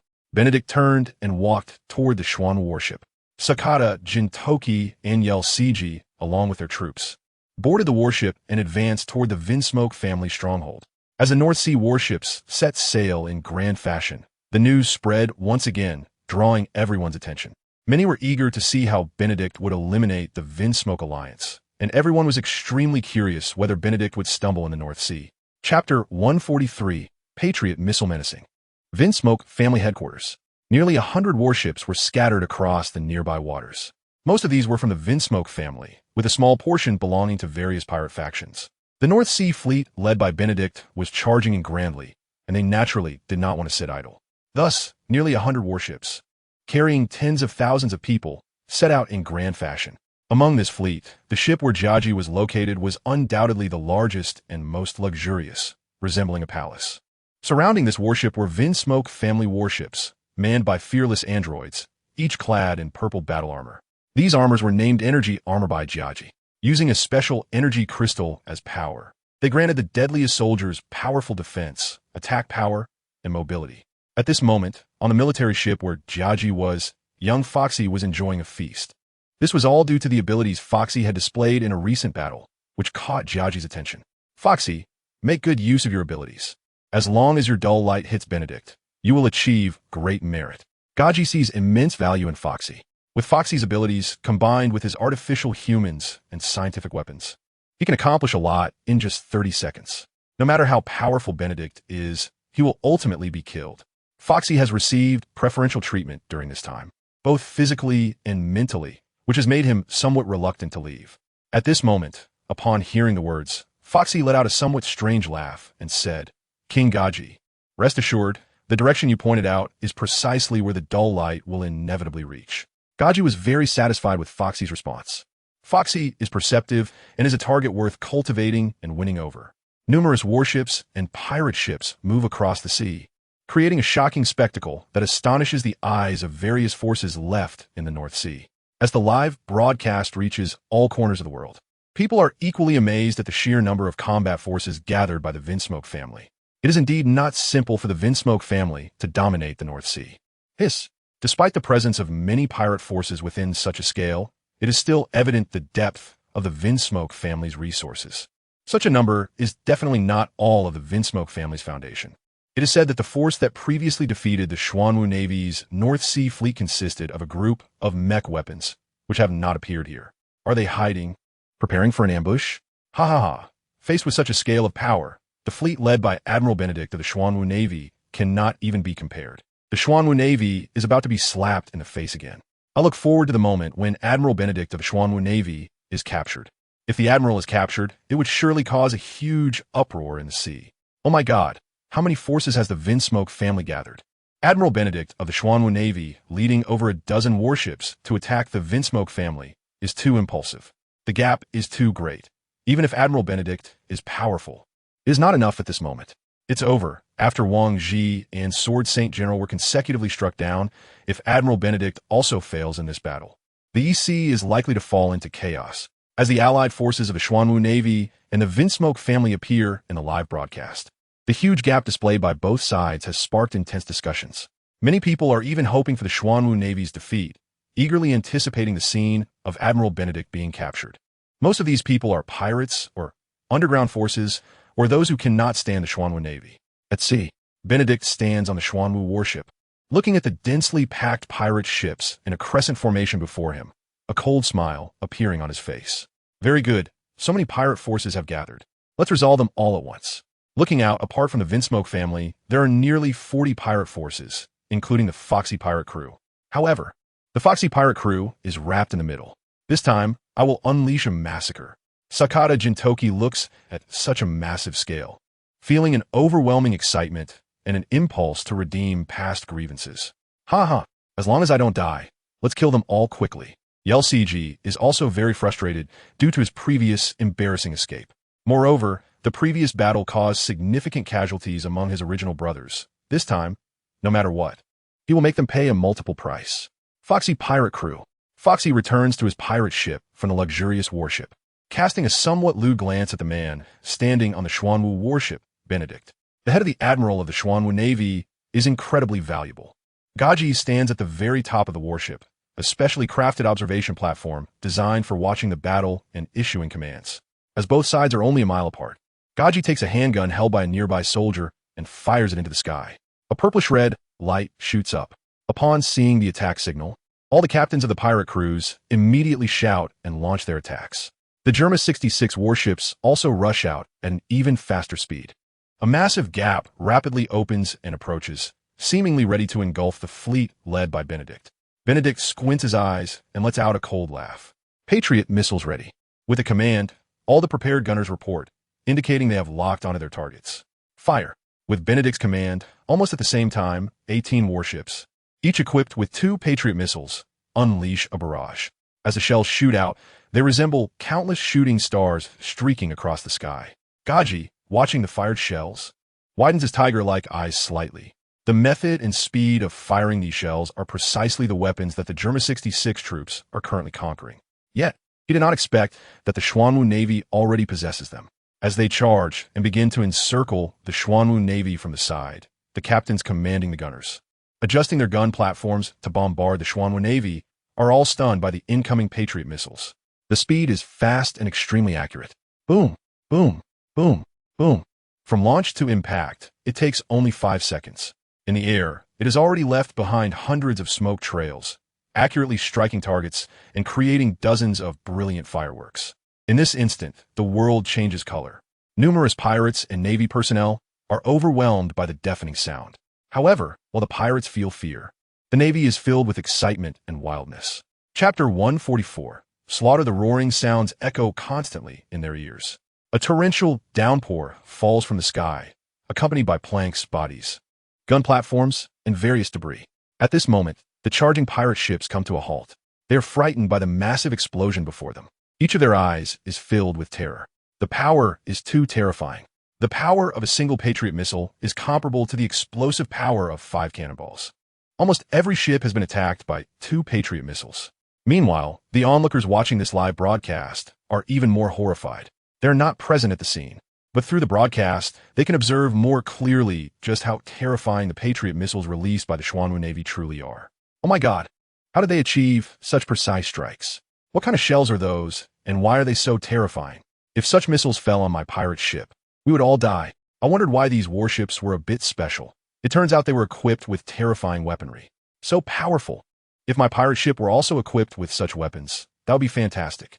No matter whether the opponent is a devil fruit user or how strong they are, as long as the distance is opened, and we strike from long range, no matter how strong they are, as long as they sink into the sea, they become a target.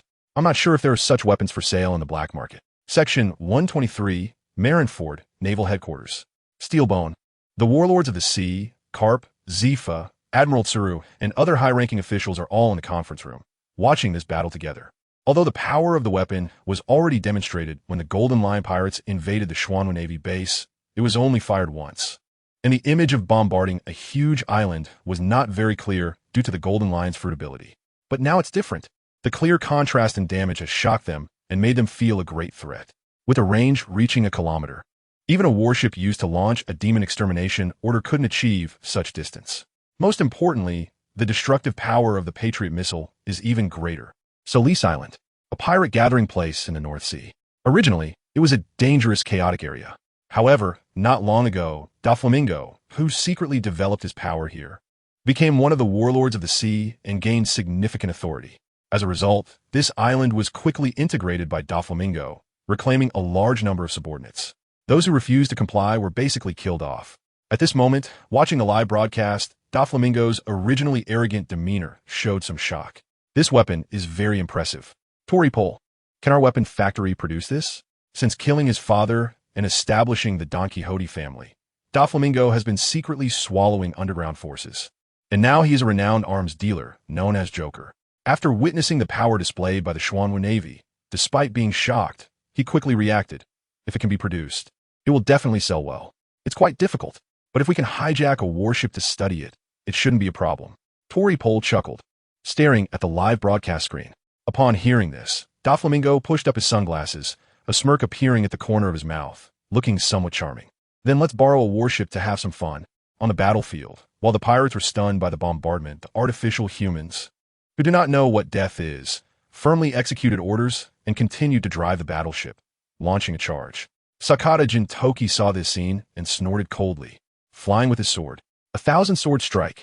Hundreds of thousands of sword energies surged forth with the activation of his devil fruit ability, instantly charging towards the enemy. Whoosh! Whoosh whoosh! The relentless sword energies mercilessly reaped the artificial humans and ruthlessly sliced the charging warships. Consequently, these warships were destroyed halfway, and the artificial humans aboard were killed as well. Charge ahead. I want them to regret being pirates for life. Benedict, having picked up the Patriot missiles, had already instilled fear in these pirates, and thus gave the order.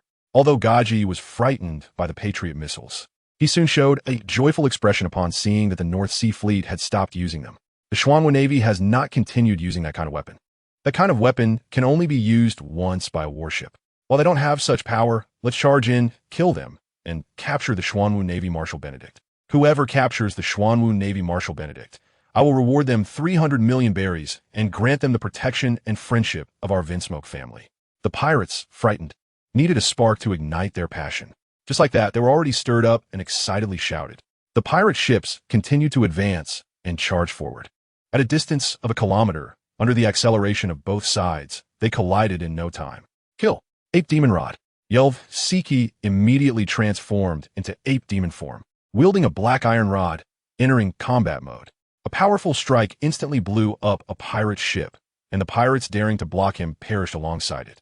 Sakata Jintoki transformed into a killing machine, with countless sword energies flying, leaving a path of merciless slaughter. Multiple shadow clone technique. Benedict naturally wouldn't miss such an opportunity. He summoned hundreds of shadow clones to attack alongside the Xuanwu Navy soldiers. A massacre unfolded, presented live before everyone. Gaji watched in horror. Especially the fighting styles of Sakata, Jintoki, and Benedict made him feel pained. His soldiers, even wearing the developed battle armor, were easily cut down like vegetables. Even against the Xuanwu Navy soldiers, they didn't hold any advantage. These soldiers were quite different. Everyone mastered armament hockey. Was there still a fight to be had? Gaji looked to the side at the Foxy pirates, who had not yet charged out, and angrily shouted, "Foxy, limit Sakata Jintoki. Special Operations Team, move out."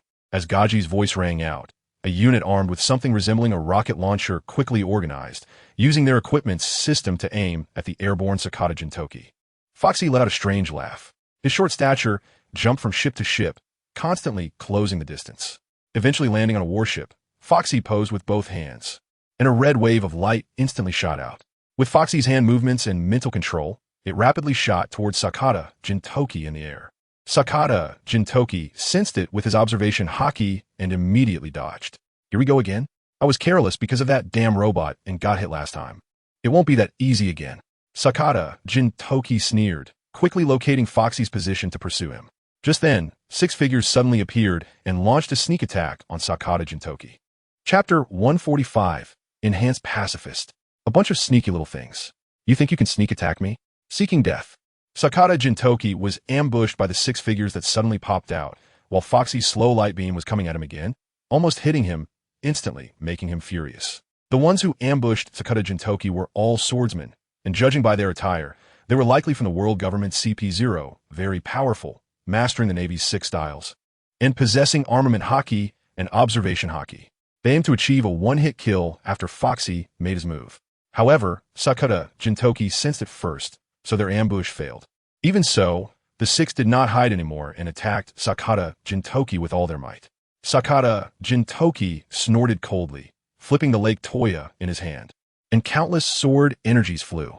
Swish! One person was directly cut in half by Sakata Jintoki.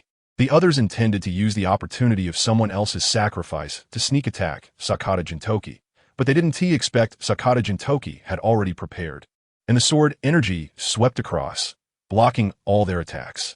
Foxy, hiding in the crowd, glanced over at Benedict's shadow clones. Although he wanted to make a move against them, he couldn't tell their authenticity, so Foxy's attention turned back to Sakata Jintoki. With a pinch of his fingers, a cold smile appeared on Foxy's face. This time, Foxy was confident he could take down Sakata Jintoki. The slow fruit is not something you can use like this. Just as Foxy was about to act, a hand grabbed his arm, instantly suppressing the ability he was about to activate. Foxy, horrified, tried to break free but was powerless. What shocked Foxy even more was that he had no idea how Benedict had appeared beside him. Gaji, knowing he couldn't break free on his own, Foxy quickly called out for Gaji's help. Whoosh! 12 figures suddenly appeared around them at lightning speed, launching a surprise attack on Benedict. These were still the secret agents of the world government, CP0, and each of these 12 individuals possessed considerable strength, almost all having the power of a rear admiral. Benedict's gaze flashed with indifference. Before the 12 attacks could land, he instantly moved his body and reappeared on a nearby pirate ship. With the surprise attack failing, the 12 quickly dispersed and surrounded Benedict once again. Is the 5 elders underestimating me? With your little strength, you think you can assassinate me? Benedict said disdainfully while gripping Foxy's neck as his gaze swept over CP0. At the same time, a rich killing intent flickered in Foxy's eyes. With his freed hands, he immediately posed to launch a sneak attack on Benedict. Crack! Just as the slow beam was about to activate and CP0 moved again, Benedict unhesitatingly crushed Foxy's neck. To have the slow fruit but achieve nothing in martial arts, physical abilities, observation haki, or even armament haki is simply a waste. Ding! Congratulations, host, for killing the devil fruit user and acquiring the slow fruit. Would you like to consume the slow fruit to summon special forces? The system's voice rang out, but Benedict ignored it, swiftly throwing Foxy away as he made his move. Bang! Bang! Bang! Bang! Benedict quickly struck out, sending the attacking CP0 agents flying with a single punch each. Yes, he was killing them one punch at a time. Fire! Gaji's voice sounded. As soon as he confirmed Benedict's true form was before him, Gaji immediately ordered his hidden special forces to act. At the moment CP0 attempted to assassinate Benedict, Gaji issued the command. In an instant, nearly 500 figures soared into the sky, all aiming their guns at Benedict. Whoosh! Almost simultaneously, 500 golden beams shot down towards Benedict's location. Boom! The tremendous roar was even more terrifying and spectacular than the previous sound made by the Patriot missiles. At that moment, all pirate ships within 100 meters of Benedict were completely destroyed. The 500 lasers shot out at once, resembling an incredibly thick beam of light, obliterating everything in front of him. This sudden strike shocked everyone, but it also excited countless pirates, Sengoku, Steel Bone Akainu, the 5 elders, and others. They anticipated that Benedict would be killed under such an attack. East Blue, the Golden Lion, who was controlling the floating island and was half an hour away from descending above the Xuanwu Navy base, felt shocked after witnessing such a scene through a live broadcast. But after the shock, he was filled with immense anticipation and excitement. Ha ha, Benedict. How I wish you would die under such an attack. But I believe The one who could defeat me will not die so easily. This is also good. When you eliminate these ants and declare victory, I will let you witness the complete destruction of the Xuanwu Navy base. The Golden Lion eagerly anticipated seeing Benedict's furious yet helpless expression, so much so that he now couldn't help but want to slow down, letting the Navy at the Xuanwu base know of their arrival, and waiting for the moment when Benedict completely defeats the Vinsmoke family. North Sea battlefield. As the beams disappeared, the area previously covered by the light showed nothing but seawater. There were no bodies or ship planks to be seen. Gaji observed this scene and quickly swept his tiger-like eyes around, searching for Benedict's figure. However, he found himself confused. Benedict's shadow was still visible in the ongoing battle. So, his ability had not been lifted, meaning he was not dead yet. First, kill that dead monkey and that white-haired brat with the sword. Unable to identify which one was the real Benedict, and with the secret weapon now exposed, Gaji naturally didn't want to continue hiding. In the air, 500 modified robots, with a propulsion device on their backs, soared into the sky. Their weapons shot beams from their mouths. Their eyes, resembling infrared scans, could lock onto targets. At this moment, receiving the command, these robots began to shoot beams at Yaluski and Sakata Jintoki. Both Sakata Jintoki and Yaluski had already witnessed the terrifying damage these robots could inflict, so neither intended to confront them head-on. Instead, they quickly dodged. Sakata Jintoki even leaped into the air, shaking off the remaining 3 CP0 agents and charging towards the robots. 1,000 swords flew. Seeing Sakata Jintoki attacking the robots, Gaji snorted coldly and commanded, "Defend." With the order given, the robots, which had originally lined up, quickly formed groups of 50 and released an energy shield to block the incoming sword energy. However, it only held for a moment before the energy shield was shattered by countless sword energies. Boom! Boom! Boom! Explosions erupted continuously. The previously unseen Benedict shot up from the seabed, punching through the energy shield, and then, with one punch each, smashed all the robots alongside Sakata Jintoki. Chapter 146. Gaji. Death. Vinsmoke family annihilated. After smashing the last robot, Benedict's gaze turned to Gaji. These robots were the Peacekeepers. Unlike the Peacekeepers that would emerge 20 years later with a tyrant image, the current Peacekeepers appeared slimmer and youthful. They were small, shot powerful beams, and with the propulsion devices on their backs, they could lift their smaller bodies. The design was far superior and more advanced than the Peacekeepers 20 years later. Could this be the so-called regression of civilization? Or was it due to the influence of the small wings system? Has my existence already brought a huge impact to this world? Benedict subconsciously asked. As expected, the system did not answer his question. Not wanting to think too much, Benedict dove down. Gaji, seeing Benedict rushing towards him, felt shocked and, without further thought, activated his special propulsion device and ran. Gaji was confident he could defeat Benedict with long-range attacks, but he also believed that in close combat, he was absolutely no match. Someone who could easily overpower Zephyr, Kaido, and Shiki was not someone he could contend with. By the time he thought of escaping, was it too late? Gaji. Benedict flew in front of Gaji, reached out his hand, and effortlessly grabbed Gaji's neck, saying lightly, "No more fighting. You can't win. These Navy forces are terrifying. I feel like every one of them possesses the strength of a rear admiral. That incredibly destructive robot has been destroyed. Without those robots suppressing the Xuanwu Navy, we're simply no match. Damn it, I don't want to die. Don't block my way. Break out, as fast as possible, out of the encirclement. There are no Navy forces over there." As the pacifists were killed, the Xuanwu Navy erupted with unprecedented power, driving the pirates back in defeat. In the end, Foxy was killed, and without the sluggish light restricting Sakata Jintoki or Benedict, even with cannonballs, they did not dare to shoot recklessly. The key point is that Benedict is truly powerful. Those shadow clones kill one after another, like Azuras, making it impossible to resist. Look at these people, still loyal, executing orders, fearless in death. They are your soldiers. The other pirates are unreliable, but even that is not enough. Having courage without matching strength is still weak in front of the strong. The army you created is just that. Benedict, holding Gaji, looked at the defeated pirates and smiled. If it were another power, even the world government, or facing the beast pirates, the forces Gaji gathered could have fought fiercely and possibly even repelled the enemy. However, the saying goes, to catch a thief, first catch the king. If one's own strength is insufficient, once captured by the general, this game is over. And Gaji at this moment is just like that. Gaji's face turned red, struggling to breathe. His heart was filled with immense fear. No matter how hard he tried, he couldn't pry open Benedict's hand, gripping his neck. The Grim Reaper was already descending. Where are your children? They should rush out fearlessly to save their father. Benedict's gaze scanned the surroundings, curiously asking. Gaji, hearing Benedict's words, widened his eyes and opened his mouth to say something. Chapter 125. Gaji did not expect that Benedict would focus on his children so quickly. They're all his masterpieces. It's somewhat regrettable that they are not here. The research topic on genetic factors is good, but your research has stopped here. In fact, sometimes I admire people like you. But unfortunately, you have misused this research in the wrong direction. Benedict was not mocking Gaji. He even somewhat appreciated Gaji's spirit of doing whatever it takes to become stronger. While fearing the celestial dragons, he has been secretly accumulating power, hoping that one day he can rely on a strong military force to pull the celestial dragons down from their pedestal and take the throne for himself. But the facts 20 years later also show that Gaji's efforts ultimately become a joke in the face of overwhelming power. Even for that person above the 5 elders. It is merely a local force that can be wiped off the map at any time. Crack! Gaji, still struggling, completely lost his breath. His hands fell, no longer able to resist. Everyone watching the live broadcast fell silent. Is Benedict really that powerful? Did the Xuanwu Navy's North Sea fleet get defeated by Gaji's mech troops and alliance?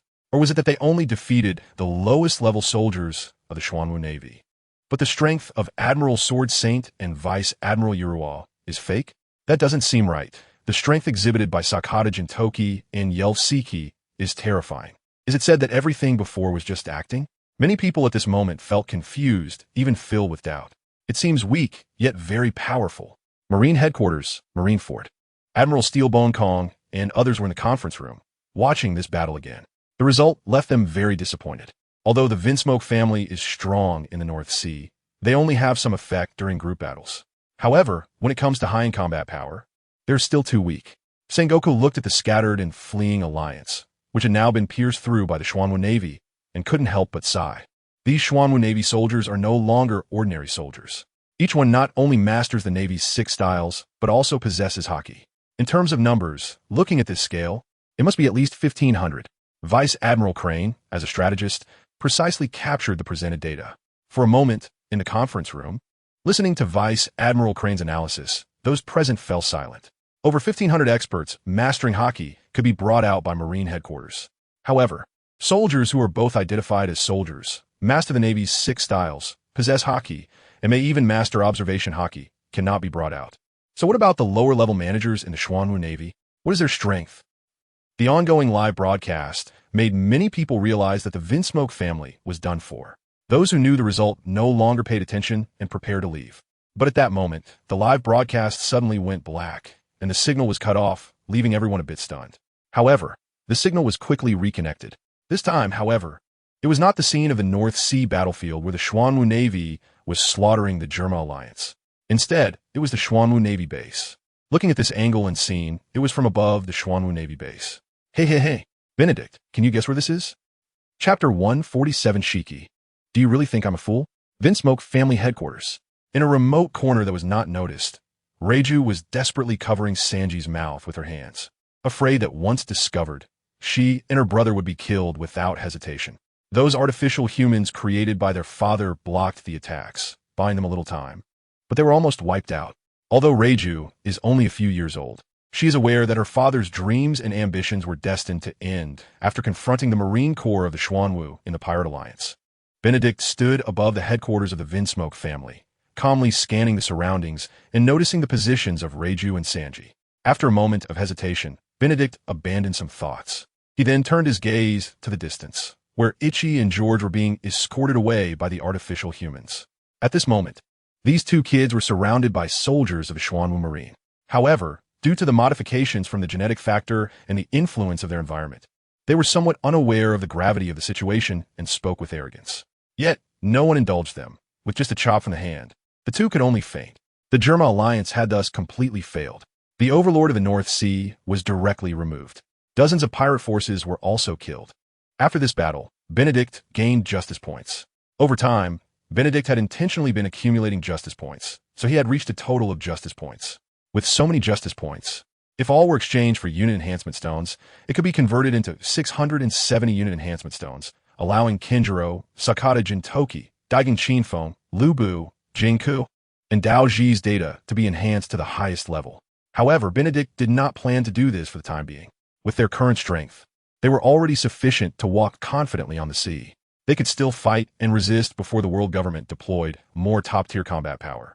But the soldiers of the Xuanwu Marine could not. To fully conquer this world and strike against pirate forces, underground forces, and gangs, more powerful Xuanwu Marine soldiers were needed. Brew, brew, brew. The sound of the phone worm rang out. Benedict glanced at it, somewhat surprised. Kekiki. Benedict, can you guess where this is? It was the voice of the Golden Lion. Sakata Jintoki approached Benedict with the image phone worm, displaying the live broadcast of the Golden Lion. Golden Lion Shiki. Aren't you supposed to be hiding, instead of playing hide and seek above my naval base? Benedict said calmly. Upon hearing this, the Golden Lion laughed heartily and then aimed the camera at the massive moving island, saying, Benedict, unfortunately, you are not here. If you were, I would gladly let you experience the feeling of being buried by a giant island. Jintoki's gaze turned angry, and he shouted, Golden Lion, if you dare to drop that island, I guarantee that no matter where you are, I will kill you. Jintoki was furious upon learning that the Golden Lion was broadcasting to the world that he would completely destroy the Xuanwu Marine Base. Especially seeing the giant island about to overshadow the Xuanwu Marine Base made him even more agitated. Currently, the Xuanwu Marine Base had no experts stationed. He and Admiral Benedict had come to the North Sea, Kinjiro went to the South Sea, and the Flying Squirrel led the fleet to the West Sea. Wang Ji and Silver Axe were currently missing. The only force that Jintoki could hope for was the so-called Ghost Organization. But even that was not enough to face the Golden Lion. The Golden Lion was not only powerful, but also had two strong experts by his side. Therefore, Jintoki wished he could quickly return to the East Sea to stop the Golden Lion. Clearly, he did not have that kind of speed. That depends on whether you have the ability. Or rather, let's see if you can survive and return to the East Sea first. From now on, the East Sea is my territory, the Golden Lions. Kik. The Golden Lion was overly excited and confident. He did not believe that anyone could stop his plan to destroy the Xuanwu Marine Base. For him, it was just a matter of snapping his fingers. Golden Lion, do you feel proud? Benedict looked at the Golden Lion with a calm expression, even speaking with a hint of arrogance and coldness. Yes, I am very proud. You should see it now. Kik. Isn't it helpless and powerless? Kik. Now, please take one last look at the Xuanwu Marine Base. As he spoke, the live broadcast changed to show the Xuanwu Marine Base. At the same time, it was evident that the Xuanwu Marine Base was in chaos. It was magnificent and had once thrived, but soon it will become ruins. Benedict cast a cold glance at the Golden Lion and then calmly said to Sakata, Jintoki beside him, Jintoki, lead the troops and continue to flatten the North Sea. I want you to clear all the pirates in the North Sea within a month. Upon hearing this, Jintoki anxiously asked, Admiral, what about our naval headquarters? Jintoki replied plainly, Don't worry, it's just a small island. It thinks it can destroy our naval headquarters. Dream on. While Jintoki was still a bit confused, the Golden Lion was almost furious to the point of spitting blood for Benedict's words. You little brat, are you questioning my ability? Bastard, I will make your naval headquarters completely disappear from this world. I want the Xuanwu Marine to become a joke. The Golden Lion roared angrily as the previously slowly moving giant island began to move rapidly, directly above the Xuanwu Marine Base. Benedict sneered and said, Shiki, do you really think I'm a fool? Wang Ji's disappearance was indeed unexpected. It forced me to send Kinjiro to guard the South Sea. But do I really need to take action myself, as the marshal of the Xuanwu Marine, to deal with the Vinsmoke family? The Golden Lion's expression changed slightly at Benedict's words, instinctively thinking there was a trap. Was this guy deliberately luring him out? Impossible. It must be someone else. Marine Headquarters, Marineford, Steel Bone Kong, Sengoku, Carp, and Vice Admiral Tsuru and others slightly changed their expressions upon hearing Benedict's words, and they became serious. They had previously thought of taking advantage of Benedict's absence in the EC to bring the EC Navy back to the EC, but due to various reasons, they had not acted. Now it seemed, indeed, there was a trap. Impossible. I am the Golden Lion. I also have the 4 powerful guardians. Even if you have laid some ambush beneath, it will be nothing under the suppression of the giant island. The Golden Lion hovered in midair as he spoke. His body moved violently, and Sword Chi fell toward the Xuanwu Marine Base. After finishing his words, the Golden Lion released his long sword with his right hand and snapped his fingers. The fruit ability acting on the giant island was lifted, and the giant island rapidly descended toward the Xuanwu Marine Base. Kik, disappear. Chapter 148. Shock. A massive island thrown by a bald man without the fruit ability. The momentum of the massive island falling was incredibly terrifying. At this rate, if there were no other issues, the Xuanwu Navy base would be completely destroyed. However, Benedict's words made everyone curious. What kind of ambush had Benedict set up in the Xuanwu Navy base? It should be noted that the current Golden Lion Shiki, even after being defeated before, still possessed great strength, and there were many experts around him. Moreover, during the previous attack on the Xuanwu Navy base, many naval experts had intercepted the powerful allies of Golden Lion Shiki. But now, there was no one. The massive island continued to fall, and everything was calculated in seconds. 1 second, 2 seconds, 3 seconds, 4 seconds. There was no movement. Could it be that Benedict was just trying to scare Golden Lion Shiki? At this moment, Golden Lion also thought the same, even feeling angry about it. But just then, the falling massive island stopped. Everyone was stunned by the scene before them. What was going on? Why did it stop? Golden Lion Shiki looked at the falling massive island in disbelief, utterly shocked. A massive island falling from thousands of meters high. The force was incredibly terrifying. Even the giants of Giant Island would face despair if they couldn't escape from the falling boulder. Not only Golden Lion Shiki and his crew were curious, but even all the viewers watching the live broadcast felt an immense curiosity. It shouldn't have just stopped, right? Even if it did drop, it should have made a terrifying sound, but there was not a single sound. Isn't that too fake? Golden Lion's expression changed slightly as he thought of something and flew down. In no time, Golden Lion was horrified to discover that the falling massive island was actually being supported by someone's hands. What shocked Golden Lion even more was that the entire island was rapidly rising. Whoosh! In the astonished gazes of everyone, the massive island was thrown out, and a bald man was revealed before them. For a moment, everyone was filled with shock.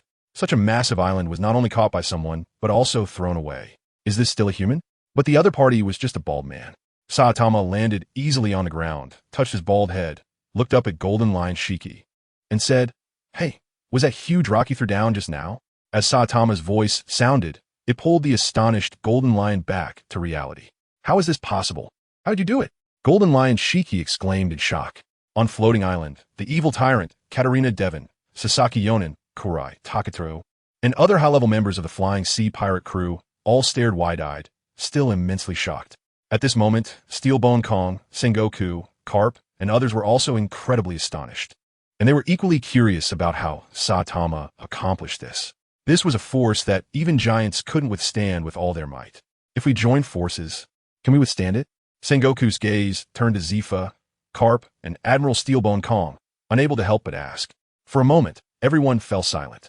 If Kazan can create a massive ice pillar for support, we might have a chance, Carp said, looking at Kazan. That means if they all exerted their strength, they would only have a chance to withstand it. But now, the opponent did it alone and even threw it away. What kind of monster is this? At the Xuanwu Navy base, in the marshal's office, Benedict, as a clone, was also shocked by Saitama's abnormal strength. In Benedict's view, such a massive island should have been smashed or even sent flying with a single punch by Saitama. But lifting it like this and then throwing it away was even more astonishing. How'd he do it? This is just a daily operation. If I wasn't afraid of the base being destroyed, I would have wanted to smash him. I just want to be a salted fish. Why do you have to appear in front of me? Saitama said casually, looking a bit silly. Hearing Saitama's answer, Golden Lion was momentarily at a loss for how to retort. Daily operation? Lifting a massive island as a weight. What a joke. Are you mocking me for not understanding anything? You're also a devil fruit user, right? Aren't you? Golden Lion didn't believe that Saitama achieved this with his own strength. In Golden Lion's eyes, Saitama was so small, and he didn't have a robust physique. He looked like a bamboo pole, and the only thing that stood out was his shiny bald head. Such a person, no matter how you looked at it, didn't seem like someone with great power.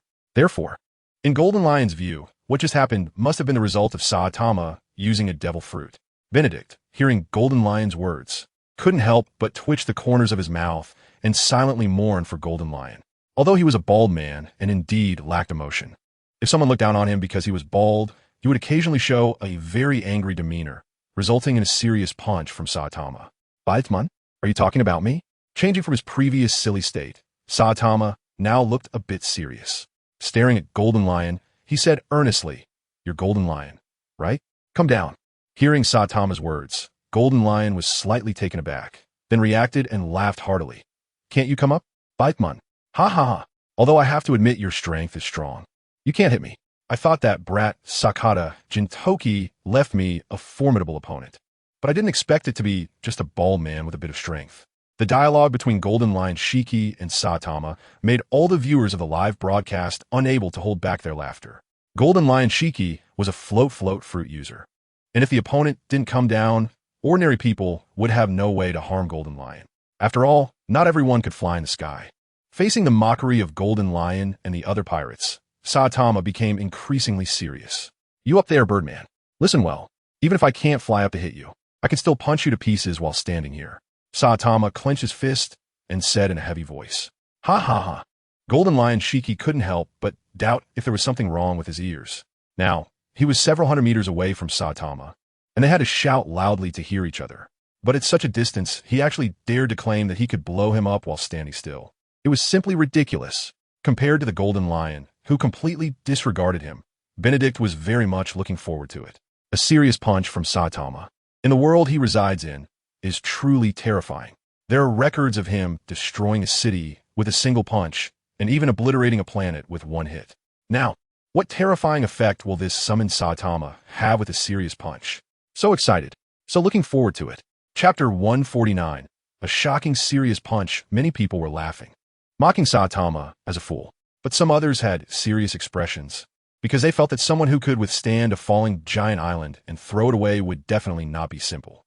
Perhaps Saitama really could, from a distance, punch the Golden Lion to bits.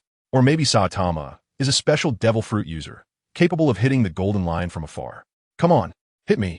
I want to see what special abilities you, the bald head, have. Golden Lion Shiki, as a legendary figure from the previous era, was certainly not a fool. His basic intelligence was still intact. So, while he was mocking Saitama, his eyes also flickered with light.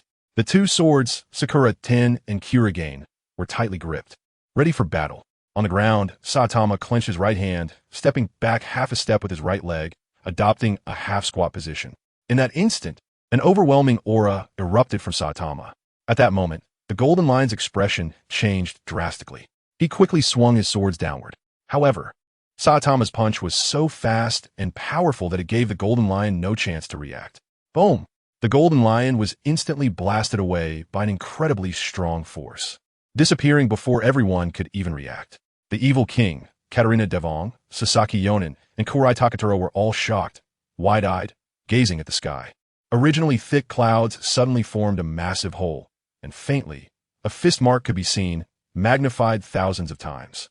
At the same time, a shockwave with a diameter of several dozen meters extended over a kilometer skyward, visible due to the rapid friction of the air.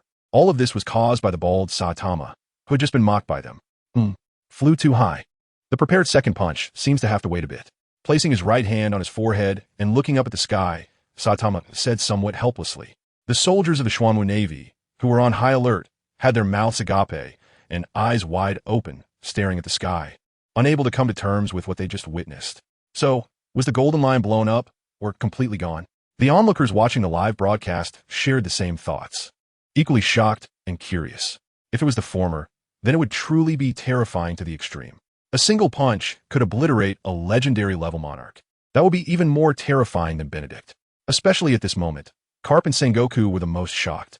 More than half a year ago, they had teamed up to take down the Golden Lion, and that scene was still fresh in their minds. And now, such a powerful figure had been easily dealt with by someone else's punch. This was simply absurd. With someone like this holding down the Xuanwu Navy, what were they even playing at?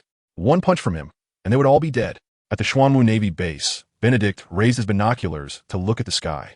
All right, can't see anyone. He seriously suspected that the Golden Lion had been punched into outer space. Still fighting? The evil king swallowed hard, feeling fear for the first time towards someone who seemed harmless, to the point that his voice trembled slightly. Katarina Devong remained silent. Sasaki Yonin and Kurai Takataro also kept quiet, but their attention was more focused on the void above. Let us wait for the governor's orders, Kurai Takataro pondered. The governor. The evil king instinctively responded. The floating island is still here. The governor hasn't passed out or died, Sasaki Yonin said in a deep voice. Yes, as long as the floating island is still here, it proves that their captain is alive. The evil king realized this and no longer hesitated. However, his gaze toward Saitama was still filled with fear. After waiting for 3 minutes, while Saitama felt incredibly bored, the figure of Golden Lion Shiki quickly flew down. Yes, he was flying down, not falling. However, Shiki's clothes were not only torn by the terrifying force, but also burned after high-speed movement and high-temperature friction. His golden hair was now somewhat charred, clearly burned away. Not only that, but there were also bloodstains seeping out from his body due to the terrifying force pressing down on him. At this moment, Golden Lion Shiki looked extremely disheveled, with blood dripping from the corner of his mouth. And Sasaki Yonin even noticed that Golden Lion's hand gripping both swords seemed to tremble faintly. For a swordsman, this was incredibly dangerous. Fear was no longer concealed in Golden Lion Shiki's gaze. This kind of terrifying power was something he had never experienced before. If this blow was meant to drive him underground, Golden Lion knew that he would most likely faint or even possibly die. But even being blasted into the sky, the result was still very bad. The disheveled appearance of Golden Lion Shiki appeared before the audience. For a moment, everyone was somewhat silent, but soon, many gasped in shock. Golden Lion, you returned a bit faster than I expected. Saitama looked at the returning Golden Lion, instantly shifting from a silly state to a serious one, saying, since you're back, my prepared second punch can also be thrown. Saying this, Saitama's left hand instantly formed a fist. The Golden Lion's face changed dramatically, and without thinking, he immediately fled. Are you kidding? If that punch from just now comes again, I will really die. Damn it. Why is this naturally silly guy's punch so terrifying? While fleeing, the Golden Lion pulled the floating island closer, attempting to create distance while using the island to block Saitama's punch. Seeing this, Saitama slightly squatted down, and the next moment, he flew out. In the blink of an eye, he leaped over a distance of over 1,000 meters. Standing on the floating island, Saitama took a step forward and shot out like a missile. The Golden Lion instinctively looked back, only to see that reflective bald head had already reached behind him. My second punch, I said I would give it to you. So here it comes. You must take it, Saitama said as he was nearly parallel to the Golden Lion. The Golden Lion didn't listen to Saitama's words at all, and his armed swords quickly struck out. Meanwhile, Saitama's fist was already raised, about to come down. The Golden Lion's face twisted in a grimace. Before Saitama's fist even came down, that terrifying power had already started to crazily crush his body. All it takes is for Saitama to push his fist forward, and he will completely fall. The Golden Lion, unwilling to accept this, uses all his strength, vowing to fight to the death. Just then, thunder flashes and a giant shadow looms. Descend to the three realms, summon the abyss. Chapter 150, a familiar scene. The sudden appearance of a figure and the abrupt attack. Before Saitama's fist lands on the head of the Golden Lion Shiki, his body is struck by a sudden attack, accompanied by the rumbling of thunder, and is instantly slammed into the sea. Even so, under the intimidation of Saitama's punch, the Golden Lion Shiki still looks ferocious, as if he is being squeezed like never before, his face flattened.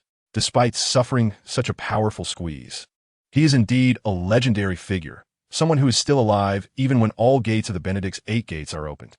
Ha ha ha ha, Golden Lion, have you aged this much? You've been beaten up by kid. The dragon-shaped Kaido pokes his huge head out from the clouds, glancing at the pitiful-looking Golden Lion, unable to hold back his laughter. With Kaido's appearance, the transformed wyvern form of the Calamity Jin also appears. Kaido has also shown up. One of the 3 major figures, Jin, has arrived as well. Have the other members of the Beast Pirates come too? No, the only ones who can fly over are Kaido and Calamity Jin. Hiss, with the Golden Lion Shiki and Kaido together, that bald guy can't possibly beat these 2 freaks. Not only that, but the flying pirate crews Sasaki Yonin and Kurai Takataro both possess the strength of a commander, which is very powerful. And previously the Golden Lion mentioned he had 4 great protectors, meaning there are still 2 powerful existences. Even if they're not commanders, they are not far off. Oh my god, if that's the case, combined with the power of Calamity Jin, what difference is there in attacking Marineford with the Beast Pirates and Big Mom Pirates? Damn, hearing you say that, the Xuanwu Navy base really can't hold up this time. No matter how strong that bald guy is, facing such a siege of strong opponents, he simply can't hold on.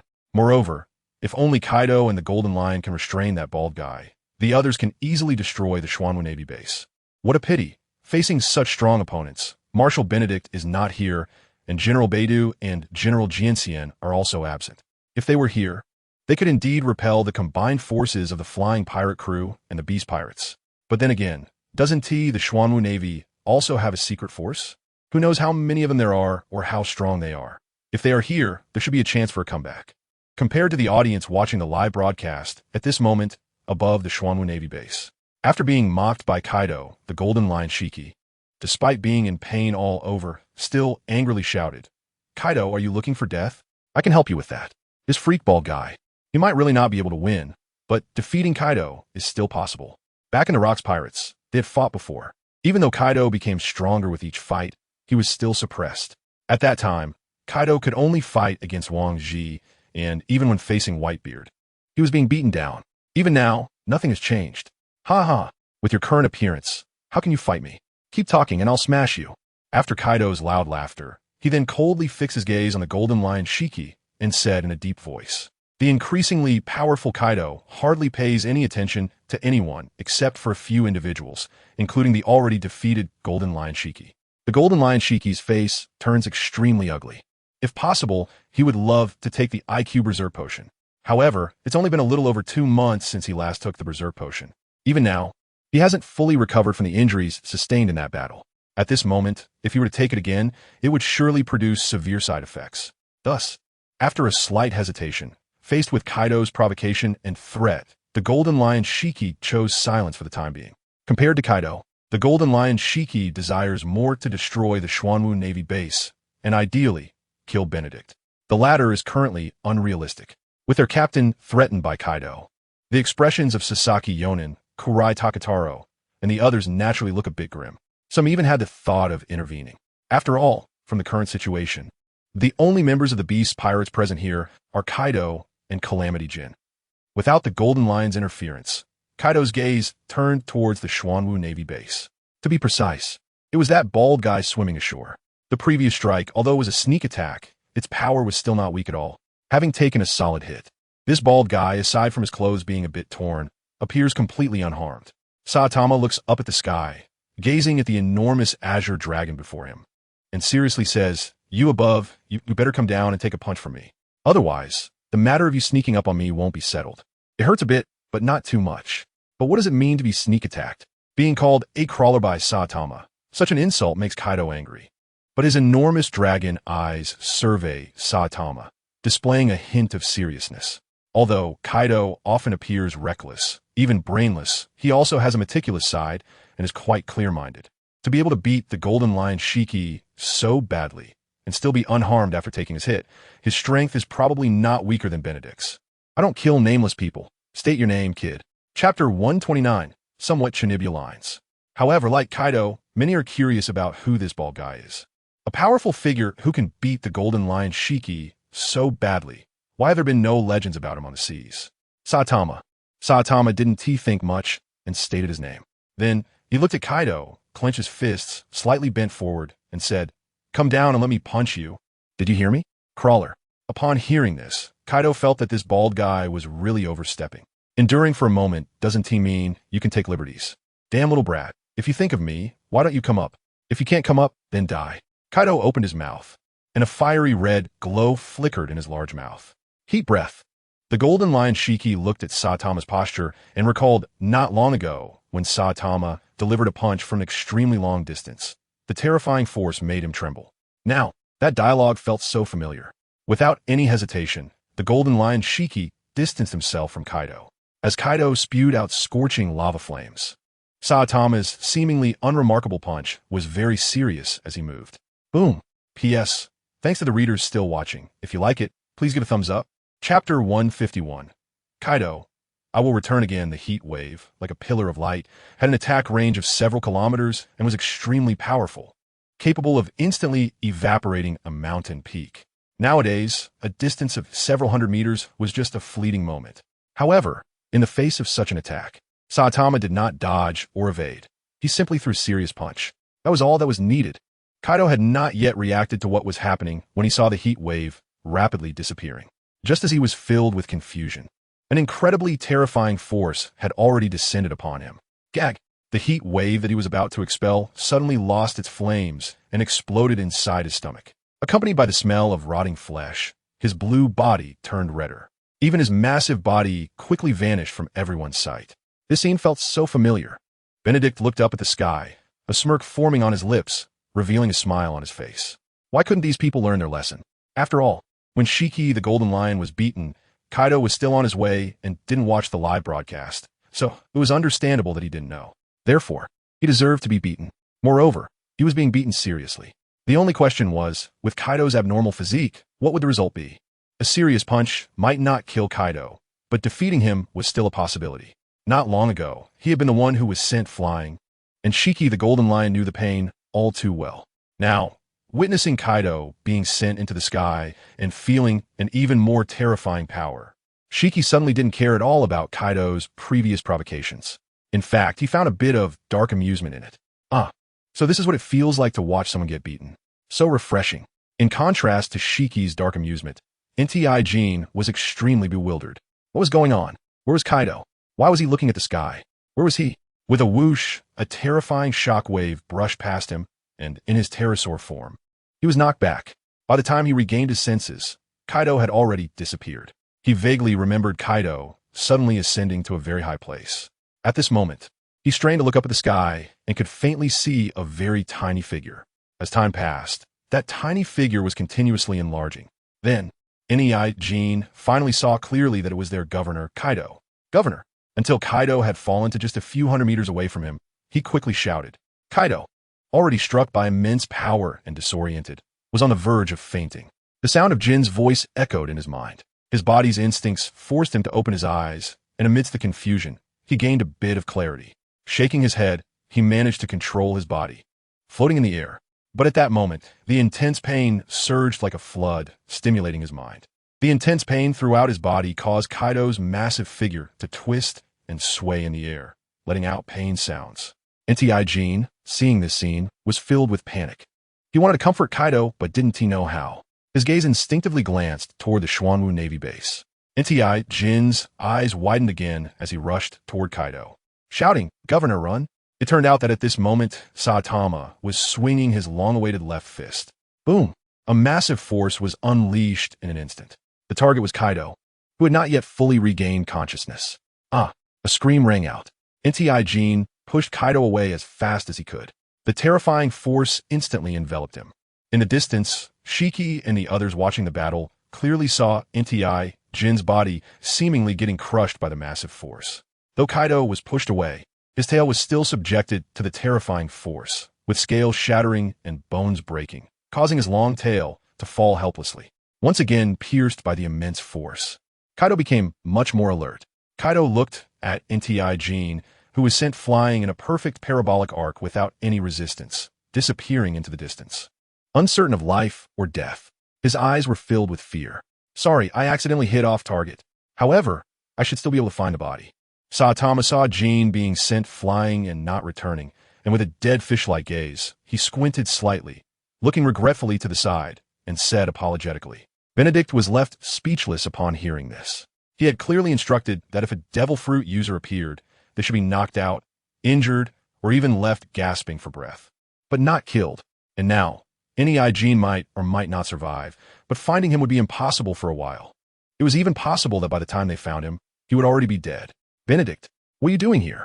Shiki the Golden Lion was the first to notice Benedict's arrival, exclaiming in surprise.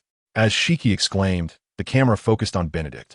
Not only Shiki, but even the viewers watching the live broadcast were astonished. What was going on? Wasn't Admiral Benedict supposed to be in the North Sea? Hiss! How could that be? Just a few minutes ago, wasn't T. Benedict defeating the Germa alliance in the North Sea? He should be on his way back to the East Sea.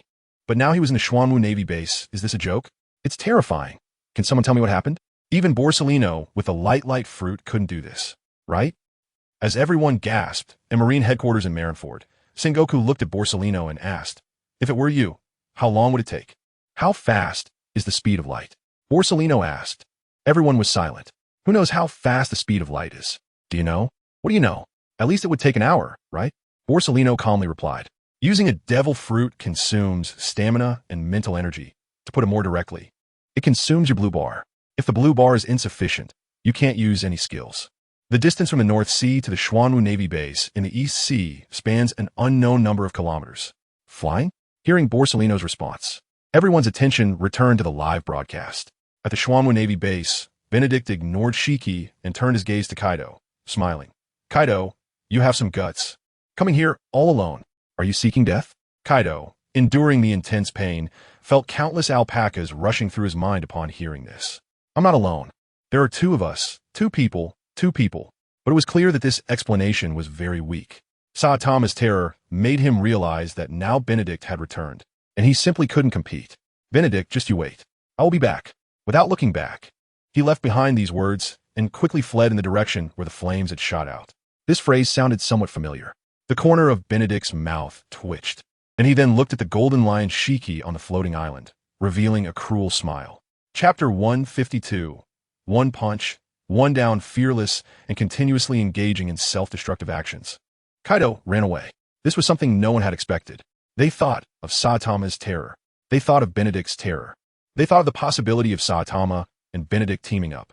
They even considered the alliance between the Golden Lion and Kaido. However, what they didn't anticipate was Kaido's retreat. He ran away so decisively. Was this still the same Kaido? This was Kaido's second escape when facing Benedict. Countless pirates felt ashamed of Kaido's actions. Why not team up? Why flee? If they took down Benedict and Saitama, the Xuanwu Navy would be eliminated as well. As Kaido left, the members of the flying pirate crew fell into silence in shock, and in that silence, they felt fear. Under Benedict's gaze, the heart of Golden Lion Shiki trembled. He was all too familiar with the feeling of a hunter locking onto its prey, as he often played the role of the hunter himself. Shiki, I let you escape last time. This time, you won't have that chance. Benedict grabbed Saitama and flew up to the floating island, chuckling. You're not the only one who can fly, Shiki. Shiki fell silent for a moment, then wielded his twin swords and launched an attack in an instant.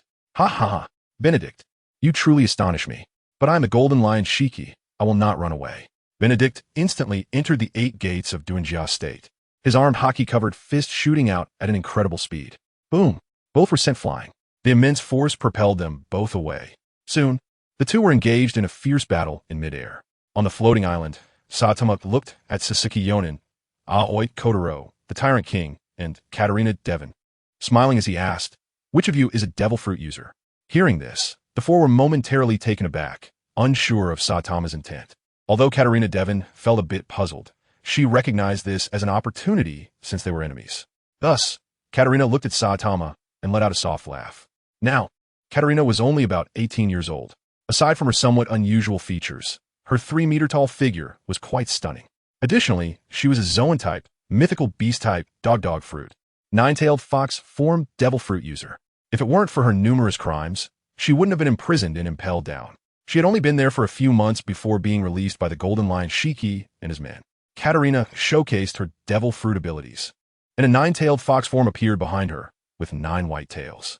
With the manifestation of this form, a special aura was released from her body. This aura could ensnare those who smelled it in an illusion, and when they looked at Katarina, they would be utterly astonished. Why does this world have such a beautiful and perfect woman? This was Katarina's prank, seeking a sense of satisfaction. Confident in her ability to charm Saitama, she walked towards him, preparing to strike him down. For this, Katarina let out an excited laugh. This laughter could be heard by those enchanted as soft, enticing whispers. Saitama-kun, am I beautiful? Katarina bent down in front of the short Saitama, lowering her head, and whispered what she thought were gentle words into his ear. In her mind, she had already fantasized about Saitama saying, "You are beautiful," because Katarina was exceedingly confident that Saitama had already been charmed by her.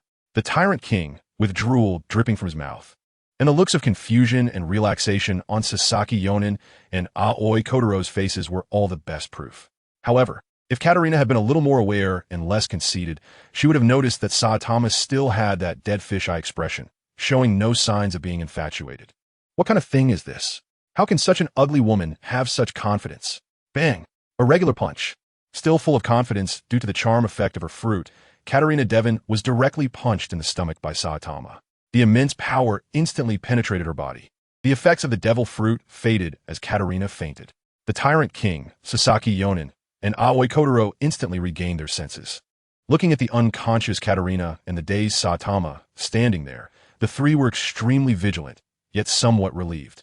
Katarina's recent charm technique was practically an indiscriminate attack. They had suffered from it. At that moment, if they had been ambushed, it could have been fatal. Altogether, Sasaki Yonin shouted, not daring to be careless. Activating his devil fruit ability, he transformed into Spider-Man form, with limbs appearing, and he initiated the six-sword style, his strongest technique. 6 sword style, Death God S Carnival. Aoi Kotaro, wielding a stick, instantly moved to Saitama's right side, drawing a semicircle with his long pole in front of him. Chaos. Besides Sasaki Yonin and Aoi Kotaro, the Tyrant King took out a pistol and began attacking Saitama first. Whoosh, whoosh, whoosh, bullets infused with armed haki shot out mercilessly. In that moment, Sasaki Yonin and Aoi Kotaro's attacks were about to land on Saitama. But at that instant, Saitama's figure was cloaked in darkness, as if he were a black man in the dark, extraordinarily black and shining. The haki-covered bullets hit Saitama's body and rebounded like glass marbles hitting an iron rod. Simultaneously, Saitama unleashed punches to both sides at an unbelievable speed. Boom! Boom! The immense power shattered Aoi Kotaro's special iron rod and exploded his body in an instant. Just like Katarina, the power penetrated his body and shattered all the bones in his chest. Since he was a devil fruit user, Sasaki Yonin did not die. But he was not far from it. Fainting, he would soon run out of oxygen and be gone. The Tyrant King looked at Sasaki Yonin and Aoi Kotaro being so easily dispatched by Saitama, and his demeanor turned unfriendly. At 5 meters tall, despite being only in his 20s, his strength was no joke. However, such strength is still inferior to Sasaki Yonin and Kurai Takataro. They are both dead. Can I still survive? Saitama met his request, dodged, and landed a punch to the head. The so-called evil political king, Abelo Pizarro, has fallen. The core power of the Flying Sky Pirate crew, the 4 protectors of the Golden Lion, is gone. Chapter 153, Golden Lion Shiki, defeated, Flying Sky Pirate crew, annihilated. 2 out of the 4 major powers of the Flying Sky Pirate crew have already been smashed, and the remaining one is unconscious and will soon die. In the void above, the battle between Golden Lion Shiki and Benedict can barely be considered back and forth. Golden Lion is bruised and bloodied, already heavily injured. He can only barely contend with Benedict. At this moment, Benedict is not even using his full strength. If he did, Golden Lion Shiki would also be dead. Bastard! Benedict! You are forcing me. Golden Lion's arm, after being hit hard by Benedict, has already started to deform. That arm, which was covered by armament haki, still being broken, is like incredibly hard steel being forcibly bent. This process is extremely painful. Because of this, Golden Lion Shiki knows that if he does not make a final struggle, he might really die. That bald head of Saitama is just too terrifying. Without further hesitation, Golden Lion Shiki frantically fled, then flew towards his pirate ship, shouting, "Where's the IQ potion? Governor, catch it!" A quirky scientist from the Flying Sky Pirate crew ran out, throwing a blue potion with all his might towards Golden Lion. Golden Lion Shiki caught the IQ potion, pulled out the stopper, and gulped it down. In an instant, a violent power rampaged through Golden Lion's body. This process was very painful, but that power also excited Golden Lion Shiki. Even, it was possible to see some blue energy venting from Golden Lion's body. The injuries inflicted by Saitama and Benedict were completely healed in just a few breaths. Golden Lion roared to the sky. The power venting from his body became even more violent, stirring up a whirlwind that swept around. Benedict watched the scene before him and did not stop it. At the same time, Benedict has also sensed that although Golden Lion has gained immense power, his consciousness is also suffering from mental shock. This is a side effect of taking the IQ potion. Benedict, come on, let me have a good fight. Today it's either you die or I die. With the 4 protectors taken down, the other members of the Flying Sky Pirate crew do not possess such immense power, and they cannot withstand Saitama's punches. Now, the floating island is beginning to collapse under Saitama's destruction, and many Xuanwu Navy soldiers are on high alert. The Flying Sky Pirate crew is truly finished this time. Rather than fleeing like Kaido, embarrassed, Golden Lion Shiki would rather fight to the death. This is the character and pride of Golden Lion Shiki. Come on, Golden Lion. To die in battle is far better than to cowardly hide in a corner and die of old age. Seeing Golden Lion's power seemingly return to its peak state, Benedict no longer held back. The 8 gates of Duanjia opened 7 gates in a row, and the terrifying energy erupted from him, even more horrifying than Golden Lion's. Kill. Benedict, you little brat. There are not many who can make me admire them. You are one of them. Golden Lion Shiki drew his twin swords and unleashed a frenzied attack on Benedict.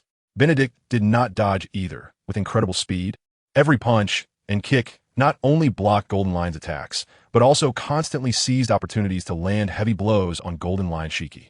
Even though Golden Lion's Kinbunchiko Haki could not capture Benedict's movements, he still relied on his strong personal qualities, experience, and intuition to resist tenaciously. Boom! Benedict's fist heavily struck Golden Lion's abdomen, directly knocking him onto an island, causing the entire island to tremble. Benedict flew down and unleashed his immense power, shouting, "Day Tiger!" A powerful force erupted from Benedict, and a white tiger phantom suddenly appeared, letting out a furious roar. Lion's Might, Imperial Land Roll. Golden Lion soared fiercely into the air, simultaneously activating his Devil Fruit ability. 3 lion heads shot up, also roaring to the sky. Boom! The lion's head exploded, and debris flew everywhere. Protected in the middle, Golden Lion Shiki's eyes bulged, filled with bloodshot. Lion Thousand Cuts Valley.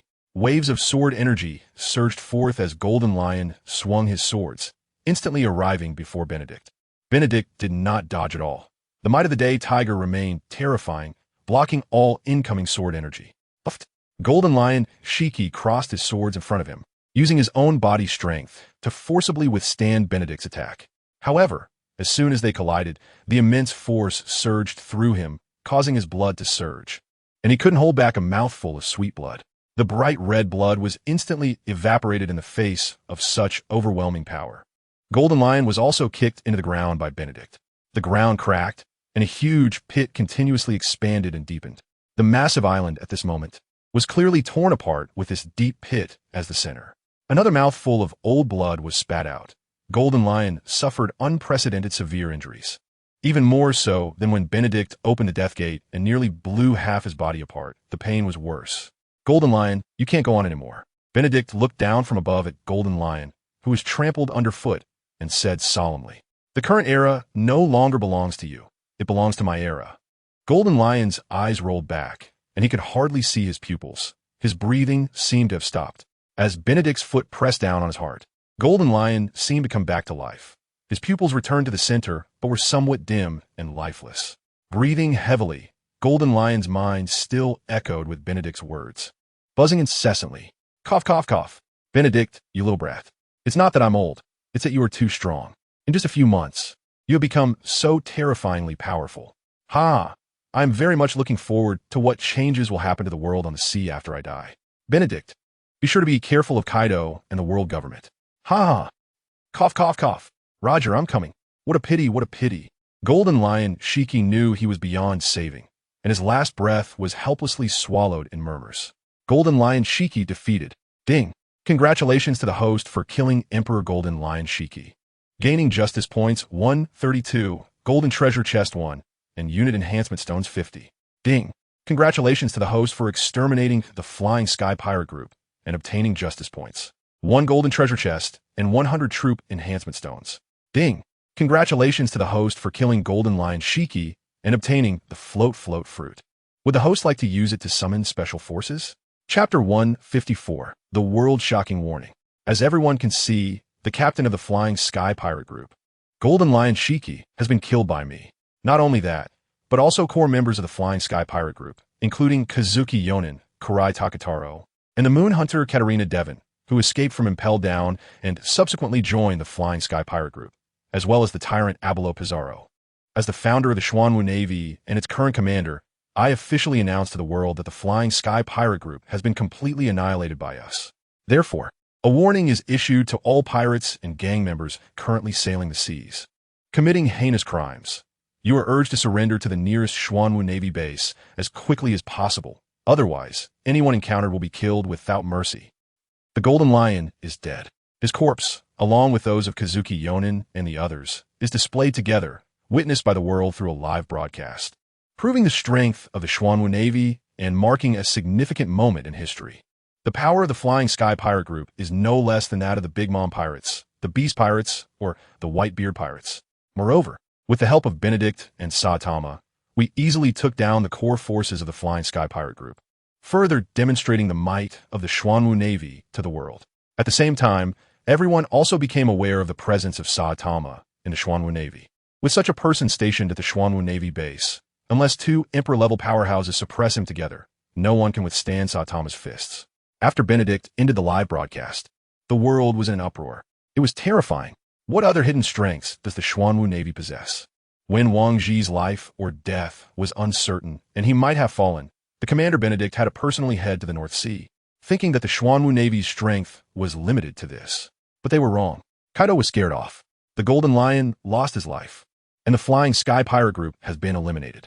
Many pirates and gang forces roaming the seas, having committed numerous crimes, fell silent in the face of Benedict's warning. However, this also ignited the ferocity and determination to resist among many pirates. Cake Island. Big Mom crushed her favorite cake. Her massive body stood up, and her expression was extremely gloomy, as if she could explode at any moment.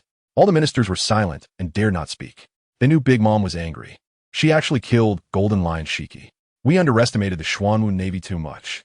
They cannot be allowed to continue developing. Get in touch with Kaido. I want to speak with him. Big Mom sat down again and said in a deep voice.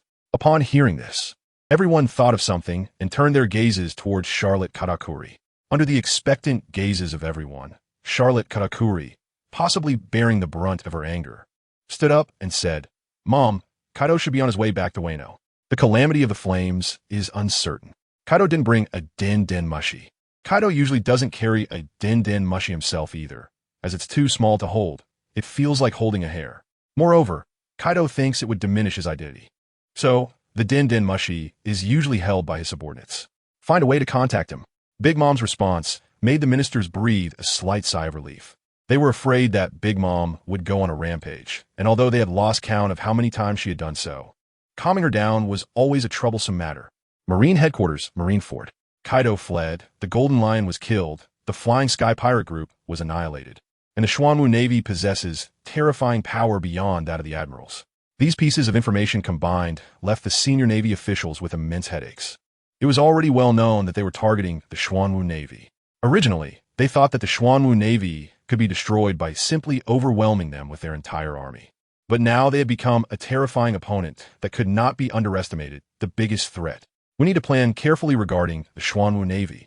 Commander Steelbone Kong fell silent for a moment before making his final conclusion regarding the live broadcast. Everyone dispersed, each with a heavy expression. Holy Land, Mariewa. The Five Elders. The Golden Lion has been killed, and the float fruit will appear in a corner of the sea.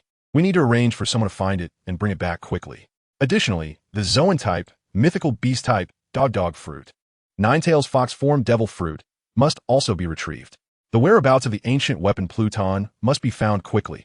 It will be a huge weapon against the Xuanwu Navy. The bald man named Saitama in the Xuanwu Navy is very dangerous.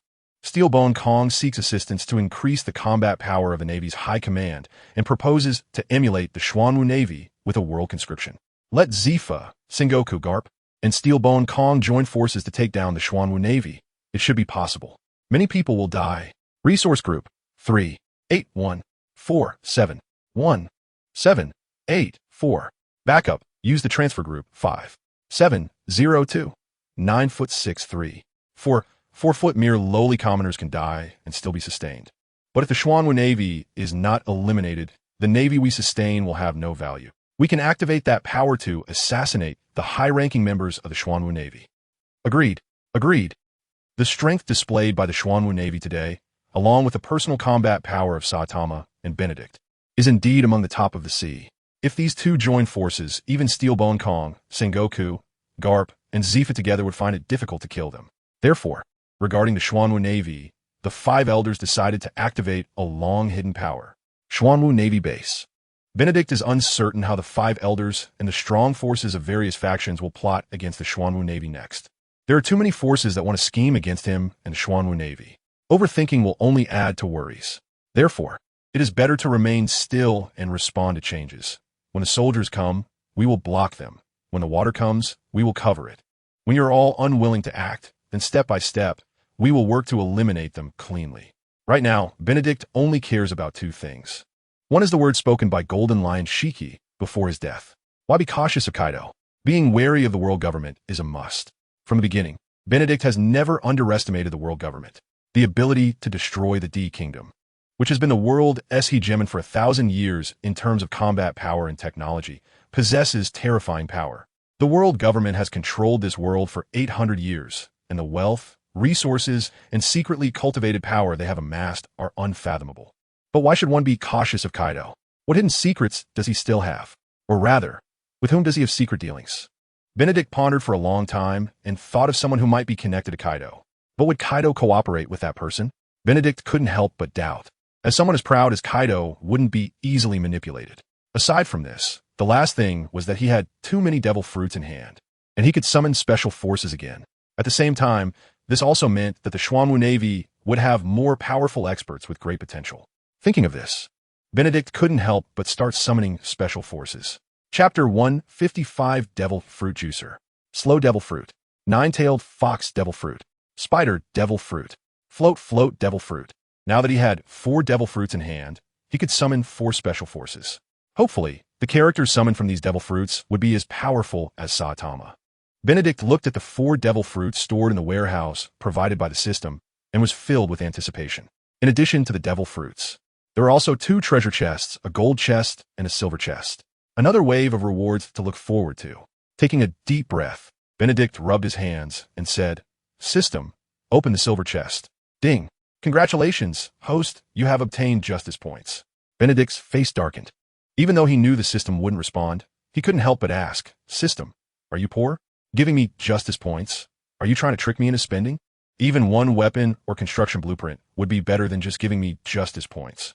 After nearly 5 minutes of relentless complaining, Benedict finally had to accept this fact. Having justice points was much better than just a simple thank you. "System, open the gold chest." Benedict's gaze turned to the gold chest, silently reciting in his heart, "Ding.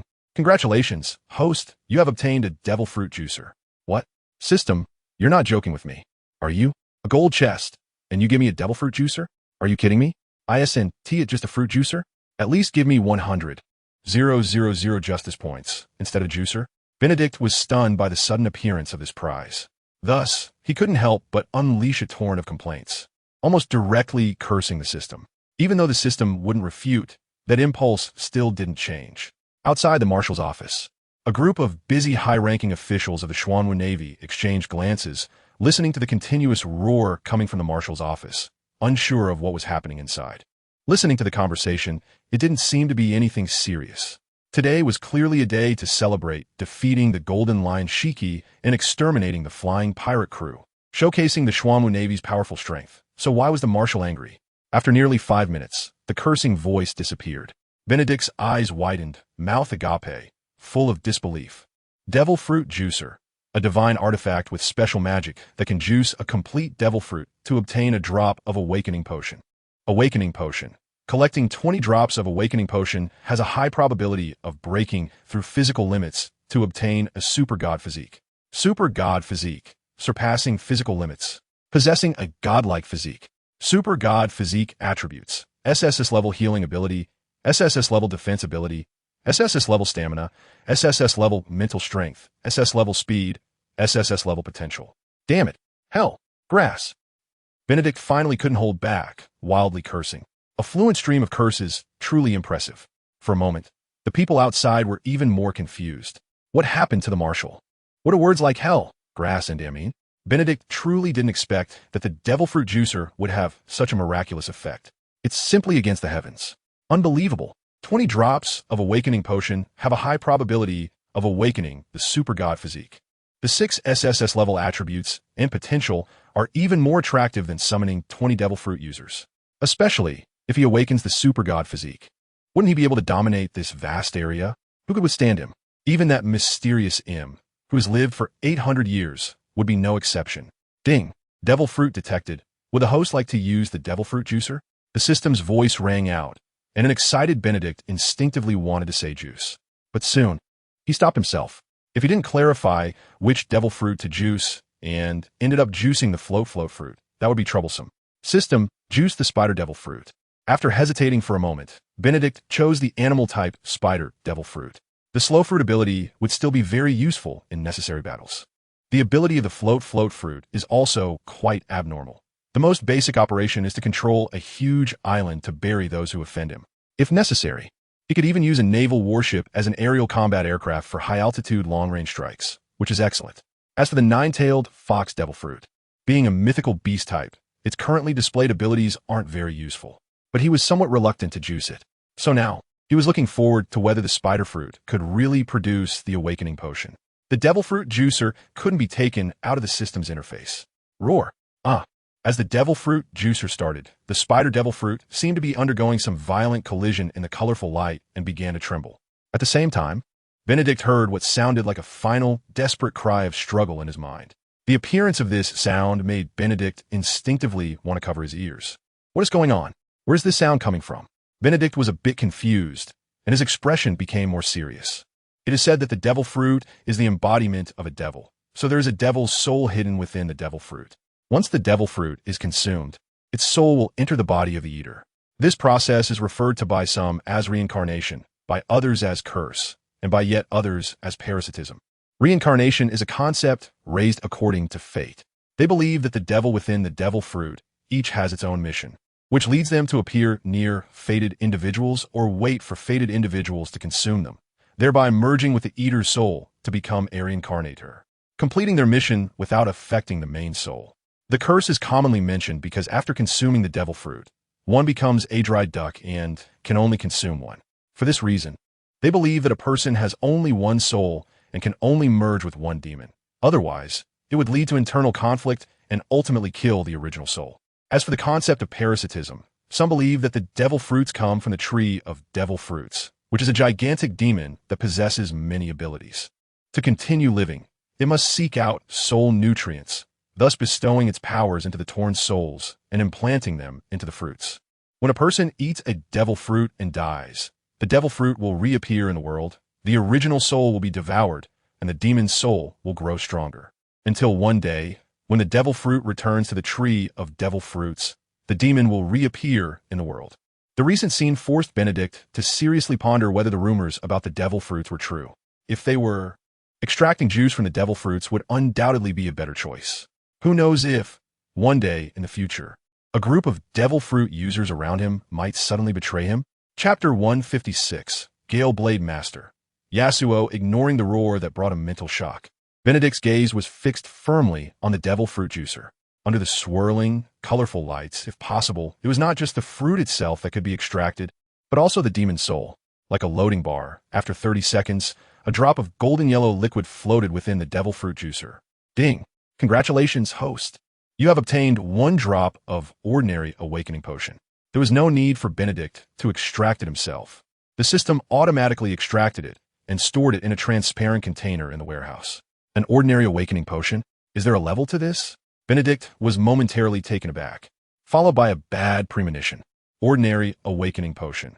Collect 10 drops of ordinary awakening potions for a high probability of breaking through the limits of the body and obtaining a transcendent physique. Transcendent physique. A pseudo-divine physique that lies between the peak of humanity and divinity. Transcendent physique attributes. SS level strength, SS level defense, SS level speed, S level healing, SS level mental power, S level potential. Although the attributes are significantly weaker than those of divine physique, they are still powerful. Benedict checked Saitama's attribute information and found a special column, Transcendent Physique. Section 134. Saitama's terrifying strength, aside from having his armed color hockey maxed out, provides even more bonuses from this transcendent physique. Without this transcendent physique, Saitama's strength would be reduced by at least a third. Additionally, Saitama's potential could not possibly be S level. If Kenjiro, Sakata, Jintoki, Daikenji Sifeng, and Lubu all obtain the transcendent physique, their various data would be enhanced, and their potential would also reach S level. Thinking of this, Benedict couldn't help but smile happily. On the surface, as long as Kenjiro and Sakata, Jintoki's powers reached the terrifying level of Saitama, the combat power of the Xuanwu Navy's high-ranking officers would be absolutely stable. Sengoku, Carp, Zifa, and Steelbone Kong working together would not be a concern. In addition to the ordinary awakening potion, there was another potion called the colorful awakening potion. Collecting 20 drops of awakening potion would have a high probability of breaking through the limits of the body and obtaining a divine physique. Seeing the information that appeared, Benedict couldn't help but want to curse the system. Sure enough, good things are not easily obtained. Benedict was unsure how many devil fruits there were, but it certainly wouldn't be few. There were many devil fruits like the spider devil fruit, and capturing them wouldn't be difficult. Thus, in a short time, it wouldn't be hard to create several masters with transcendent physiques. Benedict narrowed his eyes, flashing with murderous intent, and murmured, "It seems very necessary to organize a small team specifically to hunt devil fruit users." For the Xuanwu Navy, for the transcendent physique, for the divine physique. This devil hunting squad must be formed. Taking a deep breath, Benedict then looked at the remaining 3 devil fruits, hesitating. Should he extract juice from the remaining 3 devil fruits as well? Using the devil fruit juicer, it was hard not to believe that demons might exist. After some struggle, Benedict finally said, "System, use the float devil fruit to summon special forces." The strategic importance of the float devil fruit is very high. In the absence of aircraft, during battles at sea or on land, possessing the ability of the float fruit can effectively turn warships into aircraft. In the future, battles with the world government will increase, and no one can guarantee what special weapons the world government will deploy. Ding! Congratulations, host, for using the float devil fruit, successfully summoning special forces. Gale Blade Master Yasuo. A gust of wind swept up outside the Xuanwu Navy base, forming a water tornado that quickly rushed towards the harbor of the Xuanwu Navy base. The soldiers stationed at the gate of the Xuanwu Navy, seeing the approaching water tornado, were momentarily stunned but quickly sounded the alarm. As the alarm rang, a colonel immediately organized artillery to aim at the incoming water tornado. The colonel, with a steady gaze, focused on the water tornado and said in a deep voice, "Fire." They had seen water tornadoes before. Mysterious and unpredictable on the high seas, water tornadoes or whirlpools could appear at any time. The soldiers of the Xuanwu Navy also had methods to deal with them.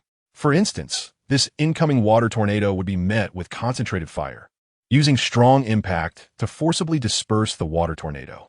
With a loud roar, dozens of shells shot out simultaneously, converging on a single point. That point was where the water tornado had just reached. The moment dozens of shells collided, an earth-shattering explosion echoed for miles around. At the same time, the sea water was instantly pushed back, creating a large pit with a radius of 100 meters due to the powerful destructive force and impact. The sea surged and rolled in, crashing against the harbor of the Xuanwu Navy base, splashing huge waves. The sea poured down like a torrential rain, and a figure appeared in the air, exposed to everyone. The colonel, seeing the person in the air, did not dare to be careless and sounded the alarm again. Unlike the previous alarm, this time it was a special alarm for when an invader appeared. As the alarm sounded, the higher-ups of the Xuanwu Navy base immediately stopped their work and rushed to the large balcony to see who dared to invade the Xuanwu Navy base at this time. It should be noted that not long ago, they had just wiped out the flying pirate crew. "Death is like the wind, always with me." The voice echoed through heaven and earth, carrying a sense of solemnity. Just this voice made the expressions of the naval high-ranking officers shift slightly, and they became serious. Saitama, who was squatting up and down, heard this voice and looked into the distance with a hint of surprise. Another one looking for a fight? Saitama clenched his fists and swung them a few times. No matter who it was, he would throw a punch first. Slap! Benedict appeared beside Saitama with a dark face, grabbing his hand and saying, "What do you want to do?" If he hadn't happened to see Saitama's action while checking the window, Benedict couldn't help but doubt whether his Grand Swordmaster Yasuo would die before he even made his debut. The swordsman was a bit arrogant and planned to give a gift for their first meeting. Saitama said blankly, "We're on the same side, put away your gift." Benedict replied, speechlessly. Just as Benedict finished speaking, the Wind Blade swordsman Yasuo had already flown in front of Benedict. Yasuo, reporting in, Marshal. After landing, Yasuo saluted Benedict seriously. Wind Blade swordsman, Yasuo, can be enhanced. Age, 38 combat power, S rank weapon, Wine Blade skills, Steel Slash, Wind Barrier, Forward Slash, Gale Absolute Slash, Armament Hockey LV3. Observation Hockey LV3, Special Skill 1, Float Devil Fruit Ability, Special Skill 2, Live to Die Potential Activation, S rank. Loyalty, 100. His strength was very strong, reaching the level of a general. However, the Float Devil Fruit ability had not been specially developed and was only regarded as a special skill, similar to a secondary ability, granting objects or living beings the ability to float. This made Benedict feel somewhat regretful, but it did not change Yasuo's strategic position in Benedict's mind. However, the main combat power of the Wind Blade swordsman naturally focused on swordsmanship. Isn't that the case with the Golden Lion Shiki? The fruit ability could only serve as an auxiliary. What truly mattered was the power one possessed. Chapter 157. Bounty Hunter. The appearance of the Wind Blade swordsman Yasuo startled the senior officials of the Xuanwu Navy. Of course, no one thought that anyone could destroy the Xuanwu Navy base with Benedict and Saitama around.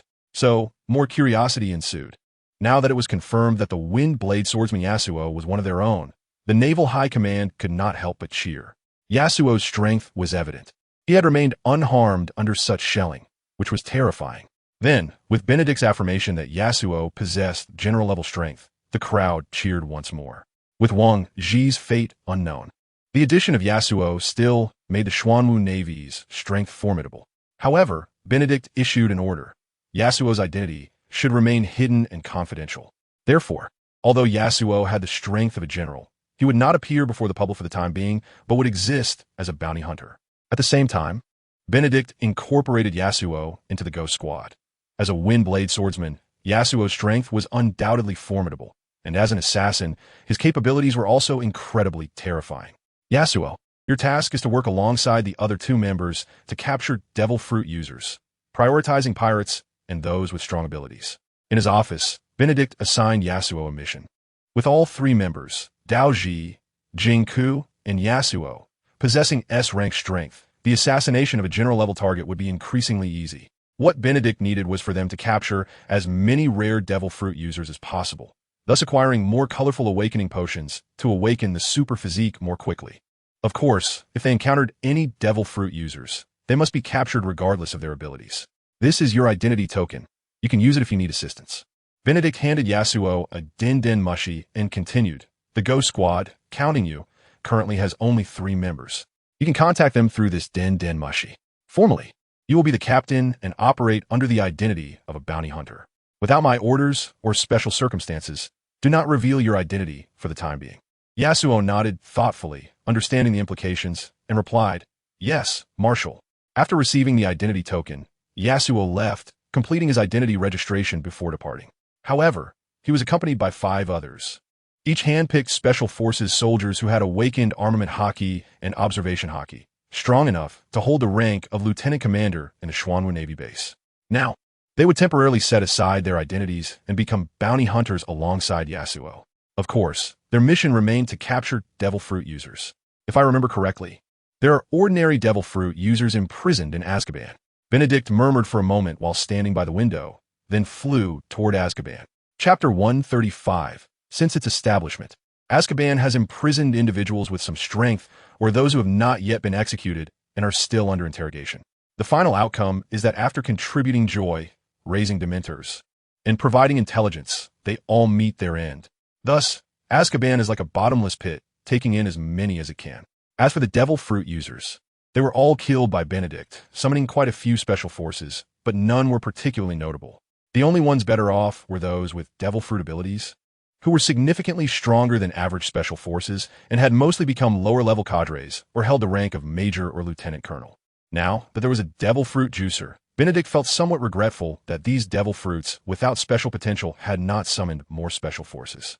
If gathered together, they can now yield more than 10 drops of ordinary awakening potions. It might even be possible for Yasuo to awaken his extraordinary physique.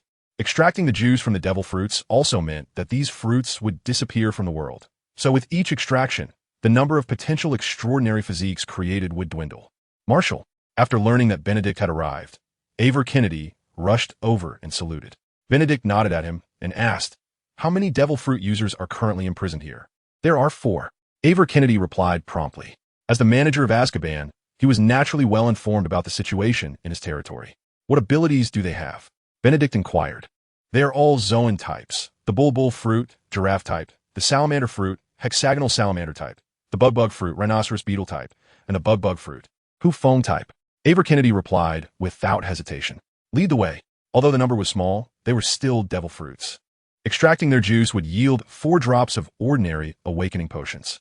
These 4 individuals belonged to 3 different pirate crews, with bounties of only around 20 million berries, and their combat power could only be considered very average. Benedict did not linger in Azkaban and quickly harvested these 4 individuals, obtaining 4 Devil Fruits. Enduring the roaring shock waves, he successfully acquired 4 drops of ordinary awakening potions. Including the drop from the Spider Devil Fruit, he now had a total of 5 drops. He needed 5 more to obtain a bottle of ordinary awakening potions. "Marshal, everything is ready here. We can reel them in now." Kinjiro's voice came through the Den Den Mushi. In less than 10 days, Kinjiro had led his fleet into the South Sea. directly locating the ward pirates and pursuing them relentlessly. Kinjiro's formidable strength and the triggering effects of the destruction gauntlets left Bondi Vault, who possessed the Momo fruit, stunned. With a single punch, the gigantic pirate ship was shattered. Such power is terrifying. In Bondewald's view, aside from Whitebeard, who possesses the Tremor fruit, no one else could achieve this. But Kinjiro did it. Of course, Bondewald was being hunted and had no time to watch the live broadcast, let alone read the newspaper. Otherwise, he would have known about Saitama's terror, being able to eliminate royal-level powerhouses with just 2 punches. Hearing this, Benedict felt a bit better. The Momo Devil Fruit should yield a drop of the colorful awakening potion due to Bondewald's performance. Good. Benedict responded and hung up the phone bug. Flying Thunder God technique. With a thought, Benedict disappeared from the Xuanwu Navy base. This was a ninjutsu he exchanged from the system before heading to the North Sea. It was because of this technique that Benedict could quickly return to the Xuanwu Navy base. When departing, he used Shadow Clone on the way to the North Sea to place a kunai marked with the Flying Thunder God technique within a certain distance. This allowed Benedict to move quickly over long distances. In addition, he also gave several kunai marked with the Flying Thunder God technique to Kinjiro and asked him to arrange their placement, leaving the last one by his side. Thus, in just 2 minutes, Benedict appeared on the warship in the South Sea where Kinjiro was located. Chapter 158, Bondewald defeated. Drass Island, a relatively prosperous island. After Bondewald became one of the 7 warlords of the sea, he established his base here. However, the island had experienced war, was desolate, and many buildings were destroyed, resulting in many deaths. The resistance from the ward pirates was very fierce. Along with them were the 4 pirate forces Bondewald had subdued after becoming a warlord. After Kinjiro arrived in the East Sea, he pursued the ward pirates several times but found them slippery and hard to catch, so he directly came here to kill. The goal was to force the ward pirates to show themselves. Bondewald's combat power was very strong. He was proficient in the Navy's 6 powers, and his level of shave was on par with Carp. Not only that, but Bondewald's haki was also extremely powerful, reaching the level of full body armament, which is the highest level of haki. Such powerful strength was further enhanced by the Momo fruit ability, increasing his combat power exponentially. The battle between Wang Ji and Bondewald did not turn out favorably. In the end, he was sunk by Bondewald's gigantic warship, and his life or death remains unknown to this day. At this moment, the battle was fierce. The Xuanwu Navy soldiers displayed brave combat power, strong psychological qualities, and extraordinary fighting ability, suppressing the ward pirates and their other crew members thoroughly. Benedict stood on the warship, watching the scene in front of him with satisfaction. But at the same time, he felt a bit dissatisfied. When facing some pirate cadre-level experts, he felt slightly lacking in personal combat. Those who could challenge them were only Navy officers who had mastered haki or observation haki. After a moment of silence, Benedict realized that it was very necessary to enhance the combat power of the Xuanwu Navy soldiers. Strengthening the Xuanwu Navy soldiers required 500,000 justice points. Prior to this, after a period of accumulation, he had reached over 334,000 justice points. Today, he gained 50,000 justice points from killing the Golden Lion and 100,000 from defeating the Royal-level Flying Pirate Group. Now, as long as he eliminated Bondewald, he could earn a reward of 50,000 justice points. And with the rewards from eliminating other pirate groups, he expected to reach 540,000 justice points. This would be enough for a full troop enhancement. In the North Sea, Sakata Jintoki was still hunting pirates, and unifying the North Sea was unlikely to happen anytime soon. However, there were still quite a few 7 warlords that could be taken down. Boom! Boom! The battle suddenly intensified, and a figure quickly emerged from the middle of the island, killing many Xuanwu Navy soldiers in its path. It was Bondewald. Injured from Kinjiro's attack, he was on the verge of collapsing. He had no choice but to hide in his base. However, he did not expect the Xuanwu Navy soldiers to attack so fiercely. If he did not take action soon, the entire base would be destroyed. Bondewald was not one to back down easily. At this moment, he no longer cared about the female ship doctor treating him and charged out.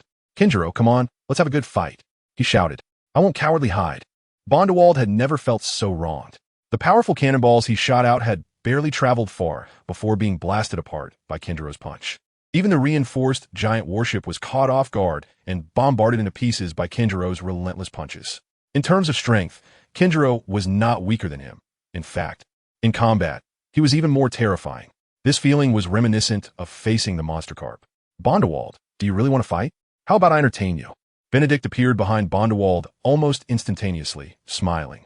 Upon hearing this, Bondewald instantly turned around and swung a punch. Bang! With a collision of fists, Bondewald was sent flying, and at the same time, the long spear hanging from him was instantly enhanced tenfold by the devil fruit ability.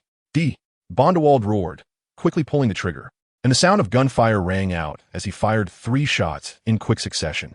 The bullets covered in hockey glowed with a dark sheen, exhibiting great lethality. Benedict dodged with a few quick movements, closing in on Bondewald once again. Benedict. At this moment, Bondewald finally recognized Benedict's face and let out a sinister smile, followed by a reckless laugh. Section 136. As the clothes were lifted, rows of various mini short guns and cannons scattered in the air. The Momo fruit ability activated instantly. In an instant, Bondewald resembled a war machine, with rows of long guns and cannons on his back like a hedgehog. Destruction. Dance of war. Bondewald's veins bulged as his hands intertwined with lines, and as his fingers moved, countless cannonballs began to pour out wildly. The approaching Benedict did not expect Bondewald to have such an attack method. Forced to rely on his incredible speed to dodge, he had no choice but to avoid it. After all, forcing himself to endure would still be very dangerous. For instance, if those hockey-covered bullets hit where they shouldn't, it would be quite painful. Benedict was fine, but the pirates and Navy soldiers hit by Bondewald's shots were killed instantly. The sounds of explosions and screams filled the air. Benedict frowned slightly upon seeing this. He instantly activated the 8 gates of Duanjia, opening 4 of them in quick succession. While moving rapidly, he aimed to take down Bondewald. However, he did not expect that Bondewald was quite cunning. Even while on the move, he kept adjusting his position, all to get his gun aimed at Benedict. Benedict smirked, feeling too lazy to play hide and seek with this guy. He used the multi-shadow clone technique. Hundreds of thousands of Benedict's shadow clones charged forward, taking bullets head-on towards Bondewald. A flash of malice crossed Bondewald's eyes as he roared and unleashed a barrage of gunfire. I am Bondewald, the world destroyer. No matter how many you send, I will kill them all. He shouted, frantically firing. Bondewald raged, unleashing bullets with incredible destructive power, continuously shooting down the shadow clones. Each shadow clone held considerable strength, nearly able to withstand a bullet each. As clouds of white smoke dissipated, the shadow clones were nearly wiped out, and Bondewald's heavy breathing could be heard. The intense use of the Momo fruit's abilities in enduring such a barrage of bullets was extremely exhausting. Behind the panting Bondewald, a figure appeared. In that instant, it seemed as if Bondewald's breath had stopped, his pores tightened in sheer horror.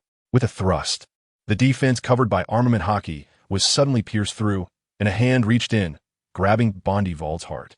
The ability of the Momo fruit was indeed powerful. However, he lacked some partners to fully unleash its potential. If he had a partner with the float fruit, he would experience the thrill of dropping massive shells into enemy territory from high above. He could even rain down hundreds or thousands of shells on the Red Soil continent, wiping out the celestial dragons and the 5 elders. Benedict's voice echoed beside Bondewald. Blood dripped from the corner of Bondewald's mouth as the effects of his armament hockey faded. With his dying breath, he lamented, I wish I could. Chapter 159. Recruiting new Shichibukai members in martial arts. There is a saying, in the world of martial arts, speed is invincible. Thus, speed determines everything. This concept also exists in this world. For example, there is Borsellino, who possesses the light fruit. With his light speed abilities, as long as he avoids fighting, his escape skills are top-notch. Even in combat, as long as he doesn't encounter an overwhelming disparity in strength. He is invincible among his peers and can even challenge those above his level. If he can't win, he simply leaves. This perfectly aligns with the notion of speed is invincible. The Momo fruit is a very good devil fruit, but it ultimately depends on the user's determination and imagination to develop its deeper potential. The maximum speed Bondewald achieved with the Momo fruit was 100 times. However, is there a possibility of achieving 1,000 times, 10,000 times, or even light speed? This is something Borsellino has yet to fully tap into. The light fruit offers light speed capabilities, but in terms of destructive power, it is slightly lacking. Bondewald only developed the fruit's abilities to this extent, largely due to his dreams in youth and his relationship with his brother. Bondewald and his brother dreamed of traveling the world, but unfortunately his brother died, and he subsequently offended the world nobles, leading to his being hunted down. This filled Bondi Vald with an intense hatred for the world government, wishing to destroy it immediately. This was a matter he had long kept in his heart. Unfortunately, he no longer had that opportunity, as he became a pirate and one of the Shichibukai. He even launched an attack on the Xuanwu Navy, causing the loss of a vice admiral. Ding! Congratulations to the host for killing the Shichibukai Bondi Vald. You have gained justice points, 1 special forces summoning stone, 1 golden treasure chest, and 100 unit enhancement stones. Ding! Momo Devil Fruit detected. Would the host like to use it to summon special forces? Do not summon. Benedict directly refused. The Momo Fruit and the Float Fruit are a perfect combination with a very high strategic value. However, Benedict was not planning to summon it yet. At least, now is not the time. If he summoned it and the world government found out, they would undoubtedly send someone to kill him, ensuring that the Devil Fruit would return to the sea and be reclaimed. The strategic importance of the Momo Fruit was understood by the world government as well. Of course, now that he possessed a Devil Fruit juicer, it was better to keep the Momo Fruit for now, as it could yield a drop of the colorful awakening potion. In the face of an extraordinary physique, a special forces unit with a Momo Fruit could still be tolerated. Although the Momo Fruit could not be summoned immediately or used for juicing, Benedict did not hesitate to deal with other ordinary type Devil Fruits. The Turtle Fruit and the Elephant Fruit, being ordinary types, had very low development value. Nevertheless, they still contributed 2 drops of ordinary awakening potions. The battle continued for half a day, thoroughly clearing out the pirates on this island. The Navy never hesitated regarding pirates. Once the blade was raised, it would hardly be lowered. Shichibukai, Bondi Vald of the Ward Pirates, is hereby removed. I do not care what identity the world government has granted them. But once they are pirates and continue to burn, kill, and plunder, launching attacks against our Xuanwu Navy, they are deserving of death. Justice will never be late. Twisted Justice will also face retribution. Benedict's camera captured the burning Delos Island as a backdrop, with Bondi Vald's head as a trophy, once again declaring this operation to the world. In an instant, the entire pirate world was in an uproar again. The Xuanwu Navy was terrifying. In just one day, Benedict had accomplished 3 major things. The first was the annihilation of the Vinsmoke family. The second, the most sensational event, was the killing of the Golden Lion Shiki and the destruction of the Flying Pirate crew. The third was the current annihilation of another Shichibukai. Moreover, before this, Moonlight Moria had already fallen to Benedict's hands. So, was he clearly declaring a fight to the end against the world government? Marineford, Steelbone Kong, Sengoku Carp, and others remained silent. They also did not like the Shichibukai, as their existence was a stain on the Navy. However, due to the determination of the 5 elders, they had no choice but to accept this reality. Yet, as the Xuanwu Navy grew stronger with the Golden Lion killed and 2 Shichibukai annihilated, they had to seriously consider how their Navy should respond. Of course, in this matter, they felt somewhat relieved. Among them, the most satisfied was Zephyr. When the order for the Shichibukai was issued, he was the most opposed. The destruction of the Shichibukai was a slap in the face for the 5 elders. Holy Land, Mariehua. The expressions of the 5 elders were all gloomy at this moment. It's a pity. I thought Bondi Vald could have a certain impact on the Black Tortoise Navy. I didn't expect him to be eliminated so quickly. Indeed, it's quite a pity. One is dead, so let another person take over. The so-called demon's descendant Douglas Barrett, and the lone Red Ballor Clydefield, who has been walking alone on the Grand Line. Both of these individuals have the strength to take the position of Warlord of the Sea. Their personalities are not good, and they both rejected the offer to become Warlords of the Sea during previous negotiations. There will always be a way. Is that so? Then I'll take a trip. Shall I? For now, let's put the Warlords of the Sea matter aside. Let's talk about Benedict appearing in the North Sea, East Sea, and South Sea within a day. With such bizarre speed, and it being himself, do you think he might have obtained that fruit? He doesn't fear seawater, so he should not be a devil fruit user. Are we afraid again? When one's strength reaches an extreme, those kinds of constraints merely allow one to relax their body a bit. I wonder if it is that fruit. This matter needs to be reported to the king. While everyone was marveling at the 3 major events Benedict accomplished in a day and his speed, Benedict was focusing intently on preparing to open the golden chest. He took a deep breath and calmly said, "System, open the golden chest." Ding. Congratulations, host. You have obtained 20 fairy beans. Each fairy bean is worth 5,000 justice points. So, 20 of them total 100,000. This result was somewhat unexpected for Benedict. However, with this, it's equivalent to having 20 lives, and he was somewhat satisfied with the golden chest he had opened this time. Killing Bondi Vault not only yielded a golden chest, but also a special forces summoning stone, which Benedict was particularly concerned about, because the individuals summoned using the special forces summoning stone are not devil fruit users. The existence of the devil fruit juice machine had already cast a shadow in his heart. The necessary precautions cannot be lacking. Chapter 160, God of Death by Qi. System. Use the special forces summoning stone. Ding. Congratulations, host. You have consumed one special forces summoning stone and successfully summoned the special forces god of Death by Qi. Boom. A loud rumble echoed at Drass Island. It was as if someone had descended from the sky, causing the ground to shake. At the same time, an incredibly intense aura of slaughter permeated the entire island, causing the Black Tortoise Navy soldiers and the captured pirates on the island to tremble in fear under this oppressive atmosphere, with some of the more nervous individuals fainting from fright. After sensing that intense aura of slaughter, Kinjiro's expression became extremely serious. He swiftly traversed and soon arrived at a high ground. Looking down at the person in the deep pit, it was as if he saw countless vengeful spirits swirling around. When he locked eyes with the other party, Kinjiro's pupils suddenly contracted. The killing intent was at its peak. Just a glance made the feeling of being killed all the more apparent. Benedict flew over, still shocked at the sight of the person in the deep pit. God of Death by Qi can be enhanced.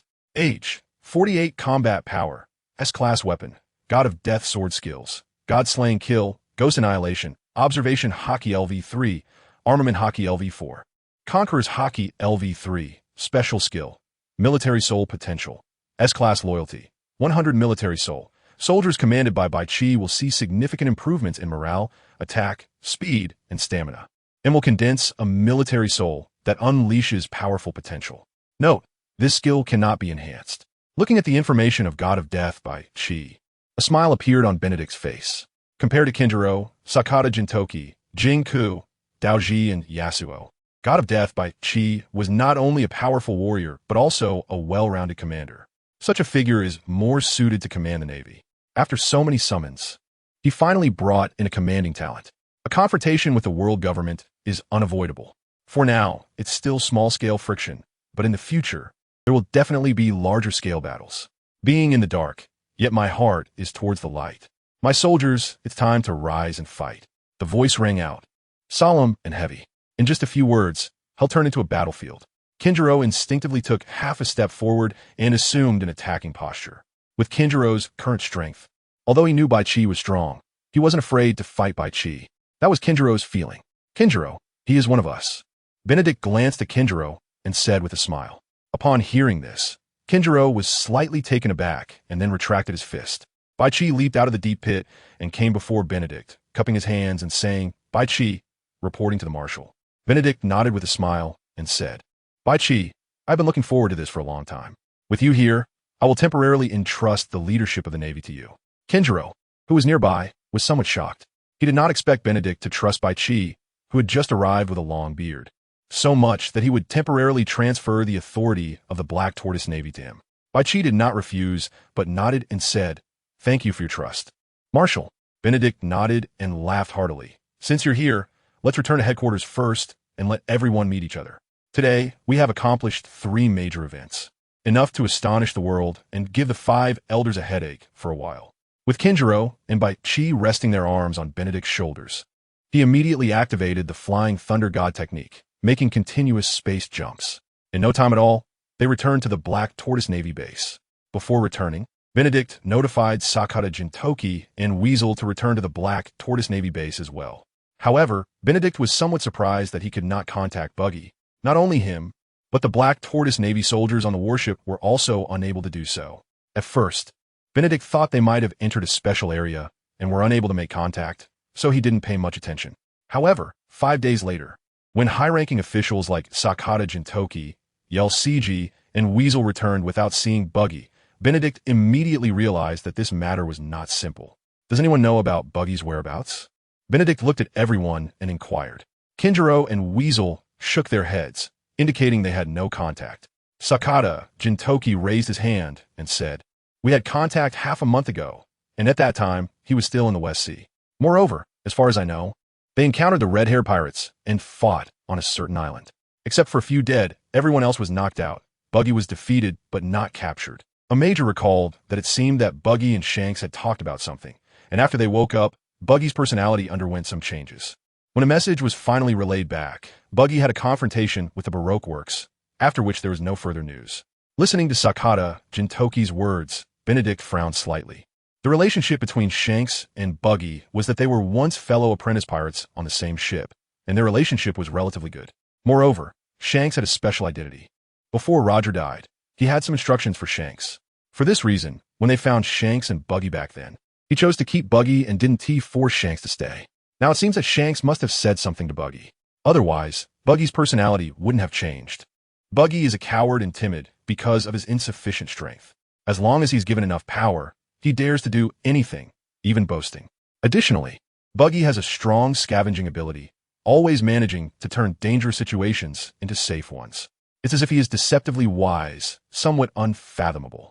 However, whatever problems this guy has is often written on his face, and anyone can tell that he has issues.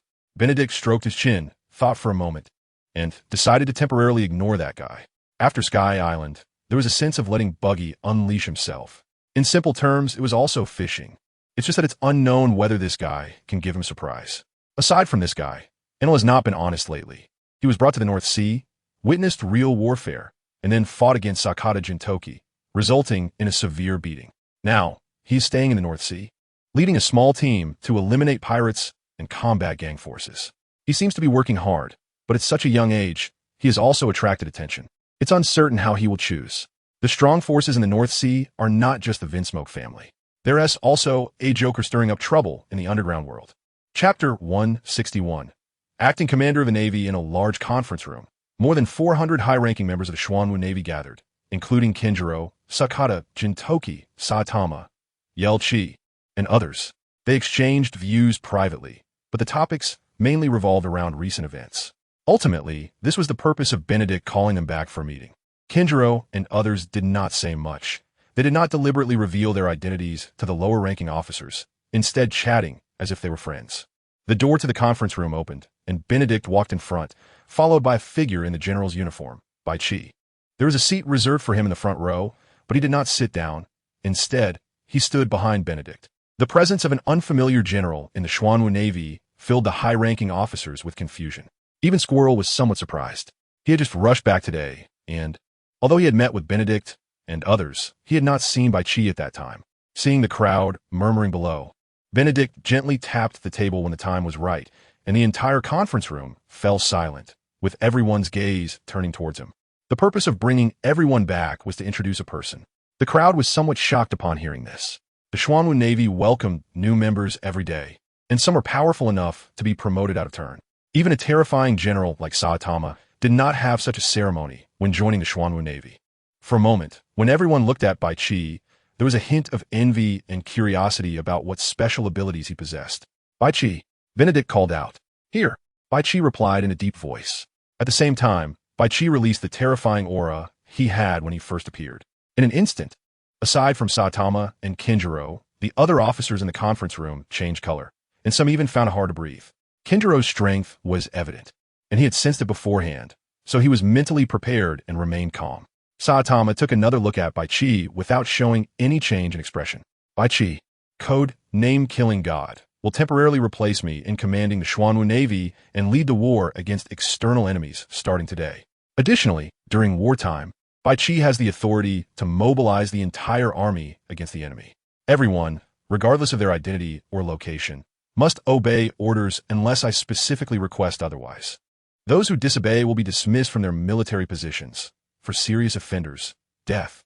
As Benedict finished speaking, the high-ranking naval officers were filled with shock, their expressions serious, and they didn't dare to make a sound. This matter was extremely serious and important, although they were already subject to higher-level constraints and commands. Having someone beneath the commander who could command the entire army made them treat it with utmost caution. Does this mean we can't slack off anymore? Saitama rubbed his bald head and suddenly spoke. Sakata Jintoki turned to look at Saitama. Although they had heard of him and seen footage, today was the first time they met in person. Jintoki found him to be naturally silly.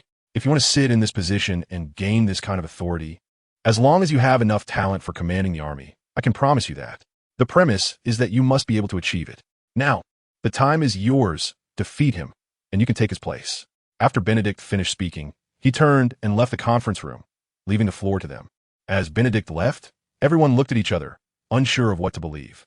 After Benedict walked out, Saitama realized something and stood up, saying as he walked, "You guys do your best. I'm not interested in this." Sakata Jintoki glanced at Kinjiro and Squirrel next to him, thought for a moment, and decided to stay. Baichi's gaze swept over everyone, somewhat stern, and he said in a deep voice, "Come on, one by one, or all together. It doesn't team matter." The noise quickly rose in the conference room. Outside the conference room, Benedict looked at the departing Saitama and smiled. "Do you really want to be a lazy fish?" Saitama replied, "Not worrying about food or clothing, living carefree. Isn't being a lazy fish great?" Benedict glanced at Saitama as posture and said, "Don't you enjoy being a hero?" "Being a hero is pretty boring," Saitama responded after a moment of silence. "Fighting and killing is exhausting." Benedict shot Saitama a glance. This guy talks without feeling the pain. Is fighting exhausting for you? Standing still, without running, a punch from a distance easily solves the problem. The Golden Lion was severely injured by your punch, and Kaido was sent running by you with a single blow. The world government has many hidden secrets. Are you interested in taking a trip to the Red Line to eliminate the Celestial Dragons and the Gorosei? Benedict didn't care whether that was Saitama's idea. So he said. Saitama replied without any hesitation, "No way. I'm too lazy to even leave this base." Benedict's face darkened, and he said, "There are many delicious foods outside, and all kinds of wonderful scenery. It's good to broaden your horizons." Saitama yawned and lazily said, "The base has high-end restaurants. I never get tired of eating here. No matter how beautiful the scenery is, it's not as good as doing 100 squats, 100 push-ups, and 100 frog jumps every day.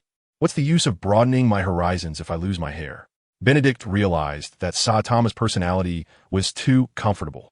Unreasonably so. The Saitama in One Punch Man was not like this. The person summoned here might have some increase or decrease in strength, but could their personality change? Unable to deal with Saitama, Benedict could only think secretly that maybe he should let the Gorosei come here and let Saitama punch each of them once. But given the Gorosei's fear of death, that would be very difficult. In the conference room, Baichi challenged the entire senior staff of the Xuanwu Navy alone, wreaking havoc and engaging in verbal battles, with many people continuously being defeated. Outside the conference room, Benedict was repeatedly closed off by Saitama's response, and ultimately had to distance himself from the lazy Saitama and head to the Xuanwu Navy's training base. System: strengthen the troops, killing the Golden Lion, exterminating the Flying Sky Pirates, and wiping out one of the 7 warlords, the Ward Pirates, directly earned Benedict a large amount of justice points. Now he had accumulated enough justice points. Ding! Congratulations to the host for consuming 500,000 justice points, successfully completing troop strengthening. And from now on can summon 500 D-rank soldiers with C-rank potential daily. Chapter 162, Blackbeard and the Solitary Red, the troop strengthening was successful, and 500,000 justice points were deducted. Looking at the remaining 40,000 justice points, his heart couldn't help but ache. How many major events had to be completed to accumulate this? Benedict felt like he was playing a game. Completing tasks could earn excessive experience and other rewards. But without tasks, it was impossible to continue obtaining such rich rewards. Additionally, the soldiers that had already been summoned were not included in the strengthening range, which made Benedict feel regretful. To build a large foundation, he still had to work hard to complete tasks.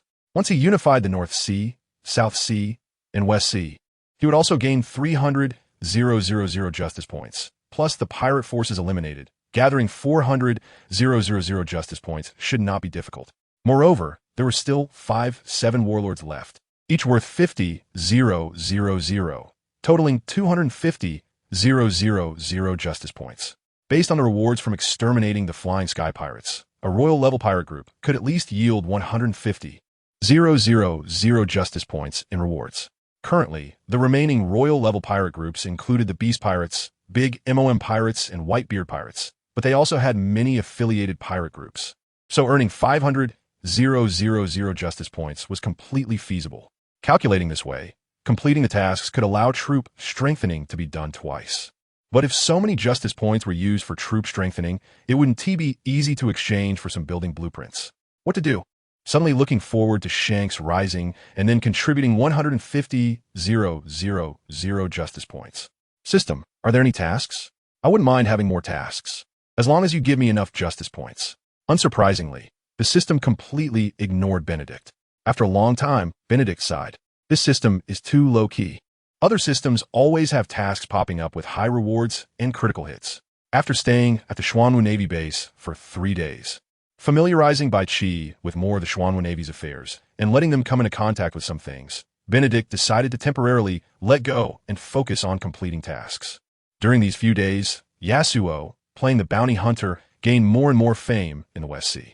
The bounty hunter swift-winged swordsman Yasuo's name quickly spread, not only because he knocked an entire ship out of the sea with a single sword, but also because he moved swiftly through the wind, killing all the pirates on that pirate ship.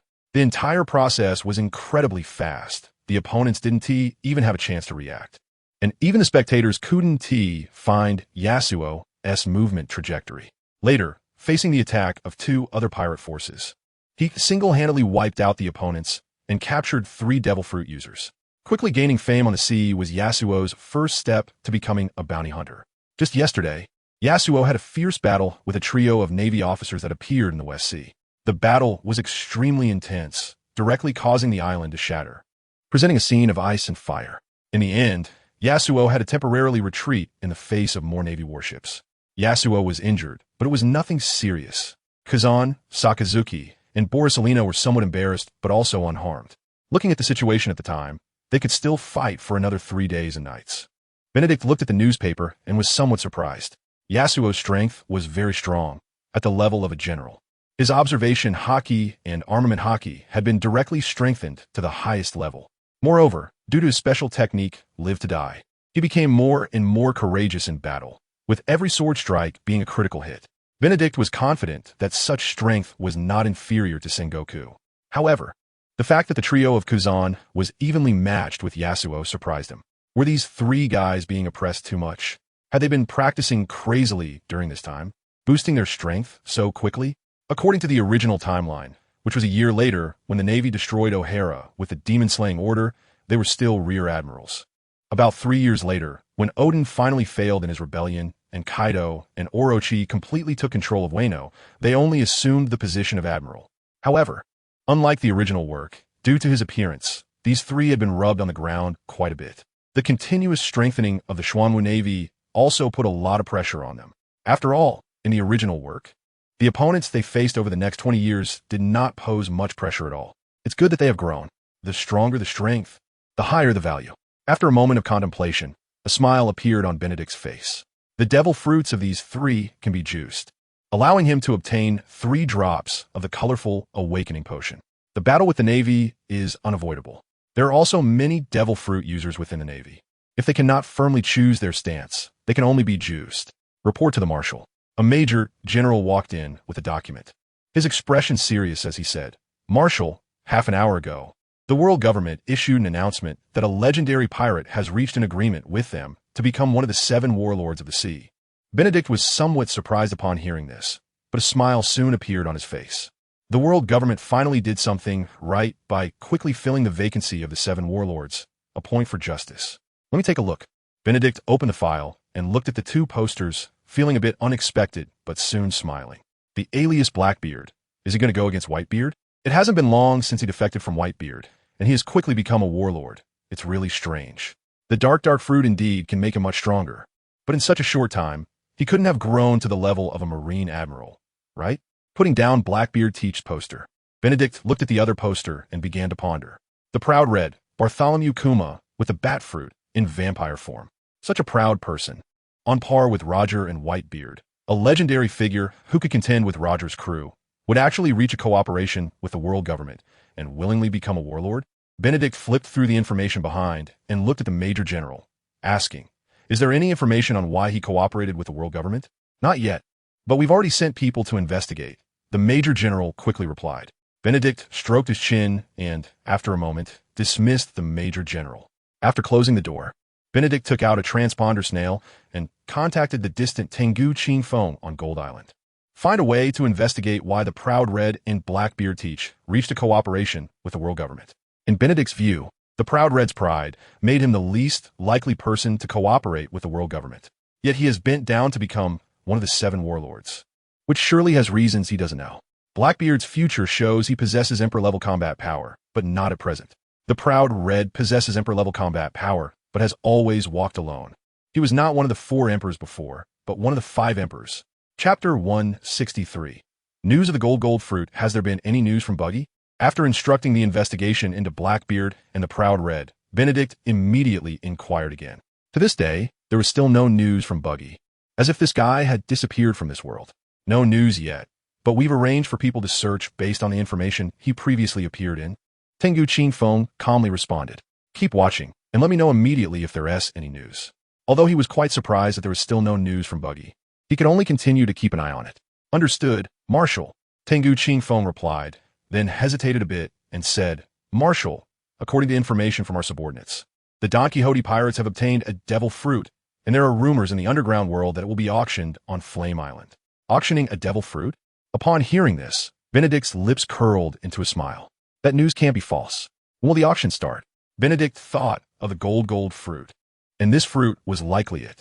In the original story, Doflamingo indeed held an auction, but what he truly wanted was not to auction the devil fruit, nor would he really auction it, but to control important figures in the underground world for his use. However, an unexpected event occurred at that time. Someone stole the devil fruit and then disappeared. Tengu Qingfeng quickly responded. 10 days later, on Flame Island, at the auction house controlled by the world government. Flame Island. 10 days' time. That's enough. Flame Island is in the first half of the New World. The New World is still a chaotic area, and the Xuanwu Navy has not yet begun to enter. Doflamingo chose to hold the auction there, which suggests he wants to avoid the Xuanwu Navy. After all, currently, the 4 seas are all within the strike range of the Xuanwu Navy. If figures from the underground world dare to show their heads, they might be taken away when discovered. Furthermore, the auction house controlled by the world government has the shadow of the celestial dragons, which is relatively fair, and they wouldn't dare to act recklessly there. Therefore, important figures from the underground world would prefer to attend an auction controlled by the world government rather than one held in a pirate's territory. After finishing the conversation with Tengu Qingfeng, Benedict decided to set out for Flame Island. 3 days later, Benedict arrived at Sabeti Archipelago. He initially wanted to fly directly over Red Line into the New World. However, having never been to Sabeti Archipelago, he also wanted to meet someone here. So, after a slight hesitation, he used his transformation technique to turn into a rather handsome middle-aged man with a very ordinary sword at his waist, walking through Sabeti Archipelago. Sabeti Archipelago is a special island formed by the massive root systems of 79 Urucuman mangroves. Because of these 79 trees, Sabeti Archipelago has been numbered. Islands 1 to 29 mainly have human trafficking shops, human auctions, and illegal areas. Islands 30 to 39 mainly have bubble parks, etc. Islands 40 to 49 mainly have sightseeing areas, specialty shops, etc. Islands 50 to 59 mainly have shipyards, coding craftsmen, etc. Island 9 mainly has a navy garrison, government entrances, etc. Islands 70 to 79 mainly have hotel streets, etc. At this moment, Benedict was walking on the 28th island. This is an illegal area, just a short distance away. He could see young boys and girls bound and turn into slaves, especially some girls of different races who were everywhere as slaves. Those interested in these slaves showed lewd and nauseating expressions, even some nobles with a serious facade. Human trafficking was happening at the corner, with people shouting like vendors selling pancakes, while the slaves were displayed like goods. Among them, many were muscular soldiers. Fighting, killing, and the occasional gunfire here are not frightening at all. On the contrary, it excites the people here. Benedict coldly swept his gaze over these individuals. If he could, he would want to eliminate them all. But clearly, making too much noise would attract the attention of the Navy. The rulers of Sabeti Archipelago are the Celestial Dragons. To protect the Celestial Dragons, the Navy is stationed here. In fact, the Navy headquarters is nearby. Therefore, Benedict changed his mind. For example, those who possess devil fruits. Haha, Jax, you lost? Hurry up and bring the money. A bull-headed man, very sturdy and with fiery red hair, shouted loudly. Just moments ago, he had won in an arm wrestling match against Jax. Jax, feeling unsatisfied, had his clothes burst open, his body changing into that of a werewolf. Ha ha ha, Jax. You can't take a loss. Do you want to die? Then go die. The bull-headed man grabbed a large knife beside him and without any hesitation, directly swung it towards Jax.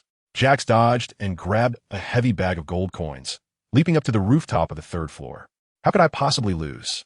This gold is all mine. No one could take it away. In his werewolf form, Jax jumped on the rooftop, trying to escape while protecting the coins. The Minotaur, seeing this, let out a furious roar and shouted, "Lack!" A man flew up, his hands transforming into wings, heading towards the werewolf Jax. Another devil fruit user. Roar. Suddenly, a person jumped out in front of Jax, and as he landed, he transformed into a giant bear, roaring as its massive paw came crashing down towards Jax. Jax couldn't dodge in time and was hit directly, sending him flying. But at that moment, to everyone's astonishment, Jax, still in the air, was suddenly sliced in half by a person who appeared out of nowhere. But this wasn't the end. After killing Jax, the person leaped into the air, separating Lack's corpse. Landing, he flickered and appeared behind the bear man, stabbing down with his longsword. Quick, quick, just a shadow could be seen. 3 people were killed in succession. Damn it, who are you? Why are you killing my rampaging pirate crew? The Minotaur chased after and questioned the now exposed Benedict, who had been revealed by the fallen bear. Benedict glanced at him, smiled coldly, and quickly vanished from sight. Ah, ah, ah, ah. The sounds of horrific screams continued. 4 more were killed. This time, no one saw who struck. Benedict's figure had long since disappeared. The dead were all devil fruit users, and they were all ordinary types of animal devil fruits. There was no value in summoning them, just juice extraction. 7 drops of ordinary awakening potions were obtained. Now, transformed into another person, Benedict looked at the chaotic crowd with a smirk. You shouldn't have appeared in front of me. Even more, you shouldn't have become pirates or human traffickers. After all, the temptation of awakening potions is hard to resist. Chapter 164. Shaki's shakedown bar with his transformation ability, Benedict went unnoticed. For any devil fruit user, as long as he determined that the other party was not a good person, he would quietly take action against them. In no time, people numbered 1 to 29 continuously met their deaths. These people were not all devil fruit users. Some were simply people Benedict disliked. What is going on? Who is doing this? No one saw how they died. Someone calculated that most of the dead were devil fruit users. Could it be? Should keep it down? Who knows? Those damned people. There are always deaths every day. Usually, it wouldn't matter. But today, it made them feel a bit of fear. However, alongside this fear, there was also some excitement. At this moment, Benedict walked down a street of human traffickers, numbered 18. Hey, 10 berries, how about you come with me? Benedict squinted at the bespectacled man, tied with his hands and leaning against a wall, pulling out 10 berries with a smile. Hearing this, Rayleigh looked up at the unperturbed Benedict, somewhat astonished. The slave trader, who specialized in selling slaves, immediately shouted angrily upon hearing Benedict's words. Get lost. You think 10 berries can buy a person? If you don't have money, don't act like a big shot. Benedict glanced at him, showing a faint smile, and turned to leave. Leaving number 18, Benedict arrived at number 42. A tourist spot. Unfortunately, there was nothing interesting here that piqued Benedict's interest. Wandering around, Benedict came to number 13. Shaki's shakedown bar.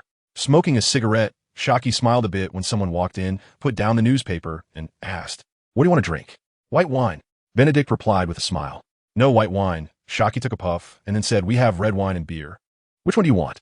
"Then beer, please," Benedict said with a smile.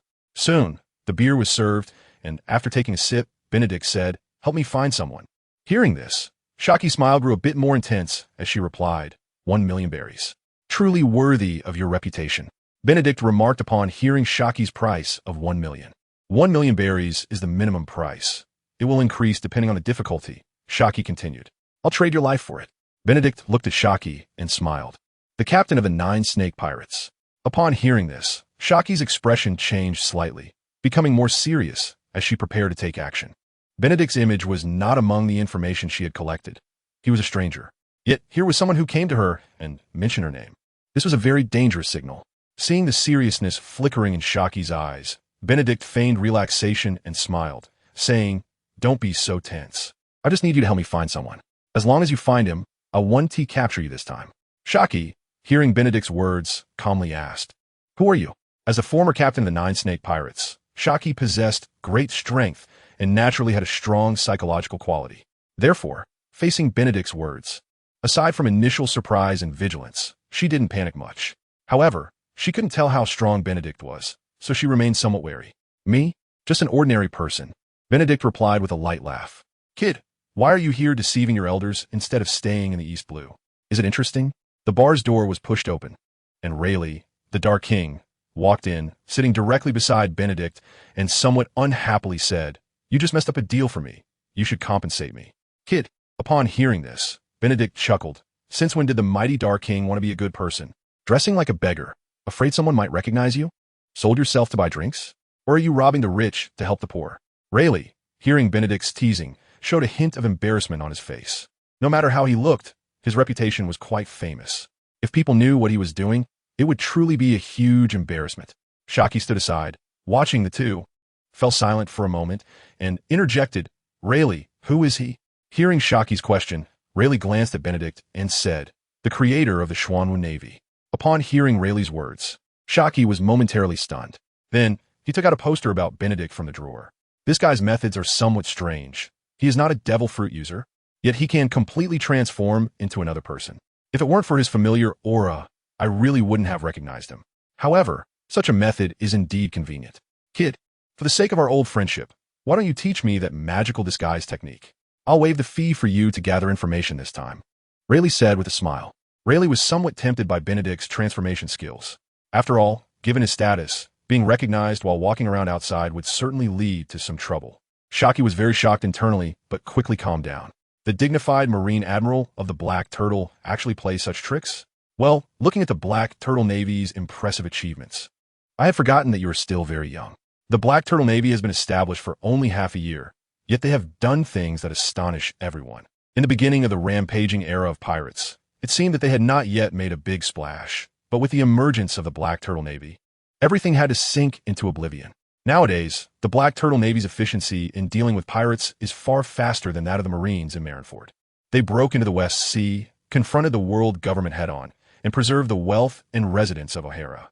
One person single-handedly defeated Kaido, captured ZF, and completely destroyed the Demon Slayer fleet. In the face of the Flying Sky Pirates invasion, they crushed them, and months later, they annihilated the Flying Sky Pirates and killed the Golden Lion. The East Sea is unified. The Vinsmoke family in the North Sea has been wiped out, and more pirates are being targeted.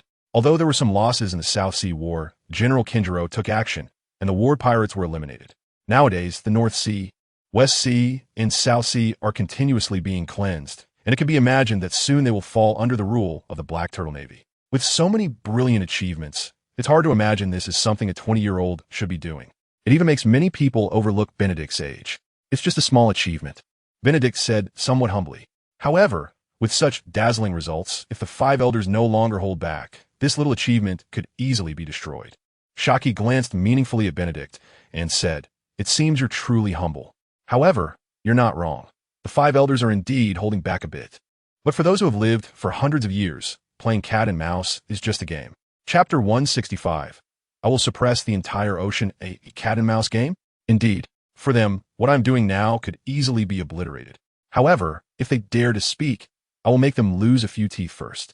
A cold, killing intent flashed in Benedict's eyes. The regression of this world has an incredibly important role played by the five elders. Without their manipulation, how could history, culture, and technology regress over 800 years? How could the pirate world today become a captive cage? Shocky and Rayleigh sensed the killing intent that flashed in Benedict's eyes and instinctively exchanged glances. Indeed, Benedict founded the Black Turtle Navy with the aim of confronting the world government and the celestial dragons. Rayleigh hesitated for a moment and couldn't help but ask, Kid, I'm a bit curious. Is this your idea or his? Of course, it's my idea, Benedict said calmly. He was naturally referring to Roger. That night of conversation, he had said some things to Roger that he shouldn't have. Roger was also shocked by what he said. However, Benedict told Roger that he would end this era. Roger did not believe him and was very sure that Benedict was not the person he needed to wait for. So they made a bet. Roger believed he could usher in a new era and wait for the person he wanted to wait for to lead everyone to overthrow the old world and the rule of the celestial dragons. Benedict, on the other hand, firmly believed that that day would not come because he would overthrow this world and establish a new order. In this order, everything would be peaceful because he wanted to suppress the entire ocean. Although it's somewhat unbelievable, it seems I believe you, Rayleigh said, recalling many things. The day before Roger surrendered, he first met navigator Spack Jabba, seemingly entrusting something to him. After Jabba left, he was never seen again, and they couldn't get in touch now. Something that could make Jabba disappear completely was clearly something significant, just like what Roger said to him afterward. Among those words was to pay more attention to Benedict and, if possible, help him. Thinking back to what was said that day, It seems he didn't need to act at all. This seemingly ordinary guy, Benedict, has somehow gathered a bunch of formidable people. Even that bald guy named Saitama made him feel as if he were facing rocks, too terrifying. This era, I will end it. For the sake of our past relationship, I want to arrest you. However, I need some information and will trouble you. Upon hearing this, Benedict didn't take it to heart. He just looked at Shaki and smiled. Shaki, feeling somewhat helpless, spread her hands and said, "Encountering a terrifying guy like you, even Rayleigh can't do anything, so I can't either. Just say it. Who are you looking for?" "Buggy," Benedict replied with a smile.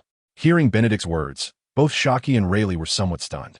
They were naturally familiar with Buggy. After all, he was an intern crew member of Roger's pirate crew. Rayleigh frowned slightly, unsure of what he was thinking, and after a moment, he said, "That kid was caught by you to become a Marine, right? If I'm not mistaken, he is still managing a division now.